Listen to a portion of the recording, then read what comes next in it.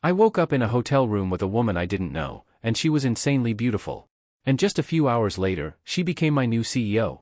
I couldn't remember what happened. And the only logical decision I made that morning was to leave 500 yuan on the nightstand. I even wrote a note. Last night was great. This is your tip.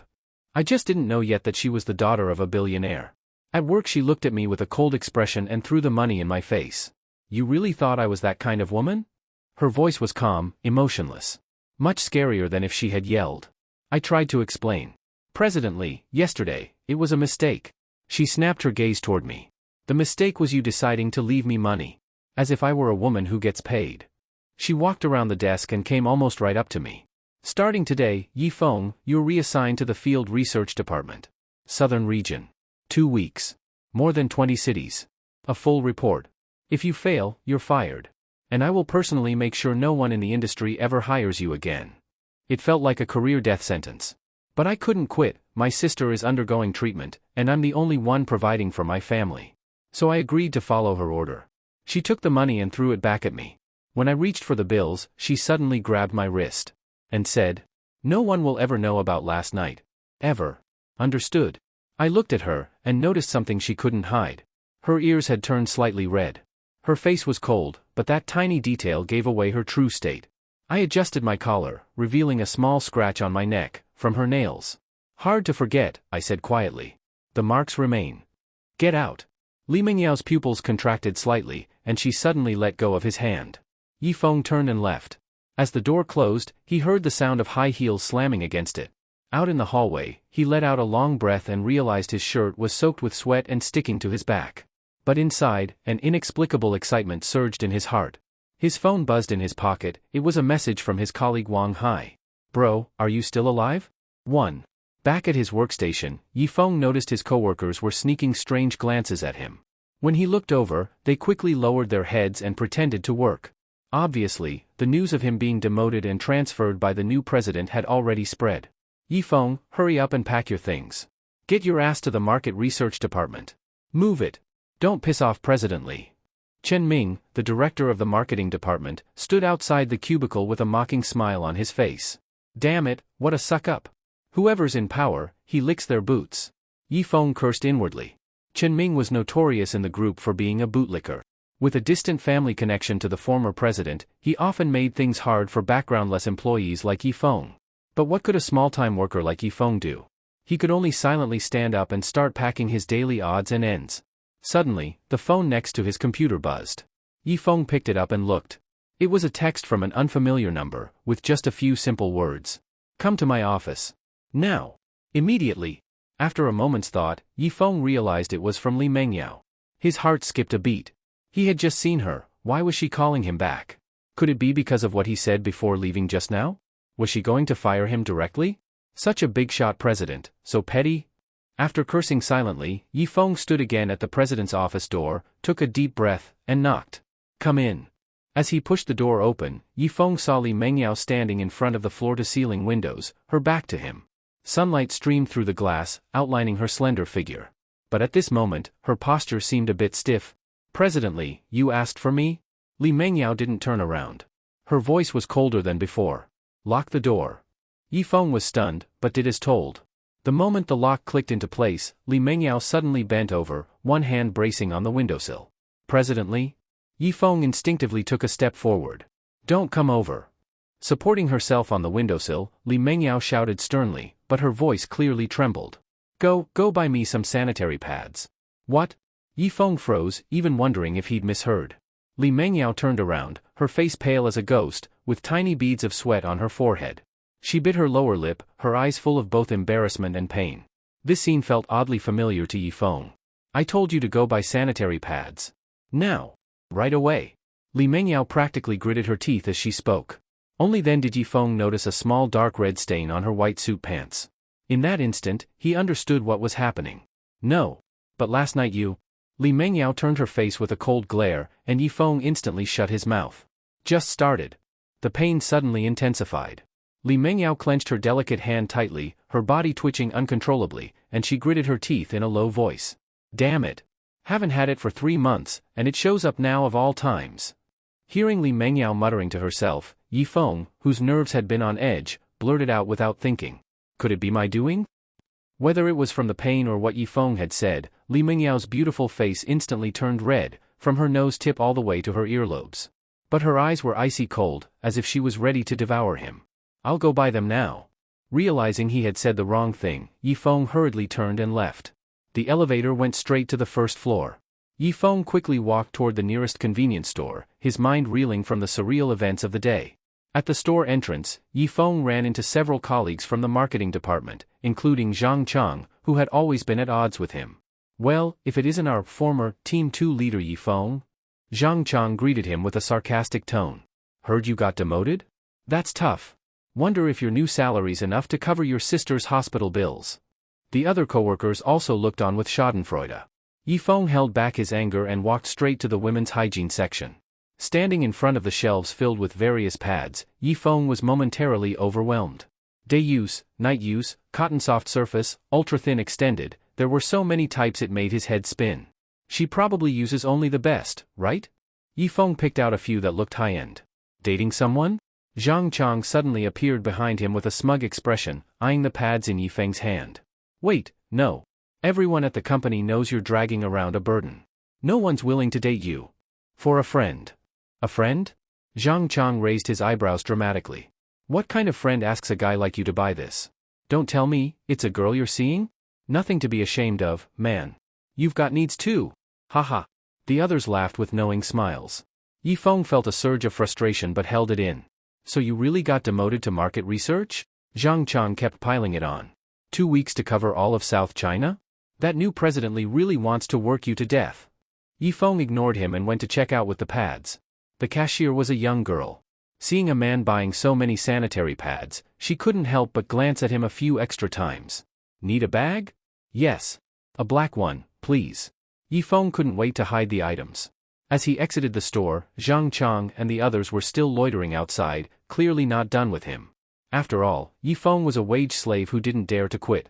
Just as Yi Feng was about to leave, his phone suddenly rang. It was from the unknown number. You take this long to buy something? On the other end, Li Mingyao's voice was cold as ice. I've already come downstairs. Where are you? I'm at the convenience store across from the company. After hanging up, he noticed Zhang Chang and the others watching him with teasing expressions. Whoa, the girl's so anxious she called? Tell us, which massage parlor nearby does she work at? We'll go show our support after work. Before Yi Feng could answer, a black Maybach sped over and screeched to a halt right in front of him. The window rolled down, revealing Li Mingyao's pale face. Get in. Under the stunned gazes of Zhang Chang and the others, Yi Feng opened the car door and got in. The car sped off instantly. Through the rearview mirror, Yi Feng saw the petrified expressions on Zhang Chang and the others, and a strange sense of pleasure rose in his heart. The car was filled with a faint perfume scent, the same as on Li Mingyao. She sat in the driver's seat, lips pressed tightly together, her face still looking unwell. Where are the things? Yi Feng quickly handed over the black plastic bag. I didn't know what you usually use, so I bought ultra-thin ones, night-use ones, day-use ones, and also the close-fit anti-leak ones. Li Mingyao grabbed it and quickly threw it onto the back seat. No need to explain. She cut off Yi Feng weakly but forcefully. Silence lasted for a few minutes. Yi Feng secretly observed Li Mingyao's profile. Her high nose bridge, long eyelashes, tightly pressed lips, even with such a pale face, she was still unbelievably beautiful. What are you staring at? Li Mingyao suddenly turned and glared at him, though the tips of her ears were slightly red. Nothing. Yi Feng quickly looked away. Presently, are you feeling better? Worry about yourself. If you can't finish the task assigned by the group, you're finished. Li Mingyao said coldly. Get off at the intersection ahead and walk back to the company yourself. Yi Feng nodded. After the car stopped and he was about to open the door, Li Mingyao called out to him again. Remember. Watch your mouth. Or bear the consequences. Her voice carried a threat, which made Yi Feng feel slightly displeased. Don't worry, President, I've always been very good at satisfying my superior's requests. After saying that, Yi Feng ignored the angry look on Li Mingyao's face and got out of the car. Back at the company, Yi Feng clearly felt that the atmosphere was off again.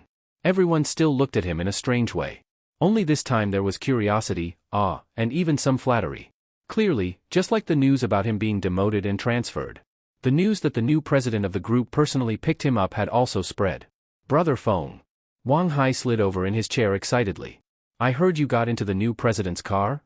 Yifeng smiled bitterly and shook his head. News really does spread fast. The whole company is exploding. Wang Hai lowered his voice.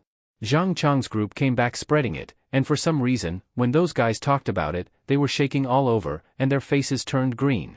Hearing that Zhang Chang and the others had been trembling, Yifeng also felt puzzled.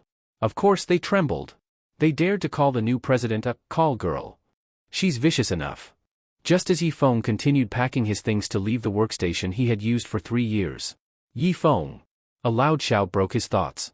Marketing Department Director Chen Ming stood outside the cubicle, his face dark, his eyes full of jealousy. You're pretty impressive, huh? The new president came on her first day, and you're already kissing up to her. Seeing Chen Ming's jealous stare, Yifeng suddenly felt an inexplicably refreshing sense of satisfaction. I've been kissing up long before this. What are you mumbling? Nothing. I said I'm going to report to the research department now. At this moment, Yifeng even felt a bit glad about being transferred. If he stayed here, who knew how much trouble would be waiting for him? Did you finish sorting the client data for the East China region? And you dare leave before finishing it? Chen Ming suddenly raised his voice. Around them, co-workers stopped what they were doing and secretly looked toward Yifeng. Yifeng froze for a moment, then quickly said, that file has information for over 300 clients. It needs at least 2 days to finish. According to the department transfer procedure, I've already handed it over to. I don't care about any procedure. Chen Ming interrupted impatiently. Send me the completed data within half an hour, or forget about getting your bonus this month. After saying that, Chen Ming turned and walked away arrogantly. Wang Hai looked at Yifeng worriedly. Brother Feng, he's obviously making things hard for you. With over 300 clients, just checking them would take a whole day. Yifeng didn't speak. He opened the dense Excel sheet. Name, phone, company, cooperation records. Before, he needed at least 3 coffees to focus on this type of data. But today was strange. Those numbers and words entered his sight like they were carved straight into his mind. He looked at the 20 clients on the first page once, and he remembered all of them. This. Yifeng blinked in disbelief, then scrolled to the next page. The same thing happened again, everything was memorized instantly. At the same time, in the president's office. Li Mengyao had changed into a spare suit skirt and stood by the floor-to-ceiling window, letting out a slow breath. Her lower abdomen, which had been hurting so badly that she broke out in cold sweat earlier, no longer hurt at all. She raised her delicate hand and gently pressed her lower abdomen under her shirt. That swelling pain that had lasted for 3 months had disappeared along with the cramps. Her whole body felt unusually light and relaxed. Half a year ago, right after returning to the country, Li Mengyao was dragged into the family's inheritance fight. The huge pressure made her sleepless, leading to endocrine disorders and irregular periods. The abdominal swelling had troubled her for half a year. Chinese medicine and Western medicine did nothing. She never expected? Could it really be because of him? Thinking about it made her ears heat up. In the office area. Brother Feng, when did your typing get this fast? Wang Hai stared wide-eyed as Yifeng's fingers flew across the keyboard. The spreadsheet on the screen was being filled in at a speed visible to the naked eye. Yifeng himself was stunned. A task that usually took 2 days, he finished in 25 minutes, and every piece of data was completely accurate. Even after sending the email, Yifeng still felt like it wasn't real. Was this still the same him who'd been scolded since childhood for being slow-brained? However, 3 minutes later, Chen Ming's reply email arrived. There are errors in the file. Bonus deduction has been reported to HR. What? Yifeng opened the attachment and found the so-called mistake that Chen Ming highlighted. It turned out the font in the table wasn't the Kaiti font that Chen Ming personally demanded. Sitting beside him, Wang Hai slammed the desk angrily. He's clearly targeting you. Even if there's a problem, he could let you correct it. Who deducts the bonus right away? Yifeng clenched his fists. One petty action from Chen Ming, and his sister's hospital fee for next month was gone. I'm going to find him. Yifeng stood up, but saw Chen Ming already striding over. You useless piece of crap. You can't even make a simple spreadsheet. Chen Ming shouted loudly on purpose, drawing everyone's attention to embarrass Yifeng. Standing before him, Chen Ming pointed at Yifeng's nose and yelled with jealous anger. Damn it, how many times did I say it in the office? Any file sent to me must use the Kaiti font that I prefer. Yifeng stared at him in anger. But thinking of his sister lying in the hospital, his tightly clenched fist slowly loosened, and he lowered his head. Seeing Yifeng back down, Chen Ming's face filled with pride and a sinister grin. In a low, disgusting voice, he said. You got in the president's car, but not into her bed. Really think you're someone now? I'm making things hard on you. You got a problem with that? The office area fell silent. Everyone held their breath, watching the confrontation. Just then, a cold female voice came from the hallway. Director Chen, quite the display of authority you have there. The crowd automatically parted, and Li Mengyao walked forward in high-heeled shoes. Her white suit skirt outlined elegant curves, her chestnut long hair coiled into a neat bun. Compared with her weakness in the car just now, she was a completely different person. President Li. Chen Ming's face changed drastically. I was only following company regulations. Regulations? Li Mengyao picked up the mouse on Yifeng's desk and opened the rejected file. Let me see what major mistake requires immediate bonus deduction. She skimmed the page quickly, her red lips slightly pressed together. After a moment, she slowly fixed her gaze on the anxious Chen Ming and asked in a cold tone. Because the font you required wasn't used, you deduct his bonus. Is that how you do things, Director Chen? It's like this, the information of over 300 clients needs at least 2 days to sort, but Yifeng did it in just over 20 minutes. He's clearly faking it. Such behavior will bring immeasurable loss to the company. According to company rules he should be fired, but I only deducted his bonus. At that moment Yifeng suddenly spoke. President Li, I did not fake it. I really carefully sorted the information of those 300 plus clients. If you don't believe me you can verify. After hearing Yifeng's words, Chen Ming hastily pointed at him and said. If you truly have not made a single mistake, I'll refuse my year-end bonus. Stop standing there, verify it quickly, whoever dares to favor Yifeng I'll fire. With Chen Ming's words, the others hurried to start checking the spreadsheet Yifeng sent. During the verification, Li Mengyao didn't say a word, sitting in the swivel chair pushed over by Chen Ming and staring at Yifeng. She really couldn't understand why the man she had spent the night with would, when clearly knowing about the faking, still choose to insist. Yifeng also noticed Li Mengyao looking at him. Fixing his eyes on her puzzled ones, he gave a handsome smile.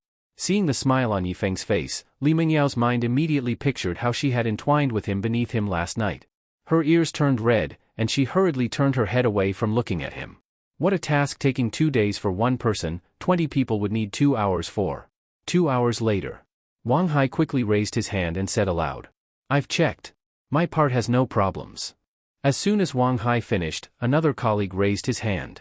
I've checked too, no problem. Me too, no problem. +1. As everyone finished checking, they were shocked to find that the file Yifeng had completed in 25 minutes had not a single mistake. Chen Ming, riding high on imagined success and thinking he had Yifeng wrapped up, was stunned when he heard the others. Impossible. You bastards colluded to fool me and President Li, right? I see you don't want to work anymore. At that moment, Li Mengyao still didn't say anything. She stood up, clicked her heels and walked to Wang Hai's side, casually spot-checked some entries and compared them. Then she walked over to other people's desks. A few minutes later, Li Mengyao fixed her gaze on Yifeng, who was full of confidence. Since the random checks had no problems, that meant these people hadn't colluded to trick her. So the question arose, how exactly did Yifeng do it? The answer to that question remained unknown, but one thing was certain, Yifeng had not faked it. No wonder he chose to stand firm instead of lowering his head and admitting fault, what he said was true after all. For a moment, Li Mengyao's look at Yifeng also underwent a subtle change. After a moment of thought, Li Mengyao looked at everyone and said, facts prove that Yifeng did not fake. Hearing Li Mengyao's words, Chen Ming's pupils suddenly shrank. He hastily shook his head and said quickly, impossible. A person cannot finish 2 days' work in 20 minutes. He must have faked it. And you colluded with them to trick me. Hearing you, so you're saying I colluded with them to trick you too? Suddenly hearing Li Mengyao say that, a bead of cold sweat appeared on Chen Ming's forehead at once. Oh no. This is big trouble. Li Mengyao looked at him, then calmly said. Just now everyone heard you. Now we've proven Yifeng did not fake, so I announce the cancellation of Director Chen's year-end bonus. If in the future there is any more slander, you pack up and get out. Li Mengyao didn't look at Chen Ming again. She fixed her gaze on Yifeng's handsome face and softly said. You come to my office. After hearing Li Mengyao's words, she clicked her heels and walked away. Yifeng stared at her gently swaying firm hips and licked his lips. Last night he drank too much and didn't properly appreciate his pretty female president's body. What a loss. At that moment Chen Ming walked up to Yifeng and said through clenched teeth. You brat, playing me huh? We'll see about this. After the threat, Chen Ming angrily walked away. Wang Hai ran beside Yifeng excitedly and said. Brother Feng, I thought you were dead this time. Didn't expect you to turn it around. How did you do it? Tell your brother. Even Yifeng didn't know how he finished 2 days' work in 25 minutes, so he certainly wouldn't tell Wang Hai. He shook his head and gave a perfunctory answer, and then walked out of the office. That woman Li Mengyao calling him, is it because she's run out of sanitary pads? Could it be that I've poked the main artery? President's office. Yifeng knocked on the door. Hearing, "Come in," he pushed open the door and entered. Li Mengyao was bending over looking at documents. Without lifting her head she said, "Close the door." "Oh." Yifeng closed the door then stood at the entrance staring at Li Mengyao without speaking, not knowing why this woman called him here. 5 minutes later, Li Mengyao finally raised her head, looked at the somewhat hesitant Yifeng and curiously asked, "You finished 2 days' work in just over 20 minutes. How did you do it?" To this question Yifeng thought for a moment and earnestly said, "I'd say I have Kato Taka's golden finger. It greatly improved my keyboard efficiency. Do you believe that?" "Who is Kato Taka? Why does he have a golden finger?" Just when Li Mengyao was utterly at a loss, Yifeng laughed and said, "Just joking. Actually I have the power of photographic memory." "You really have photographic memory?"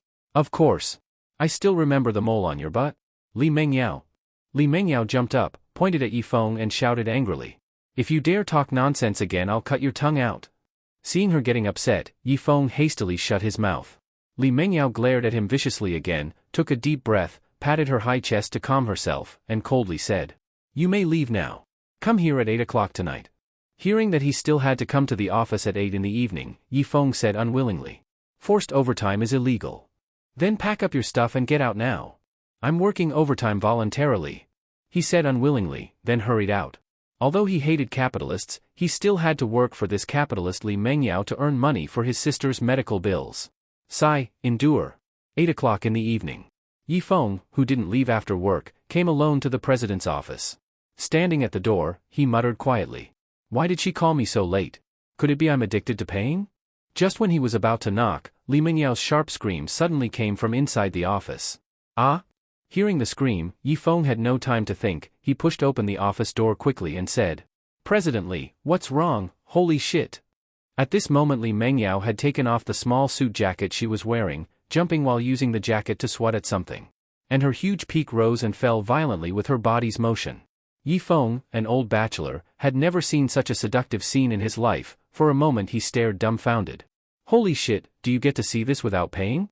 It's almost going to make me faint." At this moment Li Mengyao noticed Yifeng and quickly shouted at him, "What are you still standing there for? Come over and kill that cockroach for me." "Kill a cockroach? So you're jumping and yelling in the office late at night just to kill a cockroach?" Indeed, cockroaches are the archenemy of most women. Yifeng shook his head and walked to the office desk. Sure enough, he saw a cockroach standing on the desk looking at him arrogantly. Li Mengyao hid behind Yifeng and asked anxiously, "Did you see it? Hurry and get rid of it." "Ah, got it," Yifeng said and reached out to grab the cockroach. But the cockroach sensed danger, flapped its wings and flew up. It skillfully dodged Yifeng's large hand, then flew around his body and landed steadily on Li Mengyao's nose tip. When Li Mengyao saw the cockroach on her nose looking at her with its two little eyes, her pupils suddenly shrank. "Ah!" She hastily used her hand to swat the cockroach off her nose, then reflexively jumped and hugged Yifeng who had just turned around, her slender long legs squeezed tightly around his waist. Yifeng also instinctively raised both big hands to support her rounded buttocks.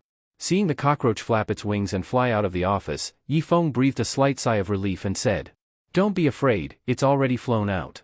Hearing the cockroach was gone, Li Mengyao still hugging him tightly said with lingering fear, "It just landed on my nose, I even saw its eyes clearly. Scared me to death. Don't be afraid." Li Mengyao was just about to complain that he couldn't even handle a cockroach, when suddenly she felt two large hands supporting her butt. She looked at Yifeng in front of her and only then realized how ambiguous their posture was. Li Mengyao hurriedly jumped off him, blushing, and questioned, "Where are your hands placed?" Facing her question, Yifeng then realized what he had just done, and hurriedly explained, "You suddenly jumped on me, so that was a reflex, I didn't mean to touch your butt." "You still say that. Shut your mouth."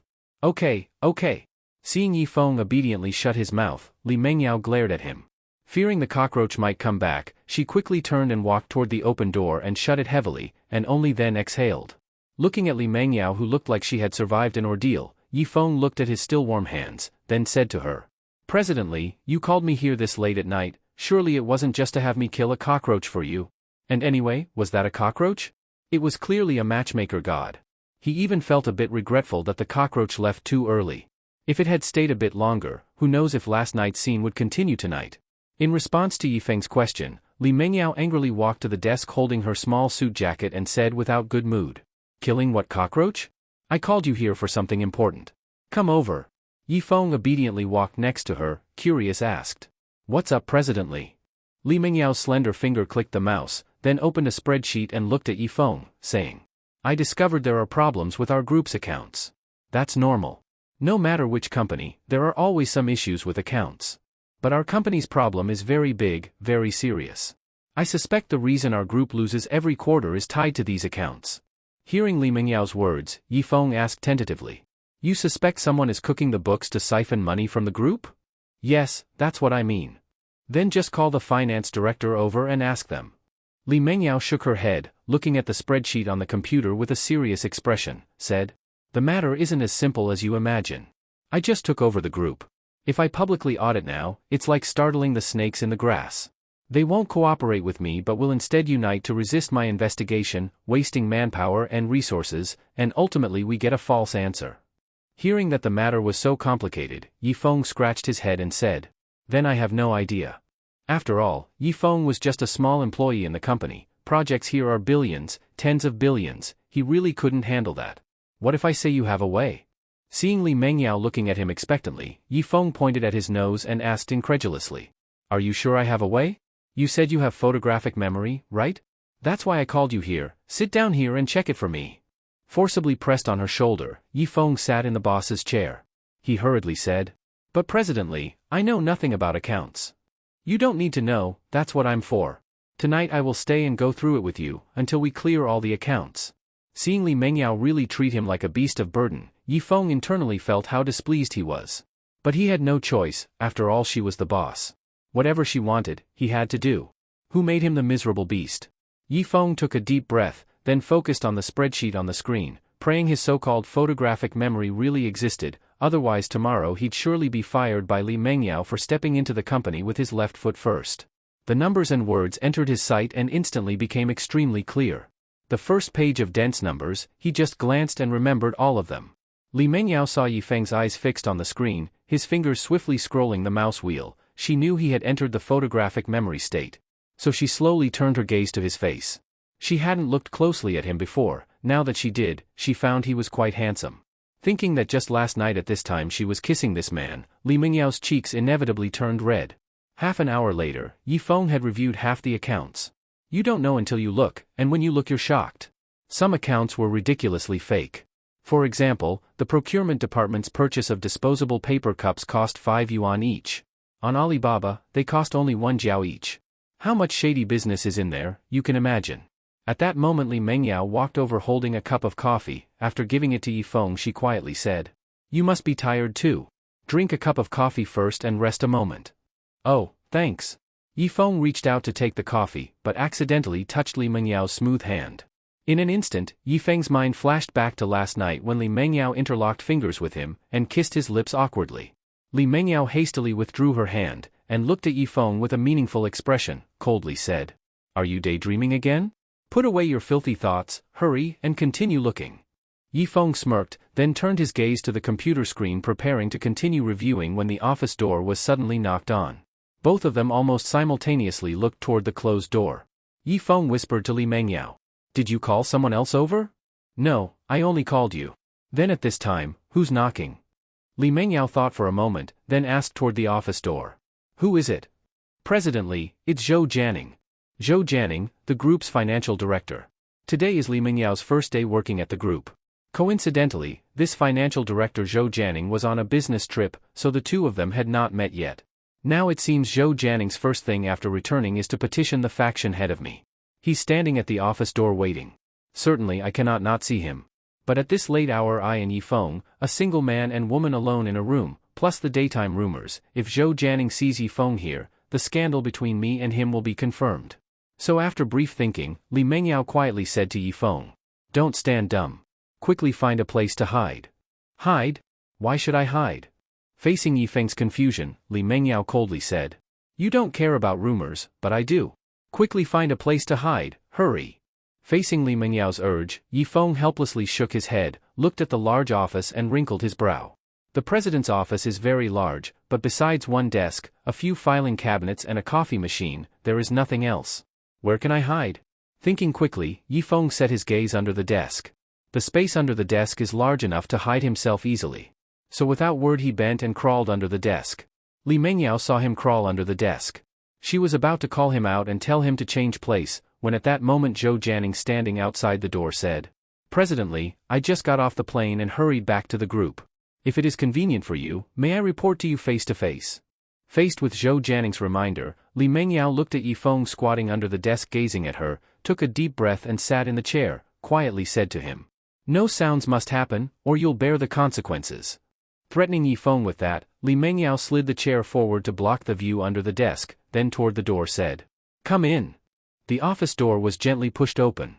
The 40-something-year-old Zhou Jianing walked in, and looking at Li Mengyao he smiled and said, "President Li, you're working so late. It's my first day at the group and I'm still unfamiliar, so I stayed to do overtime at the company. President Li's enthusiasm for work is exactly what our group lacks. Tomorrow I will call everyone to learn from President Li." Hearing Zhou Jianing's flattery of Li Mengyao, Yifeng also thought no wonder he's reached financial director, his bootlicking skill is truly a masterpiece. "But your bootlicking skill, Zhou Jianing, is still inferior to mine, after all I really touched Li Mengyao's butt."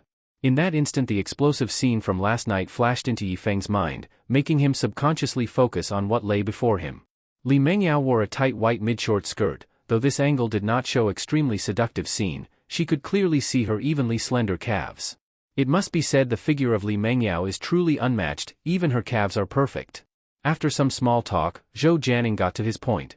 "President Li, today in Kyoto I visited your uncle. He said your work ability is very strong and told me to be sure to help you manage our Li real estate group well." Hearing Zhou Jianing say this, Li Mengyao slowly fixed her gaze on his sly eyes. Zhou Jianing's words clearly meant, "I am your uncle's man. For your uncle's sake you, newly appointed, cannot burn the fire onto me." How could Li Mengyao not understand the meaning of Zhou Jianing's words? But this time she returned home to take over the family enterprise in the Huaxi district of Donglin City, and she was here to work hard to prove her ability. So no one's threat mattered to her. Thus Li Mengyao refocused on the computer screen and calmly said, "Tell my uncle that he needn't worry. I Li Mengyao have the ability to manage our Li family's enterprise well." This basically told Zhou Jianing, "Bringing up my uncle doesn't work, since the family gave this enterprise to me, I call the shots here. No one else matters." Zhou Jianing also understood Li Mengyao's meaning. He smiled and said, "Since President Li says so, I will certainly go through fire and water without hesitation. Then I will not disturb your work. I'll leave first." Li Mengyao nodded, and said nothing further.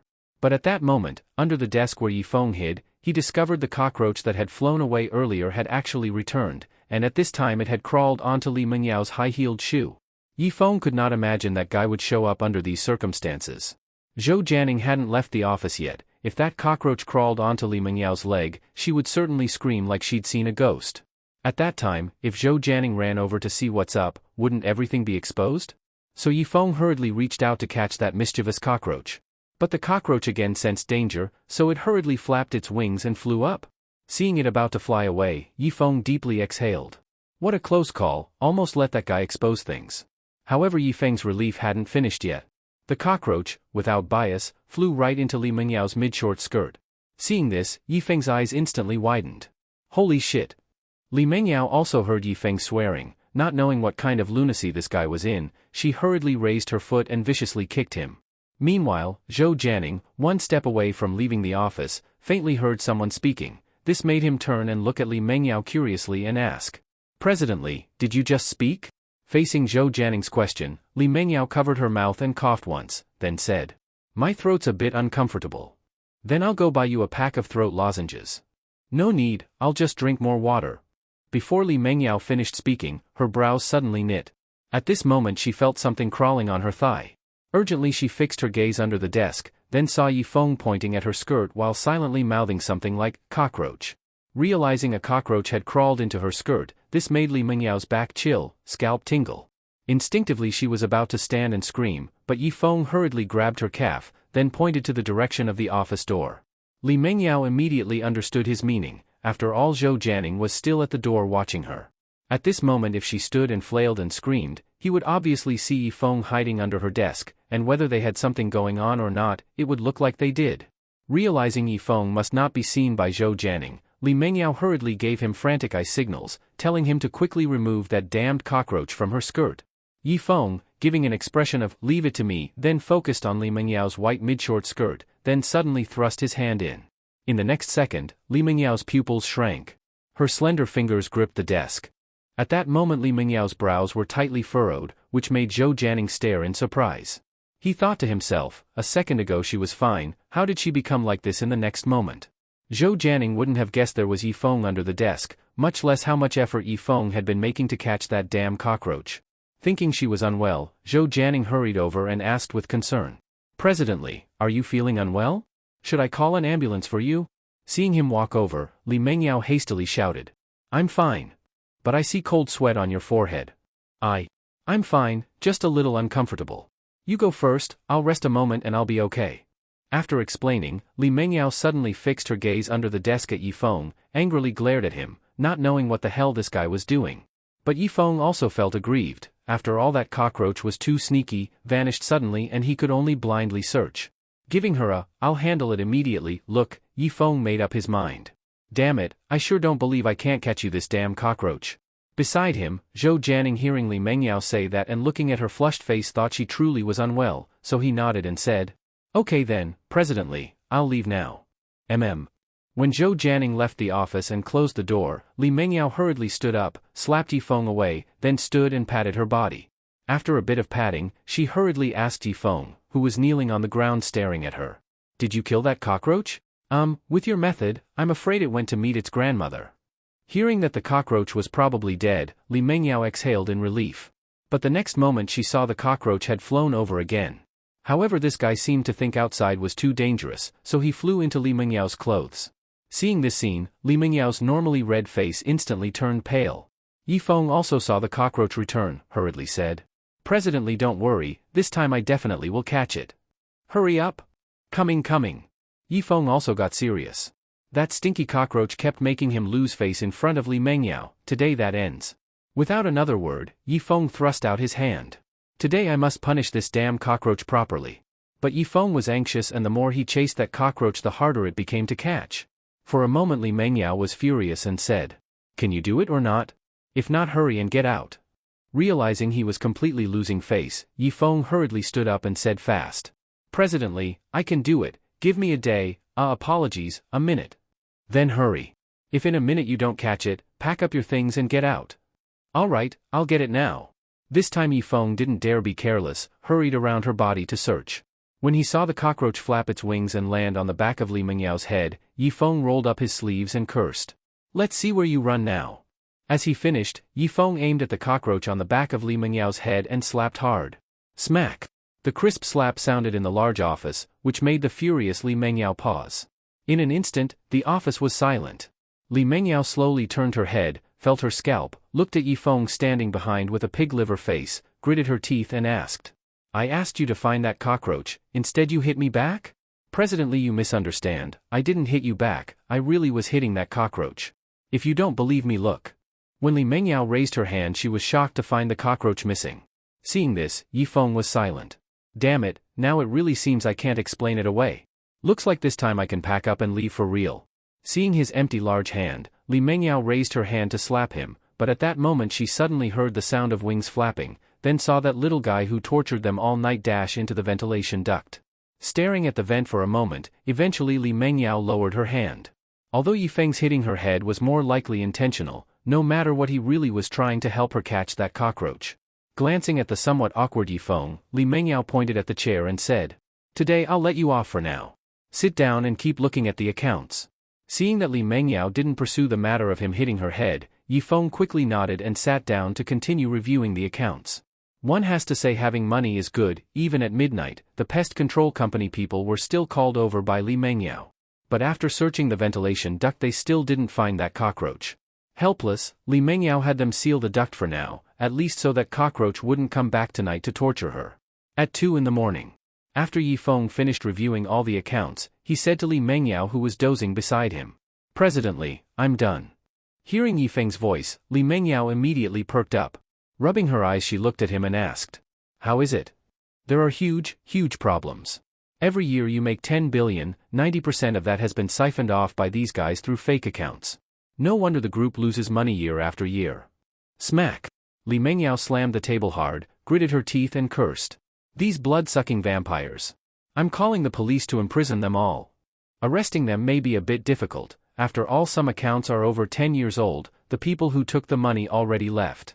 Those who dared steal from our Li family's money, even if they flee to the ends of the earth, I will bring them back. You tell me who made the fake accounts and siphoned off, I'll note them down and first thing in the morning I'll deal with them." "All right. At 7 in the morning." Li Mengyao looked at the densely populated personnel list in her hand and coldly said, "If these bastards don't return the money to me, then go spend the rest of your life in prison. You worked hard all night. I'll give you a day off, go home and rest well." Seeing he could finally leave work, Yifeng also said nothing, got up and walked out of the office. Coincidentally, Chen Ming was outside the door, appearing to be preparing to knock. He saw Yifeng coming out of the president's office and was slightly stunned. Yifeng saw Chen Ming's dazed expression and calmly said, "Good morning, Director Chen." "Well, you..." Before Chen Ming could finish, Yifeng cut in. "You here to see President Li? I advise you not to meet her at this time." "Why?" Regarding this question, Yifeng said with a hidden meaning, "I bet she just laid down. You and I have been working all night, my back and waist still ache." Yifeng left a "believe it or not" look and left Chen Ming standing there alone, disordered. After Yifeng entered the elevator, Chen Ming finally reacted and cursed toward the elevator. "Talking big. Is President Li really that cheap? She can look at trash like you, I spit." Chen Ming cursed, then smoothed back his pomaded big slick back hair like a bootlicker, turned around with a smiling face ready to knock on the door. However, when he saw Li Mengyao standing right behind him, looking at him with those cold eyes, Chen Ming's heart stopped beating. "President Li.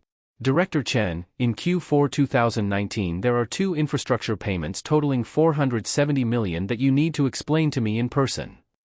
An hour later, Chen Ming didn't even knock on the door and rushed into the financial director's office.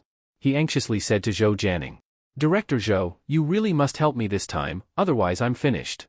Seeing Chen Ming almost crying, Zhou Jianing smiled and asked, "Director Chen, what's wrong that you're so anxious? Sit and tell me slowly."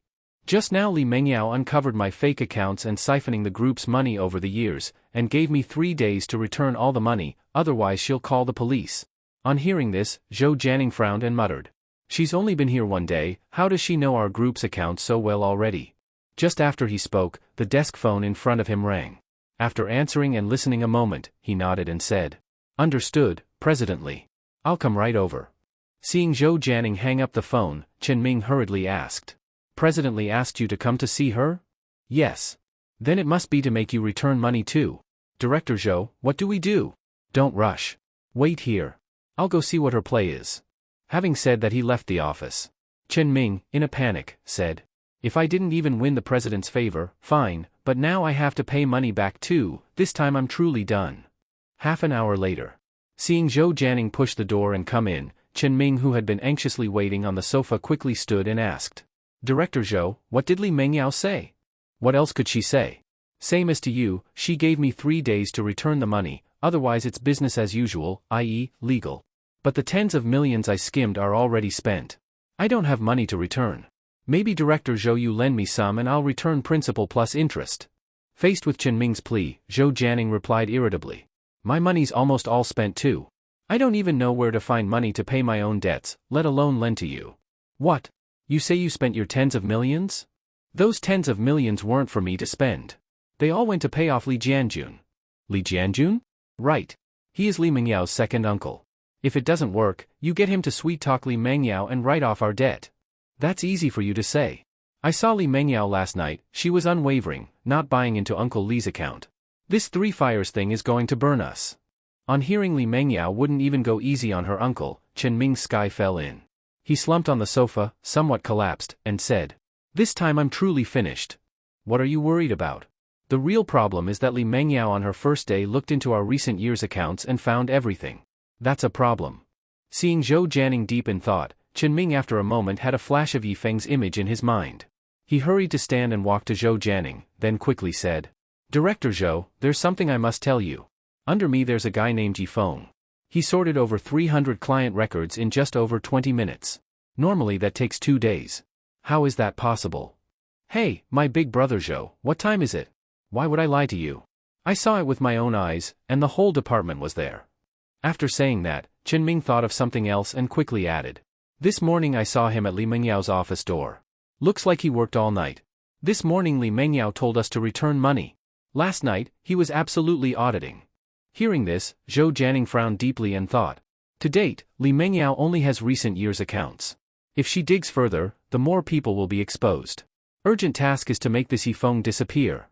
A murderous gleam suddenly appeared in Chen Ming's eyes. Or I find some underworld folks and kill him directly.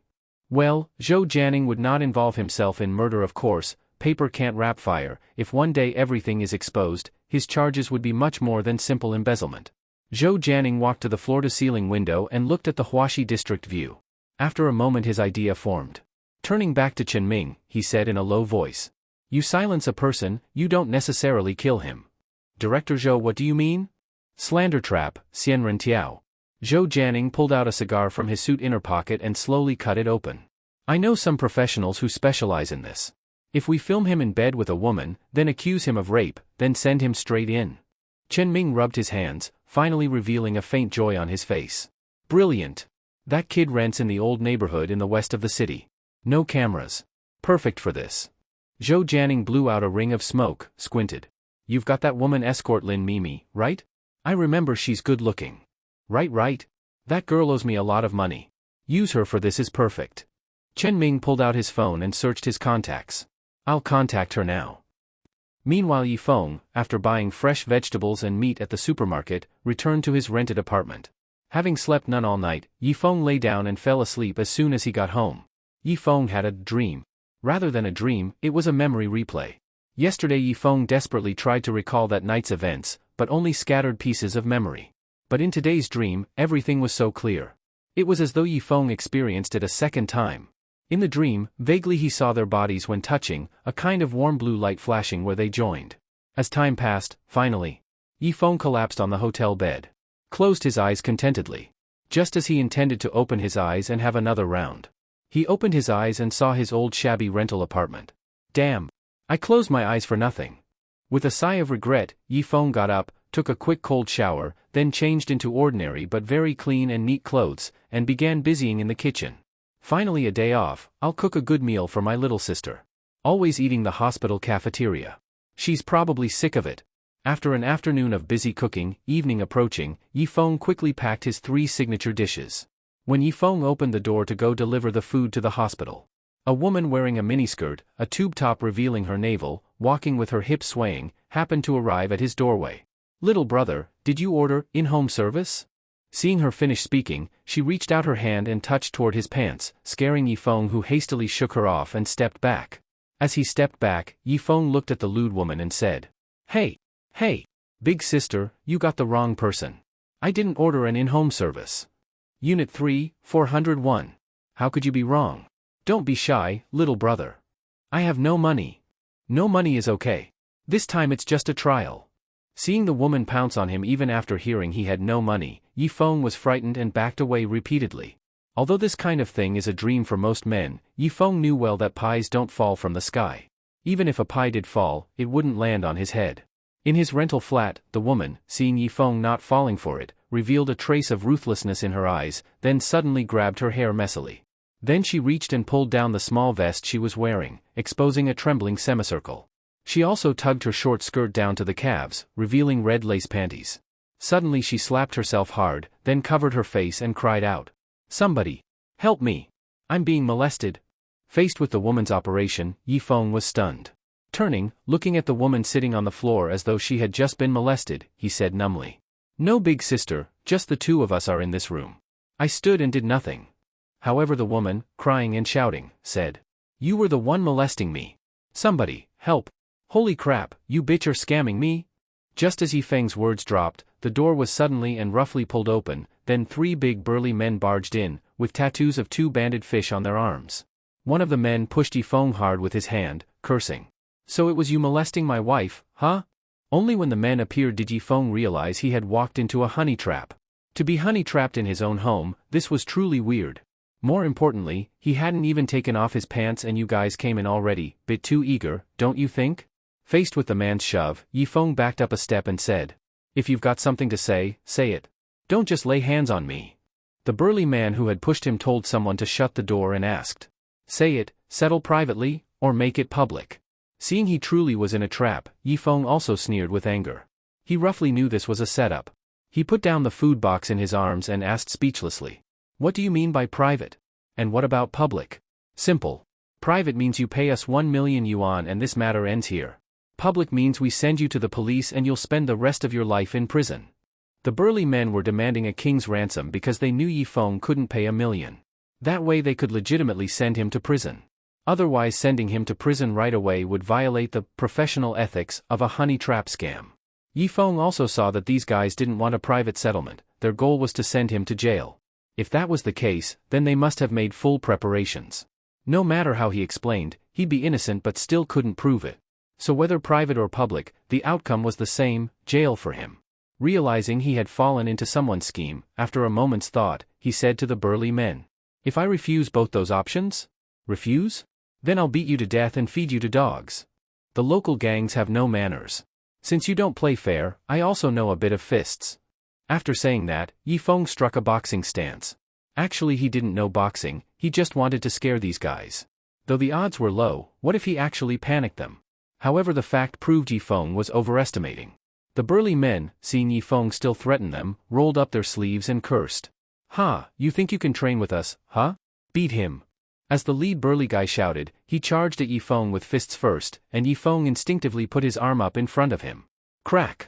Hearing a bone crack sound, Yifeng's mindset collapsed. These guys were brutal, they broke his arm immediately? "Ah! My hand!" Suddenly hearing the burly man scream, Yifeng was startled. Wasn't his arm broken? Why didn't he feel any pain?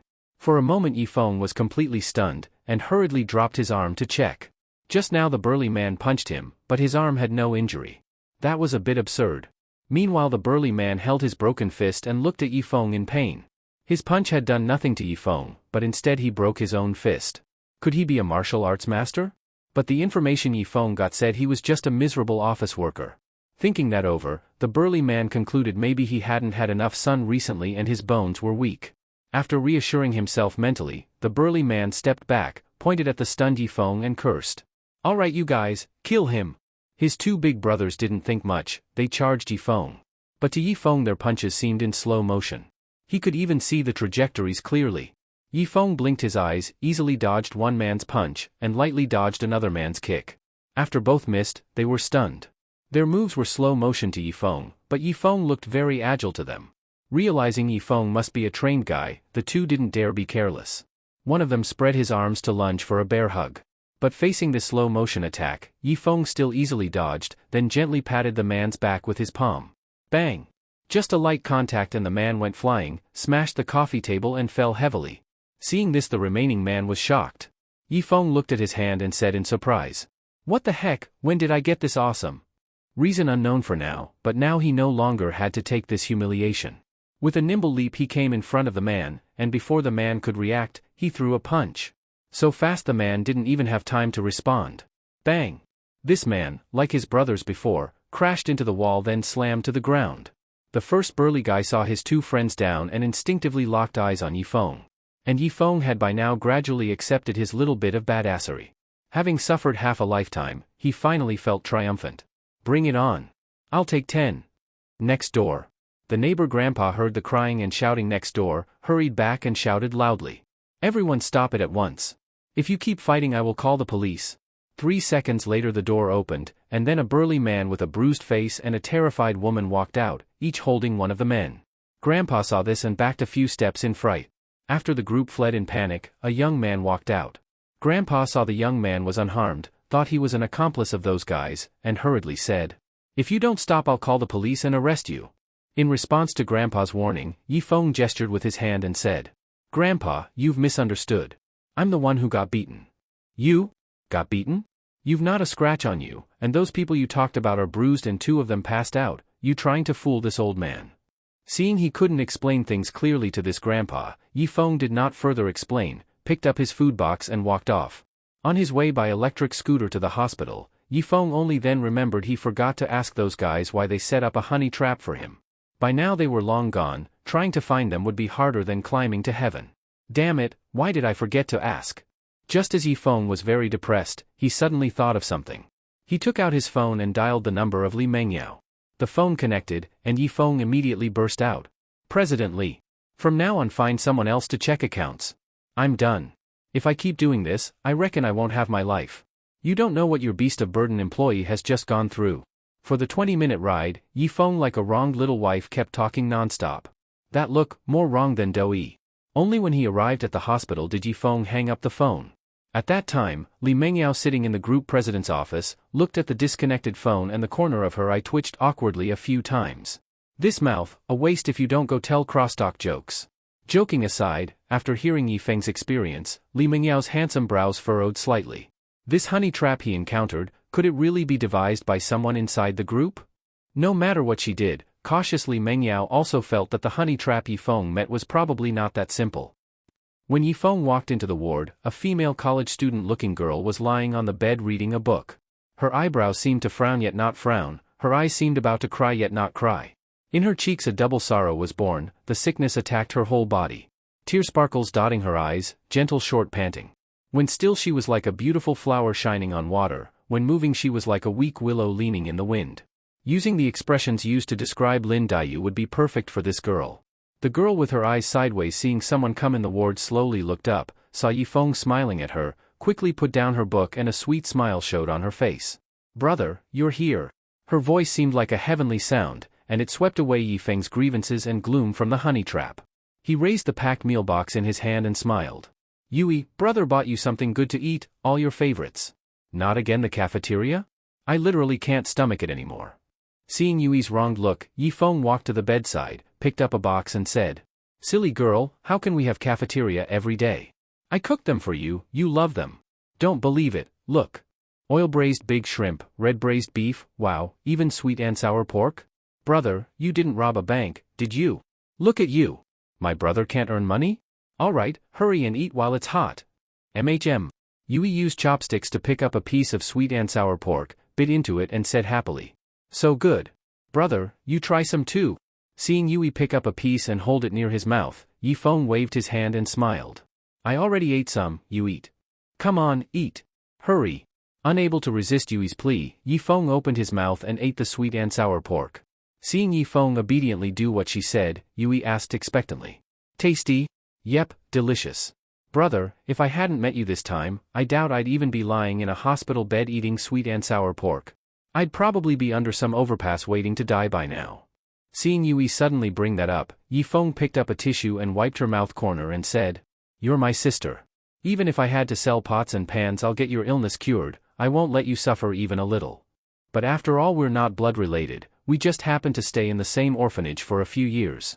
Why are you so good to me? Never mind a few years, even if just one day you're still my sister Yifeng. Brother, thank you for being so good to me. Watching Yui's moved expression, Yifeng rubbed her head and smiled. Okay, you hurry and eat. Yifeng stayed with Yui at the hospital until 8 at night, then left the hospital and prepared to go home and have a good sleep. But at that time his phone rang. Taking it out he saw it was an unknown number. Yifeng answered politely. Hello, what can I help you with? Come to the group and find me.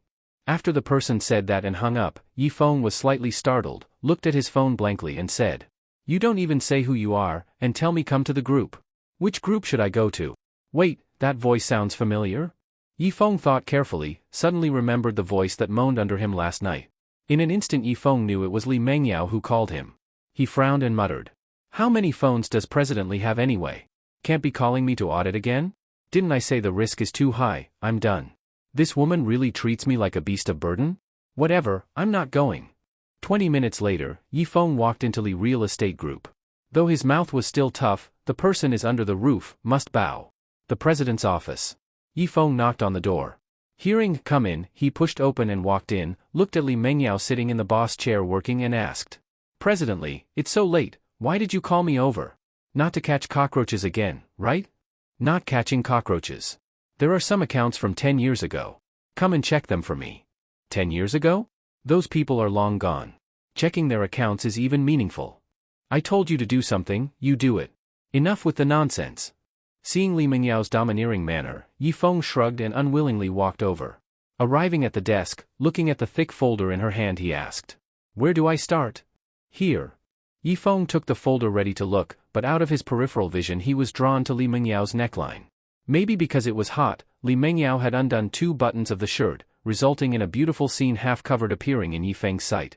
Must say, this paipa half-hidden ambiguity is even more imaginative than full exposure, and made Yifeng subconsciously say, "No wonder you became the boss, that cleavage is deep." Suddenly hearing Yifeng's words, Li Mengyao lowered her head along his gaze and saw that she was already exposed, hurriedly covering her chest with her hand, and angrily said, "Where are your eyeballs looking?" Seeing that her peeking was discovered, Yifeng withdrew his lascivious gaze, rubbed his nose and said, "Since you dared to be exposed, are you still afraid of me looking? I was just cooling off, was I looking for you? If you hadn't said so earlier, I'd have thought you were looking at me because I was too boring, and you were finding some fun for me. I looked at you as fun. Hurry to the sofa and check the accounts for me." "Fine then." Yifeng sat on the sofa and finished reading a thick accounting book in an hour, and to the busy Li Mengyao he said, "General Manager Li, I've finished. At least 70% of this book's accounts have problems, and I've already marked with a pen the problematic ones. Now can I get off work? It's only a few o'clock and you want to leave? There's more here, take them and keep looking." Seeing Li Mengyao somehow get over 10 folders, Yifeng's face turned dark. This woman's attitude toward him now was no less than back when she was at the hotel. She really was coming for him to the death. But the difference was that earlier it was torment, and this time it was enjoyment. He recalled the image of Li Mengyao biting his earlobe and panting nonstop, and Yifeng thought to himself he didn't know if in this life he would have the chance to experience it again. He shook his head, stood and went to the desk, hugged more than a meter-high stack of folders in his arms, then returned to the sofa and continued reading. Not knowing what this was, he was shocked upon seeing it. Li Mengyao had pulled out accounting books from 30 years ago. If Yifeng remembered correctly, the Li Real Estate Group had just been founded 30 years ago. And the Li family had just caught the golden period of real estate development, earned a fortune, and that's how the Li family has the glory they do today. Looking at the yellowing ledgers, Yifeng muttered, "In those days the batch of people who embezzled, they probably are long dead." But whether they were dead or not was none of his concern. He focused on finishing the work early so he could go home and sleep sooner. By the time Yifeng got busy, it was midnight 12. Li Mengyao, holding a packed meal, walked into the office, and seeing Yifeng still with his head down reading ledgers, a look of admiration appeared on her face. She wasn't afraid of a man lacking ability, only of a man not trying. Although she didn't want to have anything to do with Yifeng in the future, she still hoped he could do well. After all, they had once been husband and wife for one night. Walking to the desk, placing the meal boxes, she said to busy Yifeng, "Yifeng, take a break, come over and eat something." Hearing about a midnight snack, Yifeng, who was already famished, got up, looked at the meal boxes on the desk and said, "You almost had me starving. I thought I'd have to starve until dawn." "Don't worry. You work for me, I absolutely will not shortchange you. Hurry, come over." Although the midnight snack that Li Mengyao ordered wasn't luxurious, it cost at least 2,000 yuan. Li Mengyao took a bite of rice, saw Yifeng devouring his food and asked, "What do you think, with so many people sucking the blood of our group, where's the problem arising from?" At this question, Yifeng paused while gnawing on ribs. After a moment, he shook his head, ate while saying, "Sorry, General Manager Li. I'm just an ordinary employee, I can't answer that kind of question. Remember, don't lie to me, because I know you already have an answer in your mind." Hearing Li Mengyao say that, Yifeng thought a bit, then tossed the rib aside, wiped his greasy hands with a wet wipe and said to the waiting Li Mengyao, "Actually, the problem is simple, it lies with your Li family members." "Good, continue." "If your Li family members had not tacitly permitted those presidents, directors and project managers, at most they'd be small thieves, but definitely not stealing billions or tens of billions. So someone in your Li family allows them to do this. Of course the purpose is to keep the profits from flowing to outsiders."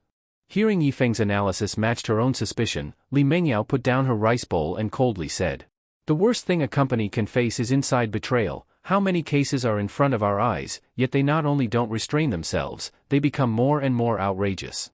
It's killing me with anger." After she finished her words she slammed the table, her peaks rising and falling with breath, and Yifeng secretly swallowed.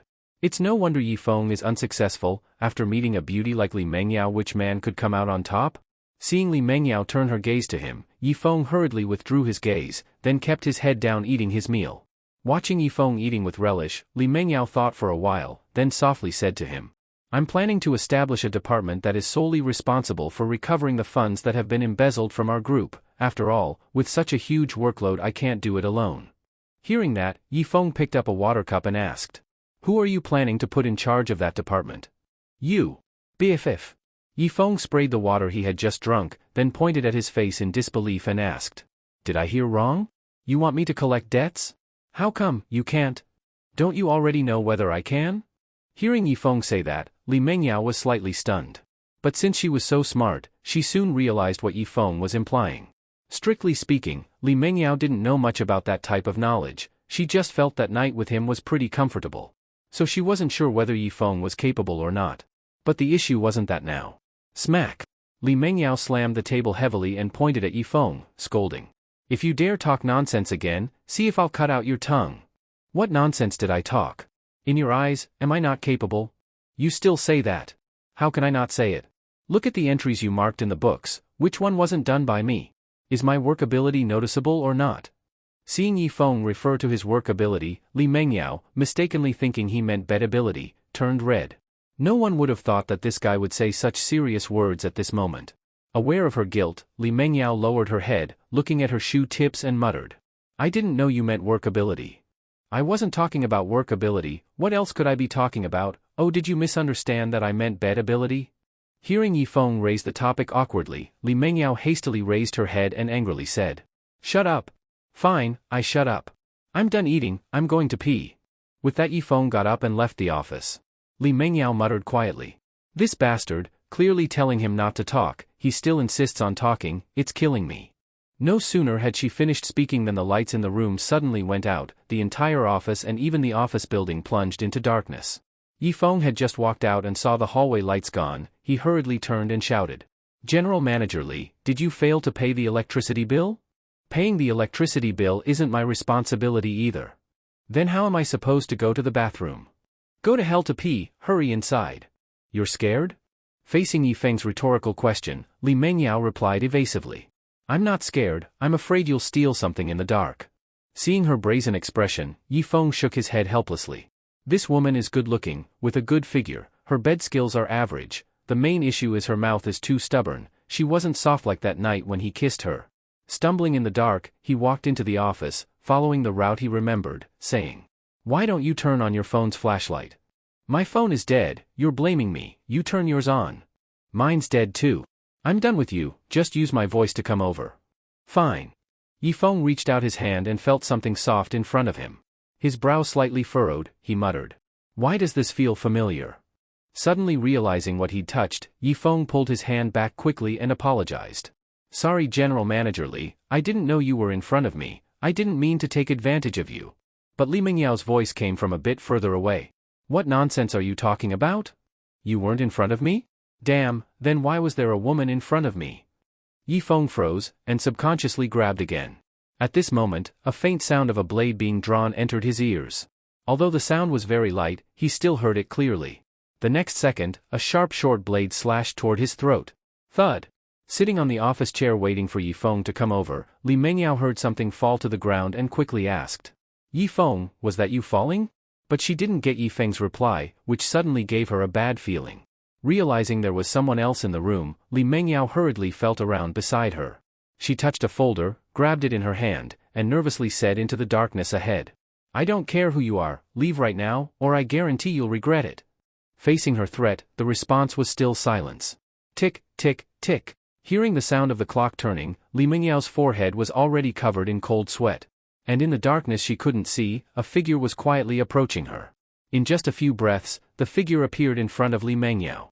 The figure gripped the short blade tightly, then slashed straight toward Li Mengyao's throat. Just as the blade was about to cut her throat, a big hand suddenly grabbed her slender wrist. The woman who was about to assassinate her paused slightly, and the next second Yifeng's cold voice entered her ears. Trying to kill me with a lousy knife, you're too naive.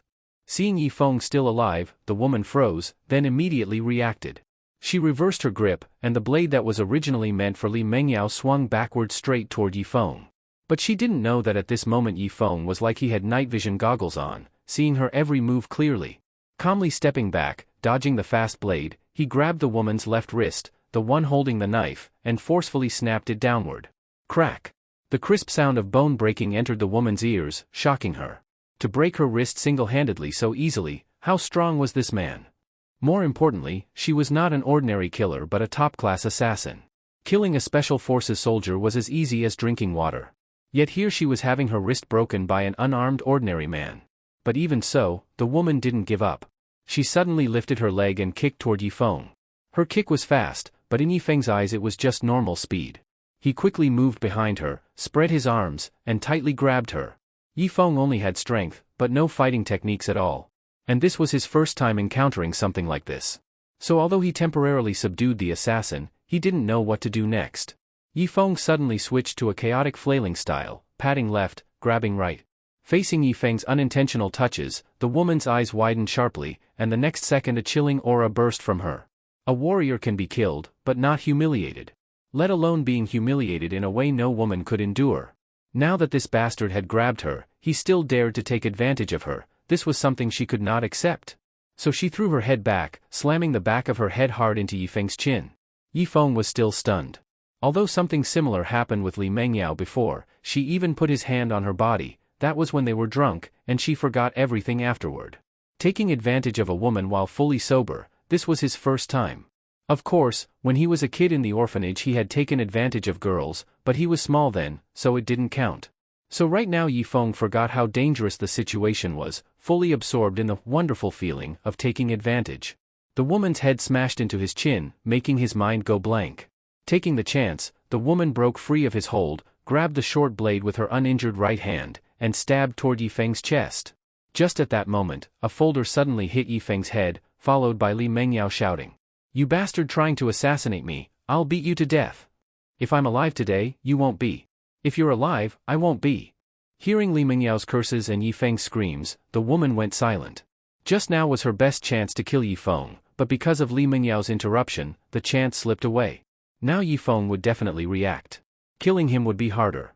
And this man might be a legendary martial artist. If he really was, then he wasn't someone she could handle. So after only a moment of thought, the woman decided to give up on assassinating Li Mengyao. If she stayed, she might not kill Li Mengyao, and she herself would definitely die here. So without hesitation, she tiptoed and quickly ran out of the office. Meanwhile, unlucky Yifeng was knocked to the ground by Li Mengyao and was now being pinned and beaten by this woman. He held his head and shouted loudly, "Stop hitting me! You've got the wrong person. Wrong my ass. You killed Yifeng and now you want to kill me. I'm not done with you. I told you, you got the wrong person. Why won't you believe me?" Yifeng blocked her blows desperately. Angry Li Mengyao suddenly felt a big hand on her front, and her rage exploded. She threw away the folder, then in the dark pressed herself onto Yifeng, showed her white teeth, picked a random spot, and bit down hard while growling. "Still daring to take advantage of me, I'll bite you to death, you bastard." Yifeng, whose neck was being bitten hard, pushed at her head and yelled anxiously, "Ah! It hurts. Someone help. Help." 3 seconds later, chaotic footsteps came from the hallway, and several security guards rushed into the office with flashlights. The security captain was about to speak, but after seeing the scene before him, he froze instantly. It looked like they were seeing something they shouldn't. From his angle, Li Mengyao was lying on top of Yifeng, greedily kissing his neck. And Yifeng had one hand pushing her head, the other on her chest, with a very satisfied expression. When the flashlight beam shone on the face, Li Mengyao instinctively looked at the person she had bitten. She wanted to see just who this assassin trying to kill her really was. But when she saw Yifeng grimacing in pain, she froze. She quickly let go, looked at him, and questioned, "Why is it you?" Facing her question, Yifeng said angrily, "I already told you you were hitting the wrong person, and now you even bit me. Damn it, I thought you were the one trying to kill me. Where did she go? The security's already here, of course she ran away." "She just ran like that? That pisses me off." As Li Mengyao gasped for breath, Yifeng's other hand rose and fell along with her breathing. Li Mengyao noticed something, looked down, and the next second her face turned red. She quickly slapped away Yifeng's big hand. She got up from him, straightened her messy clothes, and coldly said to the security guard standing hesitantly at the door, "That person definitely didn't get far. Even if you have to turn Donglin City upside down, you must catch her for me." 2 a.m. Yifeng sat on the sofa, holding an ice pack to his head, secretly glancing at Li Mengyao who sat in the boss chair with her arms crossed in anger, and sighed lightly. That female assassin's target definitely wasn't him. After all, when he pretended to be cut and fell to the ground, she went straight for Li Mengyao.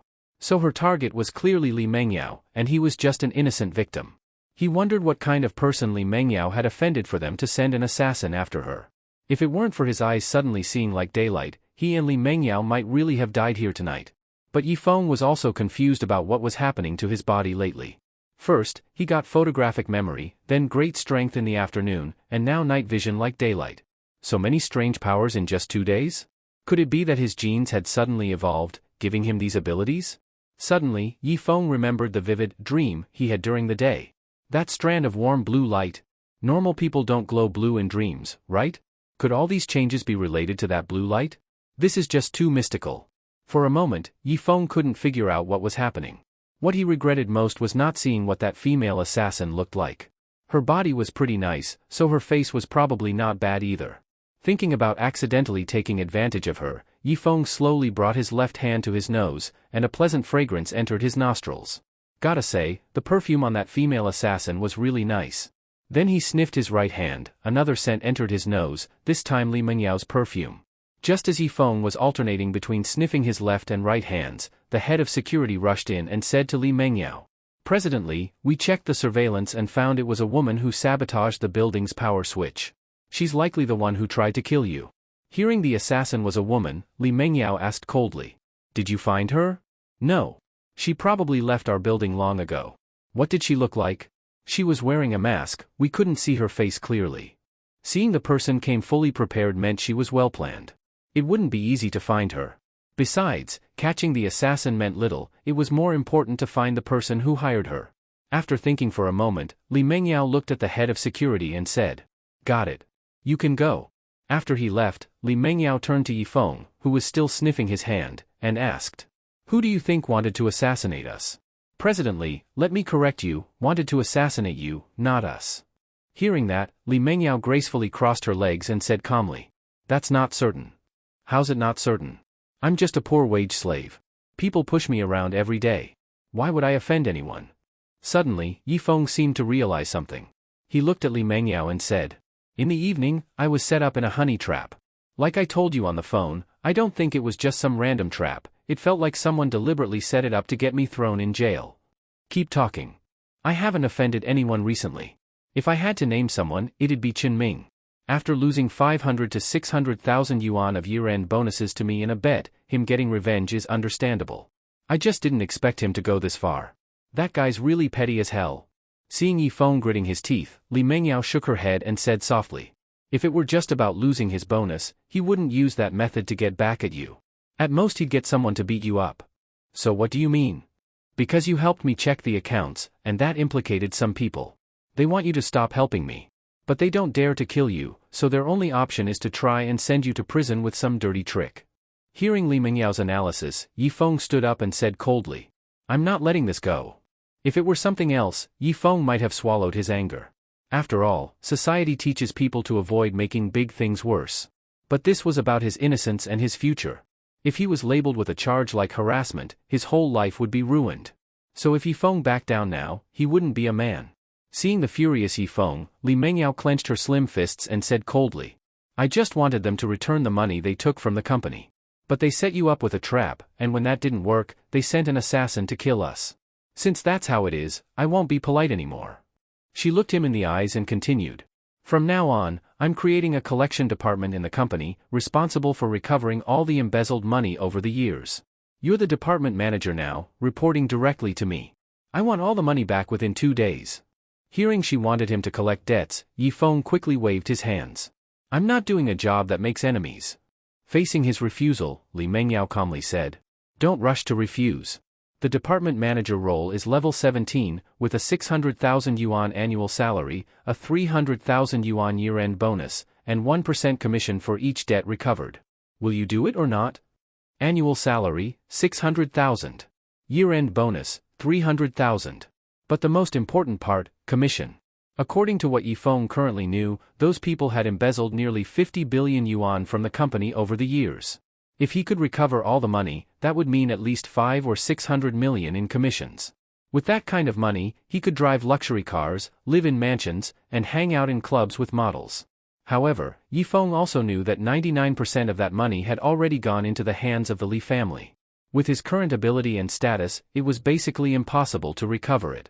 But even if he could get back the remaining 1%, the commission would still be 5 million yuan. Add that to the salary and year-end bonus, it would be enough for him and Yui to live a good life for the rest of their days. Sure, collecting that money wouldn't be easy. He'd definitely offend a lot of people. But they had already made a move against him, there was no reason to keep holding back. Besides, he was no longer the same Yifeng as before. So full of confidence, Yifeng didn't hesitate and nodded in agreement. I'll do it. Good.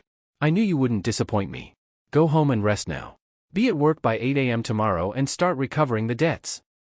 The next day, Yifeng got up after a few hours of sleep. Before leaving, he walked to the balcony, poured some water on a pot of red succulent plants, and said, "Old guy, stay alive.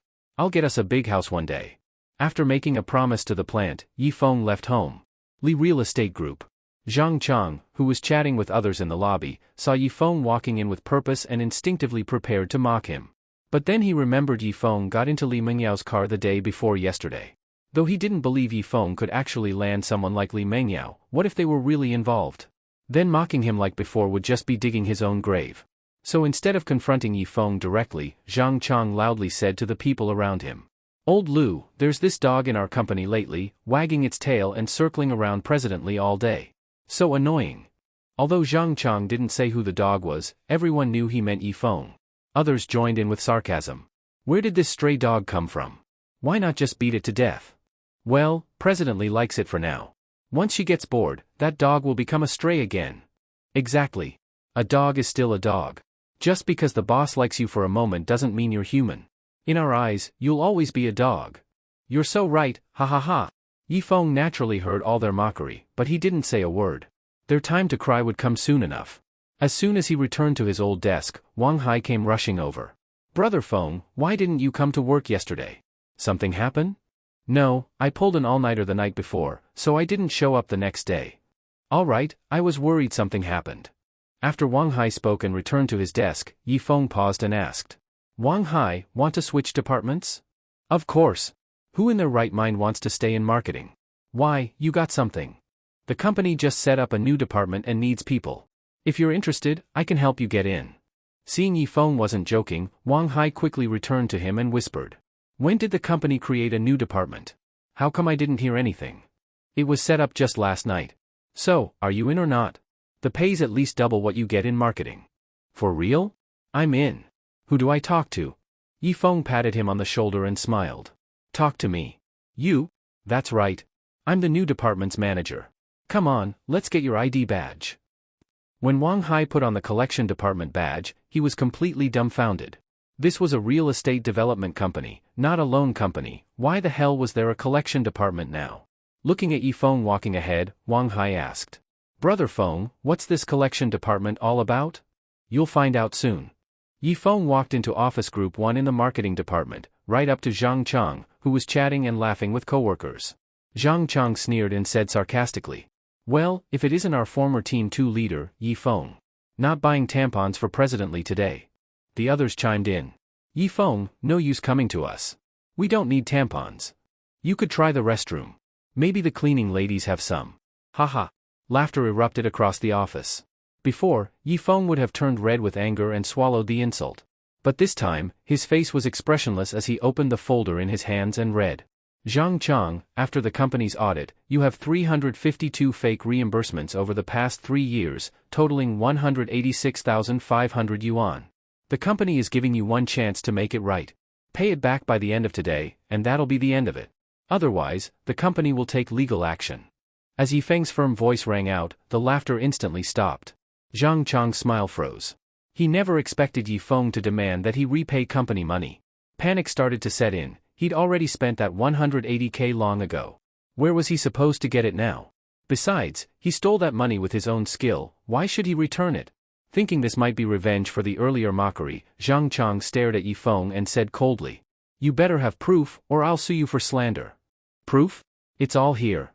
You claimed the expenses were for client meals, but after checking, I found you only treated 36 clients. The rest were completely made up. Yifeng dropped the folder in front of him. Everything he said was true. Zhang Chang hesitated and said, "Even if what you said is true, what does it have to do with you? Don't forget, you're in marketing." Yifeng raised the ID badge hanging around his neck, and a faint smile appeared on his lips. "Sorry. President Li just created a new collection department. I'm the department manager, appointed by her personally. Now you tell me, does this concern me or not?" Seeing "Collection Department Manager" written on the badge, Zhang Chang was stunned. Yifeng ignored him, turned to the others, and said, "Lu Tianliang, Zhao Shan, Zhang Jijun, Han Wenkai, you all know how much you stole from the company. Return the money to finance by the end of the day, or the company will call the police." After speaking, Yifeng turned to leave.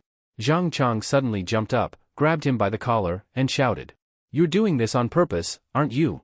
Looking into his furious eyes, Yifeng smiled and replied, "How could I dare? I'm just a dog wagging its tail around President Li, remember?" Yifeng sarcastically replied and shook off Zhang Chang's hand, then quickly left with Wang Hai. Watching Yifeng's departing figure, Zhang Chang's body began to tremble. At that moment, a coworker said anxiously, "I already used that money to pay off my mortgage, how am I supposed to pay it back now? My 100,000 yuan went to help my wife's brother buy a house, I can't pay it back either." Seeing everyone panicking, Zhang Chang sat back down and scoffed. "What are you all freaking out about? It's not like we're the only ones who faked reimbursements. Everyone in the marketing department does it. Why should we be the only ones who pay it back?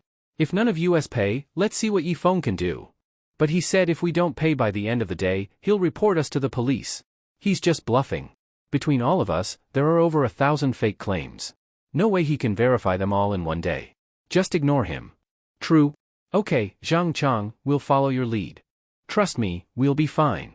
Zhang Chang looked at the office door and said coldly, "I'm not paying a damn thing, let's see what that dog can do."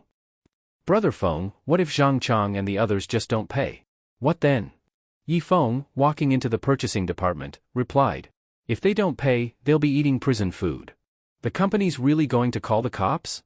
What, you think I'm joking with you?" Yifeng turned and shouted into the department, "Where's Manager Chen from purchasing? I'm here to collect." The entire day, Yifeng and Wang Hai rushed between departments. He had already emailed everyone who owed the company money that morning, but knowing many wouldn't take it seriously, he chose to confront them personally. 4:30 p.m. Wang Hai collapsed on the sofa in Yifeng's new office, groaning, "My legs are about to break from all this walking. Think of it as exercise. Come on, let's go check if anyone's paid up. I'm exhausted. Let's wait a bit. Wait too long and finance will close, get up." Yifeng dragged Wang Hai to the finance department. After checking, they found no one had paid back a single cent. No surprise. If collecting money were easy, Li Mengyao would have just told the department heads to pass the message down. She wouldn't need to hire Yifeng to lead collections. But Yifeng had already expected this. He pulled out his phone, dialed a number, and said after the call connected, "President Li, I've notified all the employees who owe money, but none of them have paid." "Got it." After Yifeng hung up, Wang Hai asked curiously, "What did she say?" "You'll see soon enough. Time's almost up, let's head out." Just as Yifeng walked out of the company building, he saw Zhang Chang and dozens of employees waiting at the entrance. Zhang Chang spat on the ground and cursed. "Didn't you say if I didn't pay you'd have me arrested? Well, here I am, come on, arrest me." Wang Hai couldn't take it anymore and stepped forward. "Zhang Chang, you stole company money and now you're acting like the victim?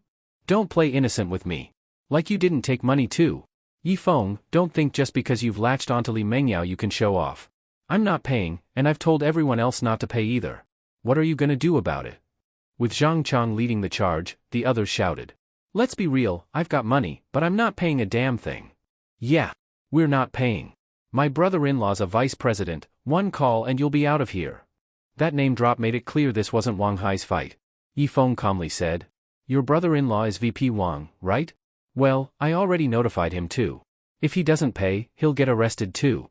Just as he finished speaking, a middle-aged man walked out of the building and coldly said, "I'm right here today. Let's see who dares arrest me." Seeing his brother-in-law arrive, the man ran over and said, "Uncle, it's Yifeng, he said he'd have you arrested." VP Wang walked up to Yifeng and demanded, "You said you'd arrest me?" Yifeng replied calmly, "VP Wang, it's not me, it's President Li who's calling the police. Don't try to scare me with her. You're just her damn lapdog. And you're barking at me? You've got a death wish." If Yifeng's my dog, then what does that make you? The cold voice from behind made VP Wang freeze. Li Mengyao, in high heels, walked up beside Yifeng under everyone's gaze and stared at the sweating VP Wang. So you're VP Wang? Let me make this clear, anyone who dares not return the money they stole from the company will be reported to the police. Don't think your title makes you untouchable. People like you only shame the company. As president, I'm officially firing you. VP Wang panicked. I was appointed by headquarters, you can't just fire me. Remember, Li Real Estate's Huaxi branch follows my word. If I say you're fired, no one can stop it. Then she turned to the terrified Zhang Chang and asked. You led the refusal to repay, right? President Li, it was all a misunderstanding. Yifeng's falsely accusing me, I never took company money. Tell the police then, not me. She turned to the legal department head and said. I gave them a chance. They didn't take it. Call the police. Yes, President Li. Hearing that, those who only owed a few thousand couldn't take it anymore. Getting arrested over such a small amount wasn't worth it. President Li, don't call the police. I'll pay right now. With one person leading, the rest followed. In no time, all but Zhang Chang rushed to finance to repay their debts. Even VP Wang slipped away, likely to gather funds or call in favors. Li Mengyao walked up to Zhang Chang, who was soaked in sweat, and said coolly. Sure, Yifeng clung to my leg, but so what? I like it. You wish you had the chance, but you never will. You're not worthy. Then she walked away and got into a Rolls-Royce parked by the roadside. As she left, Yifeng walked up to Zhang Chang and said mockingly. I honestly didn't think you had such guts. I personally support your decision not to pay. Stand strong against the company. After tossing that sarcastic comment, Yifeng walked past. Zhang Chang gritted his teeth and cursed. Yifeng, you bastard. I won't let this go. Yifeng was in a great mood today. Promotion, raise, and best of all, Zhang Chang totally humiliated. Feeling good, Yifeng stopped by a small restaurant near the hospital, packed some dishes, and happily went to the hospital. Walking into the room, he smiled and said, Yui, look what I brought. Why? But his words stopped mid-sentence. Because at that moment, a beautiful woman was sitting by Yui's bedside, chatting. Yui smiled and said, Brother, do you remember Sister Wanwan? Wanwan. Instantly, an image of a little girl with pigtails flashed in Yifeng's mind. Her name was Lin Wanwan, his best friend from the orphanage. Their bond had even gone beyond that of ordinary childhood friends. Yifeng vividly remembered one stormy night when the scared Lin Wanwan crawled into his bed, hugged him, and said she'd marry him when they grew up. But he was just a little kid, he only wondered why boys' and girls' bodies were different. Later, Lin Wanwan left the orphanage. He heard she was adopted by a couple overseas, and they never contacted each other again. He thought he'd never see her again, but now, here she was. Looking at the smiling Lin Wanwan, Yifeng quickly put down the food and walked over to her, grabbing her hand with a smile. Wanwan, 20 years just flew by. You've gotten so beautiful. Wanwan winced and pulled her left hand back. Yifeng asked with concern. What happened to your hand? Nothing much. I tripped and sprained it. Noticing the bandage on her wrist, Yifeng paused, his gaze slowly darkened. Rental apartment. After Yifeng opened the door and walked in, he smiled back at Lin Wanwan and said, The place is a bit messy, don't mind it. As he spoke, he started tidying up the clothes on the sofa. Lin Wanwan stepped inside and looked around the room, softly saying, Your place is small, but it's quite cozy. As she finished speaking, she suddenly froze when she noticed a potted succulent on the windowsill. She turned and asked Yifeng, who was quickly tidying up. Yifeng, this succulent is the one you gave me before you left the orphanage. You still kept it? Of course. You gave it to me, how could I just throw it away? I didn't expect it to live for 20 years though. Yeah, 20 years have gone by in a flash. Lin Wanwan sighed, her thoughts drifting back to 20 years ago.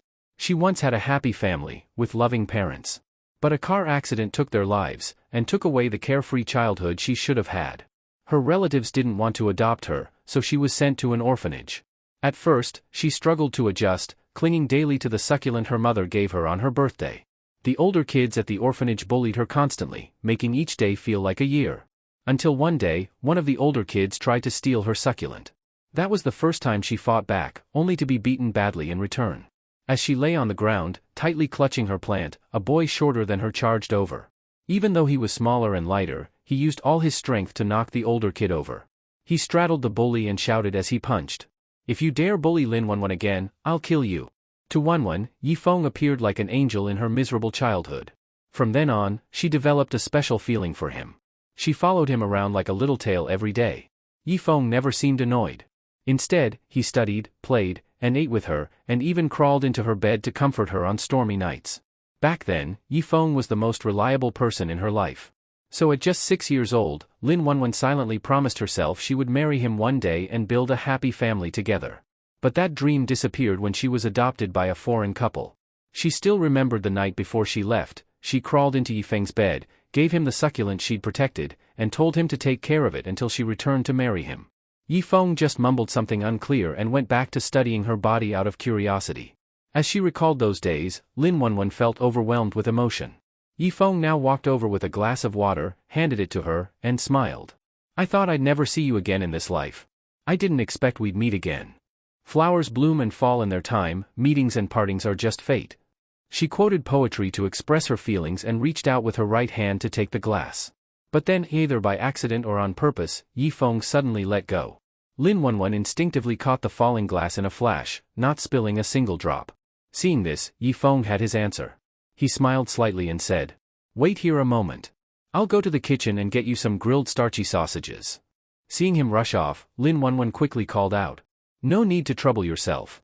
I don't eat those. They're almost expired. It'd be a waste to toss them, so just hang on." He grinned and went into the kitchen.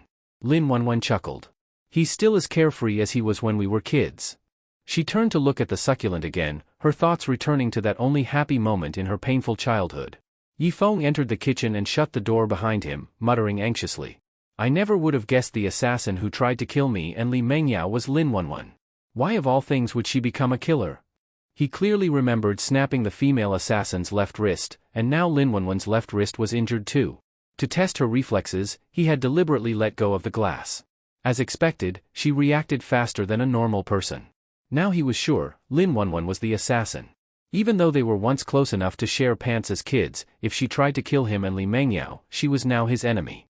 Yifeng tossed away childhood sentiment, grabbed a kitchen knife from the counter and snarled, "Talk! Who sent you to kill me?" But then he shook his head. "No, a knife won't scare her. I need to tie her up. Damn, I don't have rope. Wait, I'll use my belt." Yifeng quickly unbuckled his belt, held the knife in one hand and the belt in the other, and nodded with satisfaction. "This should do it." Just then, the kitchen door opened. Yifeng spun around. Unfortunately, without his belt, his pants slipped down. Lin Wanwan entered, about to tell him not to bother with sausages, only to see him pants down, holding a knife, looking furious. She froze, then rushed over and grabbed the hand holding the knife, shouting, "Yifeng! Don't do it." Yifeng thought she knew he'd figured out her identity and growled, "Too late to regret it now. I know I broke my promise, but you can't castrate yourself." "Castrate? Yes. You're doing this because I didn't come back and marry you, right?" "Yifeng. What the hell is going on? This woman lived abroad 20 years, did her IQ drop?" Realizing she misunderstood, Yifeng quickly explained, "You got it all wrong. I'm not castrating myself, I'd never ruin my future happiness like that." "Then what are you doing?" I'm cutting sausages for you." Hearing that lame excuse, Lin Wanwan looked down at his SpongeBob boxers, blushed, turned away, and muttered, "Still as inappropriate as ever." Blushing, she spun and hurried to the living room. Yifeng saw the opportunity. He grabbed the belt, ready to wrap her up and interrogate her. But he forgot, his pants were still around his ankles. As he stepped forward, he tripped, falling face first. In panic, he reached out, and accidentally grabbed Lin Wanwan's loose skirt. Rip! Yifeng hit the floor hard, holding a torn piece of fabric in his hand. Looking down at the cloth, he instinctively looked up, his eyes widened. Oh! My God! Because Yifeng had accidentally torn Lin Wanwan's skirt, her long, slender, beautiful legs were now fully exposed before his eyes. Wow! While Yifeng was stunned, Lin Wanwan also finally realized what this guy had done to her. Ashamed and angry, she snatched the torn skirt from his hand and ran out of the kitchen, face flushed red. As the kitchen door slammed shut, Yifeng blinked. Feeling guilty, Yifeng walked out of the kitchen and looked at Lin Wanwan, who was sitting on the sofa sulking. He swallowed and cautiously said, "Wanwan, I'm sorry, I really didn't mean to tear your skirt." Hearing his apology, Lin Wanwan took a deep breath and looked at him, speaking calmly. "Forget it, I won't argue with you. Do you have any clothes I can wear?" "I really don't. I live here alone, just a bachelor." "Yui doesn't live with you?" "No. Why not? Why should she live with me?" In response to his question, Lin Wanwan said with a subtle tone, I thought you two were so close, maybe you were living together. Well, come on, you and I are even closer, are we living together? Yifeng's reply left Lin Wanwan speechless. She shook her head and said, fine, forget it. Do you have a sewing kit so I can fix my skirt? I can't leave your house looking like this. Looking at the torn skirt covering her legs, Yifeng scratched his head awkwardly and said, sorry, I don't even have a sewing kit. No sewing kit? What kind of life are you living? Single bachelor life. Then hurry up and find a girlfriend. It's always better to have a woman at home. She suddenly added with a smile, I think Yui suits you. Hearing that, Yifeng waved his hand, walked to the wardrobe, and opened it while searching for clothes. No thanks on Yui. I've always seen her like a little sister. Besides, even rabbits don't eat the grass by their own burrow. Better to keep the benefits in the family.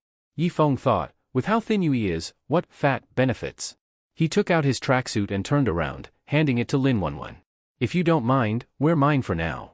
Guess that's the only choice. Can you go out first? Oh, right. Seeing Yifeng rush out of the living room, Lin Wanwan helplessly shook her head. A minute later, Yifeng, who was in the kitchen debating whether to tie her up, heard Lin Wanwan say he could come back in, and return to the living room. Although Lin Wanwan was 1.7 meters tall, Yifeng was 1.87. So his clothes looked oversized and baggy on her. But even so, the sportswear logo was stretched tight. Seeing her chest push up the fabric, Yifeng muttered. She was all skin and bones as a kid, didn't expect she'd grow up this well developed. What did you say? Nothing. Seeing his guilty face, Lin Wanwan didn't think too much. She brushed her hair back, picked up her torn skirt and said, I'll return your clothes after I go home and change. No rush. I'm in no hurry to wear them. Okay then, I'm off. She waved at him and walked toward the door. Yifeng hesitated for a moment, then looked at her slender back and said, Wanwan. She slowly turned and looked at him, curious. What is it? Could I get your number? We finally met again, I don't want to lose contact with you. Hearing his request, Lin Wanwan suddenly smiled. She walked to the table, picked up a pen and paper, and wrote down a number, handing it to him. This is my temporary number while I'm in the country. Temporary? You're leaving again? Yeah, I'm just here to handle some things. Once I'm done, I'll be gone. Hearing that, Yifeng thought, looks like she won't rest until she kills Li Mengyao. Though he wasn't close to Li Mengyao, they had at least been intimate. Yifeng didn't want her to get hurt. Lin Wanwan didn't know what he was thinking. She assumed he didn't want her to leave and said, the matter I'm handling is a bit tricky. It won't be resolved anytime soon, so I'll probably be staying a while. Oh. Seeing that even with such a clear hint Yifeng didn't get it, Lin Wanwan said nothing more. She said goodbye and left. After all, they lived in two completely different worlds now. It was impossible to return to their orphanage days, so there was no need for lingering attachments. As the sound of the door closing reached his ears, Yifeng looked at the number in his hand and muttered. What exactly did Wanwan go through abroad? Why did she become an assassin? Though he didn't know the details, Yifeng knew she must have gone through something unimaginable. Since Lin Wanwan wasn't going to stop until she killed Li Mengyao, and since he had once slept with her, Yifeng decided to call and warn her. At that moment, Li Mengyao was wearing a short silk nightdress, lazily half-lying on a soft sofa. With a wine glass in her left hand and a phone in her right, she listened to Yifeng's warning. After sipping some wine, she said meaningfully, How do you know she's going to try to kill me again? Don't tell me you know the assassin? Yifeng froze. He didn't expect this woman's sixth sense to be so strong. She even guessed he knew Lin Wanwan. But Yifeng also knew she was just speculating, so he explained. I don't know her. I just analyzed things today and figured she'd make another move. Then let her come. I, Li Mengyao, am waiting. Stop showing off already. Go hire a bunch of bodyguards. Ignoring his concern, the slightly tipsy Li Mengyao said calmly.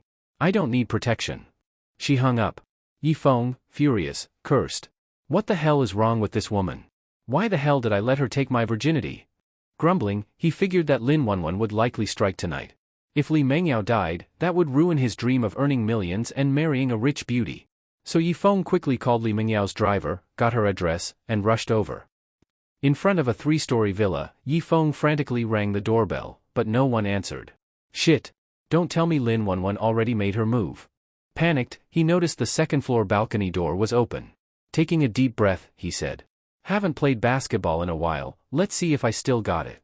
With a powerful leap, Yifeng was stunned to find himself landing directly on the second-floor balcony. Landing smoothly, he said in disbelief. Damn! I can jump this high now. No time to be amazed, Yifeng rushed into the villa through the balcony. Seeing scattered slippers, a silk nightdress, and sexy lace panties on the floor, he turned toward a room with light coming from it. Could it be a pervert broke in? He quickly approached the door and gently pushed it open a crack. When he saw a breathtaking figure showering inside, his jaw dropped. At this moment Li Mengyao was standing under the shower. And Yifeng's mind conjured up a poem. Form graceful reflected in flower's shadow. Slender figure like a willow's branch. Beauty and brilliance beyond words. Magnificent and unmatched, tips one over. Just as Yifeng began to daydream, his ear twitched. There was a sound downstairs. From Yifeng's preliminary knowledge, Li Mengyao lived alone and did not have a maid. So who was downstairs? Was it the assassin Lin Wanwan, or Li Mengyao's lover? But his feeling was that Li Mengyao didn't seem like someone loose. So most likely it was Lin Wanwan. Yifeng regretfully withdrew his lustful gaze. After all, next time it might be hard to see Li Mengyao bathing again. He looked around, then hid behind the curtains. Just as Yifeng hid there, a masked woman tiptoed upstairs. She first scanned the second floor, then fixed her gaze on the bathroom door. Because she wore a mask, Yifeng couldn't see her face, but instinct told him this woman was Lin Wanwan. Sure enough, she would not give up. Seeing her take out a short blade from her pocket, Yifeng sighed deeply in his mind. Although one side was his white moonlight, unattainable love, the other side was the woman he had a one-night stand with, but after all, he still needed the latter to make his fortune. So Yifeng quietly slipped from behind the curtain and crept toward Lin Wanwan. At this moment Yifeng walked soundlessly, so even a top assassin like Lin Wanwan did not notice him. Lin Wanwan reached the bathroom door, opened it slightly. Seeing Li Mengyao showering, she prepared to rush in and kill her. But at that moment a strong arm wrapped around her waist from behind. Lin Wanwan was shocked. Realizing she had walked into a trap, she swung the knife toward the man behind her, Yifeng. Yifeng reached out and grabbed the wrist holding the knife. If he wanted, he could break her hand in seconds. But Yifeng couldn't do that. Earlier in the office he didn't know she was Lin Wanwan, so he'd accidentally injured her left wrist. Now that he knew she was the assassin, he still felt a bit sorry for her. So unwilling to hurt Lin Wanwan, Yifeng pressed her wrist to the wall roughly. Fearing she might break free, he pressed his body against hers tightly. Because of this, the two of them ended up in an ambiguous pose. Yifeng's intention was simply to subdue her, he had no ill intent. Yet during the physical control, unavoidable contact occurred. Yifeng clearly felt Lin Wanwan's rapid breathing and tense body, which made him realize the pose was inappropriate. He quickly tried to reposition and create distance. Lin Wanwan was struggling fiercely, and suddenly noticed the man restraining her acting strangely. She sharply observed Yifeng's deliberate body shift, and recalling their previous encounter, her anger surged. "It's you again." Lin Wanwan gritted her teeth. It was this guy who disrupted her plan last time, and now he dare. Reaching that, she didn't hesitate, lifted her foot, and with her heel stomped hard on the top of Yifeng's foot. In pain, Yifeng immediately loosened his hold. Taking the chance, Lin Wanwan freed herself and struck him with an elbow. Yifeng turned away to dodge. He hurried to explain. "Wait. You misunderstand, I was just..." "Shut up." Lin Wanwan didn't give him a chance to explain. Her sharp attack continued. Yifeng had to focus entirely on defense, quietly cursing inside. This misunderstanding looks like it won't be cleared up anytime soon. Suddenly Yifeng felt ripping pain on the top of his foot, so reflexively he released Lin Wanwan and jumped in place holding his foot that had been stomped. Lin Wanwan spun around to kill the man, but at this moment the sound of running water abruptly stopped. Realizing Li Mengyao must have finished showering, Lin Wanwan immediately thought, should I fight this man first or kill Li Mengyao first? But she quickly realized that with this man here she couldn't kill Li Mengyao, and indeed she couldn't defeat this man. So after a brief thought, Lin Wanwan abandoned the assassination attempt. Without even looking at the man beside her, she dashed to the second-floor balcony and leapt off. Yifeng, seeing Lin Wanwan run away and about to pursue her, the bathroom door suddenly opened, and naked Li Mengyao, holding a towel and drying her dripping hair, stepped out. In an instant, their eyes locked. Slightly drunk Li Mengyao, seeing Yifeng standing at the door holding his foot in pain, sobered instantly. She hurried, barefoot, to Yifeng, pointed at his nose and asked, "How did you get into my home?" "I entered from the balcony." "You entered through my balcony? On what permission?" "I came to protect you, of course. If I hadn't arrived in time, that assassin would have killed you." Hearing someone came into her home to kill her, Li Mengyao's brows furrowed. After thinking, she looked at Yifeng who'd been staring at her body with lascivious eyes and asked, "Where's the assassin?" Facing her question, Yifeng swallowed and said, "I chased her off." "Chased her off? Where did she run to?" The balcony. I'll go check. As she turned to run toward the balcony, Yifeng hurried. Presidently, maybe put your clothes on first before going to the balcony? If someone walks by, you might be exposed. After his reminder, Li Mengyao realized she wasn't wearing clothes. With a scream she covered herself with her arm and scrambled back into the bathroom. Watching the door slam shut, Yifeng sighed helplessly. Seems this woman is also pretty careless, but I cannot deny her body is damn attractive. As a seasoned peeping wolf, Yifeng had watched countless illicit videos, but not a single female lead had a body like Li Mengyao's. A moment later, Li Mengyao sat on the sofa wearing a bathrobe. Her half-covered, half-exposed form, two long legs crossed, toes polished in transparent pink, every part triggered Yifeng's nerves, making him think, there really is such a perfect woman in the world.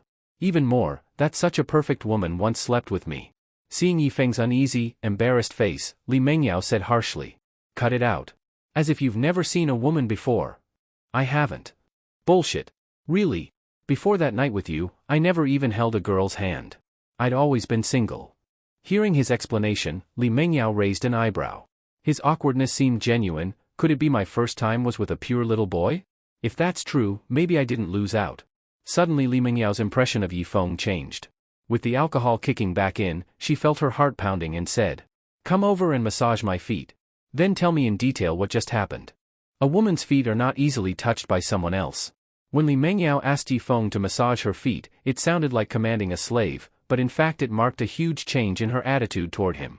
Up to now, Yifeng had been involved with only one woman, Li Mengyao, so he was not very clear on all the rules and nuances. He thought Li Mengyao simply wanted him to massage her feet, so after swallowing, he sat beside her. When he saw Yifeng extending his hand toward her feet, even Li Mengyao, doing this for the first time, became nervous. When her white tender feet were gently held by Yifeng, Li Mengyao felt as if struck by electric current, her body stiffened, her breathing quickened. Yifeng gently kneaded Li Mengyao's exquisite jade feet, then suddenly smiled and said, "Presidently, are you a little nervous?" Facing Yifeng's question, Li Mengyao gripped the sofa armrest tightly, then hurriedly shook her head. "I'm not nervous. You can't fool me. Just by looking at you I can tell you're nervous. I'm not going to do anything with you, relax." As Yifeng's words ended, he began skillfully giving Li Mengyao a foot treatment. And I must say, after Yifeng's gentle touch, Li Mengyao actually slowly relaxed. She let out a slight sigh, leaned her back against the sofa, looked at Yifeng who was focused on massaging her feet, and asked, "Your technique is quite skilled. Have you done it before?" When I was studying I worked part-time as a technician for a while." "A legitimate technician?" "Of course. I sold art, not my body." "Ha, I don't believe your bullshit." "Really? The only time I lost my virginity in this life was to you, after drinking." "You still say so?" Seeing Li Mengyao getting upset, Yifeng quickly shut his mouth. Li Mengyao glared at him, yawned, then asked tiredly, "Speak. What happened just now?" "I guess that assassin would come back for you, so I called to warn you to be safe, but you didn't care at all. I worried something bad would happen, so I came to check on you. It just so happened I ran into that assassin ready to strike, and then I drove her off." Listening to Yifeng's explanation, Li Mengyao was silent. Since her parents died one after another, it seemed no one had cared about her safety anymore, so Yifeng's concern moved her. She wiggled her toes and asked, "Why do you care about me so much?" To that question, Yifeng grabbed the playful toe, kneading it while he said, "Because you're my boss. Isn't it very normal for a subordinate to care about his boss?" "Just that?" Seeing her ask this, Yifeng looked into her eyes, which held a trace of desire, and smiled slightly. "They say a one-night husband gives 100-day debt of gratitude. We after all were husband and wife for one night. Me the ex-husband caring for you the ex-wife, doesn't that make sense?" Facing Yifeng's tease, Li Mengyao unusually did not get angry, but in a tone laced with seduction said, "Ugh, smooth talker." Except for that passionate night, this was the first time Li Mengyao showed a seductive side to Yifeng, drying his throat in the process. Just as Yifeng swallowed and prepared to strike while the moment was hot, Li Mengyao slowly closed her eyes, and her breathing gradually steadied. Seeing her fall asleep like that, Yifeng, words on his lips, shook his head slightly. He didn't continue massaging her feet, instead he picked up a blanket and gently covered her. Looking at her delicate face he murmured, "No matter how strong you appear on the outside, inside you're still a fragile little woman. I know our statuses differ greatly, so I never fantasized. I only hope you find a harbor you can rely on and spend your life happily." When Yifeng quietly left, Li Mengyao's eyelids fluttered, then a faint curve appeared at the corner of her mouth. The next day, Yifeng, asleep, was startled awake by a knock. Wearing boxers, he opened the door with his eyes closed, dissatisfied. Knocking so early, did someone die at your place or your mom give birth? Whoa, morning temper already bad? Hearing Lin Wanwan's voice, Yifeng hurriedly opened his eyes. Sure enough, Lin Wanwan stood at the door smiling at him. Yifeng quickly apologized. Sorry Wanwan, I didn't know it was you knocking. Please come in. Lin Wanwan entered the rental room. She saw Yifeng move to the single bed looking for clothes, and said, I'm just here to give back your clothes. I'm leaving. Hearing Lin Wanwan about to leave, Yifeng hurriedly turned and said, Don't rush off, let me make you breakfast. Originally Wanwan intended to stay and talk, but since it was morning and Yifeng only wore SpongeBob boxers, SpongeBob's wide laughing mouth seemed to say, Come on baby, let's fight because we know each other well. This made Lin Wanwan a bit shy. Although as children they studied each other's bodies in bed, they had grown up and couldn't be careless anymore. So facing Yifeng's offer, Lin Wanwan shook her head and said, Maybe another day, I'm leaving. After speaking, Wanwan glanced again at the laughing SpongeBob, then blushed and walked away. Seeing her go, Yifeng said worriedly, I was protecting Li Mengyao last night, but I was protecting you too. If you really killed Li Mengyao, then the Li family won't let you go for their reputation. Although no one in the Li family cared about Li Mengyao, she was still their member. They wouldn't let her die ambiguously. Once they trace it to Lin Wanwan, they'll hunt her worldwide. Because Li Mengyao publicly announced she'd call police last night, most employees who took money from the group flocked to finance to repay. Yifeng looked at the queue of employees repaying and felt delighted. For each repayment he gets 1% commission. Of course there were some stubborn ones refusing to admit they embezzled. For these, Yifeng simply called the police, didn't bother with words. As for Zhang Chang, he still insisted yesterday he wouldn't repay, but after being warned face-to-face by Li Mengyao, he scraped together 180,000 and paid when Yifeng used the restroom. As for Zhou Jianing and others, no move yet, rumor says they all went on a business trip to Kyoto. Whether it was a real trip or to dodge debt is unclear.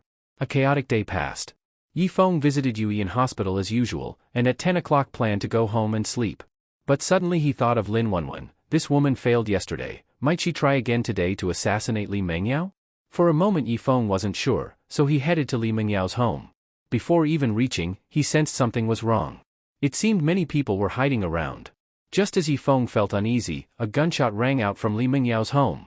Then masked Lin Wanwan dove from the second-floor balcony, clutching her bleeding arm. But the next second, several cars blocked the road.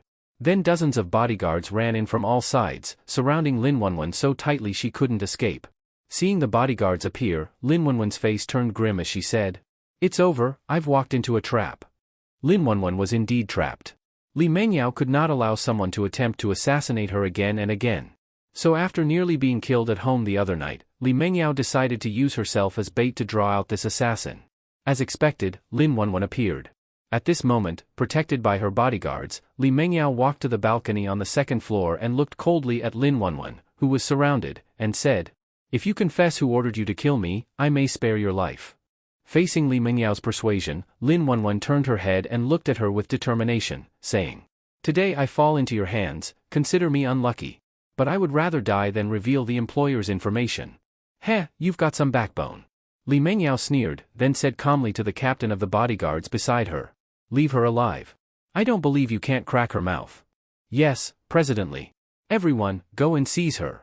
With the captain's order, dozens of bodyguards rushed toward Lin Wanwan. Lin Wanwan was skilled in assassination, but her close combat ability was average.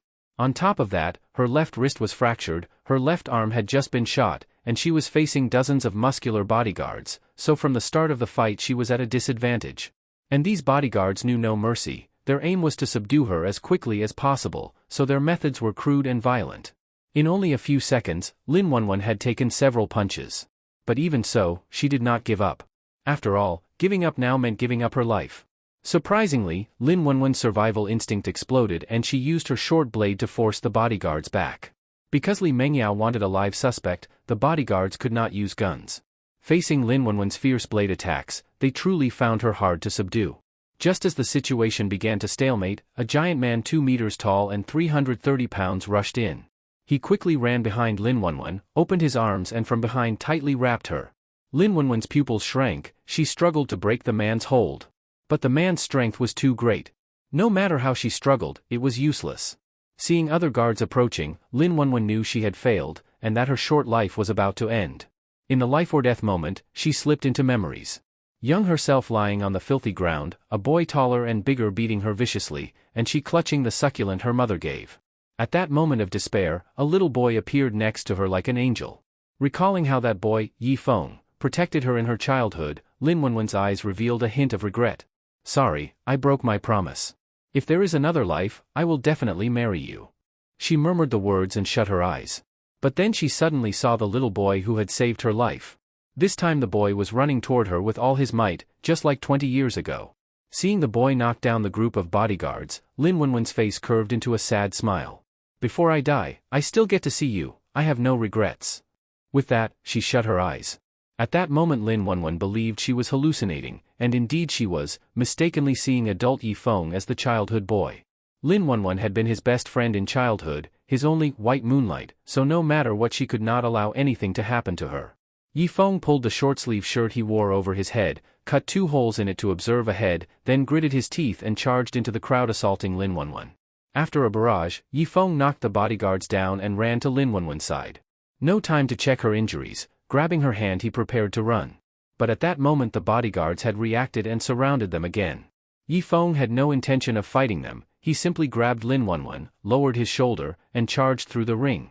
On the balcony, Li Mengyao saw a man knock down a group of bodyguards, then run off with Lin Wanwan, and her face turned ice cold as she said, "They have accomplices, get them, live or die." Because the bodyguards pursued so tightly, Yi Feng had no choice but to drag Lin Wanwan into a nearby bar. Coincidentally the bar was hosting a masked dance party. Everyone present, men and women alike, wore masks. Masks came in all kinds, even a jigsaw-style mask. A group of handsome men and beautiful women were wildly dancing in the floor, like animals in nature displaying for mates. When Lin Wanwan was dragged into the dance floor, she only then realized she had escaped undetected. She quickly turned her eyes to the man pulling her and was about to ask who he was when the man suddenly stopped. Yi Feng saw a group of bodyguards had already entered the bar, searching for them.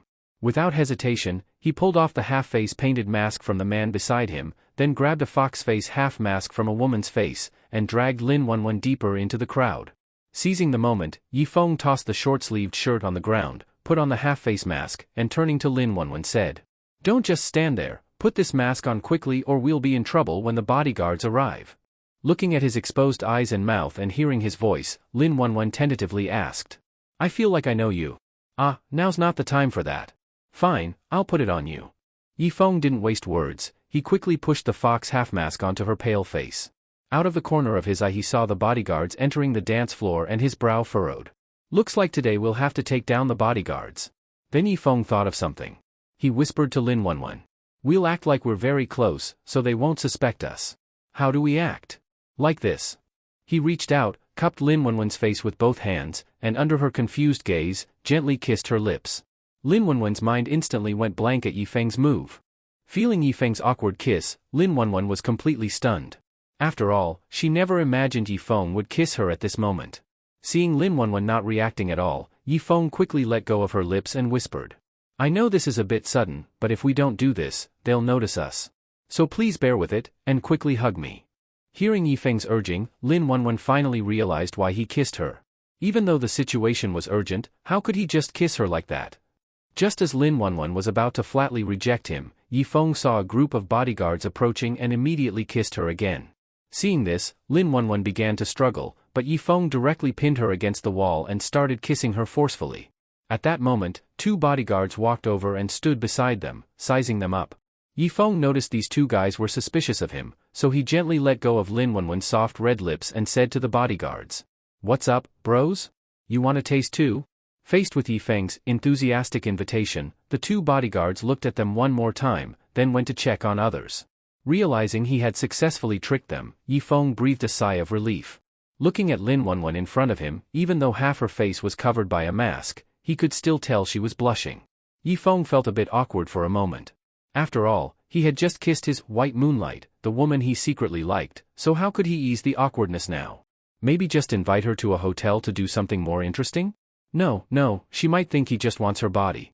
Though, truth be told, Yi Feng did. After all, with a figure and looks that didn't lose to Li Mengyao, few men wouldn't be tempted by Lin Wanwan. Just as Yi Feng was lost in thought, Lin Wanwan quickly pushed him away. Although she was angry, considering he did it to save her, her anger lessened a bit. Lin Wanwan wiped the saliva off her lips, looked at the awkward Yi Feng, and said, "No matter what, you saved me. Thank you." Seeing that Lin Wanwan was still a bit bothered about him kissing her, Yi Feng scratched his head and said, "It's nothing, just lending a hand." Lin Wanwan stared into his eyes for a moment and asked tentatively, "Do we know each other?" Yi Feng was about to reveal his identity when suddenly a man and a woman appeared with several bodyguards. Seeing that it was the couple from whom he had stolen the masks, Yi Feng gritted his teeth and cursed. "Just stole your masks, no need to snitch. So damn petty." After cursing, Yi Feng quickly said to Lin Wanwan, "Looks like we can't stay hidden anymore. I'll find a way to draw them off, sneak away when you get the chance." As he released her waist, Lin Wanwan quickly said, "I'll go with you." "No. Women only slow me down when I draw my blade." After showing off a bit, Yi Feng left Lin Wanwan. He went straight to the DJ, snatched the microphone from his hand, and shouted, "You bunch of idiots. Yeah, you guys in suits. Aren't you looking for me? I'm right here, come and get me." With that shout, the bodyguard spotted him and rushed toward him. Yi Feng threw away the mic and bolted. Lin Wanwan watched as the man who had just risked himself to save her attracted all the bodyguards away, and murmured, "Why does this man seem familiar to me? Who is he really?" After running out of the bar, Yi Feng dashed into a small alley, turned left and right a few times, and shook off the bodyguards. He quickly threw away the mask on his face, looked at his bare left foot, and cursed. "Damn it, lost a shoe too. Daddy, your daughter's calling you." Suddenly hearing the custom ringtone he set for Li Mengyao, Yi Feng quickly reached into his pocket. But when he pulled something out, he froze for a second, then looked at the lace panties in his hand and muttered, "Who stuffed underwear in my pocket?" Guessing some woman must have stuffed them there while he was escaping from the bar, Yi Feng shook his head and casually tossed the panties away. He answered the call and said, "Hey daughter, no, I mean, President Li, what's up? Where are you? I just visited my sister at the hospital. I was about to head home. Come to my place." As soon as she said that, she hung up. Looking at the phone screen, Yi Feng frowned and said, "Could she have found out it was me? But I had my face covered, she shouldn't know." After thinking it over, Yi Feng decided to go to Li Mingyao's house. If he went, maybe nothing would happen. If he didn't, it would look suspicious. Li Mingyao's house. When the door opened, Yi Feng looked at her in her nightgown and asked, "President Li, what's wrong?" Li Mingyao didn't reply. She turned around, walked over to the sofa on her long legs, sat down, picked up her wine glass with her left hand, gently swirled the wine, and asked Yi Feng, "Where were you an hour ago?" "The hospital." "You're sure?" "Of course. My sister can vouch for me." "President Li, what's going on?" Hearing Yi Feng's answer, Li Mengyao stared into his eyes. When a person lies, their eyes tend to dodge. But Yi Feng was acting completely normal, showing no signs of panic. So after staring at him for a while, Li Mengyao couldn't detect anything wrong and said calmly, "Nothing, just asking." Okay. If there's nothing else, I'll be leaving now." Seeing Yi Feng trying to leave, Li Mengyao said domineeringly, "Did I say you could leave? Sit down." "What for?" "Just sit, less nonsense." Seeing how bossy she was, Yi Feng curled his lips and sat next to her. At that moment, Li Mengyao put her beautiful legs on his, looked at him, and said, "Keep massaging my feet." After she said that and playfully wiggled her toes, Yi Feng looked at her oddly. Was this woman flirting with him? But aside from being handsome, well-built, having a sweet voice, being gentle, and skilled in bed, what other charms did he have? Why would she flirt with such a useless guy? Though confused, Yi Feng didn't overthink it. He reached out, grabbed her delicate feet, and gently started massaging. As Li Mengyao felt her body relax like never before, she let out a long sigh. Yi Feng's foot massage skills were really something, even Li Mengyao was getting addicted. Looking at his handsome face and watching him massage her feet made her heart race. After a moment, she bit her lip and asked, "Yi Feng, do you think my feet are pretty?" Faced with this question, Yi Feng seriously looked at Li Mengyao's feet and sincerely said, "A beautiful foot moves like drifting clouds, graceful and charming, stirring the heart." Hearing Yi Feng even quote poetry, Li Mengyao felt delighted and said, "Didn't expect you to know poetry too." "Of course. Otherwise, what was the point of going to college?" "What was your major in college?" "Chinese language and literature." "Chinese language?" Seeing Li Mengyao looking surprised, Yi Feng shrugged and said, "I've always had a strong interest in ancient literature, so I chose Chinese language and literature as my major." But the truth was, when Yifeng was in high school, he heard from classmates that the Chinese language and literature major had lots of girls and very few boys. A guy entering that major would be like a little lamb falling into a den of wolves. Being a groom every night wouldn't be a problem. Naive and innocent, Yifeng believed it. After his college entrance exam scores came out, he immediately applied to the Chinese language and literature major at a local university. But when Yifeng excitedly stepped onto the university campus, he realized he was too naive. Although it was true that the major had lots of girls, and they were all delicate like flowers, the good-looking ones had already been snatched by guys from other departments at the basketball court. The leftovers were not to his liking. At the time, Yifeng wasn't smooth-talking, didn't know how to sweet-talk girls, and had no money to dress well, so even in a den of wolves, no wolf came to eat this little lamb. Just like that, Yifeng remained single for 4 years in college. He thought that after leaving college, he could find a girlfriend in society. But after stepping into the real world, he realized just how harsh reality was. Li Mengyao had no idea about Yifeng's true thoughts. She thought he genuinely loved literature, so she curiously asked, "Since you majored in literature, why are you working in our company's marketing department? That doesn't match your major. These days, it's hard for liberal arts majors to find a job. My college classmates, those with money went into business, those with connections got into public institutions. As for someone like me, with no money and no connections, I just do whatever job I can get." "That's true. So what was your dream back then?" "To become a novelist.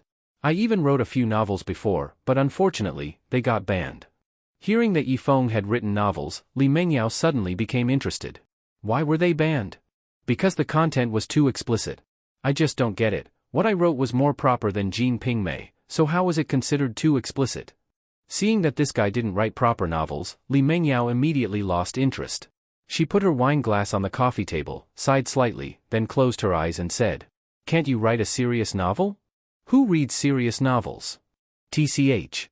Seeing Li Mengyao curl her lips and then start breathing evenly, Yifeng realized she had fallen asleep again and shook his head slightly. He picked up a blanket and gently covered her, then looked at her beautiful face and softly said, "Hope you have a good dream. Good night." The next day, Li Mengyao was in her office listening to the finance department manager's work report when her phone received a message. She glanced at it. It was from her second uncle, Li Jianjun, saying that this weekend would be the 80th birthday of the Li family's patriarch, Li Mengyao's grandfather. Since going abroad for study a few years ago, Li Mengyao had never celebrated her grandfather's birthday. Now that she had returned to the country and taken over the Li family's business in Huaxi district of Donglin City, it was time to go back and see the old man. After thinking for a moment, Li Mengyao replied, "Got it," then said to the finance manager, "That's all. Go tell Yifeng to come see me." A moment later, Yifeng knocked on the door and came in, looking at her curiously. "President Li, you wanted to see me? This weekend, go with me on a business trip to Kyoto." "But I have the weekend off." "Well, I'm telling you now that you don't. Stop complaining and get out."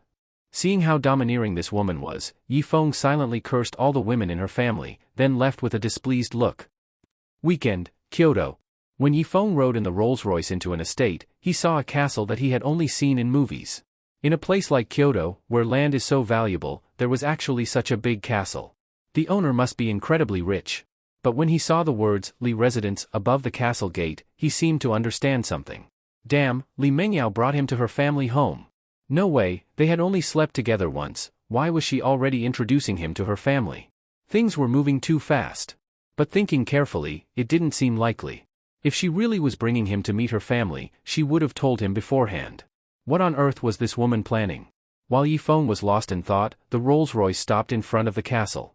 Then a suited butler personally opened the back door and respectfully said to Li Mengyao, "Young miss, welcome back." Li Mengyao lightly nodded, got out of the car, and asked the butler, "Where's my grandfather?" "In the birthday banquet hall." "All right. Yifeng, stop spacing out and get out of the car." Hearing her urging voice, Yifeng finally came back to his senses.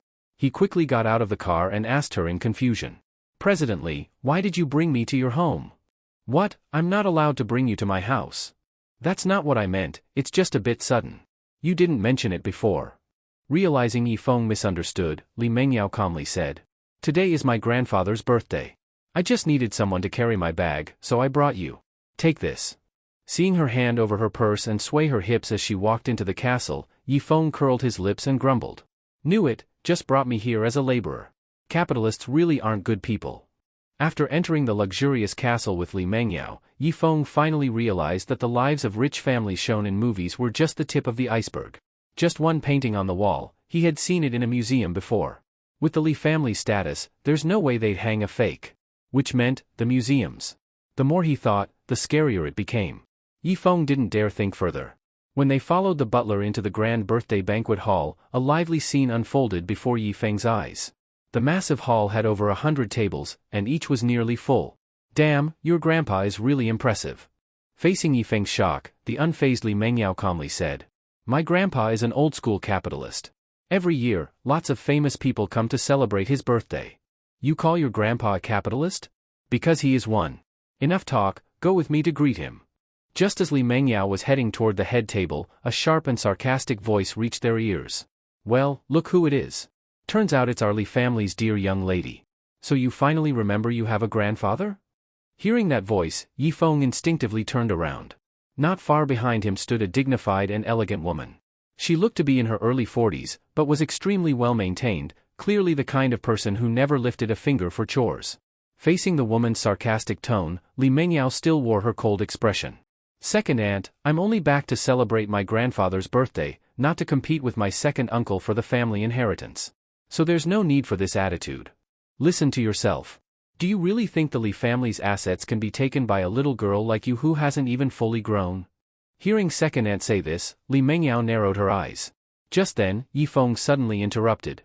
"I disagree with that statement." Seeing Yifeng dare to interrupt, second aunt said coldly to him, "Who are you? Is this your place to speak? Who I am isn't important. I just want to correct your claim that President Li hasn't fully grown. I can confirm, she has." Before Yifeng could finish, Li Mengyao suddenly realized what he was about to say and fiercely pinched his waist, making his face twist from the pain. She gave him a vicious glare, then turned to second aunt and said, "I didn't come back today to argue with you. I'm not in the mood either." After she finished speaking and dragged Yifeng away by the waist, second aunt was so angry she spat and cursed. "Is that how you talk to your elders? All your years of studying must have gone to the dogs." After walking some distance, Li Mengyao coldly questioned Yifeng. "Will you die if you don't speak?" "President, I was just being truthful. After all, you really have grown fully. You damn well better shut up." Furious, Li Mengyao lifted her foot and gave him a hard kick on the calf. At that moment, a sexy woman in a tight pencil skirt came over, clinging to a handsome man in a suit. The woman looked at the annoyed Li Mengyao and teased. "Mengyao, who's this handsome guy? Aren't you going to introduce him to your sister?" Li Mengyao looked at the woman, released Yifeng's waist, and said flatly, "Just a friend." "Just a friend? Then give him to me. I could use a double shot tonight."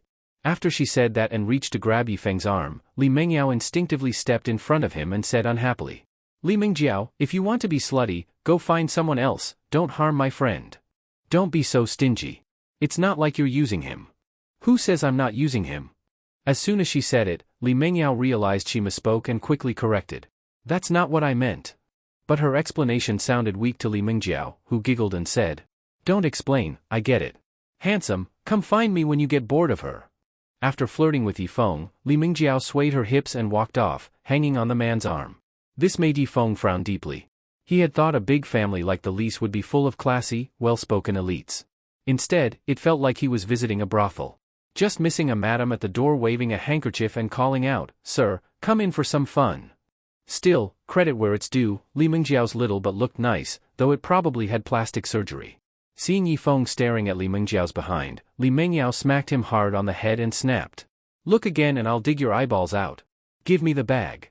Li Mengyao snatched back her purse, took out a delicate box, then deliberately swayed her hips as she walked away. She refused to believe her all-natural curves couldn't beat Li Mengjiao's fake ones. Seeing her act like that, Yifeng rubbed his head and muttered, "Women really love to compete, even over who sways their hips better." Li Zhong, sitting on the head chair, never stopped smiling. After all, who doesn't like receiving gifts, especially on their 80th birthday? Since many people were giving birthday wishes, Li Mengyao and Yifeng had to line up. Just as their turn came, Li Mengjiao suddenly cut in. She shoved Li Mengyao aside with her butt, then smiled at Li Zhong and said, "Grandpa, this is a South Sea pearl from your granddaughter. May you stay youthful like the pine tree, blessed through all seasons. Like the stones of Nanshan, may peace and good fortune follow you year after year. Wishing you longevity and happiness." Seeing this, Li Mengyao thought to herself that things were bad. because what she had prepared was also a South Sea pearl. And whether in quality or size, hers couldn't compare to the one Li Mingjiao just offered. If she presented her pearl now, she'd completely lose face. For a moment, Li Mingjiao didn't know what to do. Yi Feng also noticed her pale face and the sweat forming on her forehead. He quietly asked, "What's wrong, President Li? Your period's still not over." Li Mingjiao really didn't have the energy to scold him right now. She turned her head and anxiously said, "I prepared a South Sea pearl too, but it's clearly not as good as Li Mingjiao's. If I give mine now, I'll never be able to hold my head up in the Li family again."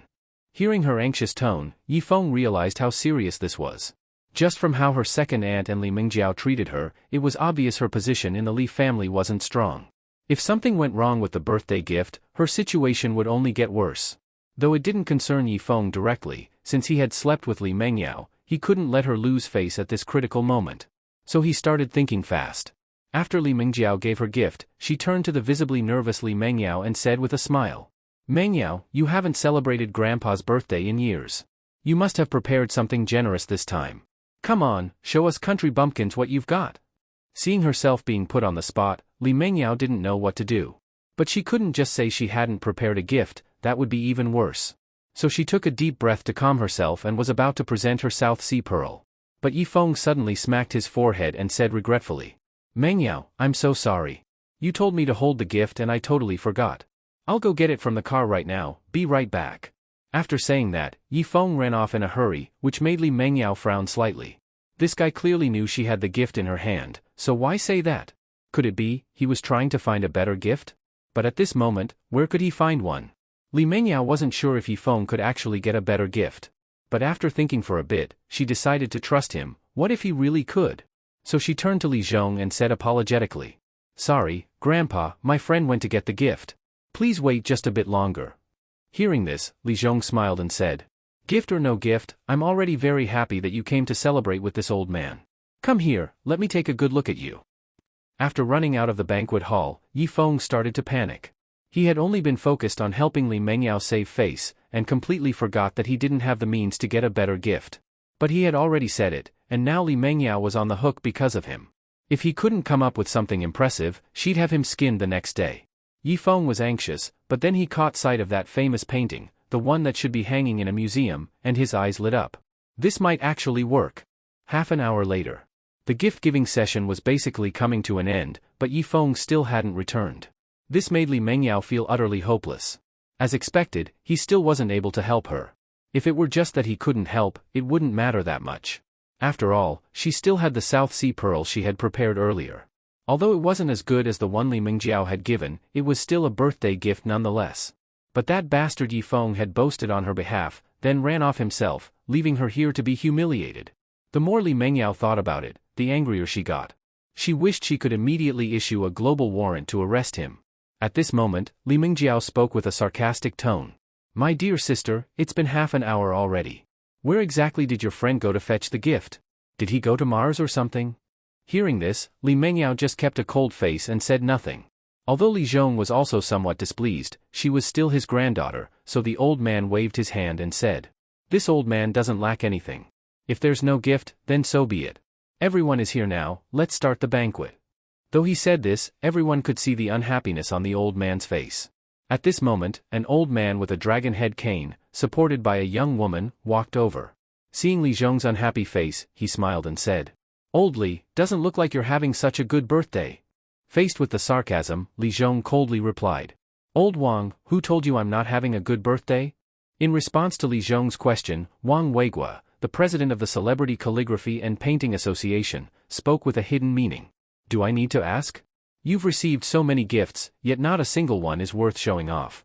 Just some ordinary gold, silver, and jewelry.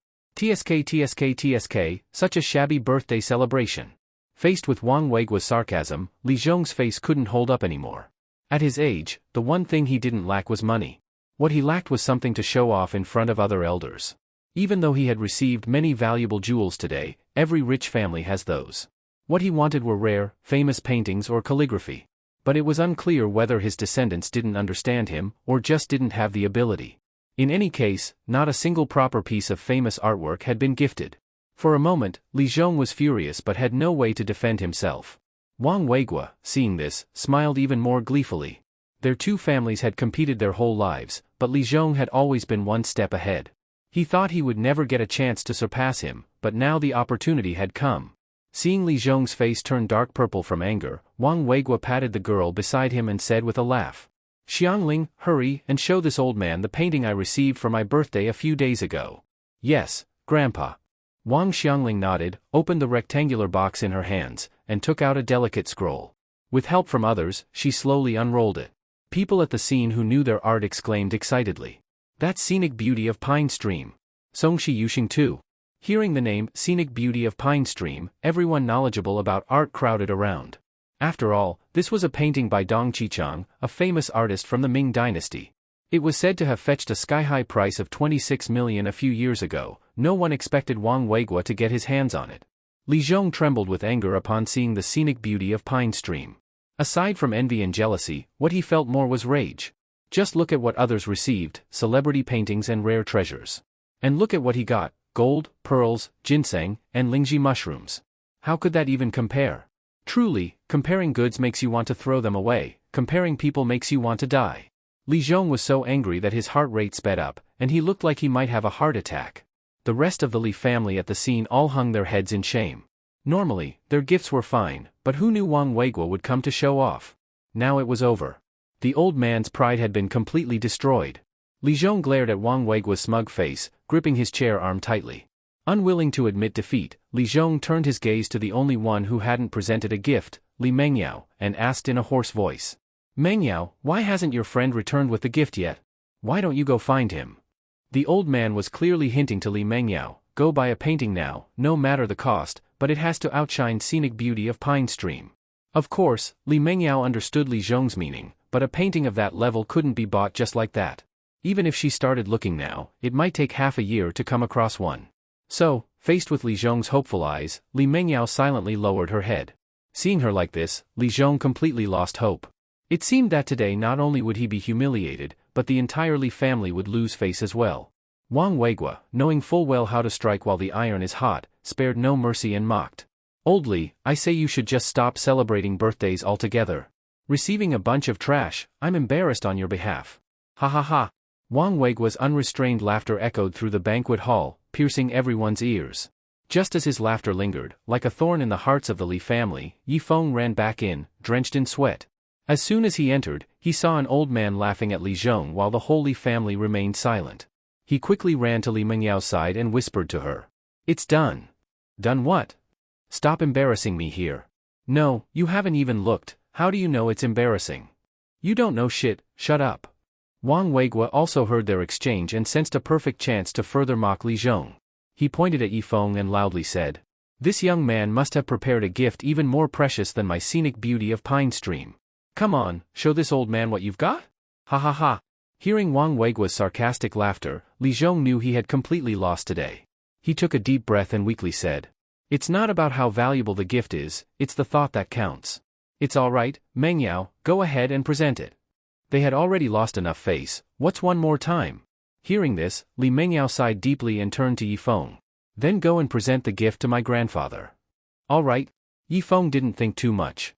He walked confidently up to Li Zhong, unrolled the scroll in his hands, and loudly said, "Patriarch of the Li family, this is the Mandarin ducks in lotus pond painting, which Mengyao bought from someone for 100 million.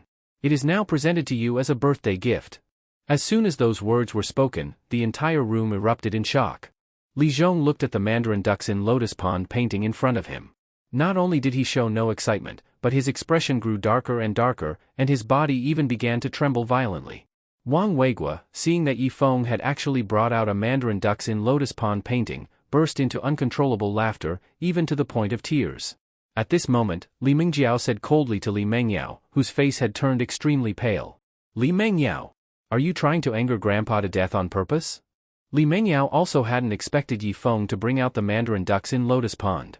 They all knew that a real Mandarin ducks in lotus pond painting was already hanging in the first-floor main hall of the Li family's residence. That meant the one Yifeng presented must be a fake. Not only did it fail to win honor for her grandfather, it dragged his reputation through the mud. Li Mengyao was beyond regretful. Had she known Yifeng was this unreliable, she would never have brought him here today, no matter what.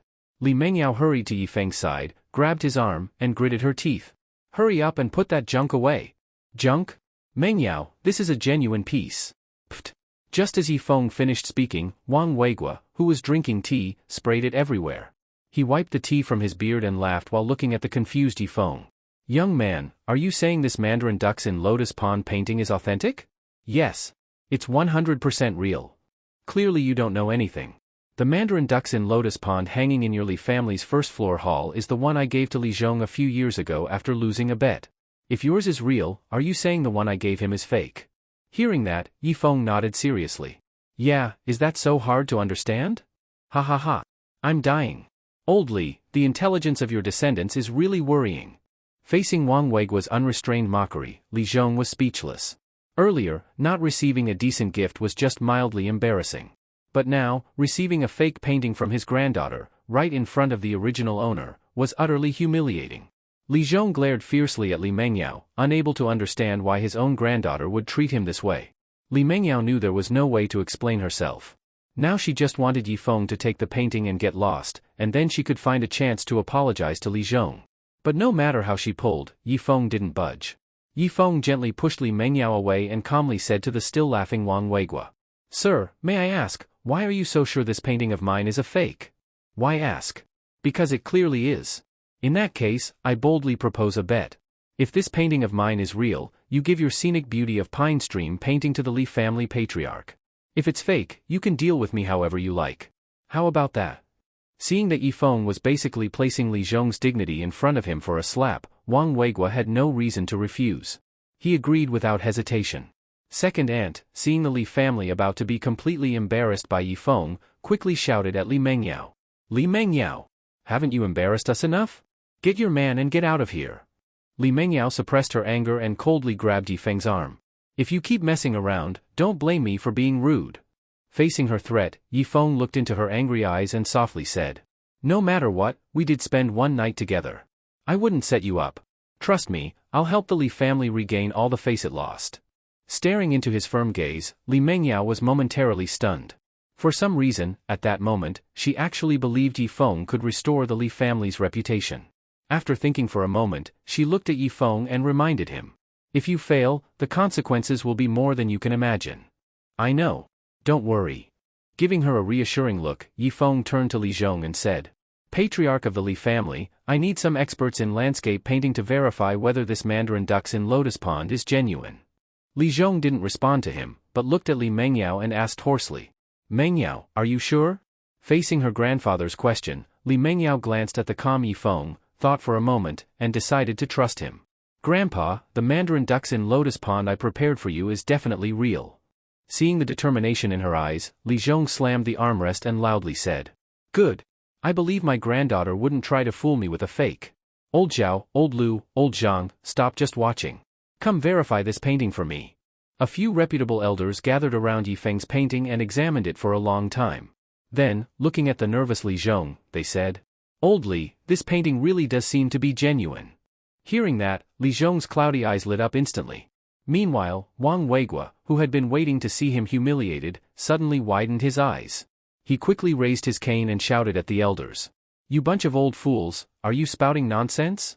Well, you can verify it yourself. I'll verify it. I want to hear your excuses afterward. After Wang Weigua carefully examined the Mandarin ducks in lotus pond, he made a shocking discovery. The painting was actually genuine. Impossible. This is impossible. There's only one authentic Mandarin ducks in lotus pond in the world, how can there be two? Seeing Wang Weigua begin to doubt reality, Yifeng calmly reminded him. If only one is real, and the authentic one is in my hands, then the one you gave to the Li family patriarch. He didn't continue, but the implication was clear. Wang Weigua pointed at Yifeng and yelled. You little bastard. Are you saying the one I gave Li Zhong is fake? Whether it is or not, let's go take a look and find out. At this point, even Li Zhong suspected that the one Wang Weigua gave him was a fake. Now that the tables had turned, he quickly shouted. Everyone, to the first floor hall. First floor hall. Everyone gathered around the Mandarin ducks in lotus pond hanging on the wall and examined it for a while before reaching a conclusion. This painting is nearly identical to the real one, but it lacks the aura. So, this painting is a fake. After hearing Elder Lu's verdict, Li Zhong instantly straightened his once hunched back. The old man was back on his feet. Li Zhong looked at the dumbfounded Wang Weigua and coldly said, "You old bastard, you actually dared to fool me with a fake painting. If Meng Yao hadn't bought the real one, I would have died never knowing the truth." Facing Li Zhong's accusation, Wang Weigua shook his head violently. "Impossible. You must have swapped the real one I gave you with a fake. Right. I stamped the back of the painting with my seal. Just take it down and check if it's my stamp, that'll prove it's the one I gave. Take it down. Someone, take down the painting." As the crowd carefully removed the painting, Li Zhong hurried over. Even he was a little nervous. After all, things like switching the real with a fake weren't unheard of. If that were true, he'd be humiliated beyond the Pacific Ocean. When he saw the back of the painting, his eyes suddenly widened. He pointed at Wang Weigua and shouted, "Wang Weigua! Open those dog eyes of yours and look carefully, doesn't this bear your seal?" Wang Weigui also saw his own seal. Dumbfounded, he muttered, "Impossible, this is impossible." Suddenly realizing something, Wang Weigua rushed over and snatched the painting from Yifeng's hands, flipped it over, and shouted, "The real one must also have my seal?" "What?" Upon seeing the back of Yifeng's painting was clean, with no seal at all, Wang Weigua's pupils shrank sharply.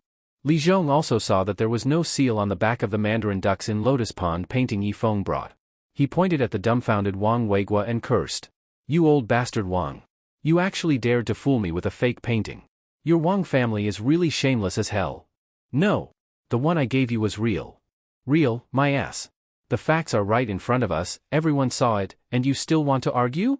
Wang Weigua saw everyone pointing fingers at him and realized he truly couldn't explain himself today. After all, his personal seal was unmistakably on the back of the fake painting. He didn't know how this had happened. He guessed that the painting might have been a fake when he first bought it, so he quickly said to the furious Li Zhong, "I must have been tricked when I bought it. I'll go find that guy now." But it had been more than 20 years. Where could Wang Weigua go to find someone? He was just trying to find an excuse to get out of this mess. However, after taking only 2 steps, Yifeng, who had been silent, suddenly spoke. "Sir, does the bet between us still count?" Wang Weigua paused upon hearing this. After a moment, he snatched the painting from Wang Xiangling's hands, turned to Yifeng, who was smiling, and coldly said, "Of course I keep my word. This scenic beauty of Pine Stream is yours now." Seeing him throw the painting over, Yifeng quickly caught it and smiled. "Very generous of you, sir." Xiangling, we're leaving." Seeing her grandfather walk away angrily, Wang Xiangling looked deeply at Yifeng, said nothing, and left. Yifeng carried the scenic beauty of Pine Stream in both hands to Li Zhong and smiled. "Patriarch of the Li family, congratulations on receiving a famous painting." Seeing Yifeng about to gift the painting to him, Li Zhong patted his shoulder and asked, "Young man, do you know how much this painting is worth?" "I don't, but I know no amount of money is more important than making you happy." "Good. I like you, young man. Mengyao, you really found me a good grandson-in-law." Li Mengyao, who had been staring at Yifeng, still wondering how he managed all this, suddenly heard Li Zhong say that and hurriedly explained. "Grandpa, you're mistaken, he's not." "No need to explain, I understand." Li Zhong had that "I get it" expression, then laughed heartily as he put his arm around Yifeng's shoulder. "This birthday is the happiest one I've had in 80 years. Come, grandson-in-law, drink with me." Seeing Li Zhong pulling Yifeng away, Li Mengyao quickly shouted, "Grandpa, you've really misunderstood." But with joy flooding his heart, Li Zhong didn't listen to her at all and happily walked into the banquet hall with Yifeng. Li Mengyao gently shook her head, looking at the fake mandarin ducks in Lotus Pond painting, murmuring, "How on earth did he pull all of this off?" The birthday banquet continued until the evening. In high spirits, Li Zhong kept pouring drinks for Yifeng, making him run to the restroom to vomit several times. Seeing Yifeng barely able to sit up, Li Mengyao said to the still excited Li Zhong, "Grandpa, it's getting late, we need to head back." "Head back where?" "This is your home. Both of you stay here tonight." "But Grandpa, are you trying to make me angry?" Seeing Li Zhong puff up with anger, Li Mengyao sighed lightly and shook her head. "I'll do as Grandpa says." "That's more like it. Butler, come take Mengyao and my grandson-in-law to rest." The butler put Yifeng on the bed and left. Li Mengyao looked at Yifeng, who was passed out on the bed, sighed, and said, "Clearly you can't handle alcohol, but you still drank so much." She shook her head and ignored him, taking her bathrobe and heading into the bathroom. With Yifeng in this state, it was lucky he was still alive, so she wasn't worried about him peeking at her while she showered. As Li Mengyao was enjoying her bath, Yifeng, still drunk, frowned and sat up reflexively, covering his mouth and looking around. In his hazy state, he only saw a door and thought it was the bathroom. Without a second thought, he opened the door and ran in. Yifeng was looking for a toilet, but the scene in front of him made his eyes widen. "Get out!" Yifeng sat on the sofa holding his forehead. Although seeing Li Mengyao's naked body had sobered him up a bit, the alcohol hit him again. At that moment, Li Mengyao walked out of the bathroom in a bathrobe. She looked at Yifeng on the sofa and coldly said, "I never thought you were this kind of person." Hearing her angry voice, Yifeng slowly lifted his head and looked at her angry little face, blankly asking, "What kind of person am I? Pervert? Creep? Freak? You misunderstood. I didn't peek at you on purpose. I just wanted to find a place to throw up. You think I'm 3 years old?" Seeing that she didn't believe him, Yifeng was about to explain, but then he noticed her open neckline and blurted out, "Does that look 3 years old?" "Huh?" When Li Mengyao realized what Yifeng meant, she was furious and rushed up to start hitting him. Yifeng didn't dare fight back and kept dodging, saying, "My bad. Please stop hitting me. Now you know you're wrong? Too late, I'll beat this pervert to death. Damn it. I've really been too nice to you." Yifeng suddenly grabbed her wrist and pinned her down on the bed. His usually gentle eyes now surged with dark intensity, his knuckles widening from the force. "You really don't know what I'm thinking right now?" Yifeng's voice was hoarse, and each word carried the heat of alcohol. Li Mengyao's eyelashes trembled, and the silk scarf at her neckline loosened as she struggled. She suddenly realized how dangerous their proximity was. "Sober up." She tried to kick him, but he pinned her knee down. Her hair spread out like ink across the white bed sheet. Yifeng braced himself above her, his Adam's apple moving. All his restraint broke into ragged breaths as she squirmed. "Don't move." He suddenly gripped the hand that was trying to slap him, leaving crescent-shaped red marks in his palm. Li Mengyao froze. She had never seen such a violent side of him, it was tearing apart his last shred of rationality. A sudden burst of fireworks outside startled both of them.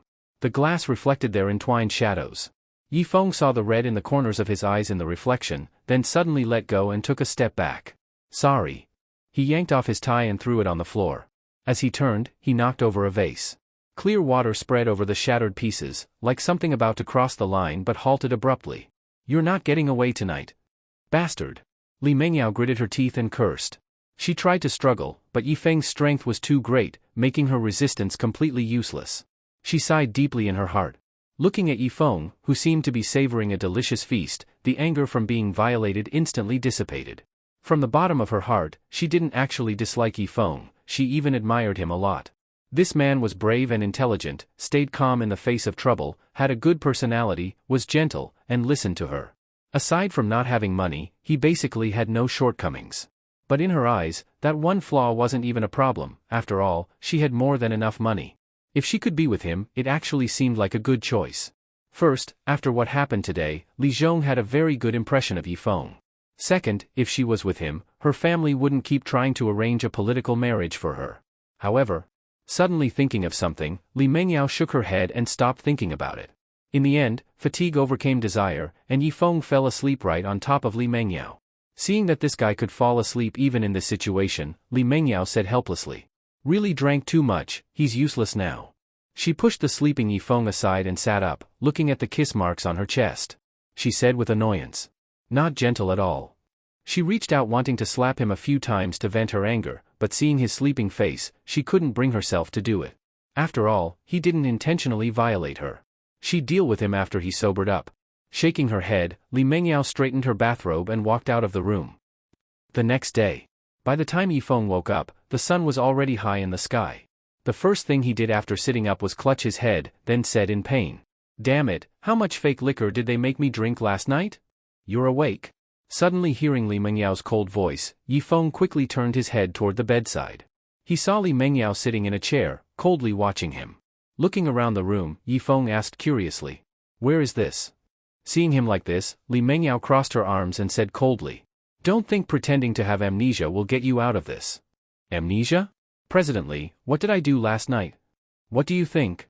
Faced with her counterquestion, Yifeng frowned slightly. At this moment, Yifeng truly didn't remember what happened afterward. He only remembered being forced to drink cup after cup by Li Zhong. After thinking for a while, Yifeng shook his head. "I really don't remember. How about you tell me what I did last night?" Seeing that he didn't seem to be lying, Li Mengyao thought about it and decided not to hold it against him. After all, they had already done worse things before. Him taking some small advantage was no big deal. So Li Mengyao stood up and said calmly, "If you don't remember, then forget it. Hurry up and get dressed, we're heading back." After she finished speaking, she walked out in high heels. Yifeng stared at her swaying hips and muttered, "What on earth did I do last night? Could it be she slept with me again?" Li Zhong had wanted Li Mengyao and Yifeng to stay a few more days. After all, Yifeng not only helped him turn things around yesterday, but also completely embarrassed his old rival, Wang Weigua. Li Zhong genuinely liked him. But Li Mengyao insisted on returning. There was a ton of company business waiting. Seeing that, the old man didn't say anything more. Just as the two walked out of the castle, a Bentley drove up. The back door opened, and a middle-aged man in a suit stepped out. "Mengyao, where are you two going?" Facing the man's question, Li Mengyao, who was about to get into the Rolls-Royce, looked at him and replied calmly, "Second uncle, we're heading back to Donglin City."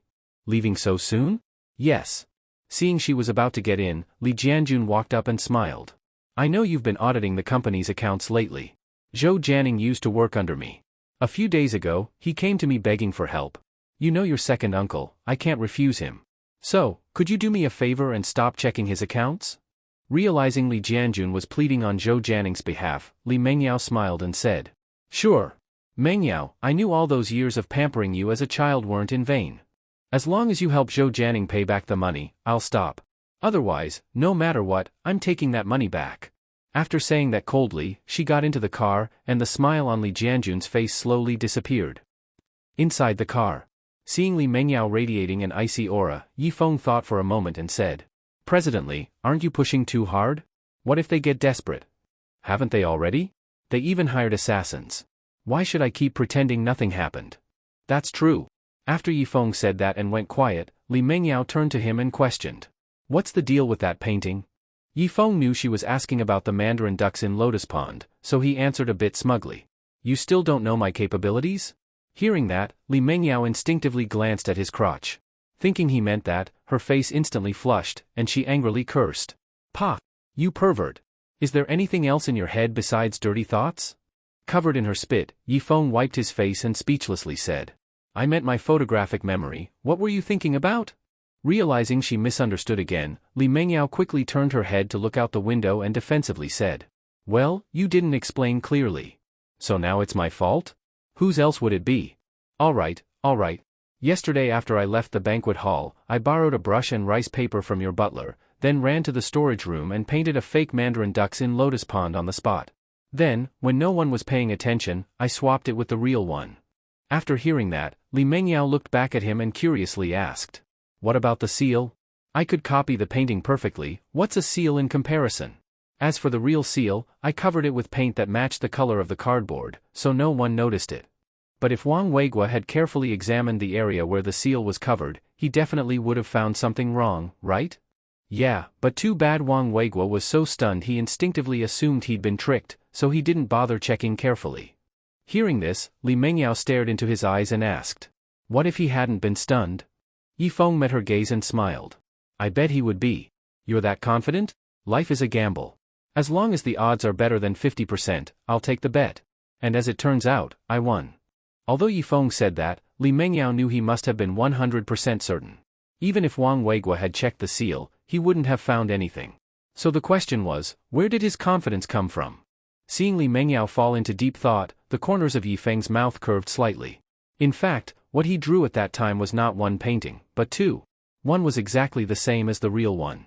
Unless you used professional equipment, it was very hard to tell real from fake with the naked eye. The other one he intentionally drew to be slightly worse than the real one. The one he gave to Li Zhong was not the real one. He had hidden the real painting inside the ventilation duct above the storage room. Yesterday, while drinking, he used going to pee as an excuse to secretly mail the real painting. By now, it should have already reached Donglin City. That painting was worth 50 million. He was really going to get rich this time. When the Rolls-Royce drove near Yifeng's home, Yifeng quickly pushed the door open and got out of the car. After all, 50 million was lying at the delivery station waiting for him to pick it up. After greeting Li Mengyao, Yifeng ran toward the delivery station near his home. Yifeng hurried home holding the package. After locking the door and closing all the curtains, he carefully opened the package. He excitedly unrolled the painting. Confirming that it was indeed the real mandarin ducks in Lotus Pond, he said excitedly, I'm rich. I'll never have to let people bully me again. Marrying a rich beauty and reaching the peak of life is really just around the corner now. But excitement was excitement. Yi Feng wasn't stupid enough to sell the painting now. If word reached Wang Weiguo or Li Zhong, he'd be screwed. He packed the painting again, put layer after layer of plastic bags over it, and placed it on top of the wardrobe. Dusting off his hands, he smiled and said, "In a while I'll find a way to sell this painting abroad, and then for the rest of my life I can enjoy good food and good drink with you." Just as he finished speaking, someone knocked on the door. Yi Feng opened it and saw a pretty girl standing there, wearing a pink JK skirt with 2 long, white legs exposed. She looked about 18 or 19. Yi Feng asked in confusion, "Girl, who are you looking for?" The girl answered expressionlessly, "Already pretending not to know me? We just met yesterday." "Yesterday, oh. I remember, you're the old Wang's granddaughter. Why are you here?" Seeing that Yi Feng recognized her, Wang Xiangling clenched her small fists and coldly said, "No reason. I just came to beat you up." "Beat me?" Before Yi Feng could react, Wang Xiangling suddenly lifted her slender long leg and kicked at him fiercely. Yi Feng quickly took a step back, dodging the kick, and questioned her. "Are you crazy? What did I do to you?" He said this, but inside he knew very well this girl came to take revenge. After all, he made her grandfather lose huge face in public. It was normal for her as a granddaughter to come take revenge. Wang Xiangling was surprised that Yi Feng actually dodged her kick. She looked thin and weak, as if she couldn't even lift a chicken. But she had trained in martial arts since she was young. Defeating 10 or 8 grown men was no problem. Yet Yi Feng dodged her kick. Was he also trained? For a moment, Wang Xiangling wasn't sure, and she carefully observed Yi Feng. Yi Feng saw her staring silently and said impatiently, "I don't want to argue with you. I'm calling the police." He turned around to get his phone from the living room, but Wang Xiangling suddenly moved. She rushed behind him, jumped high into the air, and swung her fist toward the back of his head. But Yi Feng suddenly tilted his head, making her punch miss. However, Wang Xiangling didn't panic.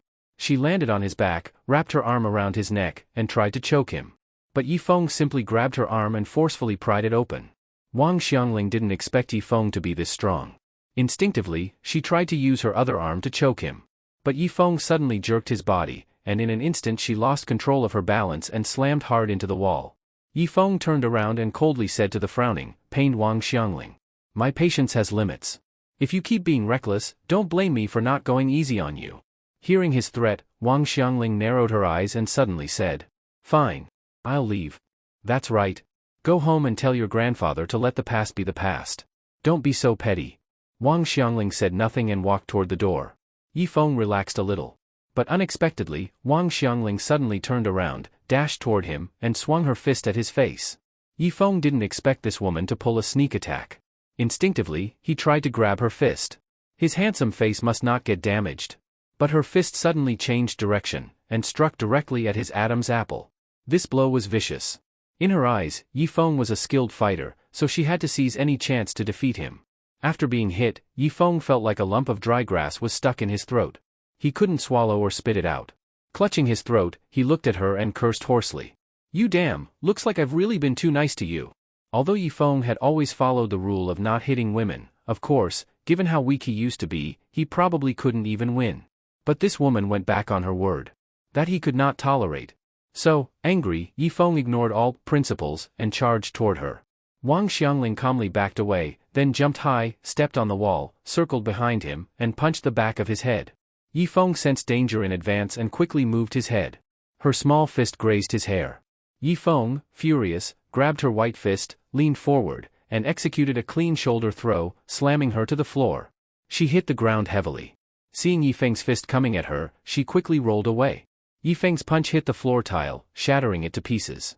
He looked at Wang Xiangling, who had already stood up and was sweeping her left leg toward his head. Yi Feng raised his arm and blocked the kick, then stood up straight. Wang Xiangling was both ashamed and angry. Acting on impulse, she reached toward Yi Feng's vital point and said through clenched teeth, "You're pissing me off. I don't believe this today." Seeing her hand aiming at that place, Yi Feng's eyes widened. He looked down at her vicious hand, and his mouth twitched.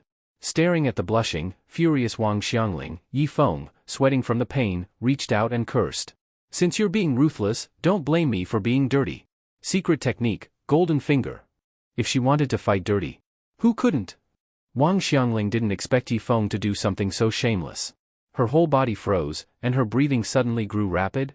Just when both sides were fully exerting themselves, each wanting the other to surrender first, the slightly ajar room door was suddenly pulled open, and then the downstairs neighbor, cursing and mumbling, said, "This damn place, and it's not even noon and your home is being demolished." When the big brother downstairs saw the scene before him, he was completely stunned. Yifeng glanced sideways and saw someone appear at the door. He hurriedly focused his gaze on him. Seeing it was his downstairs neighbor, he quickly stopped, then looked at him and said, "Big bro, sorry. My girlfriend and I hadn't seen each other for days, so we got a bit excited. We disturbed you. I'm really sorry. Baby, hurry and apologize to big bro." Wang Xiangling, seeing Yifeng still making her apologize, bit her lip and said, "In your dreams. You're so disobedient. See how I'll settle you. Big brother, sorry, we'll keep our voices down." Hearing Yifeng's words, the downstairs big brother finally recovered and kindly advised, "Brother, youth does not know what's precious, old age looks at what's worrying. You must restrain yourself." "Got it, big bro. Good, I'll close the door for you." After he spoke, the big bro slammed the room door shut. Looking at the closed door, Yifeng slowly turned his gaze to Wang Xiangling, whose face was red with shame, and coldly said, "You stinking woman, let go of my hand now." "You let go first." "Fine. Then we'll keep this standoff going." "Standoff it is." However, Wang Xiangling didn't finish her sentence, she couldn't utter a single word. Finally, after holding out for half an hour, she was the first to admit defeat. After all, Yifeng's trick hit her precisely where it hurt, making her unable to resist. "I was wrong. I was wrong. Please spare me."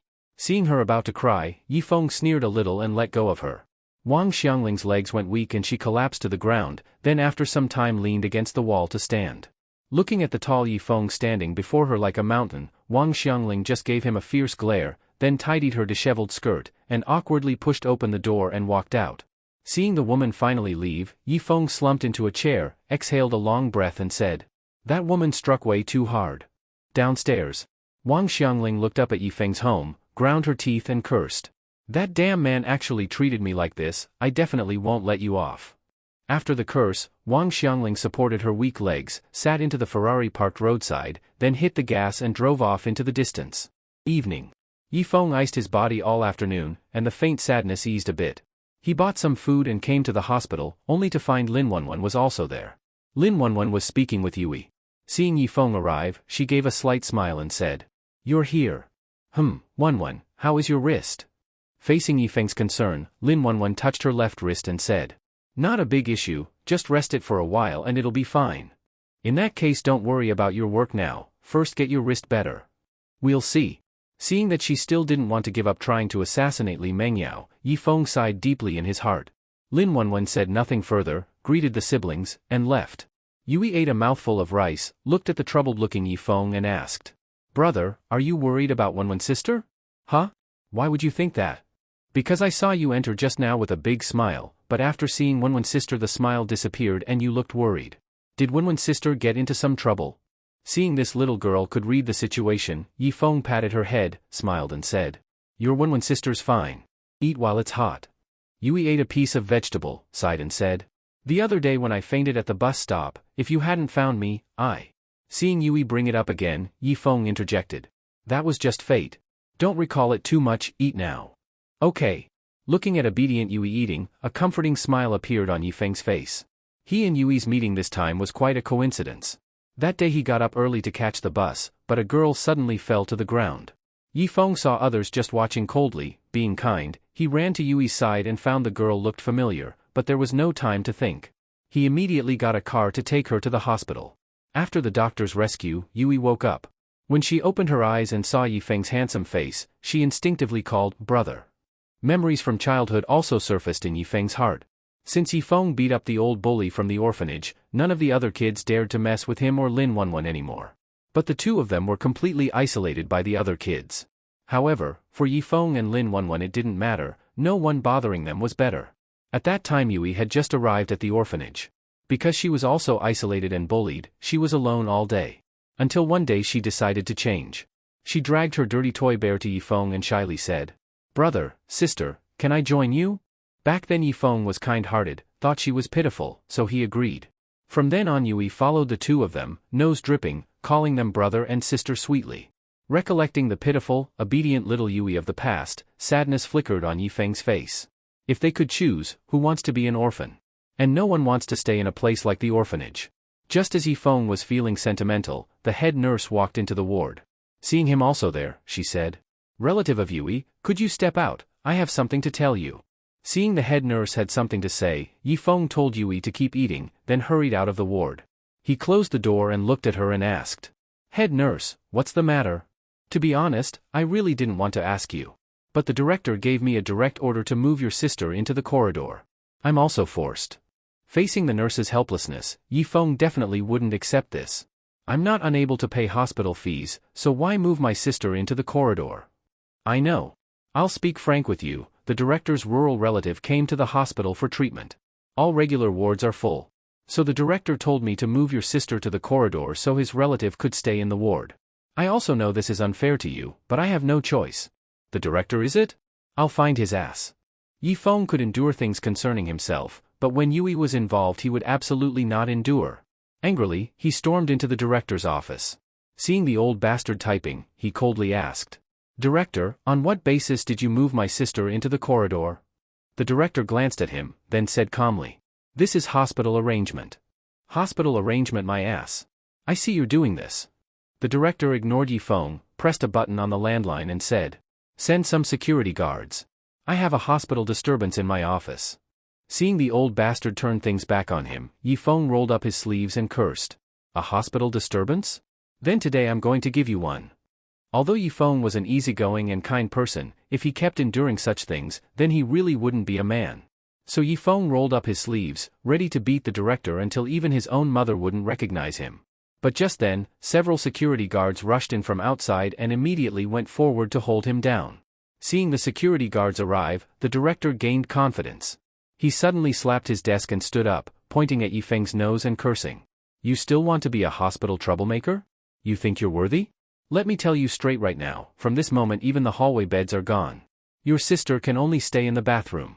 Hurry up and throw him out." Just as the director was being domineering, a few people suddenly walked in from outside. Judging by their clothes and appearance, they looked like people from the underworld. When the director saw the man wearing sunglasses and a big gold chain, his eyes lit up. He quickly jogged over and said with a fawning smile, "Isn't this Boss Xiao? What brings you here today?" Facing the director's flattery, Boss Xiao cursed. "Why the hell would I come to this damn place if I had nothing to do? My little girlfriend came to your hospital for an abortion. Hurry up and arrange a premium private room for her, the best one. And get the best gynecologist here." Hearing it was just an abortion, the director patted his chest and said, "No problem, Boss Xiao. I'll arrange it right now and make sure your girlfriend is satisfied." With just a sentence, the director solved the tense hospital bed issue. Then he yelled at the security guards holding Yifeng. "What are you all standing around for? Hurry up and throw this piece of trash out. Don't dirty Boss Xiao's eyes." Boss Xiao casually glanced at Yifeng, and the next second, he froze. He quickly took off his sunglasses, looked at Yifeng's angry face, and suddenly walked up, grabbed his hand, and said excitedly, "Isn't this Brother Yi? You're here for your girlfriend's abortion too?" Seeing this excited man in front of him, Yifeng shook off the security guards and looked at him puzzled, asking, "You know me? Brother Yi, don't you remember me? I'm Zhao Xiao." "Zhao Xiao?" Seeing Yifeng still couldn't remember him, Zhao Xiao quickly changed his tone, smiling and saying, "Brother Yi really forgets things easily. We met at Master Li's birthday banquet. I even toasted you a drink, remember?" Hearing Zhao Xiao's description, Yifeng thought hard but still couldn't remember who he was. After all, at Li Zhong's birthday banquet, he was sitting right next to Li Zhong, and the people toasting him were lined up. He remembered the big names, but Zhao Xiao wasn't one of them. Probably just a small-time business owner with no real presence. But Yifeng understood how to deal with people. He couldn't look down on someone just because they were a small boss. So he looked at Zhao Xiao and nodded. "So it was Brother Zhao. Sorry, I have a bad memory. I just remembered." "Brother Yi, don't say that. I'm already honored just knowing you remember me." The director on the side was stunned seeing Zhao Xiao so respectful to Yifeng, almost worshipping him. According to his information, Yifeng was just a regular guy with no background.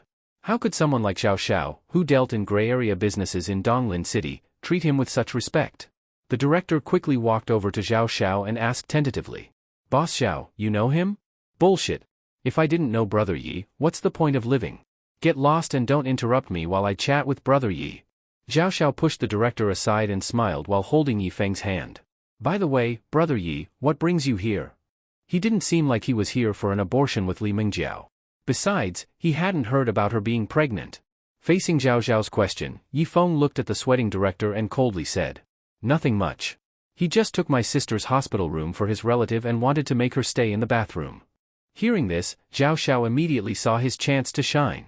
After all, at Li Zhong's birthday banquet, President Li kept calling Yi Feng his grandson-in-law. Anyone with a brain would know Yi Feng was going to marry Li Mingjiao. And Li Mingjiao controlled the biggest company in Donglin City, which meant Yi Feng would be the future boss of Li Real Estate Group. If he could suck up to Yi Feng now, there'd be huge benefits later. So Zhao Xiao, knowing exactly what to do, suddenly raised his hand and slapped the director hard, then pointed at him and cursed. "You blind mutt, you must be tired of living. You dare take Brother Ye's sister's hospital room?"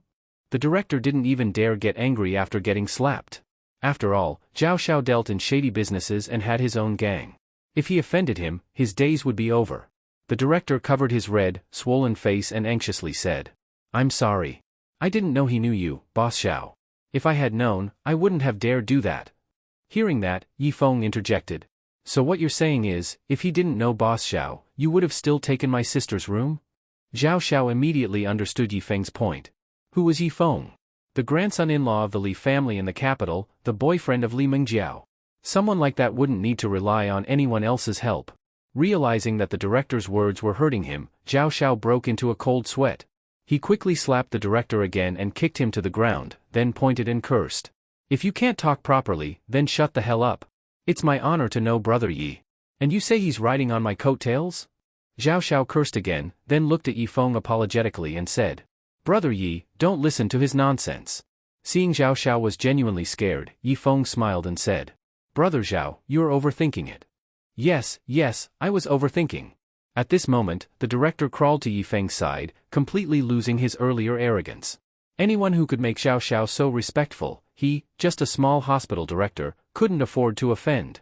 If he'd known Yi Feng had such strong backing, he'd have treated him like a god from the start. Realizing he'd caused big trouble, the director's voice trembled as he said, "Mr. Yi, I'm sorry. It's all my fault. I was blind. I'll immediately arrange a VIP room for your sister. Please forgive me." Zhao Xiao yelled from the side. "Arrange what VIP room? I think your office is nice, vacate it now for Brother Ye's sister. Go." The director didn't dare object. Forget his office, even his house would be fine. He quickly nodded and ran out to make arrangements. Seeing the director run off, Zhao Xiao pulled out a business card and handed it to Yi Feng, smiling. "Brother Yi, this is my card. If you ever need anything, call me anytime. I'll make sure it's taken care of." Yi Feng took Zhao Zhao's card, reached into his pocket, pulled out one of his own and said, "This is my card." Zhao Xiao accepted it with both hands, excitedly saying, Great. Then I won't bother you anymore." After saying that, he ran out of the room like a 200-pound child in joy. Yi Feng looked at the card in his hand and muttered, "Seems like going to the capital with Li Mingjiao this time was really worth it." Previously Yi Feng didn't understand, but now he really understands. In the eyes of ordinary people the hospital director is the ceiling, but in the Li family's eyes he's nothing more than an insignificant bottom-layer person. To pinch him to death is really no different from pinching an ant to death. Having sighed, Yi Feng strode out of the office. The director's work efficiency can be described as light speed. In just a few minutes Yui was pushed into the director's office. Lying on the hospital bed, Yui somewhat dazedly looked at Yi Feng. "Brother, what's going on?" In response to Yui's question, Yi Feng touched her somewhat pale little face and said, "The director said that an ordinary ward isn't suitable for you to recuperate in, so he specially cleared out his office so you can stay there first." Huh? No matter how stupid Yui is, she knows this is simply impossible. But Yi Feng didn't explain, instead he glanced at the director standing to the side, cold sweat streaming, body trembling. The director, seeing his gaze fixed on him, immediately understood he should speak, so he hurriedly smiled and said, Yes, in an ordinary ward your condition would not do well, so I discussed it with your brother, and moved you into my office." Hearing that her illness is so serious, Yui grabbed the bed sheet and worriedly said, "My illness, the cause hasn't been found yet? I'm forming a consult with experts nationwide tonight and will definitely find the cause as soon as possible." After the director finished speaking and ran out, Yi Feng sat on the bed beside Yui, holding her somewhat cold little hand and comforted. "Don't worry, brother promises you, you will definitely get better." In response to Yi Feng's comfort, Yui nodded and nestled into his embrace. When Li Mengyao opened the door and looked at Yifeng standing in the doorway, she folded her arms and asked, "You come to my house more often than you go to work. If you don't want me here, I'll leave now." Seeing this guy turn his head to leave, without a trace of pause, Li Mengyao shook her head slightly, then turned and walked into the villa and said, "Close the door." Hearing her say that, Yifeng knew she had allowed him in, so he happily ran into the villa. Li Mengyao lazily reclined on the sofa, sipping red wine while watching a useless TV drama. Yifeng didn't stand on ceremony. He sat directly next to her, placed her beautiful leg across his lap, then held her jade-like foot and gently began to rub. Seeing Yifeng behave so conscientiously, Li Mengyao teased, "Did I tell you you can touch my foot?" "No, but I know you want me to rub your foot." "Nonsense, I don't have that idea at all." Seeing her argue and preparing to pull her foot from his hand, Yifeng smiled and said, Okay, it's me who wanted to rub your foot. After all, your feet are so pretty, I thought about them all day if I don't touch them." "Pervert."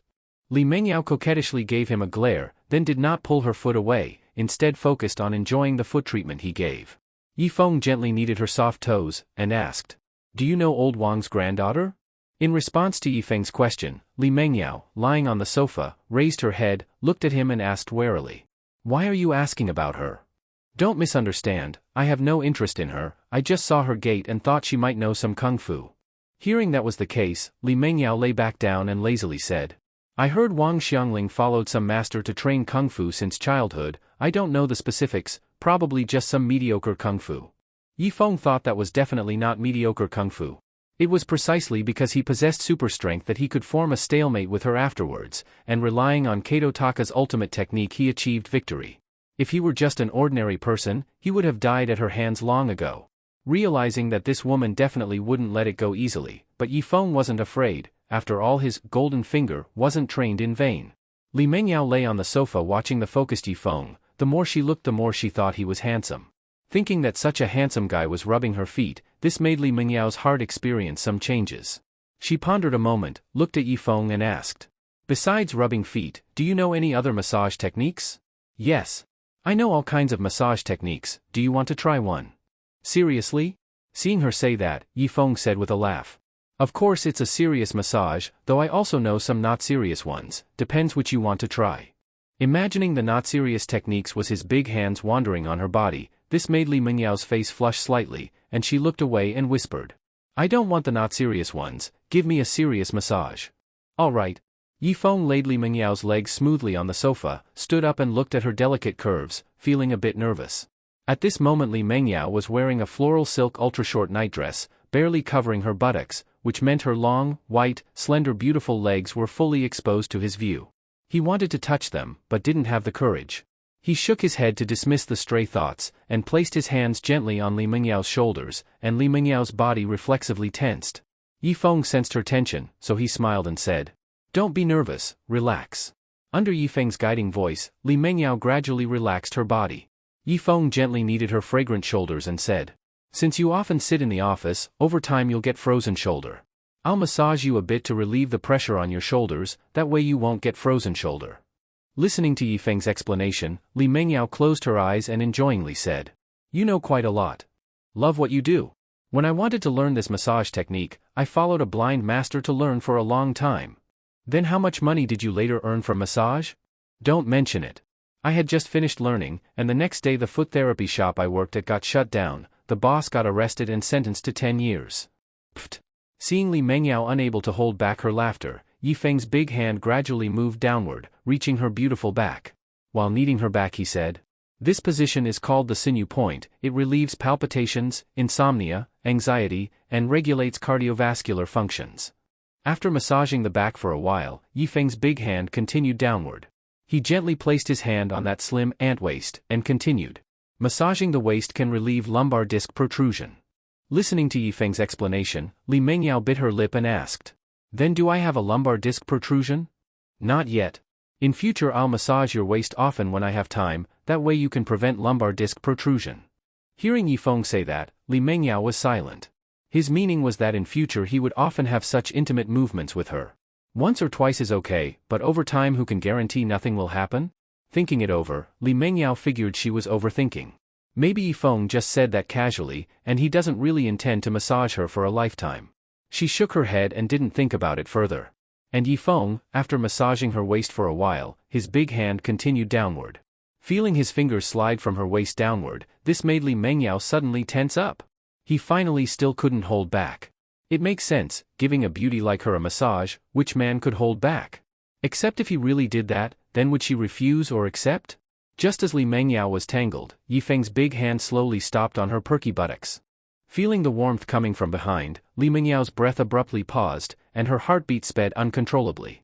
She froze on the spot, her mind racing. What should she do now? Should she act as if nothing is wrong and continue standing, or should she turn around and question him directly? Since when did Yifeng become so honest? He shouldn't be. While she was tangled in her thoughts, that barely their touch quietly withdrew. It turned out the other side was just passing by, and there was no improper move.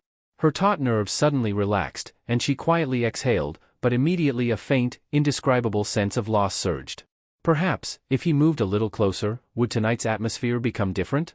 Her eyes fixed on Yifeng's handsome face for a while, and a few times she almost wanted to end his stay tonight with his consent. But the words reached her lips and she didn't know how to start. Entangled for a long time, eventually Li Mengyao exhaled deeply, buried her face in her long hair and softly said, "You can leave now." Hearing her let him go, Yifeng didn't overthink, nodded and left. Listening to the sound of the door closing, Li Mengyao covered her face and shamefully said, "How could I have such a wanton thought? In future I must never be like this." But despite her words, the scene of entanglement with Yifeng again appeared in her mind.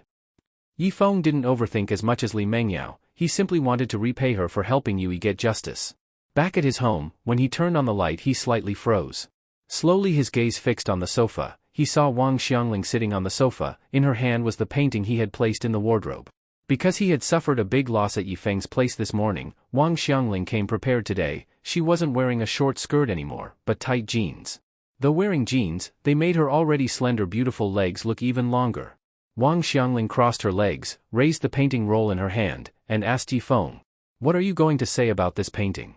Facing her question, Yifeng thought a moment and calmly said, "If it's my own thing, why should I explain it to you? Haha, really laugh your teeth off. Who in Kyoto doesn't know that this lotus and mandarin ducks painting was given by my grandpa to Li Zhong, and you actually claim it's yours? As for who owns this painting in Kyoto I don't know, but in Donglin City it's mine, give it to me." Seeing Yifeng reach out to take the painting, Wang Xiangling sneered, stood up, walked in front of him, he was about a head taller than her, and coldly said, "In that case, do you dare to go back to Kyoto with me and say that in front of my grandfather and Li Zhong? Damn you!" Yifeng cursed and reached out to grab, but Wang Xiangling already guessed his intent, quickly stepped back to dodge his hand, then lifted her long beautiful leg and fiercely kicked at him. Wang Xiangling had always been proud of her body skills. Having suffered a big loss this morning at Yifeng's place, she didn't think it was because of weaker skills but due to being careless. So this time she sneaked into Yifeng's home, found the genuine lotus and mandarin ducks painting, but instead of immediately taking it back to her grandpa, she decided to stay and give Yifeng a good beating first, avenge the mourning, then take the painting home. Yifeng could clearly feel that Wang Xiangling's kick was both fierce and stable, and realized she was serious. He dared not be careless, quickly raised his arm to block the kick, then moved to grab the painting from her hand. But Wang Xiangling didn't comply with Yifeng's wish, she quickly lowered her leg, then continued to kick at him. As a result, Yifeng could only delay grabbing the painting and focus on defense. However, Wang Xiangling withdrew her continuously kicking right leg and quickly switched to the left leg attack. With only brute force, Yifeng didn't react in time, got kicked in the waist, lost balance and heavily crashed into the wall. Seeing Yifeng was hit, Wang Xiangling sneered. "If you hadn't set a sneaky trap this morning, how could I have lost to you? You really think you're something, huh?" Facing her mockery, Yifeng rubbed his waist and looked at her with a serious gaze. It seemed he had to give this woman a bit of a shock. Yifeng slowly closed his eyes, then began recalling the boxing matches he'd seen on TV earlier.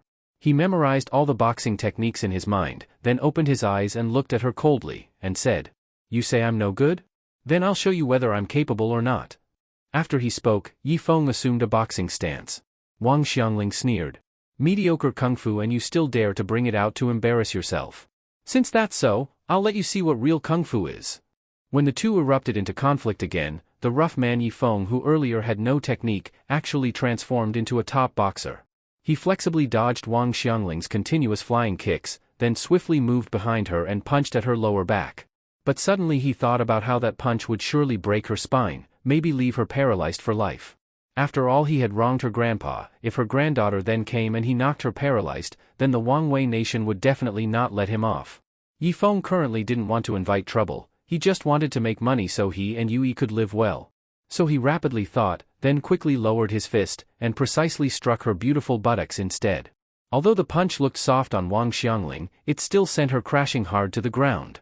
Wang Xiangling, tearful, looked at Yifeng and choked out, "You hurt me, sobi sobi sobi." Seeing her say that and sit on the ground crying, Yifeng frowned. In this either you die or me die situation, how could he indulge in pitying her?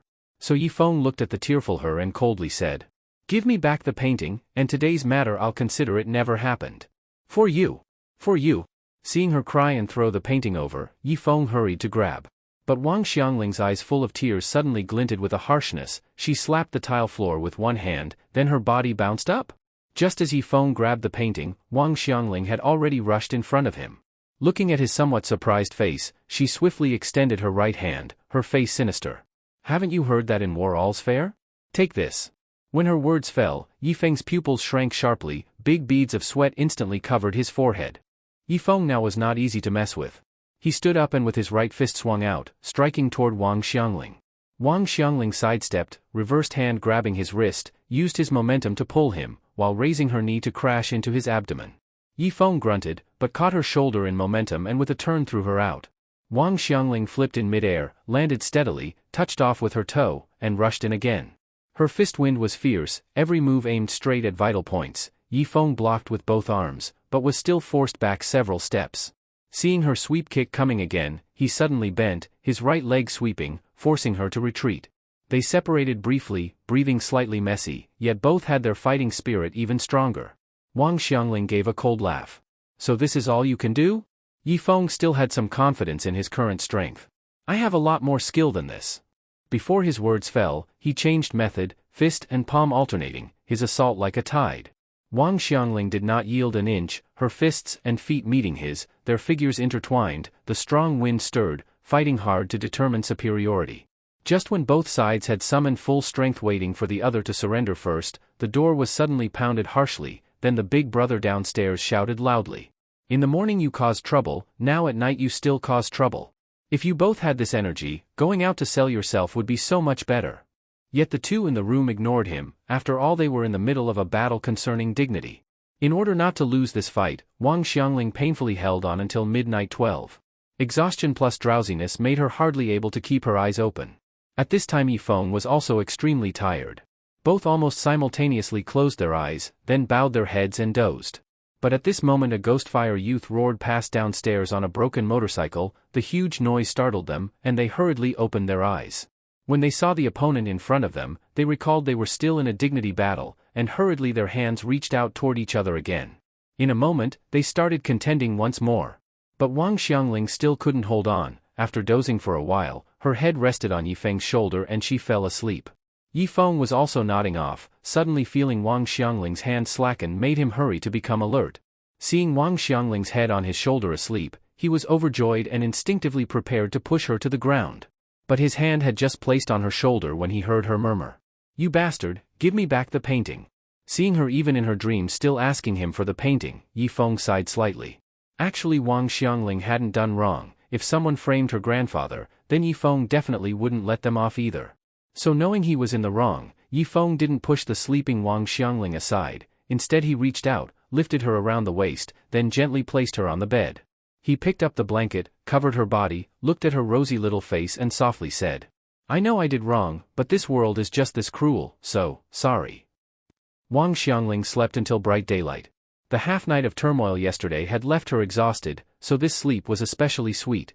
Sitting up and stretching, she said comfortably, "This sleep really was so good." As her words fell she paused. Because this did not seem to be her room. Looking around, the memory of last night instantly surged. How could I have fallen asleep in that pervert's home? Sensing that the problem was very serious, Wang Xiangling hurriedly lifted her shirt to check her body. Clothes were intact, no marks of assault, even the pants Yifeng had torn were replaced by a pair of sweatpants. These pants certainly were not her own change, so it must be.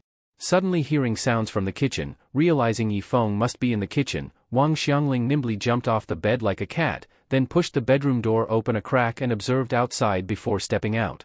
Arriving at the kitchen entrance, looking at Yifeng cooking, Wang Xiangling thought for a moment then quietly walked into the kitchen, prepared to give him a surprise attack.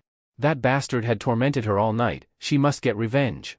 But Yifeng, cooking with his back to her, suddenly said, "You're awake. Go wash your face and prepare breakfast." Hearing Yifeng's words, Wang Xiangling was startled. Next second, frowning, she coldly said, "Breakfast my ass. I'll send you to drink Mingpa soup."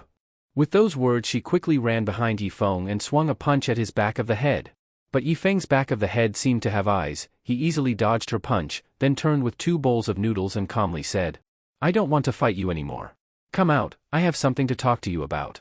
When he finished the words he carried the noodles out, this made Wang Xiangling coldly say, "Saying no fight, you're dreaming." Fuming, Wang Xiangling walked out of the kitchen prepared for a final duel with Yifeng, but seeing Yifeng seated at the dining table, seeming to await her taking a seat, she fell into thought. After yesterday morning and evening's fight, Wang Xiangling truly recognized she could not beat this man. Continuing the fight meant humiliation for herself. So Wang Xiangling changed her original idea, and coldly said to him, "I want to see what tricks you still can play." Yifeng saw Wang Xiangling sitting across from him looking coldly at himself, put his chopsticks in front of her and smiled and said, "I made clear soup noodles for you, try it. Spare me this act? Speak, how do you want to talk to me?"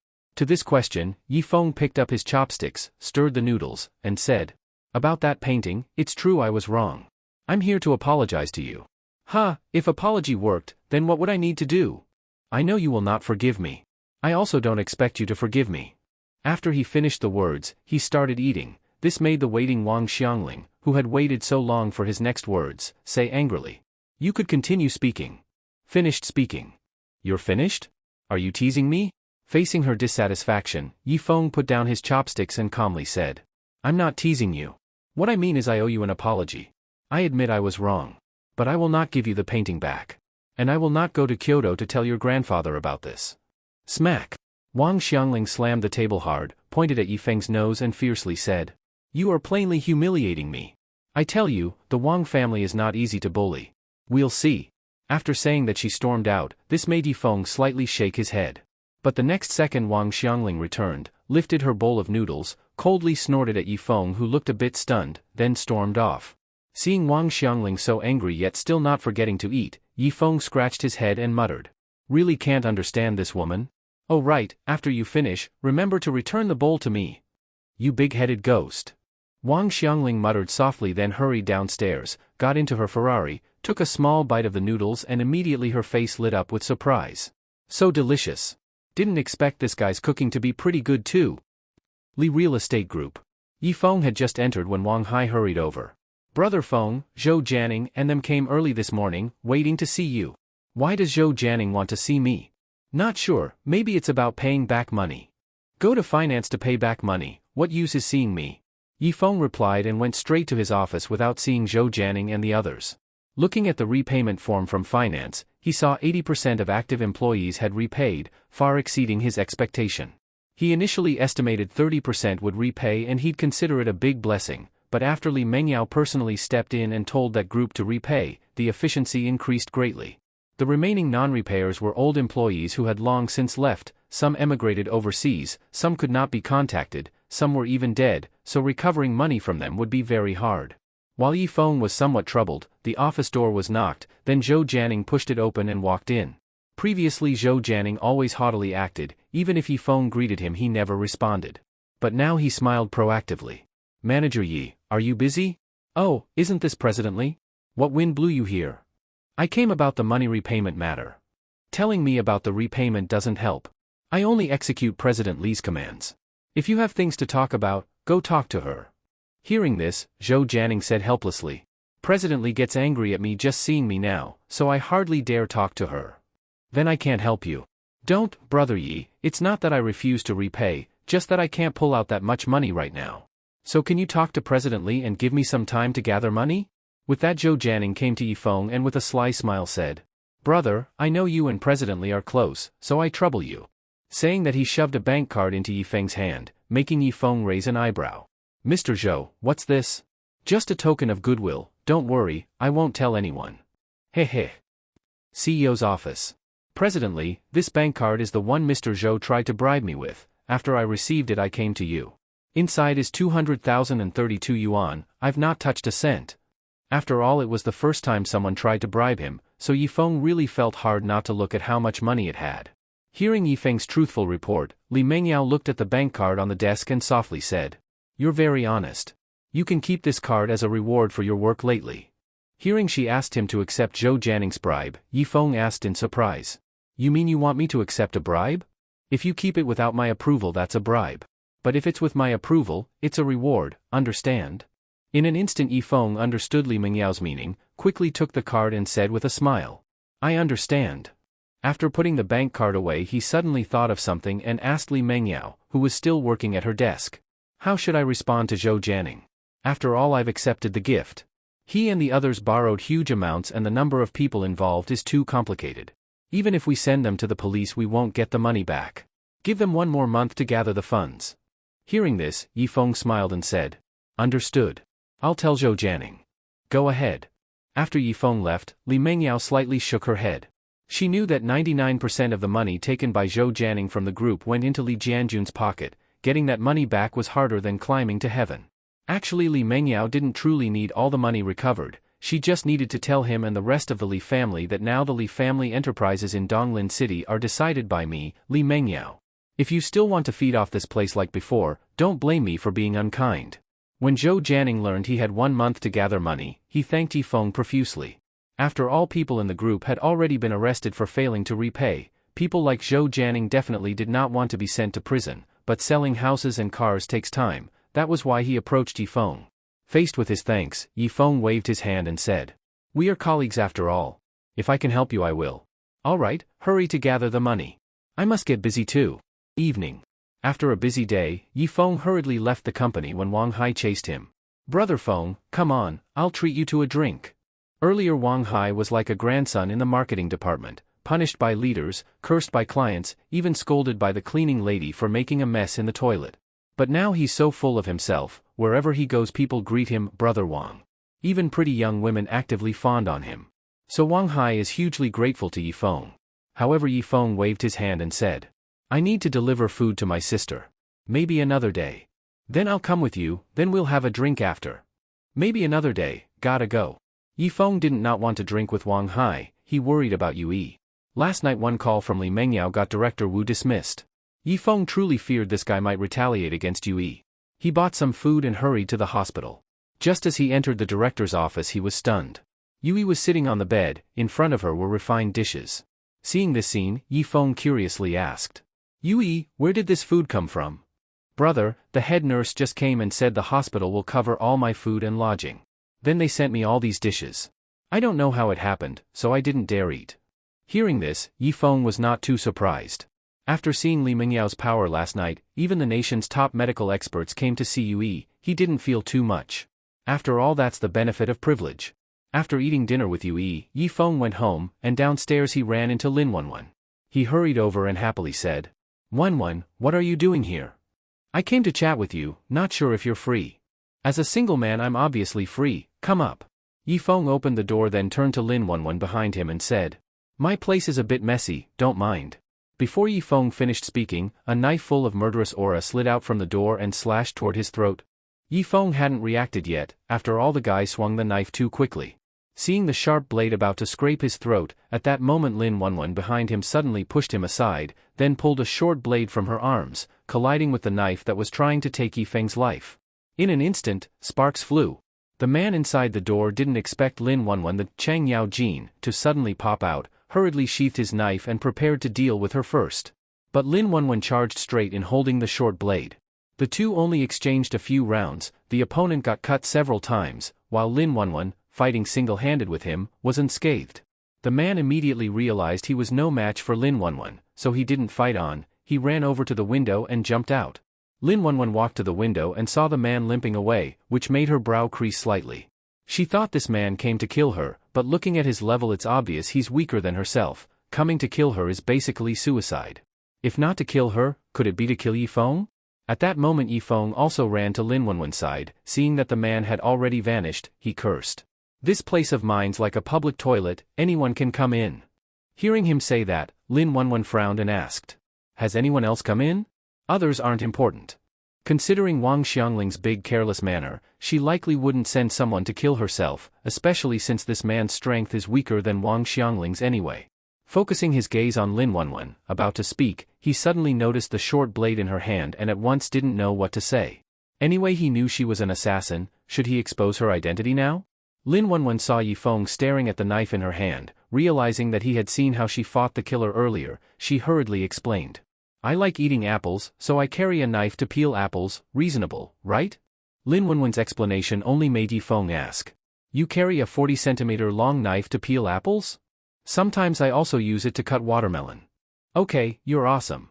Seeing she didn't intend to confront him, Yifeng didn't push further. The two sat on the sofa.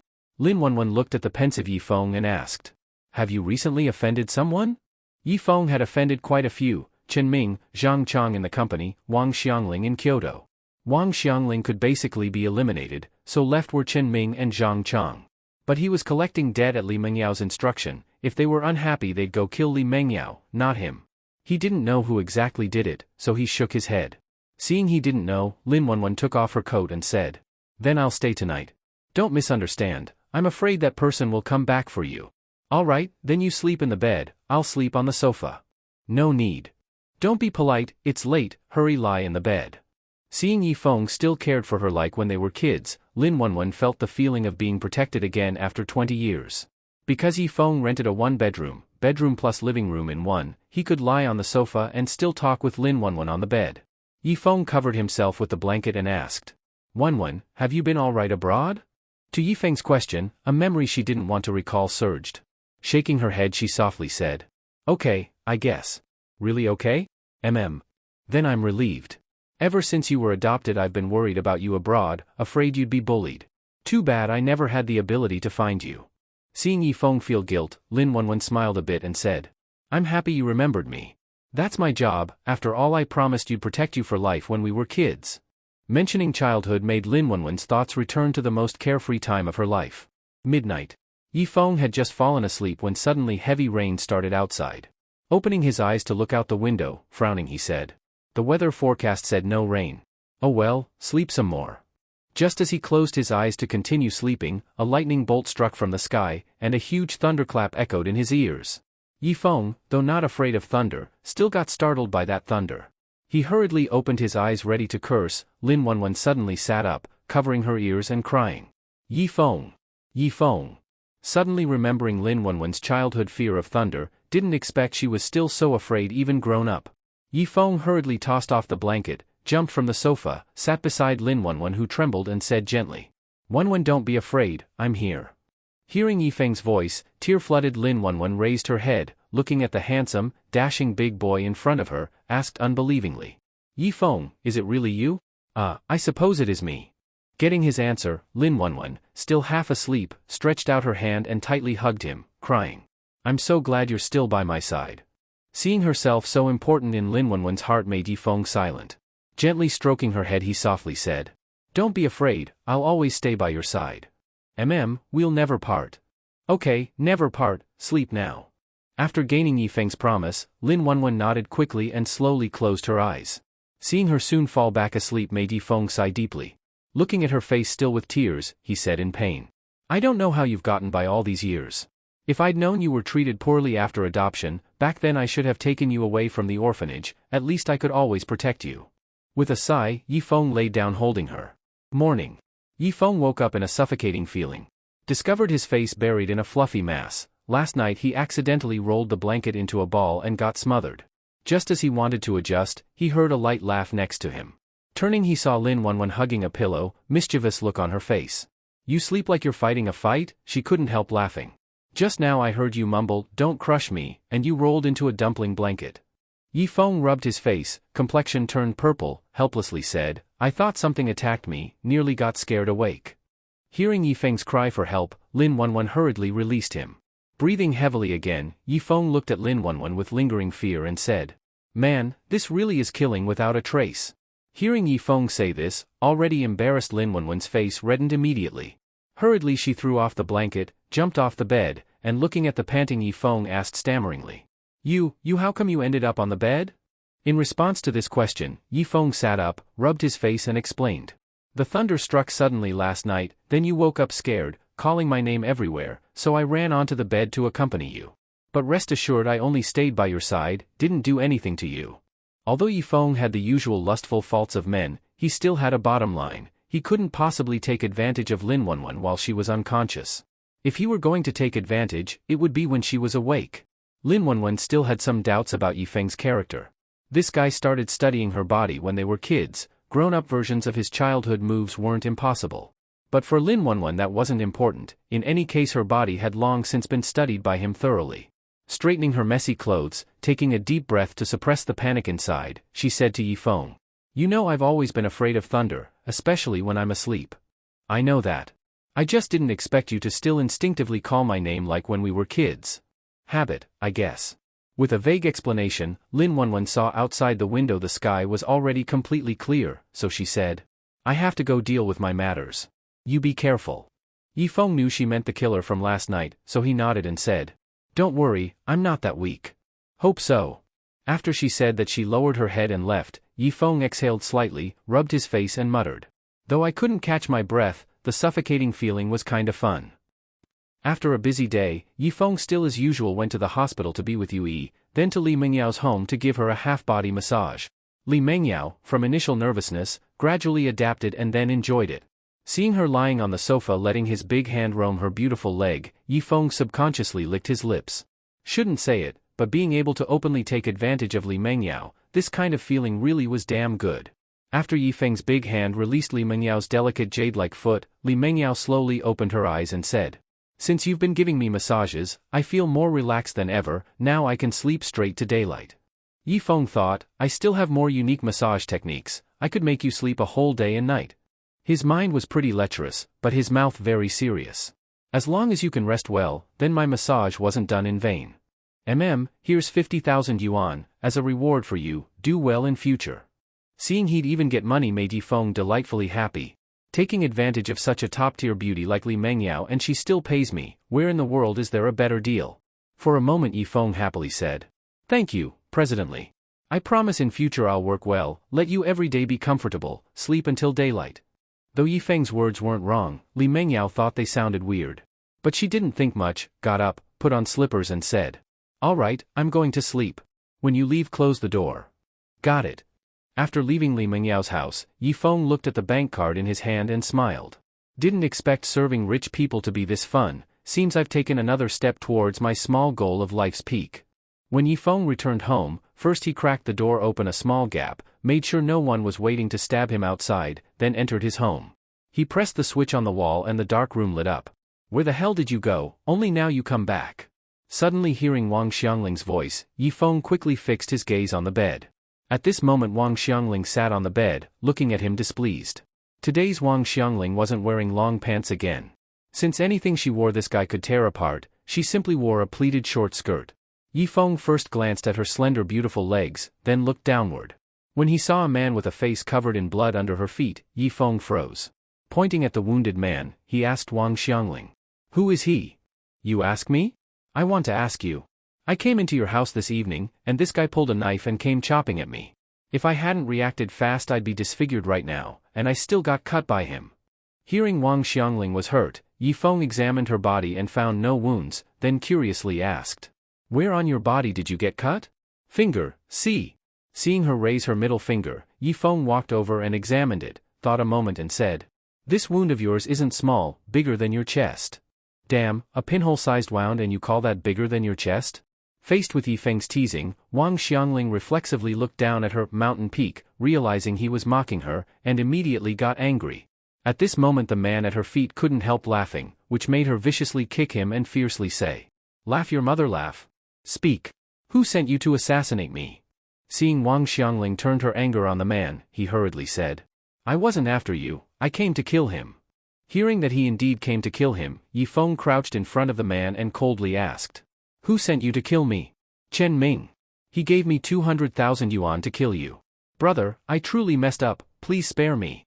Seeing the man say that and repeatedly bow his head, Yi Feng frowned and cursed. That Chen Ming really is sick, actually hired an assassin to kill me. After the curse, looking at the still bowing man, Yi Feng thought and asked. If I let you go now, will you come back to kill me again?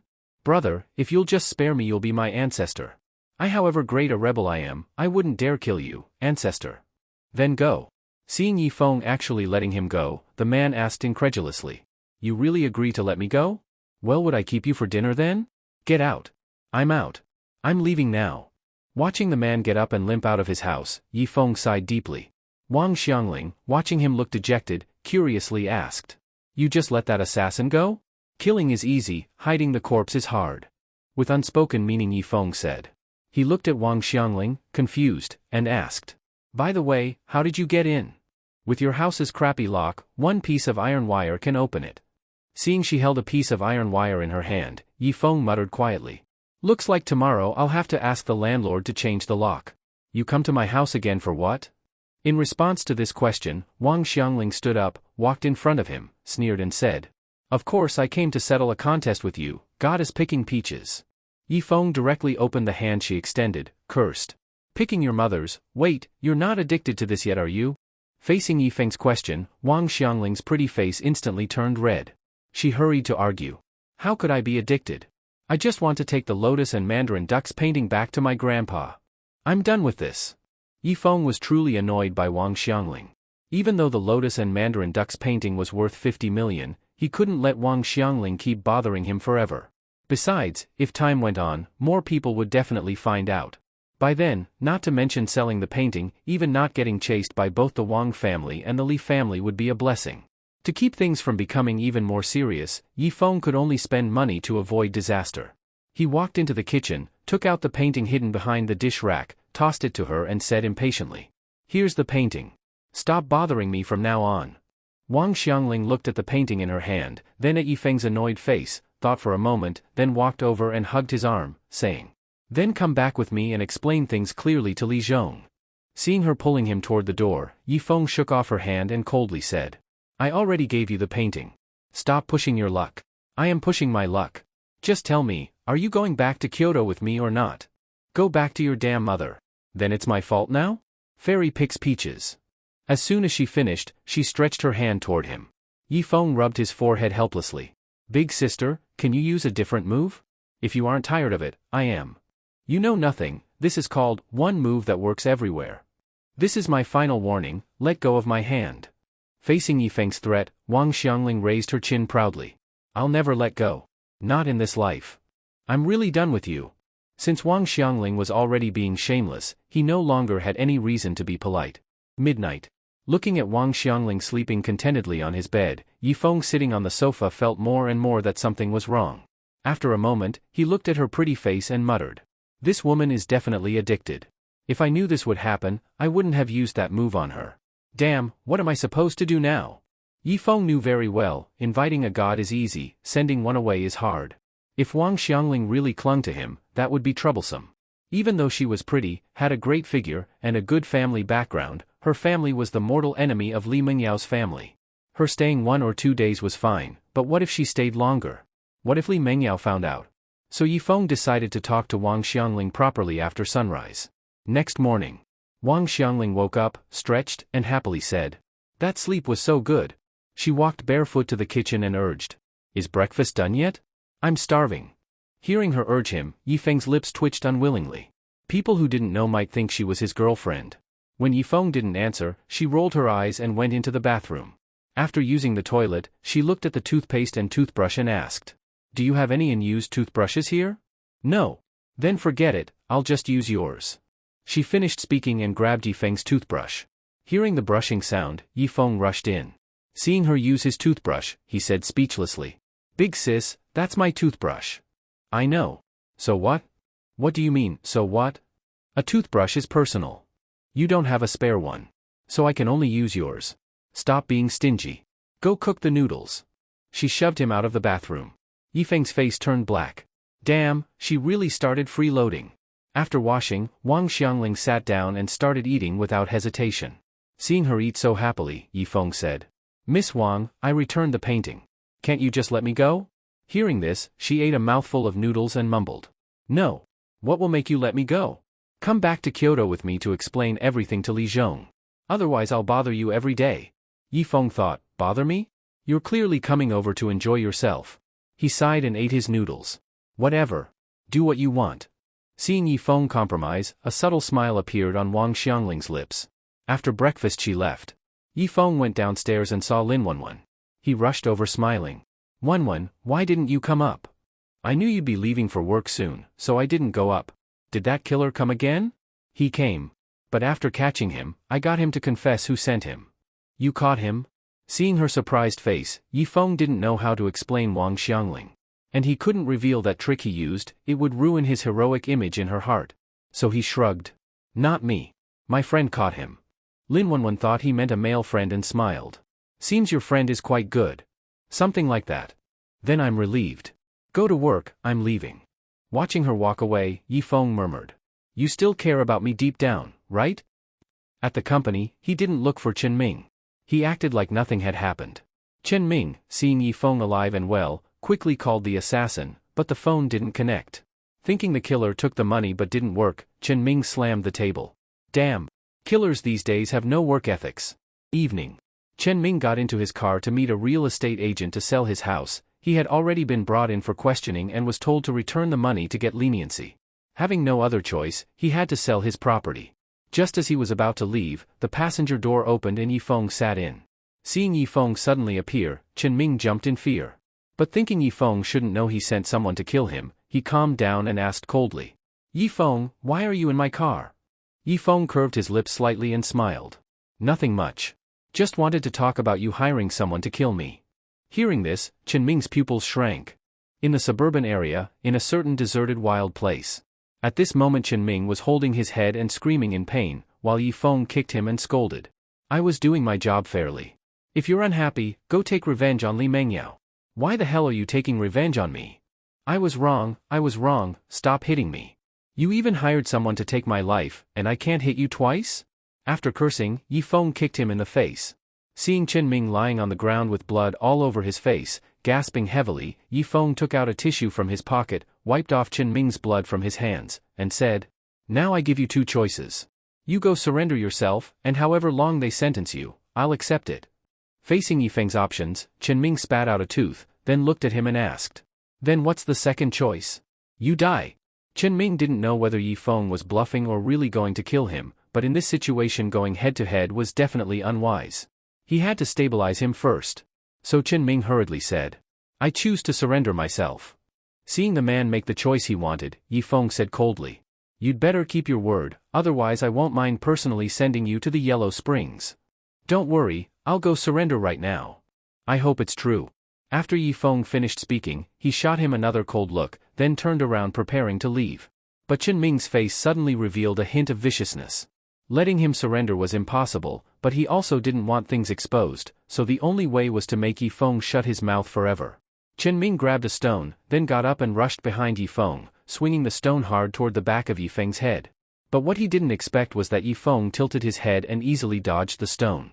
Yifeng suddenly turned around, met Chen Ming's panicked eyes, and said in a low voice, I already gave you a chance. Not only did you not cherish it, you even want to kill me to silence me. Don't blame me then. Seeing Yifeng's eyes filled with killing intent, Chen Ming hurriedly tried to beg for mercy, but Yifeng's fist smashed into his face. Thud. Chen Ming was knocked to the ground by Yifeng's punch. He hurriedly tried to get up and run. Because he realized Yifeng really wanted to kill him. But how could Yifeng let him run? He kicked him hard in the back. After kicking him flat on the ground, Yifeng sat on top of him and locked his arm around his neck, then said coldly, In your next life, be a good person, and don't bully hardworking nobodies again. No. Crack. As his neck was twisted, Chen Ming's eyes widened, and his pupils gradually dilated. Yifeng threw the lifeless Chen Ming onto the ground, then stood up, panting heavily. He had acted on impulse just now, so he didn't think too much. But seeing Chen Ming's corpse, Yifeng realized what he had done. Damn it, I actually killed someone? Yifeng was dumbfounded. He actually did something like this. He hurriedly crouched down and slapped Chen Ming's face anxiously. Chen Ming, I know you're not dead, stop pretending, hurry up and get up. But no matter how he tugged at him, Chen Ming had no reaction. Seeing he was completely dead, Yifeng fell back to the ground, panicking. It's over, I'm done for. Although he hadn't meant to kill him, getting charged with a crime of passion was no problem at all. Thinking that he was about to go to prison, Yifeng began to collapse. A happy life was just within reach, yet he committed a huge mistake. As Yifeng held his face in despair, Lin Wanwan walked over with her hands in her pockets. She first glanced at Chenming's body, then said to the mentally collapsing Yifeng, "Dead is dead. He deserved to die anyway." Hearing Lin Wanwan's voice, Yifeng quickly looked up. Seeing her indeed standing before him, Yifeng muttered, "But even if he deserved it, it shouldn't have been me who killed him. All right, don't think too much. Rest here, I'll take care of him." After speaking, Lin Wanwan grabbed Chenming's leg and dragged him into a nearby grove. Yifeng took a deep breath to calm himself, then stood up and walked into the grove dazed. Lin Wanwan was very professional. After burying Chenming, nothing could be seen from outside. She clapped the dust from her hands, then looked at Yifeng staring silently at her and smiled. "I used to be a pet burial master, so I'm pretty experienced at burying bodies." Seeing she was still trying to fool him, Yifeng looked at the flat ground and asked worriedly, "But is this really okay? Trust me, no one will find out. Come with me to take care of his car." After she finished speaking she walked off. Yifeng looked once more at the burial spot, then said nothing and followed. The two drove Chenming's car to a reservoir. Lin Wanwan poured gasoline over the car, took out a matchbox, and set the car on fire. Watching the burning flames, Lin Wanwan turned to Yifeng and smiled. "When only the frame is left, we'll throw it into the reservoir." Hearing her explanation, Yifeng, now calm, looked at her and asked meaningfully, "Destroying evidence is also something you learned as a pet burial master?" "We're not destroying evidence, just burning a car nobody wants." After she said this plainly and turned her head away, Yifeng sighed deeply. After dismantling the charred frame and throwing it into the reservoir, the two walked back to the city. Midnight. Downstairs at Yifeng's building, Lin Wanwan looked at the absent-minded Yifeng and said, "I'll stay with you tonight." Yifeng, who had never even killed a chicken before and had now done something so serious, really needed someone with him. So he nodded and brought her upstairs. They entered the apartment. Seeing that Wang Xiangling was not there, Yifeng quietly sighed in relief, otherwise he wouldn't know how to explain. Lin Wanwan saw Yifeng heading toward the sofa and said, "Sleep with me on the bed." Isn't that bad? Did you forget how we slept together every day when we were kids? Come here." Since Lin Wanwan requested it herself, Yifeng didn't refuse. As soon as they lay down, Lin Wanwan reached out and hugged him, gently stroking his head. "Don't worry, it's all over. I'm not really worried about myself. I'm worried you'll get implicated." Seeing he was worried about dragging her down, Lin Wanwan looked into his eyes and asked seriously, "If this had happened to me, you would do the same for me, right?" Yifeng nodded without hesitation. To him, Lin Wanwan was family. For family, he would do anything. Though satisfied with his answer, she was still worried about his mental state. After thinking deeply, she made a major decision. She held Yifeng's head, pressed his face tightly against her chest, and shyly said, "I know you like this, so I hope this will help calm you." In an instant, Yifeng couldn't breathe. Damn, this woman is addicted too? Yifeng tried to escape Lin Wanwan's embrace, but suddenly felt his panicked heart really calm down. So hesitating briefly, Yifeng did not struggle further, drew a deep breath, inhaled Lin Wanwan's fragrance into his lungs, and slowly closed his eyes. Seeing Yifeng quickly fall asleep, Lin Wanwan stroked his head affectionately and said, "When we were kids you always protected me, now I'll protect you. Good night." Indeed, Yifeng had a good sleep in Lin Wanwan's warmth. In the morning when he woke up, feeling the softness on his face, he subconsciously reached out and scratched. Suddenly hearing a soft moan from Lin Wanwan, Yifeng then realized what he had done, and hastily withdrew his hand. The two were awkward for a moment. Lin Wanwan released Yifeng's head, sat up with a red face and said, "You rest a little more, I'll go make breakfast for you." After she said this she shyly left the room. Yifeng looked at his big hand and murmured, "Baiming has fish, its name is Kuan. The Kuan is so large, one hand cannot hold it." When Yifeng walked into the kitchen and saw Lin Wanwan cooking, he touched his nose in apology and said, "Sorry Wanwan, I wasn't trying to take advantage just now." Facing Yifeng's apology, Lin Wanwan paused while cooking porridge, then stammered, "No, it's okay. Thanks for staying with me last night. It's what I should do. Alright, go wash up." Seeing Lin Wanwan wasn't angry about his taking advantage, Yifeng gave a slight smile and went into the bathroom. He picked up a toothbrush and brushed for a while, then remembered his toothbrush had just been used by Wang Xiangling the day before. "Oh well, I'll make do." After washing he sat at the dining table and had breakfast with Lin Wanwan. After going downstairs, Lin Wanwan looked at him and said, "There are some things I can help you with for a while, but can't help you for a lifetime. So you still need to rely on yourself. Can you do that? Yifeng knew she meant the matter of him accidentally killing Qinming. He smiled slightly and said, I'm not as fragile as you imagine. I'm mentally very strong. Don't worry. If you can say that, then I'm reassured. I'll go now. Seeing Lin Wanwan leave, Yifeng gave himself a pep talk. Yifeng, you did right. Qinming deserved to die. Adjusting his mindset, Yifeng headed to the bus stop. Since Qinming was buried underground, he definitely wasn't coming to work. When Li Mengyao learned Qinming didn't come to work and didn't repay money, she summoned Yifeng to the office and asked, Do you know where Qinming went? Hearing this, Yifeng's heart pounded. Could this woman know what he did to Qinming? Thinking carefully, he believed she did not. He had purposely gone out to the wild suburbs last night so no one would discover. He took a breath to calm his racing heart and said, I don't know. He didn't come to work. No. His phone can't be reached. His family says he didn't return home last night. Seems likely he ran off. Seeing Li Mengyao clearly didn't suspect him, Yifeng's heart relaxed. However, Li Mengyao continued. Maybe someone killed him. Damn. Does this woman really have such a strong sixth sense? But Yifeng's mental strength was strong. He calmed quickly and guessed Li Mengyao was just speaking casually. So he said calmly, Who's got time to kill him? Murder cover-up. Cover-up? Yes, because Qinming knows many unknown things, so someone shut his mouth, that way he won't talk. Hearing this, Yifeng tentatively asked, You mean the person is? Forget it, I'm just saying. What did you do last night anyway? Why didn't you come to my house to give me a massage? Facing her question, Yifeng scratched his nose and lied. Last night I stayed with my sister too late. I thought you were asleep so I didn't bother you. Hearing Yifeng said he stayed with you and not with some wild woman, Li Mengyao said nothing. She rubbed her shoulder and said with a hint, This shoulder of mine kinda hurts. Yifeng immediately understood Li Mengyao's meaning.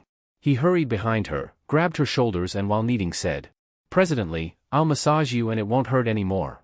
Massage properly. Don't worry. While his hands pressed her shoulders, his eyes were fixed on her neckline. Today Li Mengyao wasn't wearing a white shirt but a white tight camisole, and her grand waves of curves were ready to erupt. Indeed, when Yifeng focused his mind on Li Mengyao's curves, the little anxiety inside him gradually disappeared. Li Mengyao glanced at the reports on her desk, then seeing Yifeng silent, instinctively raised her head to look at him. She discovered he was staring at her chest, so she lowered her head and looked down. Realizing he was peeking at her curves, for once she was not angry. If it were before, she'd either slap him or threaten to gouge out his eyes for looking. But in this moment Li Mengyao didn't think that, rather there was a small inner delight. Seems I really am that charming, to attract this guy so much. Not upset by his peeking, Li Mengyao didn't stop him and focused on her work. Yifeng was sitting in his office reading financial reports when Wang Hai hurried in, looking anxious. Brother Feng, big trouble. What big trouble? The news that you killed Qinming has come out. Now the court police are coming to your door to execute you by firing squad. Hearing Wang Hai's words, Yifeng's pupils shrank, anxiously saying, What? How did the matter of me killing Qinming get out? And they're not even investigating, just direct execution? They say it's to optimize workflow, improve efficiency, reduce waste of resources, so no trial, straight execution. Damn. This can't be.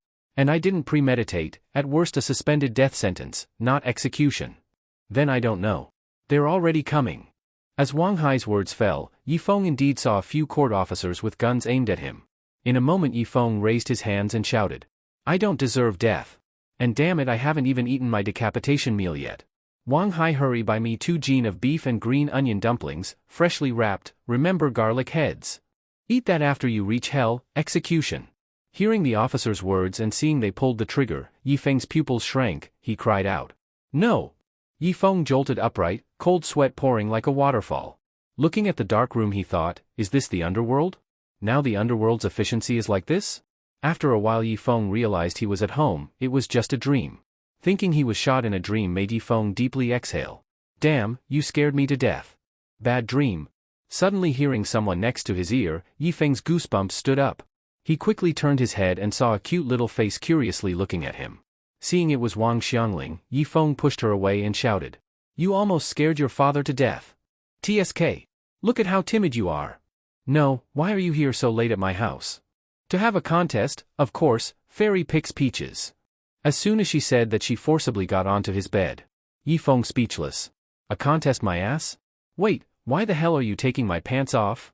Seeing Yifeng tightly clutching his trousers, Wang Xiangling, as she pried his hand away, rightly said. After these 2 days of failures, I found the reason I failed is because of the trousers. Without this guy blocking the way, today's loss would definitely be yours. You've got zero logic.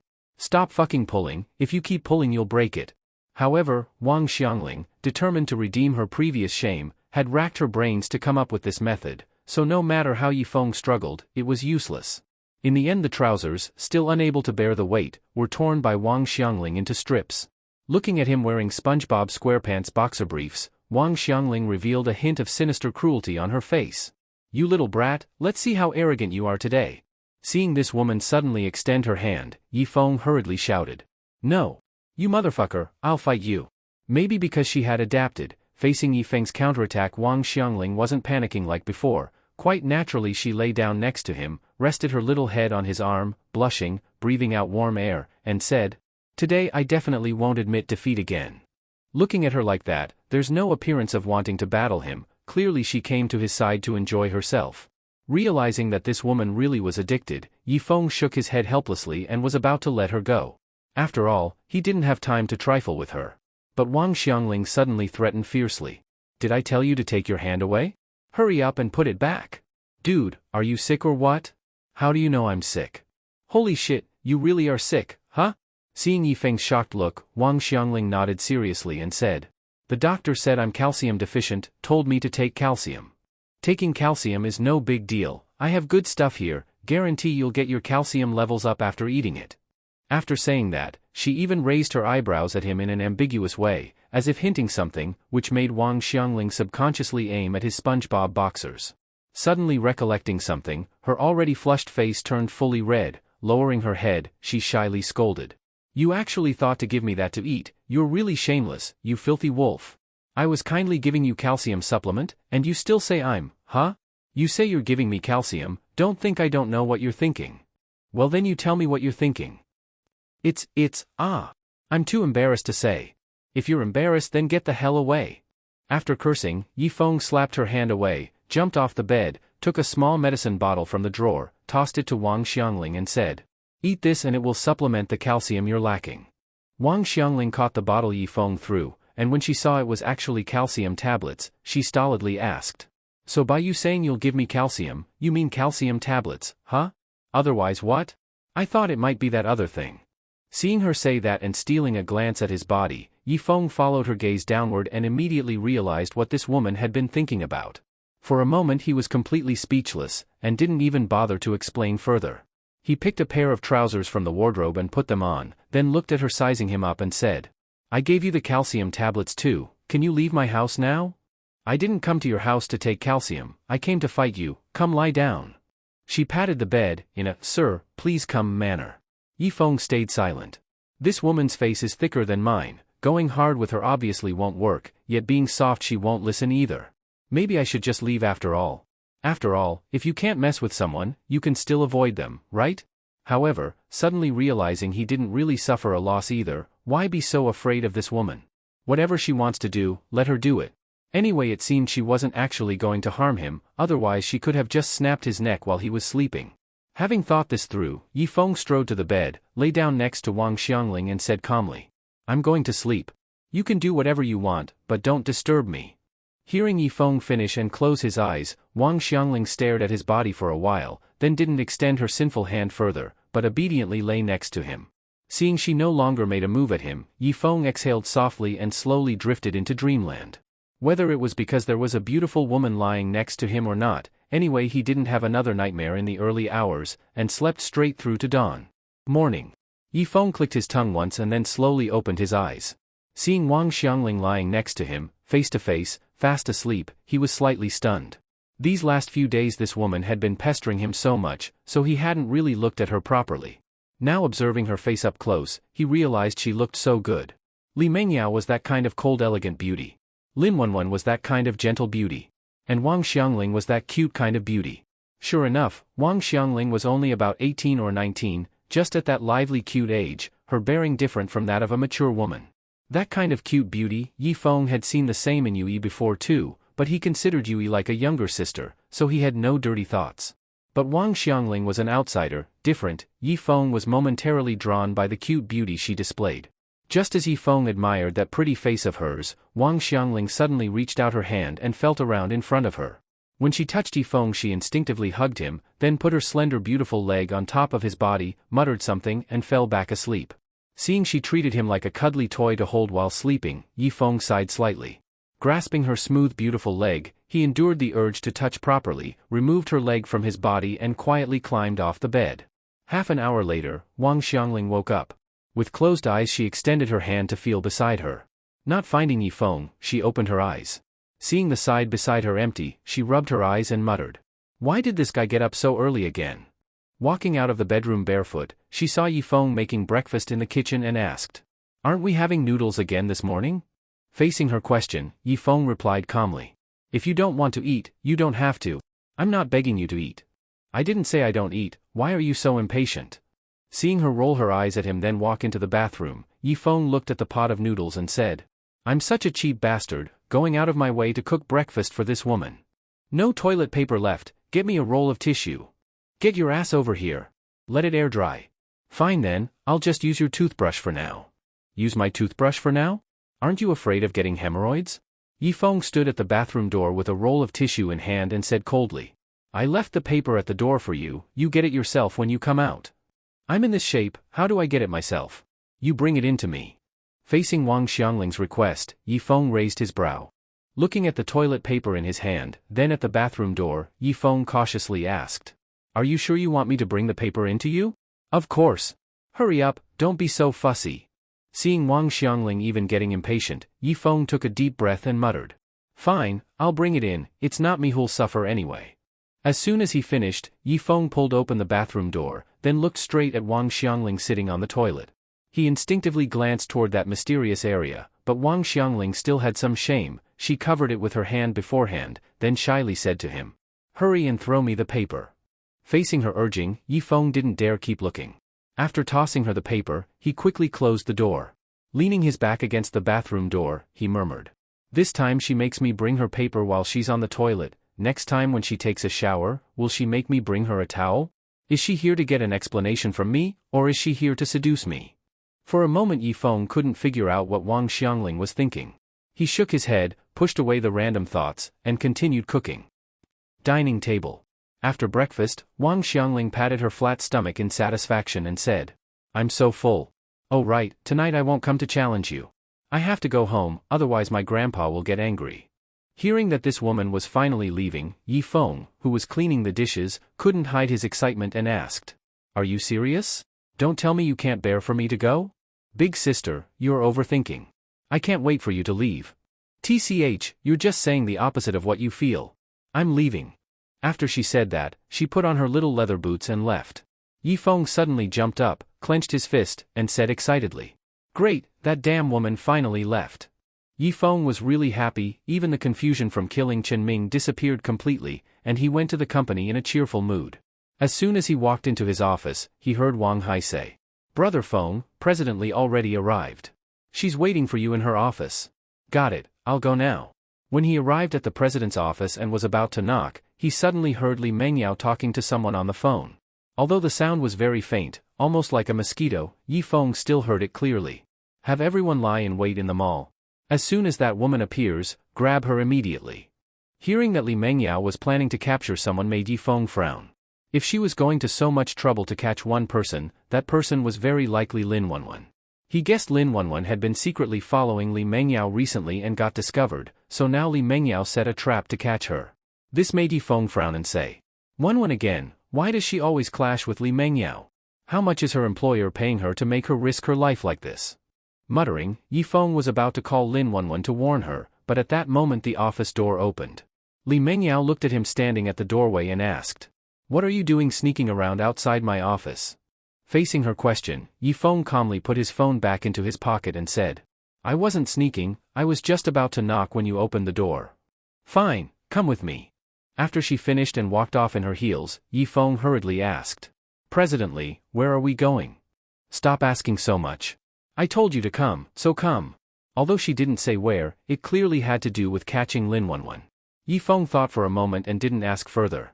Asking too much would only make her suspicious. He quickly followed behind her into the elevator. When he followed Li Mengyao into the luxury mall, Yifeng was sure she really came to catch Lin Wanwan. He looked around and saw many shoppers glancing at Li Mengyao from time to time. Realizing these people were all bodyguards arranged by Li Mengyao, Yifeng started to panic. If Lin Wanwan really showed up, what should he do? If he saved her, he would completely fall out with Li Mengyao. If he didn't save her, Lin Wanwan was dead for sure. He had promised as a child to protect her for life. Before he died, he must not break that promise. But he also couldn't ignore Li Mengyao's feelings. Just as Yifeng was torn, he suddenly saw a woman flash by in the distance. Even though it was only her back, Yifeng was certain that woman was Lin Wanwan. Damn it, she really fell for the trap. No, how did such a stupid woman become a top assassin? Have the entry standards for top assassins dropped this low? Realizing he had to act, otherwise things would get out of control. He quickly looked around, and when he saw a staff member distributing flyers in a mascot costume, his eyes lit up. Right, I can do that. He quickly ran to Li Mengyao, held his stomach, and said anxiously, President Li, I ate something bad last night. I need to use the toilet. Hold it. President Li, humans have basic needs. If I hold it any longer, I'm gonna shit my pants. Seeing sweat forming on his forehead, Li Mengyao impatiently said. Hurry then, go and come back quickly. Okay. Yifeng rushed into a store that sold mascot costumes, and moments later came out wearing a bear costume. He looked around anxiously and said, Where the hell did Wanwan go? She's not even picking up her damn phone. Lin Wanwan had already put her phone on silent. Right now she was eating an ice cream cone as she watched Li Mengyao. She didn't plan to kill Li Mengyao in public, she planned to wait until she went somewhere with fewer people, then finish her there. After all, killing her in front of so many people would cause a huge mess, and escaping would be difficult. But Li Mengyao right now was standing still in the first-floor lobby, showing no signs of going elsewhere, which made Lin Wanwan anxious. The longer it dragged on, the more variables there would be. After thinking for a moment, Lin Wanwan decided to take a risk. Even though the risk was high, she still had full confidence. Having made up her mind, Lin Wanwan walked toward Li Mengyao while eating her ice cream, pretending to be a random shopper, trying not to attract attention. She was almost next to her now. Lin Wanwan tossed the half-eaten ice cream into the trash, then reached into her clothes to pull out a knife. But at that moment, a hand suddenly landed on her shoulder. Thinking she had been discovered, Lin Wanwan quickly turned around, only to find someone in a bear costume standing behind her. She was slightly stunned, but when she saw the bear costume's smiling face, a familiar figure appeared in her mind. That man who had appeared when she was most helpless and saved her life. The one who had given her a second chance at life. Looking at the man in the bear costume, she said in surprise, You're the one who saved me last time. Miss, our store is having a promotion. Come take a look with me. Hearing his voice and seeing the flyers in his hand, Lin Wanwan suddenly realized she had mistaken him for someone else and instantly felt disappointed. Of course, how could it be so easy to meet him again in this sea of people? She sighed softly, about to refuse, when from the corner of her eye she saw someone else wearing the same bear costume clumsily running toward her. Since it was Yifeng's first time wearing the thing, he had no experience. After 3 steps, he fell, tumbling all the way to Lin Wanwan's feet. Before she could even react, he quickly got up, bumped the flyer distributing worker aside with his butt, and anxiously said to her, Don't just stand there, come with me, quick. Hearing his voice, Lin Wanwan was overwhelmed with joy. This man, he was the one who had saved her before. She hurriedly grabbed his arm and happily said, I thought I'd never see you again. I didn't expect to meet you here. Aya. This is no time to catch up. This is a trap, you've been exposed. Come with me, now. Realizing she had fallen into a trap, Lin Wanwan instinctively turned to look at Li Mengyao, but Yifeng wrapped an arm around her shoulder and forcefully pulled her away. At that moment, Li Mengyao also turned her eyes toward them. Sensing something suspicious, she quickly grabbed her walkie-talkie and said, That person in the bear costume and the woman with him, something's off. Send someone to check them immediately. Fire escape. Yifeng threw the bear paw gloves on the ground and tried to take off the headpiece, but no matter how he pulled, it wouldn't come off. Damn it, how do you take this thing off? Seeing him struggling, Lin Wanwan gratefully said, If it weren't for you today, I'd have fallen for it again. Thank you for saving me again. It's nothing, can you help me take this thing off? Okay. Just as Lin Wanwan reached out to help him remove the headpiece, the door to the fire escape was pushed open, and 5 bodyguards entered. Seeing them, Lin Wanwan's heart sank, she had been found. Yifeng also saw the men and cursed in his heart. He turned to Lin Wanwan and said, You go first. I'll hold them off. No way. You already helped me last time. I can't keep letting you protect me. Aya, now's not the time to be polite. Yifeng said, then pushed her and gave her a hard smack on the butt, urging, go already. Seeing him actually smack her butt, Lin Wanwan was a little annoyed. But she knew this wasn't the time to be mad, so she looked at him seriously and said, thank you. Go, go. Lin Wanwan nodded and quickly ran downstairs. Yifeng turned around to face the bodyguards rolling up their sleeves, and he sneered. Even though I'm still wearing this clumsy costume, beating you guys up is as easy as spanking a kid. Faced with Yifeng's arrogance, the 5 bodyguards exchanged looks, then approached him with cold faces. 1 minute later, the fire escape door burst open, and the 5 bodyguards with bruised faces staggered out supporting each other. Yifeng ran downstairs, ripped the bear costume into shreds, and rushed out of the fire escape. Li Mengyao was still waiting in the lobby for news when she saw Yifeng running over, dripping with sweat. She frowned and asked, why are you sweating so much just from going to the bathroom? Hearing this, Yifeng scratched his head and realized his hair was soaked. There was no helping it, the bear costume was thick and hot, with no ventilation. Wearing it was like steaming in a sauna. Wiping the sweat from his face, he made something up. I'm constipated. Didn't you say you had diarrhea? How come now you're constipated? I thought it was diarrhea, but turns out I'm constipated instead. Weird, right? Facing his excuse, Li Mengyao crossed her arms and said coldly, I don't think you're constipated, or had a stomachache at all. Hearing this, Yifeng's heart skipped a beat. Could it be, she figured out he helped Lin Wanwan? It wasn't impossible. After all, the mall was full of her people, maybe someone recognized him. He started to panic, he didn't know how to explain it. Because no matter what, the fact remained, he had saved the woman who wanted to kill Li Mengyao. And knowing her petty nature, she definitely wouldn't forgive him. Just as Yifeng stood there clenching his fists, head down like he'd done something wrong, Li Mengyao suddenly softened her tone. You've got kidney deficiency, don't you? I'll find a traditional doctor to prescribe you some herbs. Realizing she had misunderstood, Yifeng secretly let out a breath of relief. Kidney deficiency? Sure, whatever, better than her finding out the truth. So Yifeng scratched his wet head and awkwardly said, just a little, nothing serious. All right, I won't laugh at you. Besides, I don't think your kidney deficiency is that bad. Hearing that, Yifeng instinctively looked up at her. But Li Mingyao's face turned red, and she turned away to change the subject. Wonder if they caught that woman. But Yifeng stepped in front of her, looked into her dodging eyes and asked, President, just now you said you don't think my kidney deficiency is bad. How do you know that? I was just talking. Just talking? Or, did you experience it yourself? Faced with his implication, Li Mengyao glared and scolded. You pervert. Get lost. She pushed him aside and walked off shyly. Yifeng watched her swaying hips and muttered while pinching his chin. I actually slept with a woman with such a great body. What a pity I was drunk that night, if only I wasn't. What are you muttering about? Hurry up and get over here. Yifeng was still reminiscing about that night's passion when he heard Li Mingyao's voice calling, and he snapped back, replying quickly. Coming, coming. When Li Mengyao learned from the bodyguards that Lin Wanwan escaped with the help of someone in a bear costume, she was furious. Damn it, she escaped again. But why the hell was that guy in a bear suit? Thinking about it, Li Mengyao slowly turned her eyes toward Yifeng, who looked completely nonchalant, and with hidden meaning asked. Yifeng, were you really in the bathroom just now? She asked this kind of question at this critical moment, which meant she had already started to suspect him. Well, his behavior was indeed too suspicious, it was hard not to arouse suspicion.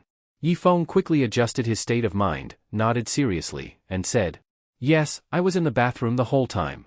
Who can vouch for you? The bathroom stalls are single rooms, who could vouch for me? Unless it's the poop I left behind.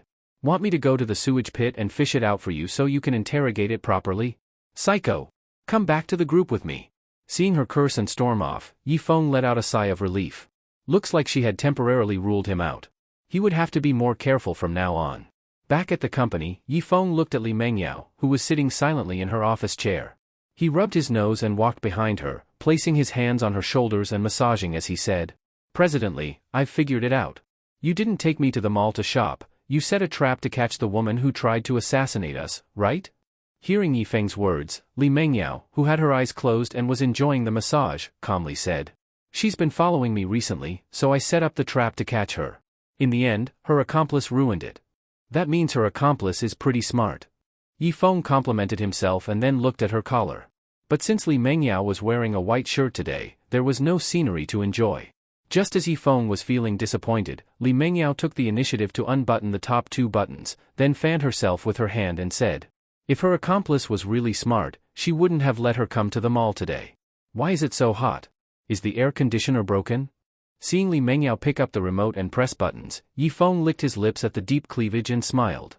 Presidently, you're right. So her accomplice is a fool too. No, I suspect her accomplice didn't know she came to the mall to kill me. That's why she took her away before she could act.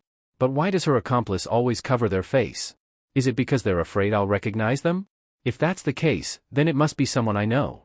Seeing she was going down this line of thought again and would soon suspect him, Yifeng quickly pointed at her collar and said, a cockroach just flew into your shirt. Hearing cockroach, Li Mengyao instinctively jumped up and started slapping her shirt, panicking. Help me get it out, quick. Don't worry, I'll help you right now. Yifeng immediately reached into her white shirt with his big hand. Feeling his hand roaming freely inside her shirt, Li Mengyao bit her lip and anxiously asked, did you catch it or not? Almost, got it. Yifeng pulled his fist out of her shirt and asked, boss, do you want to see it? See my ass.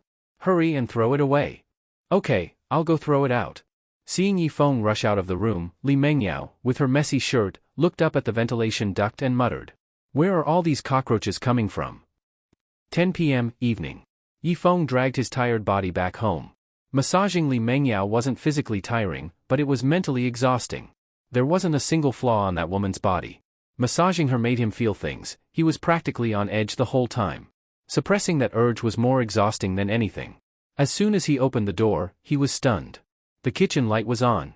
Then he heard sweeping sounds coming from the bedroom, and instantly realized, it was that woman Wang Xiangling again. He had thought she finally left for good and he could enjoy some peace. Who knew that clingy woman came back again? Yifeng was instantly furious. He yanked the bedroom door open, ready to curse, but then he saw Lin Wanwan inside, holding a broom and cleaning. He froze. Wanwan. Seeing Yifeng return, Lin Wanwan smiled and said, you're back. Yeah, I'm back. How did you get in? Facing his question, Lin Wanwan took out a piece of wire and said, pick the lock with this. Seriously? Anyone can pick that lock with just a wire? Well, for an assassin like Lin Wanwan, picking locks was as easy as eating or drinking. So Yifeng didn't argue. He snatched the broom from her hands and said, I can't let you do this. Your hand is still injured. Sit down and rest. Seeing Yifeng start sweeping, Lin Wanwan smiled and said, I'm going back tomorrow, so I bought some food and came to have a meal with you. Hearing she was leaving tomorrow, Yifeng paused mid-sweep. He looked up at her and cautiously asked, leaving so soon? Looks like the job can't be done. Staying any longer would be meaningless. I might as well head back. Oh. Hearing his casual oh, and watching him lower his head to continue sweeping, Lin Wanwan knew he didn't want her to leave. So she said, I'll come visit when I get the chance. Okay, got it. Are you upset? No. Anyway, you sit for a bit. I'll cook. After saying that, he quickly left the bedroom. Lin Wanwan lightly shook her head. Yifeng used the vegetables Lin Wanwan had brought and made 4 dishes and 1 soup. Then he took out a bottle of baijiu, Chinese liquor. After pouring a glass for Lin Wanwan, he apologized. Sorry, I never drink wine, only baijiu. So bear with it. It's fine. Baijiu works too. Then cheers. Cheers. After 3 glasses, they started chatting more freely. They reminisced about their childhood days in the orphanage.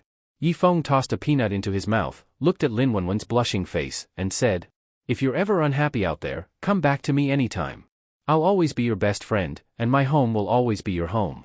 Hearing Yifeng's heartfelt words, Lin Wanwan was reluctant to leave. She thought after 20 years apart, Yifeng wouldn't care like before. But unexpectedly, he still treated her with the same sincerity. He gave her a sense of home.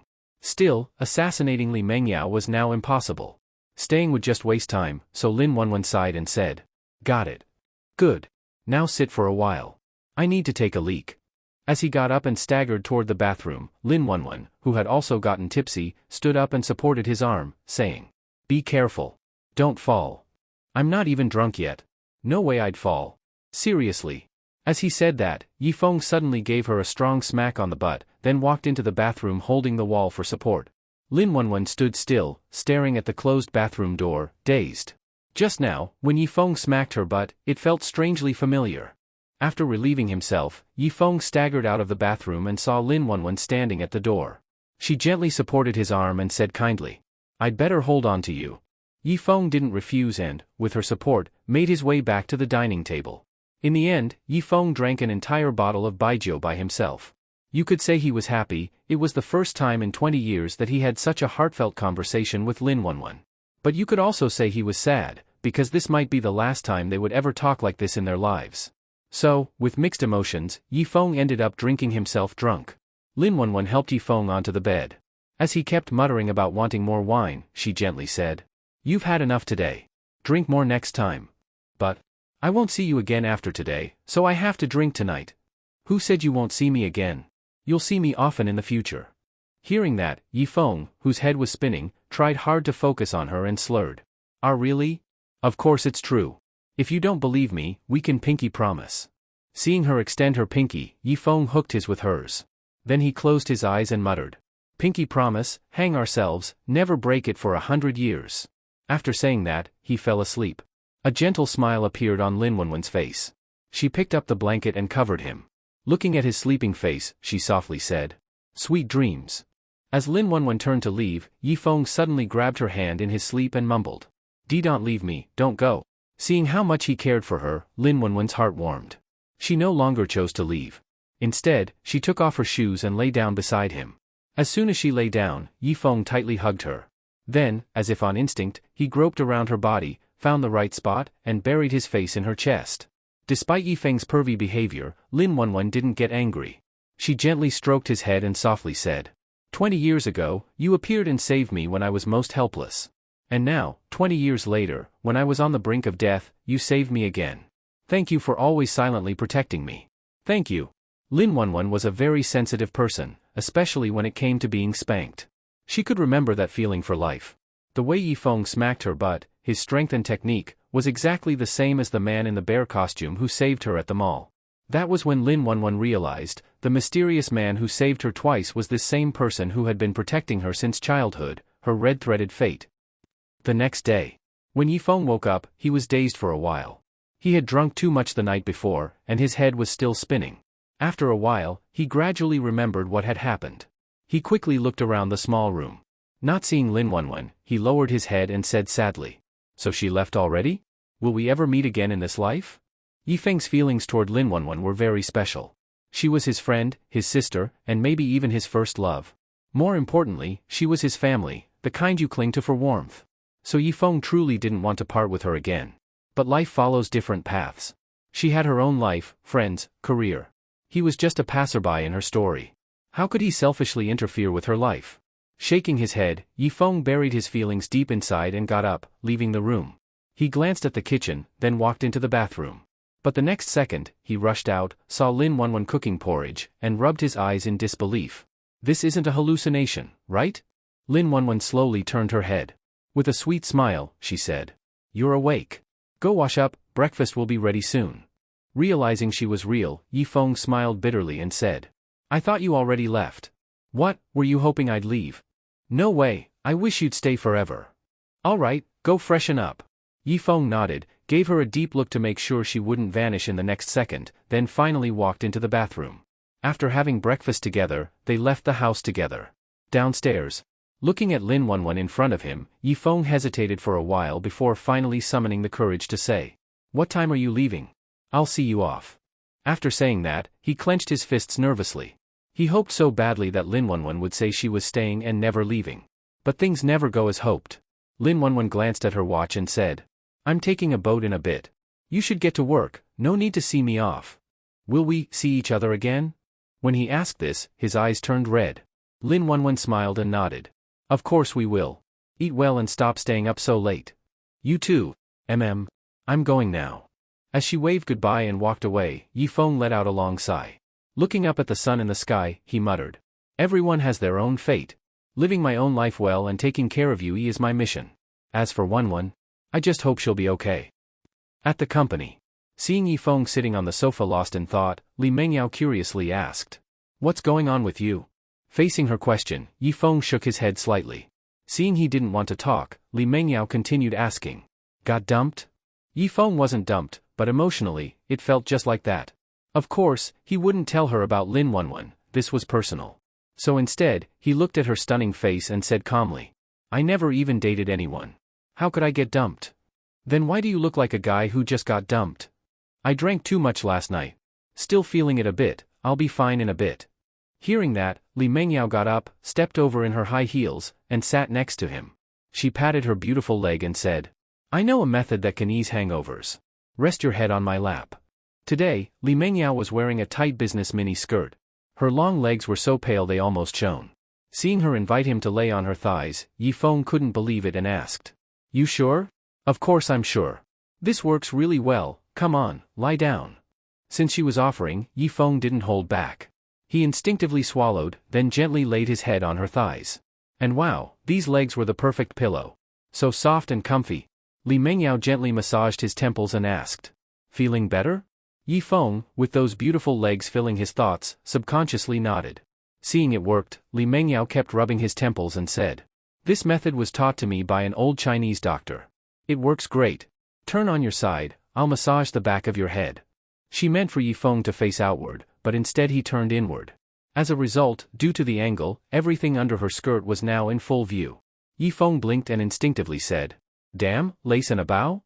Hearing Yifeng's words and seeing the stunned look on his face, Li Mengyao's face turned bright red. She gave him a hard shove and stood up, scolding with a red face. I was trying to help you kindly, and you're taking advantage of me? Hearing her angry voice, Yifeng, whose mind was still filled with images of the bow, snapped back to reality. He quickly stood up and tried to explain. Presidently, I didn't see anything. I didn't see that it was light blue, and definitely didn't see the bow.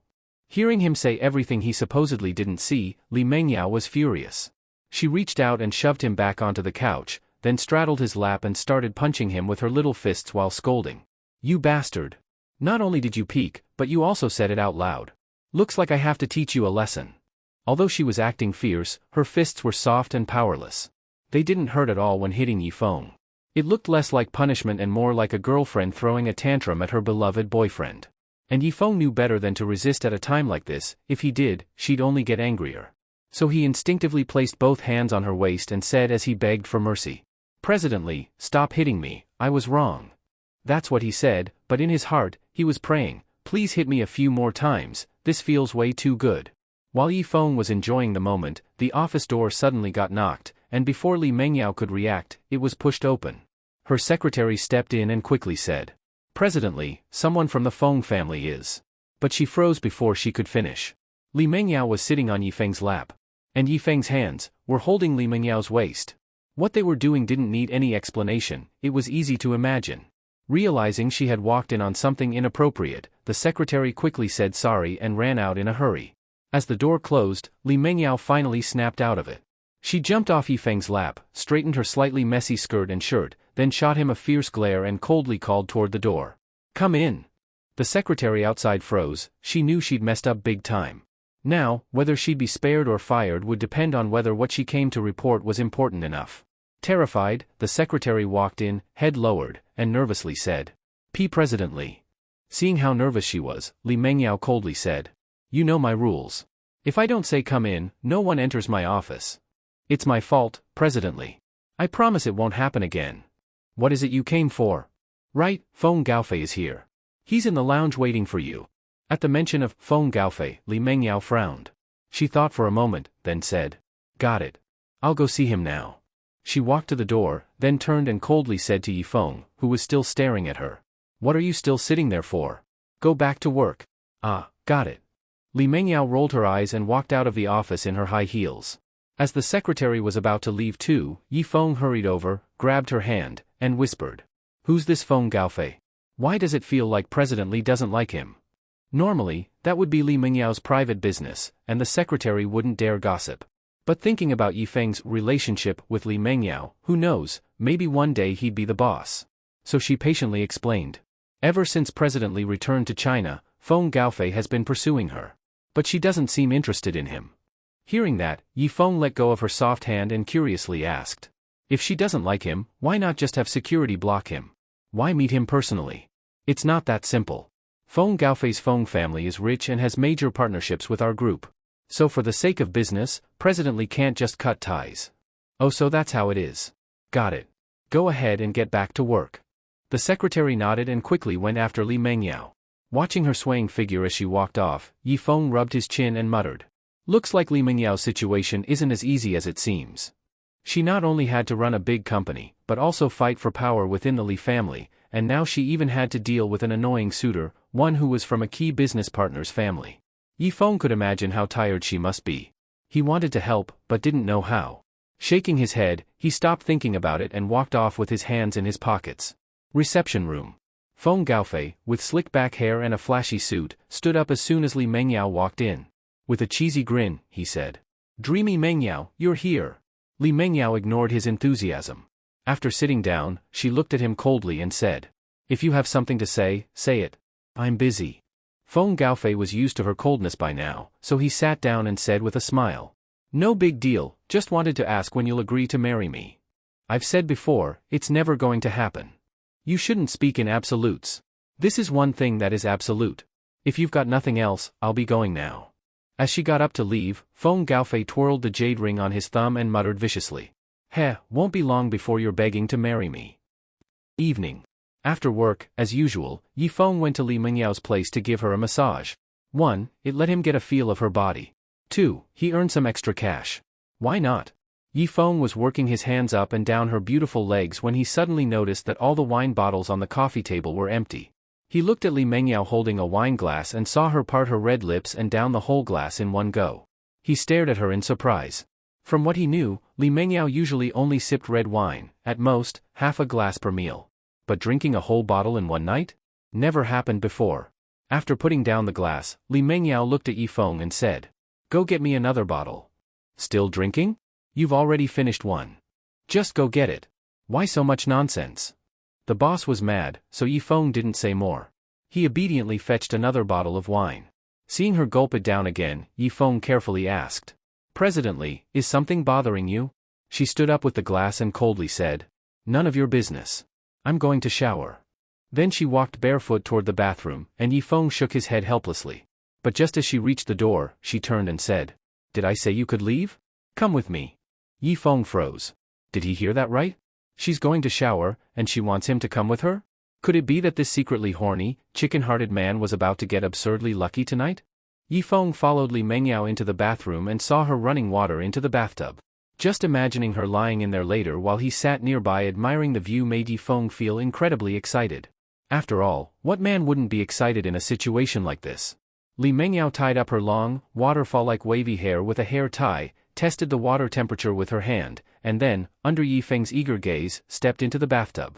Thinking about what might happen next made Yi Feng so nervous that he gulped hard. He was finally going to see it all, and this time, while sober. But what he didn't expect was for Li Mengyao to get into the bathtub still wearing her nightgown. He'd been anticipating this moment for so long, and this was it?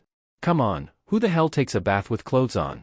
Li Mengyao let out a long sigh and, seeing Yi Feng's disappointed face, said calmly. Don't just stand there like a dummy. Come give me a massage. But you're in the tub already.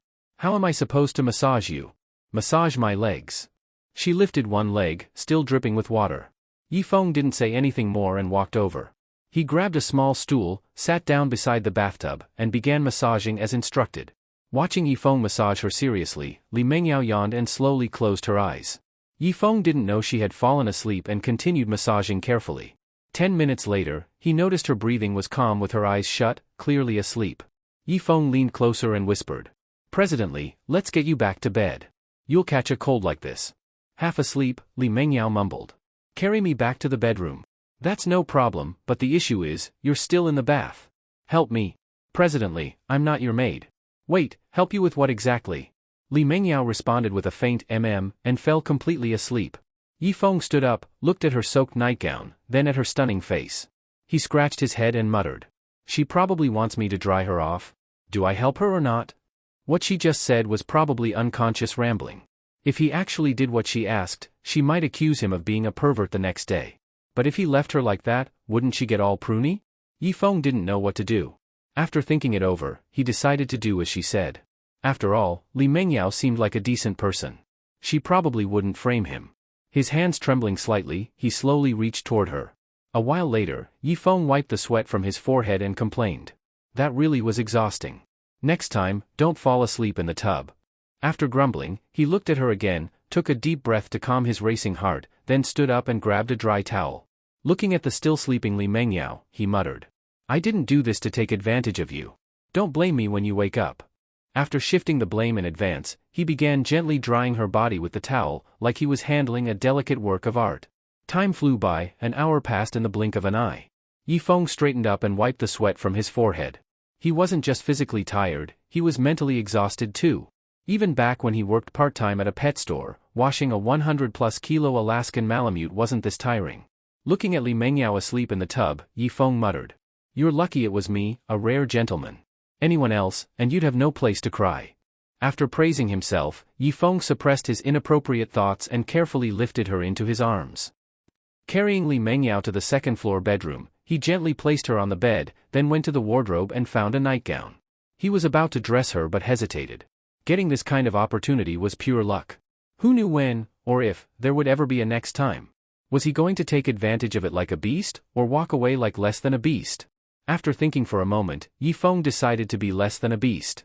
Some lines, once crossed, you can never take back. He suppressed his animal instincts and gently dressed her, finally letting out a long breath. Looking at her peacefully sleeping face, he murmured. You're sleeping so soundly, but you have no idea how much I'm suffering. Please don't give me another chance like this, or I might not be able to hold back. He sighed, pulled the blanket over her, took one last look at her beautiful face, and tiptoed out of the room. Outside Li Mengyao's house, he stood by the door, cursing under his breath. Damn, if anyone finds out I didn't take advantage of her, they'll laugh me to death. The next day. When Li Mengyao woke up, she rubbed her temples to ease her hangover. As she lifted the blanket to head to the bathroom, her eyes froze. She clearly remembered going to sleep in a black nightgown. Why was she wearing a pink one now? After thinking for a moment, she suddenly recalled falling asleep in the tub while Yifeng was massaging her, but everything after that was blank. Yifeng's handsome face popped into her mind. Holding the nightgown, she narrowed her eyes and said coldly, Did that guy do something to me? Downstairs. Taking a bite of bread, Li Mengyao tapped on her laptop. A surveillance video appeared. She lived in such a big house alone, of course she had surveillance cameras. She wanted to see if Yifeng had done anything to her. Although she trusted his character, with her figure, she couldn't rule out the possibility of temptation. The moment she saw Yifeng carrying her out of the bathroom, she crushed the bread in her hand. Clenching her teeth, she continued watching the footage from the bedroom. Seeing Yifeng lay her on the bed and stare at her without moving made her nervous. She truly admired Yifeng and didn't want to believe he'd do anything to her. If he did, she wouldn't call the police, but she'd never speak to him again. So she silently prayed, Please, Yifeng, resist the temptation. Watching him stretch out his hand in the video, she shouted at the screen. Yifeng. Hold it in. Don't disappoint me. It was as if heaven had heard Li Mengyao's prayer. When she saw that the Yifeng in the video only helped her put on her nightgown and then left the room, she let out a deep sigh of relief. She threw away the bread in her hand and smiled, saying, This guy actually has pretty good character. Looks like I wasn't wrong about him. Group headquarters. Wearing a white blazer and a short skirt, Li Mengyao walked into the office and said to the secretary behind her, Tell Yifeng to come over. The secretary nodded and quickly went to find Yifeng. At that moment, Yifeng had just arrived at the office, still thinking about what happened the night before. Of course, what he was really thinking about was Li Mengyao's flawless body. After all, her figure was amazing. Just then, Li Mengyao's secretary knocked on the door and said, Manager Yi, President Li wants to see you. Hearing that Li Mengyao was looking for him, Yifeng guessed it must be about last night. He took a deep breath and said toward the office door. Got it, I'll go now. President's office. Seeing Li Mengyao sitting in the boss chair signing documents, Yifeng cautiously asked. President Li, you wanted to see me? Without looking up, Li Mengyao said. Explain what happened last night. Last night? You mean when I helped you change into the nightgown? What else? You asked me to. You said to carry you back to your room, and also asked me to dry you off. I originally didn't want to help, but thinking that leaving you in cold water all night would definitely make you sick, I had no choice. But President Li, don't worry, I only dried you and helped you change into the nightgown, nothing else. Hearing Yifeng's explanation, Li Mengyao slowly raised her head and looked into his eyes. Seeing her silently staring at him, Yifeng knew she was trying to judge whether he was lying by looking into his eyes, so he adjusted his mindset and tried to relax. After looking into his eyes for a while, Li Mengyao suddenly smiled and said, I was just asking. All right, go back to work. Seeing that she just believed him like that, Yifeng gave her a strange look. Did this woman really trust his character, or did she just not care whether something had happened or not? Of course, Yifeng had no idea that Li Mengyao had already seen everything through the surveillance cameras. Noon. Yifeng was preparing to take a nap in the office when Wang Hai suddenly rushed in, excitedly saying, "Brother Feng. The finance department just transferred some money to me, said it was a bonus from President Li. A whole 20,000 yuan." Hearing that even Wang Hai, a junior employee, got a 20,000 bonus, Yifeng, as a department manager, figured he should at least get 50,000. However, when Yifeng eagerly checked his bank account, he found no money had been transferred in. Seeing Yifeng frown, Wang Hai curiously asked, "Brother Feng, how much did President Li give you?" "Not even a penny." "Not a penny? That's impossible. Right? You got 20,000, there's no way I got nothing." Hearing this, Wang Hai murmured, "Maybe President Li's taken a liking to me, so she gave me a bonus just for that?" Hearing Wang Hai mumble to himself, Yifeng walked over to him, pulled 10 yuan from his pocket, handed it to him and said, "Buddy, go buy yourself a mirror and look at your face. Then consider taking that back." After Yifeng mocked him and walked out of the office, Wang Hai quickly shouted, "Brother Feng, maybe President Li just likes ugly guys." President's office. Seeing Li Mengyao eating a boxed lunch, Yifeng thought for a moment and asked, "President Li, you eat boxed lunches too?" Facing Yifeng's question, Li Mengyao calmly said, "Am I not worthy of eating boxed lunches? That's not what I meant. I just thought you'd eat out at a restaurant for lunch. Who eats out every day? No matter how much money I have, I can't waste it like that." Seeing that Li Mengyao was actually quite frugal, Yifeng touched his nose and didn't say anything more. Li Mengyao glanced at Yifeng, who was standing there silently, then thought for a moment and asked, "Have you eaten?" "I just finished my tasks. Haven't eaten yet. I can't finish this. You eat it for me." Seeing that she wanted him to eat her lunch, Yifeng blinked and said, "President Li, that's not really appropriate, is it? You dislike me?" "No, no, no, how could I ever dislike you?" "Then hurry up and eat. Stop wasting time." Facing Li Mengyao's domineering tone, Yifeng didn't say anything more and obediently walked over to her. Just as he was about to take the lunchbox to the couch to eat, Li Mengyao stood up and pointed to the boss chair. "Sit here and eat." Seeing her point at the chair only she usually sits in, Yifeng was slightly stunned, but didn't think too much and just sat down to eat. Whether it was because Li Mengyao had already eaten from it, or because today's food was just good, in any case, Yifeng found the boxed lunch especially delicious. Seeing him eat so happily, Li Mengyao placed a bank card in front of him and said, "You've been doing quite well lately. This is your bonus. The password is the last 6 digits of your ID number." Seeing that Li Mengyao had also prepared a bonus for him, Yifeng quickly swallowed the food in his mouth and said in a falsely modest tone, "President Li, it's just what I should be doing. You don't need to be so generous." "All right, stop pretending. Take it." "Thanks, boss." Although he didn't know how much money was on the card, it must be more than Wang Hai's. Seeing how happy Yifeng was, a bright smile appeared on Li Mengyao's face too. This man really was easy to please. Evening. After work, Yifeng rushed to a nearby bank. Looking at the balance on the card, he muttered, 1, 2, 3, 4, 5, 6, 1 followed by 6 zeros. How much is that? He scratched his head and then suddenly realized what that meant. Yifeng said in shock, 1 million? Li Mengyao opened the door and saw Yifeng at the entrance quickly say, "President Li, did you give me the wrong card?" "Nope. But there's 1 million in this card."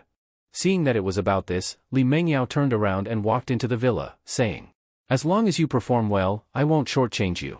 Seeing that she really meant to give him 1 million yuan bonus, Yifeng didn't know how to thank her. He quickly followed her into the villa, smiling as he said, "Boss, don't worry, I'll definitely do my best. I believe in you. Take this." Seeing her hand him a small bottle, Yifeng looked at the label and muttered, "Moisturizing massage, what does this mean?" Just as he finished speaking, he suddenly saw Li Mengyao, back facing him, slowly remove her nightgown. Then, under Yifeng's stunned gaze, she lay down on the sofa. Li Mengyao turned her head to look at him and flirtatiously asked, "You know how to do spa, right?" Yes, I do." "Then what are you standing there for? Start." Yifeng instantly understood what Li Mengyao meant.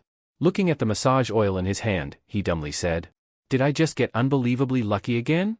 Brushing aside the strands of hair falling around her face and doing her best to hide her flushed cheeks, she quietly said, "Don't just stand there, hurry up."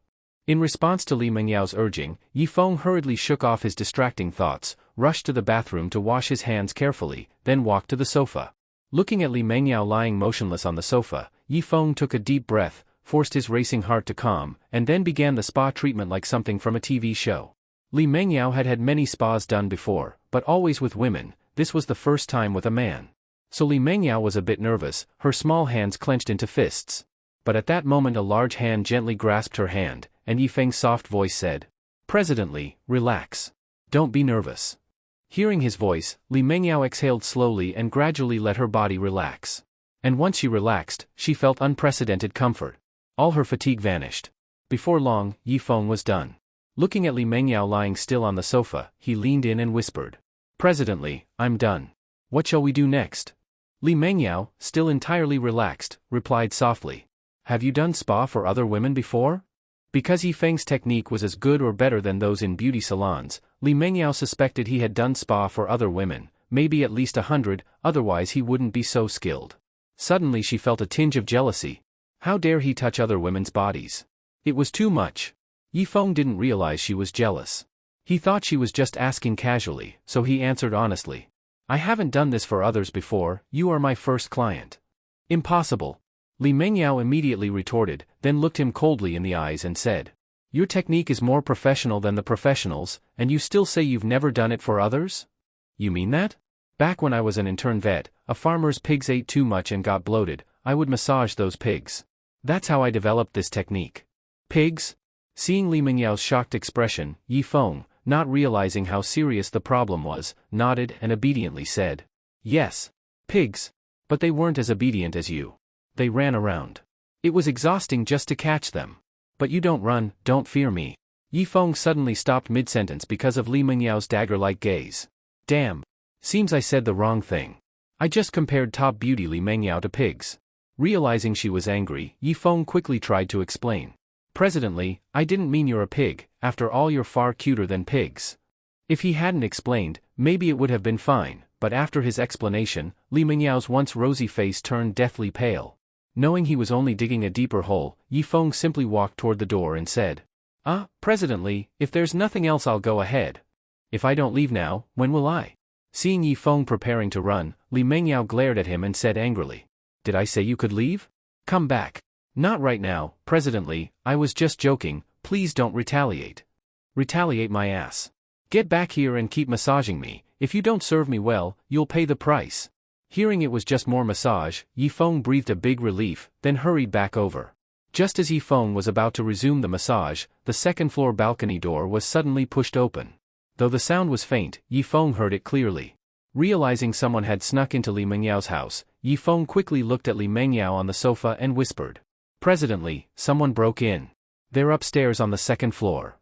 Li Mengyao, with her eyes still closed, on hearing that someone sneaked into her home, quickly turned her head toward the stairs. After a moment's thought, she asked Yi Feng, "Who is it?" "I don't know, but most likely they're not here for niceties. We should hide." "Hide where?" "The first floor cloakroom." "Quickly carry me there." "Got it. But can't you walk yourself?" Seeing Yi Feng's confusion, Li Mengyao silently cursed him for being obtuse. She raised her foot then said, "If I walk I'll still have to put on slippers, stop talking and carry me now. You're lazy as hell." With a grumble, Yi Feng tossed the nightgown from the sofa to her, and, watching her put it on, reached his arms under her and princess carried her. Li Mengyao instinctively wrapped her arms around his neck. From the girlfriend's POV, watching this man carry me like this, I'm looking better and better.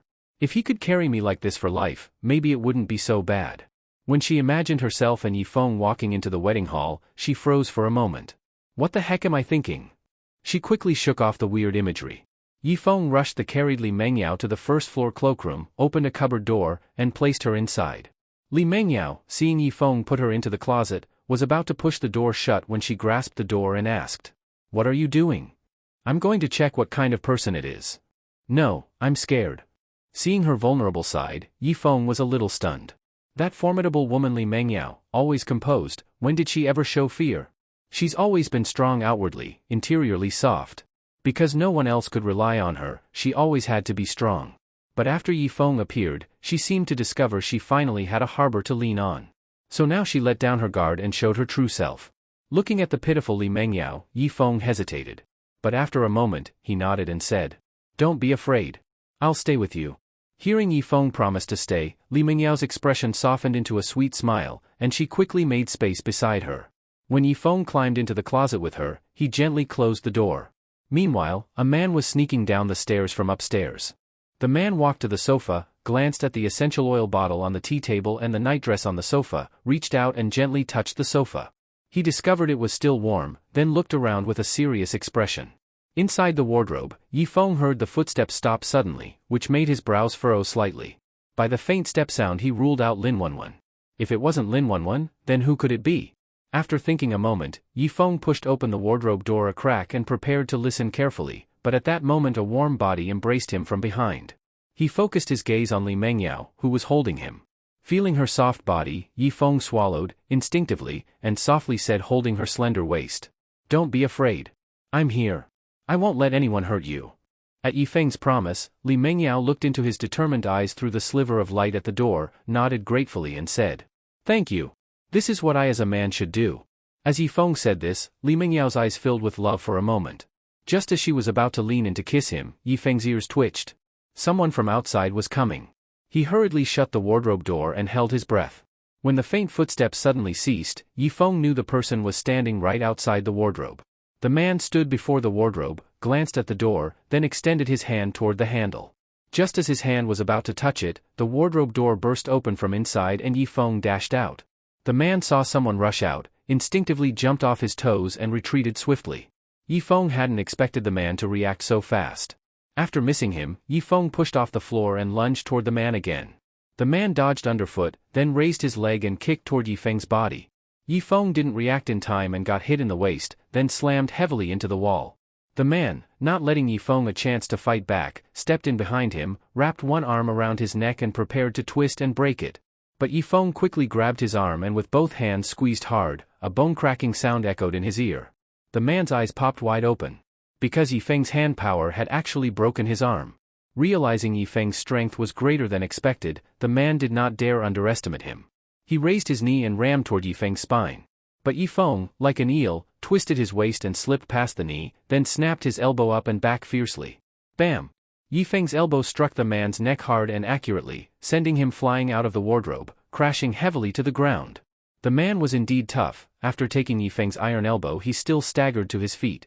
He shook his head, wiped the blood from his nostril and, looking at Yifeng like a professional boxer, said, "So you think knowing some boxing means you can beat me? You're too naive. I'll show you real kung fu now." As the man finished speaking, his hands formed eagle claws, and he shouted, "Eagle claw fist." In an instant his speed multiplied, and in one breath he reached Yifeng's front. His nails, like sharp blades, full of murderous intent, flew toward Yifeng's chest. Just as his palm was about to touch Yifeng's shirt, Yifeng suddenly caught his hand. Under the man's stunned expression he squeezed hard. Crack! Hearing the sound of palm bones crushing, the man panicked. He knew Yifeng had tremendous grip strength. He'd chosen the eagle claw technique because of that, but who knew this guy was also so fast? The man tried to withdraw his hand, but Yifeng's next punch followed immediately, smashing into his chest. Pfft! The man spat a mouthful of blood and collapsed to the ground. Yifeng looked down on him from above and coldly snarled, "Eagle your mother, eagle. Stop insulting martial arts." Without giving him a chance to recover, he kicked his head hard. Seeing the man's eyes roll back and pass out, Yifeng exhaled slightly and looked at his fist and said coldly, "In the face of absolute strength, some kung fu is nothing but flashy moves." At that moment, Li Mengyao, who had witnessed everything from the wardrobe, walked out. First she saw the strange man lying on the ground, then fixed her gaze on the domineering Yifeng. When Yifeng slowly turned his head and gave her a sly smile, her heart skipped a beat. A moment later, Li Mengyao touched her flushed face and said in a daze, "So handsome." After Yifeng defeated this professional killer in just a few moves, his figure in Li Mengyao's eyes had grown dramatically. What is a hero? This is a hero. And one who's both handsome and can fight. For a moment, Li Mengyao's look at Yifeng was nearly melted with admiration. Yifeng found a rope and tied the man up, then asked Li Mengyao, who was standing beside and looking at him with affection, "President Li, what should we do with him?" Hearing Yifeng's question, Li Mengyao shifted her gaze from his face to the tied man, and coldly said, "Make him spit out who is behind this. I want to see who sent killers after me again and again. But I have no experience questioning people." "That's fine. I'll have someone else do the questioning. I'm calling right now." After Li Mengyao turned and waddled off to call, Yifeng looked at the unconscious man and mocked. Looks like you're in for a lot of pain. After the bodyguards Li Mengyao called carried the man away, Yifeng checked the time and noticed it was almost midnight. He said, "President Li, since your guards are here, I'll head off for now."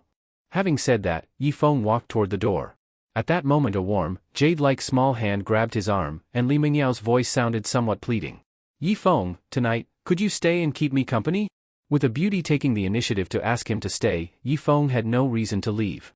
Besides, he would just be alone at home, so it was better to stay in Li Mengyao's mansion and mooch a night's sleep. So facing Li Mengyao's earnest request, Yifeng didn't hesitate and nodded. "All right." Seeing him agree, Li Mengyao, who was afraid he'd say no, showed a happy smile. That sweet smile on Li Mengyao's face made the old bachelor Yifeng a bit dazed. This woman was just too perfect, even an ordinary smile from her was so beautiful and charming. Yifeng thought she would arrange a guest room for him, but unexpectedly, this woman directly brought him to her own room. Standing at the door, Yifeng looked at Li Mengyao, who had lifted the blanket and was sitting on the bed. He rubbed his nose and asked, "President Li, where should I sleep?" Faced with Yifeng's question, Li Mengyao glanced at the side of the bed, then lowered her head, fiddled with her fingers, and shyly said, "I'm a little scared, so, just sleep in my room." "Oh, then I'll sleep on the floor." Seeing that Yifeng didn't get her hint, Li Mengyao opened her mouth, wanting to ask him to sleep on the bed, but she was too embarrassed to say it. So after hesitating for a while, she didn't say anything in the end. Yifeng lay on the floor, hands behind his head, looking at the ceiling and said, "President Li, sleep well tonight. I'm not going anywhere." Hearing Yifeng's words, Li Mengyao eventually gave up the idea of letting him sleep on the bed. After a moment of silence, she turned around to look at Yifeng lying on the floor and asked, "I didn't expect your martial arts to be that good. Did you train before?" Faced with this question, Yifeng met her eyes and shook his head. "I never trained."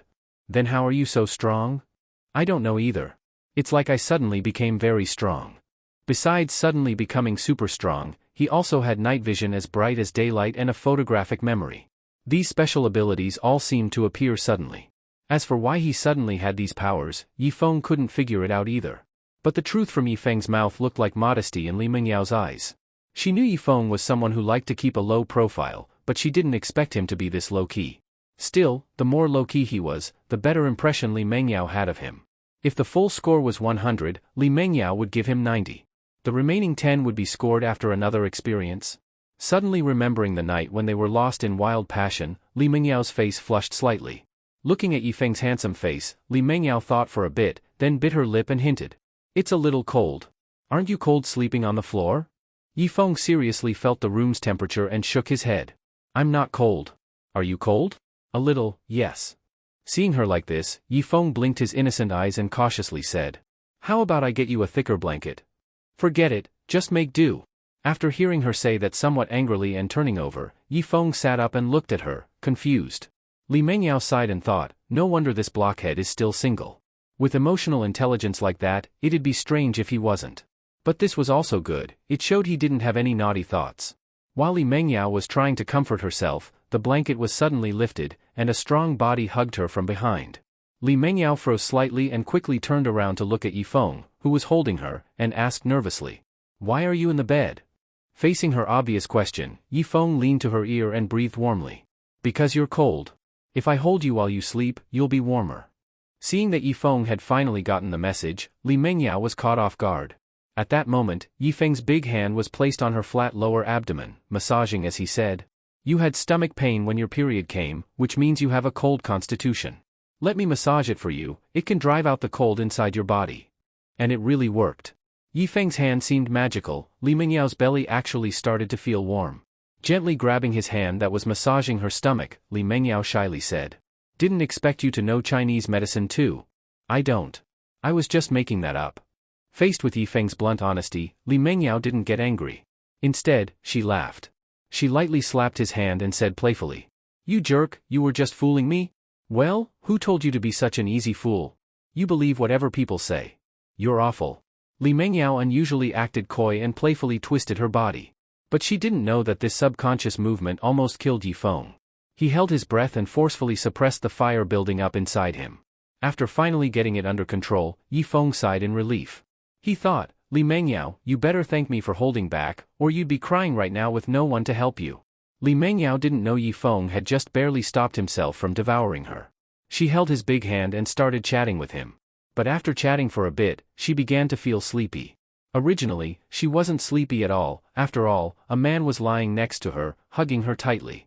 Even the most carefree woman wouldn't fall asleep so fast. But after Yi Feng massaged her belly, her body became extremely relaxed, and drowsiness followed. Li Mengyao didn't want to fall asleep so early. She still wanted to take this chance to talk more with Yi Feng, but her eyelids quickly got heavy.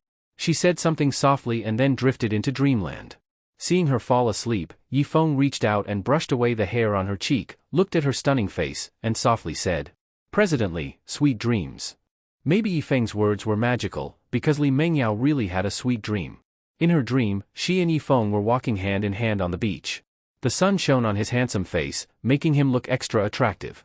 As Li Mengyao stared blankly at his face, Yi Feng reached out and cupped her cheeks, then kissed her bright red lips as she nervously looked at him. When Li Mengyao woke up and realized that beautiful scene was just a dream, she said a little disappointed. If only that dream had lasted longer. That kiss really felt so real. With a sigh, Li Mengyao closed her eyes, trying to return to that happy dream. But at that moment, a big hand wrapped around her slender waist, and a deep magnetic voice entered her ear. "You're awake?" Suddenly hearing Yi Feng's voice, Li Mengyao was slightly stunned. Instinctively, she turned around and looked at Yi Feng's handsome face with a faint smile. Her heart started racing, and her breath became rapid. Right after the atmosphere suddenly changed dramatically, Yi Feng suddenly reached out and covered her eyes, then teased. "If you keep looking at me, I'll start charging." Seeing the nice atmosphere ruined just like that, Li Mengyao felt a bit regretful in her heart. After all, if Yi Feng had kissed her just now, she definitely wouldn't have refused. She grabbed his big hand and shyly said, I wasn't looking at you. If you weren't peeking, why are you blushing?" "I'm not blushing." "Really? Then let me take a good look." As Yi Feng finished speaking, he released his hand from her eyes, then stared intently at her rosy little face. Honestly, this face was truly beautiful, no problem being called a femme fatale in ancient times. Li Mengyao was being looked at so closely by Yi Feng, she could even feel his breath, making her already slightly flushed face turn as red as an apple. She tightly clutched her nightdress and looked down shyly, saying, "You look at me like that, of course I'd blush. How about this then?" Yi Feng lifted her delicate chin as he spoke, then smiled brightly. Yi Feng might be a pure-hearted young man, but Li Mengyao wasn't exactly an experienced flirt either. Being teased like that, she was overwhelmed for a moment. But just then, the phone on the bedside table rang inappropriately. The ringtone snapped Li Mengyao, who was lost in the moment, back to her senses. She quickly pushed Yi Feng away and shyly said, "You jerk." She gave him a charming glance, then turned around to pick up the phone. Seeing that the call was from the bodyguard captain, a hint of displeasure appeared on her face. This guy didn't call earlier or later, but right when she was having a moment with Yi Feng, was he doing it on purpose? So when Li Mengyao answered the call, her tone was cold as she asked, "What is it? Speak." Yi Feng was amazed how she could switch from a shy little woman to a strong businesswoman in just 1 second. After hearing the bodyguard captain's report, Li Mengyao frowned and asked, "Are you sure that's what he said?" "All right, got it." After hanging up, Li Mengyao looked at her phone and murmured, "Didn't expect it to be like this." Muttering to herself, she shook her head slightly, then lifted the blanket to get up. But when she saw Yi Feng staring straight at her body, she poked his forehead and charmingly said, "You pervert, stare any more and your eyeballs are gonna fall out." After being poked, Yi Feng finally pulled back his lustful gaze, scratched his head and awkwardly said, "You're just too beautiful, I couldn't help but take another look." "You bad guy, get up already." After speaking, she got out of bed and, wearing slippers, walked into the bathroom. Looking at the closed bathroom door, Yi Feng let out a long sigh and muttered, "If this keeps up, I'm bound to fall under this little seductress spell." When Li Mengyao changed into a business suit, a tight mid-length skirt, and high heels, she transformed back from a charming little woman into a domineering CEO. After the two walked out of the villa and got into the Rolls-Royce, Yi Feng looked at the beautifully made-up Li Mengyao and asked, "Presidently, did that assassin confess?" Li Mengyao was silent for a moment, then said calmly, "He did." "Who hired him? Your second uncle?" "No. Not your second uncle?" Hearing this shocked Yi Feng. After all, Li Mengyao had always believed it was her second uncle who hired the killer. If it wasn't him, then who was it? Facing Yi Feng's shock, Li Mengyao turned her gaze to the scenery outside the window and said nothing more. Seeing that she wasn't willing to say, Yi Feng didn't press further. After all, with Li Mengyao's strong personality, asking more would just make her mad. You have to handle a stubborn person gently. All day, Li Mengyao sat in the office daydreaming, not even looking at the documents that needed her signature. Even when Yifeng made an excuse to check on her, she didn't say a word. Seeing her so deep in thought, Yifeng thought for a bit and decided not to say anything. Back in his own office, Yifeng saw Wang Hai playing games aimlessly. After a moment of thought, he asked, Wang Hai, what does it mean if a woman is all smiley 1 minute, but suddenly becomes quiet and full of thoughts after hearing something? Wang Hai put down his phone and asked curiously, did someone close to her die? No. Then she's thinking about her ex-boyfriend. Hearing Wang Hai's firm analysis, Yifeng perked up, sat beside him and asked curiously, how do you know she's thinking about her ex? Because I get like that when I think of my ex, quiet, avoiding everyone, just wanting to be alone. That feeling sucks. Wait, what? You had a girlfriend? Seeing his shocked expression, Wang Hai flipped his bangs proudly and said, I may not look as good as you, but I've never been short on girlfriends. Not like you, still a virgin. Virgin, my ass. I lost it a long time ago. If you knew the stunning boss of our company is the one I slept with, your jaw would hit the floor. But Yifeng wasn't the kind of guy to show off, especially not about that, so he didn't respond to Wang Hai. He turned around and walked to the floor-to-ceiling window, staring at the city view and muttering. Could she really be thinking about her ex? Evening. As usual, Yifeng went to Li Mengyao house to give her a massage. When the door opened and he saw the tipsy Li Mengyao, Yifeng frowned and asked, you just got off work, how are you already this drunk? None of your business. Li Mengyao snapped, then staggered off holding a bottle of wine. Yifeng walked into the villa and saw Li Mengyao sitting on the couch gulping down wine. He gossiped. Damn, who pissed you off? Tell me so I can have a laugh. Laugh, my ass. Come give me a massage. Yifeng walked over and sat beside her. Looking at her flushed face, he gently said, sometimes when you can't hold it in anymore, find someone you trust to talk to. It's nothing to be ashamed of. Hearing that, Li Mengyao looked at him and, breathing out the scent of alcohol, asked, can I trust you? No matter what, I was your one-night ex-husband. I think I'm someone you can trust. Hearing Yifeng say that, if it were before, Li Mengyao would have definitely scolded him for being shameless, but at this moment, she just slightly shook her head. Nothing to say. Seeing she still wasn't willing to talk, Yifeng didn't keep asking. The situation was already very obvious, Wang Hai had likely hit the mark. The person who hired the assassin was probably someone related to one of Li Mengyao's ex-boyfriends. Thinking of this, Yifeng became curious about what kind of person Li Mengyao's ex-boyfriend was. After all, there probably weren't many men who could catch her eye. At this moment, Li Mengyao shoved a bottle of red wine into Yifeng's hand, then slurred with alcohol. You don't need to give me a massage tonight, just drink with me. Looking at the red wine in his hand, Yifeng didn't say anything and just tilted his neck back and gulped it down.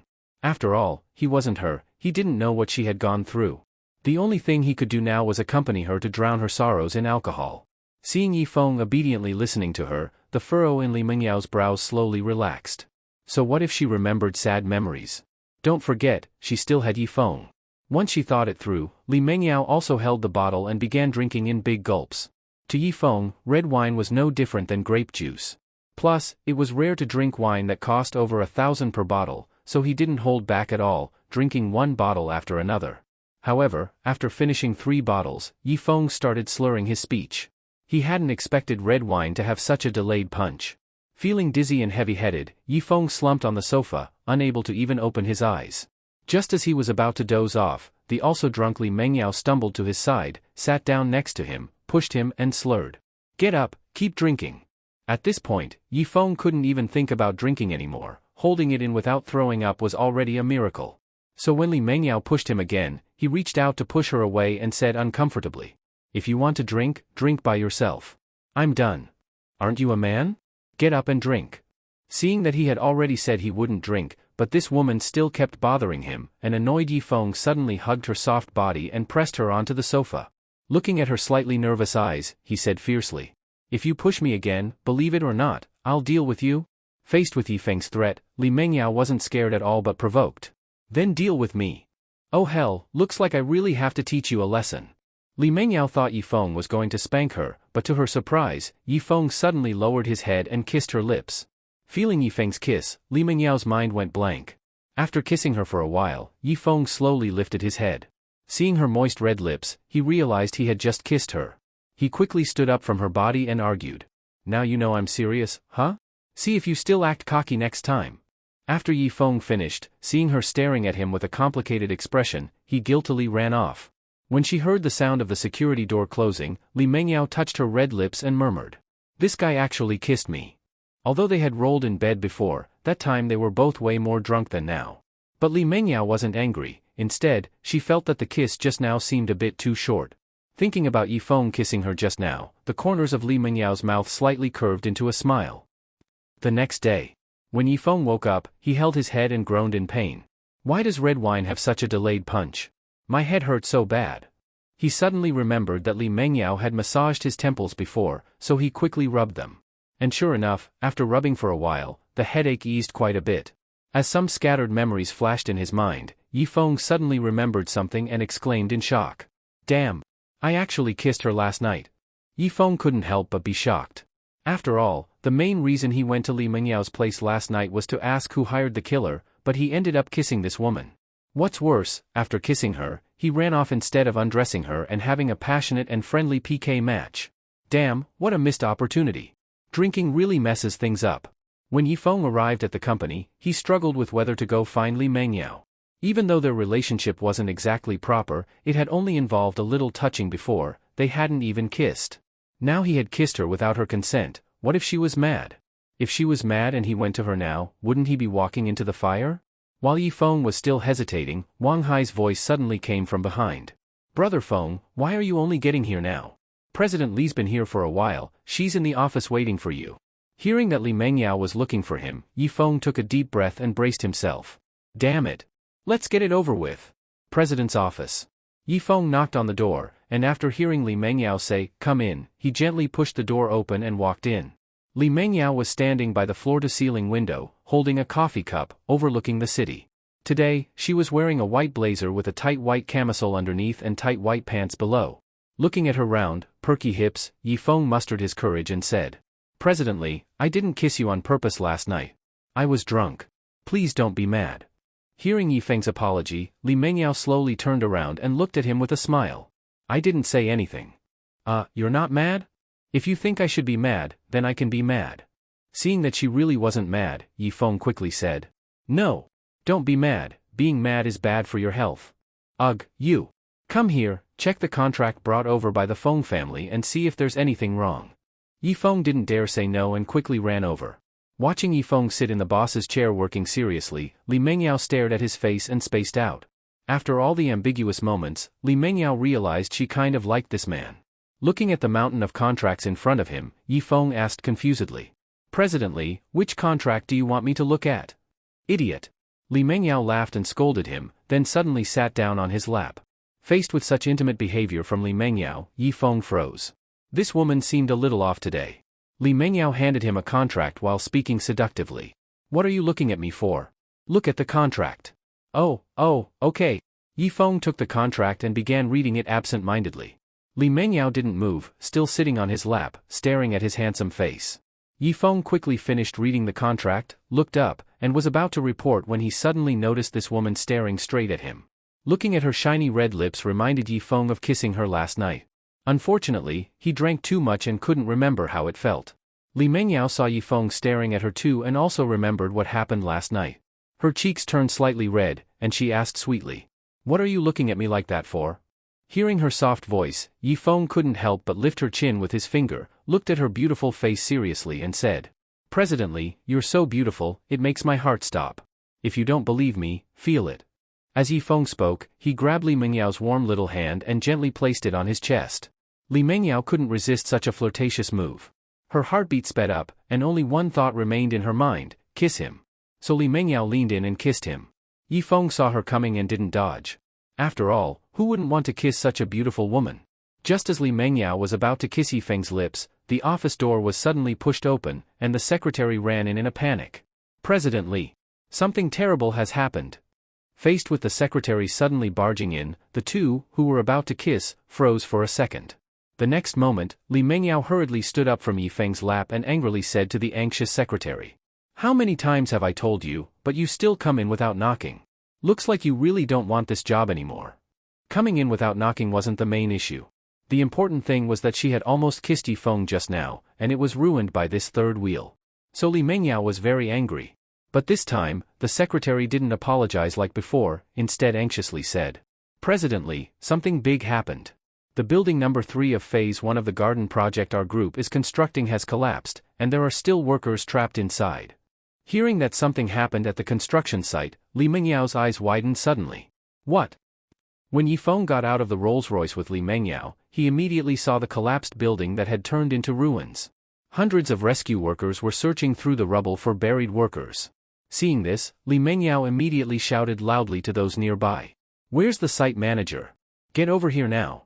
Soon, a chubby middle-aged man, dripping with sweat, ran over and anxiously said to Li Mengyao, "President Li, I don't know why the building suddenly collapsed either.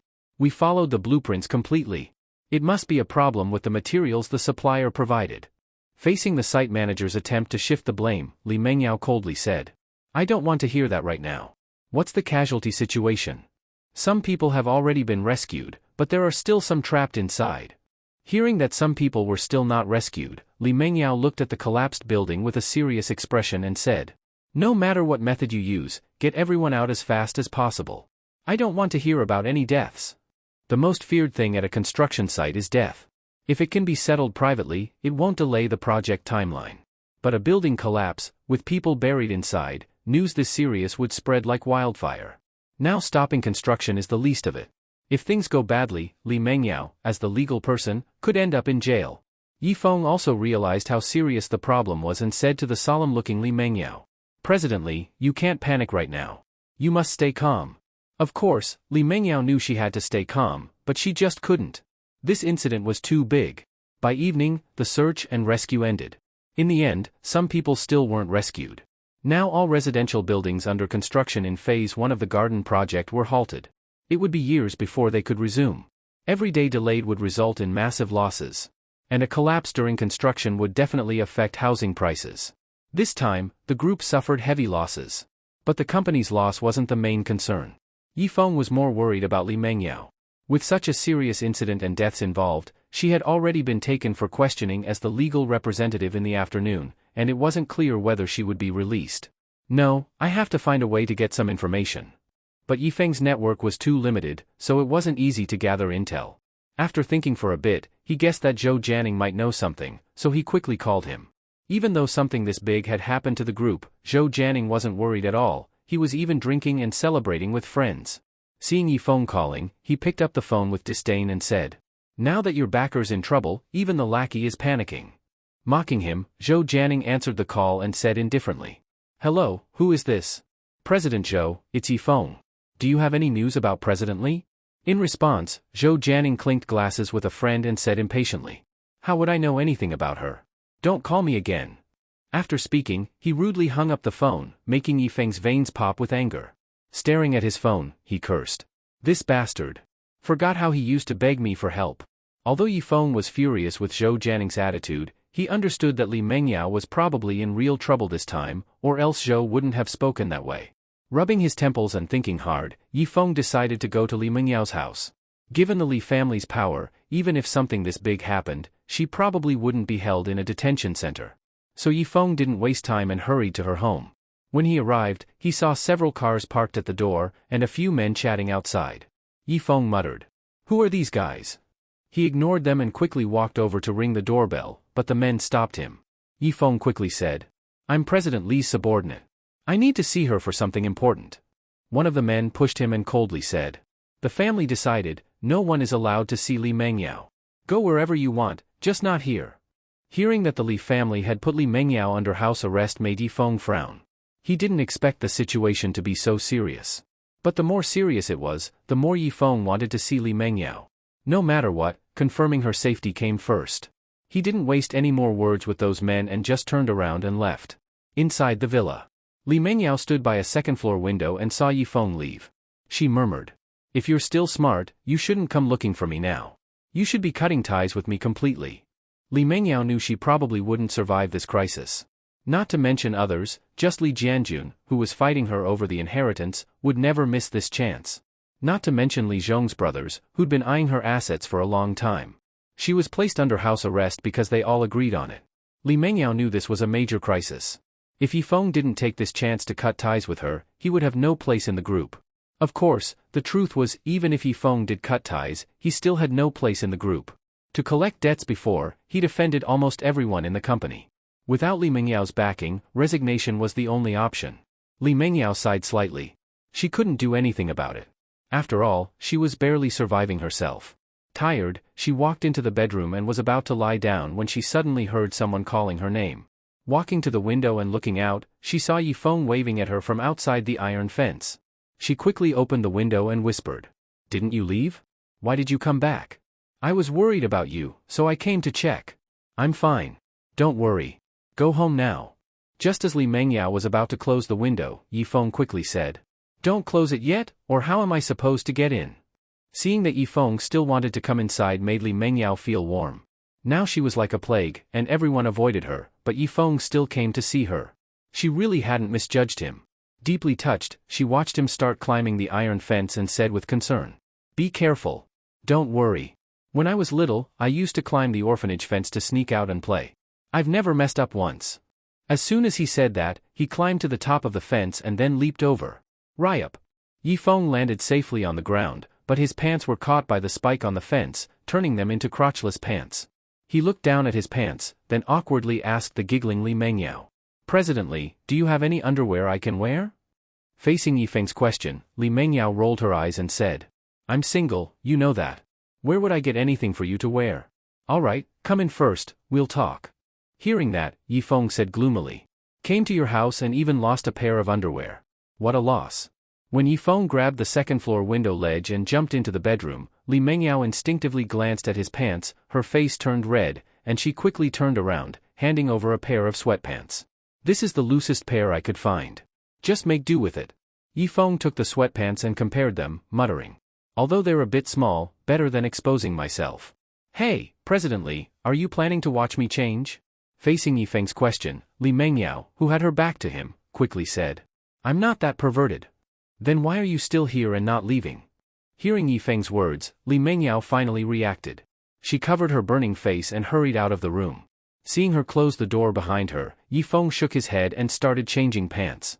Wearing Li Mengyao sweatpants, Yifeng walked out of the room and saw Li Mengyao sitting on the sofa, deep in thought. He walked over and asked with concern, "President Li, who are those people outside your house?" Facing Yifeng's question, Li Mengyao, still dazed, shook her head and softly said, "They're from my family. After what happened with the group, they told me not to show my face in public for now, wait until the investigation is complete." "In other words, they've put you under house arrest?" Hearing his blunt words, Li Mengyao just sighed. Seeing her like this, Yifeng knew he had guessed right. Sitting beside her, he looked at her tired face and continued, "Don't you feel there's something off about this incident?" "Off? Yeah. That building went through all kinds of evaluations and checks before construction. How could it just collapse like that?" Of course Li Mengyao knew that. She also felt the building collapse was too suspicious. But now she was under house arrest, couldn't see anyone, and had no way to investigate. She could only wait for the family's investigation results. And no matter the outcome, someone would surely use this opportunity to suppress her, maybe even remove her from her position as CEO of Li Real Estate Group in Donglin City. Thinking about how she might lose the company her father worked so hard to build, a wave of helplessness surged in her heart, and Li Mengyao closed her eyes and weakly said, "Let it be, I'm tired." Seeing Li Mengyao about to give in to fate, Yifeng quickly said, "President Li, you absolutely can't give up now. What's the point of not giving up? Even if the building collapse was man-made, what can I do? Don't forget I can't even leave the house now, and those people who once owed me favors are all avoiding me. Yifeng, no one will help me." Seeing Li Mengyao so helpless, Yifeng grabbed her slightly cold hand and gently said, "Don't forget, you still have me. I'll help you." Hearing Yifeng's words, Li Mengyao slowly opened her eyes. Meeting his sincere gaze, she remained silent. Seeing she didn't speak, Yifeng continued, "I know I'm not very capable, but don't worry, I'll definitely find out the truth. I won't let you be wronged." Faced with his promise, Li Mengyao's heart warmed, and she said emotionally, "Everyone is avoiding me now, but you not only didn't stay away, you even climbed the fence and ripped your pants to come see me. Can we not bring up the ripped pants again?" Seeing Yifeng's face turn red, Li Mengyao, who had been tense all day, finally showed a slight smile. Seeing her finally smile, Yifeng let go of her hand, stood up, and asked, "Did you offend anyone recently?" I don't think Zhou Jianing or your second uncle did this. Why do you think it's not my second uncle? Because your grandfather is still alive. As long as the old man is around, your second uncle wouldn't dare use the family's reputation for power struggles. Otherwise, the old man definitely wouldn't let him go. Hearing Yifeng's reasoning, Li Mengyao looked at her hand and muttered. If it wasn't my second uncle, then who? Could it be that person who tried to assassinate you? Li Mengyao thought for a moment and shook her head. She only wants my life. She wouldn't bother with such a complicated method. He or she? Facing Yifeng's probing, Li Mengyao shrugged and admitted. It was my ex-boyfriend's fiancée. Damn, so you really had an ex-boyfriend. Seeing Yifeng's surprised look, Li Mengyao quickly explained. I did have an ex-boyfriend, but we never did anything. We didn't even hold hands. Hearing her explanation, Yifeng looked at her anxious little face, deep in thought, and curiously asked. You were in a relationship but never held hands? After all, Li Mengyao had slept with a stranger like him, yet didn't even hold hands with her boyfriend. It was hard to believe. Facing Yifeng's confusion, Li Mengyao lowered her head and murmured. We were childhood friends, and agreed to get married when I turned 26. I trusted him a lot, so over the years, he did his thing, I did mine. We rarely saw each other. I thought we'd marry this year, but I didn't expect he got involved with another woman and even got her pregnant. I didn't even know, was even picking out a wedding dress, but then I saw that woman in the bridal shop. At this point, she stopped talking, and Yifeng could guess that the mistress had gone to provoke the main girlfriend. Li Mengyao shook her head slightly and continued. After I broke up with him, I returned to the country. I felt really down that day, went to a bar to drink, and then met you at the hotel, and then we. She couldn't continue, since Yifeng was the one involved in what happened after. This also made Yifeng feel amazed at his luck. Her boyfriend had been with her for years without touching her, and yet he, a stranger, had slept with her just like that. Where's the logic in that? After reflecting for a moment, Yifeng sat beside her again and asked. Since that woman already stole your boyfriend, why would she still try to have you killed? I don't know. Honestly, I don't get it either. I already backed off, why would she still want me dead? Seeing Li Mengyao shaking in anger, Yifeng grabbed her hand and comforted. I think the assassination might be related to your ex-boyfriend. Ask him sometime and you'll probably find out why. Sigh, let's talk about it later. Right now, I need to figure out why the building collapsed. Was someone trying to take me down? According to Yifeng's gut, someone definitely was. But who? Yifeng was about to speak when someone outside suddenly shouted. Mengyao! Your dear big brother is here to rescue you. Good brother? You have a brother? Facing Yifeng's curious question, Li Mengyao stood up and walked toward the window while saying. I'm the only child in my family, where would a brother come from? When Li Mengyao got to the window and saw Feng Gaofei excitedly waving at her from outside, she slightly frowned. What is this guy doing here? Li Mengyao opened the window and coldly asked Feng Gaofei, who was smiling. Feng Gaofei, what are you here for?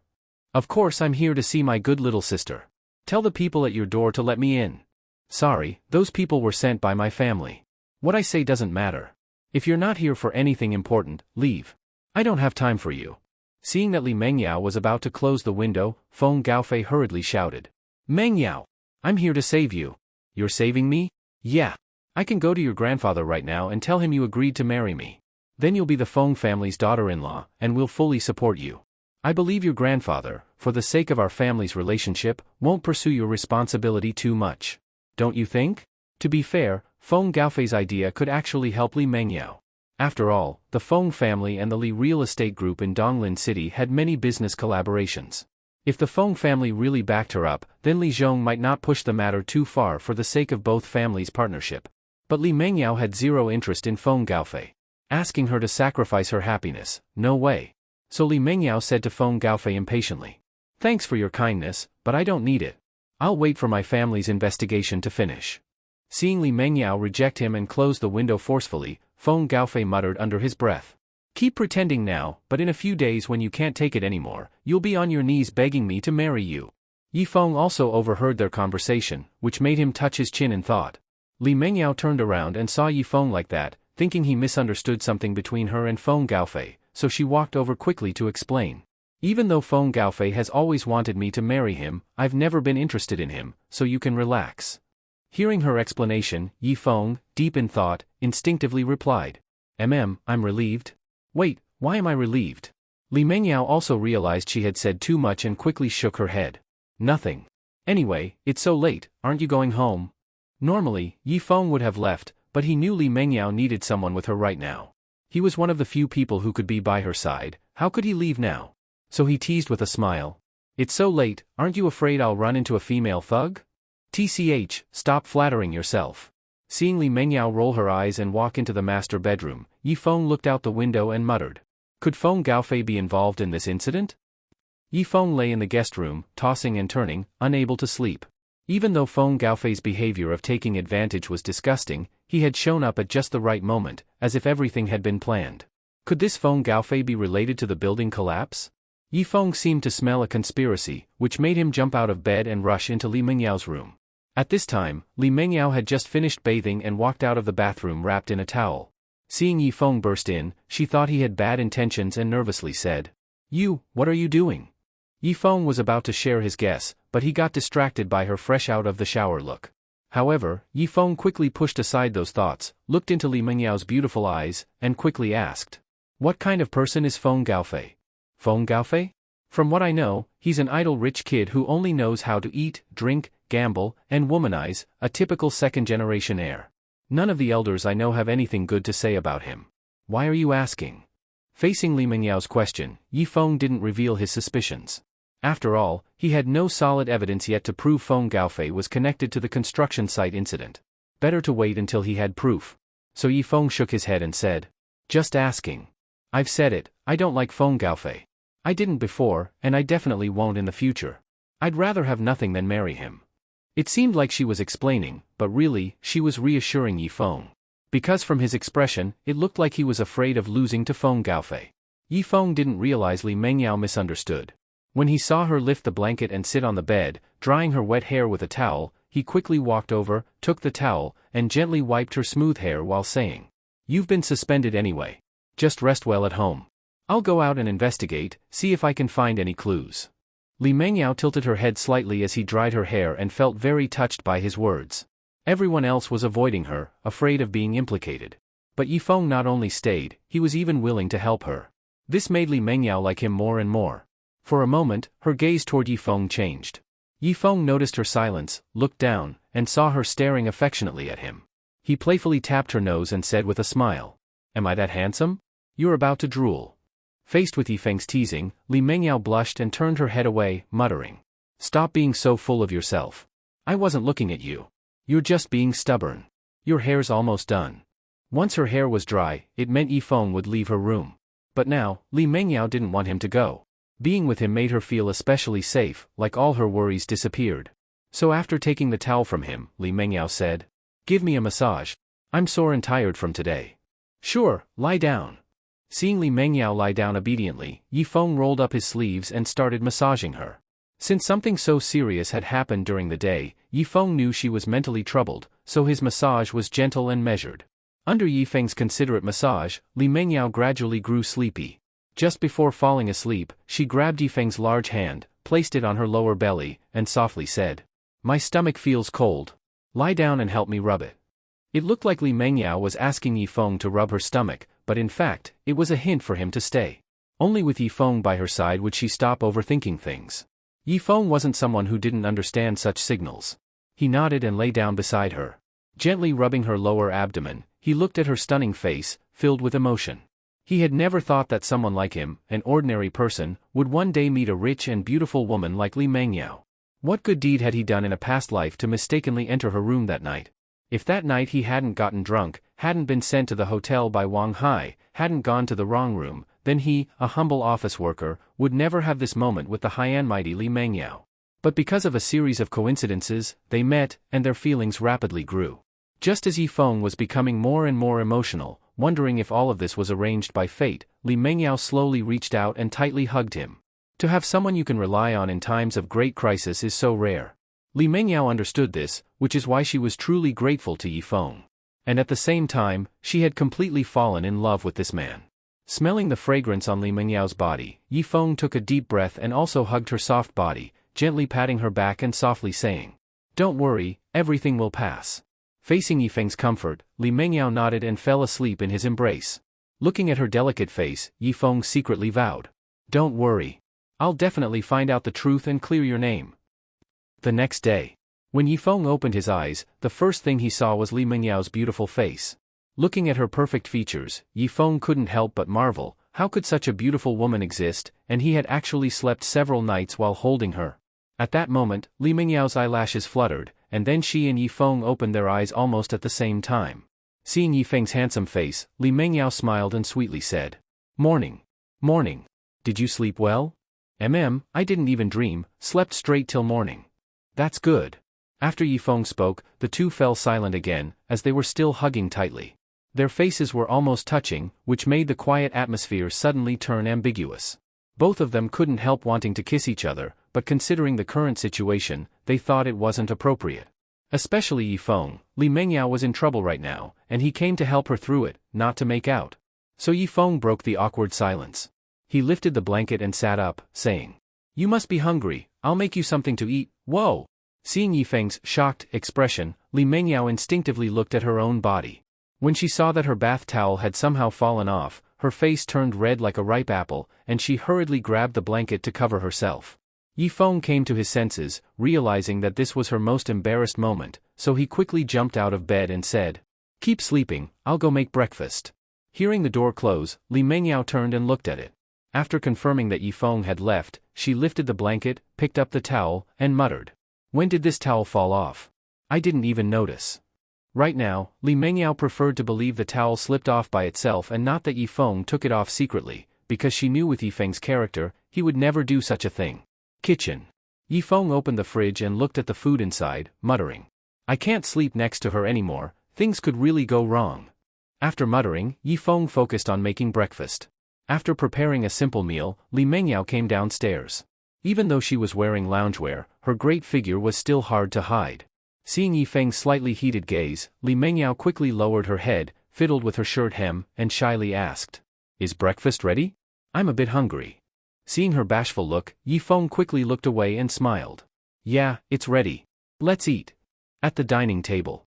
The two were still a bit embarrassed, so they just ate quietly without speaking. After eating a piece of bread, Yifeng looked at the elegant Li Mengyao and said, "President Li, I won't be staying with you today." Hearing that Yifeng was leaving, Li Mengyao quickly looked up and asked, "Where are you going?" "I need to find out the cause of the building collapse. I still believe someone did it on purpose." Knowing he wasn't abandoning her but going to help her, Li Mengyao felt warm inside and smiled.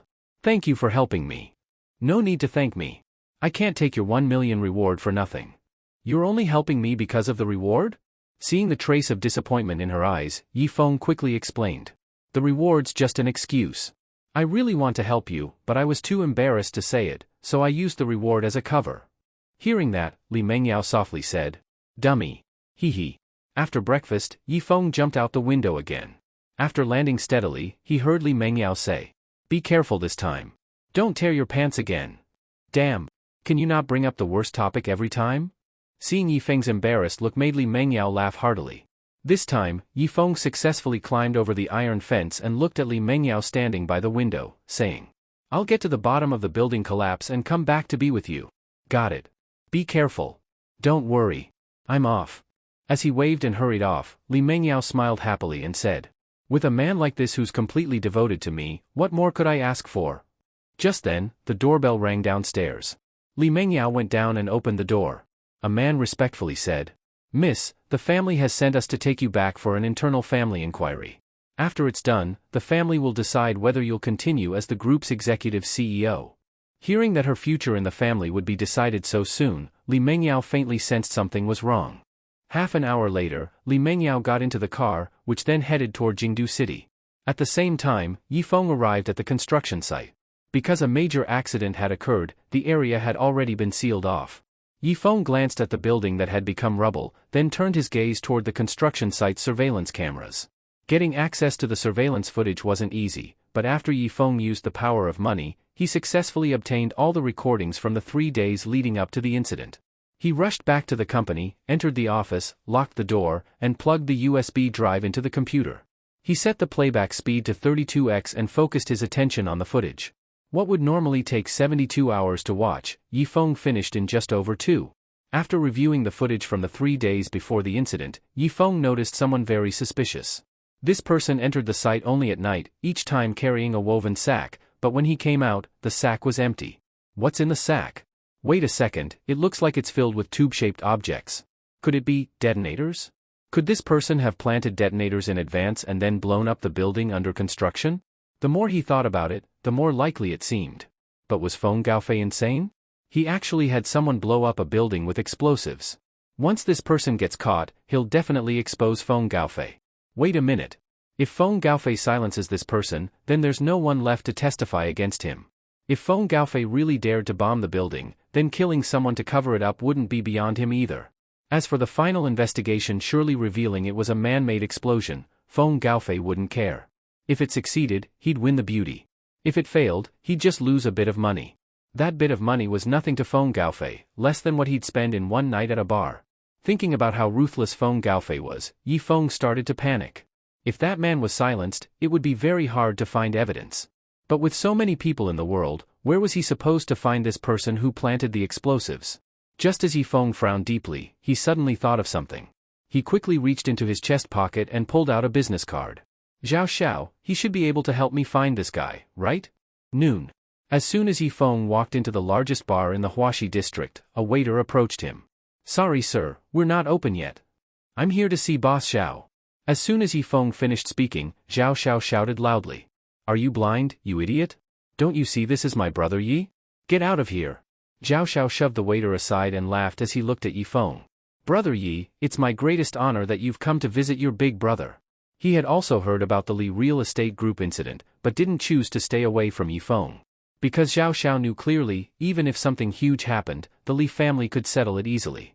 And Li Mengyao would always be the Li family's noble heiress, that would never change. So even if Li Mengyao got implicated, as long as he had ties to her, he could still make a fortune. That was why Zhao Xiao was still so enthusiastic toward Yi Feng. Yi Feng didn't waste time and got straight to the point. Brother Zhao, you've probably heard about the collapse at the Li real estate construction site. Yeah, I heard. Poor sister-in-law, how'd she end up in such a mess? Just too unlucky. It's not bad luck. Someone deliberately blew up the building, to target Mengyao. Hearing this, Zhao Xiao was stunned. Blowing up a building just to go after someone, this was something even he, a seasoned gangster, had never heard of. Zhao Xiao thought for a moment, then looked at Yi Feng and asked. So, what are you saying, brother? I've got a rough idea of who did it. Now I need you to help me find this person. After Yi Feng finished speaking, he handed Zhao Xiao a photo. Zhao glanced at it and said. All right, I'll have my guys look for him now. As long as he's still in Donglin City, I promise I'll find him for you. Seeing Zhao Xiao agree to help, Yi Feng smiled and said. You're the best, brother Zhao. I'll make sure to speak well of you in front of Mengyao. Haha. Then I'll thank you in advance. No more talking, I'll go arrange for someone to find this guy. Watching Zhao Xiao rush off with the photo, Yi Feng breathed a sigh of relief. There was no way to go through official channels. By the time the procedures were complete, that guy would have already been killed by Feng Gaofei. That's why Yi Feng turned to Zhao Xiao, who operated in the gray areas. Zhao Xiao's men were fast. It only took them an afternoon to find clues about the guy. Unfortunately, he was already dead. The crime scene had already been cordoned off. Yi Feng looked at the man's body from a distance and asked Zhao Xiao with a serious expression. Are you sure it's the guy I'm looking for? I talked to his family. It's definitely him. Brother, who's targeting your sister-in-law? Not only did they silence him, they stabbed him over 50 times, turned him into a beehive. Even Zhao Xiao, who was used to the underworld, thought this was too brutal. Facing Zhao Xiao's question, Yi Feng didn't respond. He narrowed his eyes, staring at the man's corpse, and said. I still underestimated him. He thought Feng Gaofei wouldn't silence the man so quickly, but he was wrong. The guy had been killed on the same night he detonated the building. Makes sense, after doing something like that, how could Feng Gaofei let him live past that night? This guy thought he could collect his money and enjoy life abroad, but what awaited him were over 50 cold stabs. Li Mingyao's home. When Yi Feng saw that the people the Li family had stationed outside were gone, he had a bad feeling. He quickly jumped in through the window into the villa. He searched all over but couldn't find Li Mengyao. Suddenly, he spotted a note on the coffee table. He rushed over and picked it up. It was a note from Li Mengyao. I've gone back to the Li family. Wait for me to return. At this point, Li Mengyao definitely didn't want to go back to the Li family, which meant she had been taken back by force. Yi Feng didn't know exactly what going back to the Li family meant for Li Mengyao, but he knew it couldn't be good. If things went wrong, she might come back to find herself with nothing. Originally, Yi Feng planned to find the man who planted the explosives and take him and Li Mengyao to the Li family to explain everything and clear her name. But that man had been silenced, and the lead was now completely cut off. Li Mengyao had returned to China to fulfill her father's last wish and worked hard to manage the group, only to have it all ruined by that bastard Feng Gaofei. Thinking of how sad, heartbroken, and helpless Li Mengyao must be, Yi Feng couldn't help but clench his fists. As his eyes turned fierce, he looked up at the setting sun outside the window, gritting his teeth and cursing. Feng Gaofei, you son of a bitch, since you silenced him, I'll have to take you to the Li family and explain everything myself. Although Yi Feng always discouraged violence with violence, dealing with someone like Feng Gaofei without force was definitely no longer an option. But Yi Feng also knew that Feng Gaofei's bodyguards certainly weren't slack, so he didn't go directly to confront him. Instead he returned to the company, opened his computer, searched for some martial arts movies, and started watching seriously. At 8 in the evening, Yi Feng shut the computer and clenched his fist tightly. Watching his knuckles crackling, Yi Feng said excitedly, I feel like I'm scary strong right now. Eager to test his strength, he aimed at his office desk. His eyes widened suddenly, then he smashed down his fist hard. Crack! Ah! Why the hell are there nails in this desk? Hospital. Looking at Yi Feng's hand, wrapped up like a rice dumpling, Yui asked worriedly, Bro, is your hand okay? No problem. I accidentally cut my finger while chopping vegetables, don't worry, Yi Feng answered. But how could Yui believe Yi Feng's explanation? If it was just a finger cut, why was his whole hand bandaged? At that moment Yi Feng picked up an apple to peel it, but seeing his injured hand couldn't hold the knife, he put the whole apple in his mouth and started chomping, crunch crunch, instead. After a while, Yi Feng finished eating the apple clean and offered it to Yui. You need to eat more fruit now to get vitamins. Don't be polite, take it. Seeing the apple still covered with Yi Feng's saliva, Yui hurriedly waved her hand. Bro, I already ate too much tonight. I feel full now. All right then. After Yi Feng took a bite of the apple, he looked at Yui and asked, Has your illness's cause been found yet? Not yet. Damn, what kind of hospital director is this? I'll go find him now. But he seems to have already left work. Hearing that the director Wu had left, Yi Feng gave up. After the two finished the apple, they threw the cores into the trash. Then Yi Feng took a bank card from his pocket. This is my bonus. I wrote the password on a note. Receiving the card and slip, Yui looked at his face and asked curiously, Bro, what's this for? You know I'm not good at saving money. If I keep it, I'll spend it eventually, better you hold on to it for safekeeping. Though he said that, the truth was Yi Feng feared something might go wrong when he confronted Feng Gaofei. This was his first time doing such a thing. Even if he had picked up some moves from those martial arts movies, he wasn't confident. If everything went wrong, Yui could at least use the money to continue her treatment. In this world, only two people treated Yi Feng like family, Lin Wanwan and Yui. Lin Wanwan was a professional assassin, with money and power, so she was fine. But Yui was worse off than him, so if something happened to Yi Feng, she would be the only one he'd worry about. Yui was still innocent enough to believe her brother was serious about safekeeping the money, so she quickly put the bank card away and smiled. Don't worry, bro, I'll save up enough for your future wife. Stop joking. Marrying a wife these days feels deadly, you spend money, and the wife might just run away. Even if you go to court for the bride price, you might not get it back. That doesn't mean you stay single forever. Yi Feng fondly ruffled her hair and smiled, we'll talk about getting married later. Rest early now, I'm heading out. Stay safe on the way. I know. After leaving the hospital, Yi Feng erased the smile from his face and replaced it with heaviness. Looking at his bandaged fist, he said angrily, Damn, if only I hadn't tried, now I've basically cut off one arm for no use. Although he couldn't move one hand, Yi Feng knew there wasn't much time left for Li Mengyao. He had to catch Feng Gaofei quickly and bring him to the Li family. Zhao Xiao was really decent, he had already found out that Feng Gaofei was drinking in a bar right now, and told Yi Feng. Getting out of the taxi, Yi Feng looked at the bar in front of him and said into his phone, You didn't tell me anything, I heard nothing, just like that. Though Zhao Xiao didn't respond, Yi Feng needed to show attitude, couldn't let people get nervous along with him. He put his phone in his pocket, looked coldly at the bar, and said, Feng Gaofei, you'd better have a lot of people protecting you, because today you're screwed. With those harsh words, Yi Feng strode into the bar. Inside the bar the crowd was noisy, men and women twisted wildly on the dance floor. Yi Feng had no mood to stare at the scantily clad women, instead, in the deafening music, he searched for Feng Gaofei's figure. Sure enough, Yi Feng saw him. Ordinarily a rich second generation like Feng Gaofei would hide in a private room, but not this guy. He purposely sat at a central card table in the hall, because it made it easier for him to hit on girls. Around Feng Gaofei sat many beauties, all calling him Brother Feng, eager for his attention. He must have wanted to get it on with all of them at once. Just as Feng Gaofei was deep in his debauchery, Yi Feng walked up and coldly asked him, who was holding two girls, clinking drinks with them, "You must be Feng Gaofei, right?" Hearing his name called, Feng Gaofei frowned at Yi Feng and asked, "Who the hell are you? You don't need to know who I am. I have a matter to discuss with you, come with me." "Holy shit, you think you're somebody? Telling me to follow you? Don't make me laugh." Feng Gaofei's arrogance didn't faze Yi Feng. He reached out to grab him. But Feng Gaofei immediately shoved the girl on his left aside, causing Yi Feng to accidentally hit her. She didn't take it too seriously, just complained softly "ew," and pushed Yi Feng's hand away. Yi Feng was startled, staring at her wearing a white camisole. He blurted, "Damn, are you a girl or a guy?" "Of course I'm a girl," she snapped. "I don't believe you, prove it to me."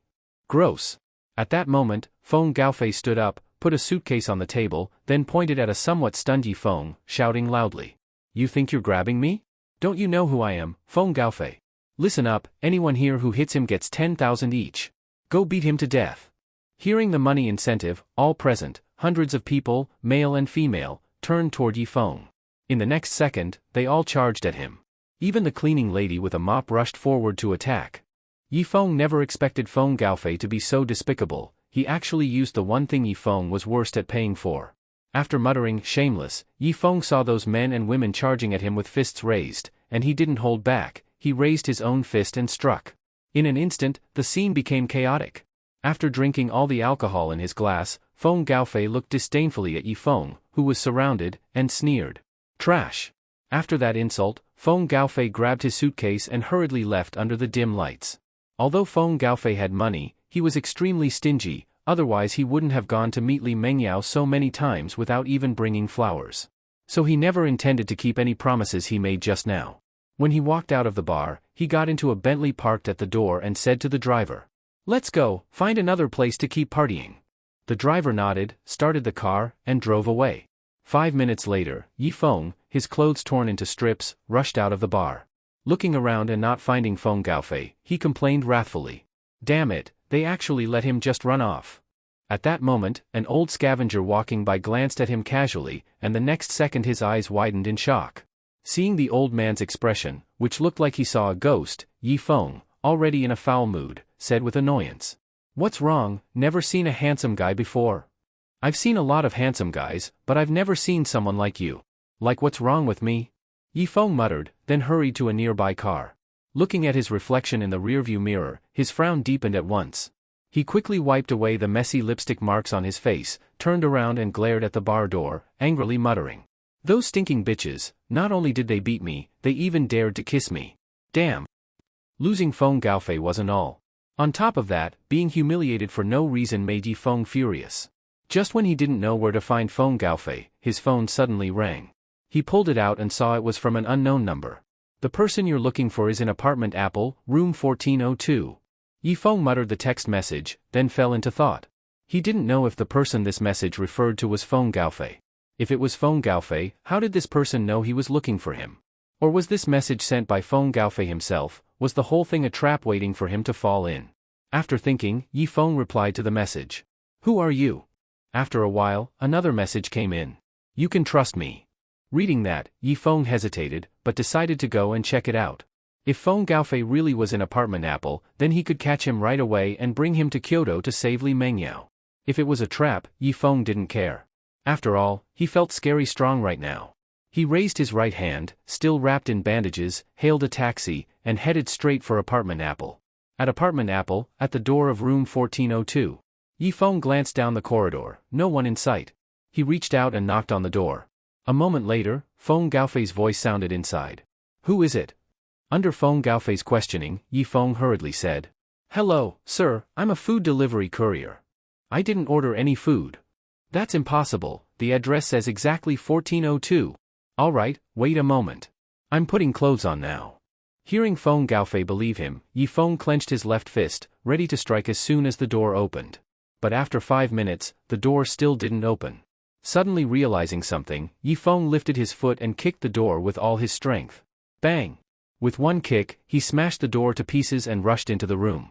Inside, a woman sitting on the bed, shoulders bare, looked at him fearfully. Yifeng glanced at her, then quickly demanded, "Where is Feng Gaofei?" Facing his question, the woman hurriedly pointed at the open window. Yifeng rushed to the window and looked down. He saw Feng Gaofei climbing down by holding onto the bed sheet. He couldn't help but curse. "Holy shit, aren't you afraid of dying from the fall at that height?"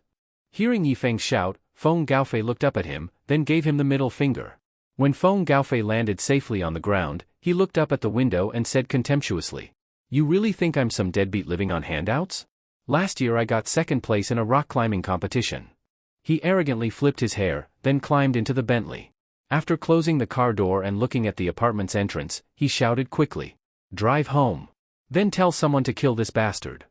However, when Feng Gaofei didn't get any response from the driver, he instinctively glanced at the driver's seat. Seeing the driver slumped over the steering wheel motionless, he turned urgently to the woman in the passenger seat. Suddenly realizing something, Feng Gaofei gulped and asked, "Who are you?" Facing his question, the woman slowly turned her head. A stunning face appeared in front of him. Her seductive red lips curled into a meaningful smile. Yifeng hurried downstairs and saw a Bentley parked nearby. From Zhao Zhao's tip, Feng Gaofei always traveled in a Bentley, so Yifeng guessed this must be his car. He rushed over. He first leaned close to the driver's side window and peered in. He saw a man slumped over the steering wheel, motionless. Then he looked toward the back seat. Feng Gaofei was lying on the back seat, as if knocked out. Yifeng hurriedly flung the car door open. Checking quickly, he saw Feng Gaofei was indeed unconscious. There was a fist mark on his temple, so he had been knocked out. Looking at the busy street outside, Yifeng muttered, "Who the hell helped me behind the scenes?" The next morning, early dawn. Feng Gaofei stirred vaguely awake, shook his dazed head, and murmured, "Where the hell am I?" "Yo, awake now?" someone said. Feng Gaofei involuntarily looked toward the driver's seat. When he realized it was Yifeng driving, he froze for a moment, then reacted in shock. He struggled to sit up, but found his arms and legs couldn't move. Seeing this, Yifeng calmly said, "Stop struggling. The ropes I used to tie you up are meant for tying livestock. Even pigs can't get loose, how about you?" Feng Gaofei looked down and realized he was completely bound. Because he didn't know what Yifeng wanted, he threatened, "Do you know who I am? I'm from the Feng family of Donglin City. You dare tie me up, are you crazy? You think I'd grab you without investigating first?" Yifeng said. At that, Feng Gaofei knew force wouldn't work. He softened his tone and said, "Brother, you're just after money, right? Name your price. I'll have someone send it immediately. Do we have to go this far? Do you even know what you did? Do you think money can fix that?" What did I do? Are you related to those quadruplet sisters? But I already gave them money." Yifeng. This bastard sure knew how to play around. "Think again." Yifeng retorted, "Big brother, give me a hint." Li Real Estate Group's building collapsed. Hearing those two keywords from Yifeng, Feng Gaofei's pupils suddenly shrank. Realizing that his deeds had been exposed, Feng Gaofei hurriedly tried to defend himself. "The matter with the Li Real Estate Group has nothing to do with me, you've got the wrong person. I know whether I've got the wrong person or not. When we get to the Li family in the capital, just tell the truth about what you did." "I didn't fucking do anything, fuck your mother." Faced with Feng Gaofei's curses, Yifeng jerked the steering wheel and pulled over onto the emergency lane, then got out and opened the rear door. Feng Gaofei looked nervously at Yifeng standing at the door and asked, What are you doing?" "What am I doing? I'm gonna beat the shit out of you." Yifeng showed no mercy dealing with someone like Feng Gaofei, punching him directly in the face over and over. After a flurry of punches left Feng Gaofei's nose bleeding, Yifeng grabbed his hair, stared into his fearful eyes, and growled, "When I fucking tell you to do something, you do it. If you keep talking shit, I'll fucking kill you." Feng Gaofei was genuinely terrified and hurriedly nodded. "Big brother, I got it. Please stop hitting me. You don't deserve mercy." He slapped him again and slammed the car door shut. Just as he was about to get back in the car and continue driving toward the capital, several black vans suddenly pulled up across the road in front of him. The doors opened, and more than 10 strong men in black suits stepped out. Seeing these people from inside the car, Feng Gaofei shouted excitedly, "Are you all fucking dead? I've been tied up all night. Kill him for me right now." Hearing this, Yifeng realized these were Feng Gaofei's people. He hadn't expected to be chased down after escaping all night. But he had no time to waste, he had to take them down quickly. Without a word, Yifeng clenched his left hand into a fist and charged into battle. At that moment, a short man got out of one of the vans and walked straight to the Bentley without even glancing at Yi Feng. He opened the back door and began cutting the ropes around Feng Gaofei with a knife. Once freed, Feng Gaofei wiped the blood from his nose and glared viciously at the short man. "Catch him. I want to kill him myself." The short man nodded in response. He turned to see if Yi Feng had been taken down, but paused in surprise. Yi Feng had nimbly dodged a punch and swept one of the men to the ground with a leg sweep. Looking at the groaning men lying on the ground, Yi Feng focused on the short man and shouted, "Is that all your guys can do? Don't you have someone stronger?" The short man cracked his neck with a loud pop and sneered. "Interesting." Seeing him walk over, Yi Feng shook his head and said, "I don't fight with underage kids." Insulted about his height, the short man's eyes immediately filled with killing intent. And when Feng Gaofei heard Yi Feng's mockery, his eyes lit up and he shouted excitedly, "A Chang hates being called short, this guy is dead." Sure enough, as Feng Gaofei predicted, a Chang exploded with killing intent, raised his leg, and kicked fiercely at Yi Feng. He had planned to let Feng Gaofei kill Yi Feng himself, but now he just wanted to kill this man who mocked his height. A Chang had trained in Muay Thai, so his legs were incredibly strong. Facing his fast and vicious kicks, Yi Feng raised his arm to block. But a Chang quickly pulled back and kicked again with even more force. Yi Feng blocked 5 kicks in a row and realized a Chang's strength was in his legs. On the 6th kick, instead of blocking, he caught the leg with his arm. Seeing his leg caught, a Chang panicked and tried to pull it back, but Yi Feng raised his bandaged right hand and smashed it down on his leg. A Chang wasn't worried, he had trained his leg so hard that even a metal rod couldn't break it. But just as he felt confident, Yi Feng's hand struck his shin, and the next second, his lower leg bent at a 90-degree angle. The broken bone pierced the skin. The pain hadn't even fully registered when a Chang's mind went blank. He never imagined his proud leg could be broken barehanded by this baby-faced guy. Still, he reacted quickly. Realizing Yi Feng was no ordinary man, he swung a punch at Yi Feng's face. But the punch that had KO'd countless fighters in underground matches was easily caught by Yi Feng. A Chang stared in disbelief. "Who are you?" Yi Feng didn't answer. He gripped a Chang's fist tighter and tighter. As the crushing pain of his bones being slowly crushed hit his brain, a Chang couldn't take it anymore and screamed in agony. Yi Feng then kicked him in the chest, sending him flying over the highway guardrail and into a cornfield. Having effortlessly taken out a Chang, Yi Feng dusted off his hands and muttered, "I told you I don't fight minors. But you just had to come at me. Fucking idiot." He then turned to the stunned Feng Gaofei and walked toward him cursing. "Didn't you say you wanted to kill me yourself? Looks like I went too easy on you earlier." Seeing Yi Feng approaching with a murderous aura, Feng Gaofei shouted, "Big bro, I was wrong. Now you realize it? Too late. Take your pants off, I'm gonna play with you. I'm a man. I've even played with pigs, why the fuck would I care if you're a man or not? Not taking them off? Then I'll do it myself. Holy shit. Bro, I was really wrong." Yi Feng didn't actually intend to play with him, it was just to scare him. He just gave him another brutal beating. Yi Feng got back in the driver's seat, turned to see Feng Gaofei obediently tying himself up with rope, and warned, "If you pull any more stunts, don't blame me for being rough." After Yi Feng finished warning him and licked his lips creepily, Feng Gaofei, with a bruised face, nodded like a woodpecker and stammered, "Big bro, I promise to be a good boy. You better mean it." With that, Yi Feng started the car and continued driving toward the capital.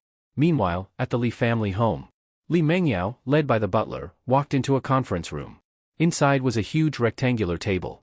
At the head sat the Li family patriarch, Li Zhong. Seated neatly on either side were several core members of the Li family. Besides Li Mengyao's second uncle Li Jianjun, the others were all blood brothers who had built the family business with Li Zhong. At the far end of the table stood a pearwood chair. Li Mengyao quietly walked over and sat down. 2 elderly men seated near her exchanged glances. The one on the right looked at Li Zhong and rasped, "Big brother, your precious granddaughter Li Mengyao has caused our Li family immeasurable losses. How are we going to settle this?" Faced with his second brother's aggressive start, Li Zhong slowly turned his gaze toward him. Facing Li Zhong's cold gaze, the old man spread his hands and said, "What, I can't tell the truth at a family meeting now. Li Wu, let me ask you, what losses did Mengyao cause to the family?" Such a big incident happened at the construction site of the company she managed. "Big brother, you can't possibly not know, right? The matter hasn't been fully investigated yet. No one knows exactly how the building collapsed. Why are you immediately blaming my granddaughter?" Facing Li Zhong's questioning, Li Wu replied indifferently, "Big brother, isn't that unfair? When my grandson's company had a wage dispute, you didn't even hold a family meeting, you directly dismissed him from the CEO position. Now it's your granddaughter's turn, and you're just shielding her completely. Fuck you. Your grandson used company money to gamble, lost everything, and the company couldn't even pay salaries. That's why the employees protested for wages. You're not going to mention any of that, right? After being scolded by Li Zhong, Li Wu curled his lips and muttered. My grandson just gambled, it's not like he collapsed a building and people died. Shut the fuck up. I don't want to talk to you right now. Li Zhong cursed, then coldly said to everyone. You were the ones who called for this family meeting. But let me be clear, until the results are out, no one should think of blaming my granddaughter. Seeing Li Zhong defend her like that made Li Mengyao, who usually only felt cared for by Yifeng, feel warm inside. At this moment, Li Zhong's third brother, Li Wan, spoke up. Big brother, I can't agree with what you said. None of us said we wanted to blame Li Mengyao. We just want to resolve this matter quickly and calm public opinion. Then what do you mean? Very simple. No matter the outcome, as the head of our Li family's branch company, Li Mengyao must bear responsibility. So I propose to dismiss her from the CEO position and appoint someone else. I agree. I agree too. Seeing that everyone except Li Jianjun raised their hands, Li Zhong narrowed his eyes. Even though it looked like they were targeting Li Mengyao, he could faintly sense that they were actually aiming at him.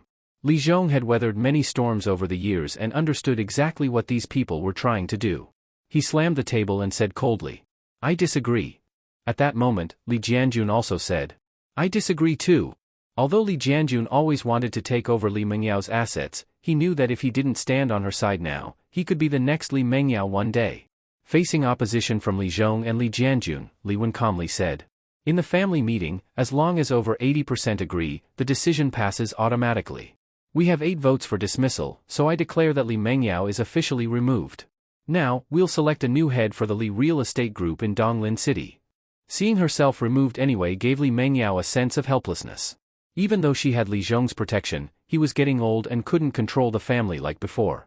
If her father were still alive, this would never have happened. But he was gone now, and she had just handed over the business he worked so hard to build. The more she thought about it, the more guilty she felt toward her deceased father, and she lowered her head sadly. But just then, Li Zhong suddenly slammed the table and pointed at his brothers, shouting, as long as I, Li Zhong, am still alive, none of you can take my granddaughter's business. Hearing that, Li Wu sneered and said, Big brother, I really don't like what you're saying. The Li real estate group in Donglin is our family's asset. How is it your granddaughter's? What the fuck are you saying? None of you believed in Donglin at first. Jiang Wo used his own money to start the Li real estate group in Donglin. From beginning to end, he never asked the family for a cent. Now you see it's profitable and want to seize it by force. In response, Li Wan said, although the Donglin business was founded by Jiang Wo, it's still part of the Li family, so we have the right to decide who runs it. Then let me make it clear, the Donglin business belongs to my granddaughter.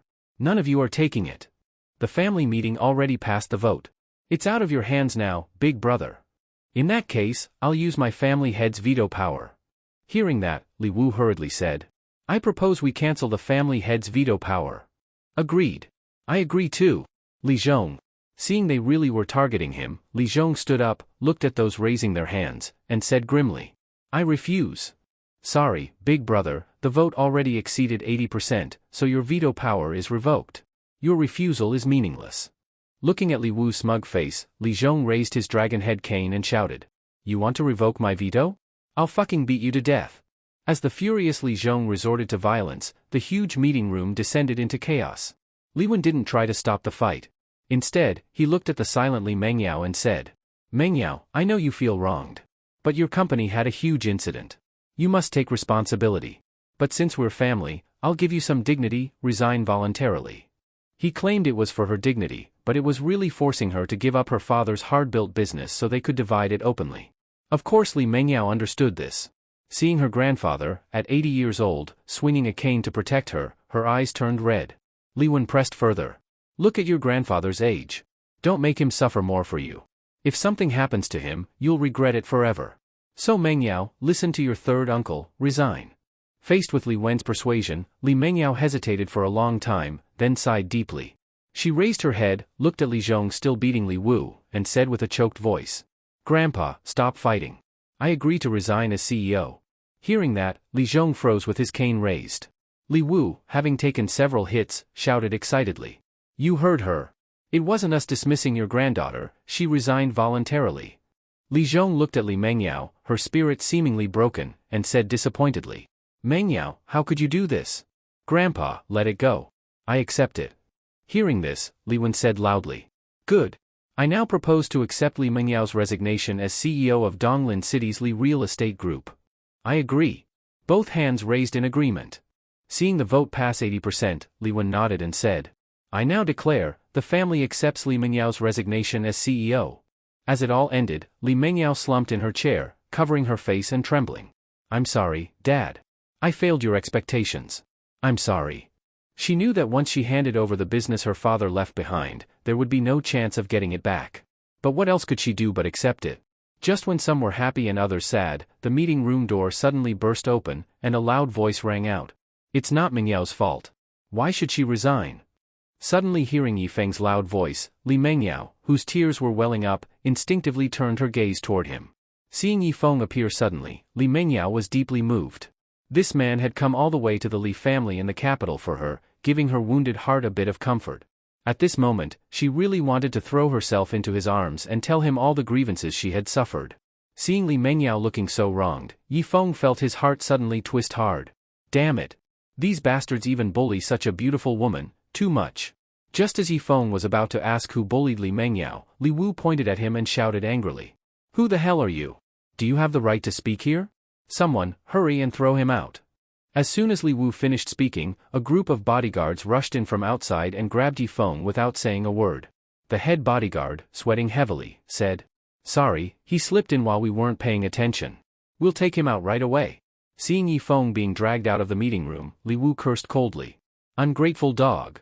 After cursing, he looked at Li Mengyao as if mocking her. What belongs to you, I'm taking today. Li Mengyao didn't care about the company anymore. She only hoped Yifeng wouldn't get hurt. Even if she lost the company, she still had Yifeng. As long as they worked hard, they could still live a good life. So Li Mengyao didn't look at Li Wu. She stood up, ready to go out and find Yifeng. But at that moment, sounds of punching, kicking, and screams suddenly came from the hallway. Her eyes widened, and she shouted anxiously. Don't hit him. Seeing Li Mengyao cry and run toward the door, Li Wen smiled at Li Wu, then loudly said to the others. Alright, now let's discuss the new CEO of the Li Real Estate Group in Donglin City. I propose second brother's eldest grandson take the position. Just as Li Wen finished speaking, the meeting room door was pushed open again. Yifeng, completely unharmed, patted the dust off his sleeve and cursed. I thought the Li family's bodyguards were strong, but they're so weak. This got my blood boiling. Standing at the door, Li Mengyao stared at Yifeng, shocked that he wasn't injured at all. She hurriedly grabbed his big hand and, looking into his eyes, asked with concern. Yifeng, are you hurt? Silly girl, don't you know what I'm capable of? As long as you're not hurt, as long as you're not hurt. Muttering twice, Li Mengyao reached out and hugged him tightly. As long as this man was by her side, even if she had nothing, so what? Yifeng didn't expect Li Mengyao to be so affectionate. Seeing the others staring coldly at him, he patted her back and said softly. President Li, if you want a hug, wait until we return to Donglin. I'll let you hug all you want. Let me handle your situation first. After speaking, Yifeng looked coldly at Li Wu and the others. You bunch of old bastards, bullying my Mengyao, right? Hearing Yifeng dare to insult him, Li Wu slammed the table and cursed. You bastard, who do you think you're talking to? I'm talking to whoever bullied Mengyao. Who the hell bullied her? We're doing things according to family rules. And who the hell are you? What does our Li family business have to do with you? Hearing this, Yifeng gently pushed away the clinging Li Mengyao, grabbed her small hand under her teary gaze, and said to Li Wu, Who am I? Then I'll tell you today, I am Mengyao's fiancé, Yifeng. Hearing that Yifeng was Li Mengyao's fiancé, everyone was stunned. Li Mengyao also froze. She really didn't expect Yifeng to say that. After all, they weren't even boyfriend and girlfriend, at most a one-night stand, far from being engaged. She didn't understand why Yifeng said it, but right now he looked incredibly charming in her eyes. At this moment, Li Mengyao felt that even if the sky fell in the next second, Yifeng could hold it up for her. Hearing Yifeng's introduction and seeing him holding Li Mengyao's hand, Li Wen thought for a moment, then said coldly. Even if you're her fiancé, you have no right to speak in our Li family meeting room. Someone, take him down already. But after Li Wen finished speaking, no one came in. He shouted toward the open door. Are you all dead? Someone get in here. They're not dead, they just can't follow your orders right now. Hearing Yifeng's mocking tone, Li Wen felt something was wrong. At that moment, Li Jianjun hurried out of the room. Seeing dozens of bodyguards lying in the hallway, he was shocked. He rushed back in, glanced fearfully at Yifeng, then said to Li Zhong with a grave expression, "Dad, they're all down in the hallway." Li Zhong naturally knew they'd referred to the Li family's bodyguards. But instead of being angry, Li Zhong looked excited and smiled at Yifeng. "Good. Truly worthy of being my grandson-in-law." Facing the praise, Yifeng waved his hand and said, "Patriarchally, praise me later. I didn't come here to show off. I came to reveal the truth behind the building collapse." Then Yifeng shouted impatiently toward the hallway. "What are you waiting for? Get in here." A second later, the bruised and swollen Feng Gaofei rushed into the meeting room. Looking around and spotting Li Zhong, he quickly said, "Patriarchally, do you remember me? You are? When you turned 75, I came to congratulate you. I gave you a calendar." "Oh, then I don't remember. I gave you a pure gold calendar." "Feng Gaofei, right?" Seeing Li Zhong recognize him instantly, Feng Gaofei nodded quickly and grinned. Yes, old master, your memory is amazing." At that moment, Yifeng kicked him hard and cursed. "Did I bring you here as a guest? Hurry and tell them exactly what you did, or you know what will happen to you." Facing Yifeng's threat, after witnessing his brutality all the way here, Feng Gaofei instantly broke into a cold sweat. He shouted loudly to everyone, "It was me who ordered people to use explosives to blow up the Li real estate group's building under construction. Call the police and arrest me. I confess everything. Just don't hand me over to him." As soon as he said that, the room erupted in shock.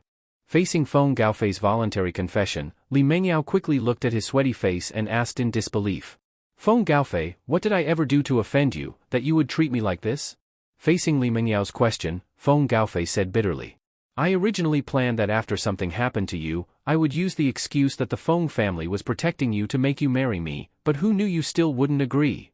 Just because of that, you had people blow up the building, ignoring other people's lives. Are you even human? In ancient times, to make a beauty smile, they lit beacon fires to amuse the lords. Now, I, Feng Gaofei, blow up a building to marry you, that is love." Just as he finished speaking, Yifeng slapped the back of his head. "Love your mother's love? Hurry up and keep explaining." "I've explained everything. I ordered people to blow up the building, it was all my fault." At this moment, Li Wen sensed danger. He had planned to use this incident to take Li Mengyao's business, but now that Yifeng brought back the real culprit of the collapse, their plan would not work. After thinking for a moment, Li Wen looked at Li Wu. Li Wu saw Li Wen giving him a signal and quickly shouted, "Just because you say you did it, we should believe you? I say maybe you were threatened by Li Mengyao and are giving false testimony." After speaking, Li Wu gave Feng Gaofei a look, meaning, "I'm giving you a chance, quickly change your testimony." But Feng Gaofei was truly terrified of Yifeng. He knew that if he dared to change his words now, the rest of his life would be worse than death. That guy was just too terrifying. So Feng Gaofei would rather spend his remaining life in prison than fall into Yifeng's hands. Feng Gaofei quickly raised his hand and shouted loudly, "I'm not lying. I ordered people to blow up the building, every word I said is true. You all must believe me." "Nonsense. You're lying. If I said even one lie, may my whole family die." Seeing Feng Gaofei pull out this deadly oath, Li Wu opened his mouth but didn't know what to say. Li Wen saw that Feng Gaofei definitely wouldn't change his testimony. After thinking for a moment, he said to everyone, "Even if this Feng Gaofei ordered people to blow up the building, the root cause is still Li Mengyao. If she hadn't had an unclear relationship with him, he wouldn't have blown up the building to force her to marry him. So I think Li Mengyao has unavoidable responsibility." Hearing this, Yifeng wasn't even the first to get angry, Feng Gaofei was. He rushed to Li Wen, looked at his wrinkled face, and cursed. "You old bastard, are you trying to harm me on purpose? I already said it's entirely my responsibility, why are you blaming Li Mengyao?" Hearing Feng Gaofei dare to insult him, Li Wen pointed at him and asked in disbelief, "You dare call me an old bastard? I won't just call you an old bastard, I'll fucking beat you too." Feng Gaofei was truly furious. He grabbed a teacup from the conference table and smashed it on Li Wen's head. In an instant, Li Wen's head split open, and blood flowed down his forehead. Seeing this, the others rushed up to beat Feng Gaofei. They didn't dare hit Li Zhong, but you think they wouldn't dare hit you, Feng Gaofei? Chaos erupted instantly. Li Zhong, leaning on his cane, quickly walked to Li Mengyao. Seeing her slightly red eyes, he said distressed, "Mengyao, it's Grandpa's fault for letting you be wronged. But now that Feng Gaofei has explained everything clearly, don't worry, no one can take what belongs to you. Facing Li Zhong's promise, Li Mengyao gently nodded, then looked at Yi Feng's handsome face. Last time, he saved Li Zhong's dignity with his quick thinking. This time, he saved her at a critical moment again. What good deed had she done in her past life to meet such a good man in this one? Yi Feng also felt someone staring at him. When he slowly met Li Mengyao's affectionate gaze, a bright smile appeared on his face. The Li family eventually called the police. As the blood-covered Feng Gaofei was being taken out, he hurriedly asked Yi Feng. Big brother, I said everything, you can spare me now, right? That depends on your future performance. I understand. I understand everything. I'll confess everything honestly. Seeing Feng Gaofei happily taken away, Li Mengyao tugged Yi Feng's hand and asked curiously. What did you do to make him so obedient to you? Yi Feng couldn't tell her it was because he scared Feng Gaofei by threatening to play with him. If he said that, the heroic image he'd built in her heart would collapse on the spot. So Yi Feng spoke mysteriously. With your smart little brain, you'll figure it out. The more mysterious Yi Feng acted, the more interested Li Mengyao became. After the chaos settled down, Li Zhong sat back at the head seat and looked coldly at the heavily bandaged Li Wan. You all heard what Feng Gaofei said. This matter is entirely his responsibility and has nothing to do with Mengyao. So both the dismissal and resignation are void. Hearing Li Zhong overturn the family's previous decision, Li Wu said unhappily. Why should your one sentence overturn the family's decision? Don't forget, your veto power has already been cancelled. Hearing this, Li Zhong said calmly. If you insist on this, then don't blame me for being merciless as your elder brother. Facing Li Zhong's warning, Li Wu crossed his arms and mocked. Oh, merciless? I'd like to see what you can do. Audit the accounts. Start from 50 years ago. Anyone who secretly took family money must return every cent. Whoever doesn't pay back, I'll punish with family law. Yi Feng, I appoint you as the person in charge of debt collection. You must investigate every one of them, not a single cent missing. Big brother, I also think the family's previous decision was inappropriate. I support revoking all punishment of Mengyao. She is still the head of the Li real estate group in Donglin City. Seeing Li Wu changing his stance instantly, Li Zhong looked at Li Wan and asked coldly. Third brother, what about you? Li Wan sighed deeply and said. Let's follow big brother's decision. What about the rest of you? None of them dared oppose it, none of them could survive an audit, so they all agreed to restore Li Mengyao's position. Seeing them all back down, Li Zhong snorted coldly, then smiled at Li Mengyao. Mengyao, manage your father's business well. Don't disappoint his expectations. Facing Li Zhong's advice, Li Mengyao nodded firmly and said. Grandpa, don't worry. I will work hard and make my father's business flourish. Good. Meeting dismissed. After everyone left in shame, Li Mengyao looked at Yi Feng beside her and said with a smile. This time you really helped me. Do you have any wish? I'll definitely fulfill it. Hearing this, Yi Feng leaned close to her ear and whispered. I want you. Hearing that Yi Feng wanted her, Li Mengyao's face instantly turned red. This guy, even if he really wants me, can't say it so directly. When there's time, invite me to a movie, a meal, then give me a full-body massage, touch me here and there, and if I half resist and half accept, in the end, you'll get your way, wouldn't that be fine? But saying it so directly, how is a girl supposed to agree to that openly? This guy is really bad.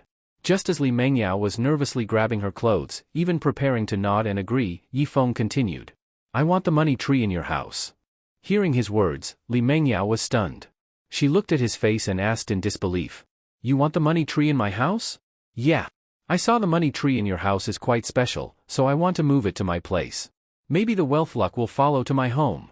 Hearing his explanation, the corner of Li Mengyao's eye twitched. So it wasn't her that he wanted, but just a damn tree from her house. No wonder he's still single. With that kind of emotional intelligence, it'd be strange if he had a girlfriend. For a moment, Li Mengyao felt a bit disappointed and said indifferently. Fine, when we go back, you can take that money tree from my house. Thank you, President Li. I hope you give birth to 8 sons in one go. With you giving birth to 8 sons? Hearing her annoyed reply, Yi Feng rubbed his nose and muttered. I don't want to have that many. Think how many betrothal gifts I'd need to prepare. Hearing this, Li Mengyao tilted her head and looked at him, as if trying to figure out the hidden meaning behind his words. At this moment, Li Zhong walked over leaning on his cane. Looking at them both, he smiled and said, Tonight, both of you stay, I want to have a good drink with my grandson-in-law. Yi Feng was really hungry, he hadn't eaten or drunk anything since yesterday morning. But it wasn't his decision to make, he looked at Li Mengyao for her opinion. Seeing Yifeng asking with his eyes, Li Mengyao thought for a moment, then nodded and said, "Then stay and have a good drink with Grandpa." Since Li Mengyao agreed, Yifeng had no problem. Dining room.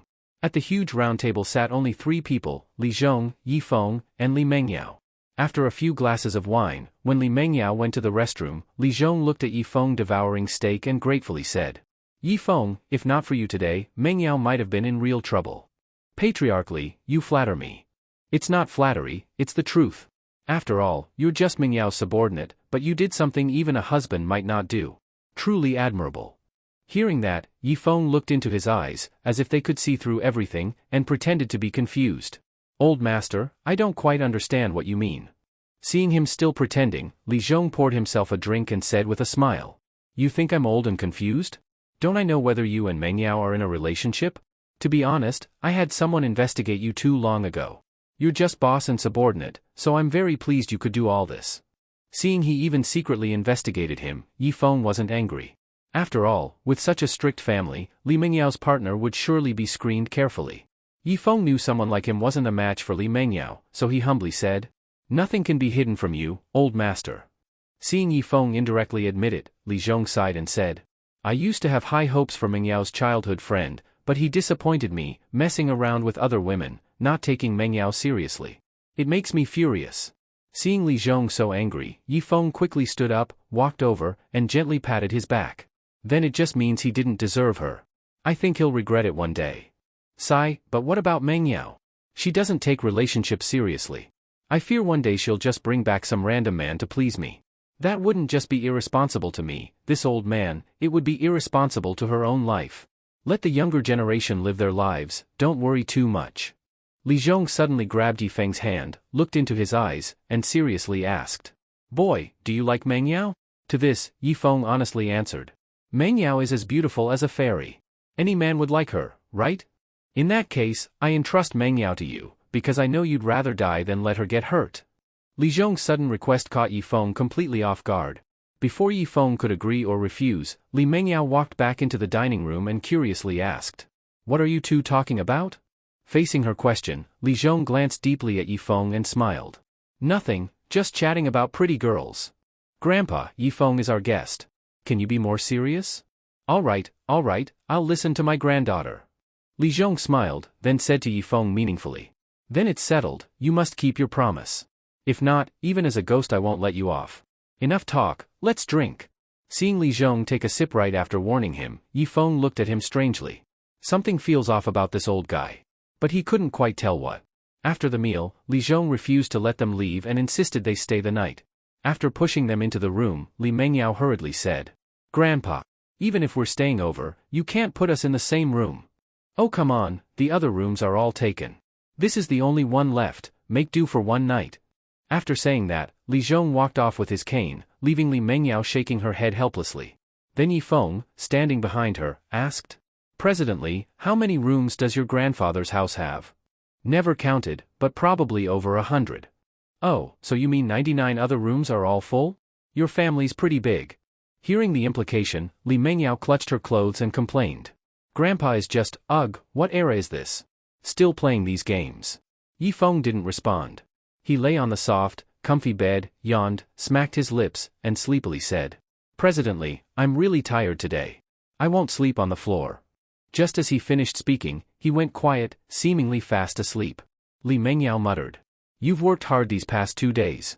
Get some good rest." After that, she walked into the bathroom, and soon the sound of running water came from inside. And just then, Yifeng, who should have been asleep, opened his eyes. Yifeng rolled off the bed and tiptoed to the bathroom door. He pressed his ear against the door and listened carefully. After confirming that Li Mengyao was taking a shower, he quietly slipped out of the room. What Li Zhong had said at the dinner table earlier made Yifeng feel something wasn't right, so he wanted to talk to him face to face. After all, relationships aren't decided by just one person. Even though he didn't mind, it still had to be with Li Mengyao's agreement. What if she ended up with another man in the end? "You, old man, can't crawl out of the coffin to scare me." However, once Yifeng left the room, he realized the seriousness of the problem. He didn't know which room Li Zhong was staying in. With over 100 rooms, how long would it take to search one by one? To find Li Zhong as quickly as possible, Yifeng hurried to the first-floor hall to ask the butler, But for some reason, maybe due to Li Zhong's instructions, there wasn't even a single cockroach, let alone the butler.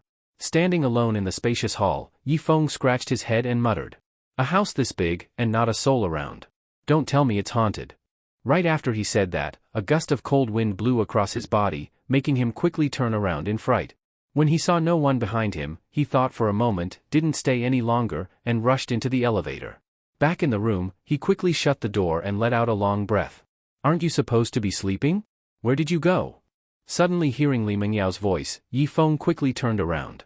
At that moment, Li Mengyao was sitting on the bed in a bathrobe, looking at him curiously. Yi Feng hadn't expected her to finish showering so quickly. He rubbed his nose and explained. I suddenly got thirsty and went out to find some water. Isn't there a fridge right here? Seeing her point at the fridge, Yi Feng shrugged and said. I wanted tea. There's a water dispenser and tea leaves here. I meant iced red tea. Seeing him like this, Li Mengyao shook her head helplessly, got up, walked to the dispenser, made him a cup of hot tea, and said, better drink less soda. Have some hot tea instead. Taking the cup from her and seeing her graceful legs walk back and sit on the bed, Yi Feng thought for a moment and said, well, I'll sleep on the floor. He thought she'd agree, but unexpectedly she softly said, no need. The bed is big enough for both of us. You sure? You're the guest, how could I make a guest sleep on the floor? Come on, lie down. Seeing her lift the quilt, Yi Feng saw no need to hold back. After sipping the tea, he walked over and lay down. Once Li Mengyao lay down too, the room became very quiet. Listening to her steady breathing, Yi Feng turned to face her beautiful face and explained. Presently, about earlier, I didn't mean to say I was your fiancé. If I hadn't, your family wouldn't have let me speak. Facing Yi Feng's explanation, Li Mengyao also turned to face him, smiled slightly, and said. It's okay. Glad you're not mad. You helped me so much, how could I be mad at you? She didn't say the rest of what she was thinking, if only you really were my fiancé. Yi Feng didn't know what she was thinking. Meeting her affectionate gaze, he suddenly reached out and covered her eyes, teasing. Keep staring, next time I charge. Jerk. Hearing her sweet voice and seeing her slightly open collar, Yi Feng suddenly felt his throat go dry. Although he could control his desires once or twice, if this kept happening, he wouldn't be able to resist forever. Seeing Li Mengyao stay still with her eyes covered, Yi Feng licked his lips and asked cautiously. Tired? Want me to give you a massage? Faced with his offer, imagining his big hands moving over her body, Li Mengyao's breathing quickened. She gently nodded and softly said, Seeing her agree, Yi Feng didn't waste any more words. He let go of her eyes and was just about to move his evil hands toward her. But when Li Mengyao saw his hand wrapped in bandages, she quickly grabbed it and asked with concern. What happened to your hand? I hit a nail. Why were you hitting nails for no reason? Let me see how bad it is. As she spoke, she unwrapped the bandage from his hand. Yi Feng smiled and said, just a little wound. When Li Mengyao saw the injury, she quickly jumped off the bed, went to the cabinet, opened it, and searched while saying, this is not a small wound. If not treated properly, it could get infected. She returned with a first aid kit and carefully treated his hand, making Yi Feng feel warm inside. He had seen her fragile side, her charming side, but this was the first time he saw her so gentle and caring. After disinfecting the wound with iodine and rewrapping it with bandage, Li Mengyao looked up and reminded. Disinfect it with iodine every 3 days until it heals, got it? Looking at his hand, Yi Feng teased. With that tone, people might think you're my girlfriend. Hearing that, Li Mengyao lowered her head and looked at her delicate toes, quietly saying. I actually wish I were your girlfriend. What did you say? Nothing. I'm tired. Going to sleep. After speaking, she quickly lay down, making Yi Feng raise an eyebrow. Li Mengyao nervously lay there, knowing even though her voice was quiet, Yi Feng could definitely hear it with his sharp ears. If she had known, she wouldn't have said it, now she was dying of embarrassment. While she was feeling anxious and shy, an arm suddenly slipped under her neck, and another rested on her stomach. Feeling the strong body tightly pressed against her, Li Mengyao bit her lip and asked with rapid breath. What are you doing? Afraid you'll be cold, so I'm holding you. Still cold? Faced with Yi Feng's question, Li Mengyao didn't answer, she just smiled slightly. Just as she was enjoying the peace and happiness of the moment, footsteps suddenly echoed in the hallway. Yi Feng was just thinking about sliding his hand upward to test her limits, but upon hearing the noise, he looked at her and asked. What's going on outside? No idea. I'll go check. Yi Feng rolled off the bed, opened the door, and saw several maids running into the elevator. He quickly shouted. What happened? One of the maids, panicked, replied. The master just suddenly lost consciousness, he's in critical condition. What? It's true. The butler already notified the family, they're rushing over. After she said that and the elevator doors closed, Yi Feng was for a moment stunned. After all, a few hours ago he was drinking with Li Zhong, how could a person just suddenly become unable? At that moment, Li Mengyao came out of the room, looked at Yi Feng and asked. Who just said someone was not okay? Facing Li Mengyao's question, Yi Feng took a deep breath, turned to look into her eyes and said. President Li, you have to prepare yourself. Your grandfather, he might not make it. Hearing that Li Zhong might not make it, Li Mengyao froze for a moment and hurriedly shook her head. Impossible. That can't be true. I don't believe it either, but the servant just said exactly that. Seeing Yi Feng wasn't joking, Li Mengyao rushed toward the elevator. First floor hall. As the two stepped out of the elevator, they saw the butler running toward the front door. Li Mengyao shouted anxiously. What exactly happened to my grandpa? The master's condition is critical. Miss, hurry, go see him, I'll fetch a doctor. Seeing him run off hurriedly, Li Mengyao knew for sure that something had happened to Li Zhong. She dashed toward the room where he was supposed to be. Inside the room were more than 10 servants. Since the incident happened suddenly, the Li family members had not yet arrived. Li Mengyao ran to the bedside. Seeing Li Zhong barely breathing, gasping for air, she held his hand and called anxiously. Grandpa. I am Mengyao, wake up. Seeing Li Zhong on his deathbed, Yi Feng couldn't help but sigh. Although he didn't know Li Zhong well, he understood the old man truly cared for Li Mengyao. Maybe it was guilt, maybe pity, but mostly grandfather's love for his granddaughter. As the Li family members gradually arrived, the room immediately became lively. Everyone stared at the doctor doing the check, waiting to hear news about Li Zhong's condition. After examining carefully, the doctor shook his head to everyone. Prepare for the final rites. Hearing that Li Zhong truly wouldn't make it, all the Li family, except Li Mengyao and Yi Feng, brightened their eyes. After all, they came here in the middle of the night hoping for this good news. Once Li Zhong dies, the family head position and all property will be redistributed. Li Mengyao will be the first to be stripped of assets. During the day, Li Wen and others already planned to forcibly seize Mengyao's assets. After forcing Li Zhong to promise an audit, they paused, but now. Once Li Zhong dies, they can openly divide Mengyao's assets. All of them were secretly hoping Li Zhong would die the next second. Li Mengyao refused to accept the news. She looked at the doctor and asked anxiously. Doctor Yu, you are the miracle-working physician, please save my grandpa. I'm not refusing because I don't want to. But under your grandfather's current condition, I'm powerless. Hearing that, Li Mengyao, indescribably tense, asked again. There is no way at all. It's not that there's absolutely no way. If that person is willing, maybe there is a way to save him. Hearing there might be someone able to save Li Zhong, Li Wen and the others instantly turned nervous. They came here waiting for Li Zhong to die, how could they let someone save him? Li Mengyao's hope reignited. She hurriedly asked. Who is that person? I'll call them right now. You won't be able to call them. What? You didn't even call, how do you know I can't? Because no one has ever been able to bring that person down the mountain. She treats people randomly. On the rivers and roads there are only rumors and legends, no one has ever successfully brought her home to treat someone. Hearing Dr. Yu speak like that, Li Wen thought for a moment, then asked doubtfully. You mean the Divine Medicine Mountain's immortal doctor? That's right, the immortal doctor. Hearing that, Li Wen and the others simultaneously breathed a sigh of relief. The immortal doctor truly was peerless in medicinal arts, as long as there was still breath, she could save the patient. That's why people called her, Immortal Doctor. It was the first time Li Mengyao heard of the Immortal Doctor. She turned quickly to Dr. Yu and said, I can offer her a large amount of money. Ha! Li Wu couldn't help but laugh. Then he looked at Li Mengyao and sneered coldly. You really understand nothing. The Immortal Doctor never cares about money. Even if you put 1 trillion in front of her, she wouldn't even look. Stop wasting time. Hurry and prepare his shroud. Seeing that not a single person supported her attempt to call the Immortal Doctor, Li Mengyao turned to look at the one person she trusted the most, Yi Feng. Yi Feng saw tears welling in her eyes, how could he not feel pity? Actually, Yi Feng had heard the name Immortal Doctor from Wang Hai before, but he always thought it was nonsense.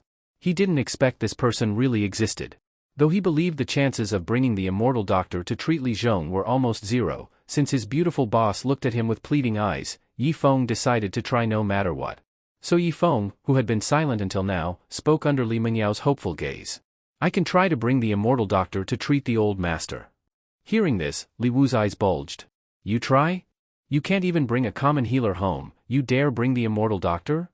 Shut your mouth. I get angry just hearing you speak. Then what if I do manage to bring the immortal doctor?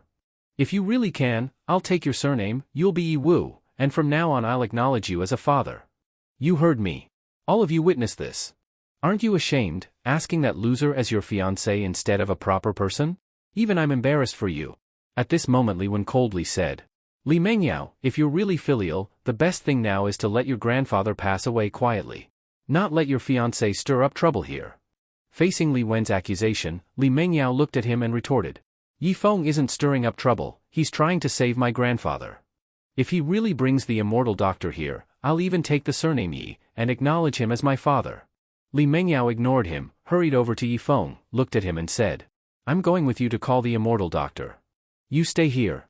I'm afraid they'll harm Grandpa if you come along. I'll go alone, fast in and out. Yi Feng's worry made sense, the Li family hoped Li Zhong would die. If Li Mengyao left, they might kill Li Zhong quickly. As for Li Jianjun, Yi Feng even suspected he would join Li Wu in killing the old man. So it was best Li Mengyao stayed behind to watch over him. Li Mengyao knew this. She nodded and said, Then I'll trouble you. Remember to give me a hardship fee afterwards. All right, I'm going now to call the immortal doctor. As soon as she left the castle, Li Mengyao ran out. Yi Feng. Wait a sec. Yi Feng slowly turned around, swallowed hard. You must know, Li Mengyao was wearing only a bathrobe. If she ran like this, TSK. Li Mengyao jogged up to Yi Feng, looked into his eyes tenderly and said. No matter if you manage to bring the immortal doctor or not, you must stay safe. I'll be waiting here for you. Don't worry, I will bring the immortal doctor back to save your grandpa. I believe you. Li Mengyao nodded. Seeing no one around, she stood on tiptoe and quickly gave Yi Feng a kiss on the cheek. After a shy glance, she covered her face and ran back inside. Looking at Li Mengyao's tempting back, Yi Feng touched the cheek she kissed and murmured. With that one kiss, even if I can't bring the immortal doctor, I'll tie you up and drag you back anyway. Li Mengyao even went so far as to use her beauty to invite the immortal doctor. How could Yi Feng not give it his all? Early morning. Yi Feng arrived at the foot of a mountain in a car arranged by the Li family. Looking up at the mist-covered mountain, he murmured. This mountain is really tall, almost as tall as Li Mengyao. Taking the chance to praise Li Mengyao's figure by comparing it to the mountain, Yi Feng looked at the driver and said. Wait for me here. I'll bring the immortal doctor down as soon as possible. The driver nodded and got back in the car. Yi Feng looked up again at the spirit medicine mountain in front of him, took a light breath, and said. Hope everything goes smoothly. Don't be fooled by how confident Yi Feng seemed at the Li family home, he wasn't certain inside. After all, if he really managed to bring her down, then Li Wan and Li Wu would have to call him dad. Those two old guys would never joke about something like that, so it shows just how hard it is to invite the immortal doctor. But to protect Li Mengyao's business, Yi Feng had no choice but to go all out. Even with Yi Feng's current physical strength, it still took him a full 2 hours to climb to the top of Spirit Medicine Mountain. Standing on the stone steps, Yi Feng bent over and caught his breath, saying, Good thing Li Mengyao didn't come. Just climbing the mountain would have worn her out. Muttering to himself, Yi Feng looked up and saw an old gate. Seeing the building at the mountain top was not small, Yi Feng wiped the sweat from his forehead and walked to the gate. He reached out and knocked, then stood patiently to the side. A moment later, a pleasant voice entered his ears. What business do you have? Hearing someone speak, Yi Feng quickly looked around. But aside from 2 old locust trees by the door, there was nothing else. He dug his ears and muttered. Am I hearing things? If you have nothing important, please leave. Hearing the voice again, Yi Feng suddenly realized something and said to the old gate in shock. Could this be the legendary voice transmission over 1,000 miles? That's supposed to be a skill only immortals or martial arts masters can use, found only in novels or movies, not something that exists in real life. At that moment, Yi Feng indeed didn't see anyone, yet he could hear the voice clearly. What else could it be if not voice transmission? Realizing that this immortal doctor was definitely someone incredible, Yi Feng dared not be careless anymore. But what he didn't see was that each of the 2 locust trees had a Bluetooth speaker. Yi Feng took a deep breath and said respectfully. Hello, immortal doctor. I really need your help with something important. After Yi Feng spoke, it was a while before the voice came again. If you came to ask me to go down the mountain to treat someone, then don't bother saying anything. Damn, I haven't even said why I'm here, and this woman already guessed it. She's sharp. But why won't she treat people? Is she too ugly to show her face? Watch your words, or don't blame me for being rude. Hearing the woman's warning, Yi Feng was startled. Then he realized, since she can do voice transmission, it wouldn't be strange if she also had sharp hearing. He quickly covered his mouth and said in a muffled voice, sorry, I was just talking nonsense. If there's nothing else, then please leave. I can't leave now. I must bring you down the mountain. But this time, no matter how long Yifeng waited, the immortal doctor didn't respond. Realizing that she really wasn't willing to come down, Yifeng started to worry. If he just went back like this, then all of Li Mingyao's hope would be gone. Imagining Li Mingyao's disappointed face, Yifeng's expression grew more serious. Looking at the ancient gate, he said with determination, if you won't come down with me, then I'll have to offend you. So what if she can transmit her voice over 1,000 miles? He had great strength. He didn't believe that with his strength, he couldn't handle a woman. Targeting the courtyard wall next to the gate, Yifeng walked over without another word. The wall was 5 meters high. If there were an iron fence with electric wire on top, it'd look like a prison. He easily climbed to the top and saw a beautiful courtyard.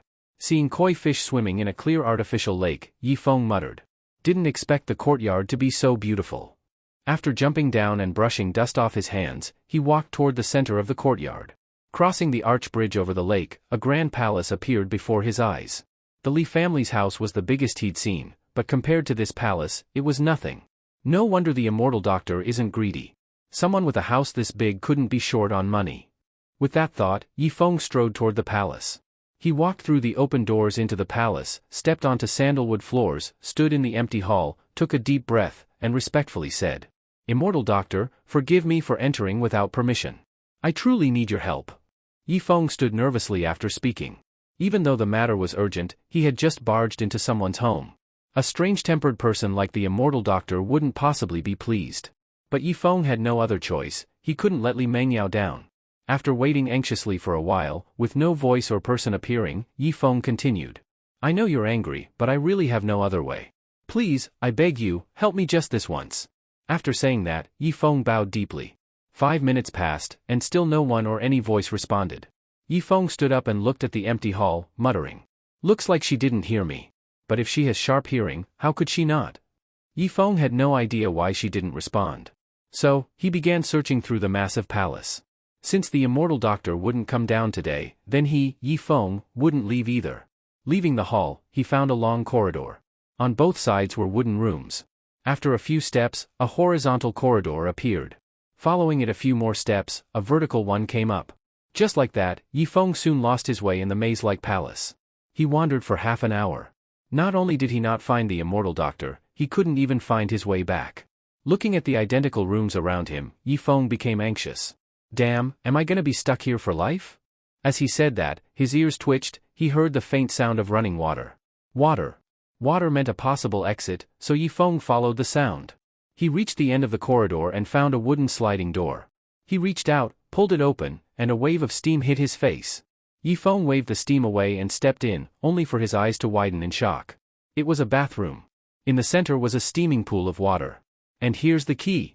A woman was sitting in the pool with her back to the door, showing her bare back. Seeing her flawless skin, Yifeng was completely stunned. He had accidentally barged in while someone was bathing. He was screwed. Guessing the woman might be the legendary immortal doctor, Yifeng didn't dare make a sound. He held his breath and tiptoed toward the door. Just as he was about to leave, the woman, eyes closed, softly said, Xiao Chui, come and scrub my back. Hearing the woman's words made Yifeng, who was about to leave the room, stop in his tracks. It looked like the woman heard the sound of the door opening and mistook him for Xiao Chui. If he left right now, she would definitely find out, and then being accused of peeping on her while she bathed would be a light punishment. Getting beaten to death was also possible. But if he replaced Xiao Chui to scrub her back, wouldn't that make it even easier to be found out? He glanced at the woman and saw she was still sitting motionless in the water, seemingly with her eyes closed. After thinking for a moment, a bold idea popped into Yifeng's mind. Just scrubbing her back, right? It's not like he's never done it before. As long as he was gentle, this woman might not even notice. Once he finished scrubbing, he could quietly leave, simple as that. Though the risk was high, it was still lower than getting caught walking out. So, after weighing the pros and cons, Yifeng raised his foot and walked toward the pool. No risk, no reward. He gently walked behind the woman, glanced at her flawless, fair back, then looked down at the towel on the floor. He took a light breath, picked up the towel, dipped it in the hot water, and gently started scrubbing her back. But everyone has their own touch. Even though Yifeng was already very, very gentle, the woman still noticed something was off. Still, she kept her eyes closed and softly said, "Xiao Cui, your technique is much more professional than before." Hearing her words, Yifeng's heart nearly jumped out of his throat. After all, he couldn't respond. If he spoke, he'd be exposed. He was so anxious he could hardly stand it, so he went ahead and used the massage techniques he often used on Li Mengyao, pressing the towel into her back and starting to massage her. If she felt comfortable, maybe she wouldn't question it anymore. And sure enough, the woman did feel comfortable. After a round of massage, her whole body relaxed. She let out a warm breath and continued to enjoy the massage with her eyes closed. For a moment, the woman was enjoying herself, but Yifeng was sweating buckets from the effort. If he had another chance, he swore he'd never climb over the wall and sneak in again.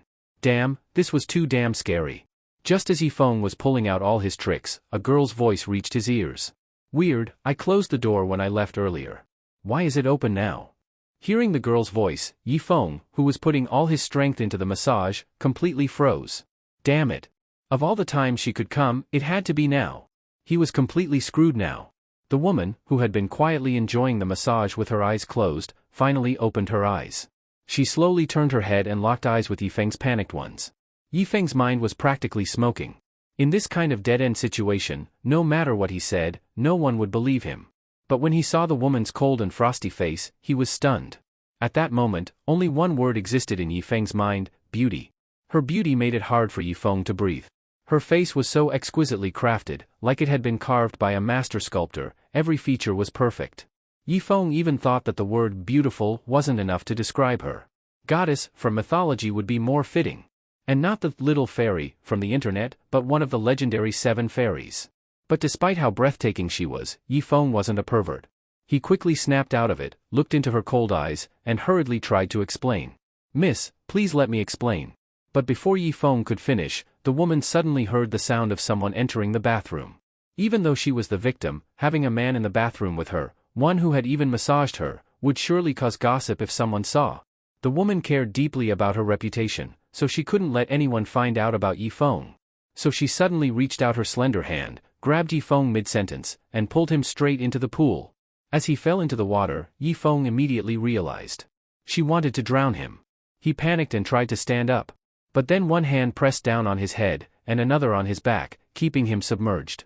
Yifeng quickly reached back to push the hand on his back, but was shocked to find he couldn't move it at all. Since Yifeng had gained his superhuman strength, this was the first time he had met someone stronger, and it was a woman. Just as Yifeng was about to struggle with all his might in the water, he suddenly froze. "What the hell?" The woman pressing him down suddenly spoke. "Xiao Cui, I'll soak a bit longer. You can leave first." Xiao Cui, who was already walking over, heard this and didn't think much of it. She replied, "Okay," and left. The sound of the door closing brought a slight sigh of relief from the otherwise calm woman. If she hadn't reacted quickly just now, word would have gotten out that there was a man in the bathroom.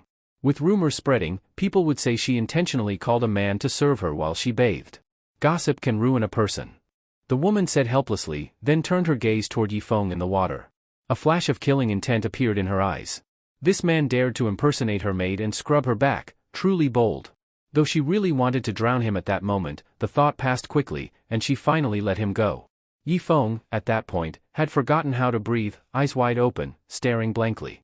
Seeing him motionless in the water made the woman frown slightly. "He's dead?" she muttered, then grabbed his hair and pulled his head out of the water. When Yifeng's gaze followed her body up and landed on her beautiful eyes, he froze for a moment. The woman, seeing he wasn't dead, wondered why he hadn't moved. Suddenly, a thought struck her. She quickly looked down at her body. Realizing why Yifeng had been so still in the water, she turned her sharp gaze on his dumbfounded eyes, gritted her teeth, and growled. "You damn pervert! I won't let you off." Hearing her furious voice, Yifeng's eyes immediately cleared, and he said anxiously, "Miss, I swear I saw everything. I saw nothing." Facing Yifeng's obvious guilty denial, the woman directly swung her small fist at him. After the woman put on a long dress, she turned and looked at Yifeng, who was sitting on the floor covering his eyes, and said calmly, "I can spare your life." Hearing her words, Yifeng quickly dropped his hands from his eyes. With his eyes already swollen like steamed buns, he looked at the woman and flattered. "I knew you were beautiful and kind. May you give birth to 8 sons in one go." Facing Yifeng's blessing, the woman suddenly spoke coldly. "But while the death penalty can be avoided, Punishment is still necessary. Dig out your eyes and cut off your tongue, then I'll let you go this time. After speaking, she threw a knife onto the ground. Yifeng fumbled in front of him, picked up the knife, tried hard to look at it, then turned toward the woman's direction and said, "Sis, I'm not used to digging out eyes with a knife. How about we forget this happened?" As soon as he finished, something landed beside him. He picked it up and looked at it, then raised his head and asked doubtfully, "Why are you giving me a spoon? You want me to drink your bathwater? I'm not Durant. You said you're not used to using a knife, then use the spoon to dig out your eyes." Seeing how vicious this woman was made Yifeng squint, not that he needed to, since his eyes were already swollen into slits. Yifeng casually threw both the knife and the spoon into the water, then stood up and looked ahead, calmly saying, "What if I don't accept either of those options? Then I'll do it myself." Seeing her walking toward him after she said that, Yifeng wasn't panicked. Instead, he listened closely to the sound of her footsteps. Because his eyes were swollen, his vision was badly impaired, and he could only rely on sound to determine her direction. When her footsteps were about 2 meters in front of him, Yifeng suddenly punched forward. But the woman easily dodged his punch, then tapped her toes on the floor and instantly moved right in front of him. Her beautiful fingernails, sharp like knives, went straight toward Yifeng's eyes. But Yifeng heard the sound of her nails cutting through the air and quickly moved his head. Seeing him dodge her strike surprised the woman slightly, but she immediately changed the direction of her fingers and aimed for his eyes again. But Yifeng had already expected her to follow up, so he quickly reached out and grabbed her slender fingers. Before the woman could attack again, Yifeng swung his fist straight at her. She was trying to dig out his eyes. If Yifeng still showed mercy now, he'd be a fool. But to his surprise, the woman also grabbed his heavy punch, then lifted her delicate foot and kicked him in the stomach. After being kicked, Yifeng's stomach began to churn violently. He forced himself not to vomit, quickly let go of her fingers, then used one arm to grab her leg, gritting his teeth and yelling, "Damn it! I'll fight you with everything I've got." Furious, Yifeng exploded with strength, charging forward while holding her leg. The woman didn't expect Yifeng to react so quickly despite his swollen eyes, and her underestimation got her dragged into the water with him. Splash! The two of them crashed heavily into the pool. Yifeng quickly tried to push her underwater, but she beat him to it and pressed him down first. Swallowing several mouthfuls of bathwater, Yifeng panicked and began struggling desperately. Seeing him still struggling, the woman raised her small fist and was about to strike his head. But just as her fist was halfway through the air, the bathroom door was suddenly pushed open.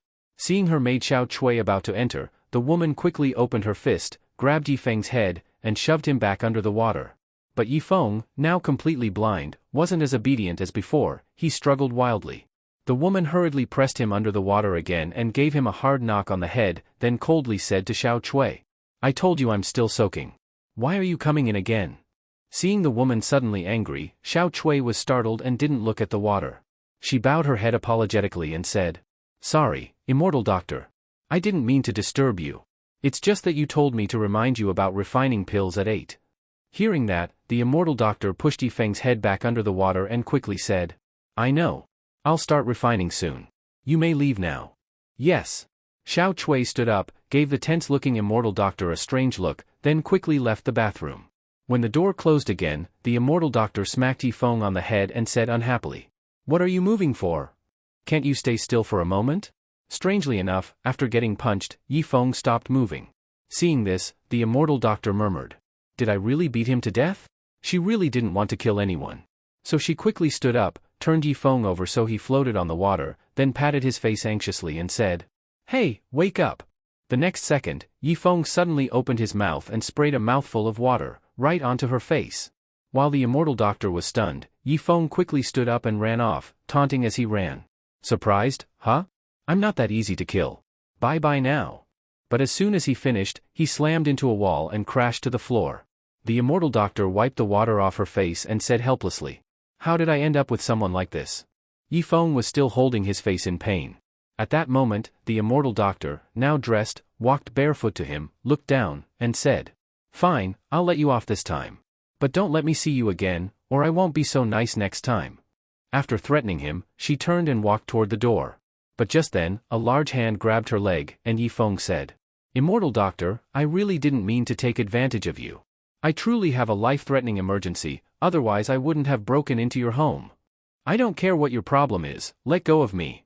I know you have your principles, but I beg you this once. If you come down the mountain with me, I'll agree to anything you ask. I already told you, I won't help you. Just as she finished speaking, Xiao Chui's voice came from outside. Immortal Doctor. Are you ready? The pill furnace is prepared. As Xiao Chui urged her, the Immortal Doctor was about to reply when she suddenly heard Yifeng speak slyly. Immortal Doctor, you don't want Xiao Chui to know about me, do you? Facing Yifeng's threat, the Immortal Doctor narrowed her eyes. Yifeng also felt a trace of killing intent, so he opened his mouth wide, ready to shout. But at that moment, a warm small hand covered his mouth, and then he heard the Immortal Doctor quietly say, "Don't shout. I'll agree, okay?" Hearing that the Immortal Doctor agreed to go down the mountain with him, Yifeng quickly nodded. Seeing how shameless he looked, the Immortal Doctor released his mouth and said impatiently, "Stay here honestly. After I finish refining the pills, I'll come find you." Ajp. The Immortal Doctor sighed, straightened her clothes, and walked out of the bathroom.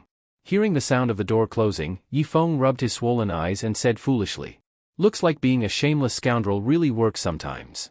Noon. After finishing the pill refining, the Immortal Doctor returned to the bathroom. Yifeng, who was sitting on the floor thinking about something, heard the door and asked cautiously, "Immortal Doctor? Hurry up and get up. Take me to the person you want me to save." "Got it. Immortal Doctor, you're not only beautiful and have a great figure, more importantly, you're kind-hearted and have a generous spirit. Let me tell you." Splash. Watching Yifeng fall into the water while flattering her, the Immortal Doctor covered her forehead and sighed heavily.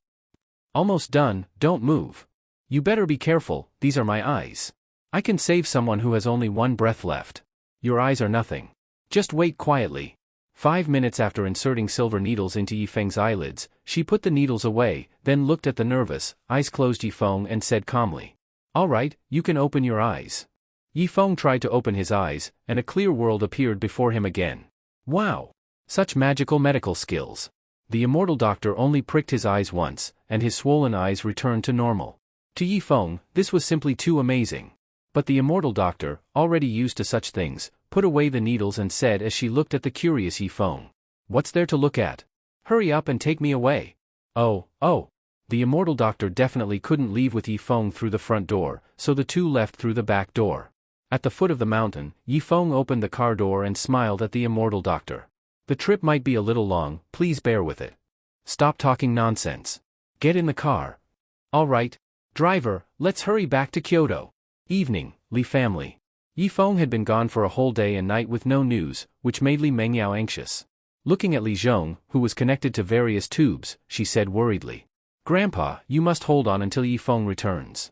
Li Wu, who was dozing on the sofa, yawned after hearing her voice and said impatiently, "I'm telling you, Li Mengyao, do you really think your fiancé can bring the Immortal Doctor back? You better give up that hope and pull the tubes already." Li Wen also said, "Pulling the tubes isn't unfilial. Keeping them plugged in is unfilial. Just look at how much he's suffering. Pulling the tubes now would free him." Facing the brother's pressure, Li Mengyao shook her head and said firmly, "Before Yifeng comes back, I absolutely won't allow the tubes to be removed." Pulling the tubes meant her grandfather would die. Even if Yifeng brought the Immortal Doctor later, it would be too late. So before Yifeng returned, she had to hold her ground. Seeing her so stubborn, Li Wen exchanged a look with Li Wu, and they both left the room. After Li Wu stepped out, Li Wen said, "We can't let Li Mengyao keep insisting." "What, you're afraid that kid really will bring the Immortal Doctor back?" "No, I'm confident he won't. But what if he doesn't return for a year? Are we supposed to wait here for a year?" "Got it. I'll go pull the tubes now." As Li Wu was about to go in, Li Wen quickly stopped him. "That's not what I meant. And if you pull the tubes directly, won't Li Mengyao blame everything on you? Let her blame me. You think I'm afraid of that little girl? That's not how we do it. I have a way she can't blame us." "You mean? Cut the power. If the power is out, the machines won't work, and Big Brother will die on his own." Hearing Li Wen's rotten idea, Li Wu gave him a thumbs up and said, "You're really ruthless, third brother. All right, go cut the power downstairs. Then we'll start dividing Li Mengyao's property." "No problem. I'll go cut the power now." Watching him hurry off, Li Wen smirked at the door and said, "Big Brother, don't blame me. I'm just helping you get freed." Li Mengyao was sitting beside the bed watching Li Zhong when the light suddenly went out. She murmured, "What happened?" Li Wu dashed in and shouted anxiously, "Li Mengyao! How can the power go out at such an important time? What are you doing? If something happens to my brother, I'll hold you responsible." Facing his accusations, Li Mengyao was stunned. But she quickly collected herself and said to the furious Li Wu, "Just call someone to fix it." "Fix it? By the time they fix it, my brother will be dead." "Don't worry. The oxygen machine has a backup power supply." Hearing this, Li Wu quickly looked at the oxygen machine. Seeing that it was indeed working, he frowned, then hurried out again. Watching the door slam shut, Li Mengyao said coldly, "Let's see what tricks you'll try next." She remembered Yi Feng's warning before leaving and had prepared several backup batteries in case of a power outage. Hearing that the oxygen machine had backup power, Li Wan thought for a moment and said, "Looks like Li Mengyao really prepared. Let's not do anything now, or she'll be suspicious. Damn it, big brother, hurry up and die already. Forget it, he won't last long anyway. Come on, let's go inside." As the brothers grew impatient, the heart monitor suddenly changed. Seeing Li Zhong's heart rate drop sharply, Li Mengyao panicked. Li Wu, excited to see Li Zhong finally failing, shouted, "Heaven is just. This old man finally can't hold on. Li Mengyao, what are you waiting for? Hurry and get the funeral clothes for my brother." While he urged her, Li Mengyao held Li Zhong's hand and cried, "Grandpa, you must hold on. Yi Feng will bring the immortal doctor back soon. Hold on my ass. I said earlier that if Yi Feng can bring the immortal doctor, I'll call him Dad. And you actually believe him. Move. Let me put the funeral clothes on my brother." He pushed her aside and reached for the tubes. Li Mengyao hurriedly grabbed his arm and said, "Don't touch my grandpa. Get out of the way." Li Wu flung her aside and reached for the tubes. But then a cold voice echoed through the room. "So, while I'm gone, you're planning murder, is that it?" Hearing Yi Feng's voice suddenly made Li Mengyao instinctively look at him. Seeing the man she had been thinking about finally return, she didn't have time to express how much she missed him and anxiously said, "Yi Feng, they're going to pull out my grandpa's oxygen tube." Seeing Li Mengyao's teary eyes, Yi Feng's heart shattered. Such a beautiful lady boss, he usually didn't even dare press too hard when massaging her, afraid of hurting her. But now this group of old bastards was bullying her to death. He quickly walked over to Li Mengyao, held her thin shoulders, looked into her pitiful eyes, and gently said, "Don't be afraid. As long as I'm here, no one will pull out your grandpa's oxygen tube." After comforting her, Yi Feng looked coldly at Li Wu, who was glaring at him, and said, "What, you're not even pretending anymore now? Pretend my ass. My big brother already stopped breathing. What's wrong with pulling the oxygen tube and changing him into burial clothes?" Hearing that, Yi Feng walked over to the bed and took a look at Li Zhong, noticing that the old man still had faint breathing. Though still breathing, it looked like he only had a few minutes left. But for Yi Feng, that was enough. Turning his gaze to Li Wu, Yi Feng pointed at Li Zhong and scolded, "Open your damn eyes and see if the old man's still breathing. I think you're trying to murder him." Li Wu, of course, knew that Li Zhong was still breathing. That's exactly why he was in such a rush to pull the tube. He thought he could settle it quickly without being noticed, but didn't expect this damned Yi Feng to come back. Caught red-handed, Li Wu was momentarily speechless. Just then, Li Wan suddenly stood up and said, "My second brother couldn't bear to see my big brother suffer anymore, so he wanted to help him be free. But Li Mengyao, for her own selfish gains, would rather watch my big brother in pain than let him go. She's the disgrace of our Li family." Hearing Li Wan shift the blame, Li Wu, who didn't know how to explain himself, quickly nodded and echoed, Right. She's the disgrace who doesn't care about my big brother, but we, as his brothers, can't just sit and do nothing." Seeing these two old bastards blame everything on Li Mengyao, Yi Feng actually laughed out of anger. "If I hadn't come back in time, would you have blamed Mengyao for choking the old man to death? Cut the crap. Let me ask you, didn't you say you went to get the immortal doctor? Where is she? Yi Feng, I'm telling you, it's because of your incompetence that my big brother suffered so much. I'm not done with you over this." Facing Li Wu's accusation, Yi Feng sneered, "Who said I didn't get the immortal doctor?" Hearing that he did, Li Wu looked around the room and mocked, "You got her? Where is she then? Don't tell me she's hiding in your bed? Ha ha ha." Facing Li Wu's shameless mockery, Yi Feng said nothing and walked straight to the door. After opening it, he smiled and said, "Immortal doctor, I'll leave it to you." As Yi Feng's voice fell, the immortal doctor walked gracefully into the room under everyone's gaze. When the Li family members present saw the immortal doctor's face covered by a white transparent veil from the nose down, they all turned their attention to her. Seeing that Yi Feng brought a woman, Li Wu and Li Wan were stunned. Could it be that this guy actually brought the immortal doctor? But that was impossible. The immortal doctor had never accepted anyone's invitation before. How did this kid manage it? They started to panic. If this woman really was the immortal doctor, then Li Zhong, who was as good as dead, might actually be saved. Thinking that their prey was about to fly away made them furious. Li Wu pointed at the immortal doctor and coldly questioned. You say she's the immortal doctor, so she is? Seeing that he was still resisting, Yi Feng said angrily. You'll know if she is or not once she treats the old man. No. I won't allow some random person to treat my big brother. Get the hell out of here. Yi Feng didn't bother being polite anymore. He grabbed Li Wu's arm and threw him aside, then smiled at the immortal doctor. Please, immortal doctor. She nodded, walked over to the bed, took a look at Li Zhong, and then sat down and placed her hand on his pulse. Seeing this, Li Wu anxiously whispered to Li Wen. What should we do now? Don't panic.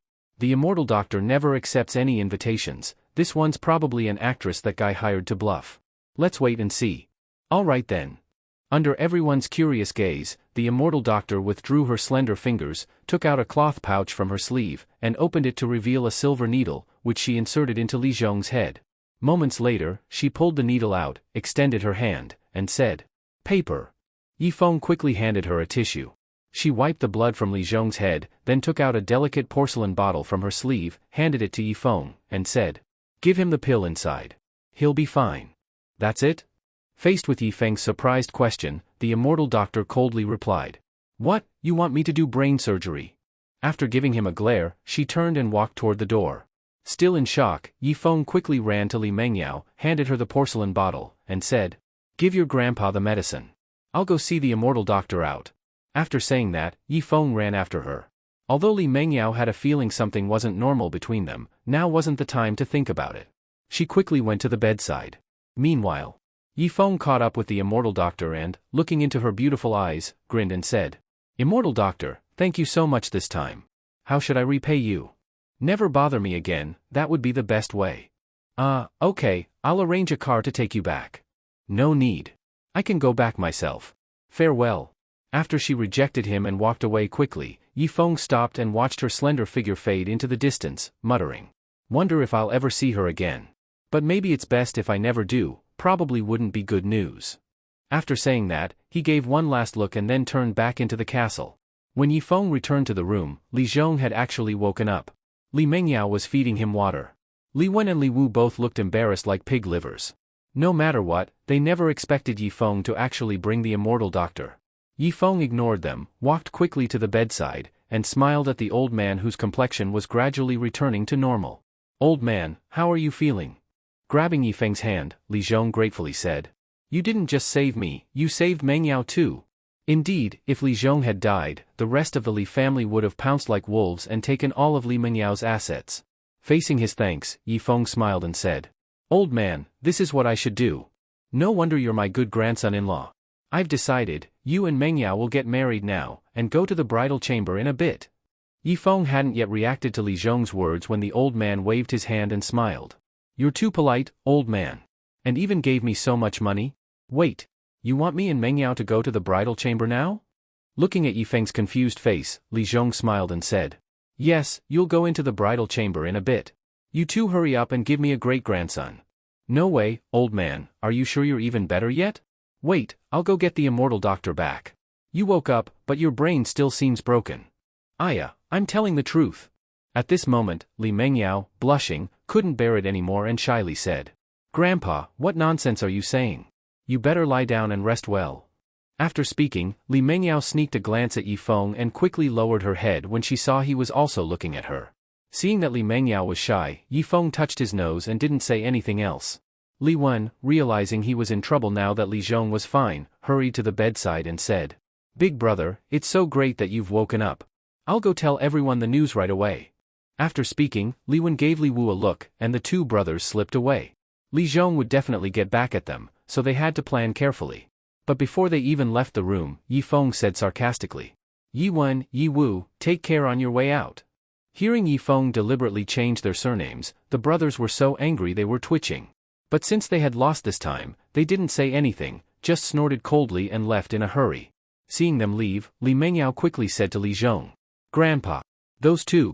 Before Li Mengyao could finish, Li Zhong waved his hand with a serious face and said, I know everything. I couldn't open my eyes or speak at the time, but that doesn't mean I couldn't hear anything. Don't worry, Grandpa won't let them off. Where's your second uncle?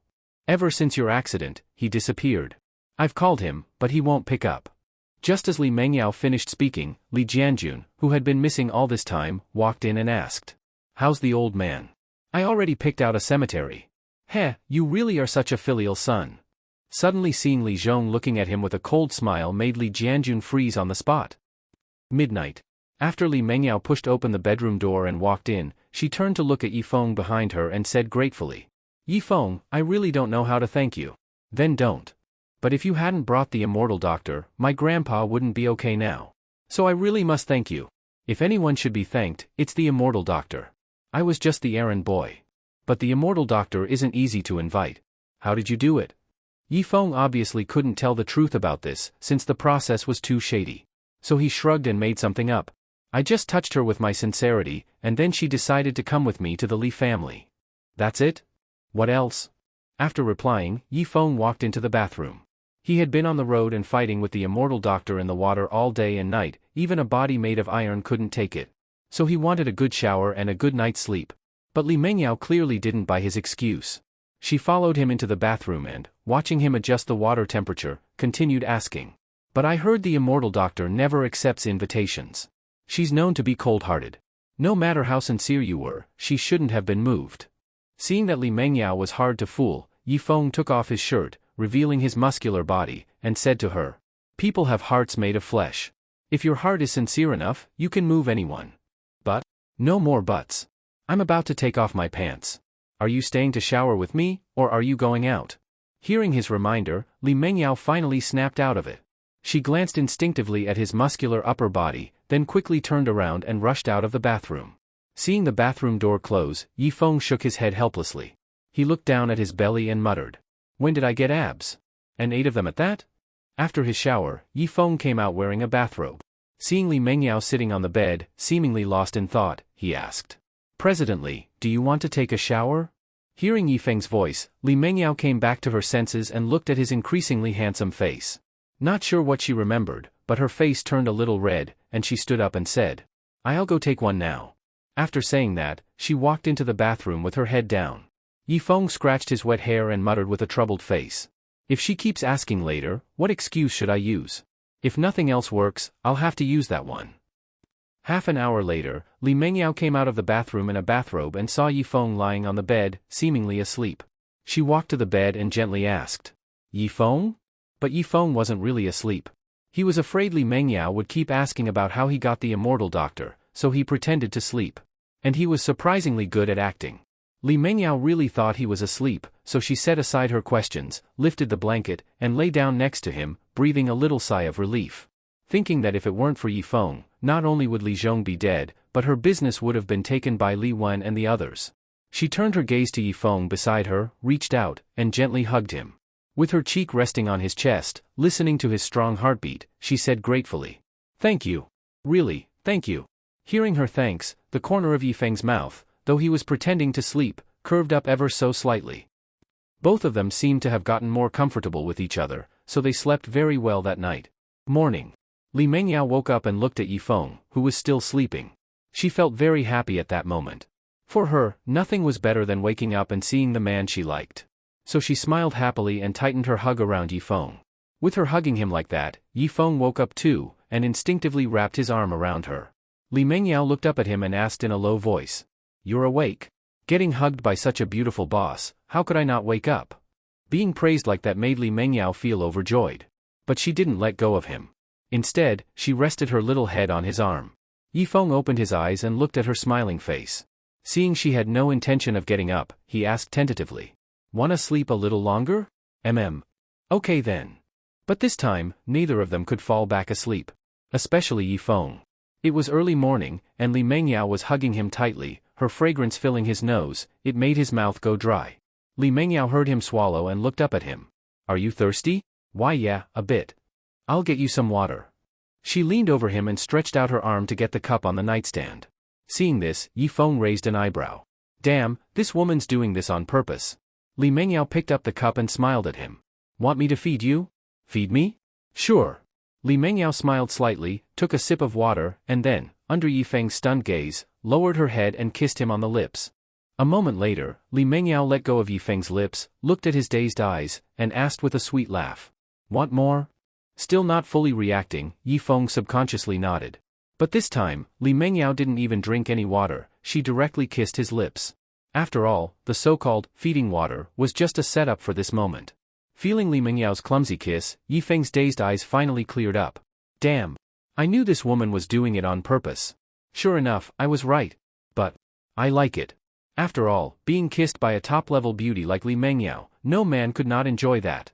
So Yifeng didn't hold back. He hugged her and kissed her back. But just then, someone knocked on the door, and Li Zhong's cheerful voice followed. Granddaughter. Grandson-in-law.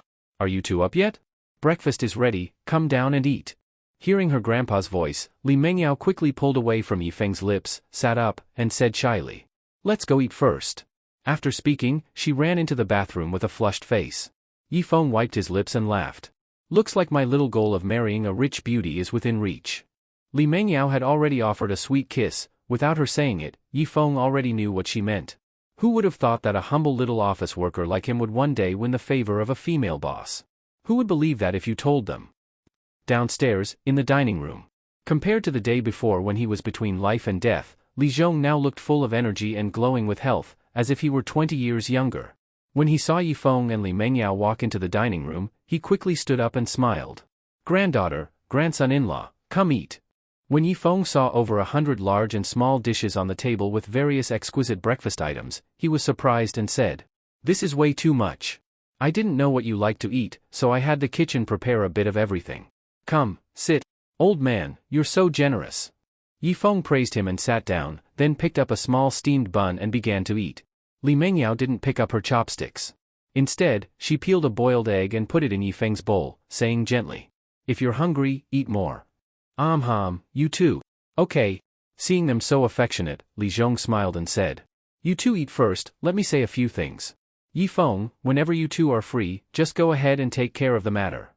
Hearing that, Yifeng picked up a cup of milk and asked curiously, What matter? Your marriage, of course. Hearing that, Yifeng immediately choked on the milk he was drinking. He and Li Mengyao had just started kissing, and now the old man wanted them to get married? Seeing Yifeng choking and coughing, Li Mengyao quickly stood up and patted his back, then turned to Li Zhong and said unhappily, Grandpa, what nonsense are you saying this early in the morning? I'm not saying nonsense. You two are already living together, it's time to get married. Then I can be at ease. Li Mengyao did like Yifeng, but she hadn't thought about stepping into marriage so soon. She still wanted to enjoy the sweetness of dating. So, facing Li Zhong's urging, she said, Grandpa, we'll think about our relationship ourselves. You don't need to worry. Seeing that Li Mengyao wasn't in a hurry at all, Li Zhong thought for a moment and said, Yifeng, you keep eating. Mengyao, come with me. After speaking, the old man walked out of the dining room with his cane. Li Mengyao looked at Yifeng, who was wiping his mouth, and gently said, You keep eating, I'll go see what Grandpa wants. Okay, got it. Watching Li Mengyao's long legs as she left the dining room, Yifeng took a bite of the egg and mumbled, The old man's thinking a lot these days. After walking out of the dining room, Li Mengyao looked at Li Zhong and asked, Grandpa, what is it that you can't say in front of Yifeng? Silly girl, I want you two to hurry and get married, it's really for your own good. Alright, I know you mean well, okay? But we're not what you think. Talking about marriage now is too early. I don't care what stage you two are at. But I'm telling you, this Yifeng is not an ordinary person. In all my years, I've never heard of anyone being able to invite the immortal doctor, but this kid did it. That already proves how extraordinary he is. Plus, from what I've observed recently, he stays calm in the face of trouble, handles matters with confidence, he has the qualities of a king. If this were ancient times, he could be an emperor. Even now, he's bound to become a great man. If you don't marry him soon, other women will snatch him away. Hearing him talk about kingly aura, Li Mengyao was speechless. She figured maybe his mind had been affected after surviving a near-death experience, so she didn't take him seriously and casually replied, Okay, I get it. I'm going back to eat now. Seeing Li Mengyao brush him off and head toward the dining room, the old man anxiously said, If you don't listen to me, you'll regret it someday. But she didn't believe his warning. After all, when she and Yifeng weren't even close, he had stuck by her side. Now that they had feelings for each other, she believed Yifeng would stay with her for life. After breakfast, the two of them took a car back to Donglin City. Seeing how energetic Li Zhong was, he probably wouldn't have any issues in the short term, so Li Mengyao didn't need to stay behind. She went back to take care of company matters. Yifeng wasn't a petty man, on the contrary, he was very generous. So the first thing he did after returning to the company was send an email to Zhou Jianing, demanding that he repay every cent of the debt before the end of the day, or it would be handed over to the legal department. Damn. That guy's cold attitude while Li Mengyao was in trouble was still fresh in Yifeng's mind. If Yifeng didn't teach him a lesson, he wouldn't be Yifeng. Sure enough, less than 10 minutes after the email was sent, Zhou Jianing barged into his office. Zhou Jianing didn't know that Li Mengyao was fine, so he felt confident. Pointing at Yifeng's nose, he cursed. You still dare ask me to pay back money? As the collection department manager, I have the right to ask you to repay. You're still playing collection manager? Li Mengyao is finished, and you're still pretending here? Be smart and pack up your things and get lost. Just as Zhou Jianing finished yelling, a cold voice came from behind him. When did I end up finished? Why don't I know about it? Hearing Li Mengyao's voice, Zhou Jianing instinctively turned his head.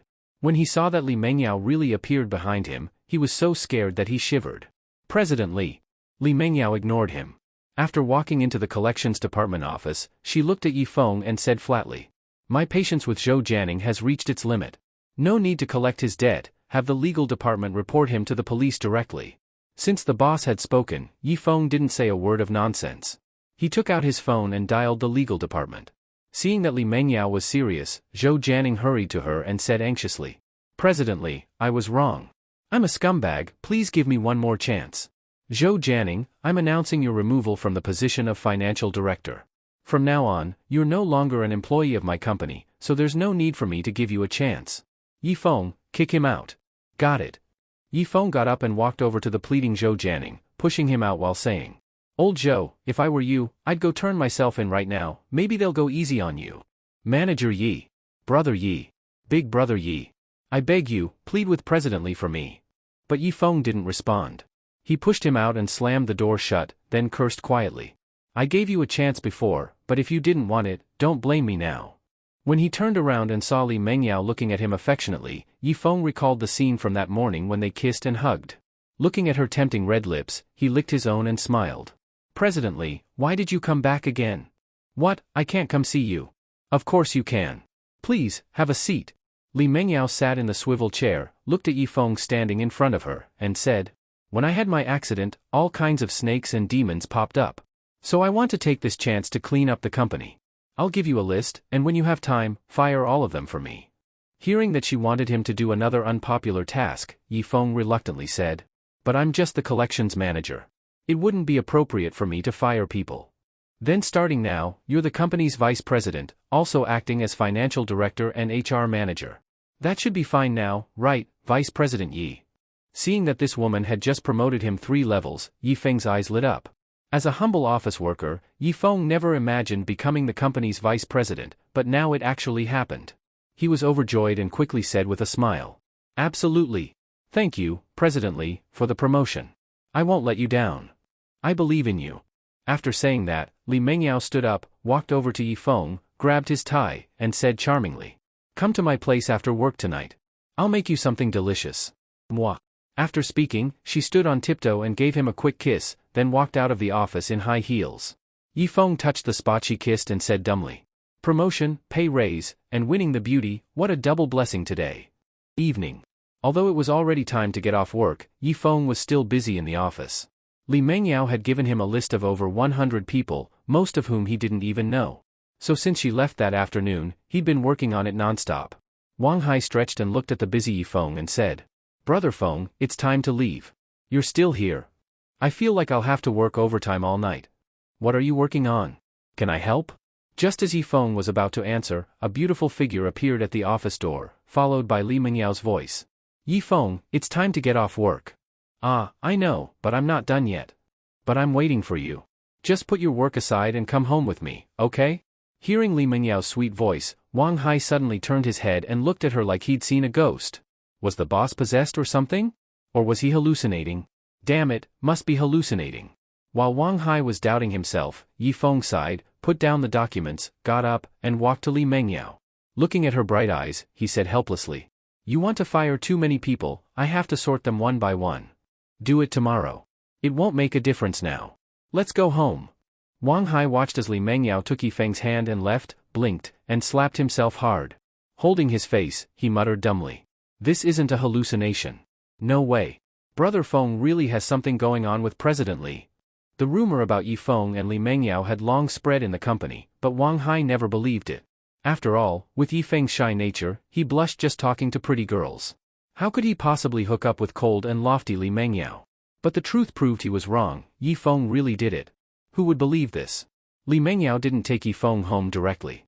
She went to a luxury store first, and after a round of shopping, they spent $1 million. Looking at the shopping bags in his hands, Yi Feng said to Li Mengyao, who was looking at ties. President Li, no matter how rich you are, you shouldn't waste money like this, right? You might as well give it all to me. Li Mengyao thought Yi Feng was being frugal and thrifty, which made her smile and say, no amount of money is too much for you. Here, try this tie on for me. As she helped him with the tie, Yi Feng leaned close to her ear and whispered, Boss, I'm thirsty. He had been busy all afternoon without even drinking water. Looking at her pretty face again made his throat dry. Li Mengyao thought he was implying something. After all, she had fed him water with her mouth that morning. She glanced around. Seeing no one was watching, she stood on tiptoe and gave him a quick kiss on the lips. Her cheeks flushed, and she shyly asked, Still thirsty now? Yi Feng. What the hell is this woman thinking? I'm really freaking thirsty. Yi Feng grabbed Li Mengyao's fragrant shoulder and said with a naughty smile. Now I'm thirstier. Kiss me again. You're going too far. Not gonna kiss? Fine, then I'll kiss you. Seeing Yi Feng come in for a kiss, Li Mengyao dodged while laughing. I'm not letting a bad guy like you get your way. As the two of them flirted in public like a couple madly in love, a beautiful pregnant woman holding the arm of a handsome man in a white suit slowly walked by. The man casually glanced at Li Mengyao and Yi Feng playing around, and his eyes instantly lit up. After not seeing her for months, Li Mengyao had become even more beautiful, her figure better, and her femininity more intense. But when the man saw Yi Feng holding Li Mengyao, his rage ignited. He let go of the woman's hand and strode over to the couple, then shouted, Get your hands off her! Yi Feng, who was about to kiss Li Mengyao, turned instinctively at the voice and asked in confusion when he saw the angry man. Who are you? The man didn't answer him. Instead, he looked coldly at Li Mengyao, whose face suddenly turned icy, and said, Li Mengyao, do you have no shame left? Yes, I cheated, but so what? You wouldn't let me sleep with you, so I can't sleep with other women? Over such a trivial matter, you broke up with me and now you're using this ugly freak to get revenge? This ugly freak he's talking about can't be me, right? Yi Feng admitted he was poor, but he didn't admit he was ugly. After all, when he used to run a stall selling grilled starch sausages, he made a little money just relying on his handsome face. So when he heard this man call him ugly, Yi Feng was not having it. But before he could say anything, Li Mengyao also coldly said, Pu Ziqian, we already broke up. Whatever I do now has nothing to do with you. Heh, don't think I don't know what you're up to. You saw me here, so you deliberately found this ugly freak to get my attention, right? Fine, you've succeeded, you've got my attention. Satisfied now? Seeing there was actually a man more narcissistic than himself, Yi Feng couldn't help but cut in. Bro, are you always this confident? You're not qualified to speak to me. Pu Ziqian pointed coldly at Yi Feng, then turned to Li Mengyao and continued. Alright, since it's so hard for you to stay away from me, I'll talk it over with Ye. As long as she doesn't mind, you can be my lover from now on. As he said that, Pu Ziqian turned to the woman beside him and smiled as he asked. Ye, what do you think? Normally, no woman would accept her man taking on a lover, especially right in front of her. But Shen Zhuyue, for some reason, actually nodded in agreement at Pu Ziqian's humiliating question. She looked at him affectionately and said, As long as you like it, even if you want 100 lovers, I won't object. After Shen Zhuyue expressed her stance, she looked at Li Mengyao with some annoyance and said, My husband is just pitying you. Otherwise, you'd never get close to him in this lifetime. At this point, Pu Ziqian also said to Li Mengyao, Alright, your plan worked, come with us. After speaking, Pu Ziqian reached out to grab Li Mengyao's arm. But after she dodged his hand, she coldly cursed. You're both lunatics. Yi Feng, let's not bother with them. Let's go. Seeing Li Mengyao curse and then hold on to Yi Feng's arm to leave, Pu Ziqian quickly shouted. Li Mengyao, don't be ungrateful. This is your last chance. Get lost. Dumbass. Li Mengyao, who never cursed, couldn't help herself this time. That showed how furious Pu Ziqian had made her. But Pu Ziqian didn't realize he was being delusional. He looked at Shen Zhuyue beside him and gently said, Looks like after Li Mengyao joins our family, I'll need you to train her well. Don't worry, hubby. I'll definitely make her obedient and never let her make you angry. I knew Yeye was the best.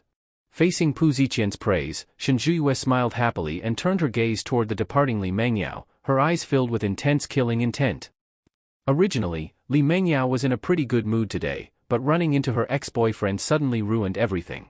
On the way home, she didn't say a single word, face cold as ice. Seeing her like this, Yi Feng didn't dare to ask anything casually. If he said the wrong thing, and Li Mengyao took the chance to vent her anger on him, it would be bad. So Yi Feng kept his mouth tightly shut the whole way. After entering Li Mengyao's home, he took the supermarket bags from her hands and said flatteringly, "Boss, you go rest. I'll finish cooking." Facing Yi Feng's attempt to please her, Li Mengyao looked at him coldly and asked, "You think I don't cook well?" "And no, not at all." "Then why are you fighting with me over it? Go sit on the couch and wait for me to finish cooking." Seeing her storm into the kitchen with the bags, Yi Feng let out a deep sigh. Damn, is Pu Ziqian brain damaged?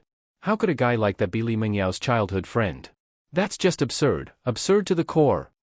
Bang! Bang! Bang! Yi Feng, sitting on the sofa, heard noises from the kitchen and couldn't help saying, "This woman's not chopping herself up in there, is she?" Worried about Li Mengyao, Yi Feng got up and walked toward the kitchen. Standing at the kitchen door and seeing her chopping ribs hard with a cleaver, he rushed over and took the knife from her hands, then said calmly, "That rib didn't kill your father. No need to treat it like that." Hearing Yi Feng's words, Li Mengyao took a deep breath to calm her rage and apologized. "Sorry, I couldn't control my emotions." "No need to apologize. If you're angry, let it out. Don't make yourself sick. Sigh. All right, stop sighing. I'll chop the ribs, you do something else." Seeing Yi Feng skillfully chopping ribs with the cleaver, Li Mengyao shook her head, pushed Pu Ziqian's annoying face out of her mind, and joined him in cooking. She originally planned to make 8 dishes and 2 soups, but because Pu Ziqian ruined her mood, she only made 4 dishes and 1 soup in the end. Looking at the delicious food, Yi Feng, already starving, picked up a piece of rib with his chopsticks and smiled. Everything looks so tasty. "Boss, you try this rib first." But Li Mengyao didn't take the rib he offered. Instead, she picked up a glass of red wine and gulped it down. Seeing her finish a full glass in one go and then reach for the bottle again, Yi Feng quickly grabbed it away. Seeing this, Li Mengyao frowned and said, "What are you doing grabbing the bottle? Give it back? Presidently, you can't drink anymore, or you'll get drunk." "I want to get drunk. Give it here." "You want to, but I'm the one who'll suffer." Seeing Yi Feng's bitter face, Li Mengyao asked confusedly, "If I get drunk, I'll be the one suffering. What's it got to do with you? Ever heard of losing control after drinking? With your current state, if you get drunk, won't you ruin me? My little body can't handle it." Facing Yi Feng's teasing, Li Mengyao snatched the wine bottle back and said irritably, "Even if I lose control, it wouldn't be with you. Feel better now? That makes me feel even worse. A beautiful boss like you, getting drunk and looking for another man instead of me, that'd be a huge loss. Shameless." Li Mengyao rolled her eyes at him flirtatiously, then poured him a glass of wine and said, "Drink with me." "All right, but let me say this, I'll drink with you, but if you get drunk, no messing around. In your dreams. Come on, cheers." In the end, Li Mengyao still got drunk, and Yi Feng got drunk along with her. Yi Feng didn't even know how he ended up on the bed. While his head was spinning, a warm body suddenly hugged him tightly, and then he heard Li Mengyao's sultry voice. "Yi Feng, I want to mess around." "Screw your damn messing around. I'm already so drunk I can't even tell east from west, and you still want to mess around?" Pushing Li Mengyao away, Yi Feng said with some discomfort, "Cut it out." But Li Mengyao hugged him again, and without saying a word, kissed his lips. Right now, Yi Feng just wanted to sleep, so he tried to push Li Mengyao away. But she grabbed his hands and forcefully pinned them to the bed. At this moment, Yi Feng was as weak as a little chick, while Li Mengyao was strong like an elephant. After struggling for a long time and failing, he gave up resisting. "If you can't fight it, just enjoy it." All night long, Li Mengyao's moans echoed in Yi Feng's ears, like heavenly music, pleasant and sweet. The next day, when the dazzling sunlight hit his face, Yi Feng slowly opened his eyes. Looking at the somewhat unfamiliar room, he murmured, "Where am I?" After resting for a moment, he suddenly felt like he was holding someone. As he slowly turned his gaze to see the sleeping Li Mengyao in his arms, he let out a sigh of relief. "So I'm in this woman's house." Muttering that, Yi Feng closed his eyes again, planning to go back to sleep. But 3 seconds later, Yi Feng suddenly remembered something and his eyes snapped open. Glancing at the still sleeping Li Mengyao, he lifted a corner of the blanket. The next second, Yi Feng dumbly said, "Damn! I lost my virginity again last night. Losing it to a top-level beauty like Li Mengyao wasn't the worst part, it was that he again lost it drunk. Twice now. Both times happened when he was drunk and not thinking straight. Can't it happen at least once when I'm sober? Just as Yifeng was wondering if fate was screwing with him, Li Mengyao also woke up. Looking at Yifeng lying beside her, she instinctively said sweetly, "Morning." After greeting him, she saw that Yifeng was just staring at her without speaking, so she asked in confusion, "What's wrong?" "Well, President Li, do you remember what you did to me last night?" "Last night? We just had some drinks, didn't we?" "And after drinking?" "After drinking." Li Mengyao muttered, then suddenly remembered something. She quickly lifted the blanket, her eyes widening. Seeing she remembered, Yifeng silently pulled the blanket over himself alone, then calmly said, "I'm going back to sleep for a bit. You can explain when I wake up." After he turned away and left her hanging, Li Mengyao quickly reached for the blanket and snapped. "Explain what, my ass? You're playing innocent after taking advantage? Give me back the blanket." In the end, Yifeng lost under Li Mengyao's scratching and biting. He grabbed his clothes from the floor and fled in panic. Seeing him run off, Li Mengyao lay on the bed and muttered while staring at the ceiling, "Looks like I really can't drink anymore, or something bad will happen." Although she said that, thinking of what happened last night made her face flush red. Half an hour later. After getting dressed, Li Mengyao went downstairs and saw Yifeng busy in the kitchen. She paused, then walked in shyly, playing with her clothes as she asked, "What's for breakfast?" Facing her question, Yifeng stirred the soup pot with a spoon and said, "Chicken soup for breakfast." "Chicken soup in the morning? You wore yourself out last night, so this is to help you recover." At Yifeng's teasing, Li Mengyao instantly remembered their night together. Her face turned red as she said shyly, "You're so bad. Hate you." Seeing her cover her face and run out, Yifeng said speechlessly, "I was the one who got taken advantage of, yet somehow you're acting like you were the victim." At the dining table, Li Mengyao sipped her chicken soup slowly, sneaking glances at Yifeng across the table. Yifeng put down his chopsticks, wiped his mouth with a napkin, and said casually, "Stop staring at me and focus on your soup." Caught, Li Mengyao looked down and muttered, "Don't flatter yourself. I wasn't staring." "All right then. Now, can we talk about that Pu Ziqian guy?" At the mention of Pu Ziqian, the shyness on Li Mengyao's face vanished and was replaced with disgust. She set down her spoon, looked at Yifeng, and said, "He used to be a bit narcissistic, but I didn't expect he'd end up this far gone. Just thinking about it now makes me sick. Or maybe you're feeling sick because you're pregnant." "Pregnant?" Li Mengyao quickly did the math. It had been over a month since their first night at the hotel, it was possible she could be pregnant with his child. Touching her flat belly, she looked at Yifeng and asked cautiously, "What if I really am pregnant?" Seeing her hopeful eyes, Yifeng clenched his teeth and said decisively, "Then have the baby. The child can take my last name." Seeing him act like a responsible stepdad, Li Mengyao threw a napkin at him and laughed. "Cut it out. If I am pregnant, it's definitely yours. I've only ever done it with you." "Exactly. So the baby takes my last name, which means it's the same as my last name."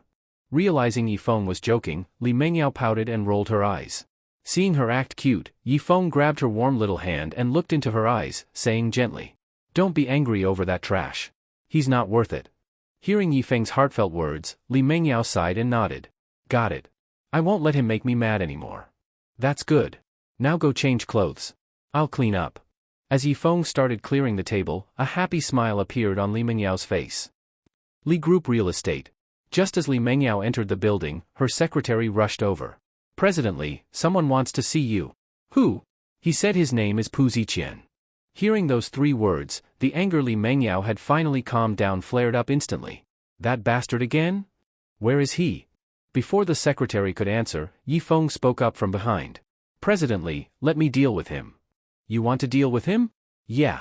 The more you react, the more he'll push his luck. Feng Gaofei was just like that. People like this, just leave them to me." Seeing Yifeng full of confidence, Li Mengyao thought for a moment and said, "All right. After you're done, come find me in my office." "Got it." As Li Mengyao walked into the elevator in high heels, Yifeng turned his eyes to the secretary still staring at him. Locking eyes with her pretty gaze, Yifeng teased, "If you really want to stare at me, I'll find time later to let you stare all you want. For now, take me to that guy, okay?" Faced with Yifeng's teasing, the secretary blushed and quickly turned to walk toward the elevator. Looking at her slender calves, Yifeng stroked his chin and muttered, "Looks like my luck with women is getting better and better."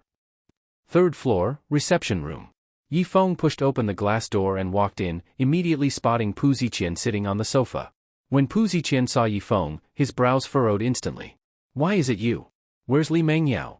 Facing his questioning, Yifeng sat on the sofa opposite him, crossed his legs, and said casually. Mr. Pu, Mengyao doesn't want to see you. You think you can call her Mengyao? Seeing he still didn't get the situation, Yifeng unbuttoned his suit jacket and said. I'm Li Mengyao's fiancé. What do you think, can I call her that? You? You're not worthy. Maybe I'm not, but you're even less so. Cut the crap. You're not qualified to speak to me. Tell Li Mengyao to come out. I told you, Mengyao doesn't want to see you. And from now on, don't come looking for her again. After saying that, Yifeng stood up and prepared to leave, but Pu Ziqian, feeling humiliated, grabbed the water cup from the table and threw it at the back of his head while cursing. You think you're worthy to talk to me, you piece of shit? Just as the cup was about to hit Yifeng, he made a sharp turn and reached out to catch it. Pu Ziqian didn't expect Yifeng to react so fast and was stunned. Yifeng clenched his hand and crushed the cup into pieces. As he walked toward Pu Ziqian, he sneered. Since you don't understand human language, I'll have to make you understand another way. Yifeng had wanted to beat this guy up since last night, but couldn't hit him first, otherwise, Li Mengyao might suspect he had superhuman strength. But now it was different. If he struck now, it would be self-defense. Outside the room, the secretary was bringing 2 cups of tea and was about to enter the reception room when she suddenly heard the sound of slapping. She thought Yifeng was being beaten by Pu Ziqian, so she rushed in. But what she saw left her stunned. Yifeng had Pu Ziqian pinned against the wall, his left hand choking his neck, and his bandaged right hand was slapping him hard across the face. Yifeng landed another slap, then looked at Pu Ziqian, whose nose was bleeding, and said coldly. So, do you still think I'm unworthy to speak to you? Gritting his teeth, Pu Ziqian threatened. No one in this world dares to hit me, Pu Ziqian. I'll tell you now, you're done. Pu Ziqian, my ass. I'm beating you up right now, so what? The secretary, seeing Yifeng still hitting him, hurried to grab him and said anxiously.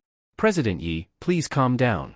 Pu Ziqian took the opportunity to push Yifeng's hand off his neck, staggered back 2 steps, and shouted viciously. You'll pay a terrible price for your ignorance. After he threatened Yifeng and turned to leave, Yifeng flung the secretary aside and rushed over to kick Pu Ziqian right in the butt. Pu Ziqian flew forward, crashed to the ground, and slid several feet until his face finally stopped him. Yifeng stepped out of the reception room, adjusted his suit, and looked coldly at Pu Ziqian lying on the floor. President Li said she didn't want to see you. You just had to challenge me, huh? Fell over now, didn't you? Watch yourself next time. After blaming everything on Pu Ziqian, Yifeng walked off under the stares of nearby employees. Pu Ziqian stood up, holding his swollen face, and stared at Yifeng's back with clenched teeth. You'll pay dearly for what you did. CEO's office. Yifeng buttoned up his suit and knocked on the door. Come in. Yifeng walked into the office and looked at Li Mengyao sitting in the boss chair. President Li, I've taken care of Pu Ziqian. Don't worry. In response, Li Mengyao coldly asked. You took care of him with your fists, didn't you? Huh? No, I moved him with reason, with emotion, and awakened his conscience with my sincerity. Li Mengyao couldn't stand his nonsense and pointed to the computer screen. Come look for yourself. Fine. When Yifeng walked over, he was surprised to see the surveillance footage playing on her screen. Watching himself slap Pu Ziqian repeatedly against the wall, Yifeng narcissistically said. Damn, I look cool when I'm beating someone up. Bang. Li Mengyao slammed the desk and scolded. You think you're in the right for hitting him? What, you feel bad for him? Feel bad for him, my ass. I feel bad for you. She grabbed his bandaged right hand, looked at it with concern, and said. Your hand hasn't healed yet, and you used it to hit someone. What if you got hurt again? Seeing her sudden tenderness, Yifeng scratched his nose and said. But my right hand was the only one I could use. Then use your left. I was choking him with my left. Idiot. You could have pressed his neck with your right arm and slapped him with the left. Before finishing, Li Mengyao realized she was teaching him how to fight, so she let go of his hand and coldly said. Anyway, you hit someone. As punishment, you're coming to my house after work. I'll make rib soup for you to recover. Oh? Is that a punishment or a reward? Quit being smug. Get back to work. Fine, but don't forget to boil a few eggs too. I need to replenish the protein I lost last night. At first, Li Mengyao didn't get what he meant, but by the time she did, Yifeng had already slipped out. Looking at the closed office door, Li Mengyao blushed and muttered. This guy is getting more and more shameless. Feeling a little happy, she turned her attention back to the screen and looked coldly at the footage of Pu Ziqian being beaten. You'd better back off. I, Li Mengyao, am not someone to mess with. Noon. Yifeng was just about to find Li Mengyao to mooch a meal. After all, following the boss meant you could eat 9 meals a day. But just as he left the office, Wang Hai came over. Bro Feng, someone downstairs is looking for you. For me? Who? Don't know him, but he doesn't look friendly. Did you piss someone off? Hell yeah, I pissed off a lot. When I did debt collection, I nearly pissed off everyone in the company. Now President Li wants me to fire over 100 people. You tell me who hasn't been pissed off. I'll go down with you then. Wang Hai picked up a fire extinguisher, which made Yifeng confused. You trying to put out a fire? Nope. If you can't win the fight, I'll charge in with the extinguisher. Seeing how loyal Wang Hai was, Yifeng patted his shoulder and said emotionally. Respect. You really are my bro. Of course. When you're on your knees begging for mercy, I'll bash your head with the extinguisher. Then you play dead. Once they think they've killed you, they'll definitely stop beating you. Screw off. He shoved Wang Hai aside and walked toward the elevator. Let's go. I want to see which idiots have come to mess with me this time. Downstairs. After Yifeng left the company building, he indeed saw more than a dozen thugs by the door. Looking at this group of idle street punks, Yifeng put his hands in his pockets and asked. Who's looking for me? Facing Yifeng's question, a middle-aged man with a shaved head and a full-back dragon tattoo on his arm threw away his cigarette butt and sneered lazily. You the one called Yifeng? Obviously, if I'm not Yifeng, is your father Yifeng? Good. Then let's go. All of you, get him. As soon as the middle-aged man finished speaking, the gang holding steel pipes and machetes rushed at Yifeng. Seeing that, Wang Hai turned and ran back toward the company. After all, he was just a low-paid worker, no reason to risk his life for some big moral cause. But after a few steps he stopped, clenched his fist and said, No way. Brother Feng has been so good to me. If he gets in trouble, I'll not abandon him. Damn it, if I die, so be it. In the end, Wang Hai still chose loyalty, grabbed a fire extinguisher and ran back toward the group, shouting, Sheet, I'm going down fighting with you guys. However, just as Wang Hai raised the extinguisher to smash it, he was shocked to see all the thugs lying on the ground already. Seeing this, Wang Hai froze for a second, then hurriedly turned his eyes to Yifeng's tall figure. What the hell is this? At that moment Yifeng slowly turned around, looked at stunned Wang Hai and asked, What were you doing just now? I realized that fire extinguisher was expired, and I was afraid if I hit someone it might explode, so I changed it for one that's still valid. Tell security to check all the fire extinguishers. After that command, Yifeng walked up to the stunned bald guy, reached out and patted his greasy face, then asked with a smile. Still want to hit me? Faced with Yifeng's question, the bald man, who had just witnessed how Yifeng beat 10 men alone, swallowed and hurriedly shook his head. Dude, it was all a misunderstanding. Misunderstanding? As soon as the word fell, Yifeng slapped him across the face. Knocking the bald man to the ground, Yifeng squatted in front of him and asked coldly. Who told you to come here? Say it. Boss, we only came because we got paid. Who hired us, only our boss knows. Although he didn't say who had hired them, Yifeng already guessed, no need to think twice, it had to be Pu Ziqian. He thought maybe Pu Ziqian had some ability, but it turned out to be nothing. Yifeng was deeply disappointed. He looked at the bald guy impatiently and said, What are you staring at? Waiting for me to buy you dinner or what? Get lost. The bald guy, seeing Yifeng let him go, hurriedly yelled at his beaten-up underlings, and they all got into 2 vans and drove away quickly. Watching the vans leave in a hurry, Yifeng muttered, No fun at all. A bit disappointed, he turned to walk back toward the company. But what he didn't expect was that the entire entrance was filled with employees. Suddenly they burst into warm applause, all looking at Yifeng with admiration. Boss Yi. That was great. Boss Yi is so handsome. Boss Yi rules. Faced with the employees' cheers, Shy Yifeng scratched his head and awkwardly walked through them, saying, Sorry, excuse me, sorry, hey auntie, don't you dare touch my butt. Because of that little incident, Yifeng lost his appetite and went back to the office to keep working. At that moment the door opened and Li Mengyao came in carrying a lunchbox. Big hero, did you enjoy that fight outside? She asked. Hearing Li Mengyao's voice, Yifeng lifted his head, puzzled. You heard about that? Now?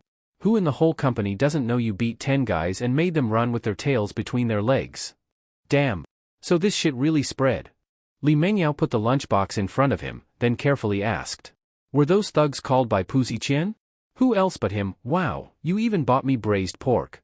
Seeing Yifeng open the lunchbox with a happy smile, Li Mengyao sat on his lap, wrapped her arms around his neck and said apologetically. Sorry. I caused you trouble because of me. Just a bunch of gangsters, that's nothing. The thing is I'm thirsty, Yifeng said. He meant he was thirsty for water, but this woman misunderstood him.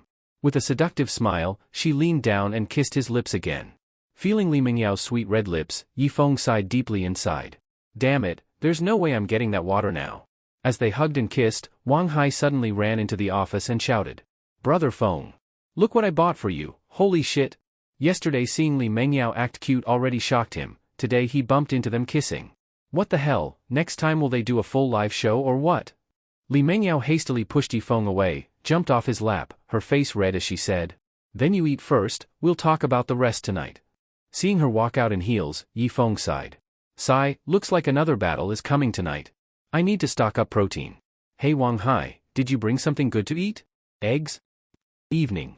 Because Li Mengyao wanted to make a loving dinner for Yifeng, she left work early. As for Yifeng, the poor worker, he was still working hard. Downstairs. A Mercedes car stopped near the company building. The door opened, and Zhao Xiao stepped out. A middle-aged man and the bald guy, whose face got slapped by Yifeng at noon, hurried over to him and respectfully said, Brother Zhao, you're here. Looking at the groveling man, Zhao Xiao asked impatiently. Who's so badass that I have to come personally? I don't know what he does, but he fights fiercely. What's your grudge against him? Well, someone paid me to break this guy's limbs. I thought he was just a nobody, so I sent my guys. I didn't expect him to be too strong, we lost. Then I was afraid myself, so I asked you to come. Here the middle-aged man spoke quietly. After this is over, I'll give you 80,000. To Zhao Xiao that's just small money, but even mosquitoes have meat. With so many men to support, it's still a decent sum. Zhao Xiao waved his hand and told his men. Then finish it quickly. Yes, boss. At that moment the bald guy suddenly pointed towards the company gate. That guy's coming out. Hearing that, Zhao Xiao got into the car and said. Go. Break his limbs, but don't kill him. Yes. At this moment Yifeng walked out of the company and grumbled. This Li Mengyao, willing to spend $1 million on me for clothes and watches, but never thought to buy me a Maybach instead? No sooner had he finished speaking, someone shouted, and a group of men charged at him. Seeing this group of thugs was clearly more professional than the Noon Gang, Yifeng felt interested. Finally, something worthy. Zhao Xiao started the car to leave. Seeing Yifeng down one punch a big guy, his eyes widened with shock. Holy shit. It's him? Damn, this time we messed up big. At that moment, Yifeng punched a thug with a knife and sent him flying 10 meters away.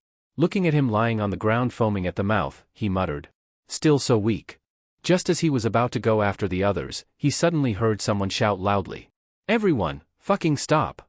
Zhao Zhao's shout made everyone stop. He then rushed over to Yifeng. Without even catching his breath, he looked at the unharmed Yifeng and said anxiously. Brother Yi, this is all a misunderstanding. You've got to believe me. When Yifeng saw Zhao Xiao appear, he immediately knew what was going on, but still pretended to ask. Isn't this Brother Zhao? What kind of misunderstanding? Take your time and explain. Zhao Xiao swallowed hard and hurriedly explained. I didn't know they came to cause you trouble. Otherwise, I would have chopped them up first.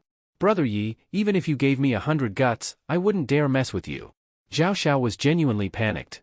After all, Yifeng was Li Mengyao's boyfriend. Bringing people to attack him today was like directly attacking Li Mengyao herself. No matter how capable Zhao Xiao was, he wouldn't dare go against the Li family. Seeing Zhao Xiao drenched in sweat, Yifeng patted his shoulder and smiled. For your sake, Brother Zhao, I'll let this go. With that sentence, Yifeng not only showed his stance but also gave Zhao Xiao face. After all, when they caught Feng Gaofei before, Zhao Xiao had helped a lot. Just for that, Yifeng wouldn't pursue it further. Zhao Xiao, grateful for Yifeng giving him such a huge favor, said. Thank you for your understanding, Brother Yi. What the hell are you all standing around for? Hurry up and apologize to Brother Yi. The bald guy and the others saw how respectful Zhao Xiao was to Yifeng and realized they had messed with the wrong person. They quickly ran over to apologize. Zhao Xiao slapped the middle-aged man in the face and yelled. Didn't you fucking eat? Kneel and apologize right now. Facing Zhao Xiao's demand, Yifeng quickly said.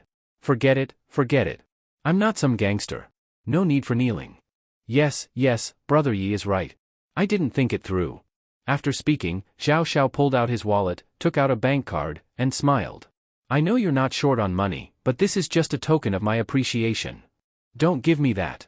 If you don't take it, I'll feel bad. Just accept it. Zhao Xiao forced the bank card into Yifeng's hand, then turned and shouted at the middle-aged man. What the hell are you still standing there for? Get the fuck out. The middle-aged man didn't dare say a word and quickly left, dejected. After seeing Zhao Xiao also rush off, Yifeng looked at the bank card in his hand and said helplessly. Didn't expect to make money from a fight. But damn, he didn't even tell me the password. Right after he finished speaking, his phone buzzed. He took it out and saw a message from Zhao Xiao, just 6 numbers. Alright, got the password too. When Yifeng walked out of the bank, looking at the bank card in his hand, he muttered. No wonder there are so many corrupt officials. Zhao Xiao casually gave me 2 million. Who could resist that kind of temptation? Even though he got 2 million for free, Yifeng wasn't particularly happy. He bought some food and went to the hospital.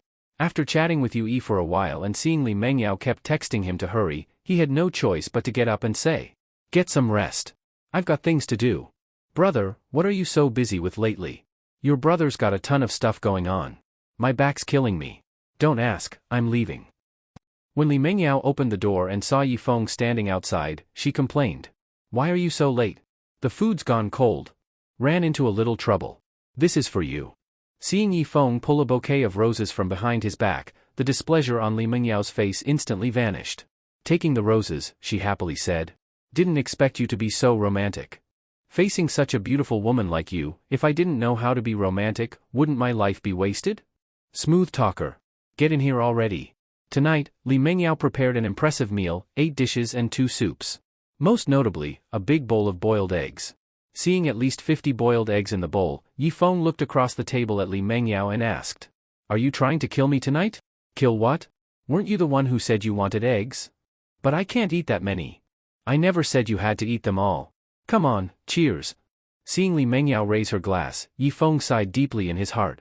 Looks like it's going to be a tough night again. But just halfway through drinking, his phone rang. Seeing it was the landlord, Yifeng answered and asked. What is it, sir? Your place is leaking. Water's already flowing down to the floor below. Come back quick. I haven't been home in days. How could it be leaking? How should I know? Just come back. The landlord hung up right after speaking. Yifeng looked at the flushed and seductive Li Mengyao and said helplessly. My place is leaking. I have to go check it out. Are you coming back? Do you want me to? Facing Yifeng's rhetorical question, Li Mengyao rolled her eyes and said reluctantly. Whatever. Come back if you want. Of course I'm coming back. Otherwise, I'd have eaten all those eggs for nothing. Ugh. Just go already. Looking at Li Mengyao's charming expression, Yifeng stood up and walked over to her. Under her big-eyed gaze, he gently touched her flushed cheek and softly said. Wait for me to come back. With that, Yifeng lowered his head and kissed her red lips. After a quick kiss, he smiled and left. Hearing the door close, Li Mengyao touched her face and murmured. I think I'm completely in love with him. Li Mengyao never really knew what love was. Her feelings for Pu Ziqian were more like being around someone familiar. No anticipation, no fantasy, even a bit indifferent. But it was completely different with Yifeng. She looked forward to seeing him, fantasized about a future with him, even saw him as indispensable. If Yifeng suddenly died now, Li Mengyao wouldn't know how to face life. So she was very clear, she had truly fallen for this man. After Yifeng returned home, he cursed. Of all times to leak, it had to be when I was ready to dominate after eating 50 eggs. He quickly opened the door, but didn't see any water on the floor. Turning on the light and seeing the clean floor, he frowned and said. There's no leak at all. Is the landlord messing with me? Just as he finished speaking, he saw the bedroom door open from the inside. Realizing someone had broken into his place, Yifeng held his breath and pressed against the wall. When the person came out, he reached out and grabbed them. The person didn't expect Yifeng to launch a sudden attack and got caught off guard. Yifeng coldly said. Had the landlord tricked me back, now let's see if I don't. Wait, damn, it's a woman. Instinctively looking at the woman in front of him, when he saw her beautiful face, he immediately said with joy. Wanwan, you're back. Looking at the delighted Yifeng, Lin Wanwan, her face slightly red, softly said. I'm back. When did you come back? Why didn't you tell me so I could pick you up? We'll talk about that later. Can you first let go of your hand? Hearing Lin Wanwan's reminder, Yifeng realized where his hand was placed.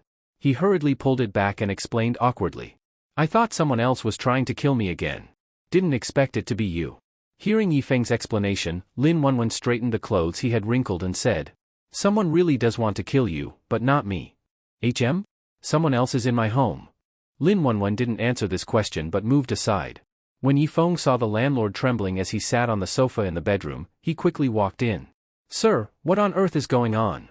Facing Yifeng's questioning, the landlord spoke with a crying tone. "I really didn't want to call you, but those two men pointed knives at me. I had no choice." "Who pointed knives at you?" "I don't know them. Just two men in their 30s. At this moment Lin Wanwan said. "When I entered your home, I saw two men holding knives running down from upstairs. They should be the ones this old man mentioned." "Where are those two men?" "I drove them away. They're a bit skilled, but not much." "Did you provoke someone again recently?" There was no need to think. It must have been done by Pu Ziqian. He failed when sending Zhao Zhao's people to beat him, so now he sent killers to Yifeng's home to kill him. Yifeng had already tolerated enough of Li Mengyao's ex-boyfriend, but all he got in return was constant escalation. When Pu Ziqian's annoying face appeared in his mind, Yifeng narrowed his eyes. A moment later, Yifeng looked at the landlord and said, "It's fine now. You can go home." The landlord had already been scared stiff and hurried off without another word. After the landlord left, Yifeng looked at Lin Wanwan and said with a smile, "It's nothing, just a small problem. I'll handle it." "Is it really just a small problem?" "Of course. Look at my honest face, do I seem like someone who can cause big trouble?" "That's true. If you need anything, call me anytime." Hearing this, Yifeng thought for a moment and carefully asked, "Did you come back this time because of the previous matter?" "No, that's already finished. I came back this time to settle down here. I won't leave again." Hearing that Lin Wanwan planned to settle in Donglin City, Yifeng happily grabbed her hand and asked excitedly, "Are you serious? You really won't leave anymore?" Really. No matter how nice it is outside, it's not as good as home." "That's right. You haven't eaten yet, have you? I'll make you something." Seeing Yifeng rush toward the kitchen, Lin Wanwan glanced at her watch and said, "No need. It's late. I'm going home to rest." "Rest where?" "Just stay here."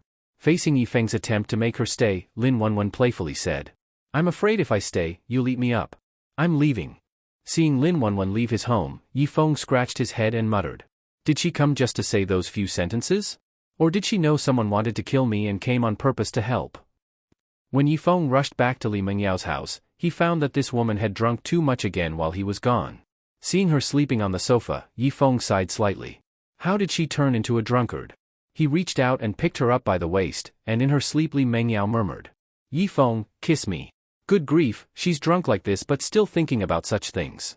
"Fine, I'll grant your small request." Aiming at Li Mengyao's pink lips, he kissed her. After kissing her, Yifeng looked at her flushed face and said, "Is that enough now?" Half asleep, Li Mengyao nodded in satisfaction, then pressed her little face against his chest and fell into deep sleep. Holding Li Mengyao, he walked to the bedroom, gently placed her on the comfortable big bed, and covered her with the blanket. Touching her smooth little face, Yifeng stood up and left. Taking advantage of a drunk woman was not something Yifeng, a gentleman, would do, so he let her go this time. The next day. After waking up, Li Mengyao instinctively reached beside her, but not feeling the familiar man, she slowly opened her eyes. Seeing that Yifeng wasn't there, she sat up and softly said, "Where's Yifeng?" Lifting the blanket and seeing she was still wearing her clothes, and the sheets were clean, and with no memories of intimacy with him, Li Mengyao thought for a moment and left the room. Wearing an ultra-short nightdress, she walked downstairs and saw Yifeng cooking breakfast in the kitchen. Her slightly disappointed expression instantly turned into a happy smile. Even if last night Yifeng had done something to her while she was drunk, she wouldn't have been angry. She had already fully accepted him. Whatever he did to her, she could accept. But Yifeng didn't do anything, which meant he really was a rare good man. Yifeng heard footsteps and looked back. Seeing Li Mengyao walk in, he said, "You're awake. Go wait in the dining room. Breakfast will be ready soon." Li Mengyao didn't leave. Instead, she hugged him from behind, looked at his handsome profile, and asked, "Why didn't you sleep with me last night? You're too beautiful. I was afraid I couldn't control myself, so I slept on the sofa." Hearing this answer, Li Mengyao bit her lip and shyly said, "Even if you couldn't control yourself, I wouldn't blame you. A gentleman doesn't take advantage of the vulnerable. That's my principle." "You're so good. All right, stop praising me. Go wash your face, breakfast is almost ready." After breakfast, Li Mengyao changed into a small suit and short skirt, then stepped out in high heels.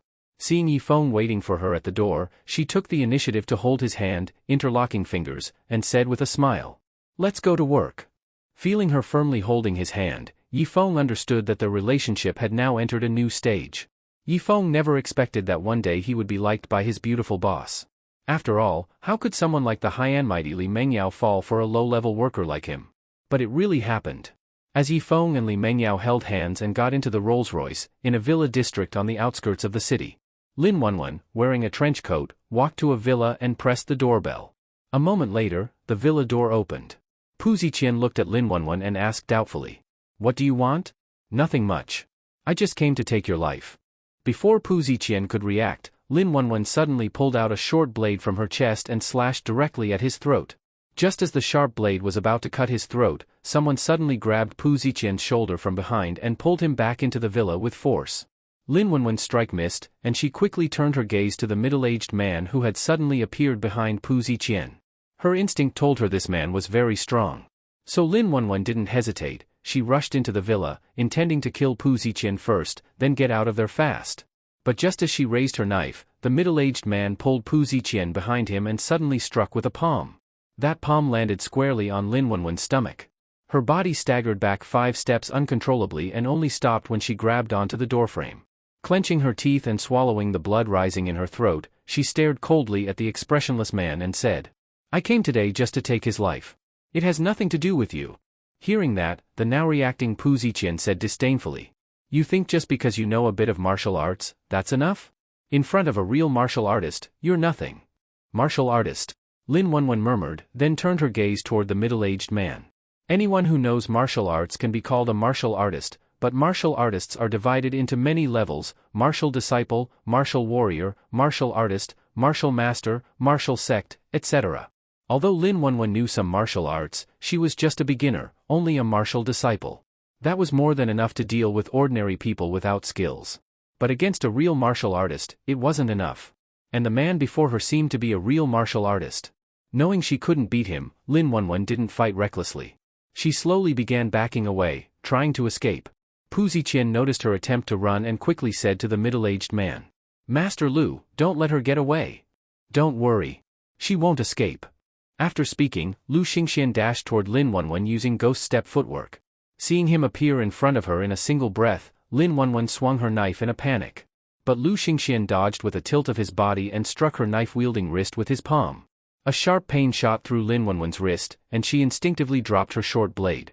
Lu Xingxian grabbed her arm, then raised his leg and kicked her in the stomach. As Lin Wanwan was kicked 2 meters into the air, Lu Xingxian yanked her arm downward, slamming her hard to the ground. In that moment, Lin Wanwan felt her internal organs shift, but she knew if she gave up now, she'd be dead for sure. She stretched out her arms, trying to push off the ground and get up, but Lu Xingxian kicked her in the waist, sending her flying again. After crashing into and snapping a small tree, she landed on the roadside. Lu Xingxian strode over. Standing beside the blood-spitting Lin Wanwan, Lu Xingxian said indifferently, "Tell me who's behind this, and I'll spare your life." Lying on the ground, Lin Wanwan stared at him and gritted her teeth. "I'd rather die than tell you." "Not talking? I have 100 ways to make you open your mouth." At that moment, Pu Ziqian ran over, cursing, "I'll fucking kill you, you bitch." Lu Xingxian stopped him and said in a low voice, "Young Master Pu, there's no rush to kill her. Handle what the old master asked you to do first. Isn't it just getting the Li family to invest? I'll call Li Mengyao later. She'll definitely hand over the money willingly. Get up. Let me deal with this bitch first." Yifeng, who had no idea his childhood friend was in danger, looked at Li Mengyao sitting on his lap and spread his hands. "President Li, like this I can't work. After all, hugging a beautiful woman like this, how could he focus on work?" Hearing that, Li Mengyao said sweetly, "Then don't work for now, give me a kiss." She leaned in and kissed his lips. Yifeng wrapped his arms around her slim waist and teased, "President Li, are you trying to sleep with me by abusing your position? As long as you know. Now kiss me again." As Li Mengyao clung to Yifeng and kissed him passionately, outside the office door, Wang Hai pressed his ear against it. After hearing what they were doing inside, he sighed. "Sigh. I better not go in and deliver the documents. Why bring trouble to myself? But seriously, Brother Feng has skills, even managed to get President Li." Muttering with some envy, jealousy, and frustration, Wang Hai left with the documents in hand. It was a busy day for Yifeng. He managed 3 departments and still had to deal with his boss flirting with him. Of course, if he didn't have to work and just got flirted with, he could accept that. After work, Li Mengyao walked into the office in high heels, looked at the still busy Yifeng, and smiled. "Dummy, work is over." Without even looking up, Yifeng replied. "Lots of people got fired recently. I need to prepare a recruitment plan for HR. You go ahead." Seeing how serious he was, Li Mengyao didn't force him to stop. After all, what boss doesn't like employees working overtime for free? "Then after work, come to my place. I'll cook something delicious. No alcohol tonight." Yifeng had no reaction to the first part, but when he heard, "no alcohol," he suddenly looked up. Li Mengyao gave him a flirty look and walked out in high heels. Yifeng swallowed hard and said, "Looks like tonight I can finally properly enjoy this woman." The last 2 times he slept with Li Mengyao, they were both drunk. The experience was a blur, he couldn't remember much afterward. But sober would be totally different. Thinking about the real battle he and Li Mengyao might have tonight completely fired Yifeng up, and he started working even faster. 7 p.m.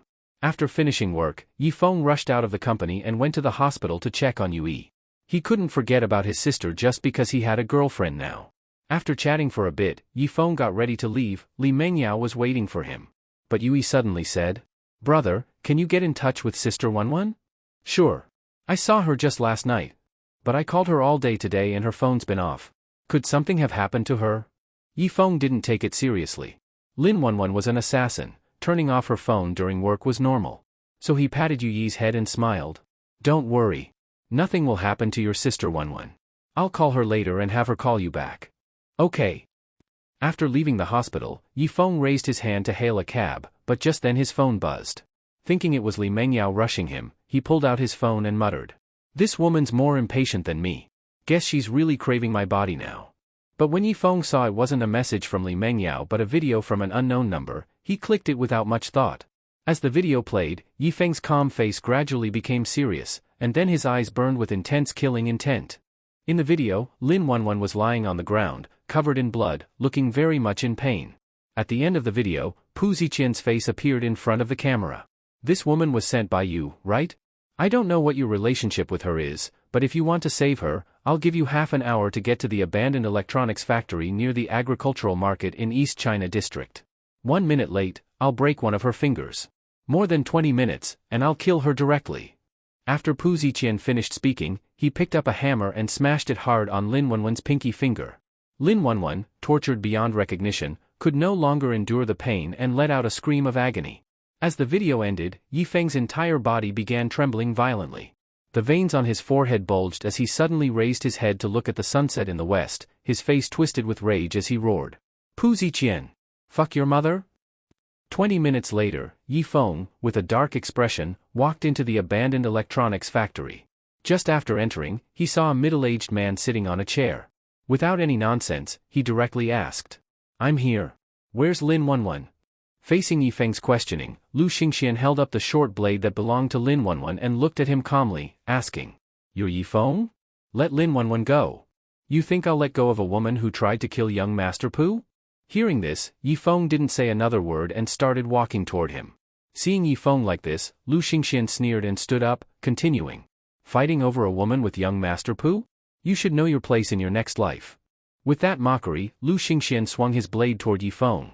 He had heard from Pu Ziqian that Yifeng knew some martial arts, so this strike was mainly to test his skills. But when he saw that Yifeng didn't even dodge, he had a basic judgment about Yifeng's ability. It wasn't that Yifeng had martial arts skills, it was just that Pu Ziqian was too weak. After all, Yifeng didn't even react, he was even worse than Lin Wanwan. Looks like he needed to properly teach Pu Ziqian a few real moves. Just when Lu Xingxian thought Yifeng was a complete amateur and was about to kill him with one strike, Yifeng suddenly stretched out his right hand and grabbed the sharp blade. Seeing this, Lu Xingxian laughed. Grabbing a blade with your hand, either you're a clueless amateur or a martial master or above. But in his eyes, Yifeng was clearly the former. So Lu Xingxian gave Yifeng a mocking glance and tried to pull the blade back to slice through his palm. But to his surprise, he couldn't pull it back. At that moment, Yifeng's hand was like an iron clamp, gripping the sharp blade tightly. Lu Xingxian paused slightly, suddenly realizing Yifeng might not be as simple as he looked, and hurriedly raised his other hand to strike Yifeng in the chest. As expected, his palm landed heavily on Yifeng's chest. For an ordinary person, this strike would at least break ribs, at worst, it could be fatal. But to Lu Xingxian's shock, Yifeng didn't even change his breathing, still staring at him with eyes like looking at a corpse. Lu Xingxian froze and hurriedly struck at Yi Feng's chest again. But after landing 10 strikes in a row, Yi Feng still showed no reaction.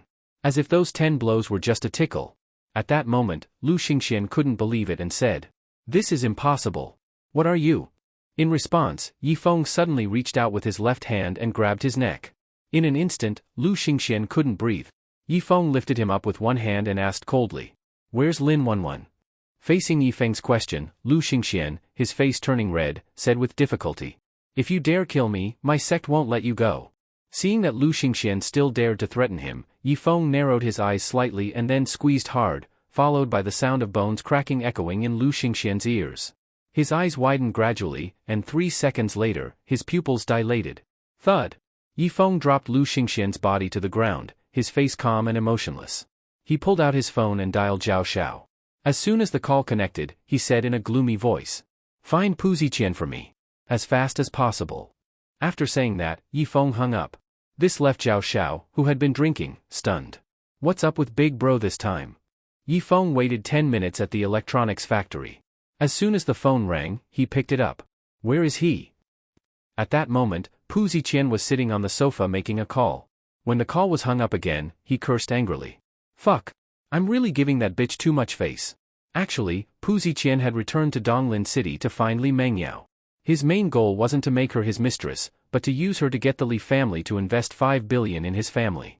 Overconfident, Pu Ziqian thought Li Mengyao would run into his arms crying for forgiveness as soon as she saw him. Then, under the pretense of testing her loyalty, he'd ask her to invest in his family. That way, he'd get both the money and Li Mengyao. A win-win. But what he didn't expect was how cold Li Mengyao would be toward him. His old tricks weren't working anymore. So after thinking about it, Pu Ziqian decided to go to Li Mengyao's house to find her. Sleep with her first, then everything else would fall into place. He put on a suit, sprayed on some cologne, checked himself in the mirror, and confidently opened the door. But the next second, he froze. Because there was a man standing at the door. Looking at the man's dark expression, Pu Ziqian paused and then pointed at him in shock. Didn't you go to find Lu Xingxian? How the hell are you still alive? Facing his shock, Yi Feng looked at him and asked in a deep voice.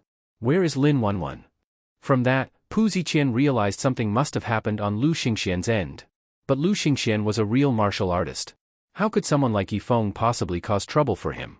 At that moment, Pu Ziqian didn't know what happened to Lu Xingxian, so he quickly slammed the security door shut, then pulled out his phone and cursed anxiously. What the hell is old Lu doing? But the next second, the security door was violently kicked open from the outside. Then Yi Feng walked in like a messenger from hell. Seeing Yi Feng radiating intense killing intent, Pu Ziqian panicked. He backed away while threatening. You touch one hair on me, and my dad will kill your whole family. Without responding to his threat, Yi Feng reached out and grabbed his neck. He pulled him close, then looked coldly at his red face from suffocation and asked. I'll ask you one more time, where is Lin Wanwan? Speak. At this moment, Pu Ziqian finally started to feel afraid. He could clearly sense that if he didn't reveal the woman's whereabouts, Yi Feng really would kill him. So Pu Ziqian quickly pointed to the basement door and said in a hoarse voice. Be basement. Yi Feng didn't say a word. Still gripping Pu Ziqian's neck, he walked straight into the basement. When Yi Feng saw Lin Wanwan lying motionless on the cold floor, covered in blood, he immediately threw Pu Ziqian aside and rushed to her side. Looking at all the wounds on her body, Yi Feng's eyes grew wet. With trembling hands, he gently picked her up, looked at her blood-stained face, and choked out. I'm sorry, Wanwan. I said I'd protect you for life, but I failed. I really am sorry. Facing Yi Feng's heartbreaking apology, the unconscious Lin Wanwan slowly opened her eyes. When she saw Yi Feng's tearful face, she slowly reached out and gently touched his cheek, a sad smile appearing on her face. To be able to see you again, it's so nice. Don't talk. I'll take you away from here right now. Holding Lin Wanwan in his arms, he turned around and saw Pu Ziqian gasping for air while clutching his neck. Yi Feng walked up to him in large strides. Pu Ziqian instinctively looked up at Yi Feng and, swallowing nervously, said, I gave her back to you, we're even now. He said this, but it was just a temporary tactic. After all, narrow-minded Pu Ziqian would never really let Yi Feng go. As soon as Yi Feng left, he planned to call his father to send even stronger martial artists to kill Yi Feng's whole family. Facing Pu Ziqian's words, Yi Feng glanced at him and suddenly raised his foot, kicking him hard in the temple. After taking the unexpected kick, Pu Ziqian's brain buzzed and he fell heavily to the ground. But Yi Feng wasn't done with him. He lifted his foot and kicked his head again. Once. Twice. 3 times. Until Pu Ziqian stopped breathing completely, Yifeng didn't even spare him a glance, he just carried Lin Wanwan away. After leaving the villa, looking at Lin Wanwan's closed eyes, he comforted her. Don't be scared, Wanwan. I'll take you to the hospital now. But Lin Wanwan weakly said. No, can't go to the hospital. But if we don't, you'll die. No, can't. Just as Lin Wanwan's head tilted and she fainted again, Yifeng frowned. He knew she was afraid going to the hospital would expose her identity and get her arrested. But if they didn't go, he didn't know how to treat her. Thinking for a moment, he suddenly remembered, he had a photographic memory. So he decided to go home and look up medical books online, then treat Lin Wanwan himself. With a goal in mind, Yifeng quickly said to the unconscious Lin Wanwan. Don't sleep, Wanwan. I'll take you home right now. After Yifeng carried Lin Wanwan away, a cute girl wearing a JK-style short skirt appeared nearby. She looked at Yifeng's departing figure, then turned her eyes toward Pu Ziqian's villa. After entering the basement, she immediately saw Pu Ziqian's body. Circling the corpse once, she clicked her tongue and said, TSK TSK TSK. This guy really went hard, smashed the whole skull. Sigh, looks like I have to clean up his mess again. After Yifeng brought Lin Wanwan home, he laid her on the bed, then pulled out his phone and started searching medical books. In less than 10 minutes, he had read 10 medical books and had a clear plan in mind. Using scissors, he cut open Lin Wanwan's clothes. Seeing the terrible wounds on her body made Yifeng tremble. Too much. I shouldn't have let him die so easily. But it was too late to talk about that now. He picked up a wet towel and gently wiped the blood from her body. Once all the wounds were exposed, Yifeng held back his anger and sorrow and carefully disinfected them with iodine. Just then, the door suddenly opened. Hearing the sudden sound, Yifeng quickly turned to look at the person who walked in. Wang Xiangling entered the room and was startled by Yifeng's murderous eyes. Are you going to eat someone? Looking at her cute face, Yifeng stared at her for a while and asked. What are you doing here? What do you mean what am I doing? I came to deliver elixirs. Otherwise, your friend won't even be able to take care of herself. After speaking, Wang Xiangling placed 2 delicate porcelain bottles in his hands. Yifeng looked at her in confusion. Given how badly Lin Wanwan was injured, elixirs could help? Seeing the doubt in his eyes, Wang Xiangling explained. The red bottle's pills can heal wounds and remove scars. The blue bottle's pills can fix broken bones and reconnect tendons. In 3 days, your friend will be bouncing around again. Hurry and feed them to her. Hearing this, Yifeng asked seriously. Are you telling the truth? Nonsense. Do I look like I have nothing better to do than joke with you? Feed her. After she said this, she even kicked him lightly in the butt. Yifeng thought for a moment and decided to trust her. Though Wang Xiangling was a bit crazy, she knew the consequences of making him angry. After Yifeng fed Lin Wanwan the pills, Wang Xiangling clasped her hands behind her back and said, All right then, this young lady is leaving. As she walked toward the door, Yifeng called out, Thank you. Facing his gratitude, Wang Xiangling turned around and calmly asked, I did you such a big favor and you just say thanks? So how should I repay you? At that, Wang Xiangling smiled mysteriously. When there's time, let me use my secret technique to give you a good beating, that'll do. After speaking, she raised her fair little hand and made a fist, causing the corners of Yifeng's mouth to twitch. After Wang Xiangling left, Yifeng looked at the sleeping Lin Wanwan and sighed deeply. It's all over now. Just sleep well. Yifeng left home and returned to Pu Ziqian's villa. But when he didn't see Pu Ziqian's corpse in the basement, he frowned deeply. Ding! Hearing his phone buzz, he quickly pulled it out. I've cleaned up those 2 bodies for you. No need to thank me. Though it was just text, Yifeng could tell from the tone that it was Wang Xiangling. Touching his head, he muttered. Why is this woman helping me? Is she trying to use this to make me do something for her? Thinking about it, it wasn't impossible. But right now, there was nothing he could do, he'd deal with it later. Li Mengyao glanced at the clock and saw it was already 9 p.m. Looking at the table full of food she had prepared, she took a deep breath and consoled herself. He's just working overtime. He'll come after that. I'll go reheat the dishes, so he can eat them hot when he arrives. Just as she was carrying a dish to reheat, the doorbell suddenly rang. Realizing Yifeng had finally arrived, Li Mengyao put down the dish and said angrily. This guy's just now showing up. Let's see how I deal with you later. Just as Li Mengyao opened the door and was about to complain, she suddenly saw the blood on Yifeng's clothes. She quickly grabbed his arm and asked anxiously. What happened to you? Seeing Li Mengyao's worried face, Yifeng apologized. Mengyao, I'm sorry. I can't have dinner with you tonight.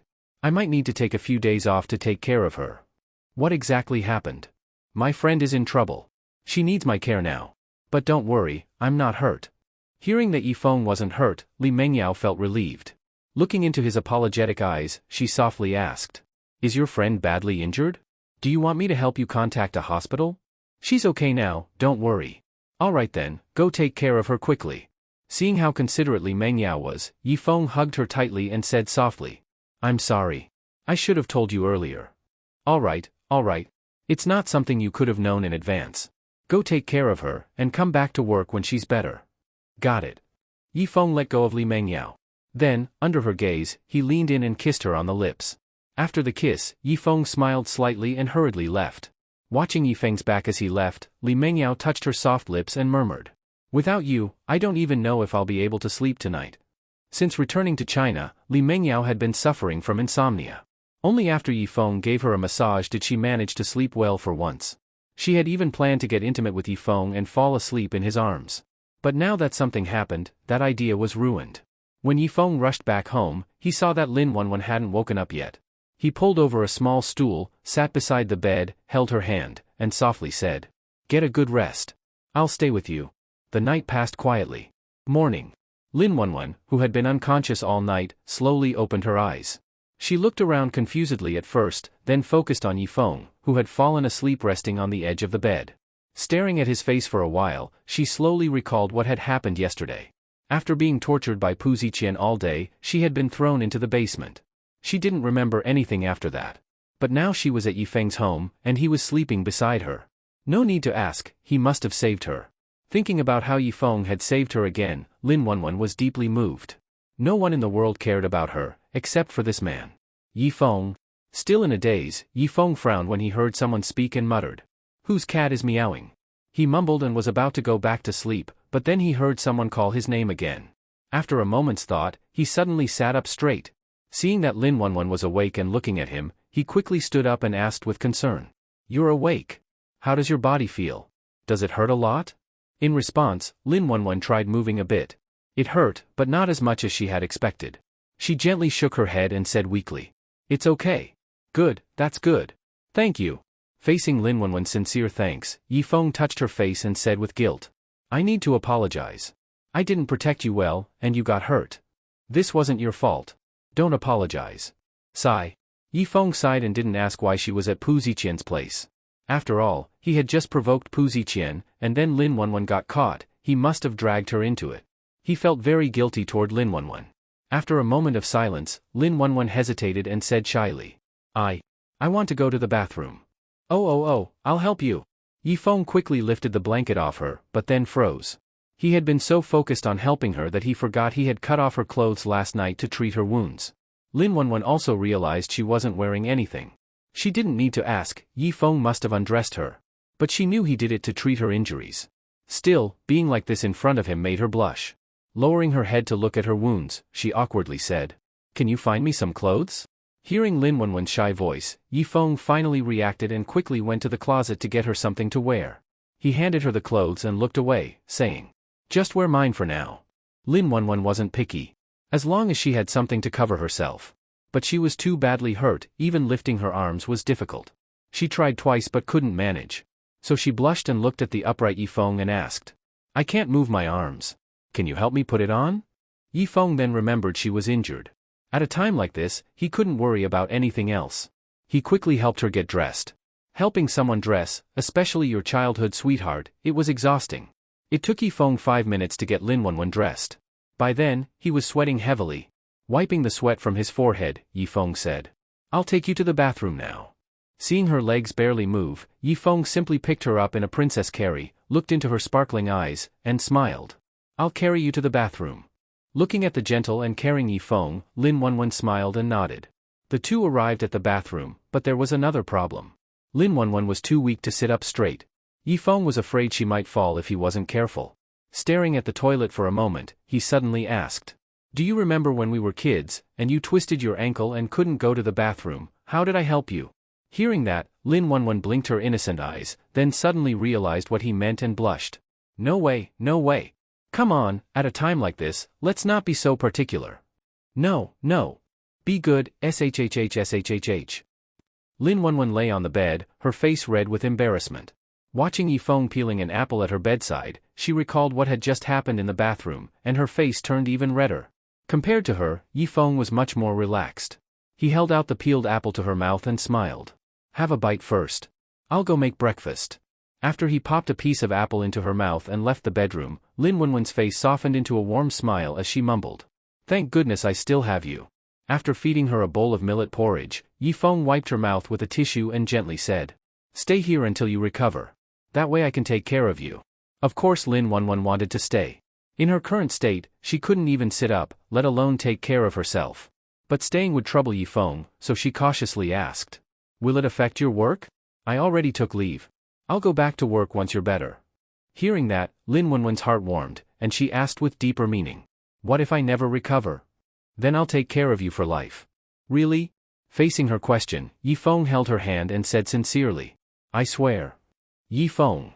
Just as the two were getting emotional and deeply affectionate, someone suddenly knocked on the door. The knocking on the door disturbed Lin Wanwan, who was gazing affectionately.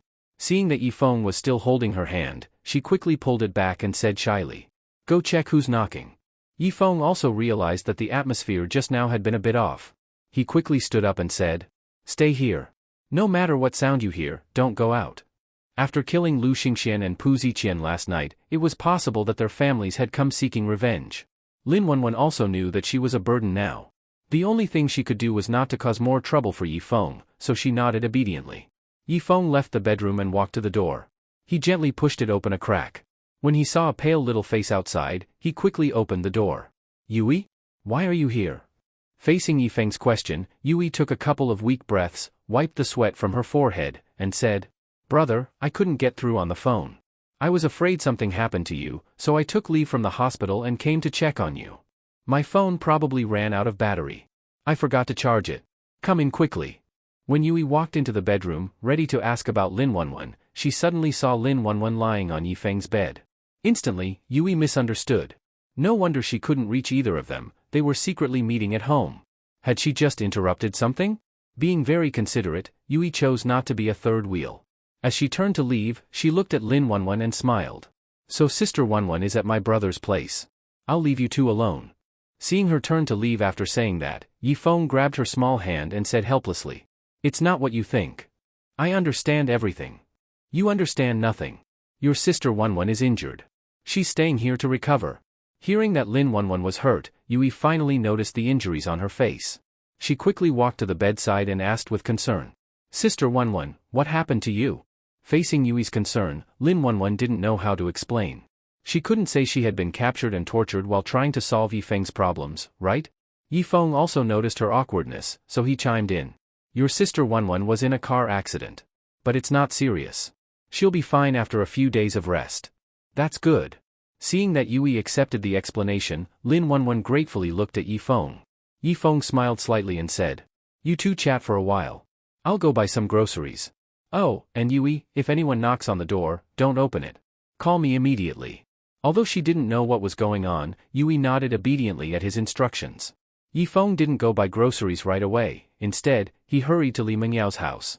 It was still early. She probably hadn't left for work yet. When Li Mengyao opened the door and saw Yifeng standing there, she immediately reached out and hugged him tightly. Yifeng touched her smooth back and said with a smile, "Just one night apart and you already missed me this much?" Facing his teasing, Li Mengyao quickly pushed him away and said, pretending to be indifferent, "Don't flatter yourself. I didn't miss you. But I missed you." Hearing Yifeng's heartfelt words, Li Mengyao slowly met his eyes full of longing. Yifeng gently touched her soft cheek and said softly, "All right, I need to go back and take care of my friend. I'll come see you whenever I have time." I know. I'm off then." As Yifeng turned to leave, Li Mengyao murmured, "I really don't want to see you go." Yifeng had unknowingly become part of her life, and she had grown used to having him around. Now that her routine was suddenly disrupted, she found it hard to adjust. But she knew this was only temporary. Once his friend recovered, he would return to her side and stay with her all the time. Thinking about being with Yifeng in the future made Li Mengyao smile happily. At noon, Yifeng cooked a full table of dishes. After making sure Yui ate her fill, he sent her back to the hospital. After all, the girl hadn't even been properly diagnosed yet. Better she stayed there obediently. Lin Wanwan was lying in bed, lost in thought. When Yifeng returned, she cautiously asked, "What happened with that Pu Ziqian?" Facing her question, Yifeng didn't hide anything and admitted directly. "After what he did to you, there's no way I would let him live." Hearing that he killed Pu Ziqian, Lin Wanwan wasn't surprised. She already knew how strong Yifeng was. Killing someone wasn't a big deal for him. And the aftermath? "My friend handled it." "Is your friend reliable?" "Should be." Seeing Yifeng wasn't entirely sure, Lin Wanwan said seriously. "Pu Ziqian had a high status. His family is a big name in the medical industry. If the aftermath isn't handled well, there could be serious trouble." When Yifeng saw Lin Wanwan covered in wounds, he only thought about getting revenge. He hadn't considered the consequences. But Wang Xiangling probably wasn't as simple as she looked. Since she helped handle the body, she'd likely done this before, so it should be fine. So Yifeng smiled and said, "Don't worry. My friend is very professional. She won't leave a single trace." Seeing his confident look, Lin Wanwan decided to believe him. After all, her childhood sweetheart probably had some big secrets of his own. Under Yifeng's careful care, Lin Wanwan recovered almost completely in just 3 days. She tried punching a few times and found her strength and speed nearly back to peak. Looking at her fair little fists, she murmured, "Healed so fast, and not even a scar." Just then, Yifeng walked in. Lin Wanwan looked at him and asked curiously, "Did you give me some medicine when I was hurt?" "Medicine, oh right. My friend gave me 2 pills. She said they could heal your injuries. At the time, your wounds were too serious, so I gave them to you." Hearing that she had indeed taken some kind of medicine, Lin Wanwan smiled and said, "Your friend is amazing, she even had pills of that level." "Yeah, she's pretty incredible." This whole incident changed Yifeng's view of Wang Xiangling. He used to think she was just a good-looking, crazy, and a bit perverted girl. But she had brought medicine for Lin Wanwan and helped clean up Pu Ziqian's body. Clearly, she wasn't ordinary. Looks like he needed to look into her more carefully sometime. Not thinking about Wang Xiangling anymore, Yifeng walked up to Lin Wanwan and suddenly picked her up in a princess carry. Lin Wanwan instinctively wrapped her arms around his neck and asked in confusion, "Where are you taking me?" "To the bathroom, of course." "Aya, I can go to the bathroom by myself now. Put me down." "I don't believe you. Not unless you let me see." After Lin Wanwan buried her face in Yifeng's arms, she said shyly, "You've seen it before anyway." Yeah. Whether it was 20 years ago or now, he had seen. But seeing it now, after 20 years, it felt completely different than before. In the end, Yifeng still put Lin Wanwan down. After all, he was just teasing her. Lin Wanwan gave him a coquettish look, then walked into the bathroom. Watching the bathroom door close, Yifeng sighed softly. Now Lin Wanwan was basically healed, she would probably leave soon. These 3 days, though calm, had been the happiest 3 days Yifeng had had in the last 20 years. But people must look ahead. Besides, Li Mengyao was still waiting for him. Comforting himself a little, Yifeng rolled up his sleeves and started cooking. Because he had a feeling this might be the last night Lin Wanwan stays with him, he made this dinner especially lavish, and even bought 2 bottles of wine.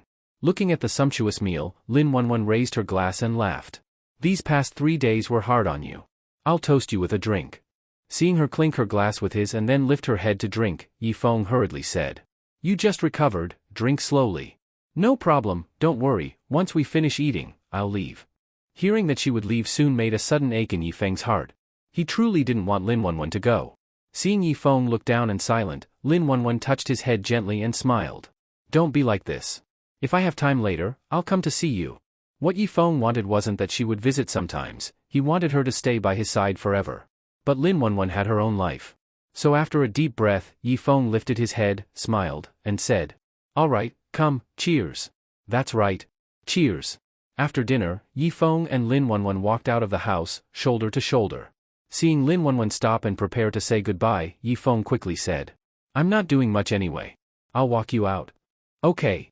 Let's go." On the way, Yifeng wanted to say something, but didn't know what. Unconsciously they reached a park. Watching kids roller skating, Lin Wanwan spoke full of memory. "I remember when we were kids, because I studied well, the orphanage director gifted me a pair of roller skates. But other kids snatched them. I told you immediately and you went after them without a word. In the end we got the skates back, but your head got cracked. Don't remind me, 10 guys beat me up, and I still knocked 7 of them down. If the director hadn't rushed over, I would have knocked down the other 3 too." Lin Wanwan knew Yifeng wasn't bragging, he really had that kind of strength. Although he was thin as a child, with a level of fierceness beyond his years, he had no opponents in the orphanage. Recalling childhood bits, Lin Wanwan stopped and looked at Yifeng softly, saying, "If you hadn't protected me since childhood, I couldn't have held on. So, enough, enough. It's what I should have done, don't say thanks. All right then, just see me to my place. I'm going." She waved at him and walked away. Yifeng opened his mouth to say something, but nothing came out. Looking at her slender back, Yifeng muttered, "Not sure when I'll see you again, sigh." He let out a light sigh, about to go find Li Mengyao for comfort, when suddenly he saw a figure standing on the rockery garden watching him. Because it was far, he couldn't clearly see the person's face. "Why are you looking at me, because I'm too handsome or what?" Yifeng teased himself, then paid no more attention and prepared to walk off. But out of the corner of his eye he saw a flash of light shoot from the rockery toward Lin Wanwan. Suddenly realizing that the person on the rockery was trying to kill Lin Wanwan, Yifeng couldn't think, he ran toward Lin Wanwan immediately. Lin Wanwan heard him running toward her, and turned around sharply. When she saw Yifeng rushing over with urgency, a faint smile rose at the corner of her lips. He still could not bear to let her go. What woman wouldn't like such a devoted man? Just as Lin Wanwan prepared to speak, Yifeng was staring at the flying object, a dart, coming their way. By the time he realized it was a dart, it was too late to push Lin Wanwan away. He could only open his arms wide and hug her tightly, turning his own back to face the dart. Facing his tight embrace, Lin Wanwan also hugged him and smiled. "You just can't bear to let me go, huh?" Hearing Lin Wanwan's words, Yifeng's eyes opened wide. He quickly loosened his hold and started feeling his back, cursing. "I don't care about myself. Someone dared attack you." Hearing this, Lin Wanwan froze. She instinctively looked toward the rockery. When she saw a man standing there watching them, her expression darkened immediately. "So you think I'm easy to bully, huh?" Seeing Lin Wanwan run toward the rockery, Yifeng hurriedly said, "Don't go. Pull the dart out of my back, I can't reach it." "All right?" Lin Wanwan pulled the dart out of Yifeng's back. Seeing an unknown liquid on the dart, she hurriedly said, "This dart is poisonous." Hearing the word poison, Yifeng froze, touching his back. He looked at the dart in her hand and anxiously asked, "What poison? Is it deadly? Have you ever heard of a poisonous dart that isn't deadly?" Hearing Lin Wanwan say this, Yifeng turned his gaze to the man on the rockery. Gritting his teeth, he shouted, "You bastard! You dare commit murder in public, I'll carve you alive." After cursing, Yifeng ran toward the rockery. Lin Wanwan followed quickly behind him. They climbed to the top of the rockery and indeed saw a man standing there. Seeing this guy still there after launching the poison dart, Yifeng rolled up his sleeves and cursed. "You're the one who threw the poison dart, right? Hand over the antidote now, or I swear, I'll beat you to death." Facing Yifeng's threat, the man didn't answer. He placed his hands behind his back and calmly asked, "Where is my junior brother?" "Junior brother?" Yifeng thought fast. Lu Xingxian's face appeared in his mind. Guessing that the man standing before him came for Lu Xingxian, Yifeng shook his head and cursed. "Who the hell knows your junior brother? Give me the antidote now." Seeing Yifeng acting crazy, the man sneered and said, "Your mouth is sharp. Looks like I'll have to force your mouth open. Lightning 5 strike." As the man finished speaking, a pitch-black whip suddenly appeared in his hand, and he lashed it directly at Yifeng. Yifeng had never encountered such a situation before. He was caught off guard and was struck by the whip. Looking down, he saw that his clothes had been shredded into strips. This made him raise his head and curse at the man swinging the whip. "These clothes cost my boss several thousand yuan. If you don't pay me back for the clothes today, I swear I won't let this go." Yifeng shouted angrily and then prepared to rush forward and give the man a good beating. However, just as Yifeng lifted his leg, the next second, it went limp like a noodle. Thud! Yifeng collapsed to the ground. Looking at his weakened legs, he said in a daze, "Why can't I feel my legs?" "That's because the toxin attacks your nervous system first, then your immune system, and finally you'll die from multiple organ failure." Hearing the man's explanation, Yifeng stared coldly at his mocking face and said, "I already told you, I don't know your junior disciple. You've got the wrong person.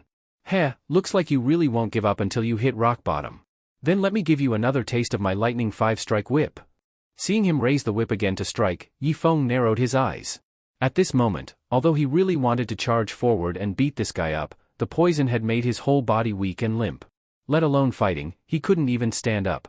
So faced with the man's whip, Yifeng could only grit his teeth and endure it. But Lin Wanwan, who was standing to the side, wouldn't just watch Yifeng get beaten. She quickly ran toward the man, and when she was about 5 meters away, she leaped high into the air and swung her fist straight at his temple. Lin Wanwan was an assassin. When she struck, it was always to kill, without any fancy moves. But since the man was Lu Xingxian's senior brother, his strength was naturally no less. Facing Lin Wanwan's surprise attack, he calmly adjusted the direction of the whip in his hand, and the whip that should have landed on Yifeng was instead fiercely lashed across Lin Wanwan's arm. In an instant, her arm was slashed open, the skin and flesh torn. However, Lin Wanwan only frowned slightly and, ignoring her injury, continued attacking the man. She knew very well she wasn't as strong as him, so the only way to defeat him was with surprise. But the man wouldn't give her a chance to get close. He quickly took 2 steps back and once again swung his long whip. Crack! Each time the whip lashed out, a terrifying wound would appear on Lin Wanwan's thin body. Even though multiple parts of her body had been ripped open by the whip, Lin Wanwan still gritted her teeth and charged at the man. Yifeng saw that Lin Wanwan was fighting as if her life depended on it and shouted anxiously. "Wanwan, you're no match for him. Don't worry about me, just run." But Lin Wanwan didn't run, nor could she. Back when she was in danger, Yifeng had risked his life to save her. How could she now abandon him when he was in danger? Even if it cost her life, she would protect him. But sheer will alone couldn't make up for the gap in strength. As a heavy lash struck her frail shoulder, Lin Wanwan couldn't hold on any longer and collapsed to the ground. She panted heavily and then turned her face toward Yifeng with effort and said apologetically, "Sorry, Yifeng, this time, I can't help you."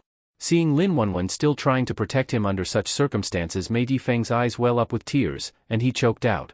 "This isn't your fault, it's mine for not protecting you, it's all my fault." After speaking, Yifeng reached out and began crawling toward her, grabbing at the ground.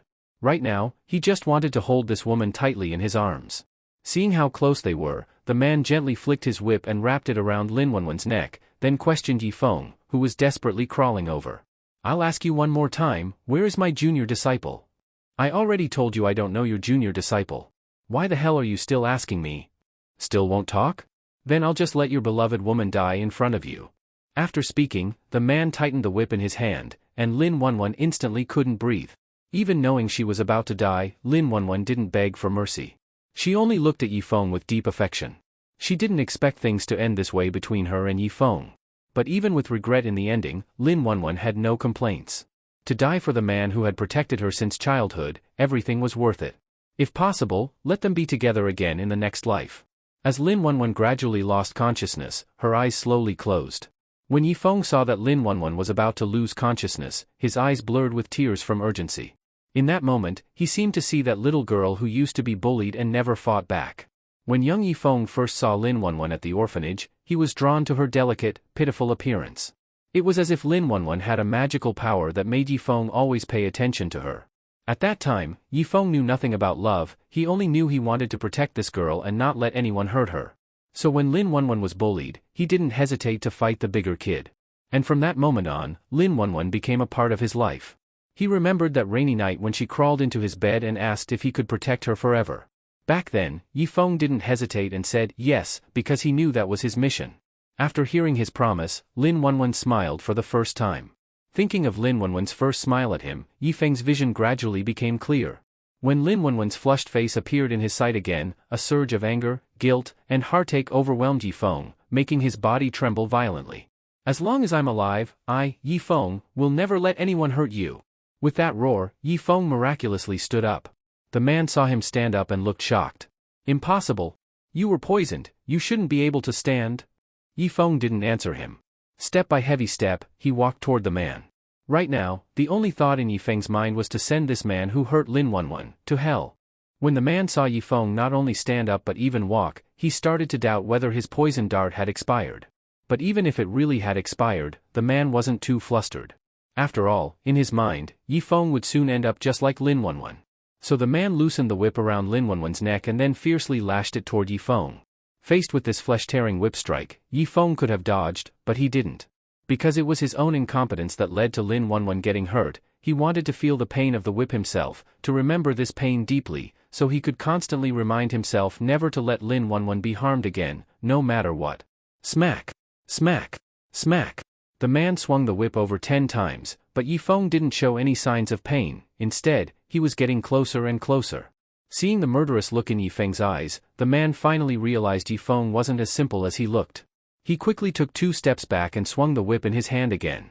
When the whip in his hand began spinning wildly like a helicopter rotor, the man looked at Yifeng, who was still approaching step by step, and sneered. I admit you're not bad, but you're just a brute. Now I'll let you see what real strength looks like. Mixed origin lightning whip. As the spinning whip slashed fiercely toward Yifeng's head, the sharp sound of it cutting through the air filled both of their ears. This strike, the man used all his strength. He was confident that this one strike could smash Yifeng's head to pieces. But facing this deadly strike, Yifeng suddenly reached out and grabbed it. The man was still waiting to see Yifeng's head burst open. He never expected Yifeng would actually catch the whip. For a moment, the man was completely stunned. Impossible. This is impossible. Looking at the man whose composure had shattered, Yifeng pulled hard on the whip, and the man staggered forward, and the whip was snatched away from him. Staring at Yifeng, who now held the whip and was locking eyes with him, the man swallowed nervously and quickly said, "Don't think just because you caught my whip you can." Smack! Before he could finish his threat, Yifeng whipped him hard. The whip landed directly on the man's arm, and his arm was whipped clean off. Seeing his severed arm, the man was shocked. But before he could react, another lash followed.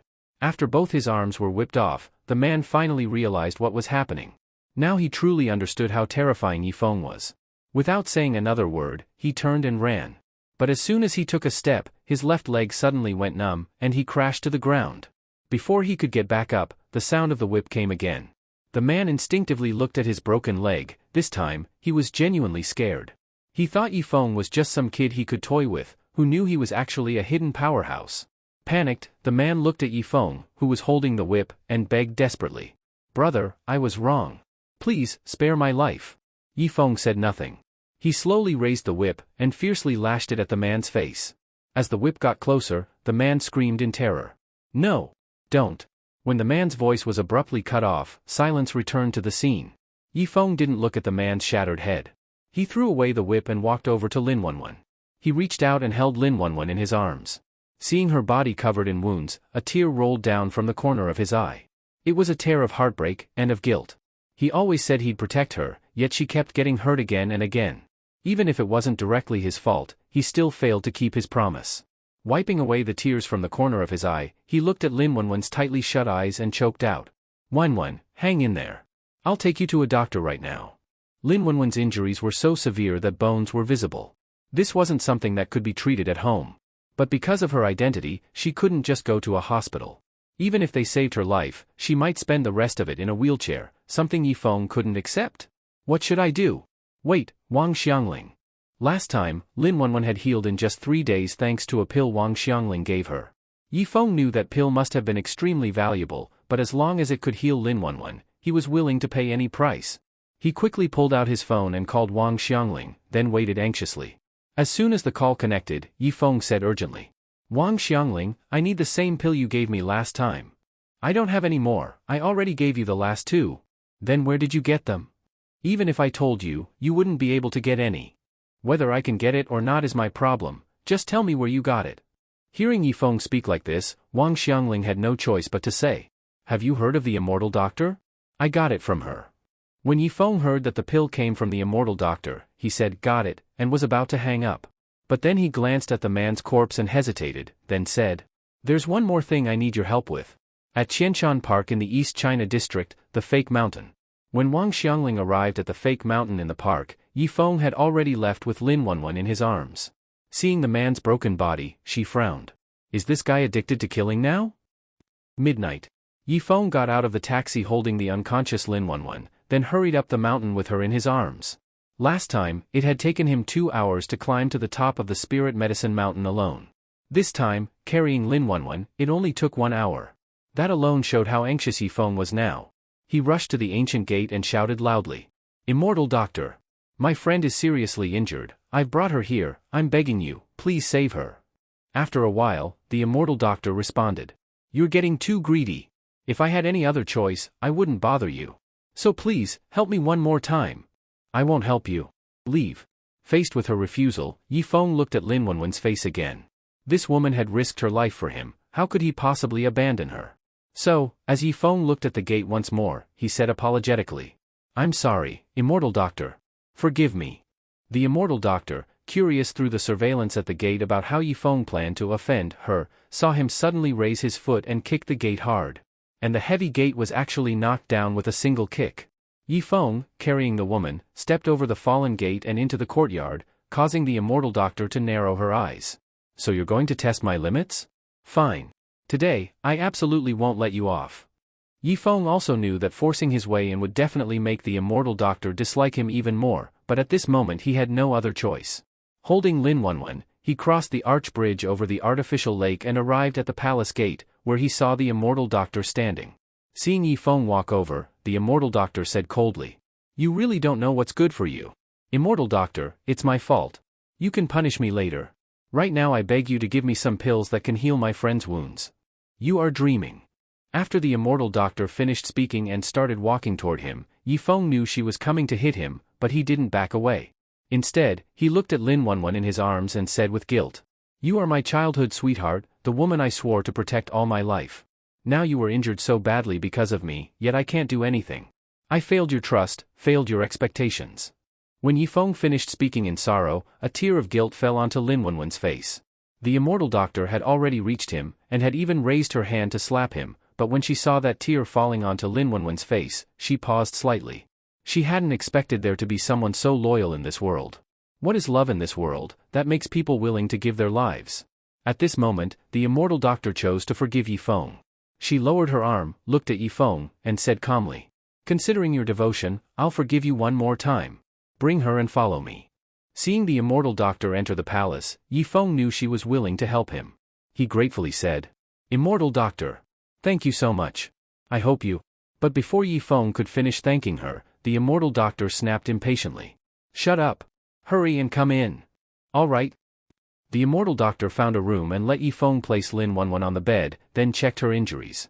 Seeing that there were no major problems, she took out a delicate porcelain bottle. She opened the stopper, poured out a pill, and placed it into Lin Wanwan's mouth. After everything was done, she looked at the expectant Yifeng and said calmly, "It's fine. She will wake up tomorrow morning." Hearing that Lin Wanwan was fine, Yifeng finally breathed out in relief. He was afraid the immortal doctor would say, "Sorry, I did my best." Seeing Yifeng reach out to pick Lin Wanwan up, the immortal doctor asked with confusion, "What are you doing? I've already troubled you enough. Now that my friend is all right, we won't bother you anymore. Your friend has taken the pill but still shouldn't move. Stay here and leave tomorrow morning." Hearing that the immortal doctor allowed them to stay temporarily, Yifeng said pretentiously, "That's really not appropriate.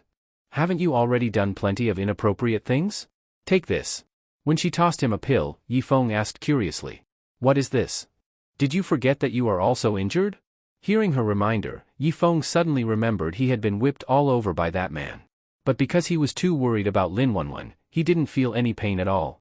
Now that the immortal doctor reminded him, the intense pain instantly rushed into his head, twisting his expression. No time to be polite, he quickly put the pill into his mouth. Seeing him take the pill, the immortal doctor said nothing and left. Yifeng took a deep breath to ease the pain, then sat by the bed, held Lin Wanwan's cold little hand, kissed it, and said with heartache, "Wanwan, it's all my fault. I didn't protect you. I swear that from now on, I will never let anyone hurt you." After leaving, the immortal doctor went to the bathroom. She took off her clothes, sat in the warm water, let out a soft breath, and slowly closed her eyes. But a few minutes passed, and she still couldn't calm down. Her mind was filled with the image of Yifeng crying in pain for the woman he loved. If someone could love me like that. The immortal doctor suddenly shook her head and muttered to herself, "I can't let my mind wander, or I'll fall into madness. Focus." After warning herself, the immortal doctor took a deep breath and became still. 1 hour later. Yifeng loosened his collar, fanned himself, and muttered, "Why is this room so hot? Did the immortal doctor turn on the air conditioner? But it's summer, why would she turn on the heater?" Muttering, Yifeng looked at Lin Wanwan. Seeing her beautiful face, a surge of desire suddenly rose in him. Licking his lips, he looked at the unconscious Lin Wanwan and muttered, "She's really changed so much. Wanwan is getting prettier and prettier." When he finished speaking, Yifeng stood up as if driven by instinct and leaned toward Lin Wanwan's red lips. Just as he was about to kiss her, Yifeng suddenly snapped out of it. He hurriedly stepped back, touched his burning face, and said in shock, "What was I just doing? Why would I think about such things at a time like this?" Although Yifeng indeed wanted to kiss Lin Wanwan, he still knew right from wrong. How could he think such indecent things in this situation? He quickly shook his head to clear it, then opened the door and walked out. He didn't know what was wrong with him, but whenever he was near Lin Wanwan, he couldn't help wanting to do something beastly to her. So to avoid something like that happening, Yifeng decided to stay outside for the night. But the immortal doctor's home was too big, and the rooms looked similar, so Yifeng got lost again. After turning left and right, he suddenly saw a sliding door. This door looks familiar. Muttering, Yifeng reached out and opened it. When a wave of heat hit his face, he inhaled lightly and walked in. Seeing the familiar pool, he remembered this was where he had fought with the immortal doctor before. He shook his head and was about to leave, but out of the corner of his eye he saw someone sitting in the pool, and he quickly looked over. The person's back was turned to the door, but from the perfect, flawless back alone, he knew it was the immortal doctor. Yifeng didn't expect to encounter this situation again. It wasn't really his fault, after all, it was 1 in the morning. Anyone normal would already be asleep. Who would still be bathing? But maybe the immortal doctor just liked soaking in the bath to sleep. So Yifeng quickly lowered his head and said apologetically, "I'm sorry, immortal doctor. I didn't mean it. I was only trying to find the way out. I'll leave right now." He apologized and turned to leave, but after only a few steps he suddenly heard a pained sound. He slowly turned back, looked at the immortal doctor, and asked doubtfully, "Immortal doctor, is something wrong?" The immortal doctor didn't answer. But her body was trembling. Seeing that something was wrong, Yifeng walked to the edge of the pool and asked again, "Do you need my help?" "Save me." "Save you? What's wrong with you? How am I supposed to save you?"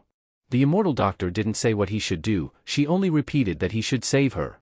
This made Yifeng troubled. Because he had no idea what was wrong with the immortal doctor. After thinking for a moment, Yifeng looked at her beautiful back. Even though the situation was urgent, some improper thoughts suddenly appeared in Yifeng's mind. Just as his hand uncontrollably reached toward the immortal doctor, he suddenly snapped out of it and quickly pulled his hand back. Damn it! What's wrong with me? Why is my self-control so bad? Yifeng used to have excellent self-control. Even when he faced the great beauty Li Mengyao, he could stay completely calm. But now he had dirty thoughts about the unconscious Lin Wanwan, and now he was having the same thoughts toward the immortal doctor who needed his help. Realizing he was absolutely not normal right now, Yifeng didn't dare stay any longer.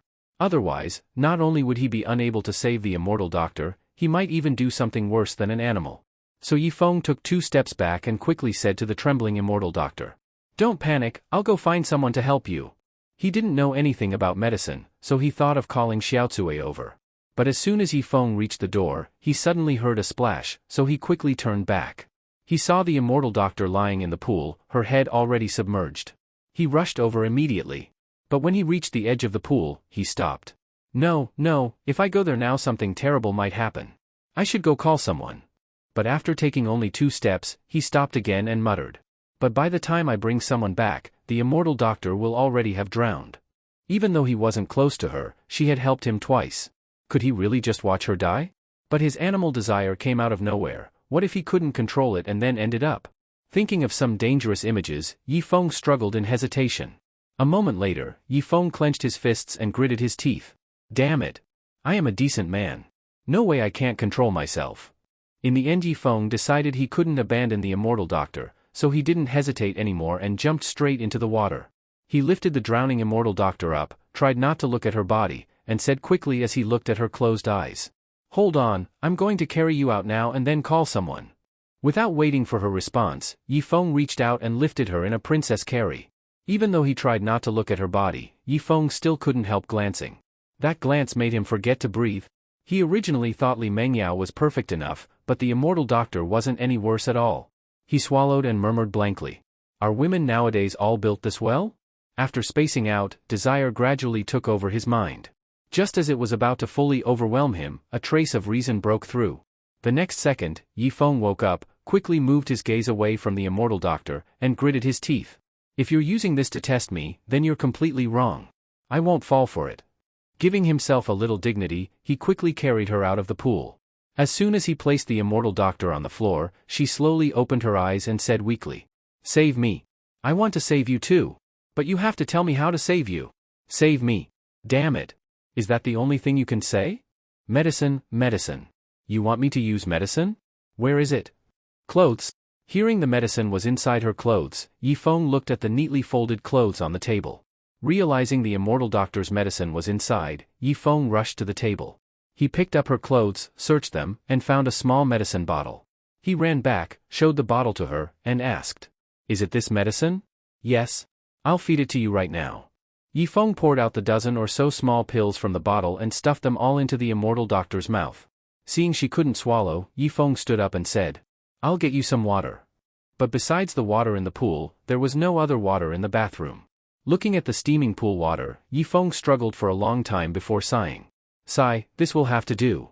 He scooped some water with his hands, but before he could bring it to her mouth, it trickled through his fingers. He tried again and again but still failed. Finally, Yifeng clenched his teeth and said, "Damn it. I'll be Durant this time." He bent over the pool, drank some water, and rushed back to the immortal doctor. Looking at her alluring red lips, he took a deep breath and pressed his lips to hers. A moment later, Yifeng let go of her lips, quickly stood up, and said, "I only did that to save you. Once you recover, you'd better not take revenge on me." The half-conscious immortal doctor murmured, "Water, water. Still want more? Forget it. I already kissed you, one more time won't matter." Finding himself another excuse, Yifeng ran back to the pool. After doing this 10 times, the immortal doctor finally didn't ask for more water. Seeing her lying there with her eyes closed, Yifeng let out a sigh of relief, sweating all over. 1 or 2 times of mouth-to-mouth feeding was fine, but after 10 times Yifeng almost couldn't control himself anymore. If it were any other man, he probably would have already jumped on the immortal doctor and devoured her. But Yifeng, even with his desire bursting out, still held himself back, showing his willpower was truly extraordinary. He glanced at the unconscious immortal doctor again. Afraid he wouldn't be able to control himself, he quickly covered her with her clothes. Covering her flawless body, Yifeng sat beside her, wiped the sweat off his forehead, and complained, "I almost killed myself saving you." After complaining, Yifeng closed his eyes while breathing heavily. And soon fell asleep. 5 o'clock in the morning. The immortal doctor woke after being unconscious for half the night. Seeing herself lying on the bathroom floor, she slowly sat up. But as her clothes slipped off, she looked at her body in silence. What happened? Suddenly hearing the sound of breathing nearby, she quickly turned her head and saw Yifeng still sleeping. Seeing Yifeng sleeping soundly, the immortal doctor instinctively thought he had done something unforgivable to her, and immediately raised her hand to slap him. "I kindly saved your girlfriend and let you stay here, yet you did this to me. Unforgivable." But just as her hand was about to land on Yifeng's face, scattered fragments returned to her mind, and she murmured, "Last night I lost control during cultivation because of my distracting thoughts, and this person happened to come and fed me the pill." After figuring out what happened, the immortal doctor let out a small breath of relief. Lowering her hand, she looked at the still sleeping Yifeng and said with a complicated expression, "You saved me, fine, but why did you have to feed me water with your mouth? Sigh, my first kiss is gone just like that." With a bit of regret, the immortal doctor took another deep look at the sleeping Yifeng, then picked up her clothes and slowly left the bathroom. When Yifeng woke up, he felt like his throat was on fire. He swallowed his dry throat, wiped the sweat from his forehead, and muttered while looking at the bathroom around him, "Where is this?" After a moment, he recalled what happened last night, and quickly looked over to where the immortal doctor had been lying. But at this moment, the woman and her clothes were gone. Blinking in confusion, Yifeng supported himself on his knees to stand up, then muttered as he looked at the open sliding door. Did she already wake up? Or did Xiaotsui take her away? Thinking about it, the first possibility seemed more likely. So with a dizzy head, Yifeng leaned on the wall and walked out. He wandered in the huge palace for half an hour before finding Lin Wanwan's room. When he entered and saw her already awake, sitting on the bed deep in thought, he quickly walked up and asked with concern, "Wanwan, how are you feeling?" Hearing Yifeng's voice, Lin Wanwan snapped out of her thoughts and softly asked, "I'm fine. Where are we?" "At a doctor's house." "Doctor? Don't worry, not an ordinary doctor. We're at the house of someone known as the Immortal Doctor." Upon hearing Immortal Doctor, the confusion in Lin Wanwan's eyes cleared up instantly. Grabbing Yifeng's hand excitedly, she asked, "We're really at the Immortal Doctor's home?" "Yeah, do you know her?" "No, but I've heard of her name long ago. I never thought I'd one day come to her home. So she's the one who saved me?" To that question, Yifeng smiled slightly and said, "You were seriously injured last night. A regular doctor couldn't treat you, so I had to bring you here to find the Immortal Doctor." "You know her?" "Not really. She helped me once before." Yifeng casually explained, then turned his gaze to her body. Last night, her clothes had been torn to shreds, so after bringing her here, he had taken them off. Now that Lin Wanwan had sat up, the blanket over her slipped down. Looking at her flawless, unscarred body, Yifeng felt his blood pressure rise. Lin Wanwan noticed him breathing heavily, staring straight at her body. She instinctively looked down. Realizing she wasn't wearing anything, she quickly grabbed the blanket and covered herself, then lowered her head and shyly said, Yifeng, can you help me find some clothes? Faced with her request, Yifeng swallowed hard and couldn't help but reach toward the blanket on her. Right now, the only thought in his mind was to throw that damned blanket away. But just as his hand was about to touch it, a cool breeze blew in, instantly putting out the fire of his desire. Realizing what he was about to do, Yifeng quickly pulled back his hand. He stepped back 2 steps and quickly said to the lowered head Lin Wanwan, "I'll go get you some clothes." He ran out of the room and gave himself a hard slap, cursing, "Damn it! What the hell is wrong with me? I wasn't like this before." Realizing something was definitely off, he shook his head hard to clear his mind, then ran off. After searching for more than 10 minutes, he hadn't found any clothes, or even a single person. Standing in the corridor looking around, he muttered, "Where am I supposed to find clothes? What are you doing wandering around my house?" Suddenly hearing the immortal doctor's cold voice, Yifeng slowly turned around. The immortal doctor was standing not far away in a white dress.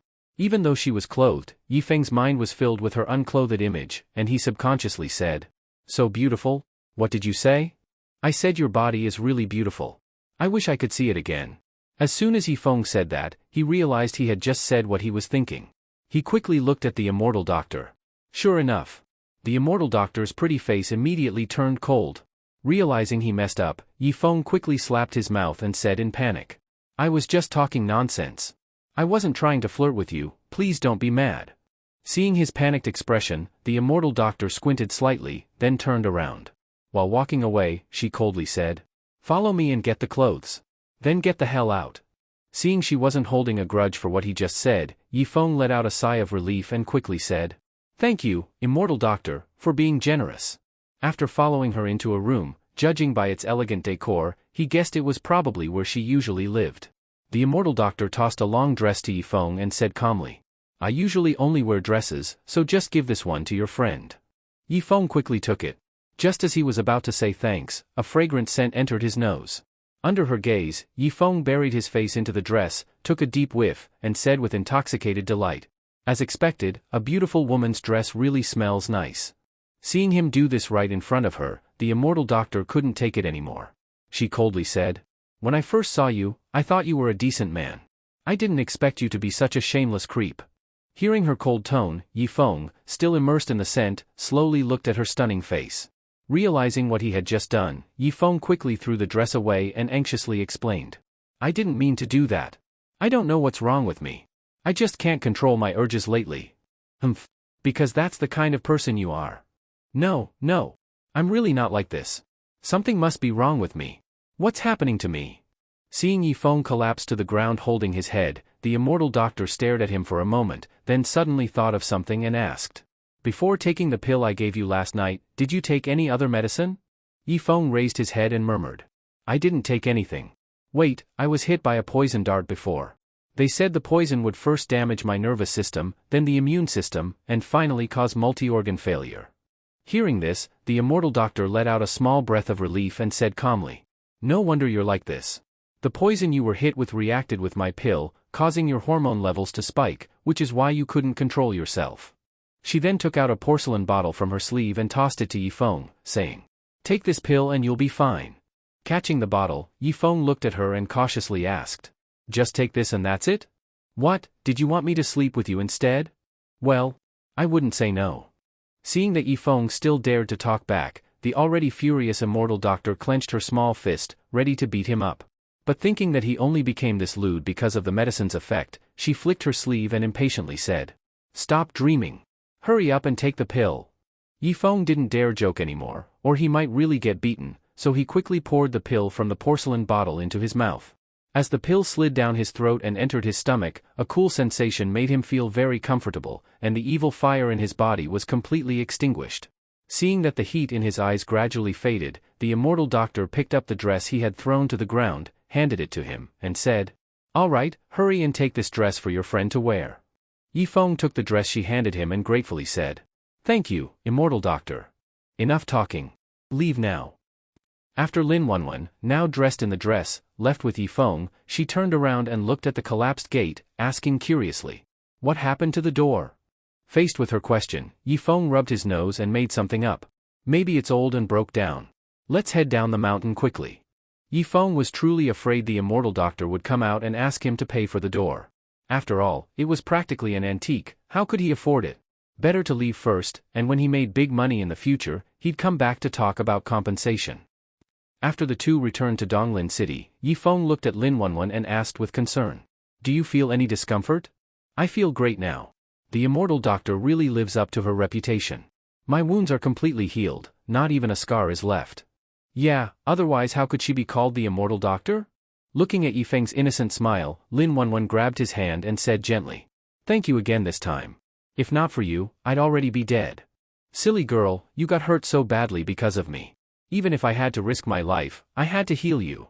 Hearing Yifeng's heartfelt words, Lin Wanwan felt incredibly happy. She stood on tiptoe and kissed his lips. Seeing Lin Wanwan kissing him with her eyes closed, Yifeng kept his smile, but his mind went blank. 3 seconds later. Lin Wanwan let go of his lips, her face blushing, and shyly said. Then I'll go first. I'll come see you again when I'm free. After she let go of his hand and walked away, Yifeng looked at her slender back and murmured. Wanwan actually kissed me. When Yifeng, still in a daze, arrived at Li Real Estate Group, he was replaying the kiss from Lin Wanwan in his mind. That kiss contained gratitude, but even more, it showed affection. Which meant that Lin Wanwan liked him too. To Yifeng, that was huge. But, he already had Li Mengyao. And Li Mengyao treated him so well, how could he let her down? But not letting down Li Mengyao meant rejecting Lin Wanwan, and Yifeng didn't want to do that either. He was caught in a painful dilemma between the beautiful boss and his childhood sweetheart. Just then, the office door opened, and Li Mengyao, whom he hadn't seen in days, walked in. She had just heard from the secretary that Yifeng came to work and had rushed over. Seeing he was really here, she quickly walked up in heels, looked at the thoughtful Yifeng, and asked. How's your friend's injury? Hearing her voice, Yifeng finally noticed her. Looking at her beautiful face, he thought for a moment and said. She's mostly recovered. Do you still need to take care of her tonight? No, she left after she got better. Good. Then come to my place tonight. After saying that, Li Mengyao gave him a, you know what I mean, look and walked away with her long legs. After she left, Yifeng let out a long sigh and muttered. How do I choose between these two women? Or, maybe only kids choose. I want them both. After all, he didn't want to give up either of them. Evening. Li Mengyao opened the door and, seeing Yifeng arrive, quickly grabbed his hand and said with a smile. You're here, come in. Seeing she had even put slippers at his feet, Yifeng put them on and smiled. Boss, what delicious food did you make for me? All your favorites. Come eat. Li Mengyao had cooked 8 dishes, and they really were all Yifeng's favorites. Just by looking at the food, you could tell how much effort she put into this. Yifeng understood her intentions. Sitting down and looking at the delicious meal, he joked. These are all my favorites, but it's a pity there are no boiled eggs. As soon as she heard boiled eggs, Li Mengyao instantly understood the hidden meaning. She playfully hit him and said sweetly. There's so much good food, who needs boiled eggs? Just getting in some extra protein ahead of time. What nonsense. You're so annoying. Seeing her act cute and put food into his bowl, Yifeng glanced at the table and asked. Boss, aren't you drinking tonight? I'm not a drunk, why would I drink every day? Seeing that she wasn't drinking tonight, Yifeng's eyes lit up. After all, the last 2 times they slept together were both when she was drunk. Yifeng always regretted that and longed for a sober, full-on experience. Now it seemed the opportunity had arrived. Realizing that tonight might involve strenuous activity, Yifeng started stuffing himself to build up energy. Li Mengyao had no idea what he was thinking, she just thought the food must really be good, which made her smile even more. After dinner, Yifeng didn't leave. He still had important business tonight.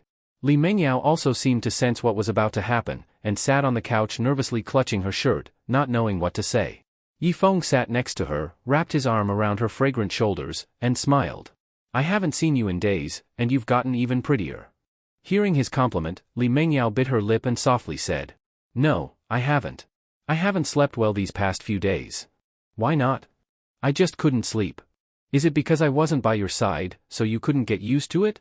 Facing his obviously intentional question, Li Mengyao pushed him away and flirtatiously said. Don't be so full of yourself. Isn't that the reason? Of course not, humph. It's getting late, I'm going to take a shower. With that, she blushed, stood up, and walked toward the stairs with her long legs. Yifeng rubbed his hands in excitement and said. Looks like tonight's the night. Ding dong. Just as Yifeng looked excited, the doorbell suddenly rang. He looked at the door and muttered. Who's coming at this hour? What are you standing around for? Go open the door. Urged by Li Mengyao, Yifeng stood up and said. All right. He opened the door, and before he could speak, a woman shouted. Where's that bitch Li Mengyao? Tell her to get her ass out here. Looking at Shen Zhiyue's furious face, Yi Feng frowned and said. If you have something to say, then say it properly. Why are you cursing people? I will curse. Li Mengyao, you've got the guts to steal my man, then get out here if you're so brave. Wait, when did I become your man? And even if I were blind, I wouldn't get involved with a pregnant woman like you. Get out of my way. Shen Zhiyue shoved Yi Feng aside and walked into the villa, shouting at Li Mengyao, who was standing on the stairs. Li Mengyao, I took pity on you and let you be my husband's mistress, and what do? Not only are you ungrateful, you went and stole him from me. Facing Shen Zhiyue's accusations, Li Mengyao responded coldly. You should take responsibility for your words. When did I steal Pu Ziqian? With the way he is, I wouldn't want him even if he were free. Then why hasn't Ziqian come home for days? He doesn't answer my calls either. How would I know? Listen, Shen Zhiyue, get out of my house right now, or I won't be polite anymore. If you want me to leave, fine, give me back Ziqian, or I'm not going anywhere. After saying that, Shen Zhiyue sat down on the sofa with her arms crossed. This made Li Mengyao furious. She walked over, grabbed her arm, and yelled while trying to drag her out. If you want to act crazy, do it outside. Don't do it in my house.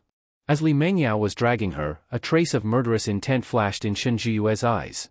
She suddenly pulled out a knife from her bag and shouted viciously. You bitch! You stole my man, I'm going to kill you. After cursing, Shen Zhiyue lunged toward Li Mengyao's chest with the knife. Li Mengyao hadn't expected her to have a knife. She instinctively let go and stepped back. But Shen Zhiyue had come here determined to kill her. She stepped forward again, aiming for her chest. Just as the sharp knife was about to pierce Li Mengyao, a large hand grabbed the blade, and Yi Feng's tall figure blocked her. Yi Feng grabbed the knife barehanded and snatched it away. Seeing that Yi Feng had taken the knife, Shen Zhiyue flew into a rage and raised her hand to slap him. But Yi Feng was faster. He slapped her heavily across her heavily made-up face. Smack! Shen Zhiyue was slapped to the ground by Yi Feng. Covering her face, she looked up at Yi Feng's expressionless face and asked in disbelief. You dare hit me? Do you know who I am? I don't give a damn who you are. Because you're pregnant, I'll spare you today. But if you dare act up again, I guarantee neither you nor your baby will make it through the night. Facing Yi Feng's threat, Shen Zhiyue glared at him viciously, then got up and pointed at him, cursing. Just you wait. Seeing her leave angrily, Yi Feng shook his head helplessly. He had thought Pu Ziqian was already insane. He hadn't expected Shen Zhiyue to be even worse. No wonder the two of them got together. What a perfect match. Li Mengyao finally snapped out of it. Seeing that Yi Feng was still holding the knife, she quickly grabbed his hand and asked with concern. Are you hurt? Smiling, Yi Feng threw the knife into the trash, then showed her his hand. I used some skill just now, so I didn't get hurt at all. Li Mengyao held his big hand and checked it carefully. After confirming he was fine, she breathed a sigh of relief. Good thing. But don't be so reckless next time. Worried about me? Of course. If you cut your hand, I'd feel awful. Seeing Li Mengyao finally open up to him, Yi Feng gently stroked her smooth face and smiled. I love it when you tell the truth. Dummy. After saying that, Li Mengyao pinched his nose, then took out her phone and added. Shen Zhiyue is notoriously petty.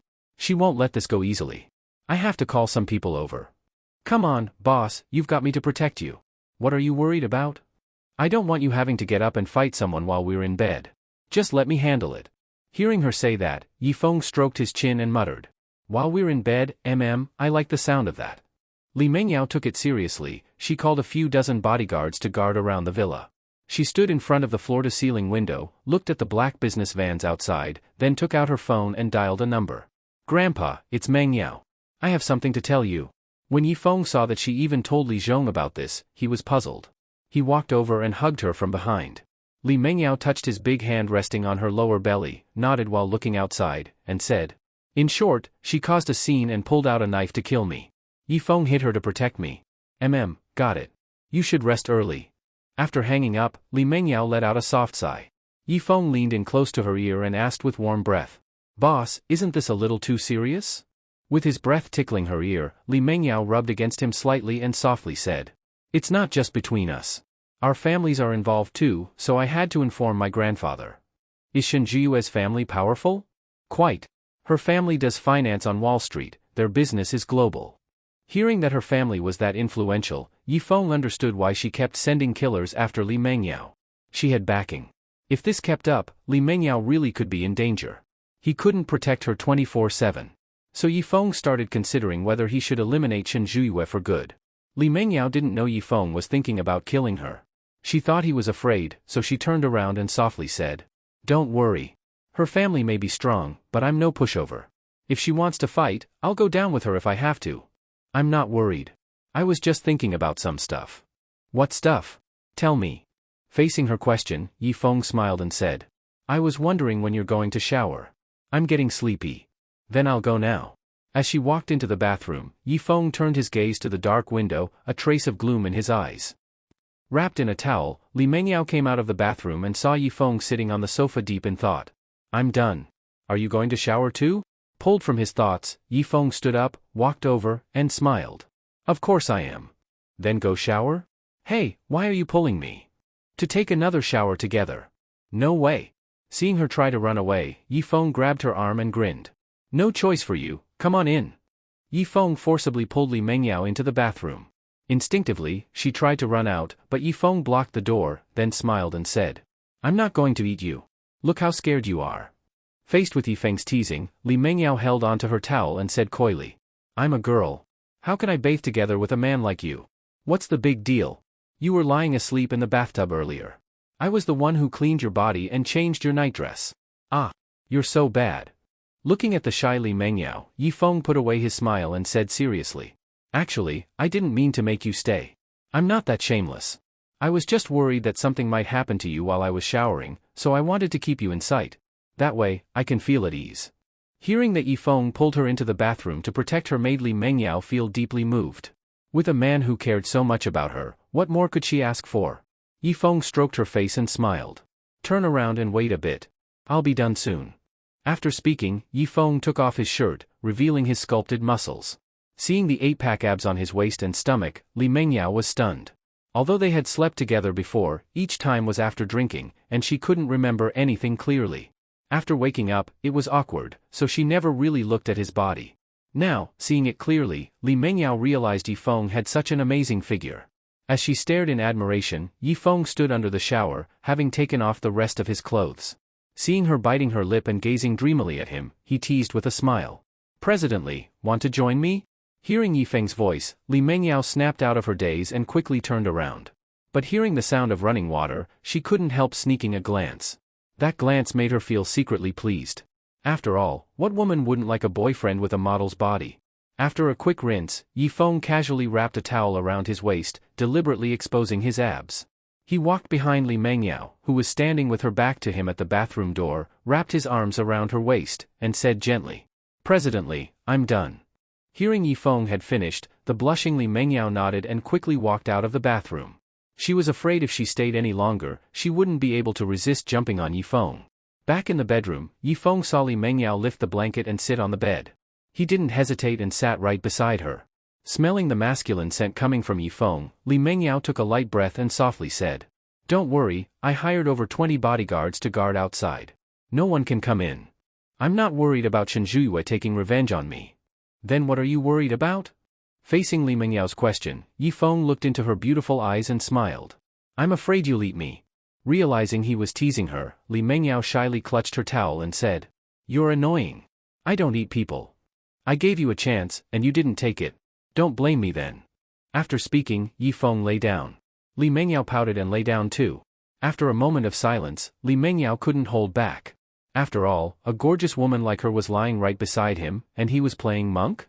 She touched Yifeng's leg with her foot, then asked softly, "Yifeng, are you asleep?"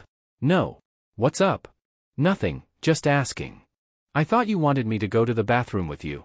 If not, I'm going to sleep." "Hope you sleep forever."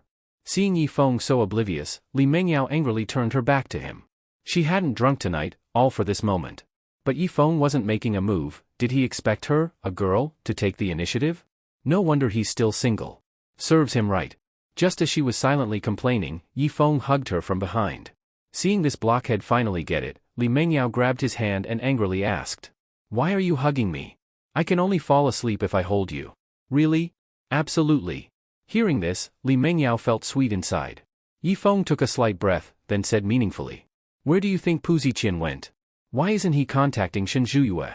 Li Mengyao had no idea Yifeng had already killed Puziqian.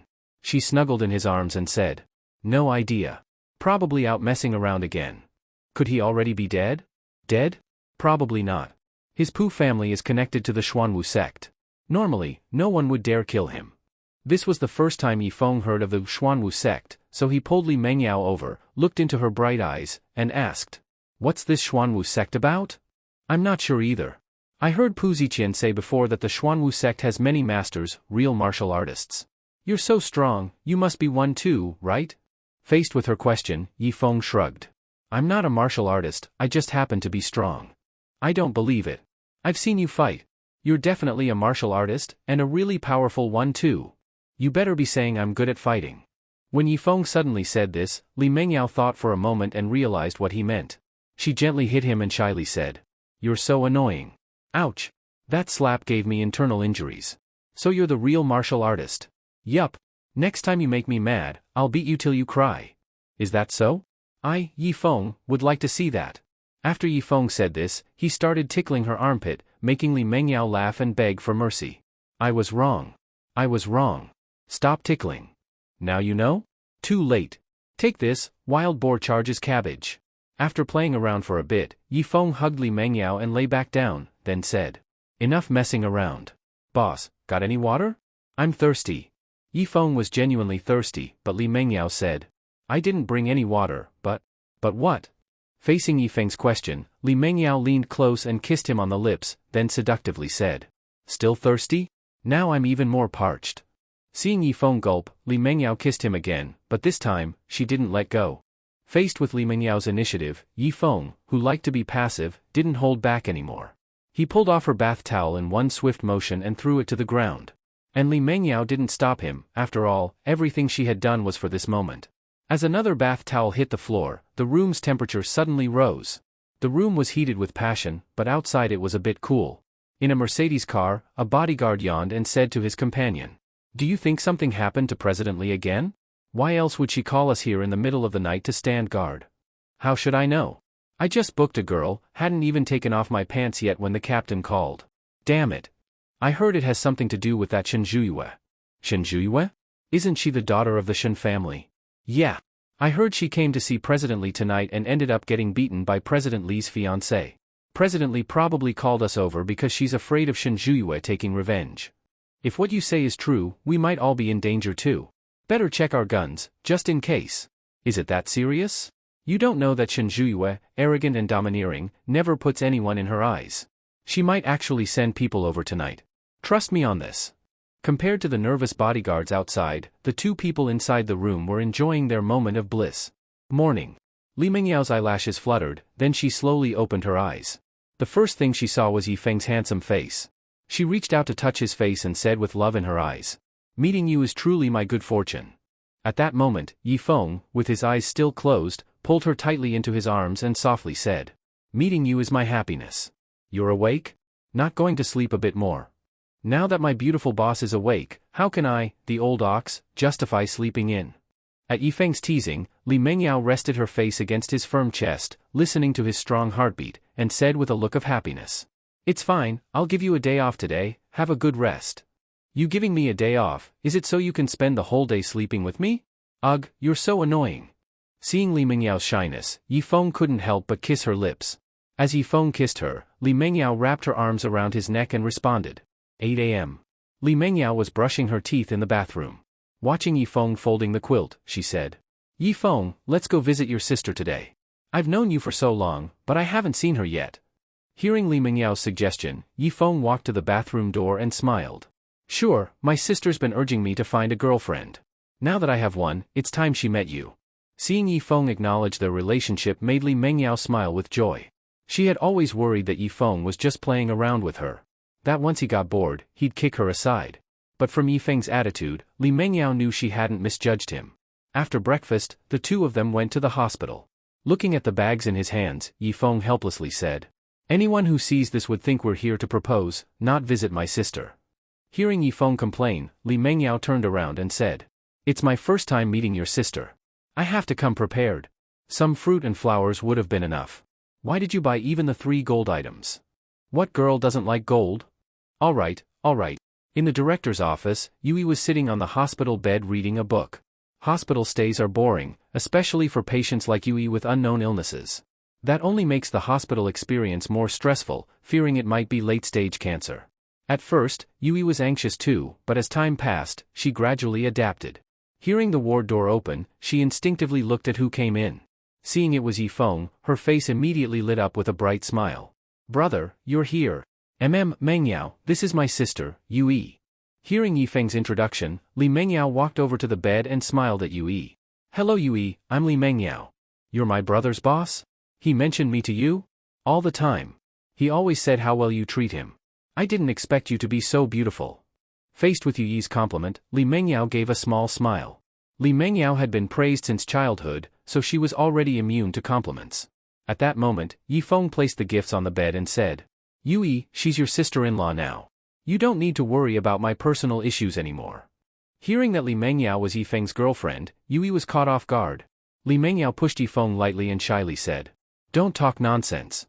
Yui, just call me sister." Seeing Li Mengyao looking at Yifeng with affection, how could Yui not understand?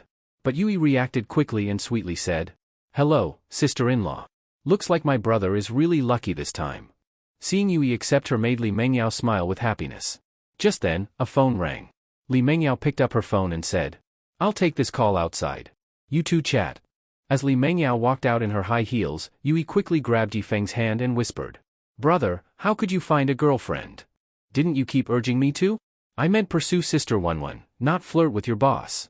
Hearing her mention Lin Wanwan made Yifeng, who was in a good mood, frown. "What do you know, you little kid? I'm not a kid anymore." Saying that, Yui even puffed out her chest on purpose, making Yifeng speechless. "Girls sure change a lot when they grow up." He waved his hand and said, "I know what I'm doing with Wanwan. Just don't say anything weird in front of your sister-in-law." "I know, don't worry. I'll keep the secret, even from Sister Wanwan. I won't mention this sister-in-law." Seeing this girl win his heart again, Yifeng dotingly rubbed her head. When Li Mengyao returned to the room, she said to Yifeng, "I just contacted doctors in the capital. They said they'll join the experts here for a consultation soon to find out the cause of Yui's illness and make treatment easier." Hearing that Li Mengyao had called doctors in the capital, Yifeng smiled and said, "Thank you. Why so polite? Yui, focus on getting better. Once you recover, I'll take you out to play." Yui nodded sweetly and said, "Thank you, sister-in-law." Hearing Yui call her sister-in-law repeatedly, Li Mengyao felt warm inside and confirmed her fondness for this future sister-in-law. After leaving the hospital, Li Mengyao naturally held Yifeng's arm. "Yifeng, if they still can't find the cause, should we take Yui to see the miracle doctor?" Yifeng had long thought of finding the miracle doctor, but that woman was stubborn. If not for Lin Wanwan being seriously injured, he wouldn't have gone to her. Besides, both times he visited her, strange ambiguous things happened. If he goes again, who knows what might happen? Thinking of the miracle doctor's snow-white body, Yifeng quickly shook his head. He was with Li Mengyao now and couldn't think of other women. "Let's first see what the illness is. If it's something incurable, we'll go find the miracle doctor then." Hearing Yifeng say that, Li Mengyao nodded and said nothing more. Just as they were about to get into the Rolls-Royce, a car suddenly stopped behind them. A man got out, pulled out a gun, and aimed at Yifeng and Li Mengyao, pulling the trigger. Bang! Bang! Bang! When Yifeng heard the gunshots, it was already too late to dodge. He could only instinctively hold Li Mengyao tightly, leaving his own back to the gunman. After the 3 shots, Yifeng crashed heavily onto the ground while holding Li Mengyao. The gunman saw this and wanted to go closer to fire again, but the bodyguards Li Mengyao brought hurriedly pushed open the car doors, got out, and started shooting at the gunman. In an instant, bullets were flying everywhere. The gunman was suppressed by their firepower and didn't try to finish the job. He fired 2 shots at the bodyguards and then rushed back into his car and fled. As several bodyguards drove to chase the gunman, the others quickly surrounded Yifeng and Li Mengyao. Only now did Li Mengyao recover from the shock. Seeing Yifeng lying motionless on top of her, she asked anxiously, "Yifeng, what's wrong?" Hearing her voice, Yifeng's forehead was covered in cold sweat as he gritted his teeth and said, "And no, it's nothing." "It's nothing? Good, good." Li Mengyao let out a breath of relief and patted Yifeng's back, but when she felt something sticky, she instinctively looked at her hand. When she saw her hand was stained red with blood, her pupils shrank. Yifeng was brought to the hospital in an ambulance. After 10 hours of surgery, the doors of the operating room finally opened. When Yifeng was pushed out by the nurses, the anxious Li Mengyao rushed over, took one look at the unconscious Yifeng, and then asked the tired doctor. "Doctor, how is he?"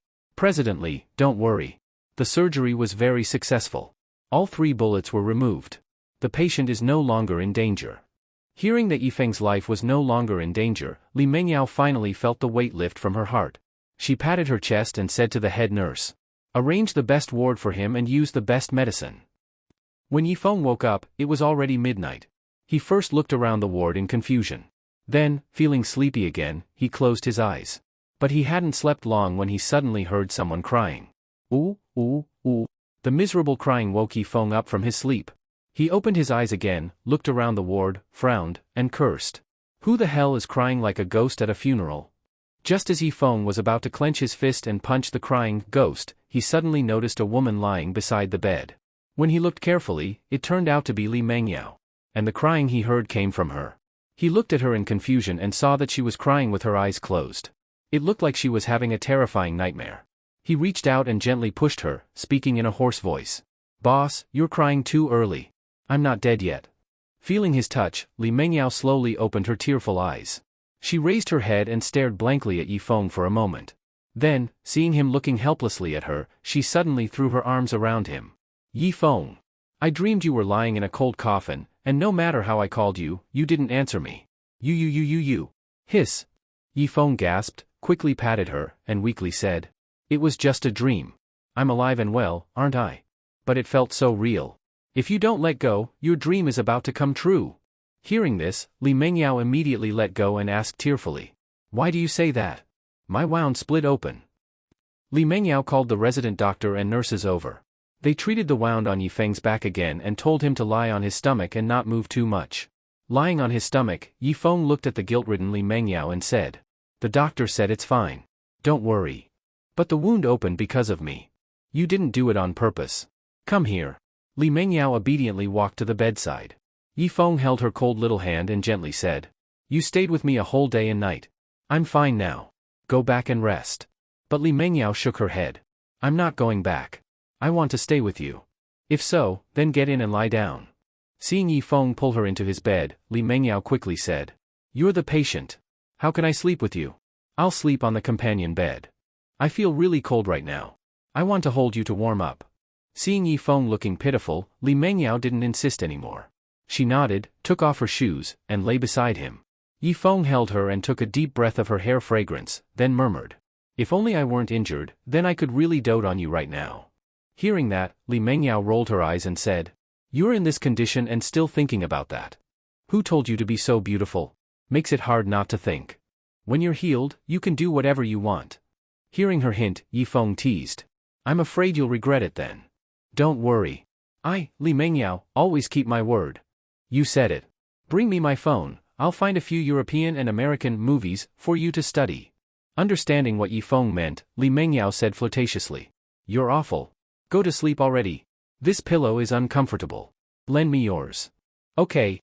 But before she could give him her pillow, Yifeng rested his head directly on her chest and smacked his lips contentedly. "This is much better." Seeing that he still had the mood to take advantage of her, Li Mengyao, who had worried all day and night, finally showed a smile. As dawn approached, Yifeng woke up because he had to pee. Seeing Li Mengyao still asleep, he didn't wake her. He lifted the blanket, jumped off the bed, and ran into the bathroom barefoot.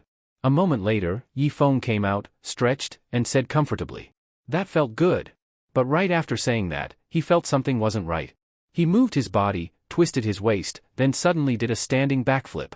Landing steadily, Yifeng touched his back in confusion and said, "Why doesn't my back hurt at all?" He rushed to the mirror, took off the hospital gown, tore off the gauze, and saw that his wound had healed. He was stunned. What the hell is going on? Normally, a wound takes at least 7 days to heal, but Yifeng's had healed overnight. Staring at his muscular back in the mirror, he muttered, "Could it be that I awakened another superpower? If at first it was just photographic memory, it could be called natural talent. But the superhuman strength, sharp hearing, and now this rapid healing, this wasn't just talent anymore." Thinking for a moment, Yifeng suddenly thought of something and slowly turned his gaze toward the sleeping Li Mengyao. Could it be related to this woman? Yifeng used to be nothing but an ordinary man. Besides being a little handsome, there was nothing remarkable about him. But after sleeping with Li Mengyao while both of them were drunk, these supernatural abilities that defy science started appearing one after another, like bamboo shoots after the rain. To say this had nothing to do with Li Mengyao, Yifeng definitely didn't believe that. After thinking it over, he decided not to say anything for now and would wait until he figured it out. 7 a.m. Li Mengyao picked up the phone on the bedside table. Looking at Yifeng lying on the bed staring at her, she said gently, "Sleep a bit more. I'm going to get you breakfast." "Mengyao, thank you for the trouble. This is what I should do as your girlfriend." Watching Li Mengyao smile slightly and walk out of the ward, Yifeng flipped up from the bed like a carp. He stretched his body a bit and muttered, "That Chen Zhuyue, knowing the assassination failed, definitely won't let it go. Looks like I need to prepare in advance." At that moment, someone knocked on the door, and a nurse pushed it open and walked in. When the nurse saw Yifeng doing warm-up exercises, she was stunned. The next second, she rushed over and scolded, "You were shot in the back. How can you get up and move around? You can move?" Seeing the nurse stare in disbelief, Yifeng quickly thought for a second, then clutched his back and said painfully, "It hurts like hell. If I'd known it would hurt this much, I wouldn't have gotten up." Seeing him clutching his back and lying back down looking guilty, the nurse gave him a strange look. After Li Mengyao personally fed Yifeng breakfast, she said, "Take a rest. I'll step out to make a call." "Okay, got it." Li Mengyao walked out with her phone and happened to run into the nurse who had seen Yifeng exercising earlier. The nurse hurried over to Li Mengyao, intending to report Yifeng's abnormal behavior. But right then, Li Mengyao's phone rang. She looked at the nurse and said, "If it's something, tell me later." As she answered the call and walked away, the nurse had no choice but to wait by the ward door. But suddenly the ward door opened, and a large hand grabbed her, pulling her into the room. The nurse thought Yifeng was trying to do something bad to her and instinctively wanted to scream. But Yifeng quickly covered her mouth and said urgently, seeing the fear in her eyes, "Don't be scared. I'm not a bad guy. I just want to explain. I'll let go now, but don't scream, okay?" Faced with his plea, the nurse quickly nodded. After Yifeng let go, he started bluffing. "My real identity is a retired top-secret agent. The head of the Li family hired me at great cost to protect Li Mengyao. Actually, I wasn't shot yesterday, everything was part of a plan to lure out the assassin targeting her. But to make sure nothing went wrong, we didn't tell her the truth. Now I've told you, so you must keep it a secret. If this leaks out, the consequences are beyond what you can bear." "Got it." Faced with Yifeng's story, the nurse actually believed it. After all, Li Mengyao had a special status. It wasn't impossible for her family to arrange a retired agent to protect her. So, without suspicion, the nurse quickly nodded. "I understand. I'll act like I don't know anything." "That's more like it." Hum. After the nurse left, Li Mengyao finished her call and coldly said, "Stupid woman. You think I can't hire killers just because you can? This time, you're going down, with your baby too." Li Mengyao had tolerated Chen Zhuyue many times because of her family background. But now, after Yifeng was seriously injured to protect her, she decided she wouldn't tolerate it anymore. The mistake Chen Zhuyue made, she had to pay for it with her life. As for the child in her belly, sorry. She walked over to the nurse and asked, "What were you going to say earlier?" "Nothing, just wanted to ask if you needed a caregiver." "No need, I'll take care of him myself." "Okay then." Li Mengyao stayed in the hospital all day. In the evening, when she saw it was already 8, she said to Yifeng, "I'll go home, take a shower, change clothes, and come back to stay with you. Make sure to wear cotton, it's more comfortable for me to rest on." Li Mengyao immediately got his meaning and said flirtatiously, "You sure have a lot of demands." "Fine, I got it, I'm going." Seeing her leave happily, Yifeng narrowed his eyes. At home, Li Mengyao first showered, then picked out a soft cotton nightdress. She put it in a bag and, showing off her beautiful legs, left the house. On the way back to the hospital, sitting in the back of the Rolls-Royce, Li Mengyao said coldly into the phone, "I don't care what methods you use, just find her. I don't want to wake up tomorrow and hear you still haven't found her." Finishing in an annoyed tone, she hung up and muttered, "Can't even find one woman, what the hell are you people doing?" Just as she finished speaking, the car in front suddenly had a tire blowout and lost control, crashing into the roadside greenery. Her driver realized something was wrong and quickly stepped on the gas to get out of there. But a bullet hit him right in the temple. The driver slumped over the steering wheel, dead. Before Li Mengyao could react, the now uncontrolled car crashed hard into a big tree. Even though she was wearing a seatbelt, the impact knocked her unconscious. The car behind stopped quickly, and several bodyguards ran out to help. But just then, a screeching brake sound came from nearby. An SUV with an out-of-town license plate stopped close by. 3 men in coats got out. Without saying a word, they rushed at the bodyguards. Soon, the sounds of bodyguards screaming reached Li Mengyao's ears. She shook her dazed head and, looking at the shattered glass, muttered, "What's happening?" Soon, the screaming stopped. A man opened the rear door. Seeing the confused Li Mengyao, he said excitedly, "Big bro. This chick is hot as hell. Third bro, are you sick again? Hurry up and kill her. What's the rush? Let me enjoy her first, then we'll kill her. Still time." Realizing these were Shenjue's men, Li Mengyao said coldly, "How much is Shenjue paying you?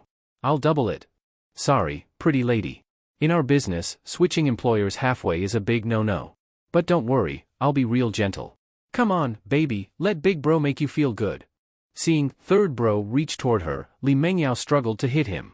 But she was too weak to hurt him and only aroused his beastly desire more.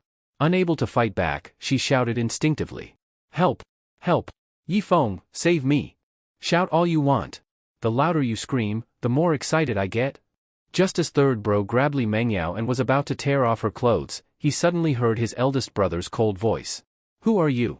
What the hell? You?" Then, the voices of both big bro and second bro were cut off. Third bro froze, turned his head, and shouted, "Big bro, second bro, what the hell is going on?" When no one answered, third bro quickly let go of Li Mengyao and got out of the car. Just as he was about to check what was happening, a sudden, heavy punch struck his face without warning. That punch left third bro completely dazed, his body collapsing uncontrollably to the ground. Before he could even react to how he got hit, his neck was grabbed tightly, and then a voice like one from hell whispered in his ear, "In your next life, be a good person." As the voice fell, third bro clearly heard the sound of his neck snapping. But that was the last sound he would ever hear in his life. The man who had suddenly appeared effortlessly killed third bro, glanced at the corpses of the other two, and then turned his eyes to the open door of the Rolls-Royce. Just as he was about to step inside to check on Li Mengyao's condition, the sound of police sirens suddenly came from the distance. After thinking for a moment, the man chose not to go inside.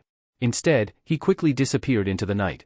Inside the car, the still shaken Li Mengyao saw a figure walk past the open door. Suddenly realizing this man had saved her, she quickly got out of the car. She looked around and saw a man's figure disappearing into the distance. She muttered, "Yifeng, was that you?" By the time Li Mengyao finished giving her statement, it was already the middle of the night. She hurried back to the ward and saw Yifeng lying on his stomach asleep. She quietly walked to his side and gently pushed him. Yifeng slowly opened his eyes and smiled at her. "Mengyao, you're back." Li Mengyao stared into his eyes for a moment and then asked, "Was the person who saved me tonight, you?" Hearing that, Yifeng quickly tried to sit up, but he suddenly grimaced in pain. He lay back down and anxiously asked her, "Did something happen to you?" Seeing that Yifeng didn't seem to be pretending, Li Mengyao took a deep breath and shook her head. "It's nothing. Just a car accident." "A car accident? Are you hurt?" "No, I'm fine. Don't worry." Li Mengyao didn't want to talk more about it and walked into the bathroom with the bag. Looking at the closed door, Yifeng whispered apologetically, "Sorry. To not ruin my plan, I can't tell you the truth right now." Li Mengyao changed into her nightdress and lay down beside the bed. Before Yifeng could speak, she hugged his head and softly said, "Don't ask. Just sleep." Seeing that she didn't want to talk, Yifeng didn't push it. He rubbed his head against her gently and whispered, "No matter what happens, I'll always stay by your side." Hearing that, Li Mengyao let out a faint breath and closed her eyes. The next day, as assassination attempts on Li Mengyao became more frequent, Li Zhong could no longer sit still and personally came to Donglin City. Looking at Yifeng lying on the bed, the old man smiled and said, "Grandson-in-law, you just focus on healing. Leave everything else to me. Sir, you're already at such an age, it's really troubling to bother you with all this. Mengyao is my granddaughter. How could I just stand by while something like this happens to her? You rest well. Mengyao, come outside with me." After leaving the room with her grandfather, Li Mengyao firmly said, "Grandpa, if you came to tell me to stop, then you don't have to say anything. I won't let Yifeng take 3 bullets for nothing." Seeing her strong stance, Li Zhong shook his head and said, "Mengyao, you're mistaken. I didn't come to stop you, I came to tell you to go all out. No matter what happens, your grandpa's got your back. You support what I'm doing? Why not? They've already shit on our heads, are we not even allowed to fight back? The Shin family may be big on Wall Street, but our Li family isn't some pushover. Trying to assassinate my granddaughter repeatedly, if I were 20 years younger, I'd go to Wall Street myself and wipe them out." Seeing her grandfather so bold and fiery, Li Mengyao smiled with pride. Li Zhong stayed only a few hours before returning to the capital. Once Shen Zhuiyue was dealt with, the Shen family wouldn't let it go easily, and he needed to prepare early. Evening. Yi Feng took a bite of the orange Li Mengyao fed him, and his handsome face instantly twisted. Seeing this, Li Mengyao quickly asked, "Did you pull your wound again?" "No, this damn orange is just sour as hell." "Let me try." Li Mengyao took a bite and looked at him. "It's not bad." "Really, boss? It's so sour, and you say it's fine? Wait a second. Don't tell me you're pregnant?" After saying that, Yi Feng stared at her belly. Li Mengyao blushed and slapped him. "It's not that easy to get pregnant." Just then, her phone rang. She looked at the screen, answered, and said, "I got it." After hanging up, she looked at Yi Feng and said, "Rest for a bit. I'm going out." "It's so late, where are you going? Meeting a secret lover?" "Rubbish. I'm going to handle company matters. If you get sleepy, go ahead and sleep. No need to wait for me." After finishing, she left the ward, leaving Yi Feng shaking his head helplessly. This woman's definitely playing hard to get again. One day, she'll trap herself. He pulled out his phone from under the pillow and dialed Lin Wanwan's number. Once it connected, he asked softly, "Wanwan, did you find the person I asked you about?" "I did. My Wanwan's amazing. Where is she?" "I'm heading over now." Li Mengyao was circling around the city suburbs in her car. Yi Feng was right, she was using herself as bait to draw out the assassin, hoping to capture them and learn Shen Zhuiyue's whereabouts. But what she didn't know was that Shen Zhuiyue was planning to flee by boat that night. Even though the Shen family was powerful, most of their influence was abroad. Domestically, they were no match for the Li family. So, as the cycle of assassinations escalated, her father called and told her to leave the country quickly. Though Shen Zhuiyue was reluctant, for the sake of her life, she had no choice but to leave first. Shen Zhuiyue arrived at the dock with several people and asked a man beside her, "Where's the boat?" "Miss, it's this one." Looking at the fishing boat docked there, Shen Zhuiyue covered her nose and frowned. "This boat is so dirty. How am I supposed to ride this?" "Miss, just endure it a little. Once we reach international waters, a yacht will come to pick us up." "You've got to be kidding me." She grumbled, then walked reluctantly toward the fishing boat. Just then, a man walked over from a distance, smiling as he said, "Miss Shen, after causing such a mess, you think you can just leave like nothing happened?" Hearing the man's voice, Shen Zhuiyue, who was about to board the boat, turned her gaze toward him. When she saw his face with that faint smile, she immediately frowned and said, "Didn't you get shot and end up in the hospital? How come you look like nothing happened?" Faced with Shen Zhuiyue's confusion, Yi Feng replied sarcastically, "Well, I should really thank that dumbass killer you hired. He shot 3 times and still didn't hit me. Heh, if I were you, I'd have hidden somewhere under a fake name long ago, instead of showing up here to die. But this is good too, when Li Mengyao sees your corpse, her expression will be priceless." Shen Zhuiyue sneered, then turned to the man beside her and said, "Old Zhao, kill him, and record a video of his miserable death to send to Li Mengyao. Make sure it's shot in 4K HD. "Yes, Mississippi." Old Zhao looked at the men he brought and said calmly, "You all heard, miss, go." The men nodded and walked toward Yi Feng with murderous intent. Seeing Shen Zhuiyue covering her nose as she boarded the boat, Yi Feng shouted, "Miss Shen, don't be in such a hurry. Let's talk for 10 more bucks worth." "Idiot." After Shen Zhuiyue cursed him and stepped onto the fishing boat, Yi Feng turned his gaze to the group of men and said casually, "Judging by your steps, you all must be martial artists, right? Couldn't you just do your jobs as martial artists? Why do you insist on being lapdogs for someone like Shen Zhuiyue?" Faced with Yi Feng's mockery, the man in front coldly said, "You'll pay with your life for your arrogance. Attack." After old Zhao got on the boat and saw his men engage with Yi Feng, he said to the captain, who was smoking, "Start the boat." The captain nodded and steered the ship away from the dock. Meanwhile, Yi Feng was still entangled with the martial artists. Since they weren't ordinary people, Yi Feng chose to be cautious. But after a few exchanges, he figured out their patterns. He grabbed a sweeping leg, spun forcefully, and flung the man out. Yi Feng pushed off with his toes, leapt into the air, and aimed a size 45 shoe right at another opponent. The man crossed his arms in front of him, trying to block the kick. But when Yi Feng's foot landed on his arms, he was kicked flying. Just as Yi Feng landed, another man tried to grab him from behind and used the move "willow removed by the roots," trying to bring him down. But Yi Feng broke free in midair, twisted his body, and struck his opponent's throat with his palm. Landing steadily, he heard a roar behind him. A man rushed at him with lowered shoulders. In a flash, the man was already in front of Yi Feng. Just as Yi Feng was about to be slammed, he jumped, letting the man charge underneath, then struck the back of his head with his heel. Thud. Seeing the last man fall, Yi Feng clapped the dust off his hands and said disdainfully, "So this is all martial artists can do?" He didn't kill them. If he stalled too long, Shenjiue's boat might make it to international waters. Seeing the boat moving farther away, Yi Feng muttered, "Haven't swum in years. Hope I still remember how."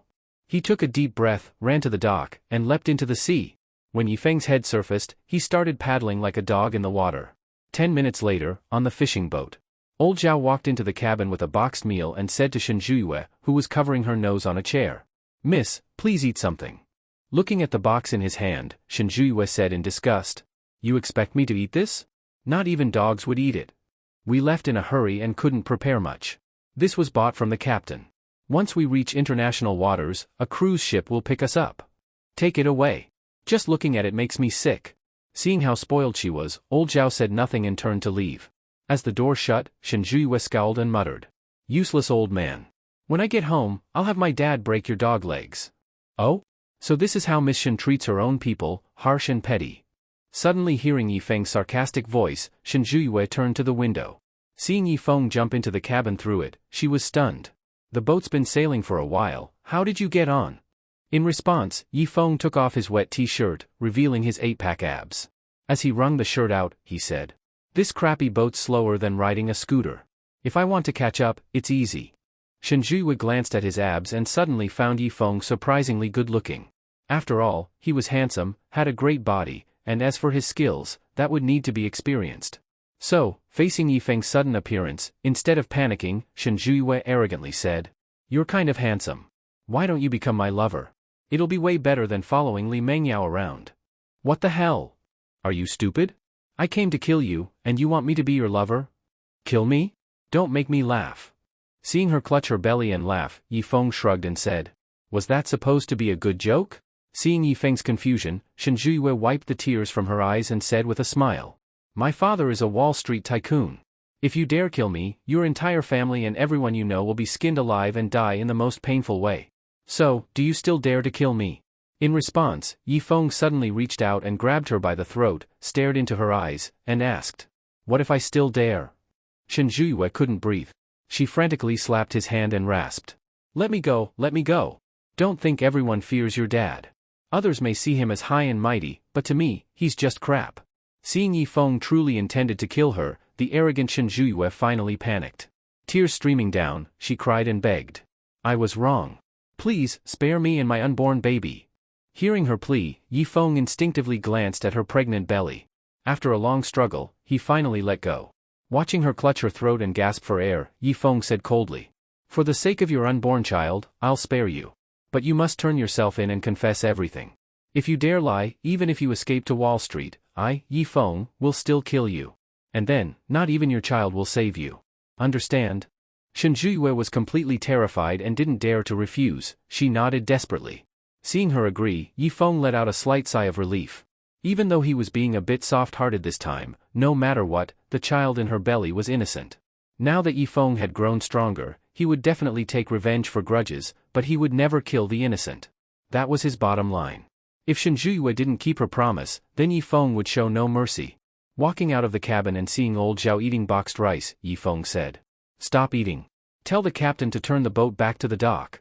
Hearing Yi Feng's voice, old Zhao, with a piece of green vegetable in his mouth, instinctively looked over at him. After a moment of staring blankly, he asked in shock, "How did you get on board?" "I fucking climbed up." "What, you think I flew?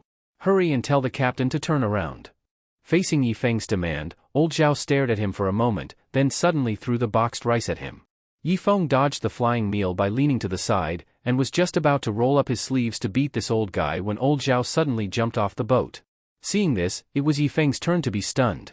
"I just told you to tell the captain to turn back. I didn't say I was going to kill you, why are you jumping off the boat?" Muttering in confusion, Yi Feng didn't bother with him anymore. He walked into the wheelhouse and simply said, "Go back," and the captain turned the boat around without saying a word. No matter how Yi Feng got on the boat, it wasn't something he dared to question. When the boat returned to the dock, Yi Feng pushed Shenjue off the boat. He brought her to the nearby police station and, standing at the entrance, warned her, "Remember what you promised. If you dare lie or don't confess everything, even if you run back to Wall Street, I'll still come for you. And by then, it won't just be you and your child, it'll be your entire family. Faced with Yifeng's warning, Shen Zhuyue finally snapped out of her fear. Even if she confessed, she was pregnant, she wouldn't have to serve jail time and could be released under medical supervision. But this outcome was still a huge disgrace for someone as proud as her. After all, she failed to kill Li Mengyao, and now her fiancé had gotten her thrown in jail. That was something she couldn't accept. So after thinking for a bit, Shen Zhuyue looked at the cold-faced Yifeng and flirtatiously said, "Handsome, don't be so mean to me.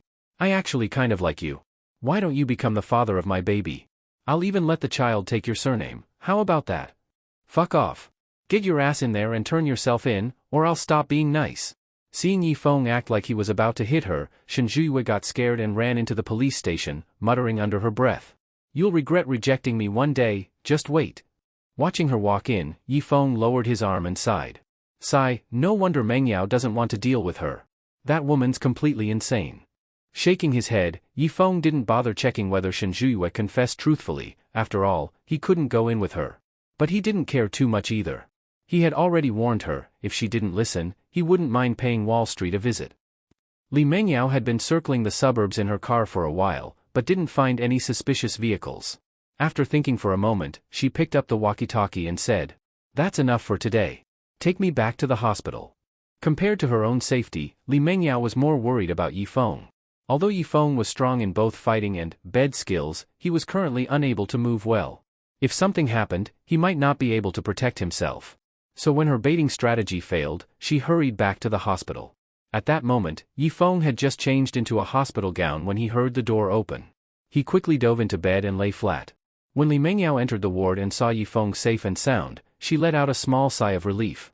She quietly walked to the bed, looked at the sleeping Yifeng, and gently said, "I'm back. You can relax now." After speaking, she kissed him on the cheek and then lay down, hugging him. A small smile appeared on Yifeng's lips. The next day, Yifeng was sitting in bed eating an apple. He had to admit, being a patient felt pretty good. Li Mengyao personally fed him 3 meals a day, kept him company with conversation, and even stayed overnight. Where else could you find such a great deal?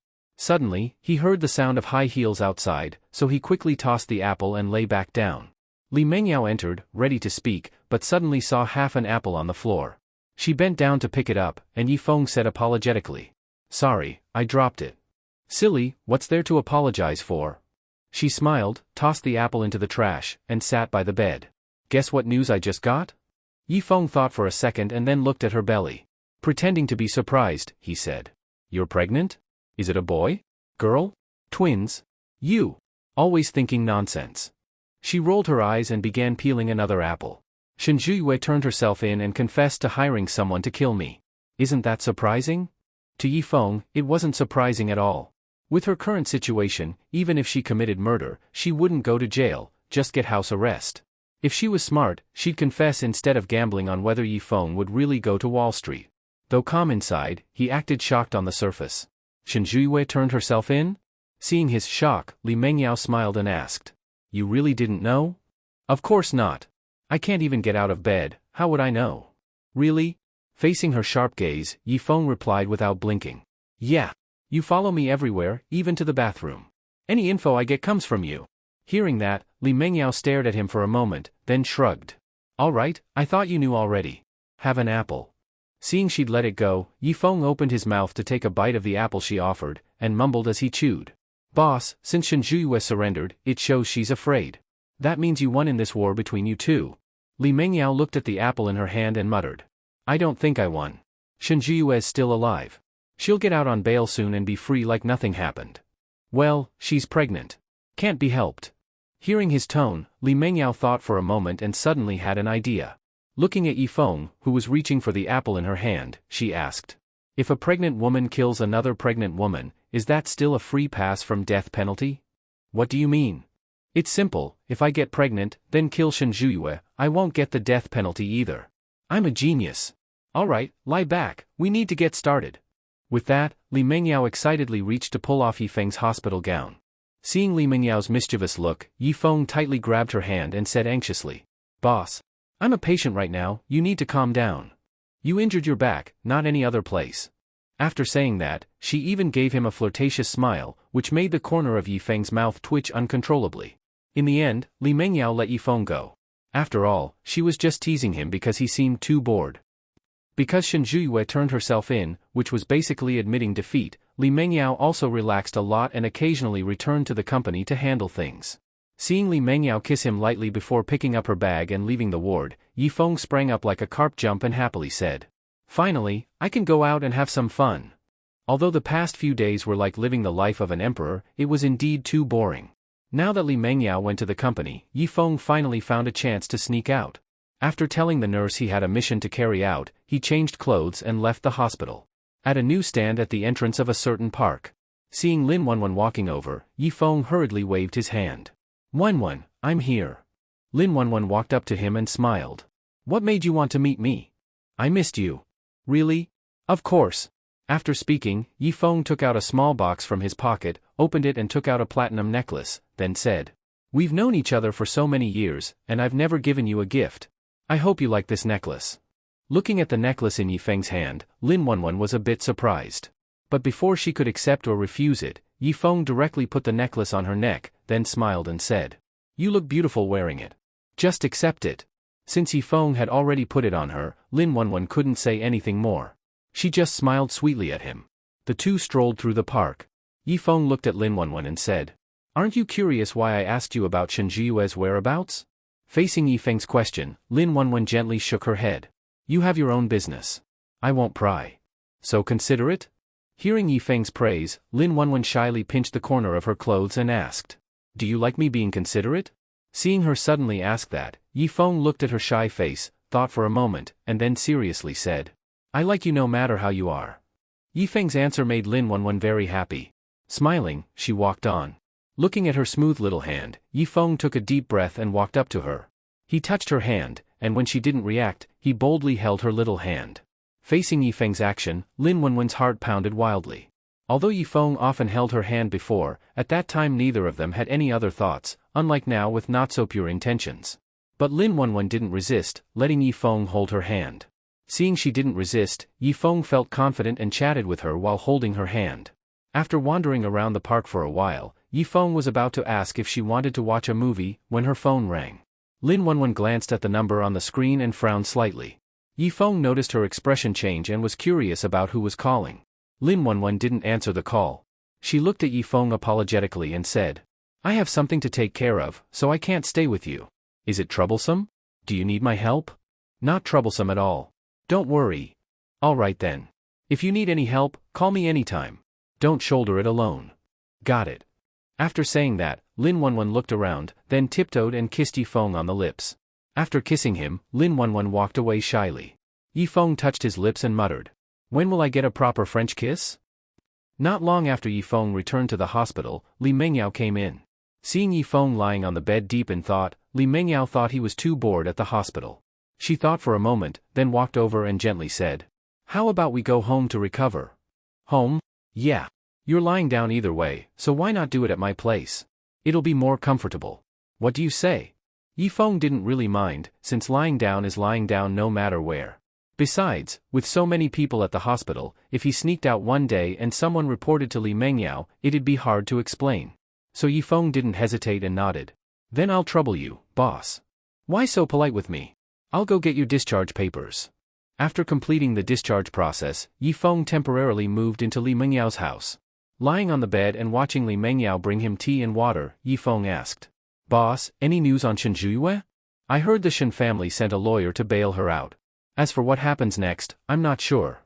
I guess she'll probably lay low. After all, with his threats hanging over her, Shen Zhuyue likely wouldn't dare to act out again." Li Mengyao brushed her hair back and asked Yifeng, "Can you lie down now?" "Lie down? Let me try." Yifeng lay down and pretended to examine himself. "Feels okay, not too painful." "That's good. Then rest a bit, I'll make you something good to nourish you." After saying that, Li Mengyao gave him a flirtatious look, then walked out of the room gracefully. Yifeng didn't understand Li Mengyao's subtext and naively thought she just wanted to help him recover. He clasped his hands behind his head and sighed. Li Mengyao isn't just beautiful with a sweet voice, she's also good in the kitchen. Looks like the rest of my life will be real bliss. Here, eat.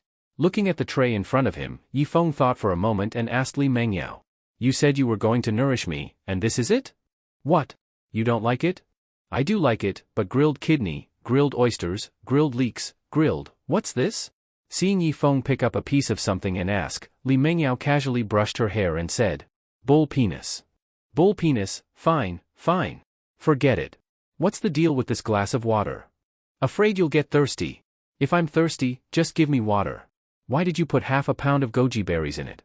Facing Yifeng's questioning, Li Mengyao turned to look out the window and guiltily said, I was afraid you wouldn't like plain water, so I added some dried fruit. Yifeng. He put down his chopsticks and questioned Li Mengyao. Boss, why do I feel like you're not trying to nourish me, but trying to boost my virility? I just genuinely want to help you recover. Stop nagging, hurry and eat, or I'll get mad. Seeing Li Mengyao pout, Yifeng sighed deeply in his heart. With this overwhelming aura, he wasn't even sure if he'd live to see the sun tomorrow. Under Li Mengyao's supervision, Yifeng finished all the food. When he burped, a strange smell even came out of his mouth. Sitting on the bed, Yifeng patted his belly and said contentedly, I'm so full. Just then, Li Mengyao walked into the room holding 2 nightgowns and flirtatiously asked Yifeng, which one do you like? The white one. Okay, wait for me here. I'll wear it after I take a shower. Hearing this, Yifeng instinctively nodded. Oh. But then he suddenly thought of something, and his eyes shot toward Li Mengyao, who was walking into the bathroom. Oh? Thinking about what he might see later, Yifeng still felt a little excited. An hour later, sitting on the bed, Yifeng was getting impatient. He looked at the bathroom door and muttered. Did she take a bath and die in there or what? Just as he was about to go check it out, the bathroom door suddenly opened.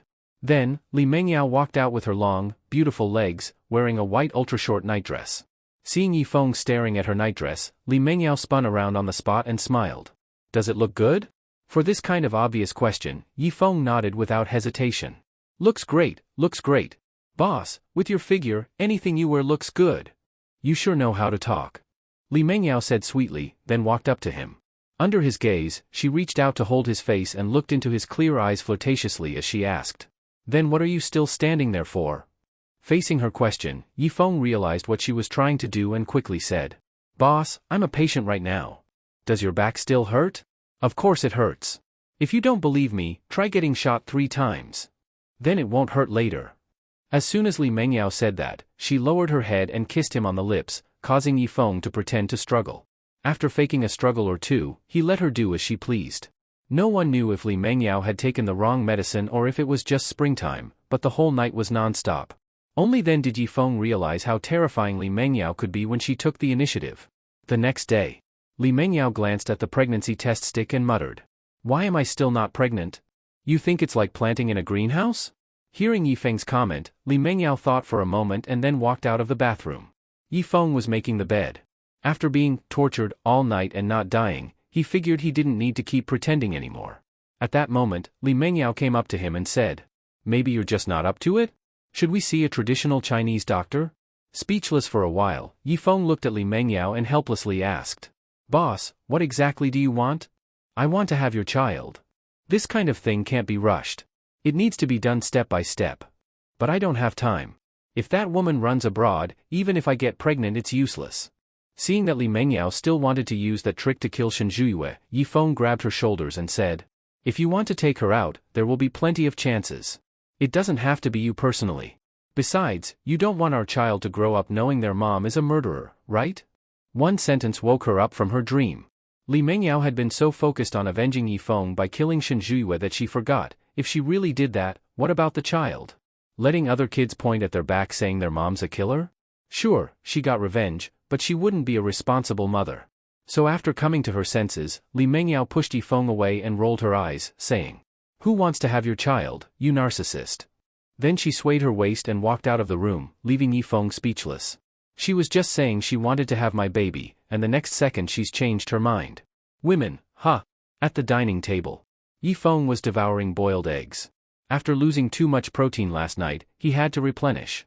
Seeing him gobbling down food, Li Mengyao stirred her porridge and asked, Your back doesn't hurt anymore, does it? Suddenly hearing that question, Yifeng blinked and quickly clutched his back in pain. It hurts. Hurts like hell. Stop pretending. Last night when I was hugging you, I noticed your wound had already healed. Realizing she knew everything, Yifeng withdrew his hand and argued. The wound may have healed, but the muscles still hurt. Fine, then. I'm going to work. You stay home and rest. I'll come back to keep you company tonight. Well, actually, my back is pretty much healed. I can go back to work. Let's not risk it. Judging by your back pain, I'm afraid you might die on the job. Then I'd have to file a workplace injury report. Facing her sarcasm, Yifeng stood up, walked over, and lifted her in a princess carry. Instinctively, Li Mengyao wrapped her arms around his neck and asked, "Where are you carrying me to?" "To prove to you that my back really doesn't hurt anymore." Understanding what he meant, Li Mengyao quickly said, "Stop messing around, I'll be late for work." "You're the boss. Isn't being late normal? Hold tight. If you fall, I'm not responsible." "Aya, you're so annoying." Upstairs, in the gym. Watching Yifeng doing squats with a barbell on his shoulders, Li Mengyao couldn't help but ask, "This is how you're proving it?" Facing her question, Yifeng nodded while squatting with the barbell. "Yeah. What did you think it was?" "Oh, I get it." Seeing Yifeng suddenly realize something, Li Mengyao quickly defended herself. "Don't overthink it. I'm just going to change clothes." Seeing her walk away embarrassed, Yifeng laughed and said, "Didn't expect Mengyao to look so cute when she's embarrassed."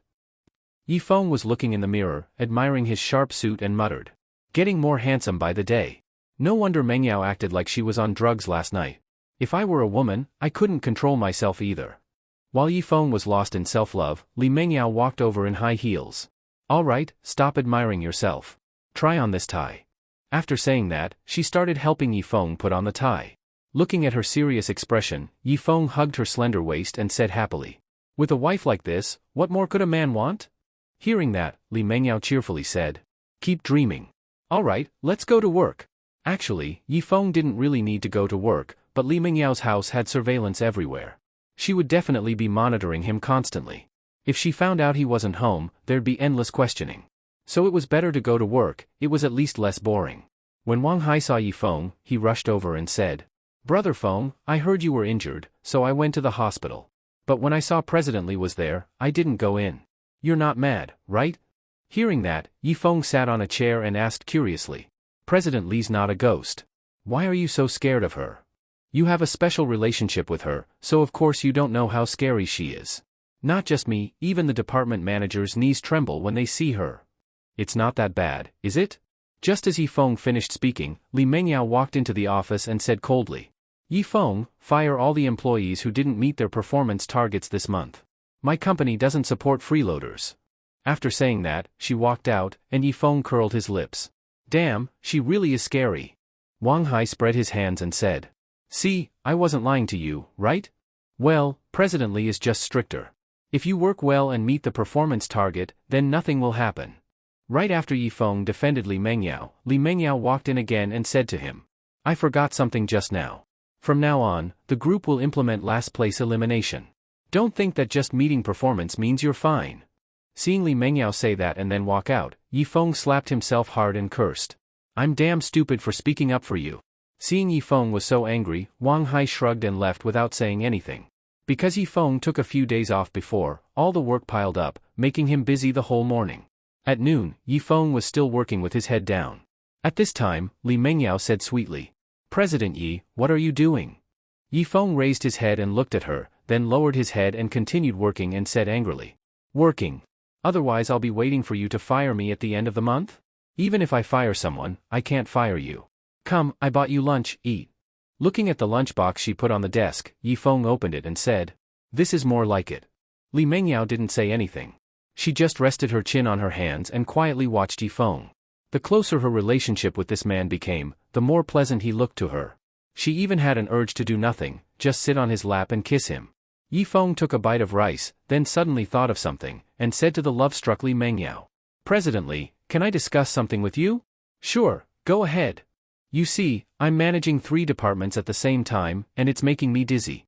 So can you arrange a secretary for me?" Yifeng didn't have bad intentions. He just wanted someone to help with trivial tasks. Hearing that Yifeng wanted a secretary, Li Mengyao narrowed her eyes. Seeing a trace of killing intent from her, Yifeng quickly waved his hands. "It's fine if I don't get a secretary. I can handle it alone." Seeing Yifeng looking scared, Li Mengyao suddenly smiled and said, "Don't be afraid, it's just arranging a secretary. I won't get angry." You're really not angry? Of course. Do you think I, Li Mengyao, have such a narrow heart? Hearing that, Yifeng subconsciously glanced at her white shirt. Recalling the crazy scene with her last night, Yifeng hinted. I know very well how broad President Li's chest is. Li Mengyao thought Yifeng was really praising her, so she looked at him and asked. Any requirements? No big requirements. Just higher education, preferably master's degree or above. And a nice voice, so it's pleasant to hear. Also, better if she's good-looking, otherwise an ugly face affects my mood. And the body. Before Yifeng finished, he saw Li Mengyao narrow her eyes again, making him raise both hands and shout loudly. I only have one requirement, a human being is fine. Facing his change of attitude, Li Mengyao sneered and said. The secretary is such an important job, how can just anyone do it? Don't worry, I will definitely meet your requirements. After saying that, she patted her own face and then left coldly. Looking like a bitter melon, Yifeng said with grievance. She clearly said she wouldn't be angry, but she still got angry. Sigh, too hard to serve. Afternoon. Yifeng was working when Li Mengyao pushed the door open and came in, then smiled and said. President Yi, I've already found you a secretary. Hearing that, Yifeng looked at her and asked cautiously. You didn't invite your great-grandmother to be my secretary, right? Listen to what you're saying. My great-grandmother passed away long ago. I don't have the ability to invite her from the underworld. Then I can relax. Come in. Yifeng looked at the door full of expectations, expecting a tall, beautiful big sister with a sweet voice. However, when Yifeng saw an auntie, he froze. He quickly got up and walked to the office door, looked outside, and asked. President Li, where's the secretary you found for me? Stop pretending. It's her. Seeing Li Mengyao pointing at the auntie, Yifeng's face turned green. He pointed at the auntie's face and questioned Li Mengyao. Are you kidding me? Why would I joke with you? Does she have a master's degree? In our company, education is not important. Ability is important. Nonsense. Then why do you only hire people with bachelor's degrees? Why don't you hire elementary school graduates? Facing Yifeng's question, Li Mengyao retracted her smile and said coldly. You're going too far. Fine, fine. Not talking about education. Let's talk about looks. Yifeng, you can't judge people by appearance. Hearing that, Yifeng shrugged and said. Okay, not talking about looks, and not body shape. Let's talk about voice. Auntie, say something for me to hear. What should I say? Yifeng. He turned his gaze back to Li Mengyao and said with disappointment. President Li, even if she met one of my requirements, I wouldn't say anything. But she didn't meet any. I don't care. Anyway, you wanted a secretary, and I found one. If you keep being picky, I will get angry. After rolling her eyes, Li Mengyao stepped on her heels and left, making Yifeng clench his fist. Damn it, you're just using my love for you to do whatever you want. Focusing on the auntie looking at him, Yifeng took a deep breath and told himself that Li Mengyao was testing him. After the test, she would arrange a beautiful secretary with a sweet voice.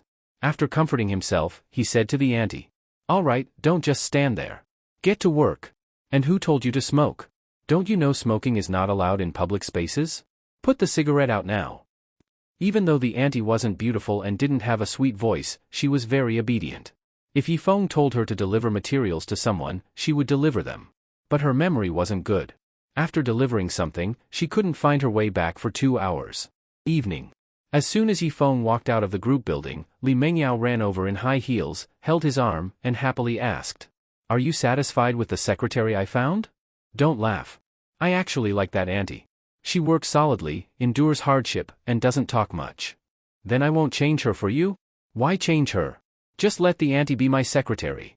Seeing Yifeng like this really surprised Li Mengyao. After all, what man doesn't like a young and beautiful female secretary? But she didn't know that Yifeng just wanted someone to help with trivial matters. If the person was young and beautiful, that would be great, but if it was a hardworking auntie, it was also fine. After all, everyone is young once, and naturally there will be a day when they get old. While Yifeng was going to Li Mengyao's house for dinner, in a certain bar, Lin Wanwan walked to the bar counter, looked at the man drinking red wine, and questioned. Taisho, I already left the organization. Why are you still looking for me? Facing Lin Wanwan's question, the man called Taisho shook the red wine in his glass and said calmly. Is the organization a place you can join when you want and leave when you want? What do you mean? You know the rules of the organization. If you want to leave, you must accept the corresponding punishment. Now you either come back with me and accept the punishment, or I will carry out the organization's punishment on you right here. Facing the two choices given by Taisho, Lin Wanwan's gaze gradually turned gloomy. Yifeng had just stepped into Li Mengyao's home when Li Mengyao hugged him. Reaching out his hand to cover her red lips that came close, Yifeng said helplessly. Why are you even more impatient than me? Eat first, I'm starving. I don't want to eat, I just want to eat you now. If you eat me, I still can't stand hunger. I don't care. Don't run, come here. In the end, Yifeng was caught by Li Mengyao. Only after she kissed his face full of lipstick marks did she let him go. Looking at Li Mengyao humming a song while cooking in the kitchen, Yifeng used a tissue to wipe the lipstick on his face and complained. Half of your lipstick got eaten by me. My lipstick is a limited edition, more than 50,000 for one. You should be secretly happy that you got to eat it. Hearing that the lipstick this woman used was so expensive, Yifeng sighed. The life of rich people is really beyond my imagination. Just as Yifeng sighed about the huge gap between rich and poor, his phone rang. He took out his phone and saw a text message from Lin Wanwan. Lin Wanwan, I'm in trouble, I'm in the warehouse behind Dream Back Night Bar. After reading the message, Yifeng reacted that something happened to Lin Wanwan. Without thinking about what happened to her, Yifeng quickly grabbed his coat and shouted toward the kitchen. Boss, my friend is in trouble, I'm going to save her. Li Mengyao ran out of the kitchen holding a spatula, but saw Yifeng already opening the door and running out, which made her complain. Why does this friend of his always have something happen? Yifeng ran to the street and was about to stop a taxi when his phone received another text message. Lin Wanwan, I was just joking with you just now, don't mind it, equals ** smiley face. Seeing it was just a joke, Yifeng let out a sigh of relief. He patted his chest, and his fingers quickly tapped on the phone. Yifeng, I think you really need a lesson. Next time we meet, I'll show you how I deal with you. But after sending the message, Yifeng narrowed his eyes. That girl has never joked with me before. At the same time, in the warehouse behind the bar, Taisho looked at the message content on Lin Wanwan's phone, then sneered at Lin Wanwan in front of him. Looks like your friend won't come to save you. Follow me back obediently.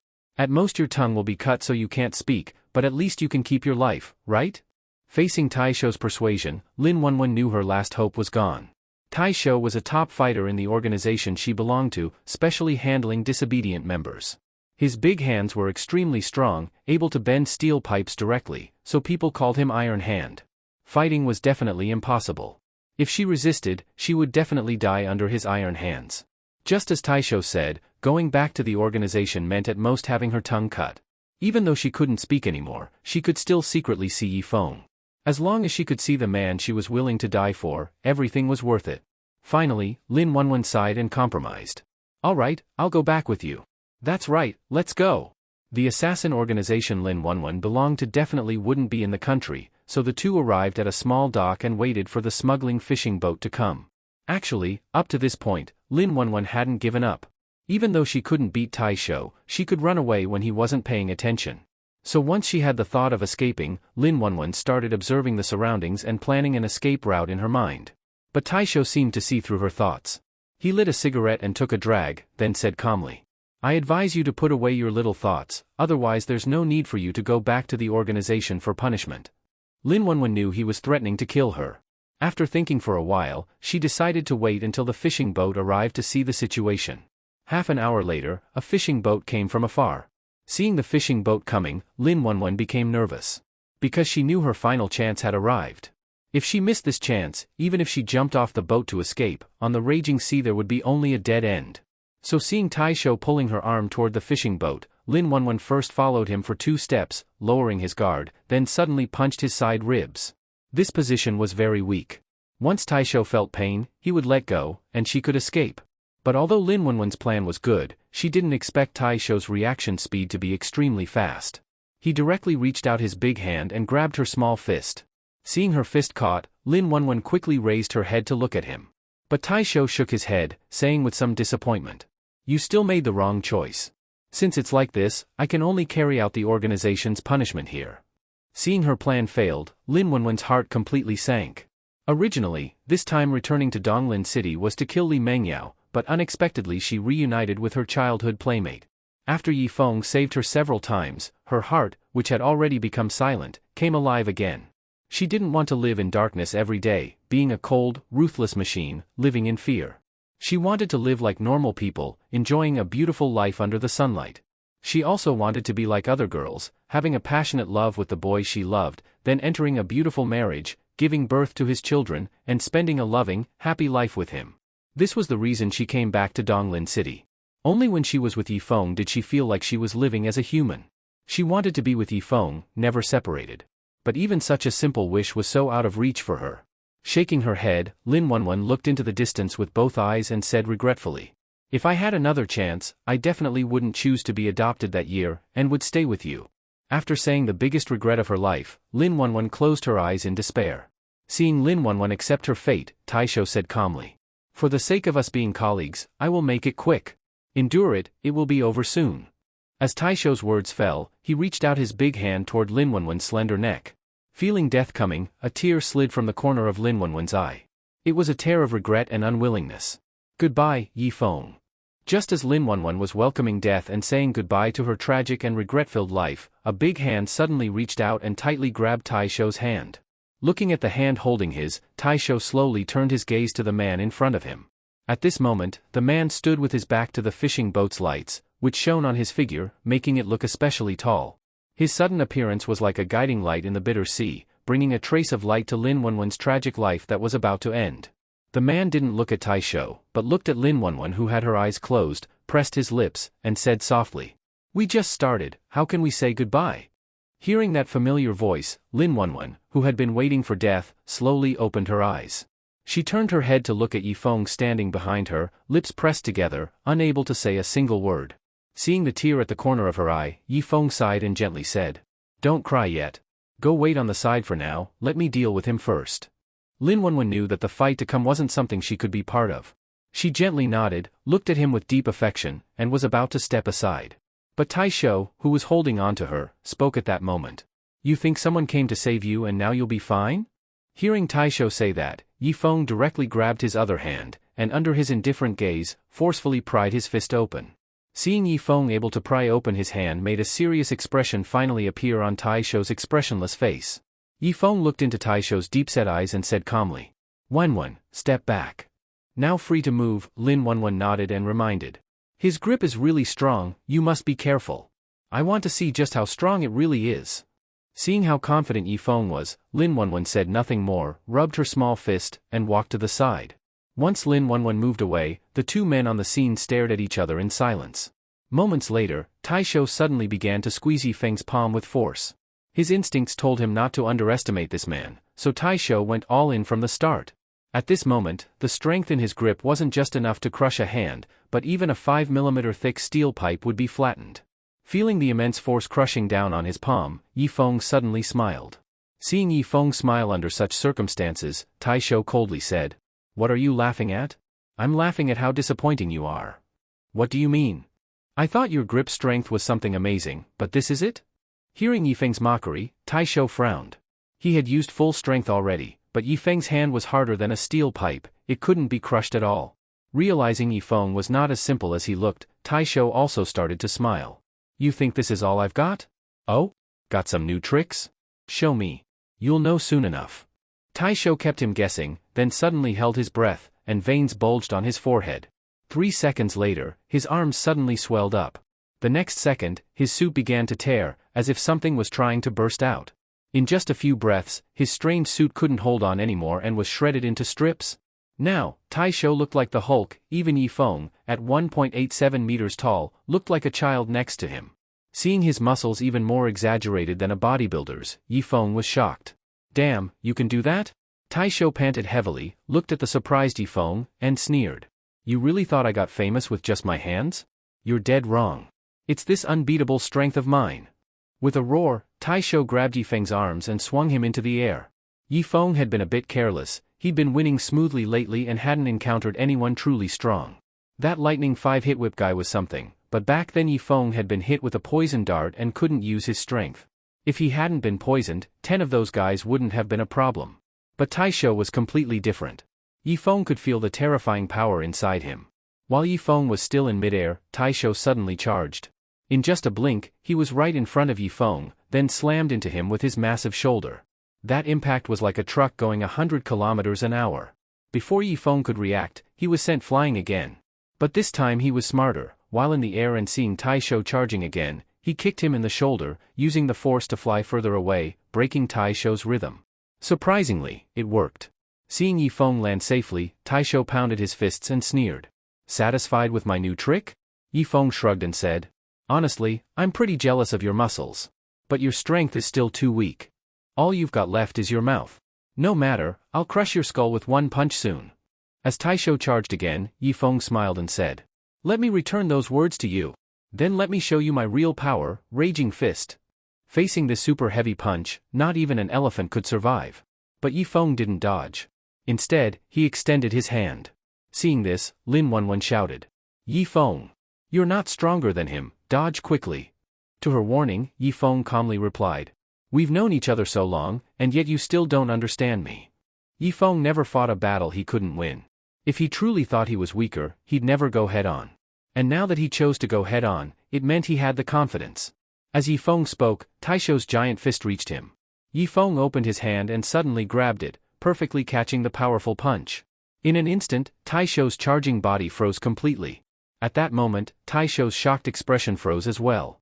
His full-force punch was actually caught by Yifeng. And Yifeng's hand wasn't injured at all, he didn't even move an inch. What kind of monster is this? For the first time, Taisho felt fear. Yifeng held his fist and pushed him forward as he said calmly, I told you, you're not that strong. Why don't you believe me? Taisho tried to retreat a few steps, then clenched his teeth to push Yifeng back, but to his shock, he couldn't move Yifeng even slightly. He quickly focused all his strength into his legs, trying to stop himself. But Yifeng was like a bulldozer, pushing him backward without pause. Eventually Yifeng stopped, and Taisho, covered in sweat, let out a breath of relief, until a hellish voice entered his ears. I think a sea burial suits you well.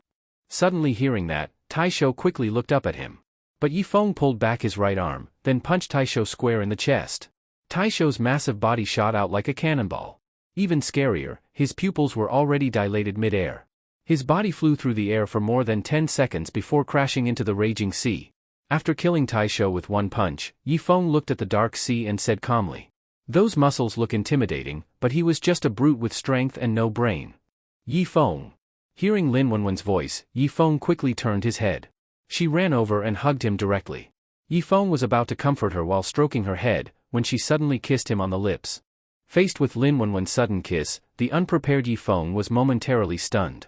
Goodness, she's being this forward now?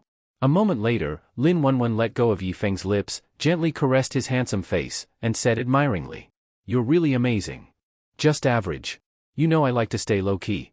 Seeing Yifeng still putting on an act, Lin Wanwan smiled slightly, then kissed his lips again. But this time, it wasn't just a simple lip touch, it was a romantic French kiss. After the two returned to the city, Yifeng looked at Lin Wanwan beside him and asked, by the way, who was that man? Faced with Yifeng's question, Lin Wanwan hesitated for a moment, but eventually decided to lay it all out. After all, the two of them were no longer just ordinary friends. He needed to know her situation.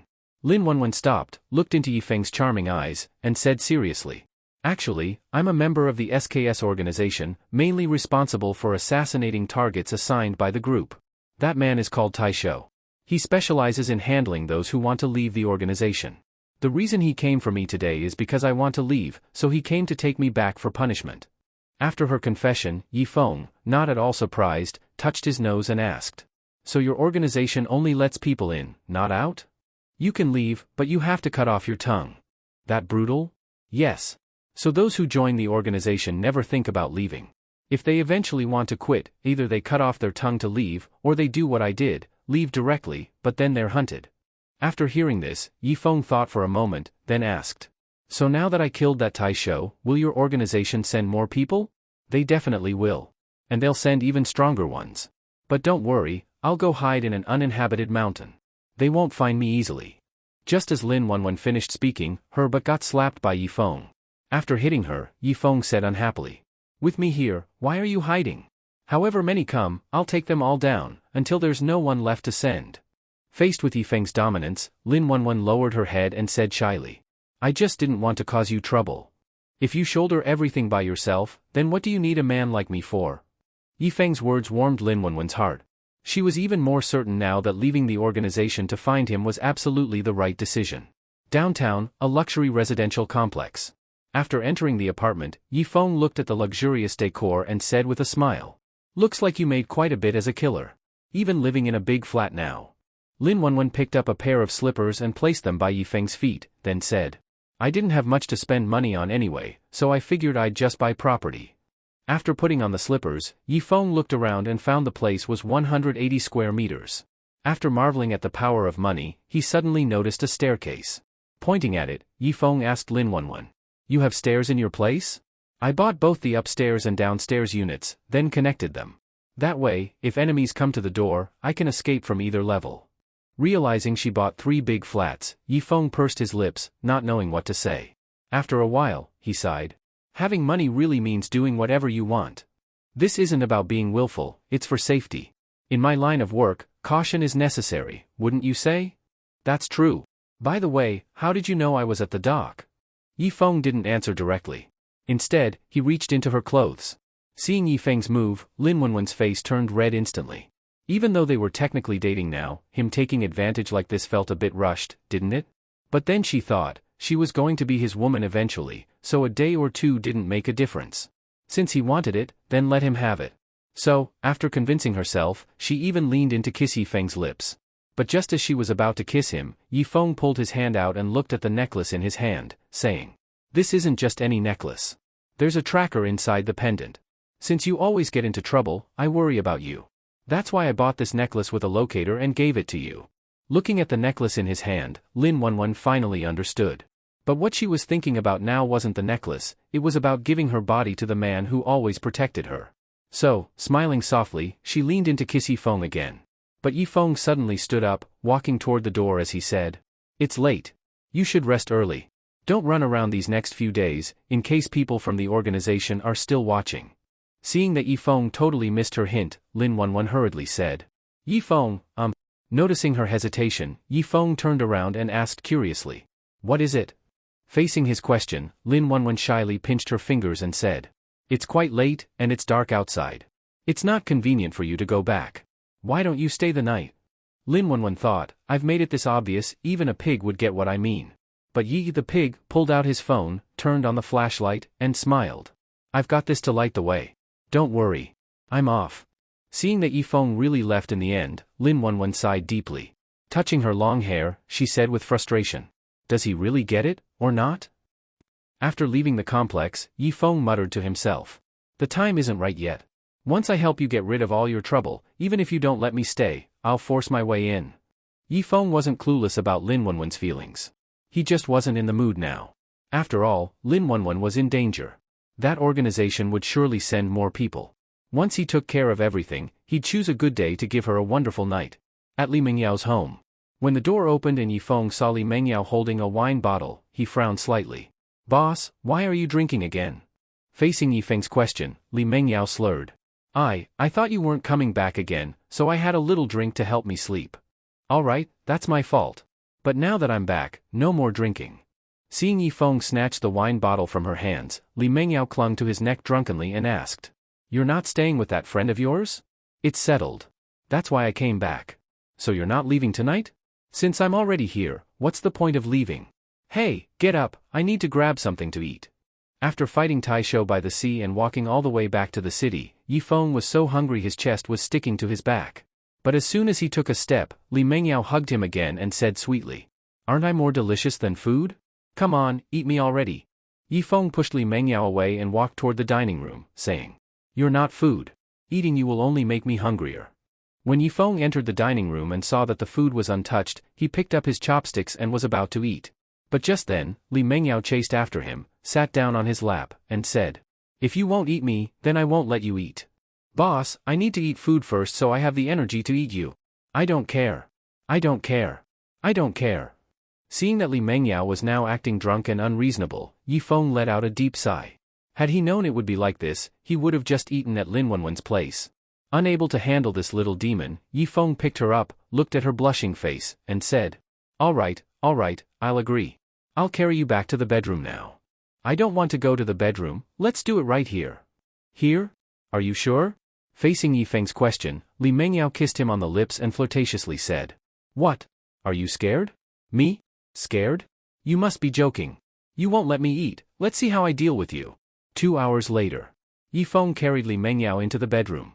After gently laying her on the bed and seeing her fall asleep contentedly, Yi Feng muttered. Can't let you drink anymore in the future. Otherwise, I'll end up dying by your hands. After complaining, Yi Feng held his waist and walked out of the bedroom. He had a full meal in the dining room, then lay on the sofa, patting his belly, saying, Finally, I can get a good night's sleep. Just as he finished speaking, he heard Li Mengyao drunkenly asking, You bastard, why aren't you coming up to sleep with me? Yi Feng turned his gaze toward the stairs and saw Li Mengyao standing there, unhappy. Frowning, he said, Didn't you already fall asleep? Well, I woke up and couldn't find you, so I came down. After speaking, Li Mengyao staggered down the stairs, lay beside Yi Feng, and nudged him with her butt, saying, Move in a bit. Come on, sis, you're even fighting me for the sofa now? Wherever you sleep, I sleep. Come on, hold me. Seeing her like this, Yi Feng shook his head helplessly and hugged her. In his safe embrace, Li Mengyao closed her eyes and sweetly said, Good night, hubby. Hearing this woman call him hubby for the first time made Yi Feng sit up excitedly. Looking at her with anticipation, he said, I didn't quite catch that. Say it again. But this time, Li Mengyao didn't respond at all. After waiting for a bit and seeing she didn't speak, Yi Feng looked closely and realized she had fallen asleep. Though he didn't hear her say it again, the word hubby echoed in Yi Feng's mind. He lay back down, kissed her on the forehead, and smiled as he said, Good night. The next morning, Li Mengyao woke up with a dizzy head. She sat up, rubbed her head, and muttered, How much did I drink last night? Not much, just 2 bottles of red wine. Hearing Yi Feng's voice suddenly, Li Mengyao turned around quickly and looked at him lying beside her. She blinked her beautiful eyes and looked around curiously, asking, Why did we sleep on the sofa all night? Do you remember what happened last night? Facing Yi Feng's question, Li Mengyao thought carefully, then suddenly recalled how they had been entangled in the dining room. Normally, Li Mengyao was pretty reserved, unless she was overwhelmed with emotion. But she had drunk too much last night, and all that restraint vanished. So, to Yi Feng's deliberate question, she scratched her head and muttered, I blacked out last night. How would I remember? You don't remember? No problem, let me help you recall. Seeing Yi Feng hug her as he spoke, Li Mengyao pushed him and said, Stop it, we'll be late for work. Even if we're late, I have to help you remember what happened last night. Come here. 8 a.m. Li Mengyao came downstairs fully dressed. Looking at Yi Feng in his neat suit, she complained, It's all your fault, I'm late again. Yi Feng grabbed her warm little hand and teased, Wasn't it you who wouldn't let me go just now? Ugh, you're terrible. The two entered the group building chatting and laughing. But the smile on Li Mengyao's face instantly vanished and was replaced by a cold expression. Seeing this woman revert to the cold and commanding CEO the moment she arrived at work, Yi Feng had no choice but to let go of her hand. But the next second, Li Mengyao grabbed his arm and said fiercely, Why did you let go of my hand? Scared your little lover would see? I just didn't want to affect your image. We're open and honest, my grandpa supports us too. What's there to be afraid of? All right, you're right. Good you know. Let's go. Yi Feng walked into his office and saw the auntie cleaning the desk. He walked over and asked, Auntie, did the financial summary report for last quarter get delivered? It did. It's on your desk. All right, carry on. Yi Feng spent the whole morning in his office. Actually, his work was already done, he was just thinking about Lin Wanwan. He didn't know how many people were in the SKS organization, or when they might come, or who they might send. He couldn't stay by Lin Wanwan's side 24/7. If something happened to her, he'd have nowhere to cry. Biting on his pen absent-mindedly, he muttered, What should I do? What's wrong, President Yi? Got something on your mind? Facing the auntie's question, Yi Feng glanced at her and frowned. You're smoking again? To Yi Feng's disapproval, the auntie took a puff and said, I'm already this old. Who knows when I might kick the bucket? Better enjoy life while I still can. Then why not enjoy your retirement at home? Why work as my secretary? Don't mention it. My no-good son racked up gambling debts, and now, at my age, I have to work to pay them off. Just thinking of him makes me mad. Every family has its struggles. Exactly. Seeing that the auntie was also a pitiful person, Yi Feng allowed her to keep smoking. At that moment, the office door was suddenly pushed open. Li Mengyao walked in wearing high heels. Seeing her, the auntie quickly stubbed out her cigarette. Li Mengyao was about to speak when she smelled smoke and coldly said to Yi Feng, Why are you still smoking? Yi Feng? What the hell does this have to do with me? Yi Feng was about to say it was the auntie who smoked, but she quickly spoke up first. I've told President Yi not to smoke, but he wouldn't listen. Seeing this old woman push the blame onto him, Yi Feng couldn't take it anymore.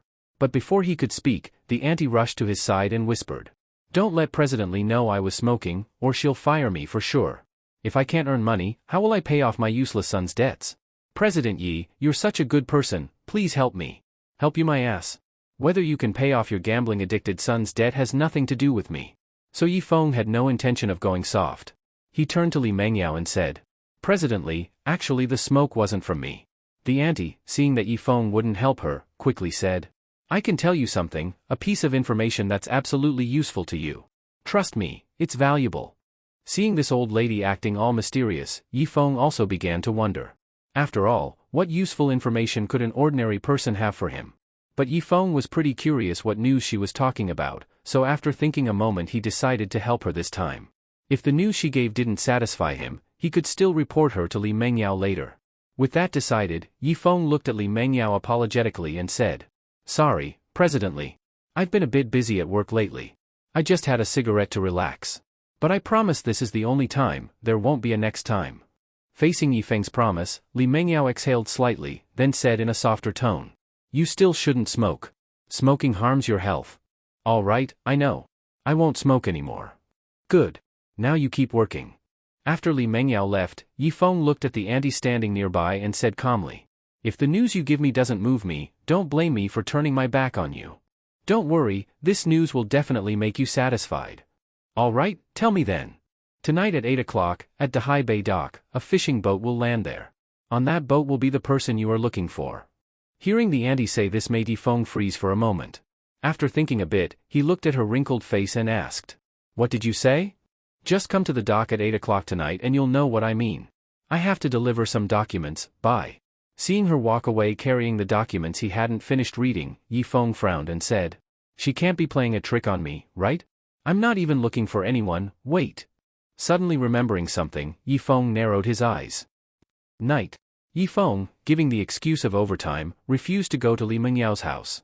First, going to her house would just involve kissing and cuddling. Better leave her hanging a couple of days, then show her what absence makes the heart grow fonder really means. Second, he had business to handle tonight. 8 p.m. At Dahai Bay Dock. Hidden nearby, Yi Feng saw a fishing boat approaching, and quietly muttered, Let's see if this is what I think. The boat docked. A man carrying a backpack stepped off the boat. As the man walked toward the road, suddenly someone called out, Hey bro, you're with SKS, right? The man slowly turned around and, seeing Yi Feng standing not far away, asked coldly, Who are you? Damn. I guessed right after all. What kind of person is that auntie, she even knew this kind of thing? Yi Feng couldn't help but be shocked. This secret level info, how did that auntie know about it? Could it be that she wasn't as simple as she looked? While Yi Feng was lost in thought, the man opened his backpack, took out 2 knives, said nothing and ran toward him. Seeing the man coming to kill him, Yi Feng hurriedly said, I only asked a question, if you're not SKS, fine.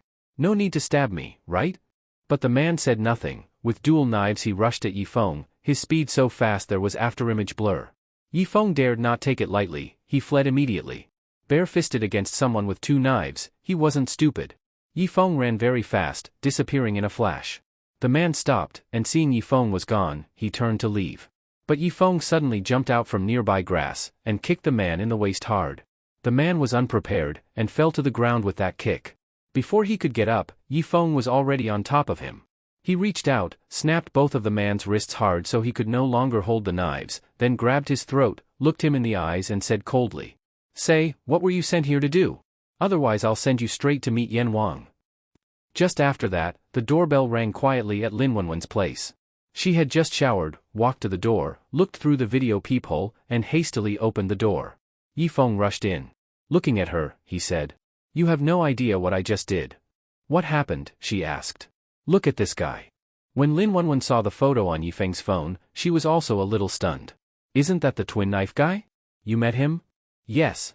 After I subdued him, he said that because Tai Shou is missing in action, the organization sent him to deal with you. Hearing that the organization indeed continued sending people, Lin Wanwan thought for a moment then asked, How did you encounter him? To be honest, someone gave me that lead.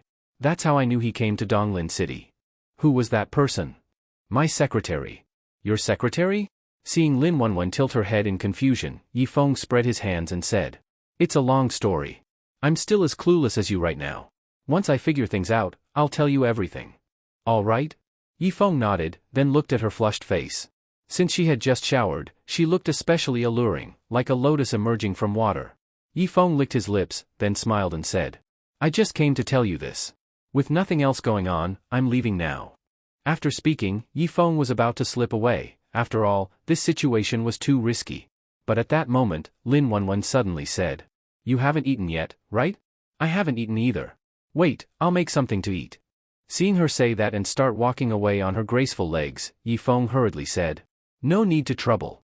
I'm not hungry. Just a few minutes, you sit and rest a while. What food can be ready in a few minutes? He muttered, but didn't leave.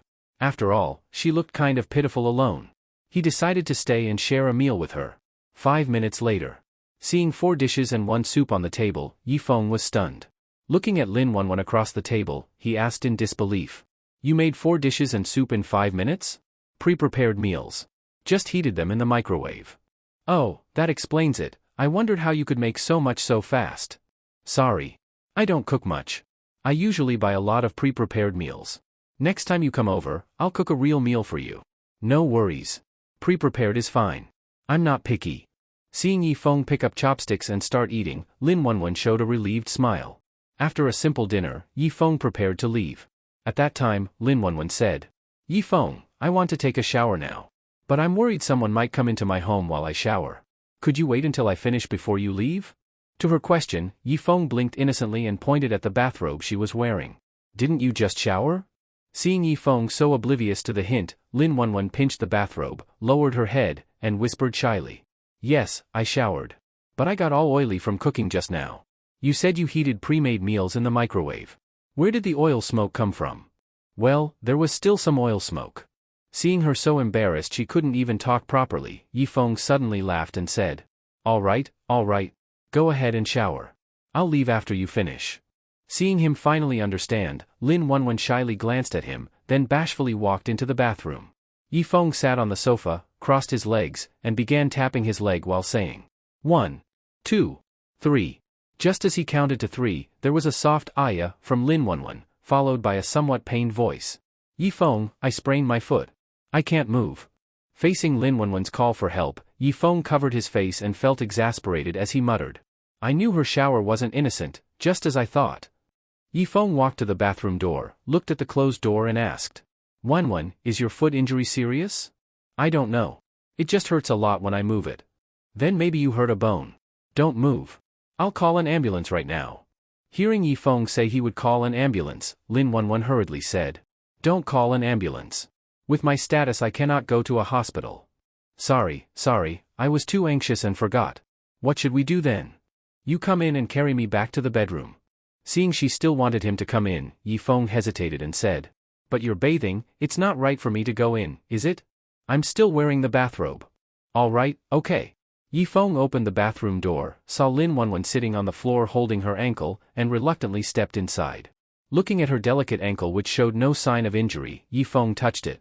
Then looking at her clear, bright eyes, he asked, Does it hurt?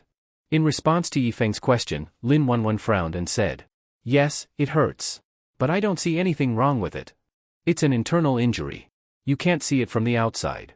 Seeing she looked guilty and turned her head, Yifeng raised an eyebrow and smilingly said, Okay, here's what we do. You wait here. I'll go get a bottle of Yunnan Baiyao spray for you. After spraying, it'll be fine. Right after saying that, Yifeng ran off. Lin Wanwan hurriedly called, No need to be so troublesome, just carry me back to the bedroom. I'll be back soon, wait here. Seeing him leave anyway, Lin Wanwan frowned and muttered, I remember he was pretty clever when he was young, how did he become so dumb now? Yifeng said he'd be back quickly, but 2 hours passed and he still didn't return. Lin Wanwan sat on the floor so long her butt was numb, yet that guy didn't show up. She pulled out her phone and grumbled. Did he go to buy Yunnan Baiyao, or go make Yunnan Baiyao? She brushed aside hair falling by her ear, then called Yifeng. Do. Wanwan.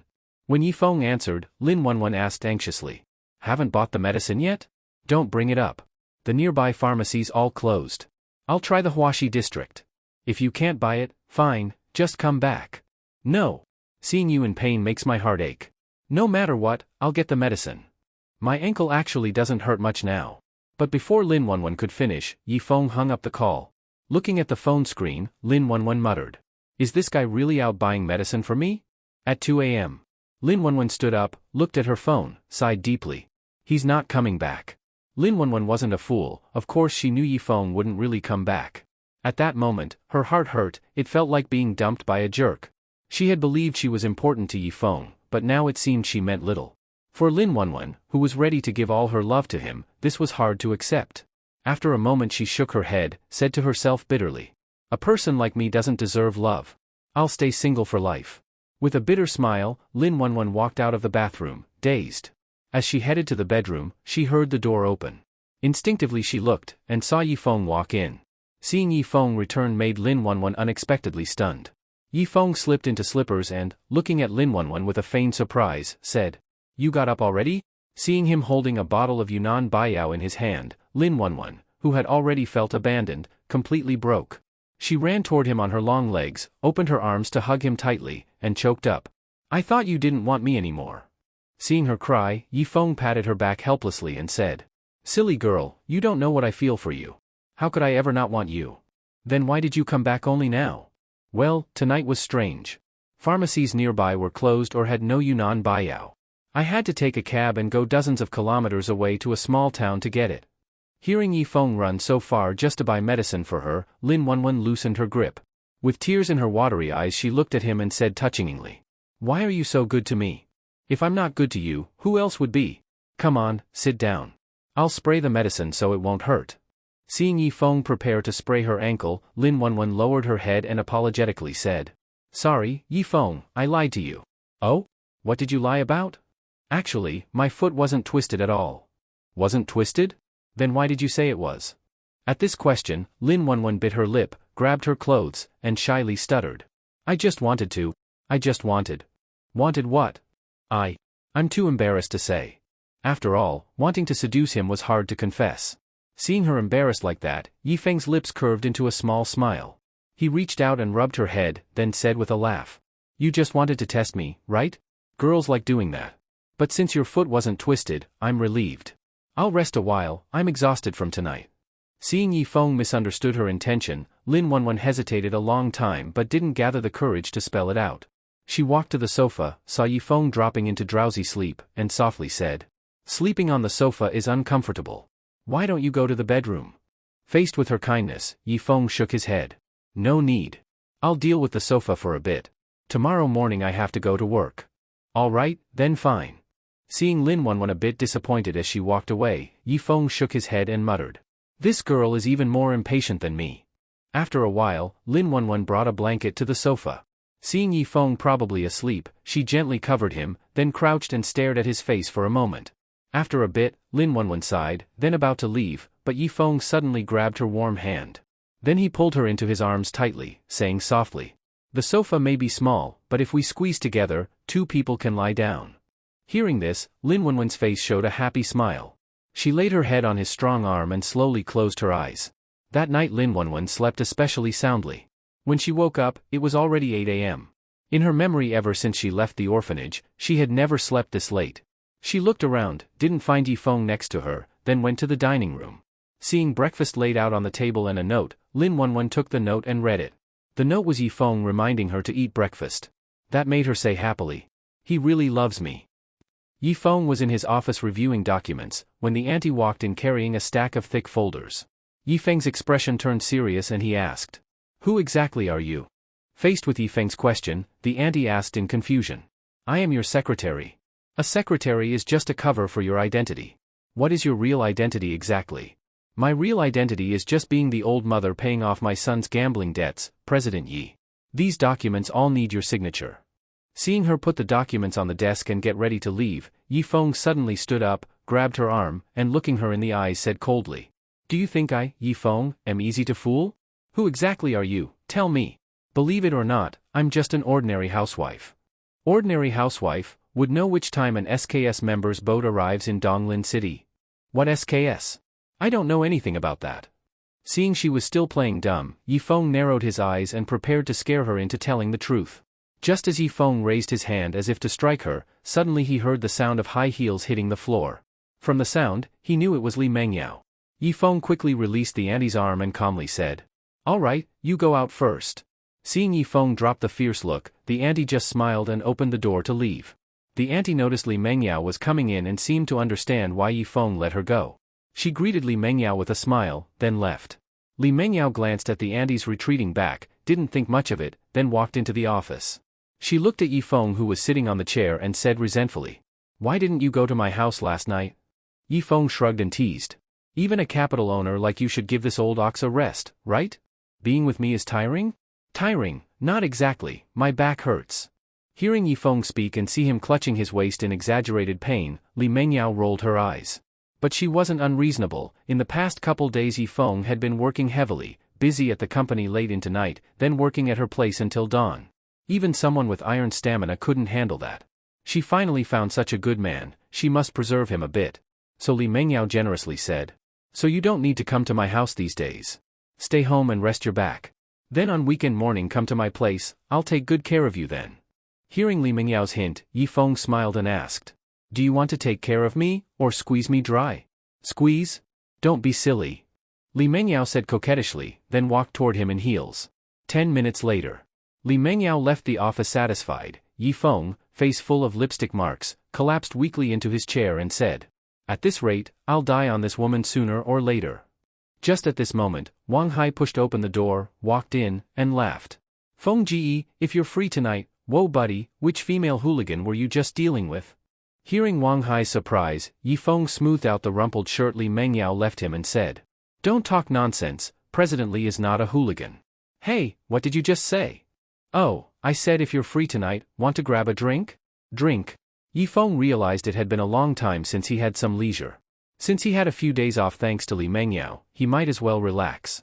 So facing Wang Hai's invitation, Yifeng nodded. "All right? Then done, I'll wait for you at the door after work." "Got it." Seeing Wang Hai leave happily, Yifeng pinched his chin and muttered, "Who is that auntie really, and what did she want by acting as my secretary?" Evening. After leaving company, Wang Hai hurried up to Yifeng and said excitedly, "Feng Ji, you're off work. Where are we going to drink? I already fixed the place, just follow me." "All right then." Yifeng and Wang Hai rode in Wang Hai's Passat to a KTV. Yifeng couldn't help but say, "You said drink, how come we came to sing?" "Drinking and singing, it's great fun." "Well, since we're already here, let's go in." "Cool." When Yifeng entered the private room, he was slightly surprised.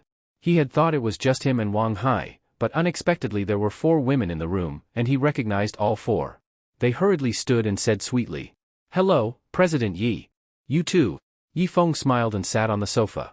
At that moment, one woman sat beside him, wrapped her arm around his and said flirtatiously, "Brother Feng, we've heard of your great name for a long time, but never had chance to see you.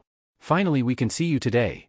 Faced with her closeness, Yifeng awkwardly smiled and quietly asked Wang Hai, "What's going on here?" Wang Hai said, "This is Zhang Ying from Finance, Sun Fangfang from PR, Lu Shuang and Ma Mimi from Legal. They've always admired you, Feng Ji, so I arranged this meetup so you can make some friends." Hearing that, Yifeng gritted his teeth and mumbled, "You shit, aren't you screwing me over?" With Li Mengyao's petty personality, if she found out he went out drinking with female colleagues, he'd have big trouble. But Wang Hai patted his hand and laughed. "Feng Ji, you think too much. They're serious people." "Serious people? My ass. Which serious person keeps hugging me as soon as we meet?" He meant Zhang Ying from Finance. Seeing him every damn day, yet still pretends she's never met, what bull. Since you're not decent, don't blame me for being indecent. Yifeng pulled his arm away and looked at Zhang Ying, smiling. "Did you finish the work I assigned your department today? How did your PR department deal with the negative impact from that building collapse? And legal department, have you filed lawsuits against those staff who embezzled company assets?" Yifeng's question stunned the 4. Who asks work questions when out having fun? Seeing their smiles freeze, Yifeng crossed his legs and said coldly, "Our company doesn't encourage overtime, but the tasks I assign must be completed on time. And now we have a bottom elimination system. Any of you could get fired at month end, so you better watch out." His words frightened the 4 women stupid. Wang Hai hurriedly said, "Feng Ji, I was only joking, Feng Ji, drink up." Wang Hai handed him a beer. Yifeng accepted and continued, "I'm not joking, the bottom elimination system is President Li's personal order." Seeing Yifeng was serious, Zhang Ying stood awkwardly and said, I'm going to the restroom. So am I. Seeing all four women leave for the restroom, Wang Hai looked helplessly at Yifeng and said, Feng Ji, what are you doing? We came out to have fun, why kill the mood? I didn't even know you brought these women. If I had known, I'd never come. All right, that's my fault. I'll punish myself with a drink. Just as Wang Hai raised the bottle to drink, the door to the room suddenly opened. Sun Fangfang ran in and yelled anxiously. President Yi. Hi Ji. Something happened, you guys, come look quickly. Seeing Sun Fangfang's anxious expression, Wang Hai hurriedly asked. What happened? Brother Hai, someone is harassing Lu Shuang. Hearing this, Wang Hai wiped the cold sweat from his forehead and said with lingering fear. You scared me to death. I thought you broke the toilet or something. Brother Feng, you don't know how expensive the toilets in this KTV are. Get lost. At a time like this, you're worried about toilets. Yifeng cursed and pushed him aside. Looking at Lu Fangfang, he comforted her. Don't panic, let me see what's going on. Yifeng walked out of the private room and saw a man groping Lu Shuang in the hallway, while Zhang Ying and Ma Mimi were trying to pull him away. The man shoved them aside and cursed at them, pointing at their noses. Get the fuck out of my way. Or I'll sleep with all of you too. To be honest, the man's vicious look really scared Zhang Ying and the others. The man sneered, then lewdly said to the crying Lu Shuang. Little girl, don't be afraid. Big brother will be very gentle. Please, big brother, I beg you, let me go. Let your damn mom go. I'm telling you right now, I will sleep with you tonight. The man shouted arrogantly and then reached his hand toward Lu Shuang. Just as he was about to touch her, a hand suddenly reached out and grabbed him. Seeing someone dare to stop him, the man glared fiercely at the young man who grabbed his hand and cursed. You dare ruin my fun? You looking for death? Facing the man's threat, the young man just gave him a cold look, then suddenly raised his foot and kicked him hard in the waist. The man flew like a cannonball and slammed heavily into the wall. He fell to the ground, clutching his broken arm, screaming in pain. Fuck! I've been attacked. Everyone, grab your weapons. As his voice fell, 5 shirtless men with dragon and phoenix tattoos came running out of a nearby private room. They glanced at the man writhing in pain on the floor, cursed loudly, then rushed at the young man. Facing the 5 thugs, the young man didn't panic at all. He took a step back, lifted his long leg, and kicked. Before the 5 could get close, he kicked them all flying. With a spinning kick, he knocked down the last one too, then said disdainfully. Bunch of trash. He gave them a contemptuous look, then walked over to the still terrified Lu Shuang and gently asked. Are you okay? Looking into his eyes, Lu Shuang was love-struck and said. You're so handsome. Thanks for the compliment. Though, that's kind of a universal opinion. Seeing the confident smile on his face, Lu Shuang was completely smitten. She was already thinking about what to name their kids when the bar owner arrived with a group of men. Before he even got close, his voice was already shouting. Who's causing trouble on my turf? Hearing this, the man who harassed Lu Shuang clutched his arm and said. Brother Tang. This guy hit me. You've got to get revenge for me. Hearing the complaint, the owner coldly asked the calm young man. So it's you fucking around in my KTV? Fine, you're not leaving today. Men, break both his legs. As soon as he said that, his goons prepared to rush in. But just then, a mocking voice called out. Attacking people without even asking what happened, don't you care about the law anymore? Seeing someone speak up, the owner turned and cursed. Who the fuck doesn't like it? Get your ass out here. Excuse me, let me through. Yifeng squeezed through the crowd and calmly said. I don't like it. So, are you planning to break my legs too? The man stared at Yifeng's face for a few seconds, then suddenly his eyes widened in shock. He rushed over to Yifeng, trembling all over. Brother Yi. I didn't know it was you. If I'd known, I'd never have said that. This KTV owner was none other than the bald guy who'd previously taken money from Pu Ziqian to teach Yifeng a lesson, only to be beaten up by Yifeng himself. Even Zhao Xiao was afraid of Yifeng, so this small-time KTV boss was terrified. Later, he secretly investigated Yifeng's identity and learned that he was the fiancé of Li Mengyao, granddaughter-in-law to the head of the powerful Li family in the capital. The revelation scared him so much he didn't dare leave his house, afraid the Li family would send hitmen to take him out. He hid for several days. After no mysterious people came looking for him, he finally dared to return to the KTV, only to run into Yifeng again. Now he was trembling like a leaf, nearly kneeling to beg for mercy. Yifeng walked up to the sweating man and said calmly. Don't call me so familiarly. We're not close. Hearing this, the bald guy couldn't hold it anymore and dropped to his knees, trembling as he begged. Mr. Yi, it's all my fault. Please be the bigger person and spare me, okay? I didn't say I was going to do anything to you. Get up already. Yes, yes. The bald guy scrambled to his feet, and Yifeng pointed at the man who harassed Lu Shuang. He molested a good woman in broad daylight. You know what to do, right? Yes, yes. Of course.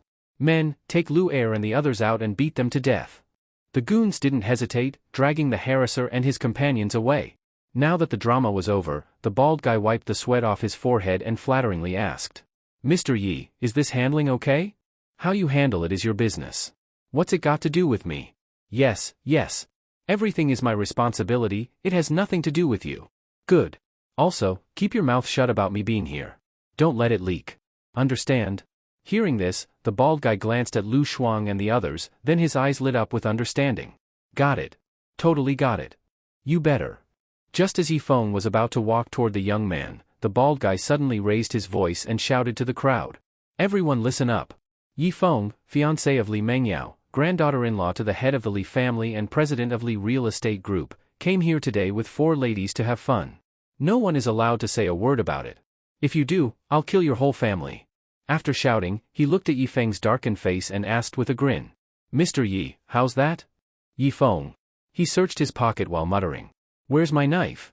Seeing that Yifeng suddenly had killing intent toward him, the bald guy, who had no idea how he had offended him, immediately ran away. If he didn't run now, he'd lose his life. When Yifeng came out of the private room with a beer bottle and found that the bald guy was already gone, he angrily cursed. That damned baldy, you better never let me see you again. Brother Feng, calm down. Facing Wang Hai's comforting words, Yifeng shoved him aside and cursed. Calm down my ass. Everything was fine at first, and that damned baldy had to stir things up, now something actually happened. Wang Hai didn't dare say anything, after all, it was all because of him. Yifeng sighed, threw away the beer bottle, walked up to Lu Shuang, and asked. Are you okay? Faced with Yifeng's question, Lu Shuang just kept staring affectionately at the young man, not hearing a word he said. Seeing her like this, Yifeng helplessly shook his head, then turned his gaze to the young man. The young man, seeing Yifeng looking at him, also looked straight at his face. Yifeng stared at his handsome face for a while, then suddenly said, Why do I feel like you look familiar? I think you look familiar too. Aren't you that pervert who got caught taking pictures in the women's bathroom last year? No, that wasn't me, I don't have that kind of fetish. Then you're that pigpen intruder who made the sows scream all night? Bro, I'm a normal person. Then who are you? The two of them lowered their heads to think for a while, then suddenly looked up at each other at the same time and said in unison. Yifeng. Hua Xiefeng. They both recognized each other at the same time and quickly opened their arms and hugged each other tightly. Yifeng patted Hua Xiefeng's back and said excitedly. Brother, long time no see. Yeah, in my memory, you were still a little brat.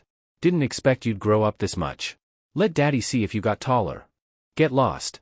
After being pushed away by Yifeng, Hua Xiefeng laughed and said. I thought I'd never see you again. Didn't expect to run into you here. This is fate. Hua Xiefeng was also an orphan from the orphanage. Back then, his relationship with Yifeng was SOSO, but they never had any serious conflicts. After Lin Wanwan and Yui were adopted one after the other, Yifeng was left alone. At that time, Hua Xiefeng went to provoke Yifeng and got beaten up. Because of that, the two of them were punished to stand on the playground late at night. With a bruised face, Hua Xiefeng sneakily said he'd take Yifeng to see something good. Yifeng wasn't interested at the time, but standing all night was boring, so he followed him to see what this good thing was. Yifeng still remembered how furious the director was when she found the two of them secretly watching her take a bath. That experience made them become sworn brothers.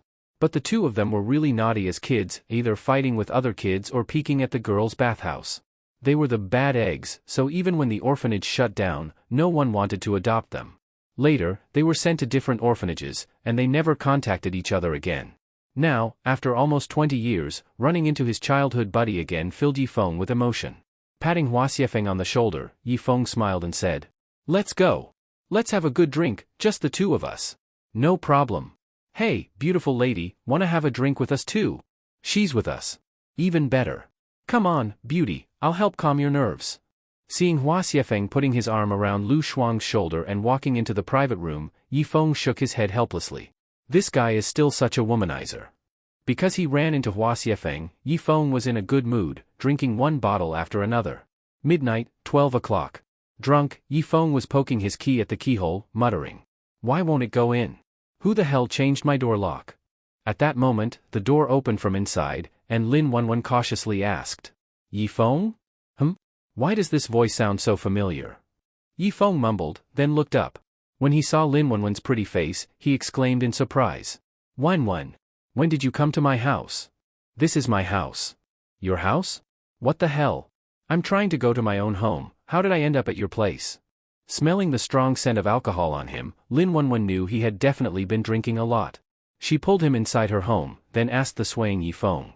Why did you drink so much? Hee, you'll never guess who I ran into today. Yifeng teased a little, then started taking off his clothes and walking toward the kitchen, making Lin Wanwan shake her head as she bent down to pick up his clothes from the floor. Yifeng, now shirtless, walked into the kitchen and muttered. This isn't the bathroom. The bathroom isn't there. Oh. When Yifeng said, oh, and turned around, Lin Wanwan, who was standing at the kitchen door, quickly lowered her head. Seeing him walk past her, Lin Wanwan secretly let out a sigh of relief. But Yifeng turned back again, stood in front of Lin Wanwan, and drunkenly asked. Where's your bathroom? I can't find it. Lin Wanwan blushed, turned her head, and shyly said. I'll take you. Thanks. Lin Wanwan adjusted the water temperature in the bathroom, then turned around and looked at the drowsy Yifeng and said. The water is ready. Take your shower. She was about to leave when Yifeng grabbed her hand. Why are you in such a rush? I haven't even told you who I saw. Tell me after your shower. No, I want to tell you while I shower. Seeing Yifeng act like a child, Lin Wanwan sighed deeply and gave in. Fine, I'll stay. Tell me. That's more like it. Damn, why is the water so hot? Startled by the hot water, Yifeng quickly turned the temperature to the lowest, tested it with his hand, and nodded in satisfaction. Standing under the shower, letting the cold water wash over him, he looked at the silent Lin Wanwan and smiled. I saw Hua Xiefeng tonight. Hua Xiefeng? That guy who used to always peek at you girls bathing. Oh, I remember him now. How did you run into him? Don't even mention it. That guy's changed a lot, he's tall and handsome now. Even more handsome than me. He mumbled, then looked at Lin Wanwan and asked. Who do you think is more handsome, me or him? Facing Yifeng's question, Lin Wanwan half-heartedly answered. Of course you're more handsome. But you haven't seen him. Is this guy really drunk or just pretending? Yifeng finished his shower, wrapped a towel around his waist, and walked barefoot out of the bathroom, swaying. Just as he sat on the sofa, Lin Wanwan walked over with a teapot and bent over to pour tea. Looking at her lowered neckline, Yifeng licked his lips and said with a suggestive tone. Not only has Hua Xiefeng changed a lot, you've changed a lot too. Hearing Yifeng's suggestive tone, Lin Wanwan looked at him with some confusion. Noticing that he was staring intently at something, she followed his gaze downward and understood what he meant. Instinctively, she was about to straighten her back. But then she thought, if this is what Yifeng likes, why not just satisfy him? After all, sooner or later, she was going to be his. Once she thought it through, Lin Wanwan didn't straighten up. Instead, she bent her waist even lower. Just as Yifeng began to drool, Lin Wanwan handed him a cup of tea. Drink some tea to sober up. When the beautiful view disappeared, Yifeng had no choice but to take the cup and down it in one go. But in the next second, his face twisted in pain. So hot. You dummy, that's freshly boiled water. Let me see if you're burned. After saying that, Lin Wanwan quickly walked over to him and pried his mouth open to check carefully. Smelling the fragrance coming from Lin Wanwan's body made it hard for the drunken Yifeng to control himself. He reached out and hugged her tightly. Seeing him bury his face into her chest, Lin Wanwan gently stroked his head and said softly. Sleepy, huh? Let's go back to the bedroom and rest. But Yifeng didn't respond. When Lin Wanwan pushed his head away, she found that the guy had actually fallen asleep. Seeing that he had drooled all over her, Lin Wanwan helplessly shook her head. The next morning, when Yifeng woke up, he felt around next to him. Feeling someone there, he thought it was Li Mengyao and instinctively pulled her into his arms. As he began to grope her absent-mindedly, he suddenly heard a different kind of breathing. Listening closely, it didn't quite sound like Li Mengyao. He slowly opened his eyes and discovered that the person he was holding was actually Lin Wanwan. At this moment, Lin Wanwan's face was red, eyes closed, and her little cherry lips slightly parted. And that sound just now had come from her mouth. Realizing he had the wrong person, Yifeng instinctively tried to pull his hand back. But Lin Wanwan suddenly grabbed his retreating hand, saying nothing. Yifeng blinked his innocent eyes a few times and didn't forcefully pull his hand back. A moment later, just as Lin Wanwan couldn't help but kiss Yifeng, a phone ringtone suddenly rang in both their ears. The ringtone instantly sobered Yifeng up from his passive state. Glancing at Lin Wanwan, who was still kissing him, Yifeng mumbled. Wait a sec, let me answer the phone. Hearing Yifeng say he wanted to answer the phone, Lin Wanwan slowly opened her eyes. Seeing him gesture with the ringing phone in front of her, Lin Wanwan blushed and nodded. Yifeng quickly sat up and saw that it was an unfamiliar number calling. After answering, he said impatiently. Who is it? Don't you know I was kissing someone? Lying beside him, Lin Wanwan, hearing him say that out loud, shyly pushed him. Yifeng realized he said something wrong and quickly corrected himself. I mean the kissing I was talking about is a jelly brand. Alright, enough explaining. I'm at your company, hurry over. Wait, why does your voice sound so familiar? Duh, I'm your dad. Of course, you'd recognize my voice. Hearing that, Yifeng finally realized it was Hua Xiefeng. Scratching his head, he asked. What are you doing at my company? Didn't you say you'd arrange a job for me? You told me to come find you this morning, so here I am. What the hell? When did I say I'd get you a job? Last night when we were drinking. What, you're trying to deny it now? No, but can you really take what people say when they're drunk seriously? I don't care. Anyway, I'm at your company now. Get over here. After saying that, the guy hung up, making Yifeng curse. If I ever drink again, I'm not even human. Seeing him so angry, Lin Wanwan sat up and asked. What's wrong? It's Hua Xiefeng. Says I promised him a job last night, he's at my company now. Hearing this, Lin Wanwan straightened her messed up nightgown and lifted the blanket, saying. Then I'll go make you breakfast. No need. That guy's already waiting for me at the office. I have to go now. Oh. Seeing her look a little disappointed, Yifeng hugged her shoulder, looked into her eyes, and smiled. I'll come back next time, and I'll spend good time with you then.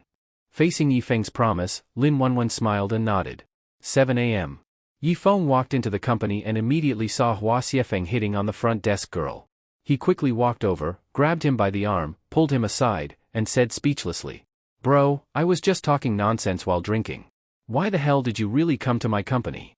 Facing Yifeng's frustration, Hua Xiefeng patted his shoulder and said. Bro, ever heard the saying, a man's word is worth 4 horses? Seeing his shameless expression, Yifeng said reluctantly. So what can you do? I can't do anything.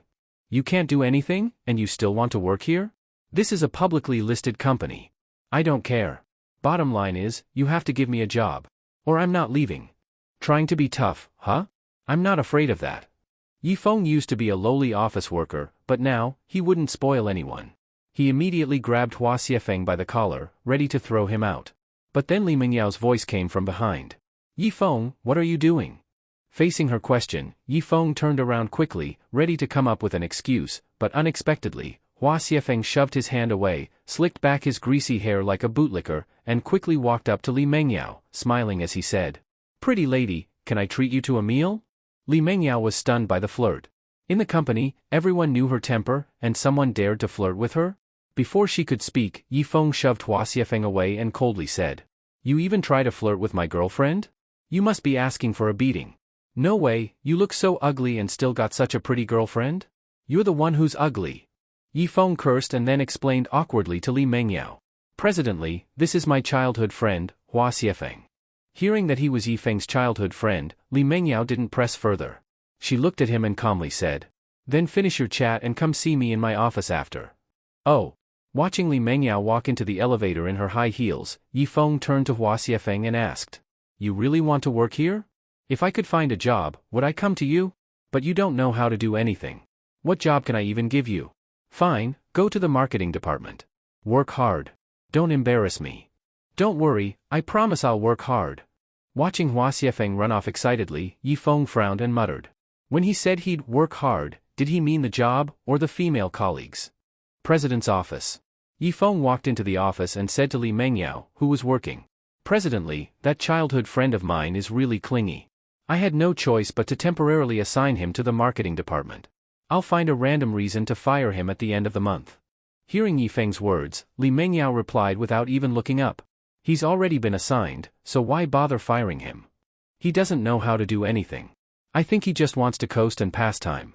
Then it's perfect for him to learn something in the marketing department. If he turns out to be talented, we can transfer him to another department. If not, just let him coast on base salary in marketing. After all, Hua Xiefeng was Yifeng's childhood friend. Naturally, Li Mingyao had to show him some respect. Besides, There were already so many idle freeloaders in the company, what's one more? Seeing how generously Manga was, Yifeng didn't say anything more. He turned around, just about to leave, when he suddenly heard her say, "Did I say you could go?" President Lee, do you need something else?" "Of course I do. Why else would I call you here?" "Come here." Yifeng obediently walked to Li Mengyao's side and saw her take out an exquisite gift box. She opened the box, took out a watch, and began putting it on Yifeng's wrist as she said, "I bought this watch last night after work. See if you like it." Yifeng glanced at the brand logo on the watch and, upon realizing it was Patek Philippe, said in surprise, "Boss, this watch seems really expensive." "It's all right. Do you like it?" Of course he liked it. After all, what man wouldn't like such a luxurious watch? So Yifeng quickly nodded and smiled. "I like it, I really like it, I absolutely love it." "Then shouldn't you properly thank me?" After speaking, Li Mengyao closed her eyes and puckered her lips. Looking at her bright, enticing red lips, Yifeng didn't hold back. After taking advantage of Li Mengyao, Yifeng wiped the lipstick off his lips and headed to the marketing department. Sure enough, as soon as Hua Xiefeng arrived, he was already chatting with the female colleagues. Who knew what he said, but they were all laughing. Yifeng walked over with a dark face and coldly said, "Hua Xiefeng, come with me." "Oh, I'll talk to you girls when I get back." After entering his office, Yifeng turned around and looked at the clueless Hua Xiefeng, displeased. "The boss hates people mixing personal favors the most. It wasn't easy for me to get you in here, and now you're already hitting on girls?" Hua Xiefeng spread his hands and said innocently, "It's not my fault. I just sat down and those women came over to talk to me. I thought, since we're all colleagues, it'd be rude not to respond, so I just chatted with them a little." "That's your idea of a little chat? If I hadn't come to get you, you'd already be off getting a hotel room with them." "I wish. But I don't even have money for a hotel." "Bro, how are you living this miserably?" "Don't even mention it. After my master kicked me off the mountain, he didn't give me a cent. If I hadn't run into you last night, I was about to go be a male escort today." Hearing that, Yifeng sat down, curious. "You took a master?" "Yeah. After the orphanage closed, I was transferred to another one, but it was all boys. I was bored and ran away. Then I met an old Taoist who said I had extraordinary talent and was a martial arts prodigy, so he took me in as a disciple. I was just trying to get some food, so I agreed." "So, did you learn martial arts?" "Of course. I'm really good now." "Then show me something." "Let me see." "No problem." After Hua Xiefeng said that, he pulled out a strand of hair, tossed it in the air, then chopped at it with his palm. Yifeng blinked and asked skeptically, "That's it?" Hua Xiefeng didn't answer. Instead, he picked the hair off the floor, placed it on Yifeng's desk, and said, "Look again." "What's there to see?" "It's just a strand of hair." But Yifeng stopped mid-sentence, stunned. What had been a single hair was now in two pieces. If Hua Xiefeng hadn't broken it just now, it meant he'd really split it with his palm. That's not something just anyone could do. After all, hair is so light, even the sharpest knife might not be able to slice it midair. But Hua Xiefeng did it with just his hand, which showed how precise and powerful his strike was. Staring at the split hair in thought, Yifeng asked, "What other martial arts do you know?" "A ton. Tai Chi, Xingyi, the 72 Shaolin arts, Little Wuxiang divine skill, 9 Yin manual, Great shift of the universe, 18 dragon subduing palms, turtle school energy wave." Seeing him get more and more ridiculous, Yifeng quickly interrupted. "If you're that good, why not work as a bodyguard for some rich boss?" "I don't have the connections." "Hey Feng, doesn't your girlfriend not have a bodyguard? What do you think, am I suitable?" "Sorry, I'm my girlfriend's bodyguard." "You? Pfft." Seeing his disdain, Yifeng took off his suit and rolled up his sleeves. "Wanna spar?" "Sure. But if I break you, don't blame me." "Don't worry, I won't. Since you're so awesome, let me throw the first punch. That's fair, right? Go for it. Hit me hard." Seeing him pat his chest, Yifeng smiled slyly. An office Andy was walking over with 2 cups of tea when suddenly a loud bang rang out, and a man smashed through the office door, slamming hard into the wall. The Andy stared blankly and said, "What the heck is going on here?" Clutching his chest, Hua Xiefeng slowly climbed up, looking into the office in shock. "Damn. Why is your punch so strong?" Faced with Hua Xiefeng's question, Yifeng calmly put his suit back on and said, "Think I can protect Li Mengyao day and night without some skills? The door cost will come out of your paycheck." "No way, you must have learned martial arts too. Come on, let's have a proper match." "Not interested. Get back to work." After Yifeng kicked Hua Xiefeng out, the confused Andy walked in. Yifeng said casually, Call someone to replace the door. Give me the tea. All right. The auntie handed the tea cup to Yifeng, but he didn't take it, causing it to fall straight to the ground. Seeing it shatter, the auntie complained. You can't even hold a teacup? She bent down to clean up the pieces, and Yifeng shook his head slightly. He had actually wanted to test her reaction speed to determine whether she was an ordinary person. But from the looks of it, she seemed to be just that, ordinary. He glanced at her casually and was about to sit down, but then something in the corner of his eye caught his attention. Yifeng wasn't a pervert, but at that moment, his eyes widened uncontrollably. Holy crap! That tight, smooth skin, was that really from a woman over 60? Because he was naive as a child and got tricked by Hua Xiefeng into peeking at the female director taking a bath, Yifeng knew what the skin condition of women at that age should be like. But his current secretary didn't seem to match the state a woman her age should have. Of course, some rich people spend a lot of money on body care, and it's possible for them to have skin as tight as an 18-year-old girl. But if this auntie had the money for such maintenance, she wouldn't be working as a secretary for him. Staring at her neckline for a while, Yifeng didn't say anything. Seeing her carrying the broken teacup out of the office, Yifeng narrowed his eyes and said, "This woman really has a problem." Noon. President's office. Yifeng was sitting on a chair, and Li Mengyao was sitting on his lap. "Open your mouth." Yifeng obediently opened his mouth, and Li Mengyao fed him a piece of braised pork. After chewing it, Yifeng mumbled, "President Li, where did you find that secretary of mine?" "What, can't handle her?" "Not really, I'm just curious where you found such a person." In response to Yifeng's question, Li Mengyao fed him another bite of rice and said, "I ran into her at the entrance of the company. She said she was looking for a job and asked if our group had anything suitable. I remembered you were looking for a secretary, so I assigned her to you." "What's her name?" "No idea." "What? You assign me a secretary and don't even know her name?" "She's not my secretary. Why should I know her name?" Seeing how self-righteous Li Mengyao was, Yifeng was so frustrated that even his mouth twitched. Thankfully the auntie was at least a normal person. If she were a terrorist, he would have been dead already. Shaking his head, he pushed away the food she was about to feed him, picked her up, and placed her on the desk. "I'm not eating anymore. I'm going to get to work." But just as Yifeng stood up, Li Mengyao hooked him with her foot and said sweetly, "Don't leave in such a hurry. Let me pamper you a little." "Big sis, didn't you just finish pampering me this morning?" "That's not the kind of pampering I meant."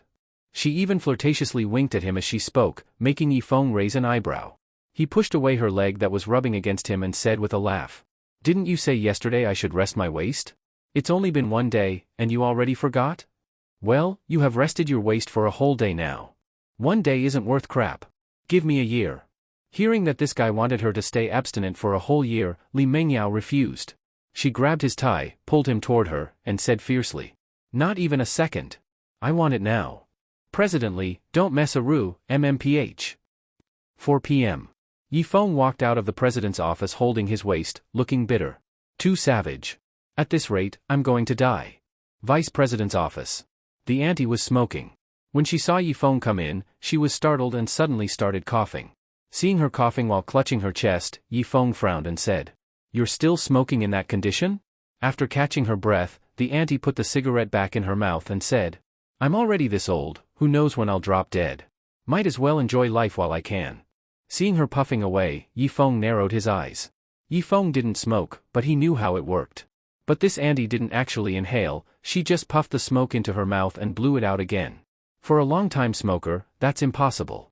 Realizing she might be faking it on purpose, Yifeng didn't say anything. He sat down and asked, "Did anyone I'm looking for arrive in Donglin City today?" In response, the auntie exhaled a puff of smoke and said, "I'm just an ordinary old lady. How would I know that? Talk like a human." All right. 8 p.m., International Airport. Hearing that the SKS organization had sent someone again, Yifeng rubbed his chin and muttered, "This won't do." Suddenly thinking of something, Yifeng quickly walked over to the auntie, snatched the cigarette from her fingers, and said, "Go get Hua Xiefeng for me." "Okay." After the auntie left, Yifeng took a drag from the cigarette, exhaled a puff, and said calmly, "Now this is smoking." "Ah Feng, what do you want me for?" Yifeng looked up and fixed his gaze on Hua Xiefeng, saying, "Aren't you good at kung fu? Come with me at 8 tonight, we've got something to do." "What, you taking me to a brothel?" "Brothel your ass. I'm taking you to do something serious." "What serious thing?" "You'll know tonight." "Oh, do you have a car?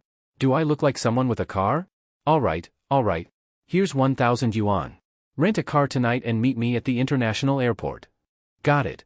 Watching Hua Xiefeng leave happily with the money, Yifeng folded his hands and murmured. If Hua Xiefeng really works out, I can leave this matter to him. Evening, Donglin City International Airport. Yifeng waited at the airport entrance for a while and still didn't see Hua Xiefeng. He muttered. It's already 8. Why isn't this guy here yet? Just as he finished speaking, he saw Hua Xiefeng riding an electric scooter from afar. Frowning, Yifeng looked at him and questioned. I told you to rent a car, and you rented a two-wheeled electric scooter? And this scooter doesn't even look rented. Brother Feng, you don't know, traffic's always jammed around the airport. Scooters are convenient. So I went to the second-hand market and bought this one. 99% new. Just as Hua Xiefeng finished talking, the fender fell off and hit the ground. Looking at the fender on the ground, Yifeng was speechless. He held back his fury and asked coldly. Where am I supposed to sit? Come on, Brother Feng, sit in front of me. Seeing him scoot back a little, Yifeng's mouth twitched uncontrollably. Yifeng couldn't take it anymore. He was about to go rent a car near the airport when he suddenly noticed, from the corner of his eye, a man with a backpack walking out of the airport. From his steady stride, it was obvious he wasn't an ordinary person. When the man got into a taxi, Yifeng didn't think twice. He jumped onto the front seat of Hua Xiefeng's scooter and quickly said, Follow that taxi. Brother Feng, I think the battery's dead. Maybe you should get off and push? Hearing that, Yifeng slowly turned his head. What the hell did you just say? A strange scene appeared on the highway near the airport.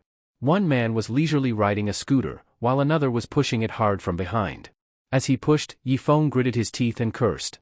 You better pack your things and get the hell out tomorrow. Don't ever let me see you again. Why are you so angry? We're following the taxi, aren't we? I'm keeping up, right? You can't even get up a hill, and you want to chase a taxi? Just as Yifeng finished cursing, he suddenly felt his hands lighten. He instinctively looked up, and saw Hua Xiefeng riding the scooter away like a rocket. He stood there dumbfounded and said, Didn't he say the battery was dead? Damn, did he just play me? Yifeng knew that Hua Xiefeng was unreliable, but he didn't expect him to be this unreliable. After cursing all 18 generations of his ancestors, he quickly lifted his legs and started chasing after him. For a moment, the taxi was in front, Hua Xiefeng was in the middle on his electric scooter, and Yifeng was running behind. 1 minute later, Yifeng overtook Hua Xiefeng. Seeing Yifeng run past him, Hua Xiefeng quickly shouted. The battery suddenly came back. Brother Feng, hop on. Hop on your ass. Yifeng cursed, then took off running after the taxi that was getting farther away. 10 minutes later, the taxi exited the airport highway. Another 20 minutes passed before Yifeng finally got off the highway. Seeing that the taxi had already disappeared, he stomped hard in frustration.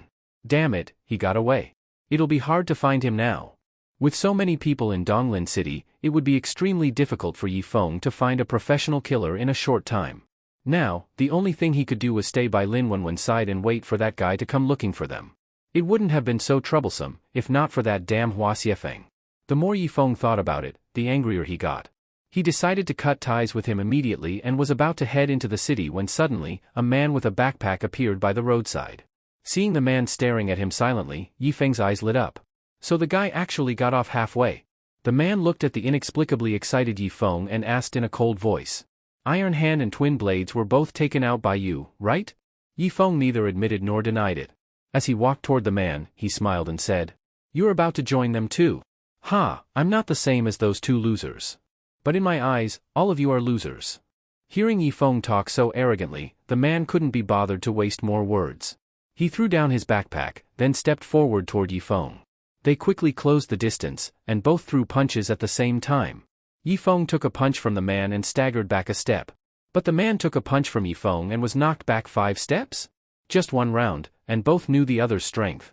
The man hadn't expected Yifeng to be so strong, but he didn't panic, because strength wasn't his advantage. So after rubbing his shoulder where Yifeng had hit him, he charged forward again. In a single breath he was in front of Yifeng, who quickly threw a punch. But the man dodged like an eel, agilely avoiding Yifeng's strike, and then delivered a solid punch to Yifeng's side. Caught off guard, Yifeng took the punch and quickly reached out to grab him. But the man dodged again, slipped to his side, and threw another punch. In just a few seconds, Yifeng had taken 2 hits. He realized the man's strength was agility. Fighting him up close wouldn't work. Yifeng quickly backed off, trying to create some distance. But the man saw through his intentions. When Yifeng retreated, he chased forward. After taking a few more punches, Yifeng was completely enraged. Fuck. I was being nice to you, wasn't I? Cursing, Yifeng also started dodging.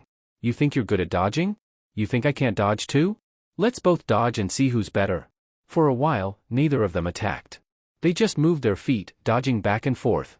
To an outsider, it might have looked like two lunatics doing a dance battle.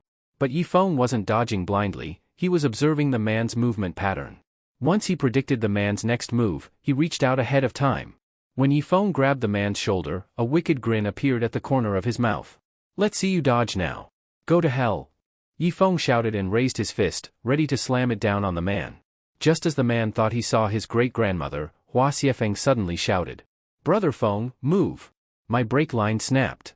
What fucking brake line, shit. Before Yifeng could react, he was hit and sent flying by Hua Xiefeng's electric scooter. Yifeng was knocked at least 10 meters away, rolling more than 10 times on the ground before finally stopping. The man was also knocked aside, but he quickly got up and looked at Yifeng, who was struggling to stand. He knew very well that if he stayed, he'd be dead. So without saying anything, he grabbed his backpack and ran. Lying on the ground, Yifeng saw him running, pointed at him, and gritted his teeth. You stop right there. But the man had finally found a chance to escape. There was no way he'd stop. At that moment, Hua Xiefeng pushed the now-wrecked scooter over to Yifeng and started passing the blame. Brother Feng, this isn't my fault. I told you to move, but you didn't. Shut the hell up. Go catch that guy. Hua Xiefeng looked in the direction Yifeng was pointing and saw the escaping man. With a sneer, he said. Catch him? That's a 3-second job. Stop bragging. Don't believe me? Watch this. With Yifeng glaring at him furiously, Hua Xiefeng grabbed the scooter and, with a powerful heave, threw it. The scooter flew through the air for 3 seconds, then hit the man square in the back. Thud. The man was knocked flat by the scooter, and Yifeng quickly turned to look at Hua Xiefeng. Bro, you're actually pretty good. Of course. You stay down here, I'll go drag him back for you. The man never imagined a two-wheeled scooter would fall from the sky and hit him, so he lay on the ground for quite a while, unable to get up. Hua Xiefeng walked over and gave him a beating, half killing him, then dragged him back to Yifeng. Limping to the roadside, Yifeng looked at the half-dead man and said to Hua Xiefeng. Finish him. What? What, you don't dare? It's not that I don't dare, but I need more money. Seeing him rubbing his fingers, Yifeng patted his shoulder and said. Don't worry. You'll get your reward. Kill him, clean it up, then come find me in the city. After speaking, Yifeng limped away. Hua Xiefeng quickly asked. Brother Feng, where are you going? I'm going to the hospital. He almost killed me, and you nearly finished the job. Hospital. Yui, who was reading, saw Yifeng limping in and quickly put down her book to ask with concern. Brother, what happened to you? Got hit by a scooter. No big deal. Why were you so careless? The writer was an idiot. Understandable. Okay then. Dad. Your son is calling. Suddenly hearing the custom ringtone he had set for Hua Xiefeng, Yifeng took out his phone under Yuyi's strange gaze, answered, and said, You're back? Then come find me at the hospital. After hanging up, Yui curiously asked. Who was that? Hua Xiefeng, you remember him? Faced with Yifeng's question, Yui blinked and suddenly said. Isn't he the one who always followed you around to peek at us girls bathing? Correction, it was him peeking at you. I didn't. But Yui rolled her eyes at Yifeng's explanation. Yeah right. Back at the orphanage, you were the one who peeked the most. I caught you several times. You're just being stereotypical. Your brother here isn't that perverted. Alright, I was just joking. Though she said it was a joke, from the mocking look in her eyes, Yifeng knew that even if he jumped into the Yellow River, he wouldn't be able to clear his name. All blame goes to Hua Xiefeng. After meeting up with Hua Xiefeng at the hospital, Yifeng looked at him and asked. Did you take care of everything? I got this. Don't worry. But why do I still feel like you're a bit unreliable? Seeing Yifeng didn't trust him, Hua Xiefeng said mysteriously. These past years, I've done a lot of shady stuff for my master, and I handled every job perfectly. So just rest easy. After saying that, he even patted his own belly. Yifeng asked curiously. What does your master do? Takes money to solve others' problems.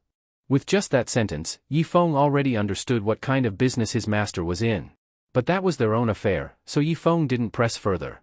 He treated Hua Xiefeng to a meal and stuffed a big red envelope into his hand. Even though tonight's events were a bit of a mess, your performance wasn't bad. Consider this a reward. Hua Xiefeng eagerly opened the envelope.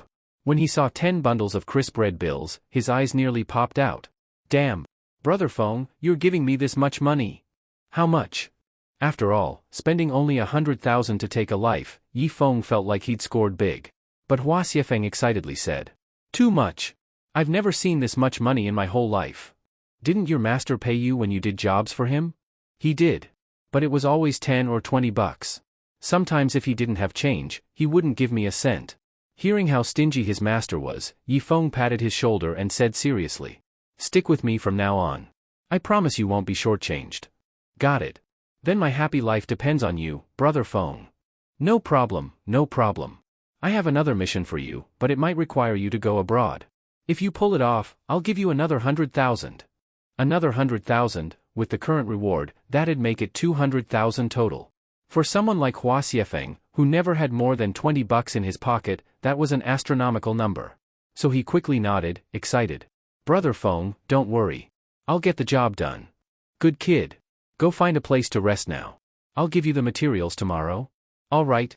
Then I'm off to find a girl. Seeing Hua Xiefeng run off with the money all excited, Yi Feng shook his head helplessly. Just got a bit of money and already not doing proper things. How will he ever achieve anything big in the future? But whether or not Hua Xiefeng achieved anything big wasn't important to Yi Feng.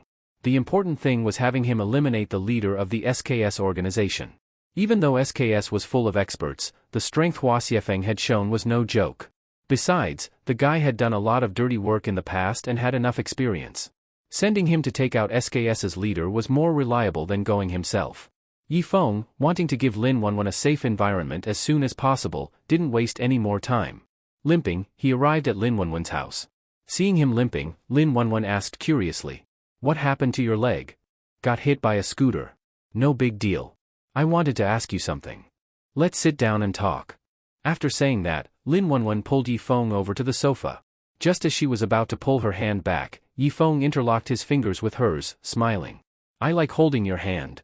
Hearing such a direct statement from Yi Feng, Lin Wanwan smiled and leaned into his arms. Yi Feng wrapped his arm around her shoulder and, smelling her fragrant hair, said softly. You've always been the passive one, but now I don't want you to be passive anymore. What Yi Feng meant was that he didn't want Lin Wanwan to keep being hunted, he wanted to go on the offensive. But Lin Wanwan, who was in the sweet phase of romance, thought Yi Feng meant she hadn't been active enough emotionally. She bit her lip, thought for a moment, and softly said. I understand. As long as you understand. That's why I decided to let. Before Yi Feng could finish, Lin Wanwan stood up, looking a little shy. Wait for me in the bedroom. I'll be there soon. After saying that, she blushed and left, leaving the pure-minded Yi Feng scratching his head. I just wanted you to tell me where the organization's headquarters is. Do we have to go to the bedroom for that? Not knowing why Lin Wanwan was being so careful, Yi Feng didn't think too much about it. He got up and walked into the master bedroom where they had slept the night before. He waited on the sofa, but Lin Wanwan still hadn't come in. Yi Feng was getting a little impatient. Just as he was walking toward the door, the bedroom door slowly opened, and a shy-looking Lin Wanwan walked in. Seeing her finally come in, Yi Feng was about to speak, but the words stuck in his throat. At that moment, Lin Wanwan had on a beautifully done makeup. Her already gorgeous face now looked like that of a fairy. Not only that, she was wearing a shiny silver spaghetti strap mini dress, paired with 10 centimeters high heels, fully showing off her long, beautiful legs. This version of Lin Wanwan, Yi Feng had never seen before. She usually wore jeans or sporty outfits. She had never worn anything this mature, so Yi Feng was stunned on the spot. Seeing him dazed, Lin Wanwan nervously took a deep breath to calm herself. Under his gaze, she walked over with model-like steps. Seeing him gulp subconsciously, she smiled softly and asked, Do you like how I look right now? Is that even a question? Of course he liked it. What man could resist a mature, seductive Lin Wanwan? So Yi Feng nodded his head like a woodpecker without any hesitation. Lin Wanwan was very satisfied with his reaction. She gently placed her hand on his firm chest, breathed warm air from her red lips, and said softly, From this moment on, I'll take the initiative. After saying that, she wrapped her arms around his neck and kissed him. Faced with all of Lin Wanwan's moves, Yi Feng stood dumbfounded for a moment before realizing he hadn't come for this, he came to discuss something serious. So he quickly pushed her away and, looking into her infatuated eyes, hurriedly said, Wanwan, I came to talk about something important. I know, I understand everything. Before he could continue, she kissed him again and even slipped her hand into his shirt. Yifeng quickly pushed her away again and said, I'm talking about serious matters. I get it, I totally get it. Get it my ass. Don't pull my pants, I swear that's not what I meant. Facing Yifeng's struggle, Lin Wanwan still thought he was pretending, so while tugging at his pants she said, You said you like me to take the initiative, right? Then in the future I'll always be the active one. Aya, you misunderstand. That's not what I meant. It's fine, I know what you mean. Seeing Lin Wanwan completely misinterpret his meaning, Yifeng didn't bother to explain. He grabbed her slender arm, then with a twist pinned her onto the bed. After giving her but a hard smack, he growled. Can you listen to what I say first? Lin Wanwan, biting her red lips, breathing somewhat fast, said, Draw, drawer. Draw what drawer? There is what you want in the drawer.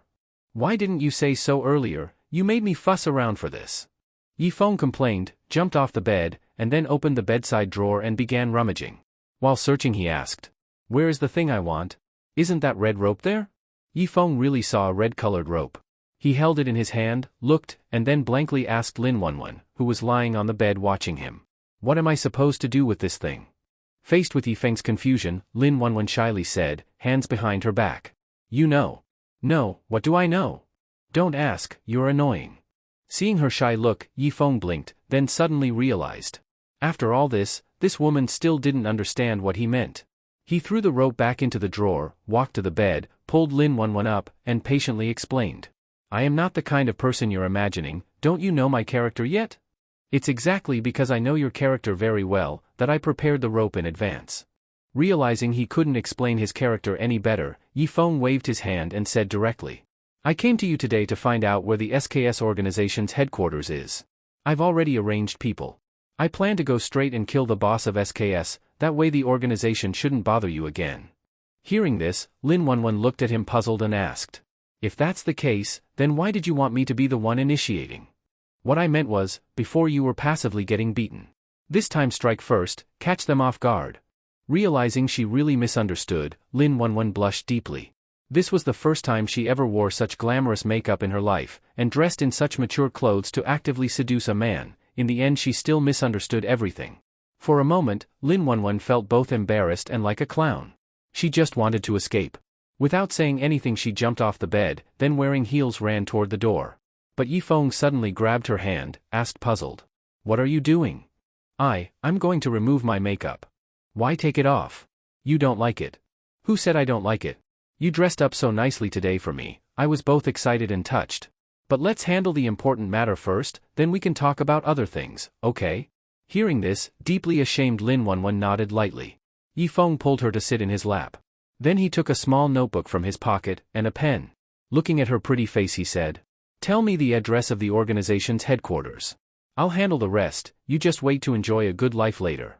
The headquarters is located in Southeast Asia. After Yifeng wrote down the detailed address of the SKS organization's headquarters, he nodded and said, All right, I'll go tell him the address right now. Seeing Yifeng pick her up from the bed and walk out of the room, Lin Wanwan sighed deeply. Sigh, he's clearly a good gentleman. How could I imagine him as that kind of person? He must be extremely disappointed in me. Just when Lin Wanwan blamed herself and regretted, the door was pushed open, and Yifeng strode back in. Lin Wanwan lowered her head and was silent a while, but still decided to apologize. She didn't want this misunderstanding to spoil the precious feelings they had built. So Lin Wanwan lifted her head, looked at Yifeng, ready to say sorry. But Yifeng opened the drawer, then with a wicked smile said, What are you waiting for? Don't just stand there, get down. Yifeng certainly had no such intentions, but it looked like Lin Wanwan thought he did. So to avoid disappointing her, he had no choice but to become a pervert. 10 minutes later, Yifeng looked at his work satisfied and nodded. Not bad, not bad. Looking at her body tied up in heavy bondage, Lin Wanwan weakly asked, Why do I feel like I'm a pig ready to be slaughtered? You're right. I really tied you the way they tie pigs before slaughter. Then put a basin under your neck, slash once under your neck and drain the blood. Seeing him even mimic gesturing at her neck, that left Lin Wanwan speechless. Originally the atmosphere was nice, but this guy destroyed it. Sigh. Seeing her sighing, Yifeng squatted beside her and curiously asked, What's wrong? Nothing, nothing. Let me go. I worked so hard.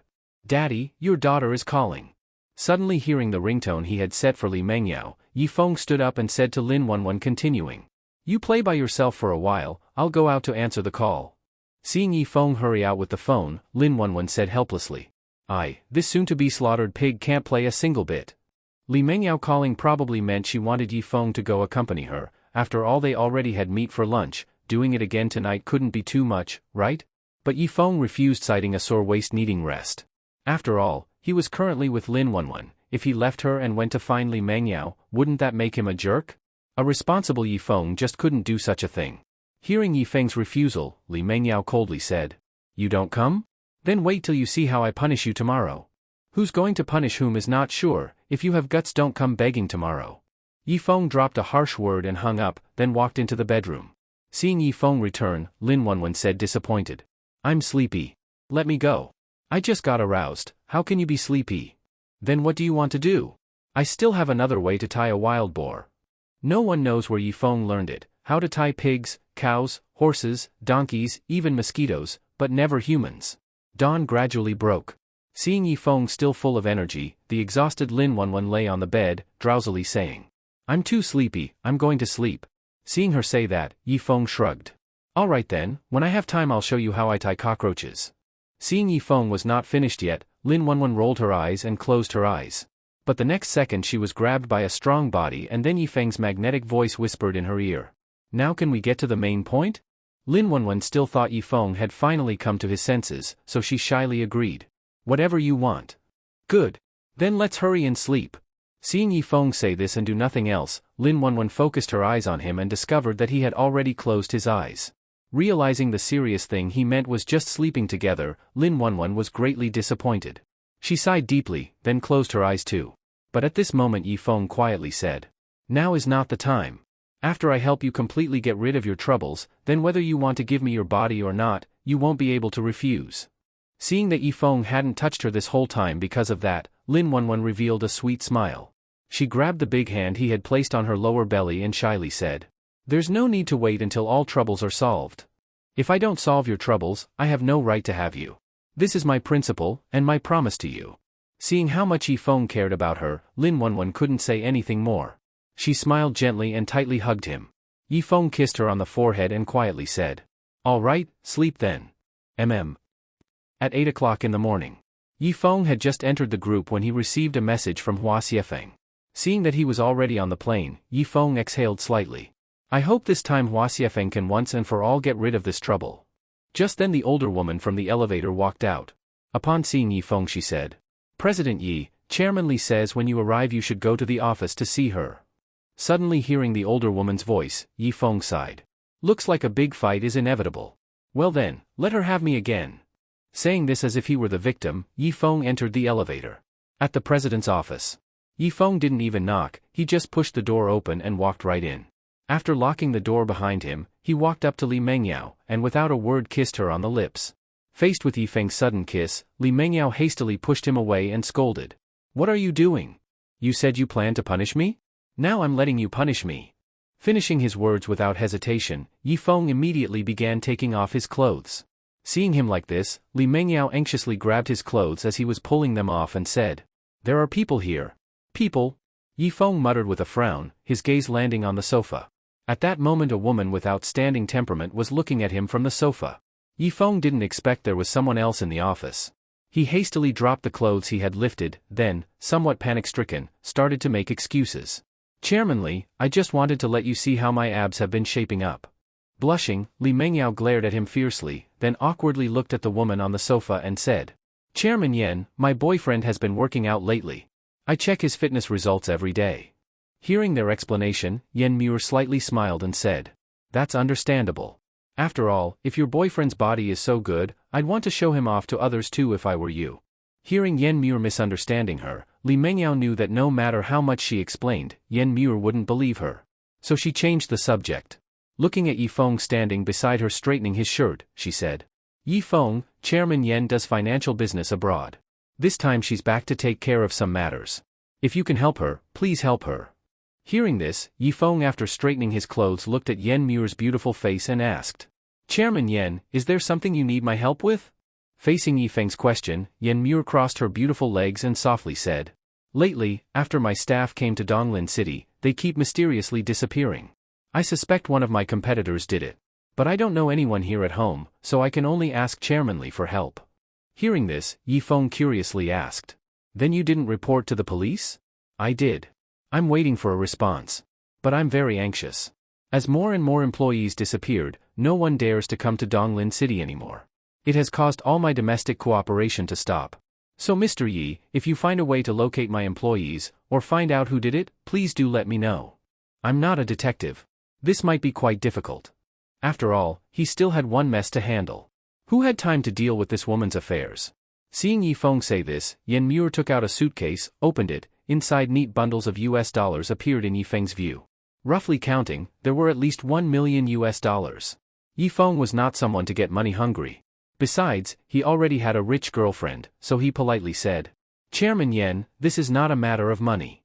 At this moment Li Mengyao said, how about this, Chairman Yen, let Mr. Yi try.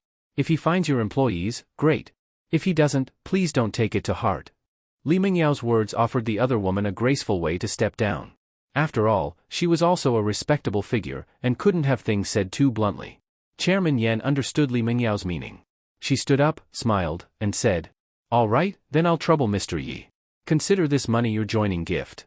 Hearing her say that and smile faintly at him, then stepping on high heels and walking out of the office, Yifeng looked at Li Mengyao and asked, I haven't even handled our business yet, why are you giving me money already? I like you. That's also true. Since I'm this handsome, which woman wouldn't feel moved? Seeing Yifeng so narcissistic, Li Mengyao rolled her eyes and said, go lock the office door. Why? To teach you a lesson. Faced with Li Mengyao's hint, Yifeng sighed deeply. Looks like my waist is beyond repair. After Yifeng left the president's office holding his waist, he muttered, you ruined me and didn't pay me what's mine. Truly a capitalist, only knows how to exploit. Returning to his own office, he said to the older woman who was smoking, go pour me a cup of tea. Oh. After the older woman left, Yifeng looked at the personnel data left by Chairman Yen and muttered, there's only name, not even a photo. Where am I supposed to start looking? Thinking about it, of course if it were that easy to find them, Yen wouldn't pay $1 million. Yifeng knew it wouldn't work going through legal channels. He had to dig around privately. Zhao Xiao was a good choice, but that guy had no idea what he was doing. He wouldn't pick up the phone. After putting down the phone, Yifeng mumbled to himself. Wanwan could help investigate, but she's still better off staying at home for now. So who can I ask to find these missing employees? After thinking a little, he suddenly thought of someone. He hurriedly looked for that person's number in his phone's contact list, and then dialed it. Ring ring. Ring ring. Hearing the phone ring, Yifeng subconsciously looked at the phone lying on the coffee table. Frowning he said, this old lady left without telling me and didn't bring the phone with her. Muttering a complaint, Yifeng walked to the table, picked up the phone, and just as he was about to answer. But seeing that the incoming call number displayed on his phone made Yifeng suddenly stare at the phone he was dialing. Seeing the number on the phone was his own phone number, Yifeng was suddenly struck with clarity. So that's how it is, no wonder she had so much intelligence data. That bitch Wang Xiangling even sneaked in next to me as an undercover. Wait till I deal with you. The older woman walked into the office carrying a teacup, looked at Yifeng and said, there's no green tea, I just brewed some black tea for you. Whatever, as long as I can drink it. Yifeng casually said, then picked up the teacup and took a sip. Seeing her return to the sofa and sit beside him, he smiled and said, you said your son owed gambling debts, how much did he owe? Faced with Yifeng's question, the older woman said, regretfully, don't mention it, that unfilial son owed 1 million. How am I supposed to pay it back? 1 million, is it? I'll pay it off for him. Bring your son to me. Seeing Yifeng suddenly so generous, the older woman stared at him for a while then cautiously asked, President Yi, you're joking, right? That's 1 million. 1 million is a lot to you, but to me it's just pocket change. So you tell your son to come over now. I'll transfer the money to him immediately, then you can go home and enjoy your retirement in peace. For a normal person, by this point she would already be kneeling and crying with gratitude, but the older woman uncharacteristically waved her hand. That's not necessary. If he knew you paid off his debt, he would definitely go back to gambling again. You wouldn't be helping him, you'd be hurting him. If that's the case, fine. Yifeng said, giving up. Hearing that, the older woman breathed a sigh of relief. Yifeng took another sip of tea and continued, do you have any useful news for me today? No, she said. All right then. My back is a bit sore, come over and give me a massage. Facing Yifeng's request, the older woman said unhappily, I am your secretary, not your housemaid. If you want to keep working here for me, hurry up and massage me, otherwise get out. The older woman turned her lips, then unwillingly walked behind Yifeng. She had just kneaded his shoulders twice when Yifeng suddenly grabbed her hand, then shamelessly started fondling her. Seeing Yifeng actually teasing her, the older woman tried to pull her hand back and said, "President Yi, what are you doing?" Turning his head with an evil grin, Yifeng said, "Haven't you heard the saying? If there's work, the secretary does it. If there's nothing, then," he didn't finish his sentence, but the older woman understood his hint. Hastily she said, "If you were taking advantage of a young pretty girl, maybe it could be forgiven, but I'm an old woman. You don't think I'm that perverted?" Yifeng asked. "Everyone's a bit perverted, and I'm no exception." He stood up after saying that. The older woman panicked for a moment, her body instinctively stepping back. But unfortunately she tripped over a chair leg and fell backward. At that moment, Yifeng suddenly wrapped his arms around her waist, and then gently said, "Silly girl, if you fall and break yourself, I'd feel bad." Older woman, Sigmatron. This guy truly is a pervert. Seeing her shocked expression, Yifeng was secretly delighted. "Served you right for disguising yourself as an old woman undercover next to me, wait and see what I do to you." Just as Yifeng was about to continue teasing her, the phone suddenly rang. Hearing the ringtone, he looked at the terrified older woman and smiled, then said, "Baby, after I finish this call I'll give you all the attention you want." Leaving behind a charming and handsome smile, Yifeng picked up the phone and answered the call. "Hello, who's this? Don't you know I'm busy teasing a grandmother, PFF, what am I even talking about? Guess who I am? Why does that voice sound so familiar? You idiot, it's Wang Xiangling. Yes, yes, yes, as soon as I heard your voice I knew it was you." Yifeng laughed, then suddenly turned his gaze toward the older woman he was holding onto. If the person calling is Wang Xiangling, then who is this woman before him? After a moment's thought, Yifeng looked at the distressed older woman and cautiously asked, "Who are you?" Facing Yifeng's question, the older woman suddenly cried out, "My name is Wei Shufen, female, 59 years old. My husband passed away long ago. I never remarried." "Holy shit. That's not right, why are you holding Wang Xiangling's phone?" Yifeng exclaimed in surprise. "The phone I picked up on the street. I didn't know whose it was, I just started using it," she explained. After hearing her explanation, Yifeng said to the phone, "Wang Xiangling, did you lose your phone?" "Duh, if I didn't, how could I call you with a different SIM card? Don't know which bastard stole it, but just so you know, I changed my number. From now on, call me on this number if you need anything." Yifeng, onderstrepingsteken. This is screwed up. The misunderstanding just got worse. Pressing his lips and thinking, he looked at the crying older woman and cautiously said, "Grandma, how about if I told you what happened earlier was just a joke, would you believe me?" Seeing the older woman run out crying, Yifeng grabbed his hair and said in frustration, "How can there be such a coincidence?" A moment later Li Mengyao walked into the office and directly asked Yifeng, "What did you do to your secretary? She came to me crying and said she wants to resign." Faced with Li Mengyao's questioning, Yifeng knew he couldn't hide the teasing of the older woman, so he confessed everything. But he slightly altered the story, he changed teasing into questioning, so Li Mengyao wouldn't think he's a pervert. After hearing his explanation, Li Mengyao said speechlessly, "You're something. Who secretly places an undercover near you for no reason?" "Presidently, for your safety I had no choice but to be cautious," Yifeng said. Seeing that Yifeng was so worried for her sake, Li Mengyao's heart softened a bit. "Okay, fine. Since you worry so much, I'll accept her resignation. When I have time later I'll find you another secretary," she said. "Presidently, I'll talk to her, after all I questioned her without verifying anything. I want to apologize to her," Yifeng said. "All right," Li Mengyao replied. "She's doing the paperwork in HR. Go find her." "Okay," Yifeng agreed. Human Resources Department. Yifeng saw the older woman indeed doing her resignation procedures. He rubbed his nose, walked to her side and said apologetically, "Sorry, Grandma. I treated you like a spy and caused this misunderstanding. To make up for my mistake I'll ask accounting to pay you 2 months extra salary." Facing Yifeng's apology, the older woman took a deep breath and said, "I don't blame you, after all you are President Li's boyfriend. It's normal to be cautious. Thanks for the extra salary, otherwise I wouldn't have had money for my beauty treatment this month." "You're old and still having beauty treatments?" Yifeng asked. "What are you saying? Beauty treatments are needed even more as you age," she retorted proudly. Seeing her puff up, Yifeng thought no wonder her skin is still tight, turns out she does beauty treatments. He sighed slightly and said, "All right. I have another question, where did you get the information you gave me earlier?" The older woman hesitated a bit, then said, I originally promised I wouldn't tell, but since you asked, I'll tell you. Someone paid me to pass on the information. Who was that person? Yifeng asked. It was a young pretty girl, but I don't know her name, she answered. In the older woman's eyes, girls like Li Mengyao, Lin Wanwan, Wang Xiangling, all are young pretty girls. So who is she talking about, really? After the older woman left the group, she walked into a nearby small alley. Seeing that there was no one nearby, she grabbed her own neck, and with a slight force removed the human skin mask from her face, revealing a delicate face like first love.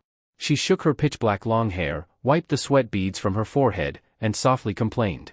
Wearing this thing was really too hot. Luckily I don't have to wear it anymore.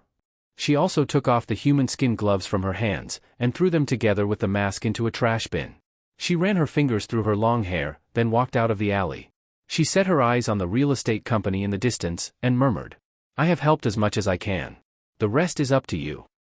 In the office, Yifeng thought all day, but still could not figure out who the woman was whom the older woman had tipped off for him.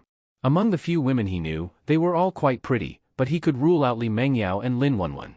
One was a lover whose background he knew well, the other was a childhood friend whose background was also long known. If either of them had any information, they certainly would have told him directly, rather than hinting indirectly like this. So that left only Wang Xiangling and Xianyi. But he could also rule out Wang Xiangling. She was carefree and wouldn't have that kind of scheming. Could it be Xianyi? She really does have the ability, but with her strange personality, how could she possibly help me? For a moment he felt the possibility of Xianyi was also low. In that case, Yifeng truly did not know who that pretty girl the older woman was talking about could be. Just as Yifeng was racking his brains, someone knocked on the office door, and then Wang Hai came in. Feng Ji, you free tonight? Want to go drink? Facing Wang Hai's invitation, Yifeng pulled back his thoughts and said calmly, I have something to do tonight. I'm not free. Actually Yifeng had nothing to do tonight, but he was afraid that Wang Hai would again invite some female colleagues to drink, even if he did nothing. Once Li Mengyao found out, she would certainly be angry. So to avoid bringing unnecessary trouble on himself, Yifeng decided to go home and honestly sleep. When Yifeng refused, Wang Hai teased. Feng Ji, you're really under your wife's control, huh? You can't keep doing that. Calling me under my wife's control, huh? Fine, I'll go drink with you tonight. Seeing his provocation worked, Wang Hai laughed and said, all right. Tonight I'll take you somewhere nice, I guarantee you'll be satisfied. Seeing him look at him with obvious innuendo, Yifeng didn't need to think to know what he was up to. But Yifeng didn't say anything. He thought to himself, just wait and see how I, your brother, bring you a shock tonight. 8 p.m. Yifeng walked into a bar, then went into a VIP private room. As soon as he pushed the door open, he saw Wang Hai. Besides him there were 3 department managers, and 4 young women wearing scanty clothes, showing their long white legs. When Wang Hai saw Yifeng walk in, he hurriedly stood up and smiled. Feng Ji, you finally came. You already know Brother Zhang and the others, so I won't introduce one by one. Wang Hai said with a smile, then turned to the women beside him and continued. This is Feng Ji, you must take good care of him. If not, I won't give you a single cent. Don't worry, I will definitely take good care of Feng Ji, make him comfortable. A woman coquettishly said that as she reached for Yifeng's arm. But Yifeng dodged her arm, then said calmly to Wang Hai. No thanks. Feng Ji, come out and have fun, be generous, don't act like a sissy being all shy. I know going out means being generous, but I already brought someone with me. Hearing that Yifeng had brought someone along, Wang Hai looked at him curiously.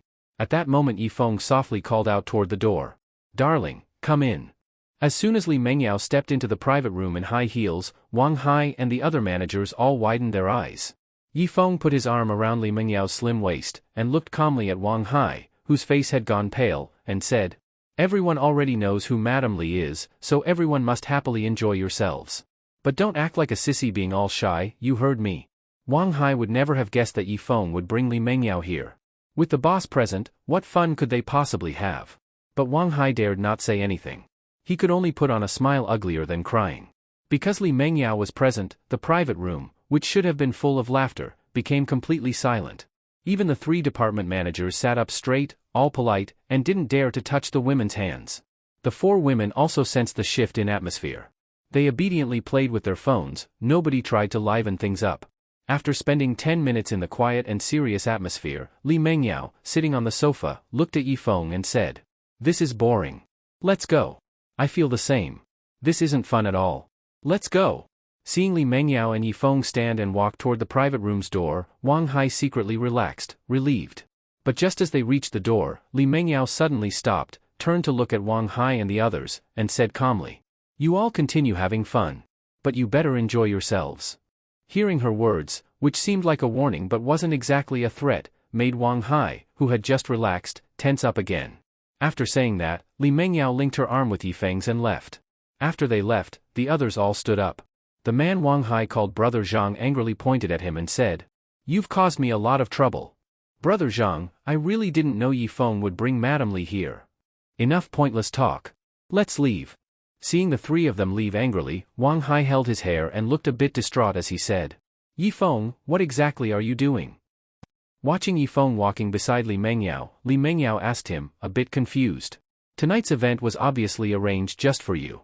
Why did you bring me here? You are my girlfriend. What's wrong with me bringing you out to have fun?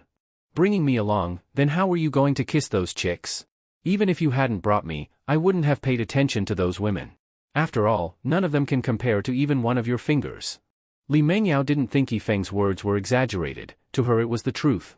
Those women, wearing heavy makeup, how could they compare with her elegant temperament? But Li Mengyao also understood that Yifeng must have had some other motive for bringing her out tonight. So she tentatively asked, "Do you want to use me to teach Wang Hai a lesson? No wonder you're the boss's daughter of a big company, you're clever." Seeing Yifeng gently ruffle her hair, Li Mengyao tightened her arm around him, and curiously asked, "What's wrong with Wang Hai recently, that made you want to punish him? Since I became vice president of the company, Wang Hai started getting arrogant, picking people everywhere and calling them brothers. He also used his good relationship with me to accept gifts and money from other people. And now he's using drinking parties to bring those hoping to get something from me, making me accept their bribes, and giving them green lights at work. If I continue to let Wang Hai go on like this, he can only end up like that old guy Zhou Jianing. That's not what I want to see. Actually, as the company's vice president, occasionally receiving gifts is understandable." Hearing Li Mengyao say this, Yifeng looked into her bright eyes and said sincerely, "You entrusted such an important position to me. No matter what, I must stick to my bottom line. This is my responsibility to the company, and to you." Seeing Yifeng so principled, Li Mengyao happily hugged him, thinking she really had not been wrong about him. Hospital. After Yifeng led Li Mengyao into the director's office, he smiled and said, "Yui, your sister-in-law and I came to see you, huh? Where is she?" He called the head nurse over and asked, "Where is my sister-in-law?" Facing Yifeng's question, the head nurse glanced at the empty hospital bed and said, "Yui went out during the day. She hasn't come back yet?" "She went out during the day? Did she say where she was going?" "No, she didn't." "All right, I'll call her and ask. Yui often faints suddenly, and if she faints again outside, it could be life-threatening." So Yifeng quickly took out his phone to call her. But at that moment, Yui walked into the hospital room. She paused for a second when she saw Yifeng and Li Mengyao, then happily said, "Brother, sister-in-law, you're here." Hearing Yui's voice, Yifeng immediately looked at her and stopped his call. He walked over and looked into her big eyes, asking, "Where did you go?" "I?" At that, Yui glanced at Li Mengyao, then said in a low voice, "I went to see Sister Wanwan. She insisted I stay for dinner, so I came back a little late." Hearing that she went to see Lin Wanwan, Yifeng didn't say anything more. He turned to the head nurse and asked, "Still haven't found the cause of my sister's illness?" "As far as I know, not yet. Maybe you should ask the director, he hasn't left work yet." "All right. Mengyao, talk with Yui for a bit. I'll go ask the director. It's been so long, how come they still can't find the cause?" Seeing Yifeng leave looking unhappy, Yui sweetly said to Li Mengyao, "Sister-in-law, sit down." Director's office. Facing Yifeng's questioning, the director awkwardly said, "Mr. Yi, it's not that we're not trying, we really just can't find the cause of her illness." "How can that be? My sister faints often and is so weak, there must be a reason." "Normally, yes. But we've done every test on Yui, and all the results are normal. We even consulted foreign medical experts, but they couldn't find anything either. Maybe try transferring to another hospital?" The director was actually hoping Yui would transfer out, so he could take back his office. Yifeng realized that Yui's illness was so complicated that they didn't even know what the illness was. Switching hospitals wouldn't help. After thinking it over, he decided to take her to see the miracle doctor when he had time. Even though she'd likely refuse him, as long as there was even a sliver of hope, he wouldn't give up. Having made up his mind, Yifeng told the director, "She'll stay one last night. Please prepare her discharge papers tomorrow. Hearing that the troublemaking siblings were finally leaving, the director was overjoyed. He quickly stood up and said, "No need to wait till tomorrow, I'll do the discharge now myself. It's late. Where do you expect my sister to stay tonight? Do it tomorrow." Yifeng said coldly, then turned and walked out. The director sat back in his chair and muttered sarcastically, "Your fiancée is rich, go live at her place. You cuckoo just keep nesting in my tree." Yifeng returned to the hospital room and saw Yui and Li Mengyao chatting happily. He didn't mention the discharge. Yui still needed care, and Yifeng couldn't watch her 24/7, so he planned to have her stay with Lin Wanwan for a couple days, then take her to the miracle doctor once he was free.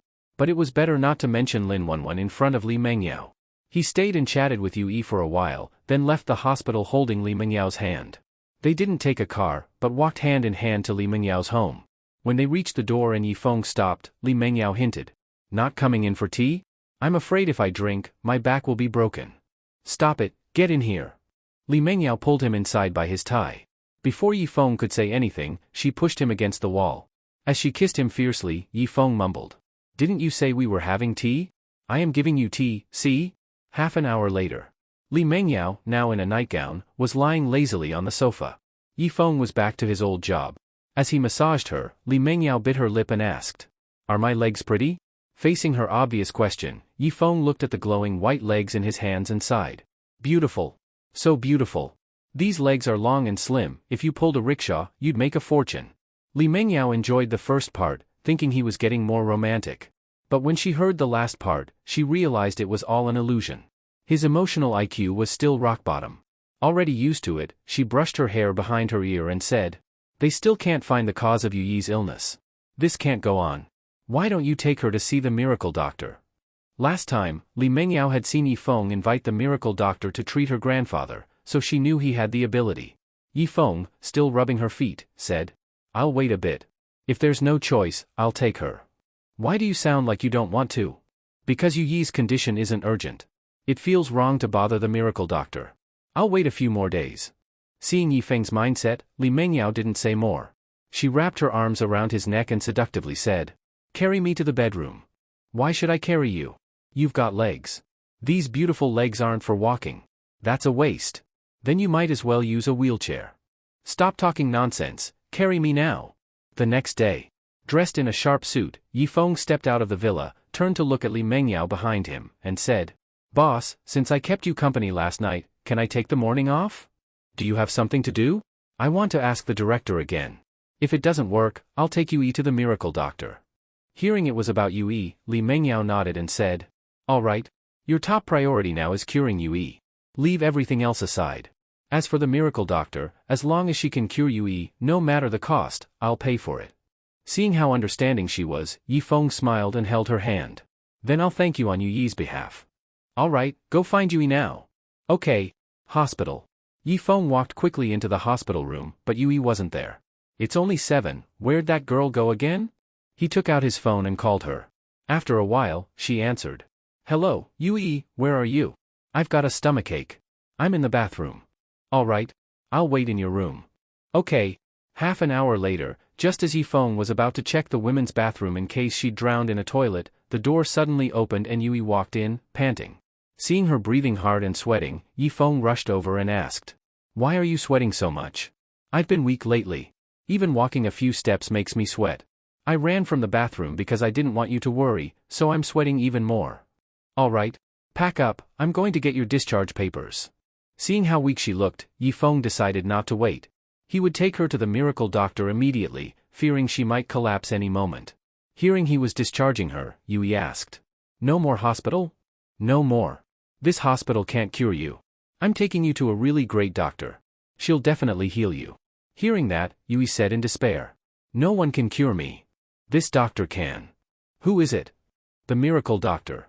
When she heard the name, Yuyi's eyes widened. She quickly shook her head. "No, no. Don't take me to her."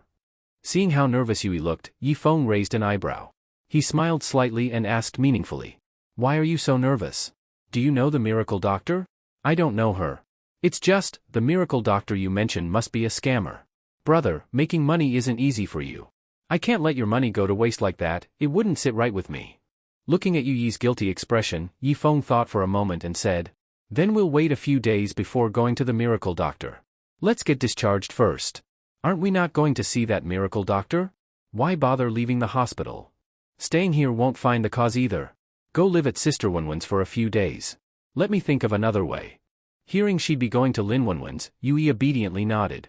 Arriving at the upscale community where Lin Wanwan lived, Yu Yi looked at the tall building and asked curiously, "Brother, housing prices here must be high. Sister Wanwan lives here?" "Yes. Your sister Wanwan is doing quite well." "Nice. Not like me, just dragging you down." Seeing her lower her head in shame, Yi Feng patted her head and smiled. "Silly girl, we're family. There's no dragging anyone down. Let's go."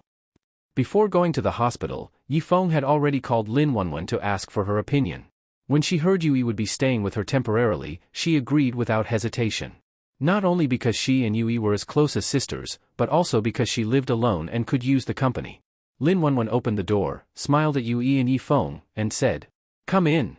Yu Yi walked in and said apologetically, "Sorry to trouble you, Sister Wanwan. We're sisters, don't say that. Come, I'll show you your room." Watching them walk off hand in hand, Yi Feng narrowed his eyes. Noon. Yi Feng glanced at Yu Yi playing on her phone on the sofa and said, "Yu Yi, I'm going to help your sister Wanwan cook. I'll go with you." "No need. Your sister Wanwan and I have some things to talk about." Yi Feng winked playfully. Realizing what he meant, Yu Yi smiled and said, "Got it. I understand everything." "Good." After saying that, Yi Feng headed into the kitchen. Yu Yi quickly put down her phone and tiptoed after him. Inside, Lin Wanwan was cooking soup.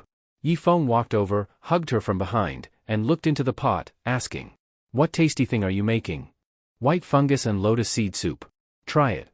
Yi Feng tasted it and smiled. "Sweet, just like your lips. What's gotten into you today? Why so cheesy all of a sudden? Haven't I always been like this?" "No way. You've always been cold." As Lin Wanwan shyly replied, she suddenly froze. Yi Feng had gently squeezed her waist. Having grown up sharing a bed with Yi Feng, she knew him too well and instantly caught on to his hint. After thinking quickly, she acted shy and said, "You're making me embarrassed." Then she turned around and kissed him. "I just wanted you to pretend to be close for the Yu Yi spying at the door, but this is way too close. If she kept kissing like that, she'd swallow him whole." Yi Feng quickly pushed her away and said, "Wanwan, let's just cook." "No worries. Kissing you doesn't stop me from cooking." Then she kissed him again. Yi Feng sighed deeply in his heart. Damn, she took advantage of the situation. Outside the kitchen, Yu Yi saw the two kissing shamelessly and quietly walked away. Once her footsteps had faded, Yi Feng quickly pushed Lin Wanwan away. She wiped her lips and whispered, "How was my acting?" "You sure that was acting?" "Of course. When have you ever seen me take the initiative like that? When have you not taken the initiative?" Seeing her looking falsely aggrieved, Yi Feng shook his head and whispered, "There's something off with Yu Yi. What's wrong?" "I'm not sure yet. But something's definitely wrong." Seeing how serious Yi Feng looked, Lin Wanwan cautiously asked, "Do you have any proof?" "Nope." "No proof and you still act so sure?" "I, Yi Feng, am never wrong." "Yeah, right." After rolling her eyes, Lin Wanwan went back to cooking. Yi Feng was about to tell her more about Yu Yi's odd behavior when he heard faint footsteps. It was quiet, but Yi Feng still caught it. Guessing Yu Yi was spying again, he said quickly, "That girl's back, spying again." Hearing that, Lin Wanwan turned around immediately. She cupped Yi Feng's face. Yi Feng realized what she was going to do and quickly said, "No need to kiss again, MMPH." Yu Yi walked to the doorway with her hands behind her back and teased, "What are you two doing in broad daylight?"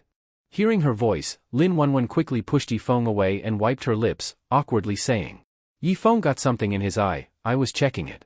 "My brother got something in his eye, and you're kissing his mouth?" "Well, there was something in his mouth too."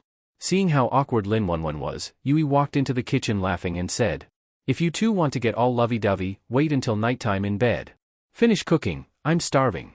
Ahem. Yi Feng cleared his throat to draw Yu Yi's attention, then said, "Yu Yi, step outside. Your sister Wanwan and I will finish up.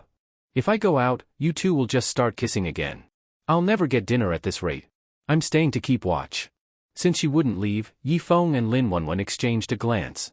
She blushed and turned to continue cooking, and Yi Feng sighed deeply.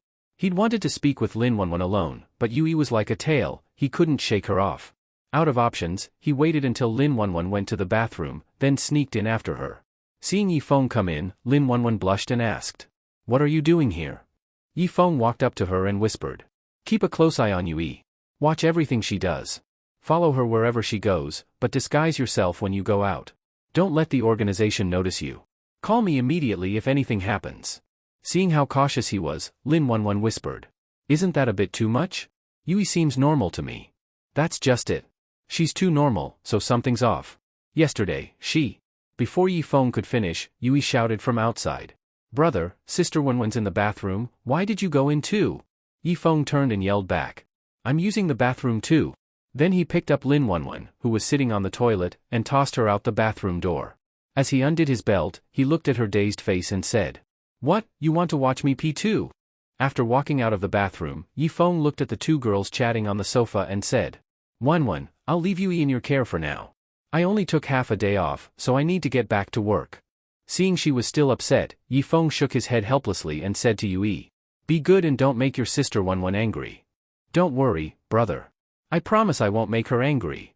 Looking at Yui's sweet smile, Yi Feng nodded and left. Li Real Estate Group. As soon as Yi Feng returned to his office and sat down, the phone rang.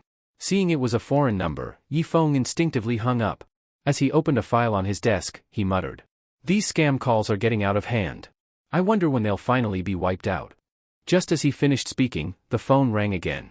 Seeing it was the same number, he picked it up and cursed. You damn scammer, may your whole family rot. Are you begging me to curse your ancestors or what? Feng Ge, it's me. Who the hell are you?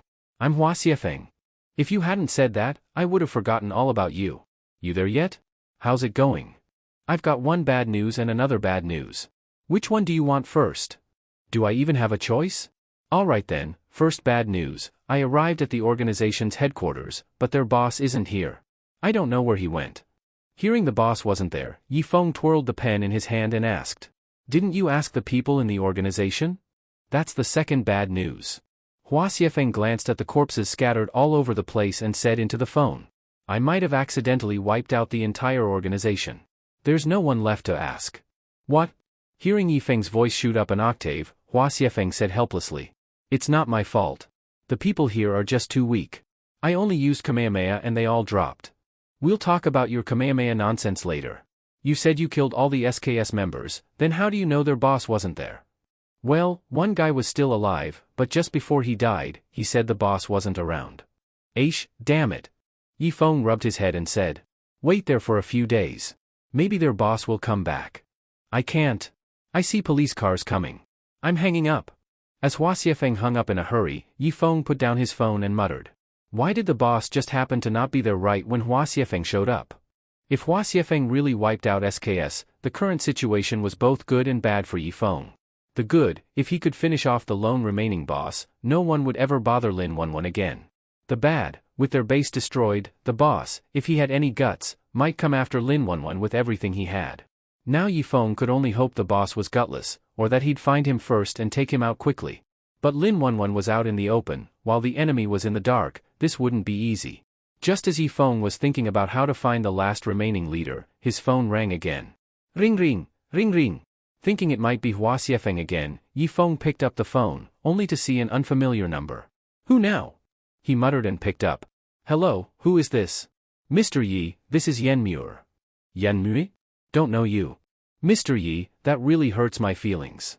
Hearing her slightly disappointed tone, Yi Feng thought for a moment, and her charming face popped into his mind. He didn't remember the name Yen Muir very well, but her face and figure had left quite an impression. So Yi Feng quickly apologized.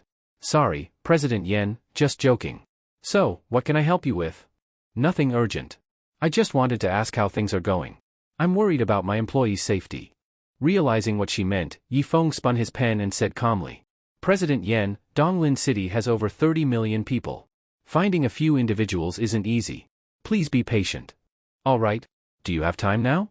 I'd like to talk in person. Yi Feng didn't really want to meet her, he had nothing to say to her. But since she was a well-known figure, rejecting her outright would seem rude. So he nodded and said, Okay, pick a place and I'll meet you there. Great. At a cafe. When Yen Muir saw Yi Feng walk in, she waved at him with a smile. Yi Feng sat down across from her, unbuttoned his suit jacket, and smiled. Do rich folks always like to meet at cafes? What else? Should we go straight to a hotel? Just that one line told Yifeng she wasn't an ordinary woman. After all, who starts a conversation by mentioning a hotel? So Yifeng smiled and said, "You're joking, President Yen. Meeting at a hotel wouldn't be for just talking. Then what would we be doing, Mr. Yi? Care to explain?" Seeing she was baiting him, Yifeng shrugged and said, "Well, a hotel's for drinking and talking, right? While cafes are for coffee and talking. Don't you agree? So Mr. Yi wants to drink and talk with me?" She was pressing him hard, not even letting him change the subject. Yifeng quickly replied, "President Yen misunderstood. I only drink and talk with President Li." Hearing this, Yen Muir stirred her coffee with a spoon and said meaningfully, "Sometimes, you have to try new drinking partners for some freshness, don't you think, Mr. Yi? I'm good. I'm already very satisfied with President Li. I don't think Mr. Yi is that easy to satisfy. If you don't want to switch, how about adding a new partner?" After saying that, Yen Muir raised her foot in high heels and started rubbing Yifeng's leg under the table. It couldn't be more obvious what she was up to. Even though Yifeng was Li Mengyao's boyfriend, he was still a man. And no man could easily resist a woman this seductive. As long as she got him, she believed he'd help her with full effort. But faced with her blatant seduction, Yifeng couldn't take it anymore. He slapped her foot away and cursed. "Do you have athlete's foot or what? Why are you rubbing your damn leg on me?" Seeing how straightforward and dull Yifeng was, Yen Muir gave up on trying to seduce him. After all, it was probably easier to seduce a piece of wood than to seduce Yifeng. Yen Muir sat properly again, then looked at Yifeng's unhappy face and said calmly, "This time I asked you out just to push you to quickly find my employees."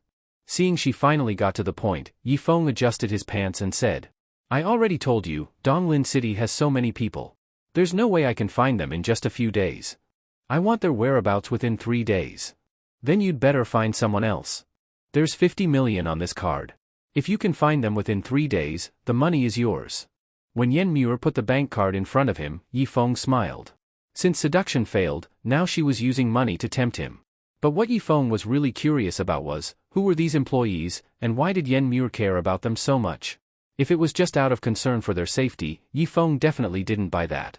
After all, capitalists only care about making money, not whether their employees live or die. After thinking for a moment, Yifeng pushed the bank card back and said, "This isn't about money. Even if you gave me 1 billion, I still couldn't find them in 3 days. I'll add another 50 million. I said, it's not about money. Find them in 3 days and I'll give you 200 million. In this world, both men and women love money." Yen Muir didn't believe Yifeng could resist 200 million. But Yifeng stood up under her gaze, buttoned up his suit, and said, "I told you, it's not about money. If I were you, I'd go home and wait for news, instead of trying to use money to do something impossible. I have other things to do. Excuse me." As Yifeng turned and left, Yen Muir looked surprised and said, "This man really doesn't love money." Actually, she wasn't wrong, everyone loves money, and Yifeng was no exception. But he knew this money wouldn't be easy to take. If he accepted it, he'd be forced to find those people in 3 days, which was nearly impossible. Plus, he had a vague feeling those missing employees weren't ordinary. There might be something more going on.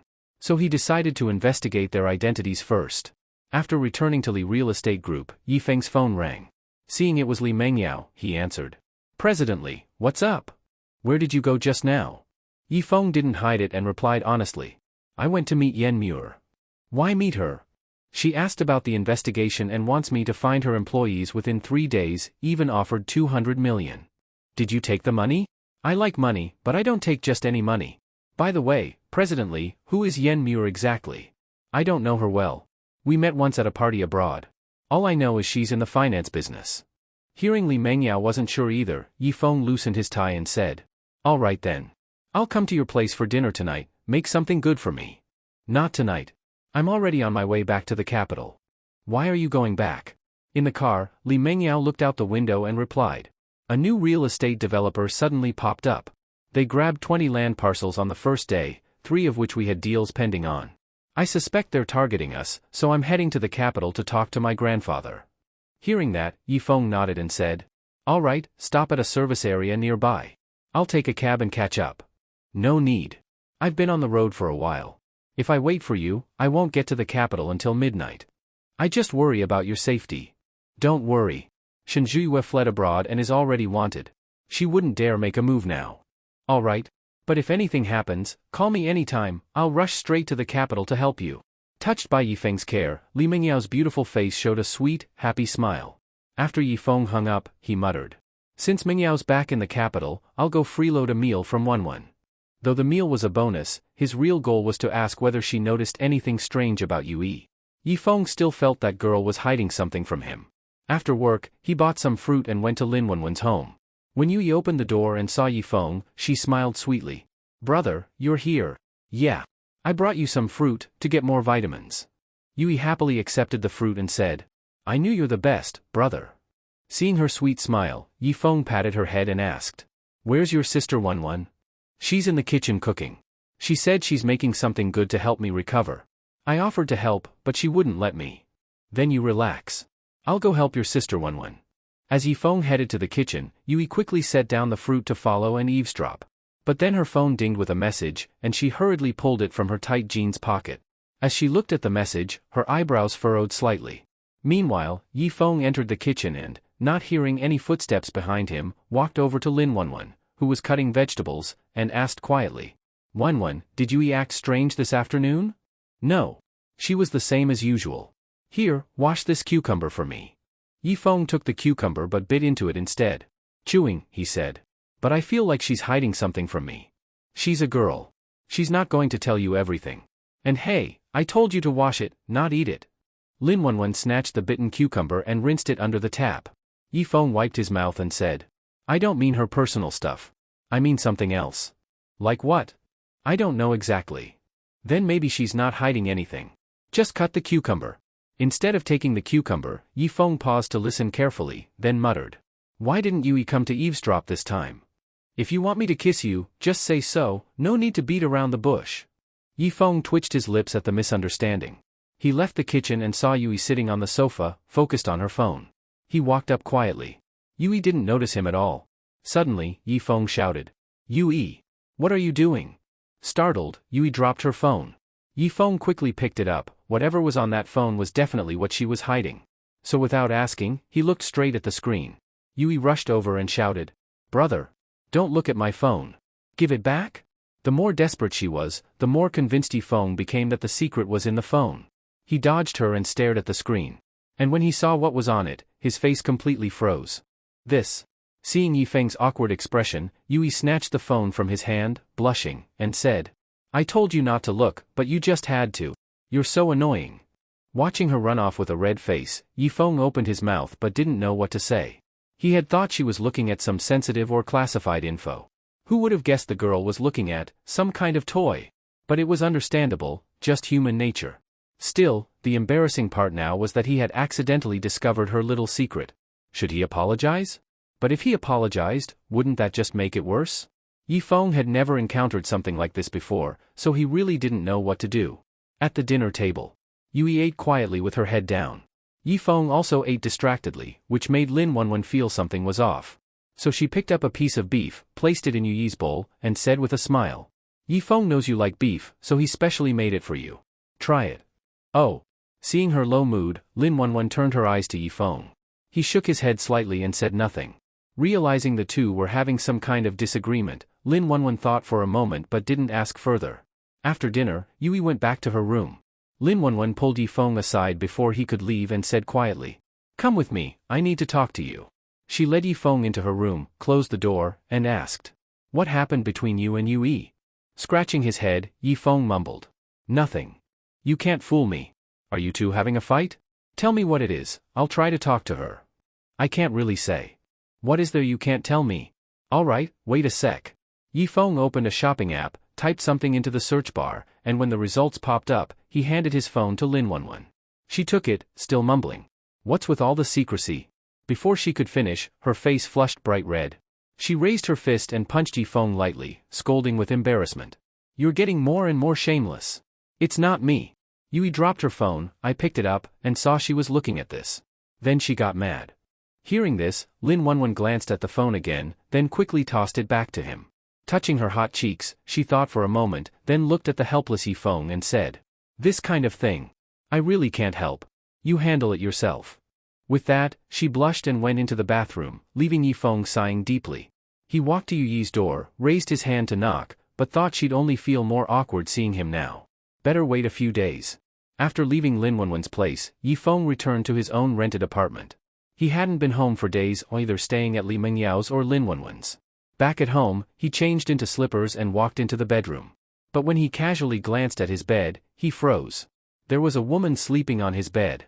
He quickly stepped over and saw Wang Xiangling sound asleep. Frowning, he said, "Why is this woman in my place again?" He smacked her but hard and said grumpily, "Wang Xiangling, did you take my house for yours?" Half asleep, Wang Xiangling opened her drowsy eyes, glanced at him, then closed them again and mumbled, "Get me something to eat. I'll sleep a bit more." "Huh? Do I look like your nanny?" After grumbling, he sighed deeply. No matter what, she had helped him a lot. Might as well cook her something. He casually stir-fried 2 dishes and dragged the sleeping Wang Xiangling to the table. She yawned, wiped the tears from her eyes, and looked at the dishes, muttering, "All vegetarian? I want meat." Yifeng placed a bowl of rice in front of her and said coolly, "There's no meat left at home." "Then go buy some. It's already late. Where do you expect me to buy meat? Just make do."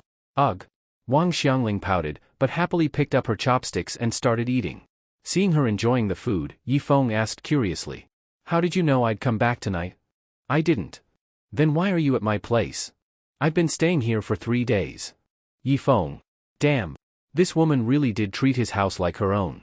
Watching her eat, Yifeng asked, puzzled, "You're not broke, why do you keep staying at my place? Even the presidential suite at a 5-star hotel isn't as comfy as your place." "Fine. You book me a presidential suite, and I'll move in. You can stay here. How about that?" "I'm not stupid. Don't talk to me, I'm eating."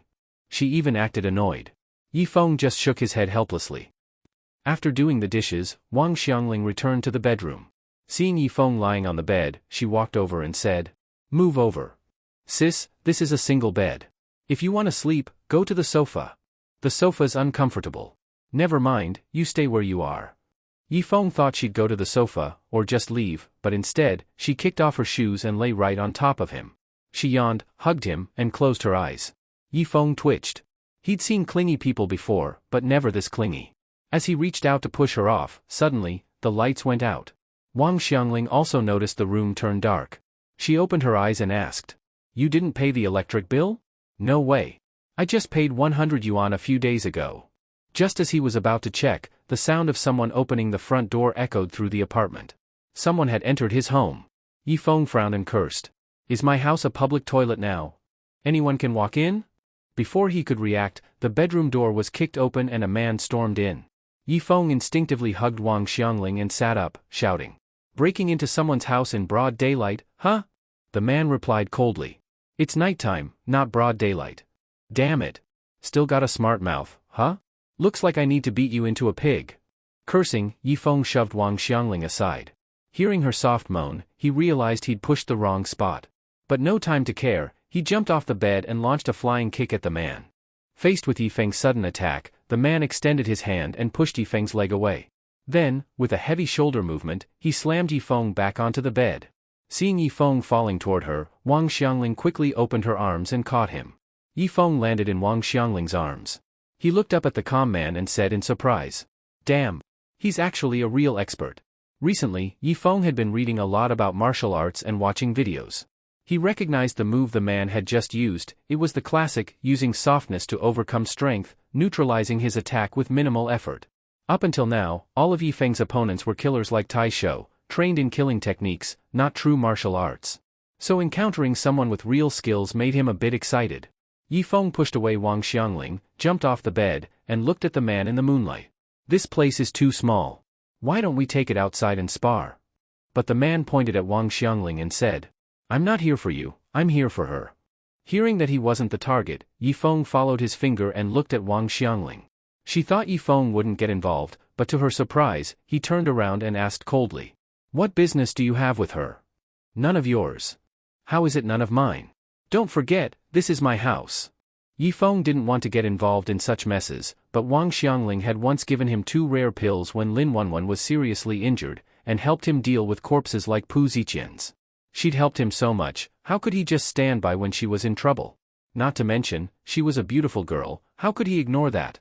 Seeing Yifeng standing up for her, Wang Xiangling looked at him with admiration. "He's so handsome right now." The man, seeing Yifeng ready to protect her, pointed and asked, "Who are you to her?" Before Yifeng could say he had nothing to do with her, Wang Xiangling spoke up first.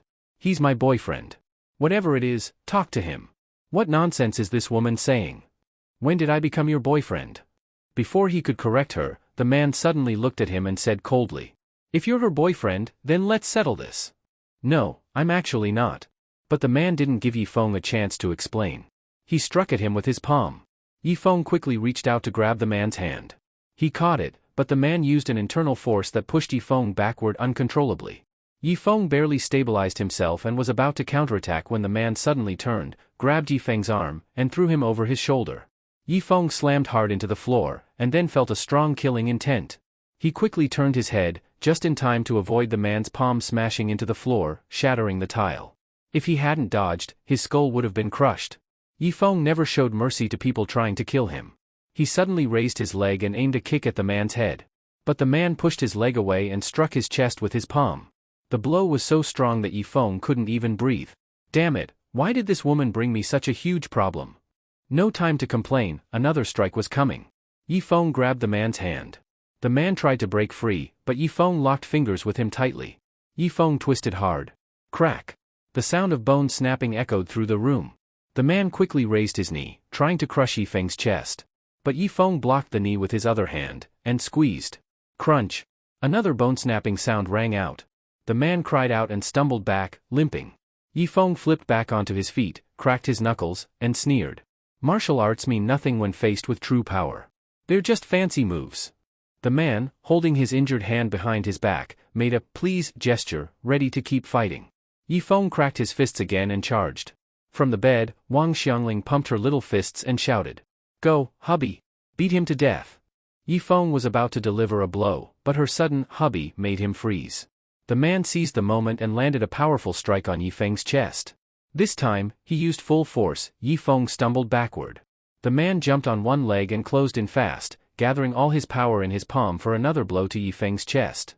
But Yifeng suddenly deflected the strike and slammed his shoulder into him, knocking the man backward. The man steadied himself, looking at Yifeng in shock. Because Yifeng had just used the same 4 ounces to deflect 1,000 pounds technique. Seeing the stunned look, Yifeng smirked. I have one strength, I learn fast. The man realized Yifeng was no ordinary person. If he stayed, he'd lose for sure. So he looked at Yifeng and said coldly. We'll settle this another time. Trying to run? No way. Yifeng shouted and charged again. The man tried the same palm strike. Yifeng cursed him for being dumb. Didn't he already counter that move? Fine, I'll send you flying. Yifeng smacked the hand aside and rammed him hard, sending him flying straight out the window. Glass shattered, and the man went tumbling out. Yifeng blinked, then ran to the window. He stepped over broken glass and looked down, saw the man limping away. He cursed. Damn it. You didn't die from that? Don't think you can just run away. Yifeng shouted, ready to jump after him. But just then, someone from outside yelled. Again? Damn it, can't you people let me sleep? Hearing the neighbor's angry voice from below, Yifeng saw the man had vanished. He turned around and rushed to the door. He opened it and saw the furious neighbor. He forced a smile and said, Big bro, I'm really sorry. Sorry? This is the what time already? I promise I'll keep it down. After a few more curses, the neighbor left. Yifeng closed the door and went back to the room, glaring at Wang Xiangling, still sitting on the bed. What did you do to piss that guy off? He came all the way to my house for revenge. Facing Yifeng's question, Wang Xiangling lowered her head, clutching the quilt, and argued. I don't know anything. I don't even know him. Do you believe I'll throw you out the window? In response to Yifeng's threat, Wang Xiangling sneered and said. Well, I said it, I set his house on fire while he was away. Set it on fire? What do you mean? I mean I used a lighter to burn his house. Isn't that arson? Wang Xiangling, do you think just because you're from the Wang family of Jingdu, you can break all laws? Faced with Yifeng's scolding, Wang Xiangling defended herself boldly. I'm not doing this for no reason, I have grounds. No matter how big your grounds, you can't commit arson. Not to mention him, what if his neighbors end up harmed too? Don't worry about that. He lives deep in the mountains, and I only burned his sleeping room. The rest of the house is fine. That's still unacceptable. What if the fire spreads through the mountain? Did you never hear of prosecution for arson and burning a mountain down? Seeing Yifeng's sense of right and wrong, Wang Xiangling had no more words. She looked aggrieved and said, I admit I was wrong. All right, I'm done with you. Yifeng complained, sat on the bed, thought for a moment, then asked. Why did you burn his house? What did he do to you? He bullied my junior sister. As her senior, of course I had to teach him a lesson. So you burned down his house? Why didn't you just kill him directly? You know I couldn't beat him in a fight. Later, after he found out it was me who burned his house, he started chasing me. I had nowhere else to go, so I hid at your place. Oh? So Wang Xiangling finally decided to back down today. Seeing Yifeng teasing her, Wang Xiangling shrugged and said, I'm always about facing facts. Cut the crap. Although what Wang Xiangling did was reckless, there was at least a cause. And since I'm not that close to her to judge everything, fine. Yifeng lay back, snatched the quilt from her, covered himself, and said, You two can have all the vendetta you want, but by tomorrow morning that window will be fixed. Otherwise the landlord will deduct my deposit. I'll just buy an apartment for you instead. Thanks, but no need. What do you want then? Anything within my means, I'll get it for you. I want you to sleep on the sofa. It's too cramped. When Yifeng said that and raised his hips, Wang Xiangling's face lit up and she lay on top of him, smiling, and said, Then it won't be cramped. You crazy? Get off right now. I'm your girlfriend, can't I just lie on you and sleep? When the hell did I become your boyfriend? Just now. I said I'm your girlfriend, and you didn't deny it. Seeing her self-righteous face, Yifeng pushed her off hard and cursed. After all this trouble tonight, you were just waiting here for me. Let me tell you, we have nothing to do with each other. Don't go telling lies. Saying that, Yifeng jumped off the bed and flopped onto the sofa, and Wang Xiangling pouted. Just when Yifeng was about to drift off, his phone rang. He picked it up, saw it was Li Mengyao calling, and hastily said to Wang Xiangling, Don't make a sound, or I'll throw you out, got it? Okay, I know. Once she promised, Yifeng answered the phone. Li Mengyao didn't have anything important, she was just talking on the phone. By the time she heard Yifeng's happy laughter, Wang Xiangling felt a sharp wave of jealousy. She jumped off the bed barefoot, walked to the sofa, and lay down on him again. Faced with that, Yifeng reached out to push her away. She held on tight. Fearing Li Mengyao might notice something wrong, he had to let her be. Wang Xiangling stayed quiet, resting her chin on his chest, her big eyes flicking at him. Yifeng glanced lazily at her, then covered her eyes with his hand. She pushed his hand away, and kept looking at him with that cute expression. Half an hour later the phone call ended. When Yifeng hung up and saw Wang Xiangling still watching him, he said coldly, I already gave you the bed, why are you here again? Wang Xiangling smiled slightly and said, I find this way especially comfy. Well, I don't feel comfortable. I don't care, I'm going to sleep. Left resting on his chest, she closed her eyes. Yifeng reached out to push her away, but when he couldn't, he gave up. Now the only thought on Yifeng's mind was to move out at dawn, go somewhere she can't find him. Then she'll stop bugging me. He sighed, then slowly closed his eyes. Next day. When Yifeng opened his eyes, the first thing he saw was Wang Xiangling's cute, pretty face. He stared blankly for a moment, then said, You're already a grown woman, drooling in sleep? He reached out and wiped drool from the corner of her mouth, gently placed her on the sofa, covered her with a blanket, stretched, and left the room. He boiled a bowl of noodles and just took a bite when Wang Xiangling sleepily walked into the kitchen. She sat on his lap, opened her mouth, and said, Feed me. That's too much. Fine. I'll feed myself. She grabbed the chopsticks from his hand and started eating, making Yifeng shake his head helplessly. What a troublesome woman, what a pain I got myself into. Yifeng pushed her aside, stood up, straightened his pants awkwardly, and said, I'm moving out today. Don't come here anymore. Hearing him, Wang Xiangling blinked, swallowed the noodles, and quickly asked, Why would you move out if everything's fine? You tell me. Is it because of me? You don't want me anymore? At once tears filled her big eyes, rolling down her cheeks like raindrops. It was pitiful beyond words. Looking at her miserable face made Yifeng clench his fists hard. If this poor girl cries after a punch, might take forever to stop. Holding back the urge, he said dishonestly. It's not that I don't want you, PFF. What I mean is the wall is too thin here. I want a place with better soundproofing. Hearing that, Wang Xiangling suddenly blushed and said, So you want to do those things with me? If not, why else would you move to a place with good soundproofing, so no one can hear us when we do those things together? So annoying.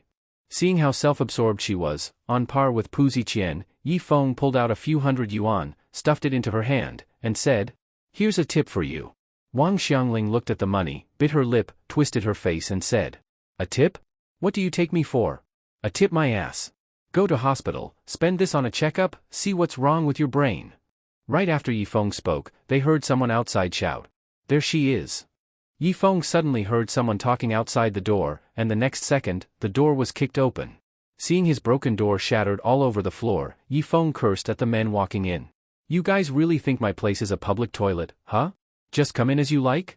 Facing Yi Feng's questioning, one of the young men with a cast on his left arm and leg pointed at him and said to a man in his 30s beside him. Senior brother, he's the one who beat me up last night. The man looked at Yi Feng and coldly asked. So you're the one bullying my junior brother, huh? Yi Feng glanced at the young man pointing at him, then cursed at the man.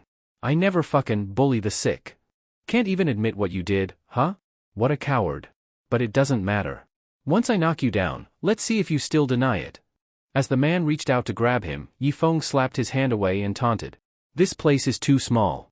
Wanna go somewhere spacious and have a proper fight? Fine, we'll wait for you downstairs. After saying that, the man sneered and led his people out.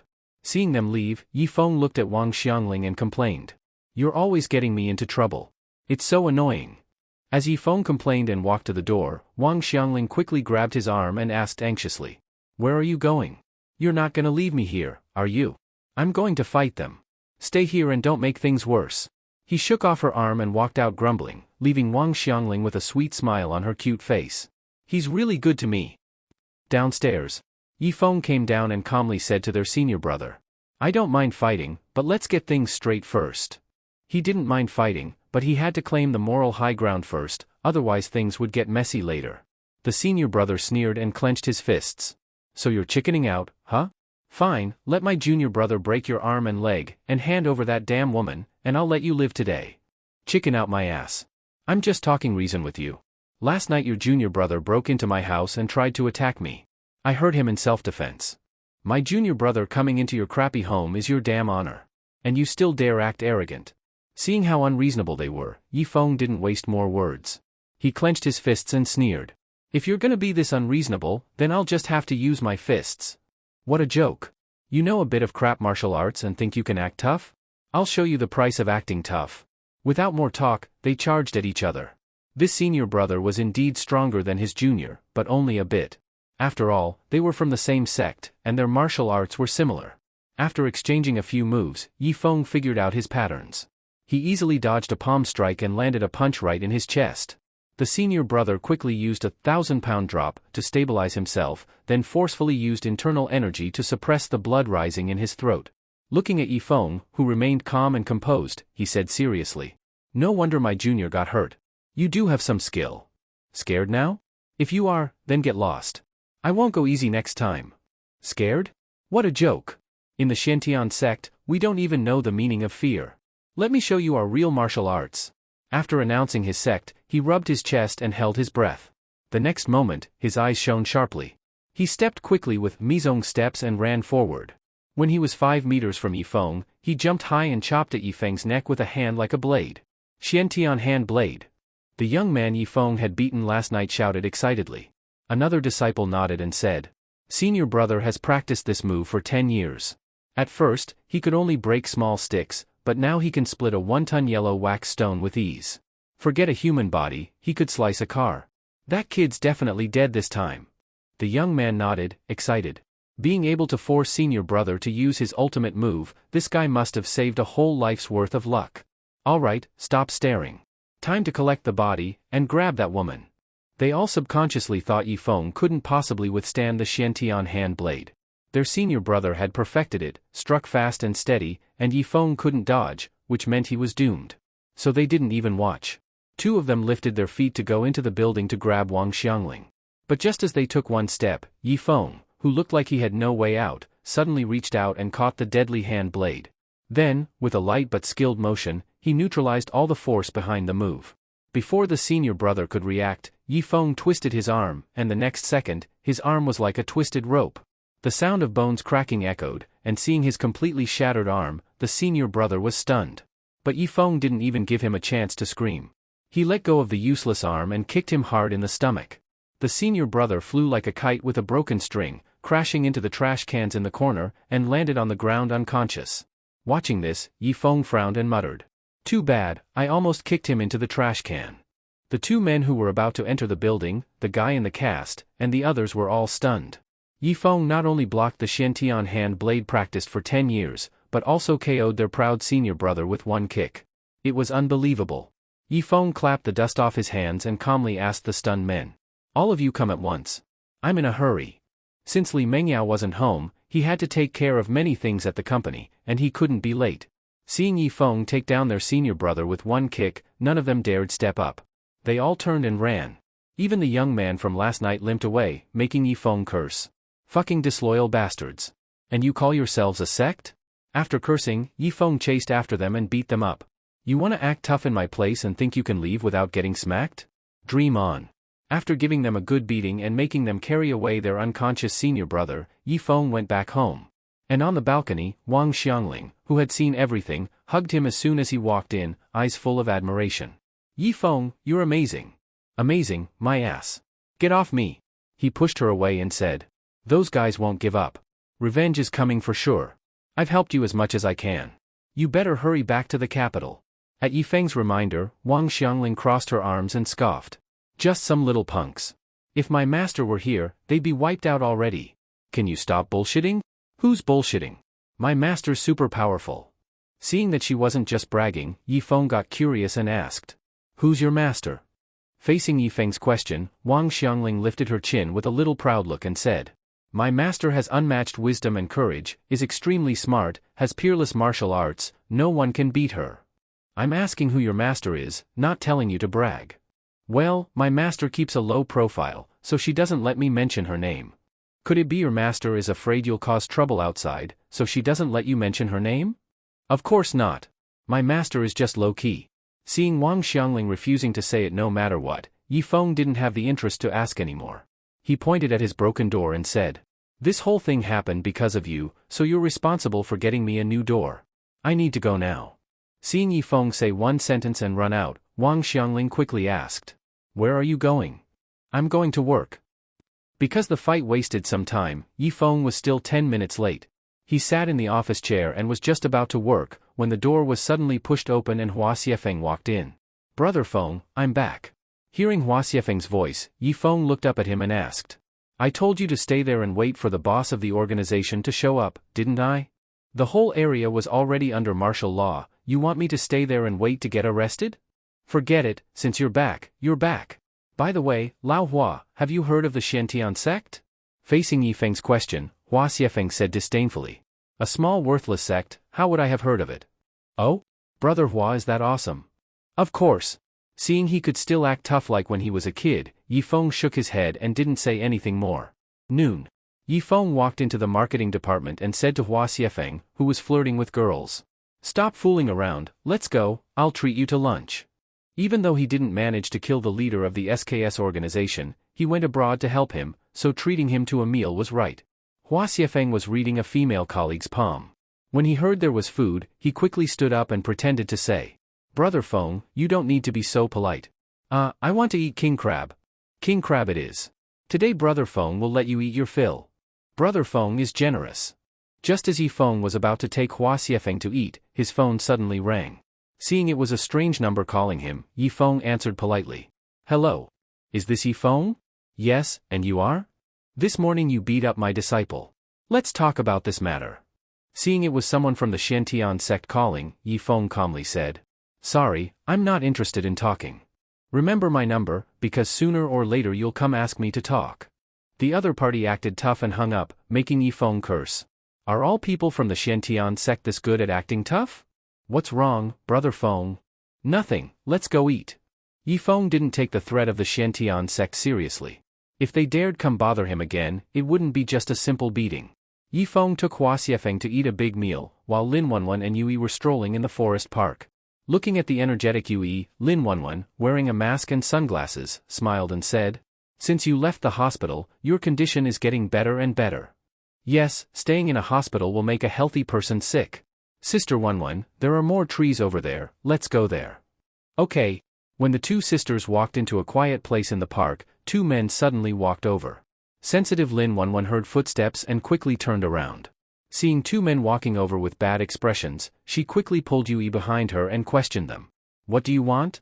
Facing Lin Wanwan's question, one man coldly said. Stop talking nonsense, come with us obediently. Lin Wanwan thought these two men were sent by the organization.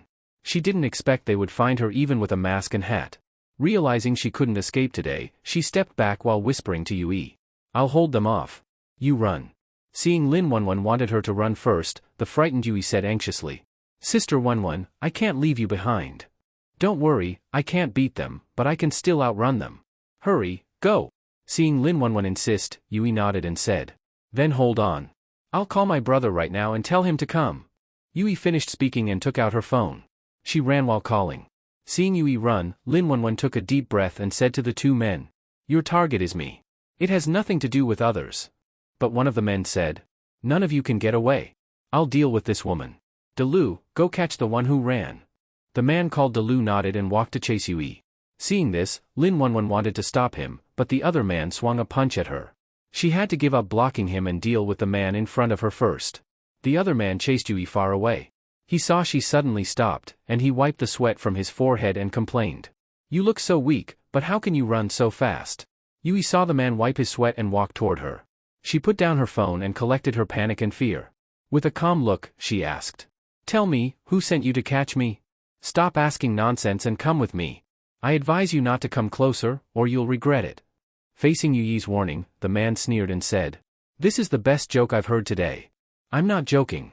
All right then, let me, a martial artist, see how you make me regret it. As the man laughed and walked toward Yui, she suddenly pulled out a pistol with a silencer from her back waist. Under the man's shocked eyes, she shot both his knees. Ah! The man fell to the ground, covering his wounded knees, crying in pain. Yui walked to him with her small legs, lifted her foot and stepped on his mouth, looking down at him and said. So what if you're a martial artist? Speak. Who sent you to catch us? Facing Yui's question, the man who took 2 bullets didn't dare look down on her anymore. He quickly said. It was the Grand Elder of our sect who sent us to catch you. Grand Elder? What sect are you from? Xiantian sect. What grudge do I have with you? None. Then why the hell are you catching us? Because a man named Yifeng beat the Grand Elder's disciple, so the Grand Elder wants to catch his woman and force him to come to our Xiantian sect. Hearing this, Yui said helplessly. When did I become my brother's woman? Miss, I told you everything, please spare me. Facing the man's begging, Yui looked at his anxious face, then suddenly lifted the gun and pulled the trigger at his forehead. The next second, a bloody hole appeared on the man's forehead. The man never expected Yui would be so ruthless, killing him without even blinking. Yui looked at the man who died with his eyes open. Without any emotional change, she took out her phone, searched for Yifeng's number, and muttered. Yifeng was troublesome when he was a kid, and he's still troublesome when he's grown up, sigh. When the call connected, Yui changed her calm look and cried. Brother, come quickly, someone wants to catch me and Sister Wanwan. At this time, Lin Wanwan was at a disadvantage. After all, she was only a killer, and there was no way she could win against a martial artist. So after realizing she was not his match, Lin Wanwan simply ran. Now what she had to do was delay. Once Yifeng arrived, everything would be fine. But she could delay the man, while Yui's weak appearance could not possibly outrun a martial artist. So at this moment Lin Wanwan felt some despair. The man saw her run and was not anxious. He followed her slowly. Lin Wanwan ran for a while and found she could not get rid of the man, and Yui was nowhere to be seen. This made her stop. The man saw her stop. While walking toward her, he mocked. Go on, keep running. You can catch me, don't catch my sister. That's not up to you. The man finished speaking and quickly ran toward Lin Wanwan. Just as he was about to reach Lin Wanwan, a stone suddenly hit the back of his head. The man paused, touched the back of his head, found blood, and turned around. Yui was holding a stone behind him. Seeing the man turn around, Yui said anxiously. As long as I still have one breath, I will not let you hurt Sister Wanwan. Damn it, bitch, I really gave you some face. The man cursed and reached out to choke Yui's neck, and Yui quickly hit his hand. Lin Wanwan suddenly jumped onto the man's back, hit his head twice with her little fists, and shouted. Let my sister go. Let her go? I'll kill her right now. Just as the man was about to twist Yui's neck, a big hand suddenly grabbed his neck, and a cold voice entered his ears. You dare touch my people, you really don't want to live anymore. When the voice fell, the man's neck was brutally crushed by that big hand. Yifeng pried open the man's hand from Yui's neck. Looking at her red face, he said with heartache. Sorry, Yui, I came late. Facing Yifeng's apology, Yui took a few deep breaths, hugged him tightly, and cried. Brother, I thought I would never see you again. Seeing Yui scared, Yifeng touched her head and asked Lin Wanwan. Wanwan, are you all right? Facing Yifeng's concern, Lin Wanwan shook her head and looked at the man's body, saying, "He is a martial artist, probably not from the SKS organization." Hearing this man was not from SKS, Yifeng frowned slightly. At this time, Yui, who was crying in his arms, lifted her head and said with a choked voice, "Just now I heard the man who caught me say they are from some Xiantian sect, like it's because of you, brother." Hearing they were from Xiantian sect, Yifeng's eyes released a strong killing intent. "Good. Very good. Looks like this time I have no choice but to go to Xiantian sect." Family is Yifeng's reverse scale, also his bottom line. If anyone dares hurt them, Yifeng will have no hesitation. After searching nearby and not finding the man who tried to catch Yui, Yifeng sent both of them home. Looking at Lin Wanwan, he said softly, "Yui is scared, stay with her more. I need to go." "Where are you going?" "You know I won't allow anyone to hurt you." Seeing Yifeng was going to settle things with Xiantian sect, Lin Wanwan gently took a breath and said softly, "Be careful. Yui and I will wait for you to come back." "Don't worry, I will definitely come back safe." After saying that, Yifeng left without looking back. He didn't go directly to Xiantian sect, but first returned to the restaurant and said to Hua Xiefeng, who was eating king crab, with a dark face, "Stop eating, come do something with me." "What thing?" "Come with me to get an explanation." Xiantian sect was in a small town dozens of kilometers away from Donglin City. Yifeng took a taxi to Xiantian sect. Looking at the plaque on the gate beam, he said coldly, "Lao Hua, go knock on the door." "Knock what?" "Just kick it open." After speaking, Hua Xiefeng ran to the gate and kicked down the heavy wooden door. Yifeng waved away the dust and said to Hua Xiefeng, "Why do I feel like you're angrier than me?" "Nonsense, these little bastards dare to catch my brother Feng's woman, how can I not be angry?" "Correction, Yui is my sister, not my woman." "Oh please, after Lin Wanwan was adopted, you slept with Yui in the same bed every day whispering and messing around. You think I don't know?" Yifeng. Seeing he couldn't explain it clearly, Yifeng didn't bother. He stepped on the fallen door and entered Xiantian sect. The falling door caught the attention of the sect members, and soon several people ran over. Yifeng looked at them, hands behind his back, and said coldly, "Didn't you want me, Yifeng, to come to Xiantian sect? I'm here now. Tell the one who called me at noon to get out here." As Yifeng's voice fell, an over 50-year-old man led a group and walked over. The man was the one who called Yifeng, also the Grand Elder of Xiantian sect. He saw Yifeng and pointed at him, shouting, "You ignorant brat, you dare destroy the gate of my sect." Facing the Grand Elder's accusation, Yifeng asked, "You're the one who called me and sent people to catch my family, right?" "Yes, it was me." Seeing the old guy admitted, Yifeng clenched his fist and was about to punch him. After all, he came here to beat him. "No more useless talk, get straight to the point." But Hua Xiefeng suddenly grabbed his shoulder and said calmly, "How can Brother Feng personally do something like fighting? Leave it to me." Seeing Hua Xiefeng wanted to stand up for him, Yifeng reminded, "They're martial artists." "Martial artists? Huh. Brother, let me show you how I usually beat martial artists." Hua Xiefeng said with disdain, pushed Yifeng aside, took long steps to the Grand Elder, and said calmly, "To avoid others saying I bully the weak, I'll let you hit me first." "You brat, looking down on me? What are you? You're not even worth my respect." The Grand Elder saw Hua Xiefeng insult him, raised his hand, and slapped him hard. After taking a slap, Hua Xiefeng pointed back and slapped the Grand Elder. And this slap directly sent the Grand Elder flying. When the Grand Elder heavily hit the ground, his eyes rolled back and he fainted. Seeing Hua Xiefeng knock out the Grand Elder with just one slap, Yifeng was greatly shocked. This guy was actually that strong. The people the Grand Elder brought were stunned when they saw him faint, and then all their eyes turned toward Hua Xiefeng. No one knew who shouted, "Avenge the Grand Elder," and immediately the group, full of killing intent, rushed toward Hua Xiefeng.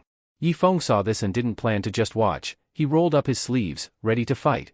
But before he could move, Hua Xiefeng calmly said while facing the crowd rushing toward him, "Brother Feng, no need for you to step in. I can handle this trash myself. This is no time to show off. You'll soon see I'm serious." As Hua Xiefeng began knocking down one guy after another with a single punch, Yifeng's impression of him completely changed. He had seen him fight once in a KTV before, but didn't expect him to be this strong. Watching him punch a man and send him flying over 30 meters, Yifeng nodded and said, "Just a tiny bit weaker than me." After Hua Xiefeng effortlessly took down dozens of martial artists alone, Yifeng walked over to the unconscious Grand Elder and said, "Lao Hua, go get a bucket of cold water and splash him awake." "No need for that, watch this." Hua Xiefeng walked over and gave the Grand Elder a hard slap across the face. The Grand Elder suddenly sat up, gasping for air. Yi Feng saw him wake up, then looked at Hua Xiefeng with a blank stare and asked, "That works too? If I can knock him out, of course I can wake him up." Looking at the smug Hua Xiefeng, Yi Feng couldn't help but give him a thumbs up. Squatting down, Yi Feng looked at the still panting Grand Elder and said coldly, "Let's settle the score for you trying to kidnap my family." Hearing Yi Feng's voice, the Grand Elder finally snapped out of his daze. He glanced at Yi Feng's grim face, then turned to look at his people. When he saw everyone was lying unconscious on the ground, he was utterly shocked. He never would have imagined these two young men could be so strong. What he didn't know was that Yi Feng hadn't even lifted a finger. Hua Xiefeng handled everything by himself. Realizing he had run into tough opponents, the Grand Elder swallowed hard and quickly said to Yi Feng, "I think this is all a misunderstanding." "Misunderstanding? Trying to kidnap my family is a misunderstanding. No, I didn't mean to kidnap them. I just wanted to invite them over for tea, to visit our sect, but the people under me misunderstood." Seeing he was still trying to argue, Yi Feng patted his swollen face and sneered. "You think I'm an idiot? No. Really, I'm not." Seeing he still refused to admit it, Yi Feng raised his hand, ready to slap him. "Not admitting it, huh? Then I'll beat it out of you. To be honest, using force to speak reason feels pretty damn good." Just then, an angry voice came from behind. "Who dares cause trouble in my Xiantian sect?" Yi Feng turned toward the voice and saw an old man with a white beard and a dark face walking over in a Taoist robe. The old man looked at the people lying unconscious on the ground, then coldly asked Yi Feng, "So it's you two causing trouble here? And who are you?" "I'm the sect master of Xiantian sect." Seeing that he was the sect master, Yi Feng smiled and said, "So you're the sect master? Then tell me, what's going on here? You've caused a disturbance in my sect, breaking our rules. Now I must handle you according to sect law." Seeing he was ready to fight, Yi Feng didn't bother being polite. But before Yi Feng could move, Hua Xiefeng suddenly walked up to the sect master and, without a word, swung a slap at his face. The sect master tried to use the soft-to-overcome-hard technique to deflect Hua Xiefeng's arm. But to his shock, he couldn't even push his hand away. Smack! The sect master took the full force of the slap and said in disbelief, "How is this possible?" After all, the Xiantian sect's core was overcoming strength with softness. All their techniques were based on this principle. Now that it failed against Hua Xiefeng, their whole martial system was useless. Hua Xiefeng grabbed the sect master's hair and continued slapping him in the face. After a few slaps, the sect master's head was spinning. But to be fair, the sect master was tough. He took all those slaps and didn't pass out, unlike the Grand Elder who fainted from just one. As for the Grand Elder, seeing even the sect master couldn't handle Hua Xiefeng, he rolled his eyes and played dead. Better to fake it, otherwise more slaps were coming. Hua Xiefeng gave the sect master 20 slaps in a row. If Yi Feng hadn't told him to stop, he could have kept going all day and night. After being released, the sect master couldn't help but collapse to his knees. Yi Feng walked up, patted his swollen face, and looked him in the eyes, asking, "Still want to punish us by your sect's rules?" Facing Yi Feng's question, the sect master's confused eyes immediately cleared up. He shook his head violently and said quickly, "I think this might all be a misunderstanding." "Damn it. All you Xiantian sect people say the same thing, huh? No, you two heroes came to our sect for a martial exchange. We were simply outmatched. It was my fault for not understanding the situation and scolding you, my sincere apologies." Seeing how fast this old man could switch faces, Yi Feng pointed at the Grand Elder faking unconsciousness and cursed. "Exchange, my ass. He sent people to capture my family, that's why I came for revenge." Hearing it was the Grand Elder's fault, the sect master quickly said, "Hero, I'll give you an explanation right now." After speaking, he climbed to his feet and ran to the Grand Elder, kicked him while shouting, "Don't you know the rules of the martial world? Don't involve women and children. If you have a problem with this hero, just kill him directly. Why go after his family? Damn scum, I'll beat you to death." "Yi Feng, do people always speak this bluntly now? Don't forget I'm standing right here listening to you." Yi Feng stopped the sect master's beating and said impatiently, "Cut the act. Tell me, how are you going to handle this?" "Please wait a moment." Seeing the sect master run off quickly, Yi Feng frowned and said, "Is he going to call for backup? Is he really that stubborn?" Soon the sect master came running back, handed Yi Feng a kitchen knife, and pointed at the Grand Elder's neck. "Hero, this is the carotid artery, slash right here and he's dead for sure." "What the hell? I came for an explanation, not to be a murderer." "Oh, I see. The sect master stroked the blood-stained beard on his chin, thought for a second, then suddenly said, I have an idea. Someone, go fetch the Grand Elder's wife and kids, and let this hero deal with them. Seeing someone really limping away, Yifeng said speechlessly.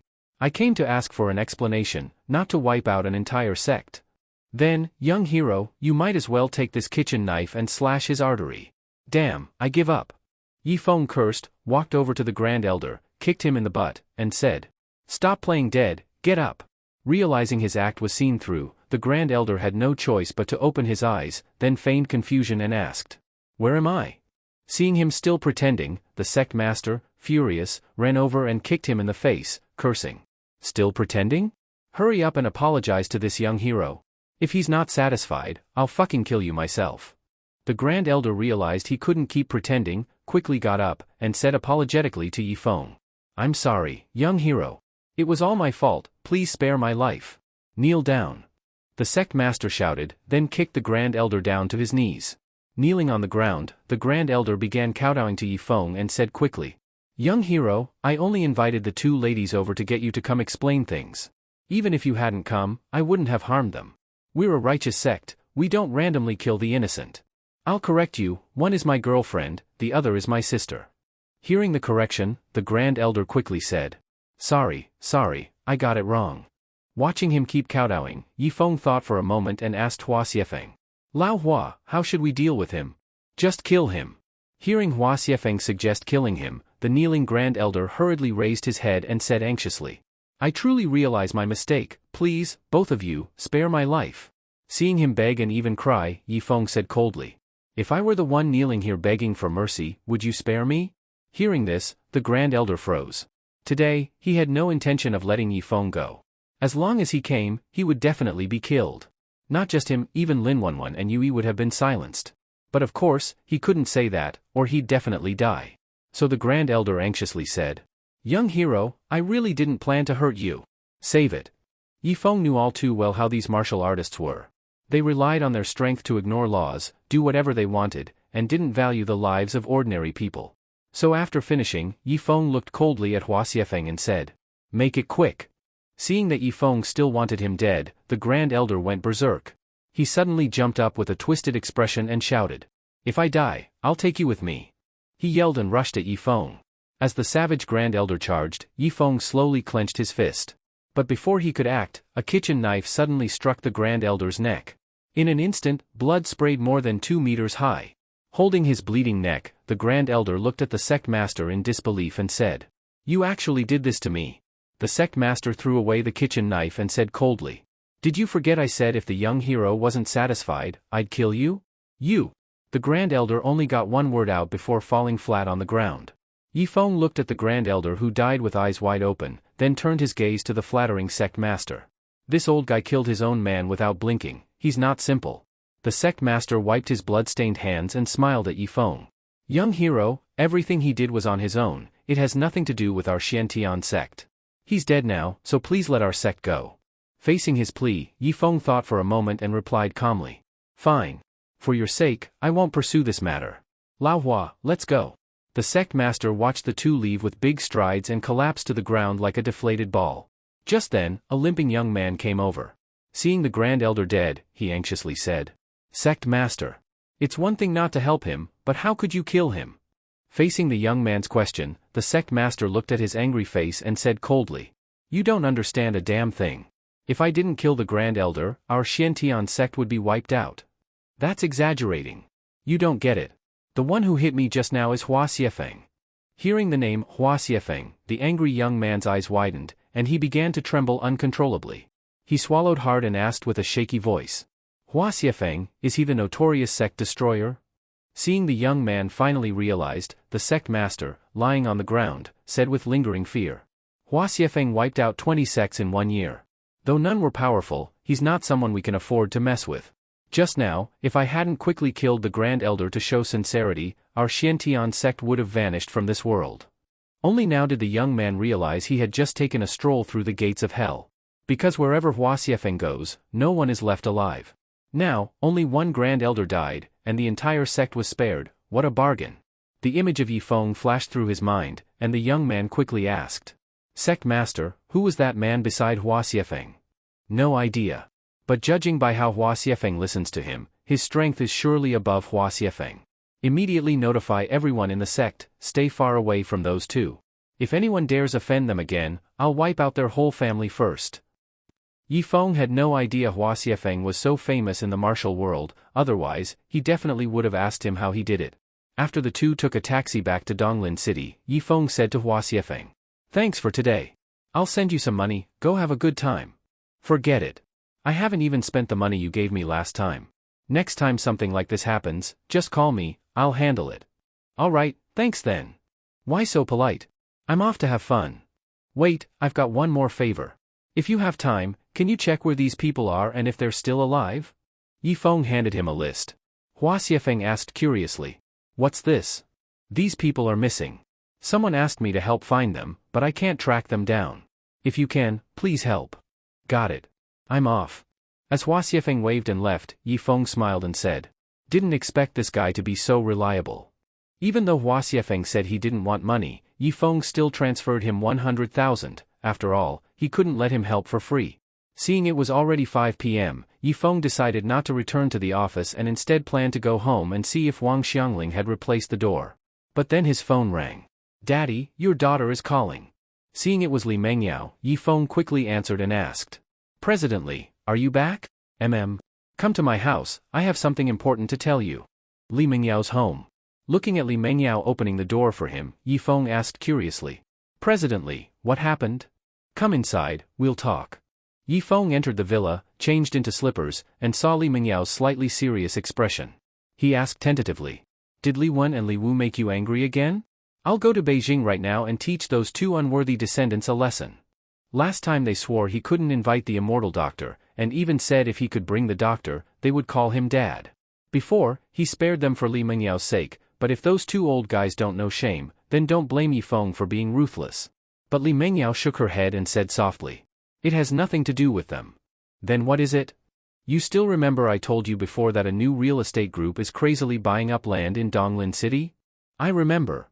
I went back to Beijing to ask my grandfather, and learned that this real estate group is a large northern real estate company. Their goal is to push our group out of Donglin City, then monopolize the entire city's real estate." Hearing this, Yi Feng sat on the sofa, crossed his legs, and said, "Donglin City is so big. Just because they say they can monopolize it, doesn't mean they can. Besides, you've greased all the right palms before. They won't agree to something like that. If things were as simple as you think, that would be good." "What, is there some inside story I don't know?" Facing Yi Feng's question, Li Mengyao sat on his lap, looked into his eyes, and said, "The people I worked so hard to get support from have all been transferred. I haven't even met the new ones yet.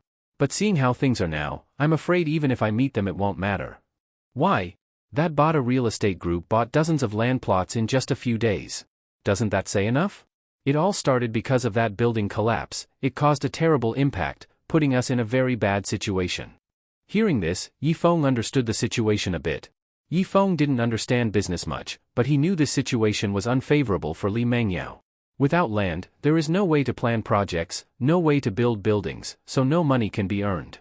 Without profit, the company's capital chain will have problems, and in the worst case, it might collapse. Li Mengyao lay on him, pressing her little head against his chest and murmured, "Actually, it doesn't matter.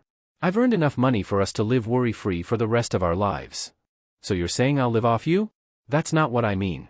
It's just that since I have this ability, I want to help you reduce your burden, so you can live easier." Hearing that, Yi Feng touched her head and smiled. "I know, I was just joking. Forget it, let's not talk about this. I'm a bit tired. Hold me and take me back to the bedroom to rest." "All right." 10 p.m. Seeing Li Mengyao asleep, Yi Feng gently lifted the blanket, got out of bed, walked to the desk, and turned on the laptop. He typed, "Bada Real Estate Group," into the search bar and started looking. A moment later, Yi Feng frowned and muttered, "This real estate group is pretty famous in the north. Looks like it really won't be easy." Li Mengyao's Li Real Estate Group was famous in Donglin City, but once outside, it didn't hold much weight. To put it simply, even though Li Real Estate Group was a listed company, compared to the wealthy Bada Real Estate Group, it was nothing. If they really want to squeeze Li Mengyao out of Donglin City, it doesn't seem very hard. After all, in terms of finances, manpower, and resources, Li Real Estate Group isn't their opponent. After thinking for a moment, Yi Feng decided to ask Wang Xiangling tomorrow. She was also a rich second generation, maybe she'd have a good idea. Yi Feng returned to bed, hugged the sleeping Li Mengyao, kissed her forehead, and whispered, "No matter what, I'll stay with you all the way. Sweet dreams." Maybe she heard his promise. Li Mengyao rubbed against him, and fell into deep sleep. The next morning, 8 a.m. Yi Feng put away the signed documents and muttered, "It's really inconvenient without a secretary. Shouldn't have doubted the auntie." He sighed slightly, took the documents, and walked out of the office. He arrived at the CEO's office and saw Li Mengyao wasn't there. Weird, where did she go in just a moment? He took out his phone to call her and saw she had sent him a message. "Li Mengyao, I'm going to a city meeting." Seeing she went to a meeting, Yi Feng thought he had nothing to do anyway, so it was a good time to talk to Wang Xiangling about business matters. He called Wang Xiangling. After a long time, she finally answered. "Hello." Hearing her lazy voice, Yi Feng said, "Did you replace my door?" "I replaced it yesterday. You didn't even come back to check." "I was busy cleaning up your mess yesterday. How would I have time to come look?" "Huh? You mean you snuck into my bed last night and did those things to me?" Too lazy to explain, Yi Feng said into the phone. "Are you at my house? I'm heading back now. Bring me a box of soup dumplings, beef filling. You look like a soup dumpling." "I'm not. If you don't believe me, come back and see." When Yi Feng came home carrying takeaway soup dumplings, Wang Xiangling, wearing an ultra-short sleep dress, jumped off the bed, grabbed the box, and said with a smile, "Thank you." Seeing her sit on the bed and eat dumplings, Yi Feng glanced at her slender legs, turned his head, and reminded, "Can you please dress appropriately in my house? What's wrong with what I'm wearing? Doesn't it look good?" "It's not that it doesn't look good. This is my home. You're an outsider, you can't wear such a short sleep dress, right? Half your ass is showing. Then just treat me like one of your own. Forget it. Pretend I said nothing." Feeling helpless, Yi Feng sat on the sofa and watched Wang Xiangling happily eating dumplings, then continued. "Have you heard of Bada Real Estate Group?" "Of course. It's one of the top 10 real estate groups in the country, a giant in the industry. If this group decides to take your Wang family's business, what would your family do?" Hearing this, Wang Xiangling took a bite of dumpling and said unclearly, "You're talking about Bada Real Estate Group entering Donglin City, right? How do you know? Don't forget my family is also in real estate. To be honest, Li Mengyao can't beat Bada Real Estate Group. Her best option right now is to withdraw from Donglin City. If she insists on staying, she might lose everything." Hearing her suggestion was to withdraw from Donglin City, Yi Feng thought for a moment and asked, "There's no other way?" The goal of Bada Real Estate Group is obvious, they want to monopolize all real estate in Donglin City. Li Mengyao is alone, how can she fight big capital? Unless. Seeing she had another idea, Yi Feng quickly asked. "Unless what?" Facing Yi Feng's question, Wang Xiangling suddenly pointed at her throat and then said anxiously, "I'm choking. Damn. Not earlier, not later, right at this critical moment. Hurry and pour me some water." After drinking a glass of water, Wang Xiangling finally swallowed the bun stuck in her throat. She rubbed her chest, let out a long breath, and said, "I almost choked to death." "All right, hurry and say, unless what? Let me catch my breath first." "So troublesome. I'll help you catch your breath, just say it." When Yi Feng said that and started touching her, Wang Xiangling's face turned red. At this moment, Yi Feng only wanted to know what solution could help Li Mengyao, completely unaware that he was accidentally taking advantage of this woman. After secretly taking a breath, Wang Xiangling looked at Yi Feng's handsome face and said softly, "Unless Li Mengyao also uses money to fight the other side, making them unable to withstand it and give up Donglin City, but Li Mengyao doesn't have that kind of strength." Hearing that her solution was to use money to compete with Bada Real Estate Group, Yi Feng thought for a moment and asked, "How much money?" "Hard to say. At least tens of billions, at most hundreds of billions." Hearing it was tens of billions or even hundreds of billions, Yi Feng frowned. Where was he supposed to get that much money? If he had that ability, he wouldn't still be living in a shabby rental apartment. Seeing Yi Feng frown and about to pull his hand back, the blushing Wang Xiangling hurriedly said, "Even though it needs a lot of money, it's not impossible to get." Hearing that she still had a way, Yi Feng quickly asked, "Where to get it? I can't catch my breath." Oh. Understanding what she meant, Yi Feng quickly continued helping her regulate her breathing. Feeling a bit flustered, Wang Xiangling exhaled warm air, looked at Yi Feng, and said softly, "You can get a bank loan." "Loan?" "Yes. All real estate developers borrow from banks. They don't use their own money. So if Li Mengyao can get loans, she can hold on for a while. But in this situation, even if she wants a loan, the bank won't lend it. Then I can't help. Hey, isn't your family very rich? Seeing Yi Feng putting his hopes on her, Wang Xiangling quickly shook her little head. Not to mention whether my family can take out hundreds of billions, even if we could, why would my grandfather help Li Mengyao? Don't forget, her grandfather and mine are sworn enemies. That's true. Seeing nothing could be squeezed out of Wang Xiangling, Yi Feng withdrew his hand, walked to the window, and looked outside, muttering. Then where can we get that much money? Wang Xiangling lowered her head and looked at her wrinkled sleep dress that Yi Feng messed up, starting to replay what he had just done to her. Yi Feng waited at the company until 4 p.m. before Li Mengyao returned with her secretary. The moment he got the message, Yi Feng rushed to the CEO's office. Seeing the tired Li Mengyao, he quickly walked up and asked, "President Li, how was the meeting?" Facing Yi Feng's question, Li Mengyao shook her head slightly. "The land plots we privately secured before, Bada took them all. We don't have a single plot in our hands now. How could this happen? They're working together from top to bottom. What can I do?" Seeing that Bada had paid everyone off, Yi Feng held her small hand and looked into her dim eyes, saying, "Don't lose heart. There's always a road in front of the mountain, and the boat always goes straight when it reaches the bridge. But this time, when the car reaches the mountain, there's no road, and when the boat reaches the bridge, it sinks. Don't give up." Li Mengyao sighed deeply, looked at Yi Feng, and said softly, "I'm tired. Let's go home." "All right." After returning home, Li Mengyao was like a wilted eggplant, locking herself in the room without coming out. Seeing her like this made Yi Feng feel distressed, but he had no solution. Li Mengyao needed hundreds or even thousands of billions now. Even if he took all the money he left with Yue, it was just a few million. Completely useless.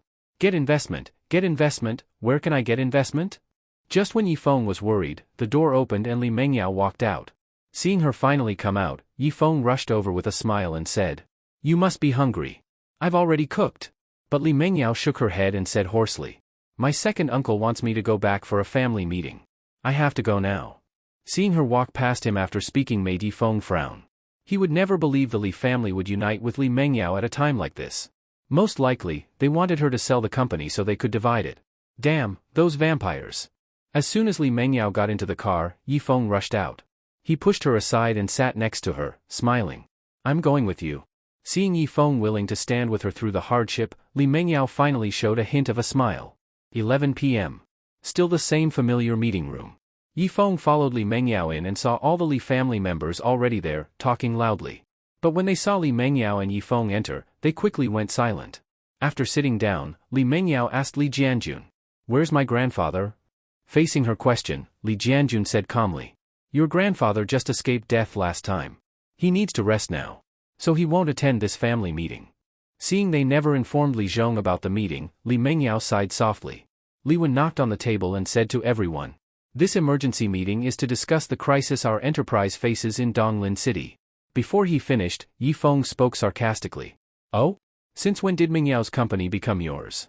Facing Yi Feng's interruption, Li Wu said unhappily, "As long as Li Mengyao is a member of the Li family, her company belongs to the Li family. Also, this is our internal family meeting. Why are you here again? If you say that, then you don't have the right to attend this meeting either." "That's ridiculous. How do I not have the right? You forgot you already took my surname? Or do you gamble and refuse to accept the loss? My good big son." Yi Feng's words made Li Wu so angry his beard almost stood up. Li Wen said, "Yi Feng, this is a family meeting. Don't mess around." "Li Wen, is that how you talk to your father?" Bang! Li Wu couldn't stand it anymore, slammed the table, stood up, rolled up his sleeves, and cursed. "I've had enough of you. Watch how I beat you into running like a rat." Right as he finished, Yi Feng chopped a solid wooden chair into pieces with one strike. Seeing the chair destroyed worse than his own father dying, Li Wu immediately sat down and said seriously to everyone, "Yi Feng is Mingyao's fiancé, naturally he's a member of the Li family. So I think he has the right to attend this family meeting." Watching Li Wu's face change in an instant, Yi Feng strode over and sat down beside him. Looking at his frightened old face, he laughed and said, "You're still my good big son, acting sensible." After mocking him, Yi Feng reached out as if petting a puppy and stroked his head. Li Wu dared to be angry but dared not speak. Yi Feng's move just now was too terrifying. Just as Yi Feng ruffled the few hairs on Li Wu's head into a mess, Li Wen cleared his throat and said, "Now let's talk business. Bada Real Estate Group entering Donglin City at this time is clearly intentional. Their goal is to push Li Real Estate Group out of Donglin City, or even swallow it up. So we must quickly come up with a countermeasure. Mengyao, what's your idea? Faced with Li Wen's question, Li Mengyao thought for a moment, then raspily said, I plan to stabilize the land plots already under construction, finish the projects first, and then see. And after those projects finish? Then we'll leave it to fate. When Li Mengyao said that, Li Wen looked at everyone and said, if we just passively shrink back, we fall into Bada Real Estate Group's trap. When our capital chain breaks, the stock price will collapse, reducing the group's value.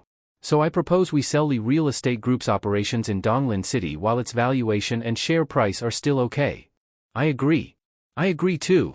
Li Wu was about to speak, but Yi Feng grabbed him by the neck immediately. Facing Yi Feng's sharp glare, Li Wu swallowed the words he was about to say. Because Li Wu dared not speak, the approval rate wasn't above 80%, Li Mengyao let out a small breath of relief. But what she didn't expect was that at that moment Li Jianjun raised his hand. I agree. Seeing Li Jianjun agree stunned Li Mengyao, while Li Wen excitedly said, with over 80% approval, I declare the motion passed. Li Jianjun looked at the seriously staring Li Mengyao and said calmly, Mengyao, I don't want you to sell, but this is the only way to minimize losses. For your good, and for the Li family's good. No sooner had Li Jianjun finished speaking than Yi Feng said sarcastically, probably for your own good, right? Once the group collapses, no one will investigate you embezzling funds from Mingyao's group, right? You're spouting nonsense. When did I embezzle anything? Slap. Yi Feng threw thick documents in front of Li Jianjun and said coldly, these are all statements from Zhou Jianing in the detention center. They clearly explain every sum he gave you. Seeing Yi Feng thrust the ironclad evidence in front of him, Li Jianjun stood up quickly and said, I'm going to the bathroom. To what fucking bathroom? I'm asking you again, do you still agree to sell Mingyao's company? No. I definitely do not agree. Good attitude. Seeing that with Yi Feng stirring things up, no resolution would pass, Li Wen thought a moment and said, it's late today, we'll stop here. We'll continue discussion tomorrow. After Li Wen said this and the Li family members left, Li Wu, being held under Yi Feng's arm, weakly asked, can I go now? What for? Sleep. Sleep, my ass. You're old enough, don't you fear dying in your sleep? Clean up the meeting room before sleeping. Yi Feng cursed, then released him. He turned to Li Jianjun, who was trying to sneak away, and threatened, if you dare have any more schemes, I'll show this statement to grandfather, and to every member of the Li family. Faced with Yi Feng's threat, Li Jianjun swallowed and said, I know. After Li Jianjun hurried away, Yi Feng walked to Li Mengyao and smiled. Let's go rest. The two held hands and went to the guest room upstairs. Li Mengyao turned and curiously asked Yi Feng, where did you get Zhou Jianing's statement? What statement? Just a blank sheet I used to scare your second uncle. When Li Mengyao saw the so-called statement was actually blank paper, she bitterly smiled and said, you really have ways. You use the method that fits the person. Go take a nice shower, then sleep. Tomorrow, no telling what new tricks Li Wen will come up with. With you by my side, I'm not afraid of any tricks. Seeing her trust, Yi Feng smiled and stroked her head. All right, go shower. Prompted by Yi Feng, Li Mengyao grabbed his hand and said coyly, let's go together. That's not really appropriate, is it? Don't be shy. It's not like we never showered together. Just come in. Unable to resist her, Yi Feng eagerly followed her into the bathroom. According to a random internet survey, a man's shower takes about 15 to 30 minutes, a woman's about 30 to 60 minutes, together maybe over an hour. Of course, some finish in 3 minutes, but that's rare. After an hour and a half, Yi Feng carried out Li Mengyao, her face flushed, and gently laid her on the bed. Looking into her admiring eyes, he smiled and said, sleep well now. Hold me tight. Okay. In Yi Feng's strong embrace, Li Mengyao took a deep breath and slowly closed her eyes. As her breathing became steady, Yi Feng looked at her beautiful face and said firmly, I won't let anyone take away what belongs to you. Even if it costs my life, I'll help you get through this crisis. Thank you. Hearing her thanks, Yi Feng, about to close his eyes, froze. Looking at Li Mengyao, eyes open, he blankly asked, you're not asleep? Too many things on my mind. I can't fall asleep so fast. Then that's kind of awkward. What's awkward about that? I'm just glad you think of me. Even if one day I lose everything, as long as I have you, I'll be satisfied. Hearing her sincerity, Yi Feng's face showed a relieved smile. Li Mengyao also faintly smiled and then kissed his lips. That night, Li Mengyao was especially gentle, giving Yifeng a feeling he had never experienced before. The next day, despite not sleeping all night, Li Mengyao looked energetic and radiant. Standing before the mirror, looking at her pretty face, she murmured, "Indeed, the nourishment of love can make someone more beautiful." "What are you saying?" Yifeng walked in, and Li Mengyao smiled. "I was praising you." "What are you praising me for? Say it. I'll tell you in bed tonight." She said that while giving him a seductive look and walked out of the room. Yifeng muttered to himself, "Such compliments can't be said out loud? Must whisper them in bed." With a helpless shake of his head, Yifeng walked out too. He went to the meeting room and saw Li family members already gathered. Family head Li Zhong also sat in his chair. After all, such a big meeting can't be hidden. Li Mengyao looked at Li Zhong and softly said, "Grandpa." "Ah, sit down." After Yifeng and Li Mengyao sat down, Li Zhong started angrily. "You bastards! Holding a family meeting behind my back, and wanting to force Mengyao to sell her business, are you still human?" Facing Li Zhong's fury, Li Wen said calmly, "Brother, we're doing this for the family's benefit." "Bullshit. I think you're doing it for your own benefit." "Then Grandpa, what do you say we should do?" For that question, Li Zhong looked at everyone coldly and said, "When our family members run into trouble, we don't kick them when they're down, we help them. I hereby declare we will use all the family's liquid assets to support Mengyao. Bada Real Estate thinks they can fight a financial war? Then we'll fight with them to the end." Regarding Li Zhong's proposal, Li Wen said coldly, "Big brother, the older you get, the more muddle-headed you become. Even if we put together everything our Li family has, it's not even worth a tenth of Boda's assets. What do we have to fight them with? So what you mean is we should just give up without a fight? I'll say it again, a full withdrawal from Donglin City is the only correct decision. Otherwise, just wait for the Li family to go bankrupt. Even if I go bankrupt, I will never give up Mengyao's business." Seeing how determined Li Zhong was, Li Wen said indifferently, "In that case, let's vote. Whoever agrees with Big Brother's proposal, raise your hand." As soon as Li Wen finished speaking, no one raised their hand. Although the Li family was quite prestigious in Jingdu City, in front of the giant that is Boda Real Estate Group, they were like ants. To fight Boda would be like an egg hitting a rock. Besides, the purpose of this meeting was to discuss how to divide up Li Mengyao's assets. How could anyone be willing to throw money into that? Seeing no one support him, Li Zhong turned his gaze to Li Jianjun and asked coldly, "What, even you don't agree with my proposal?" Facing Li Zhong's question, Li Jianjun awkwardly said, "Dad, we can't beat Boda Real Estate. I think third uncle is right. Right now, the best decision is to withdraw from Donglin City and try to minimize our losses." Hearing this, Li Zhong narrowed his eyes. Faced with his father's sharp gaze, Li Jianjun flinched in fear and quickly turned his head away. Seeing everyone stay silent, Li Wen loudly announced, "I declare that Big Brother's proposal has not passed. Now I make a new proposal, the Li family will fully withdraw from Donglin City. All in favor, raise your hand." As he spoke, Li Wen was the first to raise his hand, and the others slowly followed. After hesitating for a while, under Li Zhong's cold stare, Li Jianjun timidly raised his hand as well. Seeing this, Li Zhong suddenly sneered. "Good. Truly my good son. Dad, I'm just thinking of the family. I don't want to hear another damn word from you." After being scolded by Li Zhong, Li Jianjun pouted and said nothing more. Just as Li Wu was about to raise his hand, his arm was pressed down. Then Yifeng spoke in a mocking tone. "Good son, what are you trying to do?" Even though he had been scared the night before, Li Wu now stood tall and shouted with spit flying, "I'm raising my damn hand in agreement." "Oh, so tough today? I've always been tough. Get out of my damn way." But Yifeng tightly grabbed his arm to stop him. Li Wu tried to raise his other hand, but Yifeng quickly pressed that one down too. In desperation, Li Wu lifted his leg and shouted, "I'm voting with my foot." Seeing this, Yifeng let go and sneered, "All right. We've got a score to settle now. You little bastard, go ahead and act tough now. You'll be crying later." Seeing him still try to threaten, Yifeng raised his hand as if to hit him, and Li Wu got scared and ran off. When he reached the door, he even turned back to yell at Yifeng, "You better wait, I'll kill you later." Because Li Wu ran off, the vote still didn't pass. But even if it had passed, it wouldn't matter. With Yifeng and Li Zhong around, they would never let it happen. Li Mengyao took a deep breath and looked at Li Zhong, who was staring at Li Jianjun, and said, "Grandpa, I appreciate your kindness, but I don't want to drag the family into this. Let me handle it myself." What Li Wen said was true too. Even if they sold everything the Li family owned and invested it in Donglin City, they still wouldn't beat Boda Real Estate.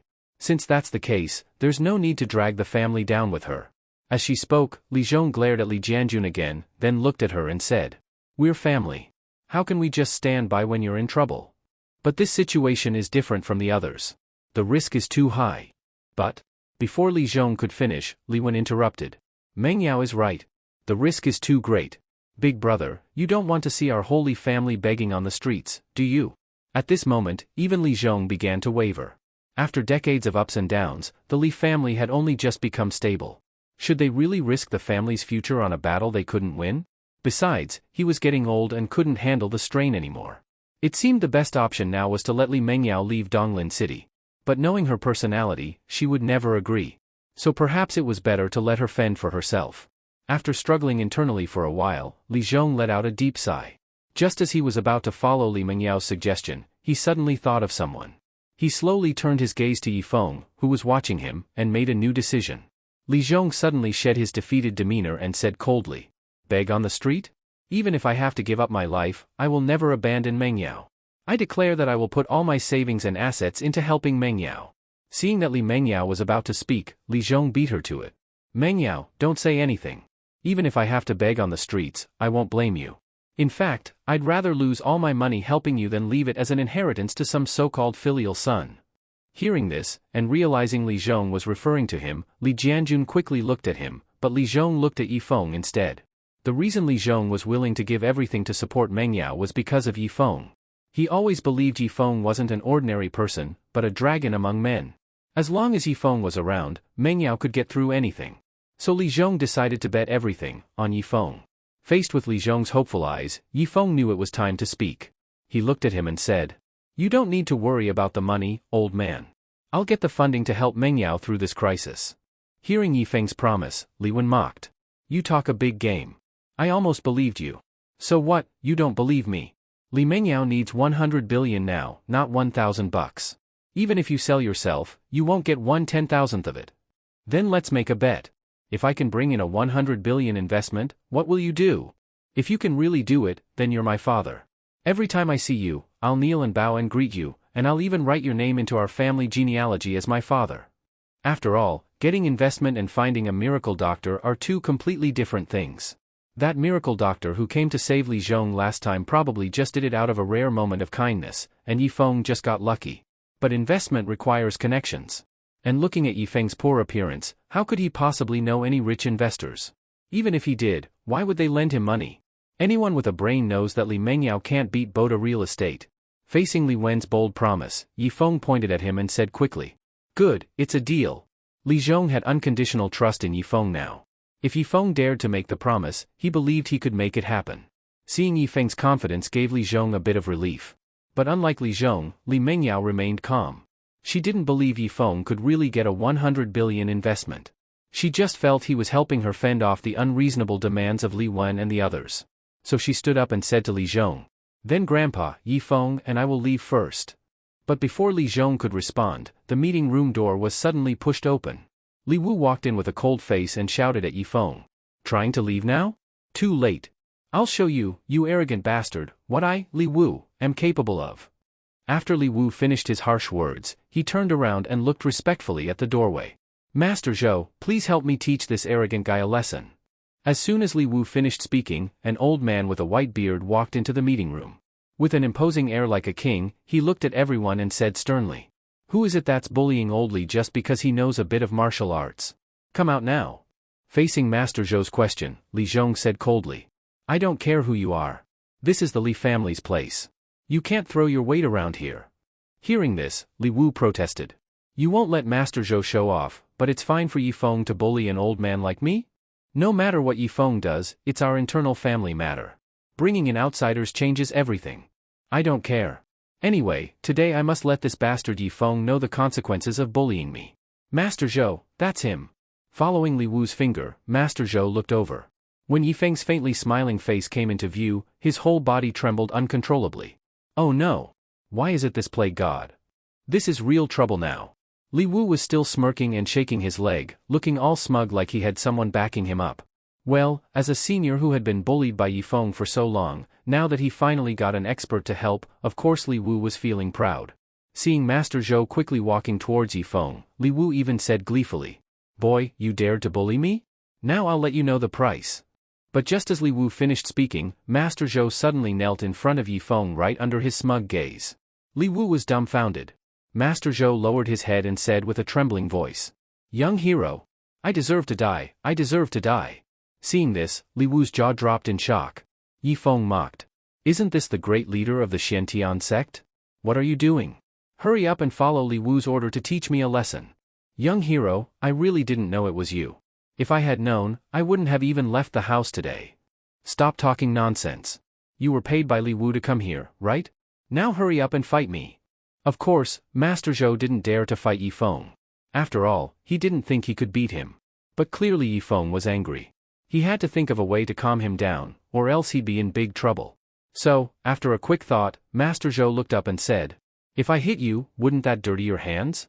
How about this, I'll punish myself on your behalf." As he said that, Master Zhou started slapping himself in front of everyone. Smack! The room fell silent, with the sharp sound of slaps echoing in everyone's ears. Yi Feng glanced at Master Zhou slapping himself, then looked at the stunned Li Wu and mocked.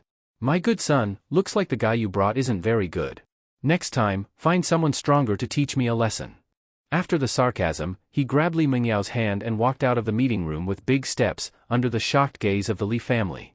Li Zhong, seeing that the expert Li Wu invited didn't even lift a hand and instead knelt to beg Yi Feng for mercy, suddenly beamed with joy. Yi Feng really isn't an ordinary person, he had made the right bet. Ha ha ha! Seeing Li Zhong laughing and leaving with his cane, Li Wu finally came back to his senses. He rushed to Master Zhou and angrily asked, "What the hell were you doing? You completely embarrassed me." Facing Li Wu's anger, Master Zhou replied fearfully, "You just lost face. I almost lost my life. But you didn't even fight yet. And aren't you a martial master? How can you be afraid of that brat? In front of him, a martial master is nothing." Master Zhou gave a bitter laugh and then walked away in a daze. Seeing him just leave like that, Li Wu thought for a second and shouted, "I'm not giving you the 50 million I promised. You still care about money? You better worry about whether you can keep your life." After saying that, he hurried out of the meeting room, leaving Li Wu muttering, "What the hell is going on? Second brother, what the hell are you doing?" Facing Li Wen's question, Li Wu cursed, "Hell if I know." In the car, Li Mengyao looked at Yi Feng beside her. After thinking for a bit, she couldn't help asking, "Why is that Master Zhou so afraid of you?" "Oh, we had some conflict in the past. He had one of my childhood friends beat me up. Ever since then, he gets like this when he sees me. But I swear I never bullied the weak." Hearing this, Li Mengyao laughed and said, "You're such a reasonable person. How could you bully the weak? Only someone who knows me well would understand." Li Mengyao didn't catch Yi Feng's deeper meaning. She leaned into his arms and murmured, "Even though I got through the family issue, what should I do next? Didn't I already say? I'll get you investment." "Are you serious? Have I ever not been serious? You were kind of half-hearted when giving me a massage." Hearing that, Yi Feng leaned close to her ear and whispered, "Then tonight I'll give you a proper massage, I guarantee you'll be satisfied." From Yi Feng's teasing, Li Mengyao got goosebumps all over. She lightly hit him and coyly said, "You're so annoying." Hee hee. Yi Feng really kept his word. After returning to Li Mengyao's home, he laid her down on the sofa and gave her a full-body massage. And that massage lasted until the next morning. Another sleepless night for Li Mengyao. When she saw Yi Feng getting up and getting dressed, she asked, "Why are you up so early? Time waits for no one. I need to go raise the funds. Where did I throw my shorts?" Seeing him looking for his shorts, Li Mengyao sat up and asked, "You're not seriously going to raise the investment, are you? You've already given yourself to me, how could I go back on my word?" "Found them. But where are you going to find investment?" "I have my ways. Just wait for my good news." Seeing how serious he was, a happy smile appeared on Li Mengyao's face. Actually, she didn't care whether Yi Feng could really get the investment. What mattered was whether she was in his heart. And now it was clear, his heart was full of her. That was enough for Li Mengyao. After leaving Li Mengyao's home, Yi Feng took a taxi back to his rental apartment. After all, he had made a bold claim. No matter what, he had to bring in that investment, otherwise, how could he face Li Mengyao? Back home, he saw Wang Xiangling still sleeping in his bed. He walked over and gently said, "Wang Xiangling, don't sleep, wake up." When she didn't respond, he grabbed the blanket and shouted, "Get up! I've got something important to talk to you about." As soon as he finished, he pulled off the blanket. The next second, his eyes widened in shock. Yi Feng stared blankly for a moment at Wang Xiangling's snow-white flawless body, then quickly pulled the blanket back over her and rushed out of the bedroom. After gently closing the door, he patted his chest and complained. This woman is getting more and more outrageous. She actually doesn't wear any clothes to sleep now. After complaining, Yifeng didn't dare go back into the bedroom.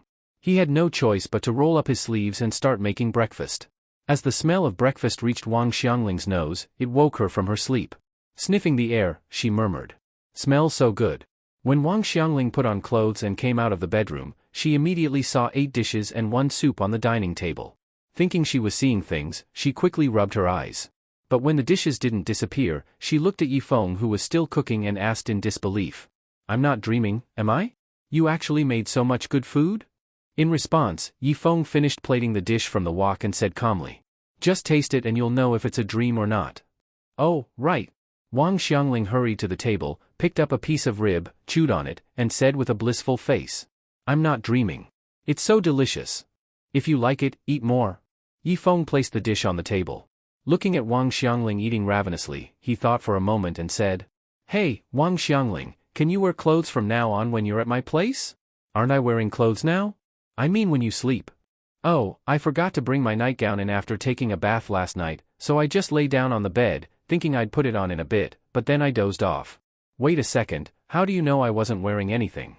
Seeing that she finally realized, Yifeng quickly looked away and said guiltily, I guessed." "Guessed? I think you snuck into my bed just now." "I'm not that pervy. Let's talk business, I need to borrow some money." Seeing Yifeng change the subject, Wang Xiangling rolled her eyes and said while eating, "I just ate 1 meal from you, and you want to charge me for it? I'm serious. I need a large amount of money right now, so if you have enough, please lend me some. I promise to pay it back with interest." Seeing that he wasn't joking, Wang Xiangling bit her chopsticks and asked, "So how much do you want to borrow?" 10 billion. "Goodbye." Seeing her grab her bowl and try to leave, Yifeng quickly pulled her back and said helplessly, "I was just saying. Don't you have 3 to 5 million? What do you need so much money for? You know about Mengyao situation too." When she heard it was about Li Mengyao and Boda real estate, Wang Xiangling took out her phone and muttered, "It's only because of you, otherwise I wouldn't help her." Not to mention the long-standing feud between the two elders. In just the last incident where her grandfather was embarrassed at Li Zhong's birthday banquet, Wang Xiangling already considered it kind enough not to kick Li Mengyao while she's down. But since Yifeng was the one asking, she dialed a number and said plainly, "Manager Jiang, take out all the money I placed with you. I need it urgently." Then she looked at Yifeng and asked, "Give me your bank card number. I'll have my financial manager transfer the money." Seeing how straightforward she was, Yifeng quickly handed over his card. After finishing the call, Wang Xiangling picked up her chopsticks and while eating, said, "I'll say it again, I'm lending you this money because of you. Otherwise, I would never lend it to her." "I understand, I totally understand. As long as you do. Also, don't tell anyone. If my grandpa hears about it, I'll be dead." "Got it, I totally got it." MHM. Since Yifeng didn't know how much Wang Xiangling lent him, and was too embarrassed to ask, he just waited at home for the bank notification. By noon, the messages finally came in. Seeing over a dozen messages, Yifeng looked through them one by one and muttered, "How much is this in total?" As he was still counting on his fingers, Wang Xiangling, who was lying on the bed scrolling her phone, said, 5 billion. "So it's 5 bill, wait, what? How much?" Hearing his voice go up, Wang Xiangling looked at him calmly and said, 5 billion. What about it? Holy crap. You lent me 5 billion? Any problem? Wait, where did you get that much money from? Is that a lot? It's just pocket change. Seeing her act so casual, Yifeng's whole view of her changed. He never expected this cute, pretty, somewhat pervy, and mentally odd woman to be a billionaire. Makes sense though, since the Wang family and the Li family have similar wealth, and Li Mengyao is worth over 10 billion, then so would Wang Xiangling. But for her to lend such a huge sum so easily, she really must trust him. So Yifeng quickly pulled out a small notebook, wrote an IOU, and said, "This is a promissory note. I promise to repay you as soon as I can." But Wang Xiangling took the note, crumpled it, and threw it into the trash can. She looked at Yifeng's confused face and smiled. "No need for an IOU. I trust you." Seeing she trusted him that much, Yifeng couldn't help but smile brightly. Even though he'd already borrowed 5 billion, it was still far from the 10 billion target. So Yifeng left home and continued his journey to raise money. Lin Wanwan definitely had money, but probably not that much. Besides, Yifeng didn't plan to ask her. The problem was, he didn't know any other rich people. After thinking for a bit, he suddenly remembered Yen Muir. That woman definitely has money. But would she lend it to me? After some hesitation, Yifeng decided to call Yen Muir. Might as well try. In the cafe. As soon as Yifeng walked in, he saw Yen Muir. Today, Yen Muir was wearing a tight-fitting white long dress that reached just to her ankles, paired with white high heels that showed off her figure perfectly. After sitting across from her, Yifeng smiled and said, "Nice dress. It's rare to hear Mr. Yi compliment me. I'm just someone who speaks honestly. Alright then, tell me, what did you ask me out for?" "It's about your missing employee. I'm working hard to investigate, and I'll have news soon." Hearing that, Yen Muir stirred her coffee with a spoon and said flatly, "It doesn't matter anymore." "But you were in such a rush before?" "Not anymore." Seeing her like this, Yifeng found it strange. She was the one anxious before, and now she says it doesn't matter? What's going on? Maybe something happened to her? But that had nothing to do with him. Getting the money was the priority. So Yifeng took a deep breath and was about to bring up the money, when suddenly a man wearing a motorcycle helmet walked in. He threw something at Yifeng's table and then ran out of the cafe. Looking at the thing on the table that was smoking, Yifeng frowned and said, "Waiter. I didn't order a grenade." "Wait, a grenade?" Yifeng saw a grenade in real life for the first time. After all, this thing isn't something just anyone can get their hands on. Realizing someone was trying to blow him up, Yifeng quickly grabbed the grenade, threw it into an empty corner, then immediately opened his arms and leapt onto Yen Muir. The next second, boom!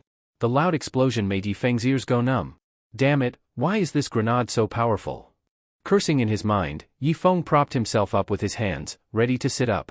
But Yen Muir, who was underneath him, suddenly pushed his hands away, sat up, and coldly said, "What are you touching me for?" Realizing what he had just done, Yifeng quickly said, "I didn't mean to take advantage of you, really." Yen Muir glared at him, stood up, looked at the shattered table and chairs, and said with a dark expression, "Bullying me just because I'm alone? Fine, don't regret it later." Hearing that, Yifeng realized the man who threw the grenade wasn't trying to kill him, but to kill Yen Muir. Who did she offend that someone would even use a grenade? When Yifeng and Yen Muir came out of the police station, it was already dark. Seeing Yen Muir's gloomy face, Yifeng said, "I'll investigate who did this too, and I'll give you an answer as soon as possible." "No need. I already know who did it." "Who?" "None of your business." Seeing she didn't want to say, Yifeng shrugged and didn't ask again. After letting out a breath, Yen Muir looked at Yifeng and asked, "Did you have any other business when you asked me to the cafe?" "Nothing much, never mind. I hate people who beat around the bush. If you've got something to say, just say it." "Alright, I was originally planning to borrow some money from you, but I didn't expect you to run into something like this." Hearing that, Yen Muir took out a checkbook from her handbag and asked, "Go ahead. How much do you want to borrow?" "Not much, just 95 billion. Goodbye."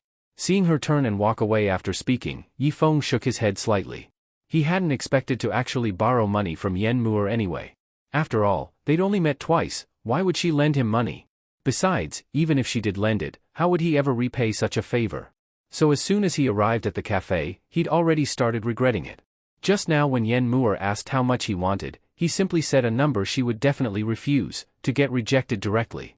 Just as Yifeng was about to leave, Yen Muir returned in her high heels, looked at him and asked, "How much do you actually want to borrow?" Facing her question, Yifeng turned around, shrugged, and said, "I was just joking. You're trying to borrow money because Li Mingyao's in trouble, right?" "No." "Alright, drop the act. I don't have much cash on hand, but I'll have someone transfer 200 million to you later. Give me your bank card number." Looking at her extended hand, Yifeng asked tentatively, "You're really lending me money? And even 200 million? If you hadn't saved me just now, I'd already be dead. I think my life is at least worth 200 million, right?" Seeing she was serious, Yifeng gratefully said, "Thank you. I'll repay you as soon as I can." "Cut the crap, give me your card number." Yifeng wrote his bank account on a piece of paper and handed it to her. Yen Muir glanced at it, put it in her bag, and said, "I'll have someone transfer the money to you soon. I'm leaving." Watching her walk away in high heels, Yifeng sighed emotionally. This woman not only looks good and has a hot body, but she's also loyal and values friendship. No matter what, she lent him 200 million, Yifeng had to praise her properly. Although Yifeng had now done what 99.99% of people couldn't, he was still far from the 1 trillion goal.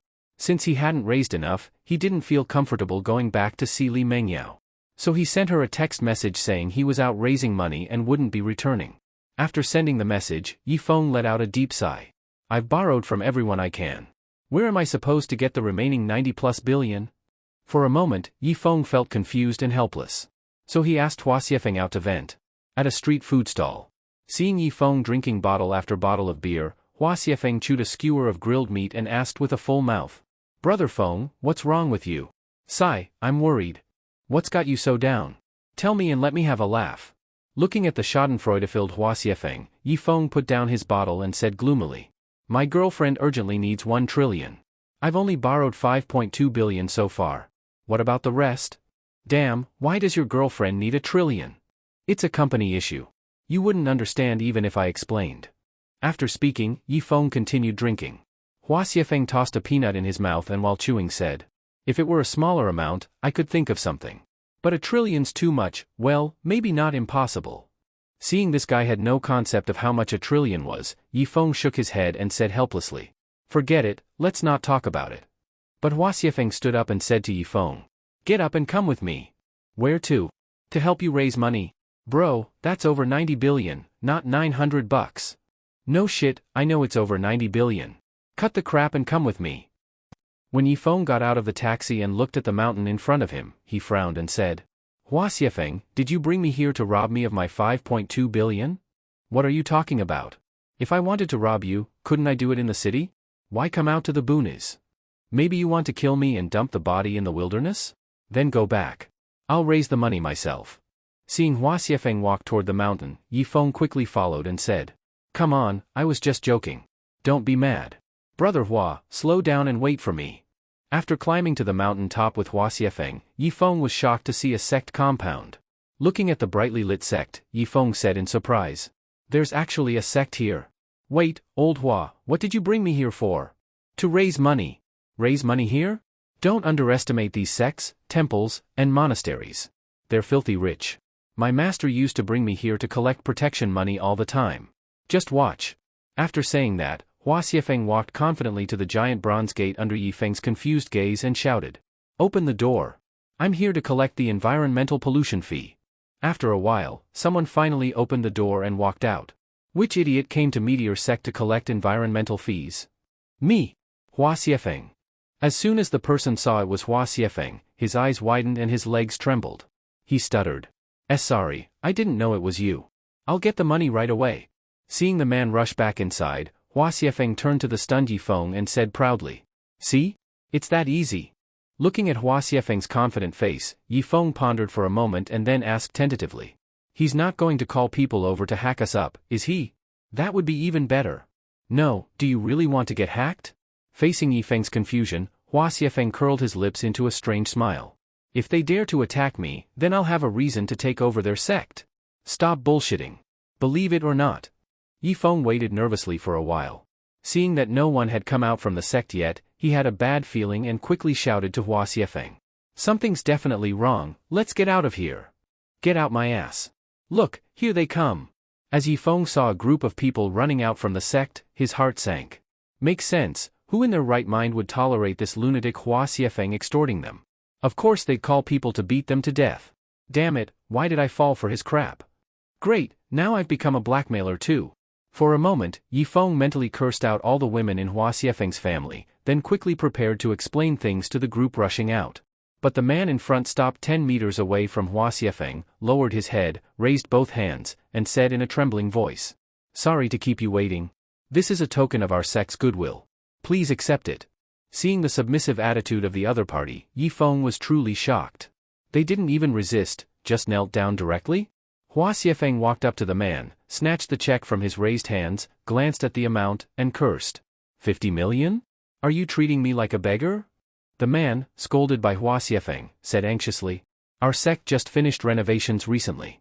We really don't have much money right now. In that case, your sect has no reason to continue existing. Upon hearing this, the man panicked, quickly raised his head and said. I just remembered, our sect still has a loan to collect. I'll send someone to get it now. Please rest in our main hall for a while. You've got half an hour. Feng, what are you staring at? Let's go rest inside. After Hua Xiefeng finished speaking, he strode into the sect under everyone's fearful gazes. Yifeng hesitated, then walked up to the sweating man and said with a smile. Thanks for the trouble. Oh, you're too polite.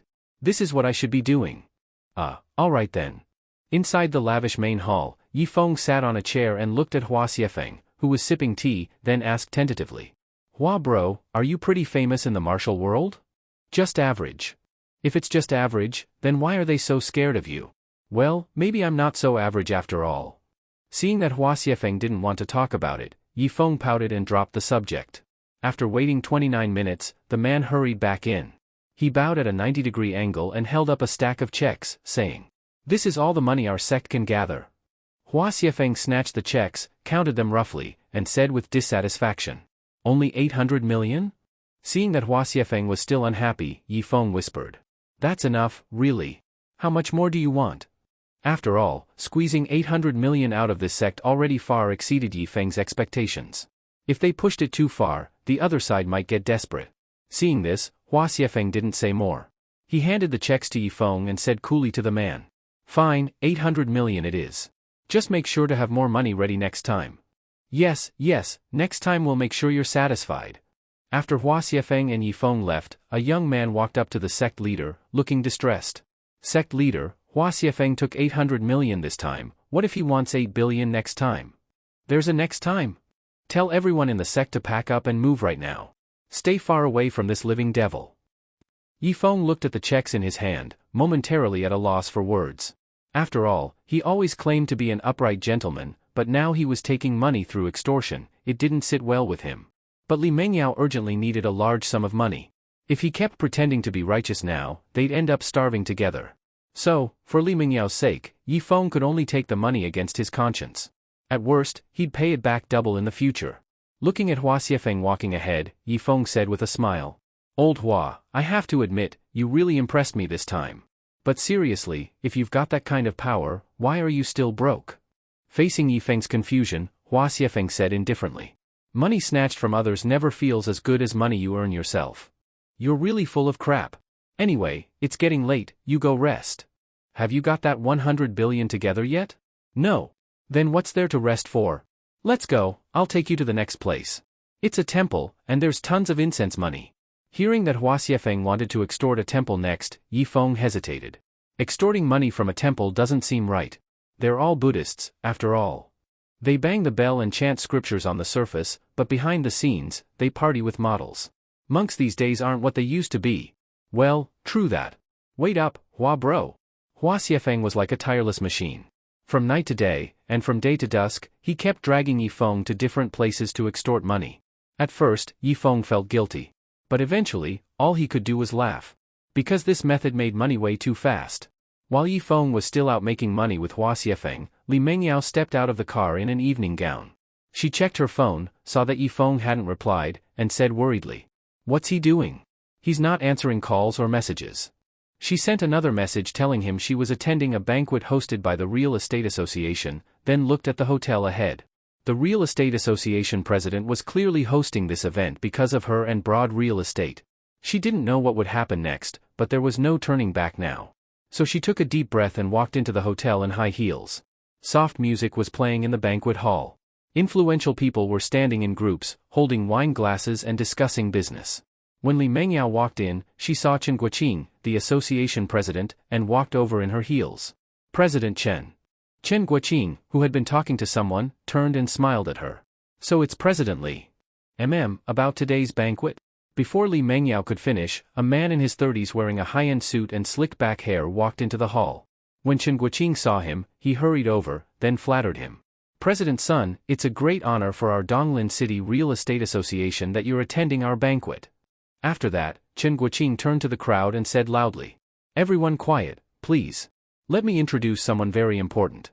This is President Sun Lu, the head of Broad Real Estate Group's Donglin branch. Let's give him a warm round of applause. As Chen Guoqing finished speaking, the hall erupted in applause. Meanwhile, Li Mengyao looked solemnly at Sun Lu, who had a faint smile on his face. Sun Lu raised his hand slightly to quiet the room, then said with a smile.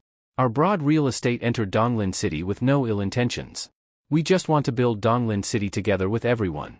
If we've offended anyone, I, Sun, apologize to you all first. Upon hearing this, Chen Guoqing quickly flattered him. President Sun, you're joking.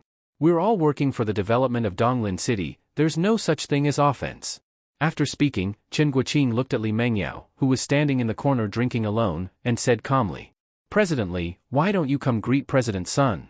Hearing Chen Guoqing call her, Li Mengyao let out a soft breath and walked up to them. She looked at Sun Lu and said plainly, Hello, President Sunday. I'm Li Mengyao. I've heard of President Li's name long ago. I didn't expect President Li to be so beautiful. Thanks for the compliment. Seeing Li Mengyao's cold attitude, Chen Guoqing quickly said, President Sun, our President Li here is remarkable, just 26 years old and already leading Li Real Estate Group. Her future is limitless. Oh, I just realized, you two would make a great match. President Sun is a talented young man, and President Li is a lovely beauty. If the two of you came together, it'd be a blessing for the real estate industry in Donglin City. Li Mengyao saw that Chen Guoqing was actually trying to match her with Sun Lu, and coldly said, President Chen, I already have a boyfriend. President Li, is your boyfriend as outstanding as President Sun? Whether he's outstanding or not isn't important. What matters is that I like him. If I don't like someone, no matter how outstanding he is, I won't give him a second glance. Seeing that her words were aimed at Sun Lu, Chen Guoqing laughed and said, I was just joking, President Li, don't be angry. Seeing that Chen Guoqing had made her sound petty with one sentence, Li Mengyao couldn't be bothered with him anymore. She turned her gaze to Sun Lu, who was still smiling faintly, and said calmly, As long as it's fair and open competition, no matter the result, I, Li Mengyao, can accept it. But if you play dirty behind the scenes, I won't sit back and take it. Faced with Li Mengyao's warning, Sun Lu wasn't angry. Instead, he smiled and said, Perhaps President Li has some misunderstandings about me. Our broad real estate only wants to help build Donglin City and earn a bit of social insurance money for our employees. We never intended to target anyone. Heh. Seeing her scoff and walk away, Sun Lu just smiled without saying anything. Li Mengyao couldn't stand this kind of banquet for even one more minute, so she took out her phone to call Yi Feng, wanting to ask where he was. But at that moment, Sun Lu walked over, looked at Li Mengyao who was on the phone, and said with a smile, President Li, may I borrow 2 minutes of your time? Li Mengyao glanced at him, then put down her still unconnected phone and said, I don't think we have anything to talk about. I actually think we have a lot in common. For example, we're the 2 youngest people here. Young people must have common ground? Besides, President Sun, aren't you more than 10 years older than me? Strictly speaking, we're not even in the same age group. I'm 10 years older, yes, but isn't it normal for men to be older than women? I actually think President Chen was right just now. If we joined together, all the real estate companies in Donglin City would be ours. Seeing that the other party not only wanted to squeeze her out of Donglin City, but even wanted her as a person, Li Mengyao sneered. President Sun, you sure have it all planned out. As a businessman, profit always comes first. Being with me would maximize your benefit. Don't you think so? I think you're disgusting. Li Mengyao couldn't take it anymore. After scolding Sun Lu, she was ready to leave. Even walking on the street outside would be better than facing this disgusting guy. But Sun Lu said calmly, Since President Li rejected my proposal, then let's talk about the acquisition. What acquisition? Our broad real estate acquiring your Li Real Estate. Hearing this, Li Mengyao crossed her arms and said coldly, The fox finally shows its tail. Let me tell you clearly, my Li Real Estate Group will not exit Donglin City, and even less will it be acquired by your broad real estate. As far as I know, your group has less than 5 billion in liquid assets, not a single piece of land in hand, and the banks won't lend to you. Once your capital chain breaks, bankruptcy will be your only outcome. Hearing how clearly he understood her group situation, Li Mengyao narrowed her eyes. Looking at the icy aura coming from Li Mengyao, Sun Lu continued. If you ask me, you should just marry me. Not only would your company be safe, it would thrive. Why not? At that moment, Chen Guoqing came over, looked at Li Mengyao and added, Yes, President Li, what's wrong with marrying President Sun? What part of him doesn't match you? Seeing Chen Guoqing still siding with Sun Lu, Li Mengyao said word by word. You listen carefully, even if I had to marry a dog, I wouldn't marry him. Li Mengyao, don't be shameless. If President Sun weren't generous, your Li Real Estate Group would have gone bankrupt already. Instead of being grateful, you throw insults? With your little cash flow, your capital chain will break soon. By then, even if you kneel in front of President Sun and beg him to marry you, he might not agree. Take a look at yourself, even call girls that cost 3,000 are better than you. Being insulted like that made Li Mengyao's face go pale with anger. She had never been humiliated like this in her entire life. Just as she was about to slap him in the face, a large hand suddenly wrapped around her slender waist, followed by a teasing voice in her ear. Who told you the capital chain of Li Real Estate Group is going to break? Looking at the sudden appearance of Yifeng, Chen Guoqing frowned and asked. Who are you? You think you have the right to speak here? Faced with his question, Yifeng looked at the hand wrapped around Li Mengyao's waist, then at Chen's face, and cursed. Are you blind? Can't see my hand around Mengyao's waist? You can't tell what kind of relationship we have? You've lived all these years for nothing. Seeing Yifeng dare to insult him like that, Chen Guoqing got angry and pointed at him, about to start swearing. But Yifeng looked at him with disgust and said, Shut up. Hearing you talk makes me sick. Cutting off Chen Guoqing's foul mouth, Yifeng turned to Sun Lu and said strongly. Sun Lu, right? Don't think your broad real estate is so great. In my eyes, it's nothing. Starting now, I'll throw in 100 billion to fight you. If that's not enough, I'll put in another 100 billion, until I drive broad real estate out of Donglin City. Faced with Yifeng's arrogance, Sun Lu was so angry he laughed. He walked up to Yifeng, looked into his sharp eyes, and mocked. All right, then let me see how you're going to drive my broad real estate out of Donglin City. But before he could finish speaking, Yifeng shoved him aside, pinched his nose, and said in disgust. Don't you know your breath stinks? Still getting this damn close to me, trying to kill me with the stench? Seeing Yifeng actually humiliate him, Sun Lu couldn't help but clench his fists. But Yifeng ignored him and looked tenderly at Li Mengyao in his arms, saying gently, Baby, let's not waste time on this trash. Let's go home. Watching Yifeng swagger off with Li Mengyao in his arms, Chen Guoqing cursed. Where did this lowlife come from, acting all high and mighty? Don't worry, President's son, I'll take care of that punk and make sure Li Mengyao obediently climbs into your bed. Facing Chen Guoqing's offer, Sun Lu, still staring at Yifeng's back, raised his hand and sneered coldly. No need. I prefer conquering my prey when they're on the verge of death. That feeling is way more satisfying than if they just surrendered. President's son truly is a man destined for greatness. After Li Mengyao returned home holding Yifeng's hand, she looked at him with admiration and said, You have no idea how handsome you were just now. That overbearing, commanding aura made my heart race. After speaking, Li Mengyao immediately pinned him against the wall and kissed him aggressively. Yifeng quickly pushed her away and said, President Li, if you want to kiss, do it later. I need to report my progress from the past few days. I don't want anything right now, I just want you. Come here. When Li Mengyao went wild, even Yifeng couldn't hold her back. He had no choice but to surrender. 1 hour later. Looking at Li Mengyao lying happily in his arms, Yifeng teased. Happy now? Then can we talk business now? The moment he mentioned business, Li Mengyao's good mood disappeared. She didn't believe the tough talk Yifeng had delivered at the hotel was real. How could he possibly come up with 100 billion? So she sighed lightly and said, If it really doesn't work, we'll just have to pull out of Donglin City. We can take the money and start over in another city. That's better than watching the group go bankrupt. At first, Li Mengyao had planned to hold her ground in Donglin City no matter what, even if it meant losing the assets her father left her. But now she had changed her mind. After all, she still had Yifeng, she couldn't let him suffer with her. So to give him a better life, leaving Donglin City was clearly the best choice.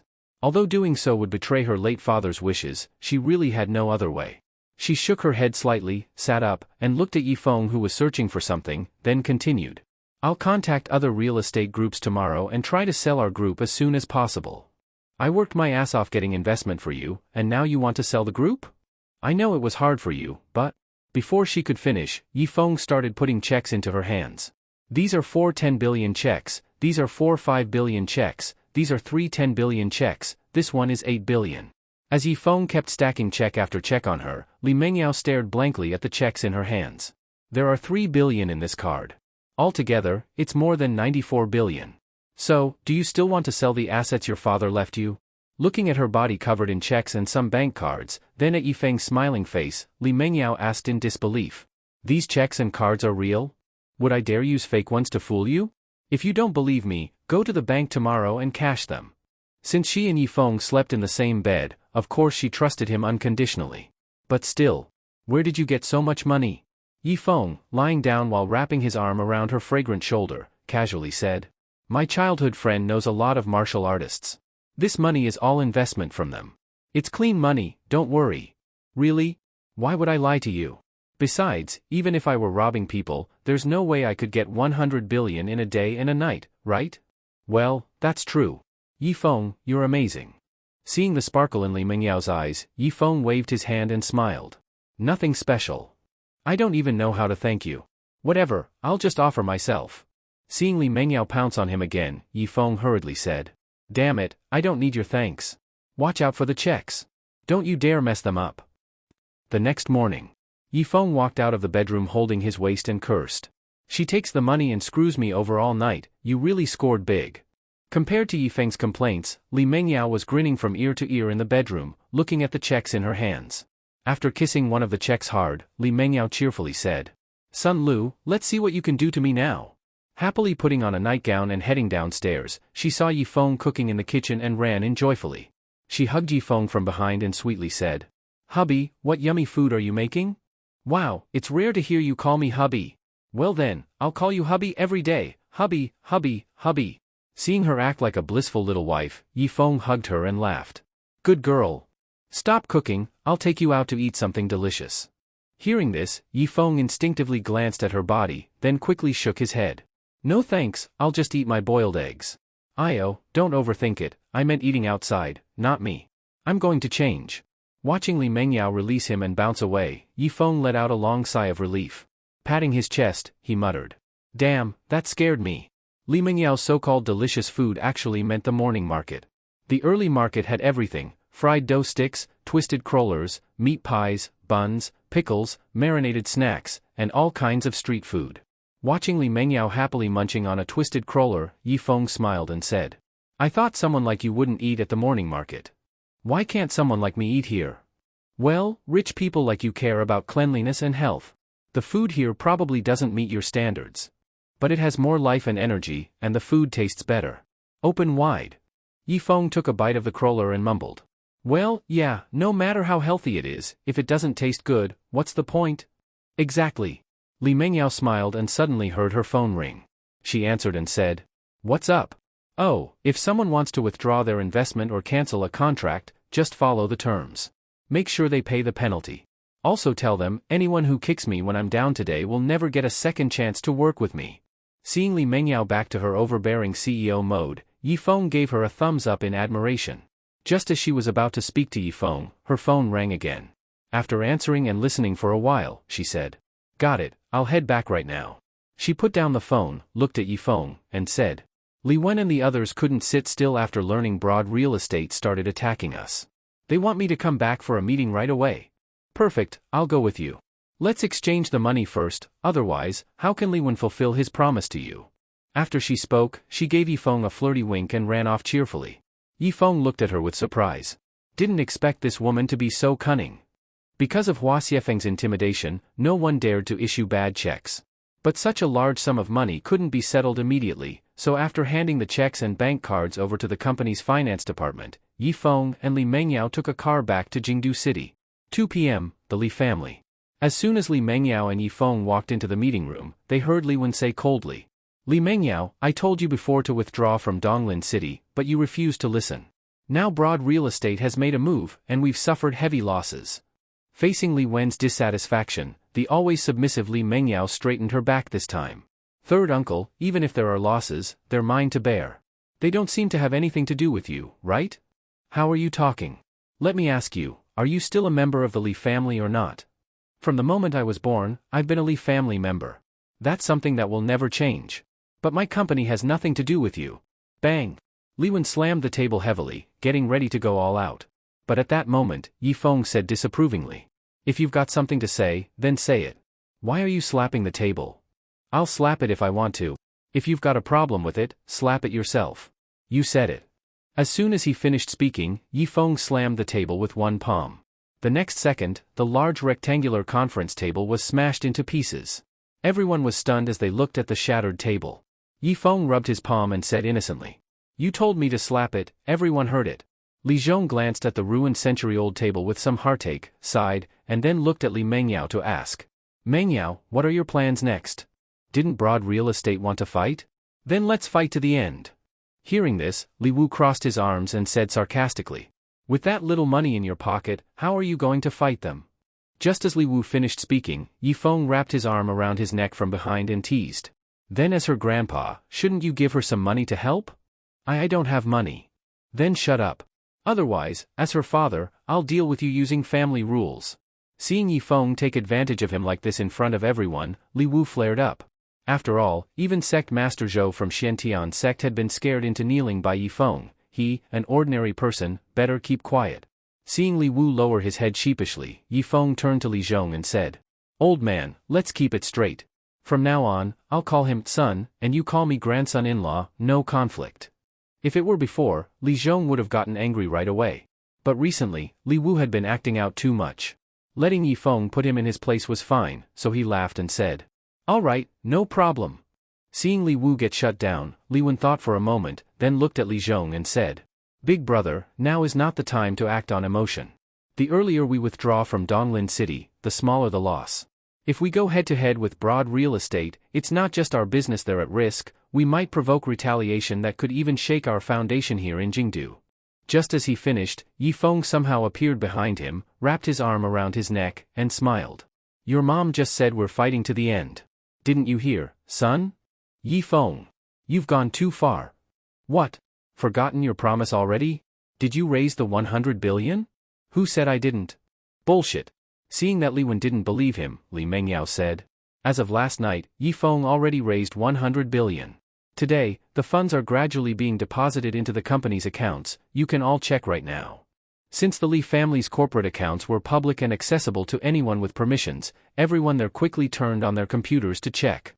Seeing this, Li Mengyao added, "Because the amount is huge, the full amount might not arrive in one day, but I'll urge the bank to hurry." Li Wen also saw through the computer that the funds were increasing. Although it hadn't yet reached 100 billion, Li Mengyao's confidence suggested she wasn't lying. Li Wen had no idea where Yi Feng got the 100 billion, but it looked like he had lost again. He certainly didn't want to fulfill his promise. At his age, calling a 20-something kid dad would be utterly humiliating. Even in his coffin, he'd be a laughingstock. So, unwilling to suffer that humiliation, Li Wen pulled Yi Feng's arm off and stood up, saying, "I need to pee. Going to the bathroom." Seeing he was trying to dodge it, Yi Feng just smiled. But Li Zhong asked coldly, "What, you're willing to bet but not willing to lose? Big brother, I really need to pee. Someone, bring him a chamber pot."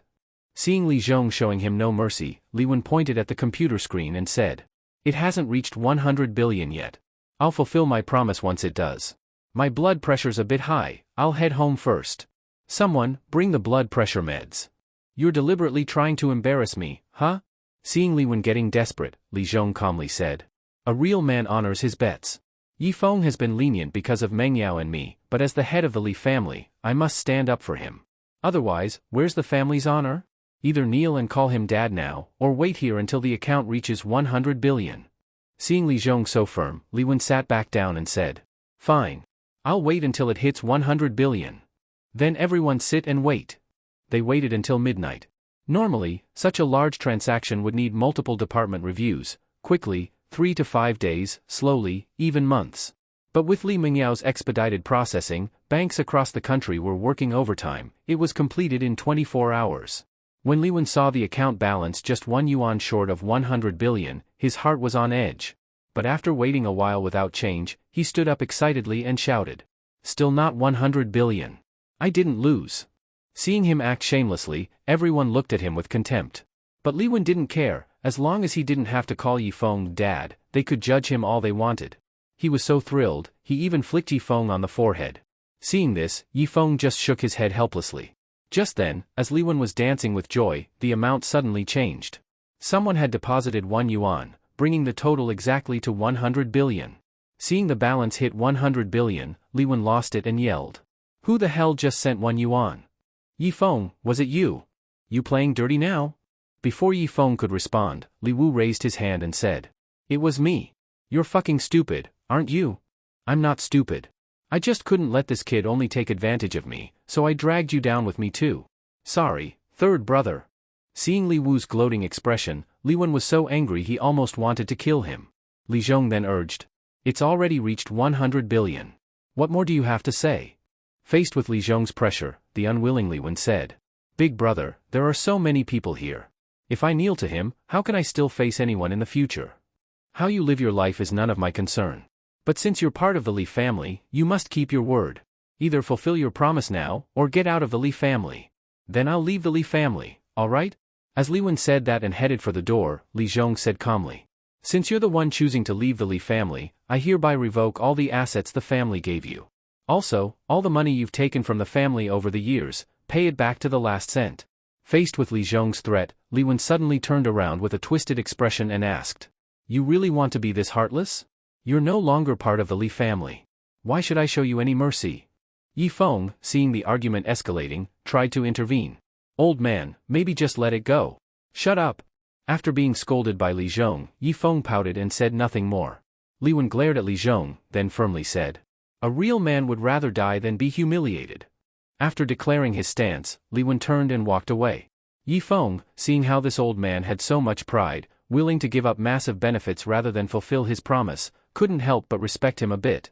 However, Li Wen had only taken 2 steps before suddenly spinning around and sliding to his knees, banging his head on the floor while shouting, "Dad! Your son is bowing to you." Yi Feng. As expected, tough mouth, honest body. Think about it, just kneeling and calling someone Dad lets him keep hundreds of billions in assets. For someone like Li Wen, that's a no-lose deal. As for dignity, how much is that worth? Because Li Wen eventually chose to fulfill his promise, the farce finally came to a pause. Li Zhong wanted the couple to stay the night, but since Li Mengyao had already secured the investment and was eager to take revenge on Broad Real Estate, she refused the offer and quickly left with Yi Feng in a car. Watching the Rolls-Royce drive away from the house, Li Zhong said with satisfaction, "Even though I'm getting old, I've never misjudged people. Mengyao, you'd better treasure Yi Feng." After returning to Donglin City, Li Mengyao headed straight to the company. At this moment, the company was in total chaos. There had been over 100 businesses partnering with the group. Suddenly, all of them announced their withdrawal, throwing the company into disarray. Just as Yi Feng walked into his office, Li Mengyao's secretary rushed in. "President Yi, President Li wants you in the main conference room." Yi Feng, who had just been about to sit down, complained.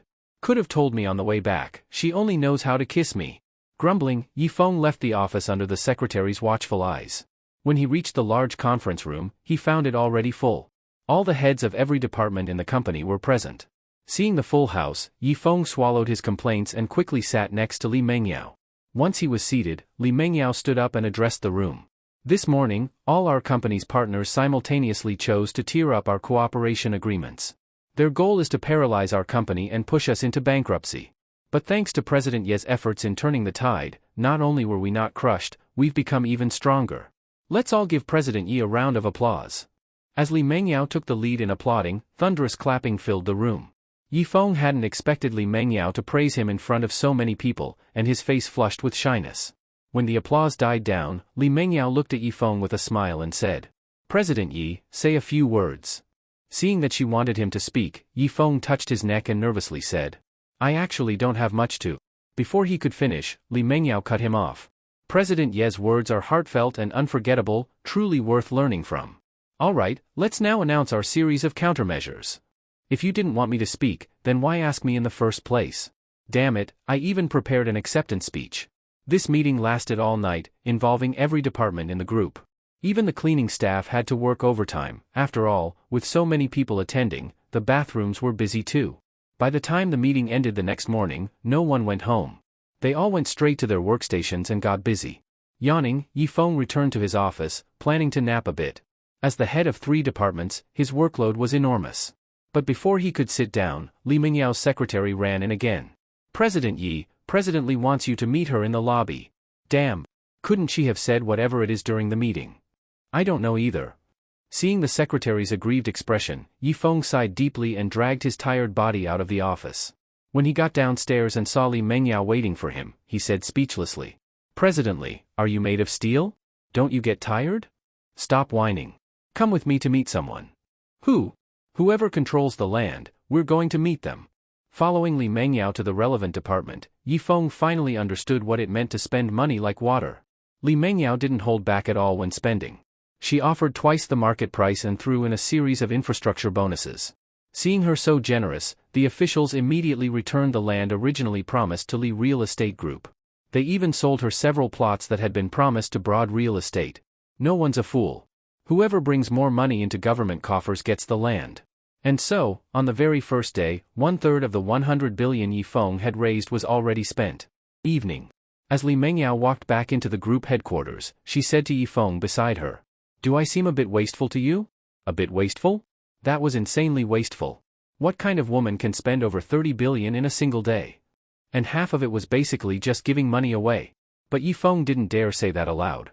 He just rubbed his nose and said, It's okay. After all, if you didn't offer a high price, they wouldn't have sold the land to us. As long as you understand. This is a money war with broad real estate. Whoever has more money wins in the end. No worries. Go all out. If we run out of money, I'll raise more. Hearing Yifeng's promise, Li Mengyao wrapped her arms around his neck and said happily, Meeting you must be the result of good karma from my past life. With affection in her eyes, she leaned in for a kiss. But Yifeng quickly covered her tempting red lips and whispered, Be careful, people are watching. We're in the lobby. Reminded by Yifeng, the dazed Li Mengyao snapped back to reality. She quickly let go of his neck and flirtatiously said while holding his hand, Come to my office. I'll give you a proper reward. Yeah, right. Come on. Just as Li Mengyao was dragging Yifeng toward the elevator, Chen Guoqing walked into the group building with a few people and coldly questioned. Li Mengyao, what do you mean by this?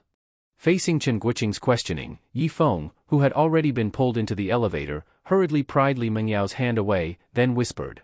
Someone's coming, let's talk about the reward in a few years. You're not getting away today. After Li Mengyao said this domineeringly and stepped out of the elevator in her high heels, Yifeng let out a deep sigh. Sigh, if I'd known, I would have bought some Rehmannia pills to boost myself. Li Mengyao, stepping in high heels, walked up to Chen Guoqing, looked at his angry face, and said indifferently. President Chen, what's the matter?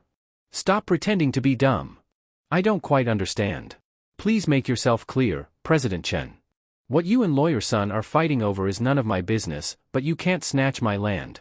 I had 3 plots already negotiated, just waiting for the auction process, and now you've taken them all. Facing Chen Guoqing's dissatisfaction, Li Mengyao smiled and said. Then you can try and take them back.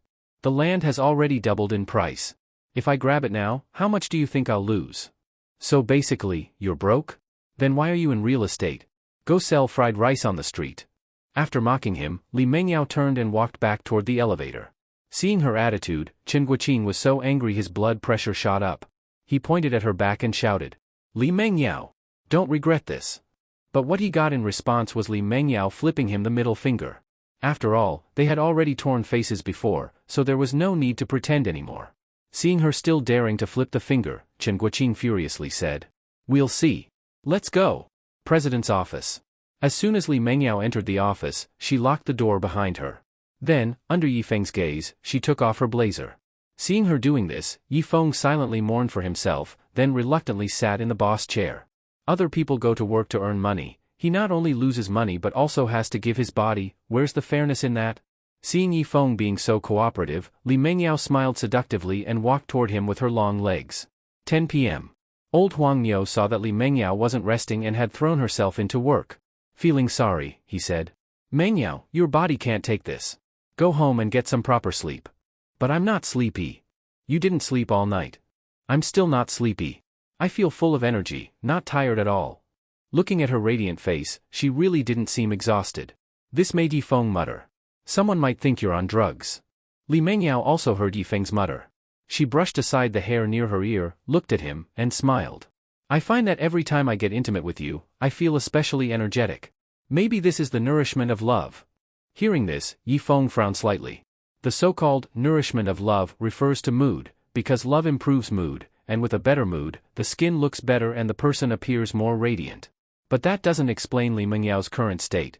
In the past 2 hours, the intensity of their activity was like running 10 kilometers. As someone who rarely exercises, Li Mengyao should have collapsed into sleep.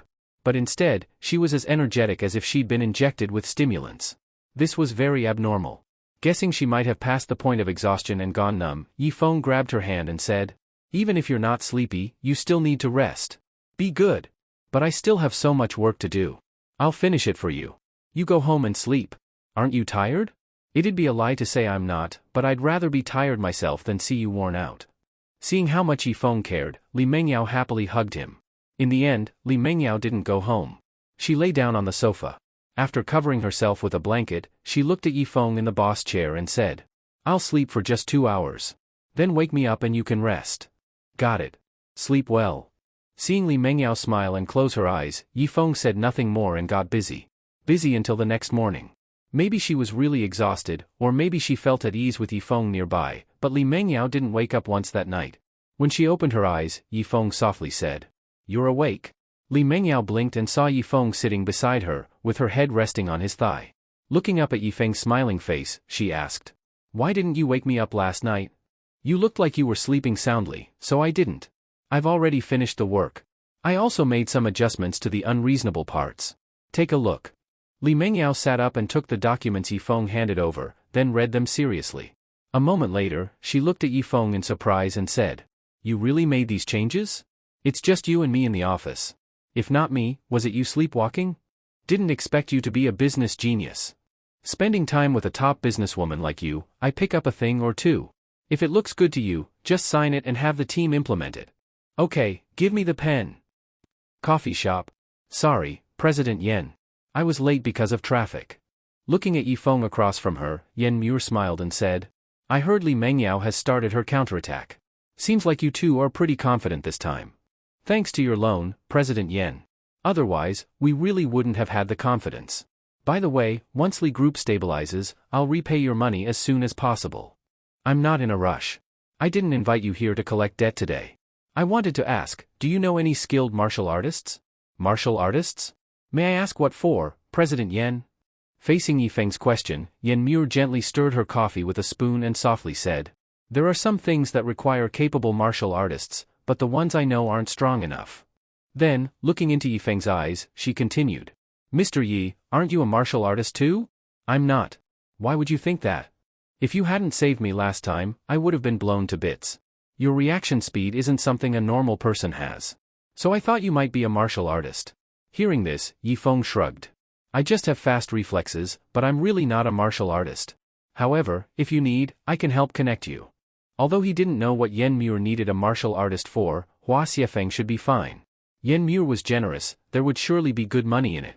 Letting Hua Xiefeng earn some extra cash wouldn't hurt. "Daddy. Your son is calling you."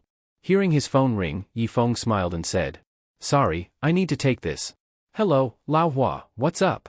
"Brother Feng, I found leads on the people you asked me to look into. But there are two things I need to tell you." "Go ahead." "First thing, they're all dead." Hearing that the employees Yen Muir was looking for were all dead made Yifeng frown. Glancing at Yen Muir still stirring her coffee, he softly asked, "What's the second thing?" "The second thing is, they were all killed by you." "What?" Hearing that Yen Muir's employees all died by his own hands made Yifeng stunned. But he quickly reacted and cursed into the phone. "What the hell are you talking nonsense about?" "I'm not talking nonsense. Those people were members of the SKS organization, nicknamed Iron Hand, Twin Blades, Monkey. The monkey was killed by me, and Iron Hand and Twin Blades were the ones you killed earlier at the docks." Yifeng was very shocked.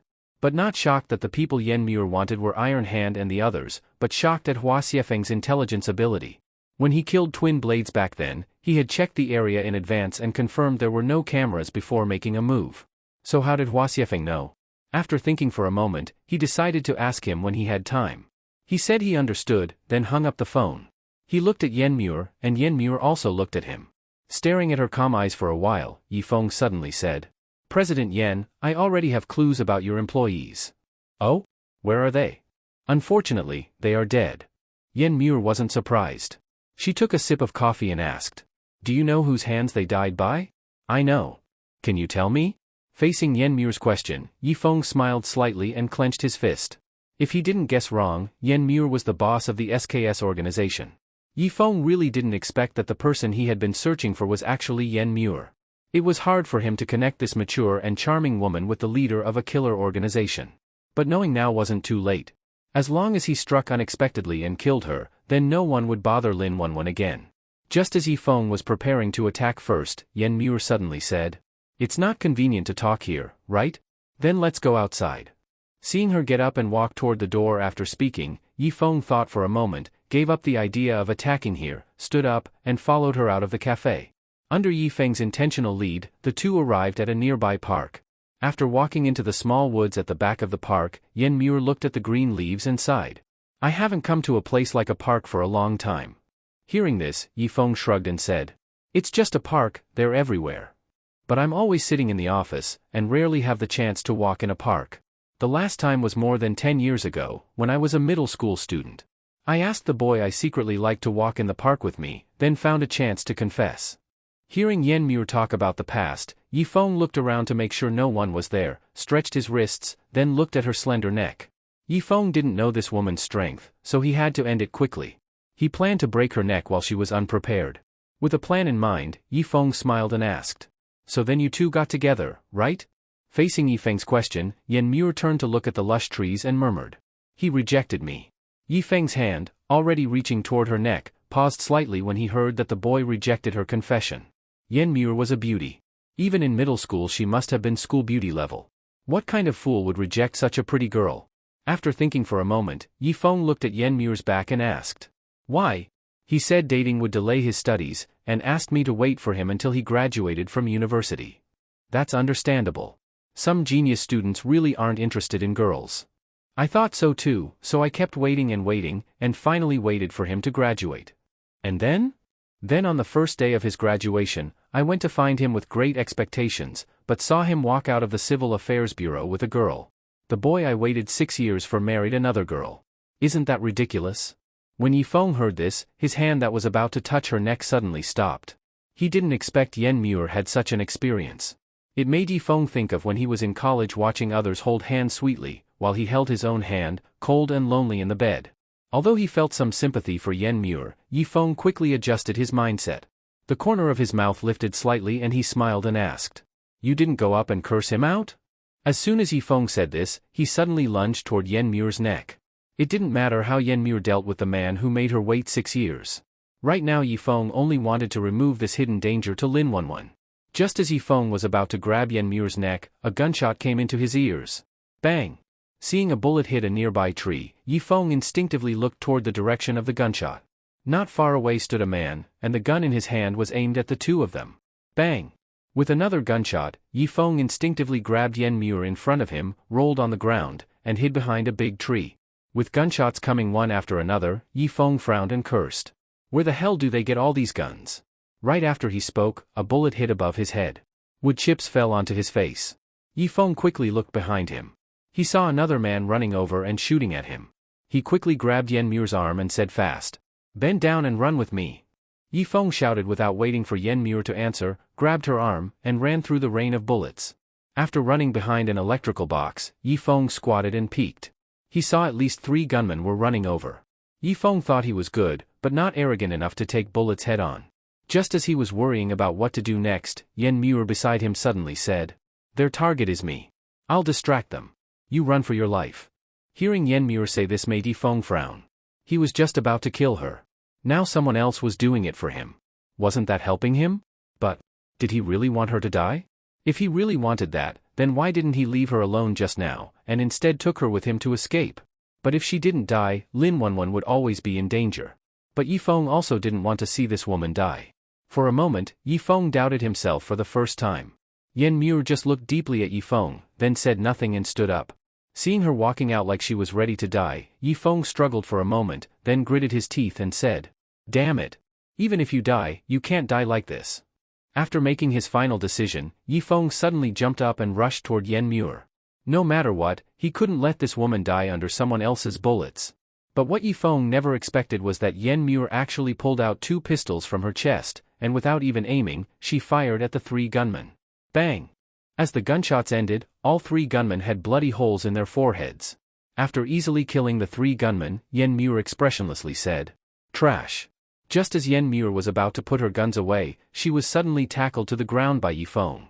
At that moment, their bodies were pressed tightly together, almost face to face, and Yifeng could even feel the breath coming from her mouth. Staring into her emotionless eyes for a moment, Yifeng swallowed and was just about to speak when Yen Muir suddenly pressed a gun to his head and coldly asked, "What do you think you're doing?" I just wanted to save you." "You think I need you to save me? I didn't know you were carrying guns, and such good marksmanship too." Seeing that Yifeng didn't seem to be pretending, Yen Muir reached out and pushed him away. After switching the safety on the gun and putting it back into her clothes, she calmly said, "Lately, there have been a lot of people trying to kill me, so I carry 2 guns for self-defense." All right then." Yen Muir stood up, patted the dry leaves off her short skirt, looked at the corpses of the 3 gunmen, and asked, "Do you have any way to deal with their bodies?" I'll try." "Okay." After she finished speaking, she walked off. Yifeng reached out again to grab her neck, but stopped halfway. "Sigh, killing her can wait. I'll have Lao Hua come clean up the scene first." He called Hua Xiefeng to come and clean up the mess, then picked up some dry leaves and covered the 3 corpses. They shouldn't be discovered anytime soon. Yifeng muttered, then went to catch up with Yen Muir. After they left the park, Yen Muir acted like nothing had happened, showing no change in emotion. Well, that made sense, she was the leader of a killer organization. Taking out a few gunmen was as easy as having a regular meal. Yen Muir sat on a bench on the sidewalk, looking at the cars passing on the road and softly said, "I didn't curse that boy because I knew it was useless." Hearing her bring up the past again, Yifeng sat beside her, looked forward, and said, "You let him off too easily. I thought the same, so that night I stole the gun my father had hidden, then went to his house and killed him, his parents, and his grandparents. Here I was pitying her, and turns out she straight up wiped out his entire family." Yen Muir let out a slight sigh and continued, "That was the first time I did something like that. I didn't feel fear or unease, instead, I felt happy and relaxed. From that moment on, I knew I was born to be a killer. So I quit the job I had just found, joined a killer organization, and eventually became the leader." Hearing how Yen Muir walked step by step into darkness, Yifeng let out a deep sigh. If that boy back then hadn't told her to wait until he finished college, maybe Yen Muir would have had a happy job, been with the man she loved, and lived a happy life. But it was all like the butterfly effect, a trivial event years ago had determined the outcome. Yen Muir took a deep breath, then suddenly said seriously, "But recently, I sent people to Donglin City to handle a traitor, and they kept disappearing. To avoid further losses, I came to Donglin City myself. But before I could find the traitor, I got word that my organization had been wiped out, over 100 people, none survived." At this point, Yen Muir looked at Yifeng coldly and said, "I suspect the traitor hired a martial artist to do it. And my subordinates were all killed by this martial artist. So I need you to tell me right now who that martial artist is." Facing Yen Muir's questioning, Yifeng pressed his lips together, unsure of what to say. If he said it was him, she'd probably shoot him on the spot. But if he didn't say, with Yen Muir's ability, she'd find out sooner or later. Forget it, better to get it over with quickly than drag it out. Yifeng took a deep breath, looked at the waiting Yen Muir, and said, "I can tell you, but you have to stay calm. Do I know this person?" "You do. Don't tell me, it's you?" "It really is me." Hearing Yifeng admit it, Yen Muir was stunned. She had been searching everywhere for that guy, but never expected he was the man sitting right next to her. Yen Muir shook her head and smiled bitterly. "How could it be like this? I'm not saying you were wrong. But Wanwan just wanted to leave your organization. You could have just let her go, cutting her tongue out, sending people to kill her. I had no choice but to kill Iron Hand and the others to protect Wanwan." Listening to Yifeng's explanation, Yen Muir coldly asked, "Then why did you destroy my whole organization? You kept sending killers non-stop. To end it once and for all, I had to eliminate your organization. So it's all my fault? Was it mine?" Facing Yifeng's question in return, Yen Muir suddenly pulled out a gun from her chest, pointed it at his head, and asked, "Whose fault is it really?" But Yifeng snatched the gun from her hand in an instant, then looked around and whispered, "Pulling out a gun in public, are you crazy? If I want to kill you now, I don't care if it's public." Seeing her reach into her chest again to draw another gun, Yifeng quickly reached into her chest as well and said, "I didn't know it was your organization. Otherwise, I would have come talk to you directly. Stop talking nonsense. Take your hand out. I'll take it out if you stop reaching for your gun." Seeing Yifeng's attitude, Yen Muir didn't say anything more and tried to forcefully draw her gun. But under Yifeng's interference, she couldn't succeed. After a moment, Yen Muir let out a deep sigh. Forget it. I won't draw my gun." "I don't believe you, unless you give me the gun." "I said I won't draw it. Trusting you is like trusting I'm Qin Shi Huang. Whatever, I'll take it myself." Seeing Yifeng start searching her after speaking, Yen Muir's expression gradually turned cold. A moment later, she gritted her teeth and said, "The gun is in my right pocket, and what the hell are you groping around for?" Sorry. Yifeng apologized, then took the gun out of her pocket. He stuffed both guns into his own pocket, then looked at the slightly blushing Yen Muir and said, "Don't be mad. Your face is red from anger." "My face is red from anger?" Seeing her grit her teeth like she wanted to eat him alive, Yifeng glanced at her disheveled blouse and quickly shut his mouth. Yen Muir straightened the clothes Yifeng had messed up and said, "No matter how you explain it, we're enemies now. Don't be like that. I really don't want to kill you. Kill me? That's a joke. I didn't get the nickname sharpshooter for nothing. As she spoke, Yen Muir reached into her chest again, and Yi Feng reminded her. The guns are with me. Give them back to me. Do I look stupid to you? You don't just look it, you are. Forget it, I'll get them myself. As she started searching his body, Yi Feng said helplessly. You know I won't give you the guns, so why waste your energy, Hey? What the hell are you grabbing? Why would I hide a gun in my crotch? Facing Yi Feng's cursing, Yen Muir also realized she had touched the wrong place and quickly pulled her hand back, took a step back, and looked at him coldly. Cut the crap, hurry up and give me back the gun. Give it back, like you can really kill me with a crappy gun. Seeing Yi Feng throw the gun back to her with disdain, Yen Muir quickly caught it and immediately pointed it at his face, then cursed in a cold tone. You're not just an idiot, you're a damn moron. You're wrong. The reason I gave the gun back to you is because I'm confident you won't be able to hurt me. I know you know Kung Fu, but no matter how good you are, you're still not faster than a bullet. If that's the case, let's make a bet. If you can't hurt me with the gun, all the grudges between us are cleared. From now on, you're not allowed to take revenge on me or Lin Wanwan. How about it? Facing Yi Feng's proposal, Yen Muir looked into his confident eyes and asked. What if I do hurt you? Then my life is yours. Hearing him say that, a sly look suddenly appeared in Yen Muir's cold eyes. She used the gun to tap Yi Feng's firm chest, then said seductively. I don't want your life. I want you. Right after saying that, Yen Muir lowered the gun and fired at Yi Feng's knee. Click. Click. Click. Hearing the empty clicking sounds from the gun, Yen Muir froze for a moment, then quickly removed the magazine, only to be shocked to find it was empty. At this moment, Yi Feng extended his fist, then opened his hand under Yen Muir's confused gaze. Looking at the golden bullets in his palm, Yen Muir glared angrily at the mocking Yi Feng and shouted. You cheated. You stole my bullets. This isn't cheating, it's called using strategy. Since I dared to give the gun back to you, of course I made full preparations. But you blindly trusted your marksmanship and overlooked the most important thing. After Yi Feng finished speaking, he tossed the bullets to the ground one by one. Yen Muir narrowed her eyes. Moments later, she suddenly laughed. Seeing her laugh like that, Yi Feng frowned slightly. This woman, did she just lose it from failure? Just as Yi Feng was wondering whether he should call a mental hospital, Yen Muir smiled and said, You're interesting. I like you. She really went crazy. Don't move, I'm calling the mental hospital right now. Seeing Yi Feng pull out his phone to call, Yen Muir calmly put away her gun and said, Since I lost, I won't target Lin Wanwan anymore. From now on, all our scores are settled. You sure? I'm someone who keeps my word. Alright, I'm leaving. Watching her leave in her high heels, Yi Feng held his phone and muttered. Hope you stick to your word. Otherwise, this world will have one more single guy. Judging by her carefree attitude, she probably meant what she said. Yi Feng didn't return to the company. Instead, he hurried to Lin Wanwan's home. From now on, she could finally live like a normal person. Yi Feng wanted to tell her the good news right away. After pressing the doorbell and waiting for a while with no answer, Yi Feng pulled out his phone and muttered. What's Wanwan up to?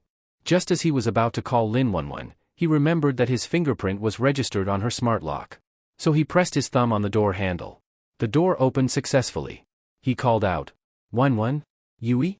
Are you home? In the bathroom. Yui was wearing denim shorts on the lower half and only a bra on top. Her forehead was covered in sweat as she stood in front of the mirror, using a suture needle and thread to sew up a wound on her stomach.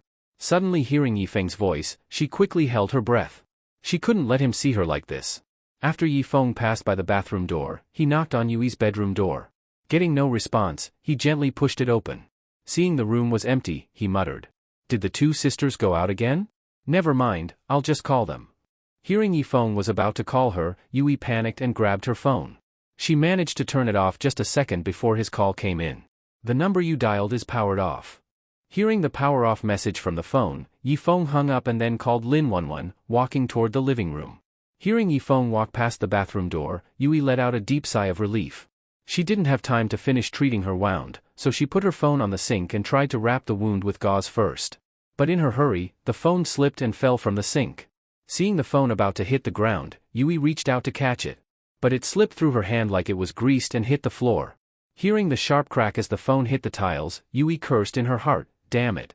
Sure enough. Just as Yi Feng was about to enter the living room, he stopped and slowly turned to look at the bathroom door, narrowing his eyes. Could it be that Yen Muir went back on her word? But she's alone now, no one to send. Could it be a thief? Thinking that the latter was more likely, Yifeng tiptoed like a cat to the bathroom door, grabbed the handle, and prepared to teach the thief a lesson. But just as he was about to open the door, it suddenly opened from the inside. Yifeng instinctively raised his fist to punch. But when he saw Yui step out of the bathroom, he quickly pulled his fist back and asked, "Yui, you were home? Then why didn't you respond when I called?" Facing Yifeng's question, Yui held her towel tight and said, "I was taking a shower and didn't hear you." Hearing she had just showered, Yifeng instinctively glanced at her towel. Maybe because it was a bit small, it didn't fully cover certain parts. Yifeng glanced, then quickly turned his head and said, "Showering in the middle of the day? Bro, is there a law that says you can't shower during the day?" Yui snapped, rolling her eyes at him, then walked back to her room with her long white legs. Staring at the closed door, Yifeng muttered, "Did she take some gunpowder or what? But I gotta say, girls really change when they grow up." Yui's changed a lot. After returning to her room, Yui threw off the towel, looked at the wound still bleeding on her stomach, and gritted her teeth. Yifeng just had to come at this time. So annoying. Just as she finished complaining and was about to treat her wound, there was a knock at the door, and Yifeng's voice came. "Yui, can I come in?" Facing Yifeng's question, Yui answered without hesitation. "No. I just want to talk to you. I'm changing clothes right now. Do you want to come in and watch me change? Then I'll wait until you're done changing before coming in." Seeing that Yifeng wouldn't give up unless he came in, Yui looked at the wound on her stomach and let out a deep sigh. While Yifeng patiently waited, Yui opened the door and looked at him. "Bro, if you have something to say to me, say it now." But instead of answering her question, Yifeng pointed to the towel she was wearing and said, "Weren't you going to change clothes? I don't feel like changing now. Is that okay?" Seeing Yui's cold attitude, Yifeng awkwardly said, "I don't know if you're still mad at me about last time. If you are, I'm sorry. I apologize." Faced with Yifeng's random apology, Yui frowned and asked, "What thing last time?" "When I accidentally saw your phone." "So what if you saw it? Why would I be mad about that?" Seeing Yui still didn't get it, Yifeng scratched his head awkwardly and said, "That time you were looking at toys." When she heard that and looked at his embarrassed expression, Yui suddenly understood. That time she was on the sofa playing with her phone when Yifeng suddenly startled her with a loud voice, and the phone slipped from her hands to the floor. When she saw him go to pick it up, afraid he would discover her secret, she shouted for him to give it back. But instead of returning it, he looked at the screen. At that moment, Yui knew it was bad and quickly snatched the phone back. Just as she was trying to think of an explanation, a shopping link for a toy popped up on the screen. She played along, pretending to be embarrassed and scolded Yifeng, while continuing to hide her secret. She had completely forgotten about this, otherwise she wouldn't have hugged Yifeng after he saved her in the forest park. She didn't expect Yifeng to still think she was mad about it. After thinking for a moment, Yui deliberately put on a shy face and said, "Don't bring it up, you're so bad." Sorry, I spoke without thinking." "Alright, I'm not mad at you. Don't worry." Seeing Yui had returned to being the cute and sweet girl from before made Yifeng smile happily. Just as Yifeng was about to cook something delicious for her, he suddenly noticed beads of sweat forming on her forehead and quickly asked with concern, "Are you feeling unwell again?" "No." "Then why are you sweating like this?" Hearing Yifeng say that, Yui thought, "Let me stab you in the stomach and see if you sweat too." She wiped the sweat from her forehead and said, "I just took a shower, still a bit hot. I'll be fine in a moment." "Okay, then you rest. I'll go cook." Seeing Yifeng leave with a smile, Yui quickly shut the door, took off her towel, and picked up the needle and thread to keep stitching her wound while muttering, "If you delayed me a bit longer, I'd have bled to death already." Kitchen. After Yifeng closed the door, he looked at the blood-soaked gauze in his hand and sighed slightly. All that apology talk was fake. Yifeng had found a piece of bloody gauze on the bathroom floor and came to find Yui because of that. While apologizing, he had been observing her expression and condition. From her dismissive attitude, impatience, and sweaty forehead, he could tell she was injured. That explained her cold behavior. She just wanted him gone so she could tend to her wound. After thinking a bit, Yifeng looked at the gauze and muttered, "What exactly is Yui hiding from me?" When Lin Wanwan walked into the kitchen with groceries from the supermarket and saw Yifeng chopping vegetables, she smiled and said, "You're here." "Yeah, I came to tell you some good news. I've talked things over with your organization's boss. She won't cause you trouble anymore." "You met her?" "Yeah. She's a woman, right? Wasn't she also a beautiful woman?" Yifeng couldn't deny that. Yen Muir was indeed quite attractive. But that wasn't something he could say out loud. So he shrugged and said, She's decent looking, but still far less than you. But I feel like she's prettier than me and way more feminine. Hearing that, Yifeng wrapped his arm around her slender waist and said with a smile, "You're even more feminine than she is." Hearing Yifeng praise her like that, Lin Wanwan felt warm inside. Yifeng let go of her, picked up the knife, and started chopping vegetables again while asking, "How's her reputation? Is she trustworthy?" "She is. She's known for keeping her word. If she agrees to something, she won't go back on it." "Then I'm relieved. Help me wash the tomatoes." "Okay." Just as Lin Wanwan picked up the tomatoes to wash them, Yui appeared at the kitchen door and smiled. "Wanwanjie, you're back." Hearing Yui's voice, Lin Wanwan reflexively hugged Yifeng and then stood on her tiptoes to kiss him on the lips. Seeing Lin Wanwan kissing Yifeng passionately, Yui crossed her arms and complained. "Wanwanjie, did you really have to kiss my brother just because I showed up? Are you afraid I'll steal him or something?" Hearing Yui say that, Yifeng quickly pushed Lin Wanwan away, wiped the saliva from his mouth, and awkwardly said, Your Wanwanjie was just asking me to evaluate her new lipstick's taste." "So how did it taste?" "I couldn't really tell." Seeing Yifeng's clueless expression, Yui shook her head helplessly and walked into the kitchen. "All right, I'll help Wanwanjie with the cooking. You go on and get out of here." Seeing that Yui had kicked him out of the kitchen, Yifeng let out a sigh of relief. Looks like Yui has treated the wound. That means the injury probably isn't serious. Under Li Mengyao's full counterattack, over 60 billion was spent in just 3 days. Of course, half of it was essentially thrown away. But fortunately, they got some high-value land. Although there would still be a loss in the end, it wouldn't be too much. And news that Li Real Estate Group secured 100 billion in financing quickly spread across Donglin City under Li Mengyao's orders. That evening, after 3 days with barely any sleep, Yifeng put down his pen, took a long breath, and muttered, "Things are stable for now. I can finally go home and sleep well tonight." The past 3 days' workload was more than what he'd done in the entire past year. Exhausted from work during the day, and physically drained by Li Mengyao at night. So Yifeng had truly experienced how tough it is to be a workhorse. Just as he was dragging his tired body and getting ready to go home for a good sleep with his suit in hand, Li Mengyao suddenly walked into the office. Seeing her, Yifeng instinctively took a step back and nervously asked, "Didn't you promise to let me go home and rest tonight? Don't tell me you changed your mind? Look how scared you are." "I made a promise, I'll keep it. I just came to ask for your opinion on something." Relieved she wasn't there to collect homework, Yifeng sat down and asked, "What's so important that the big boss needs a little workhorse's opinion?" "Sun Lu just contacted me through an intermediary. He says he wants to have a good talk." "Talk about love? Love your ass. He wants to talk about the competition between our two companies. So I came to ask, should I meet him?"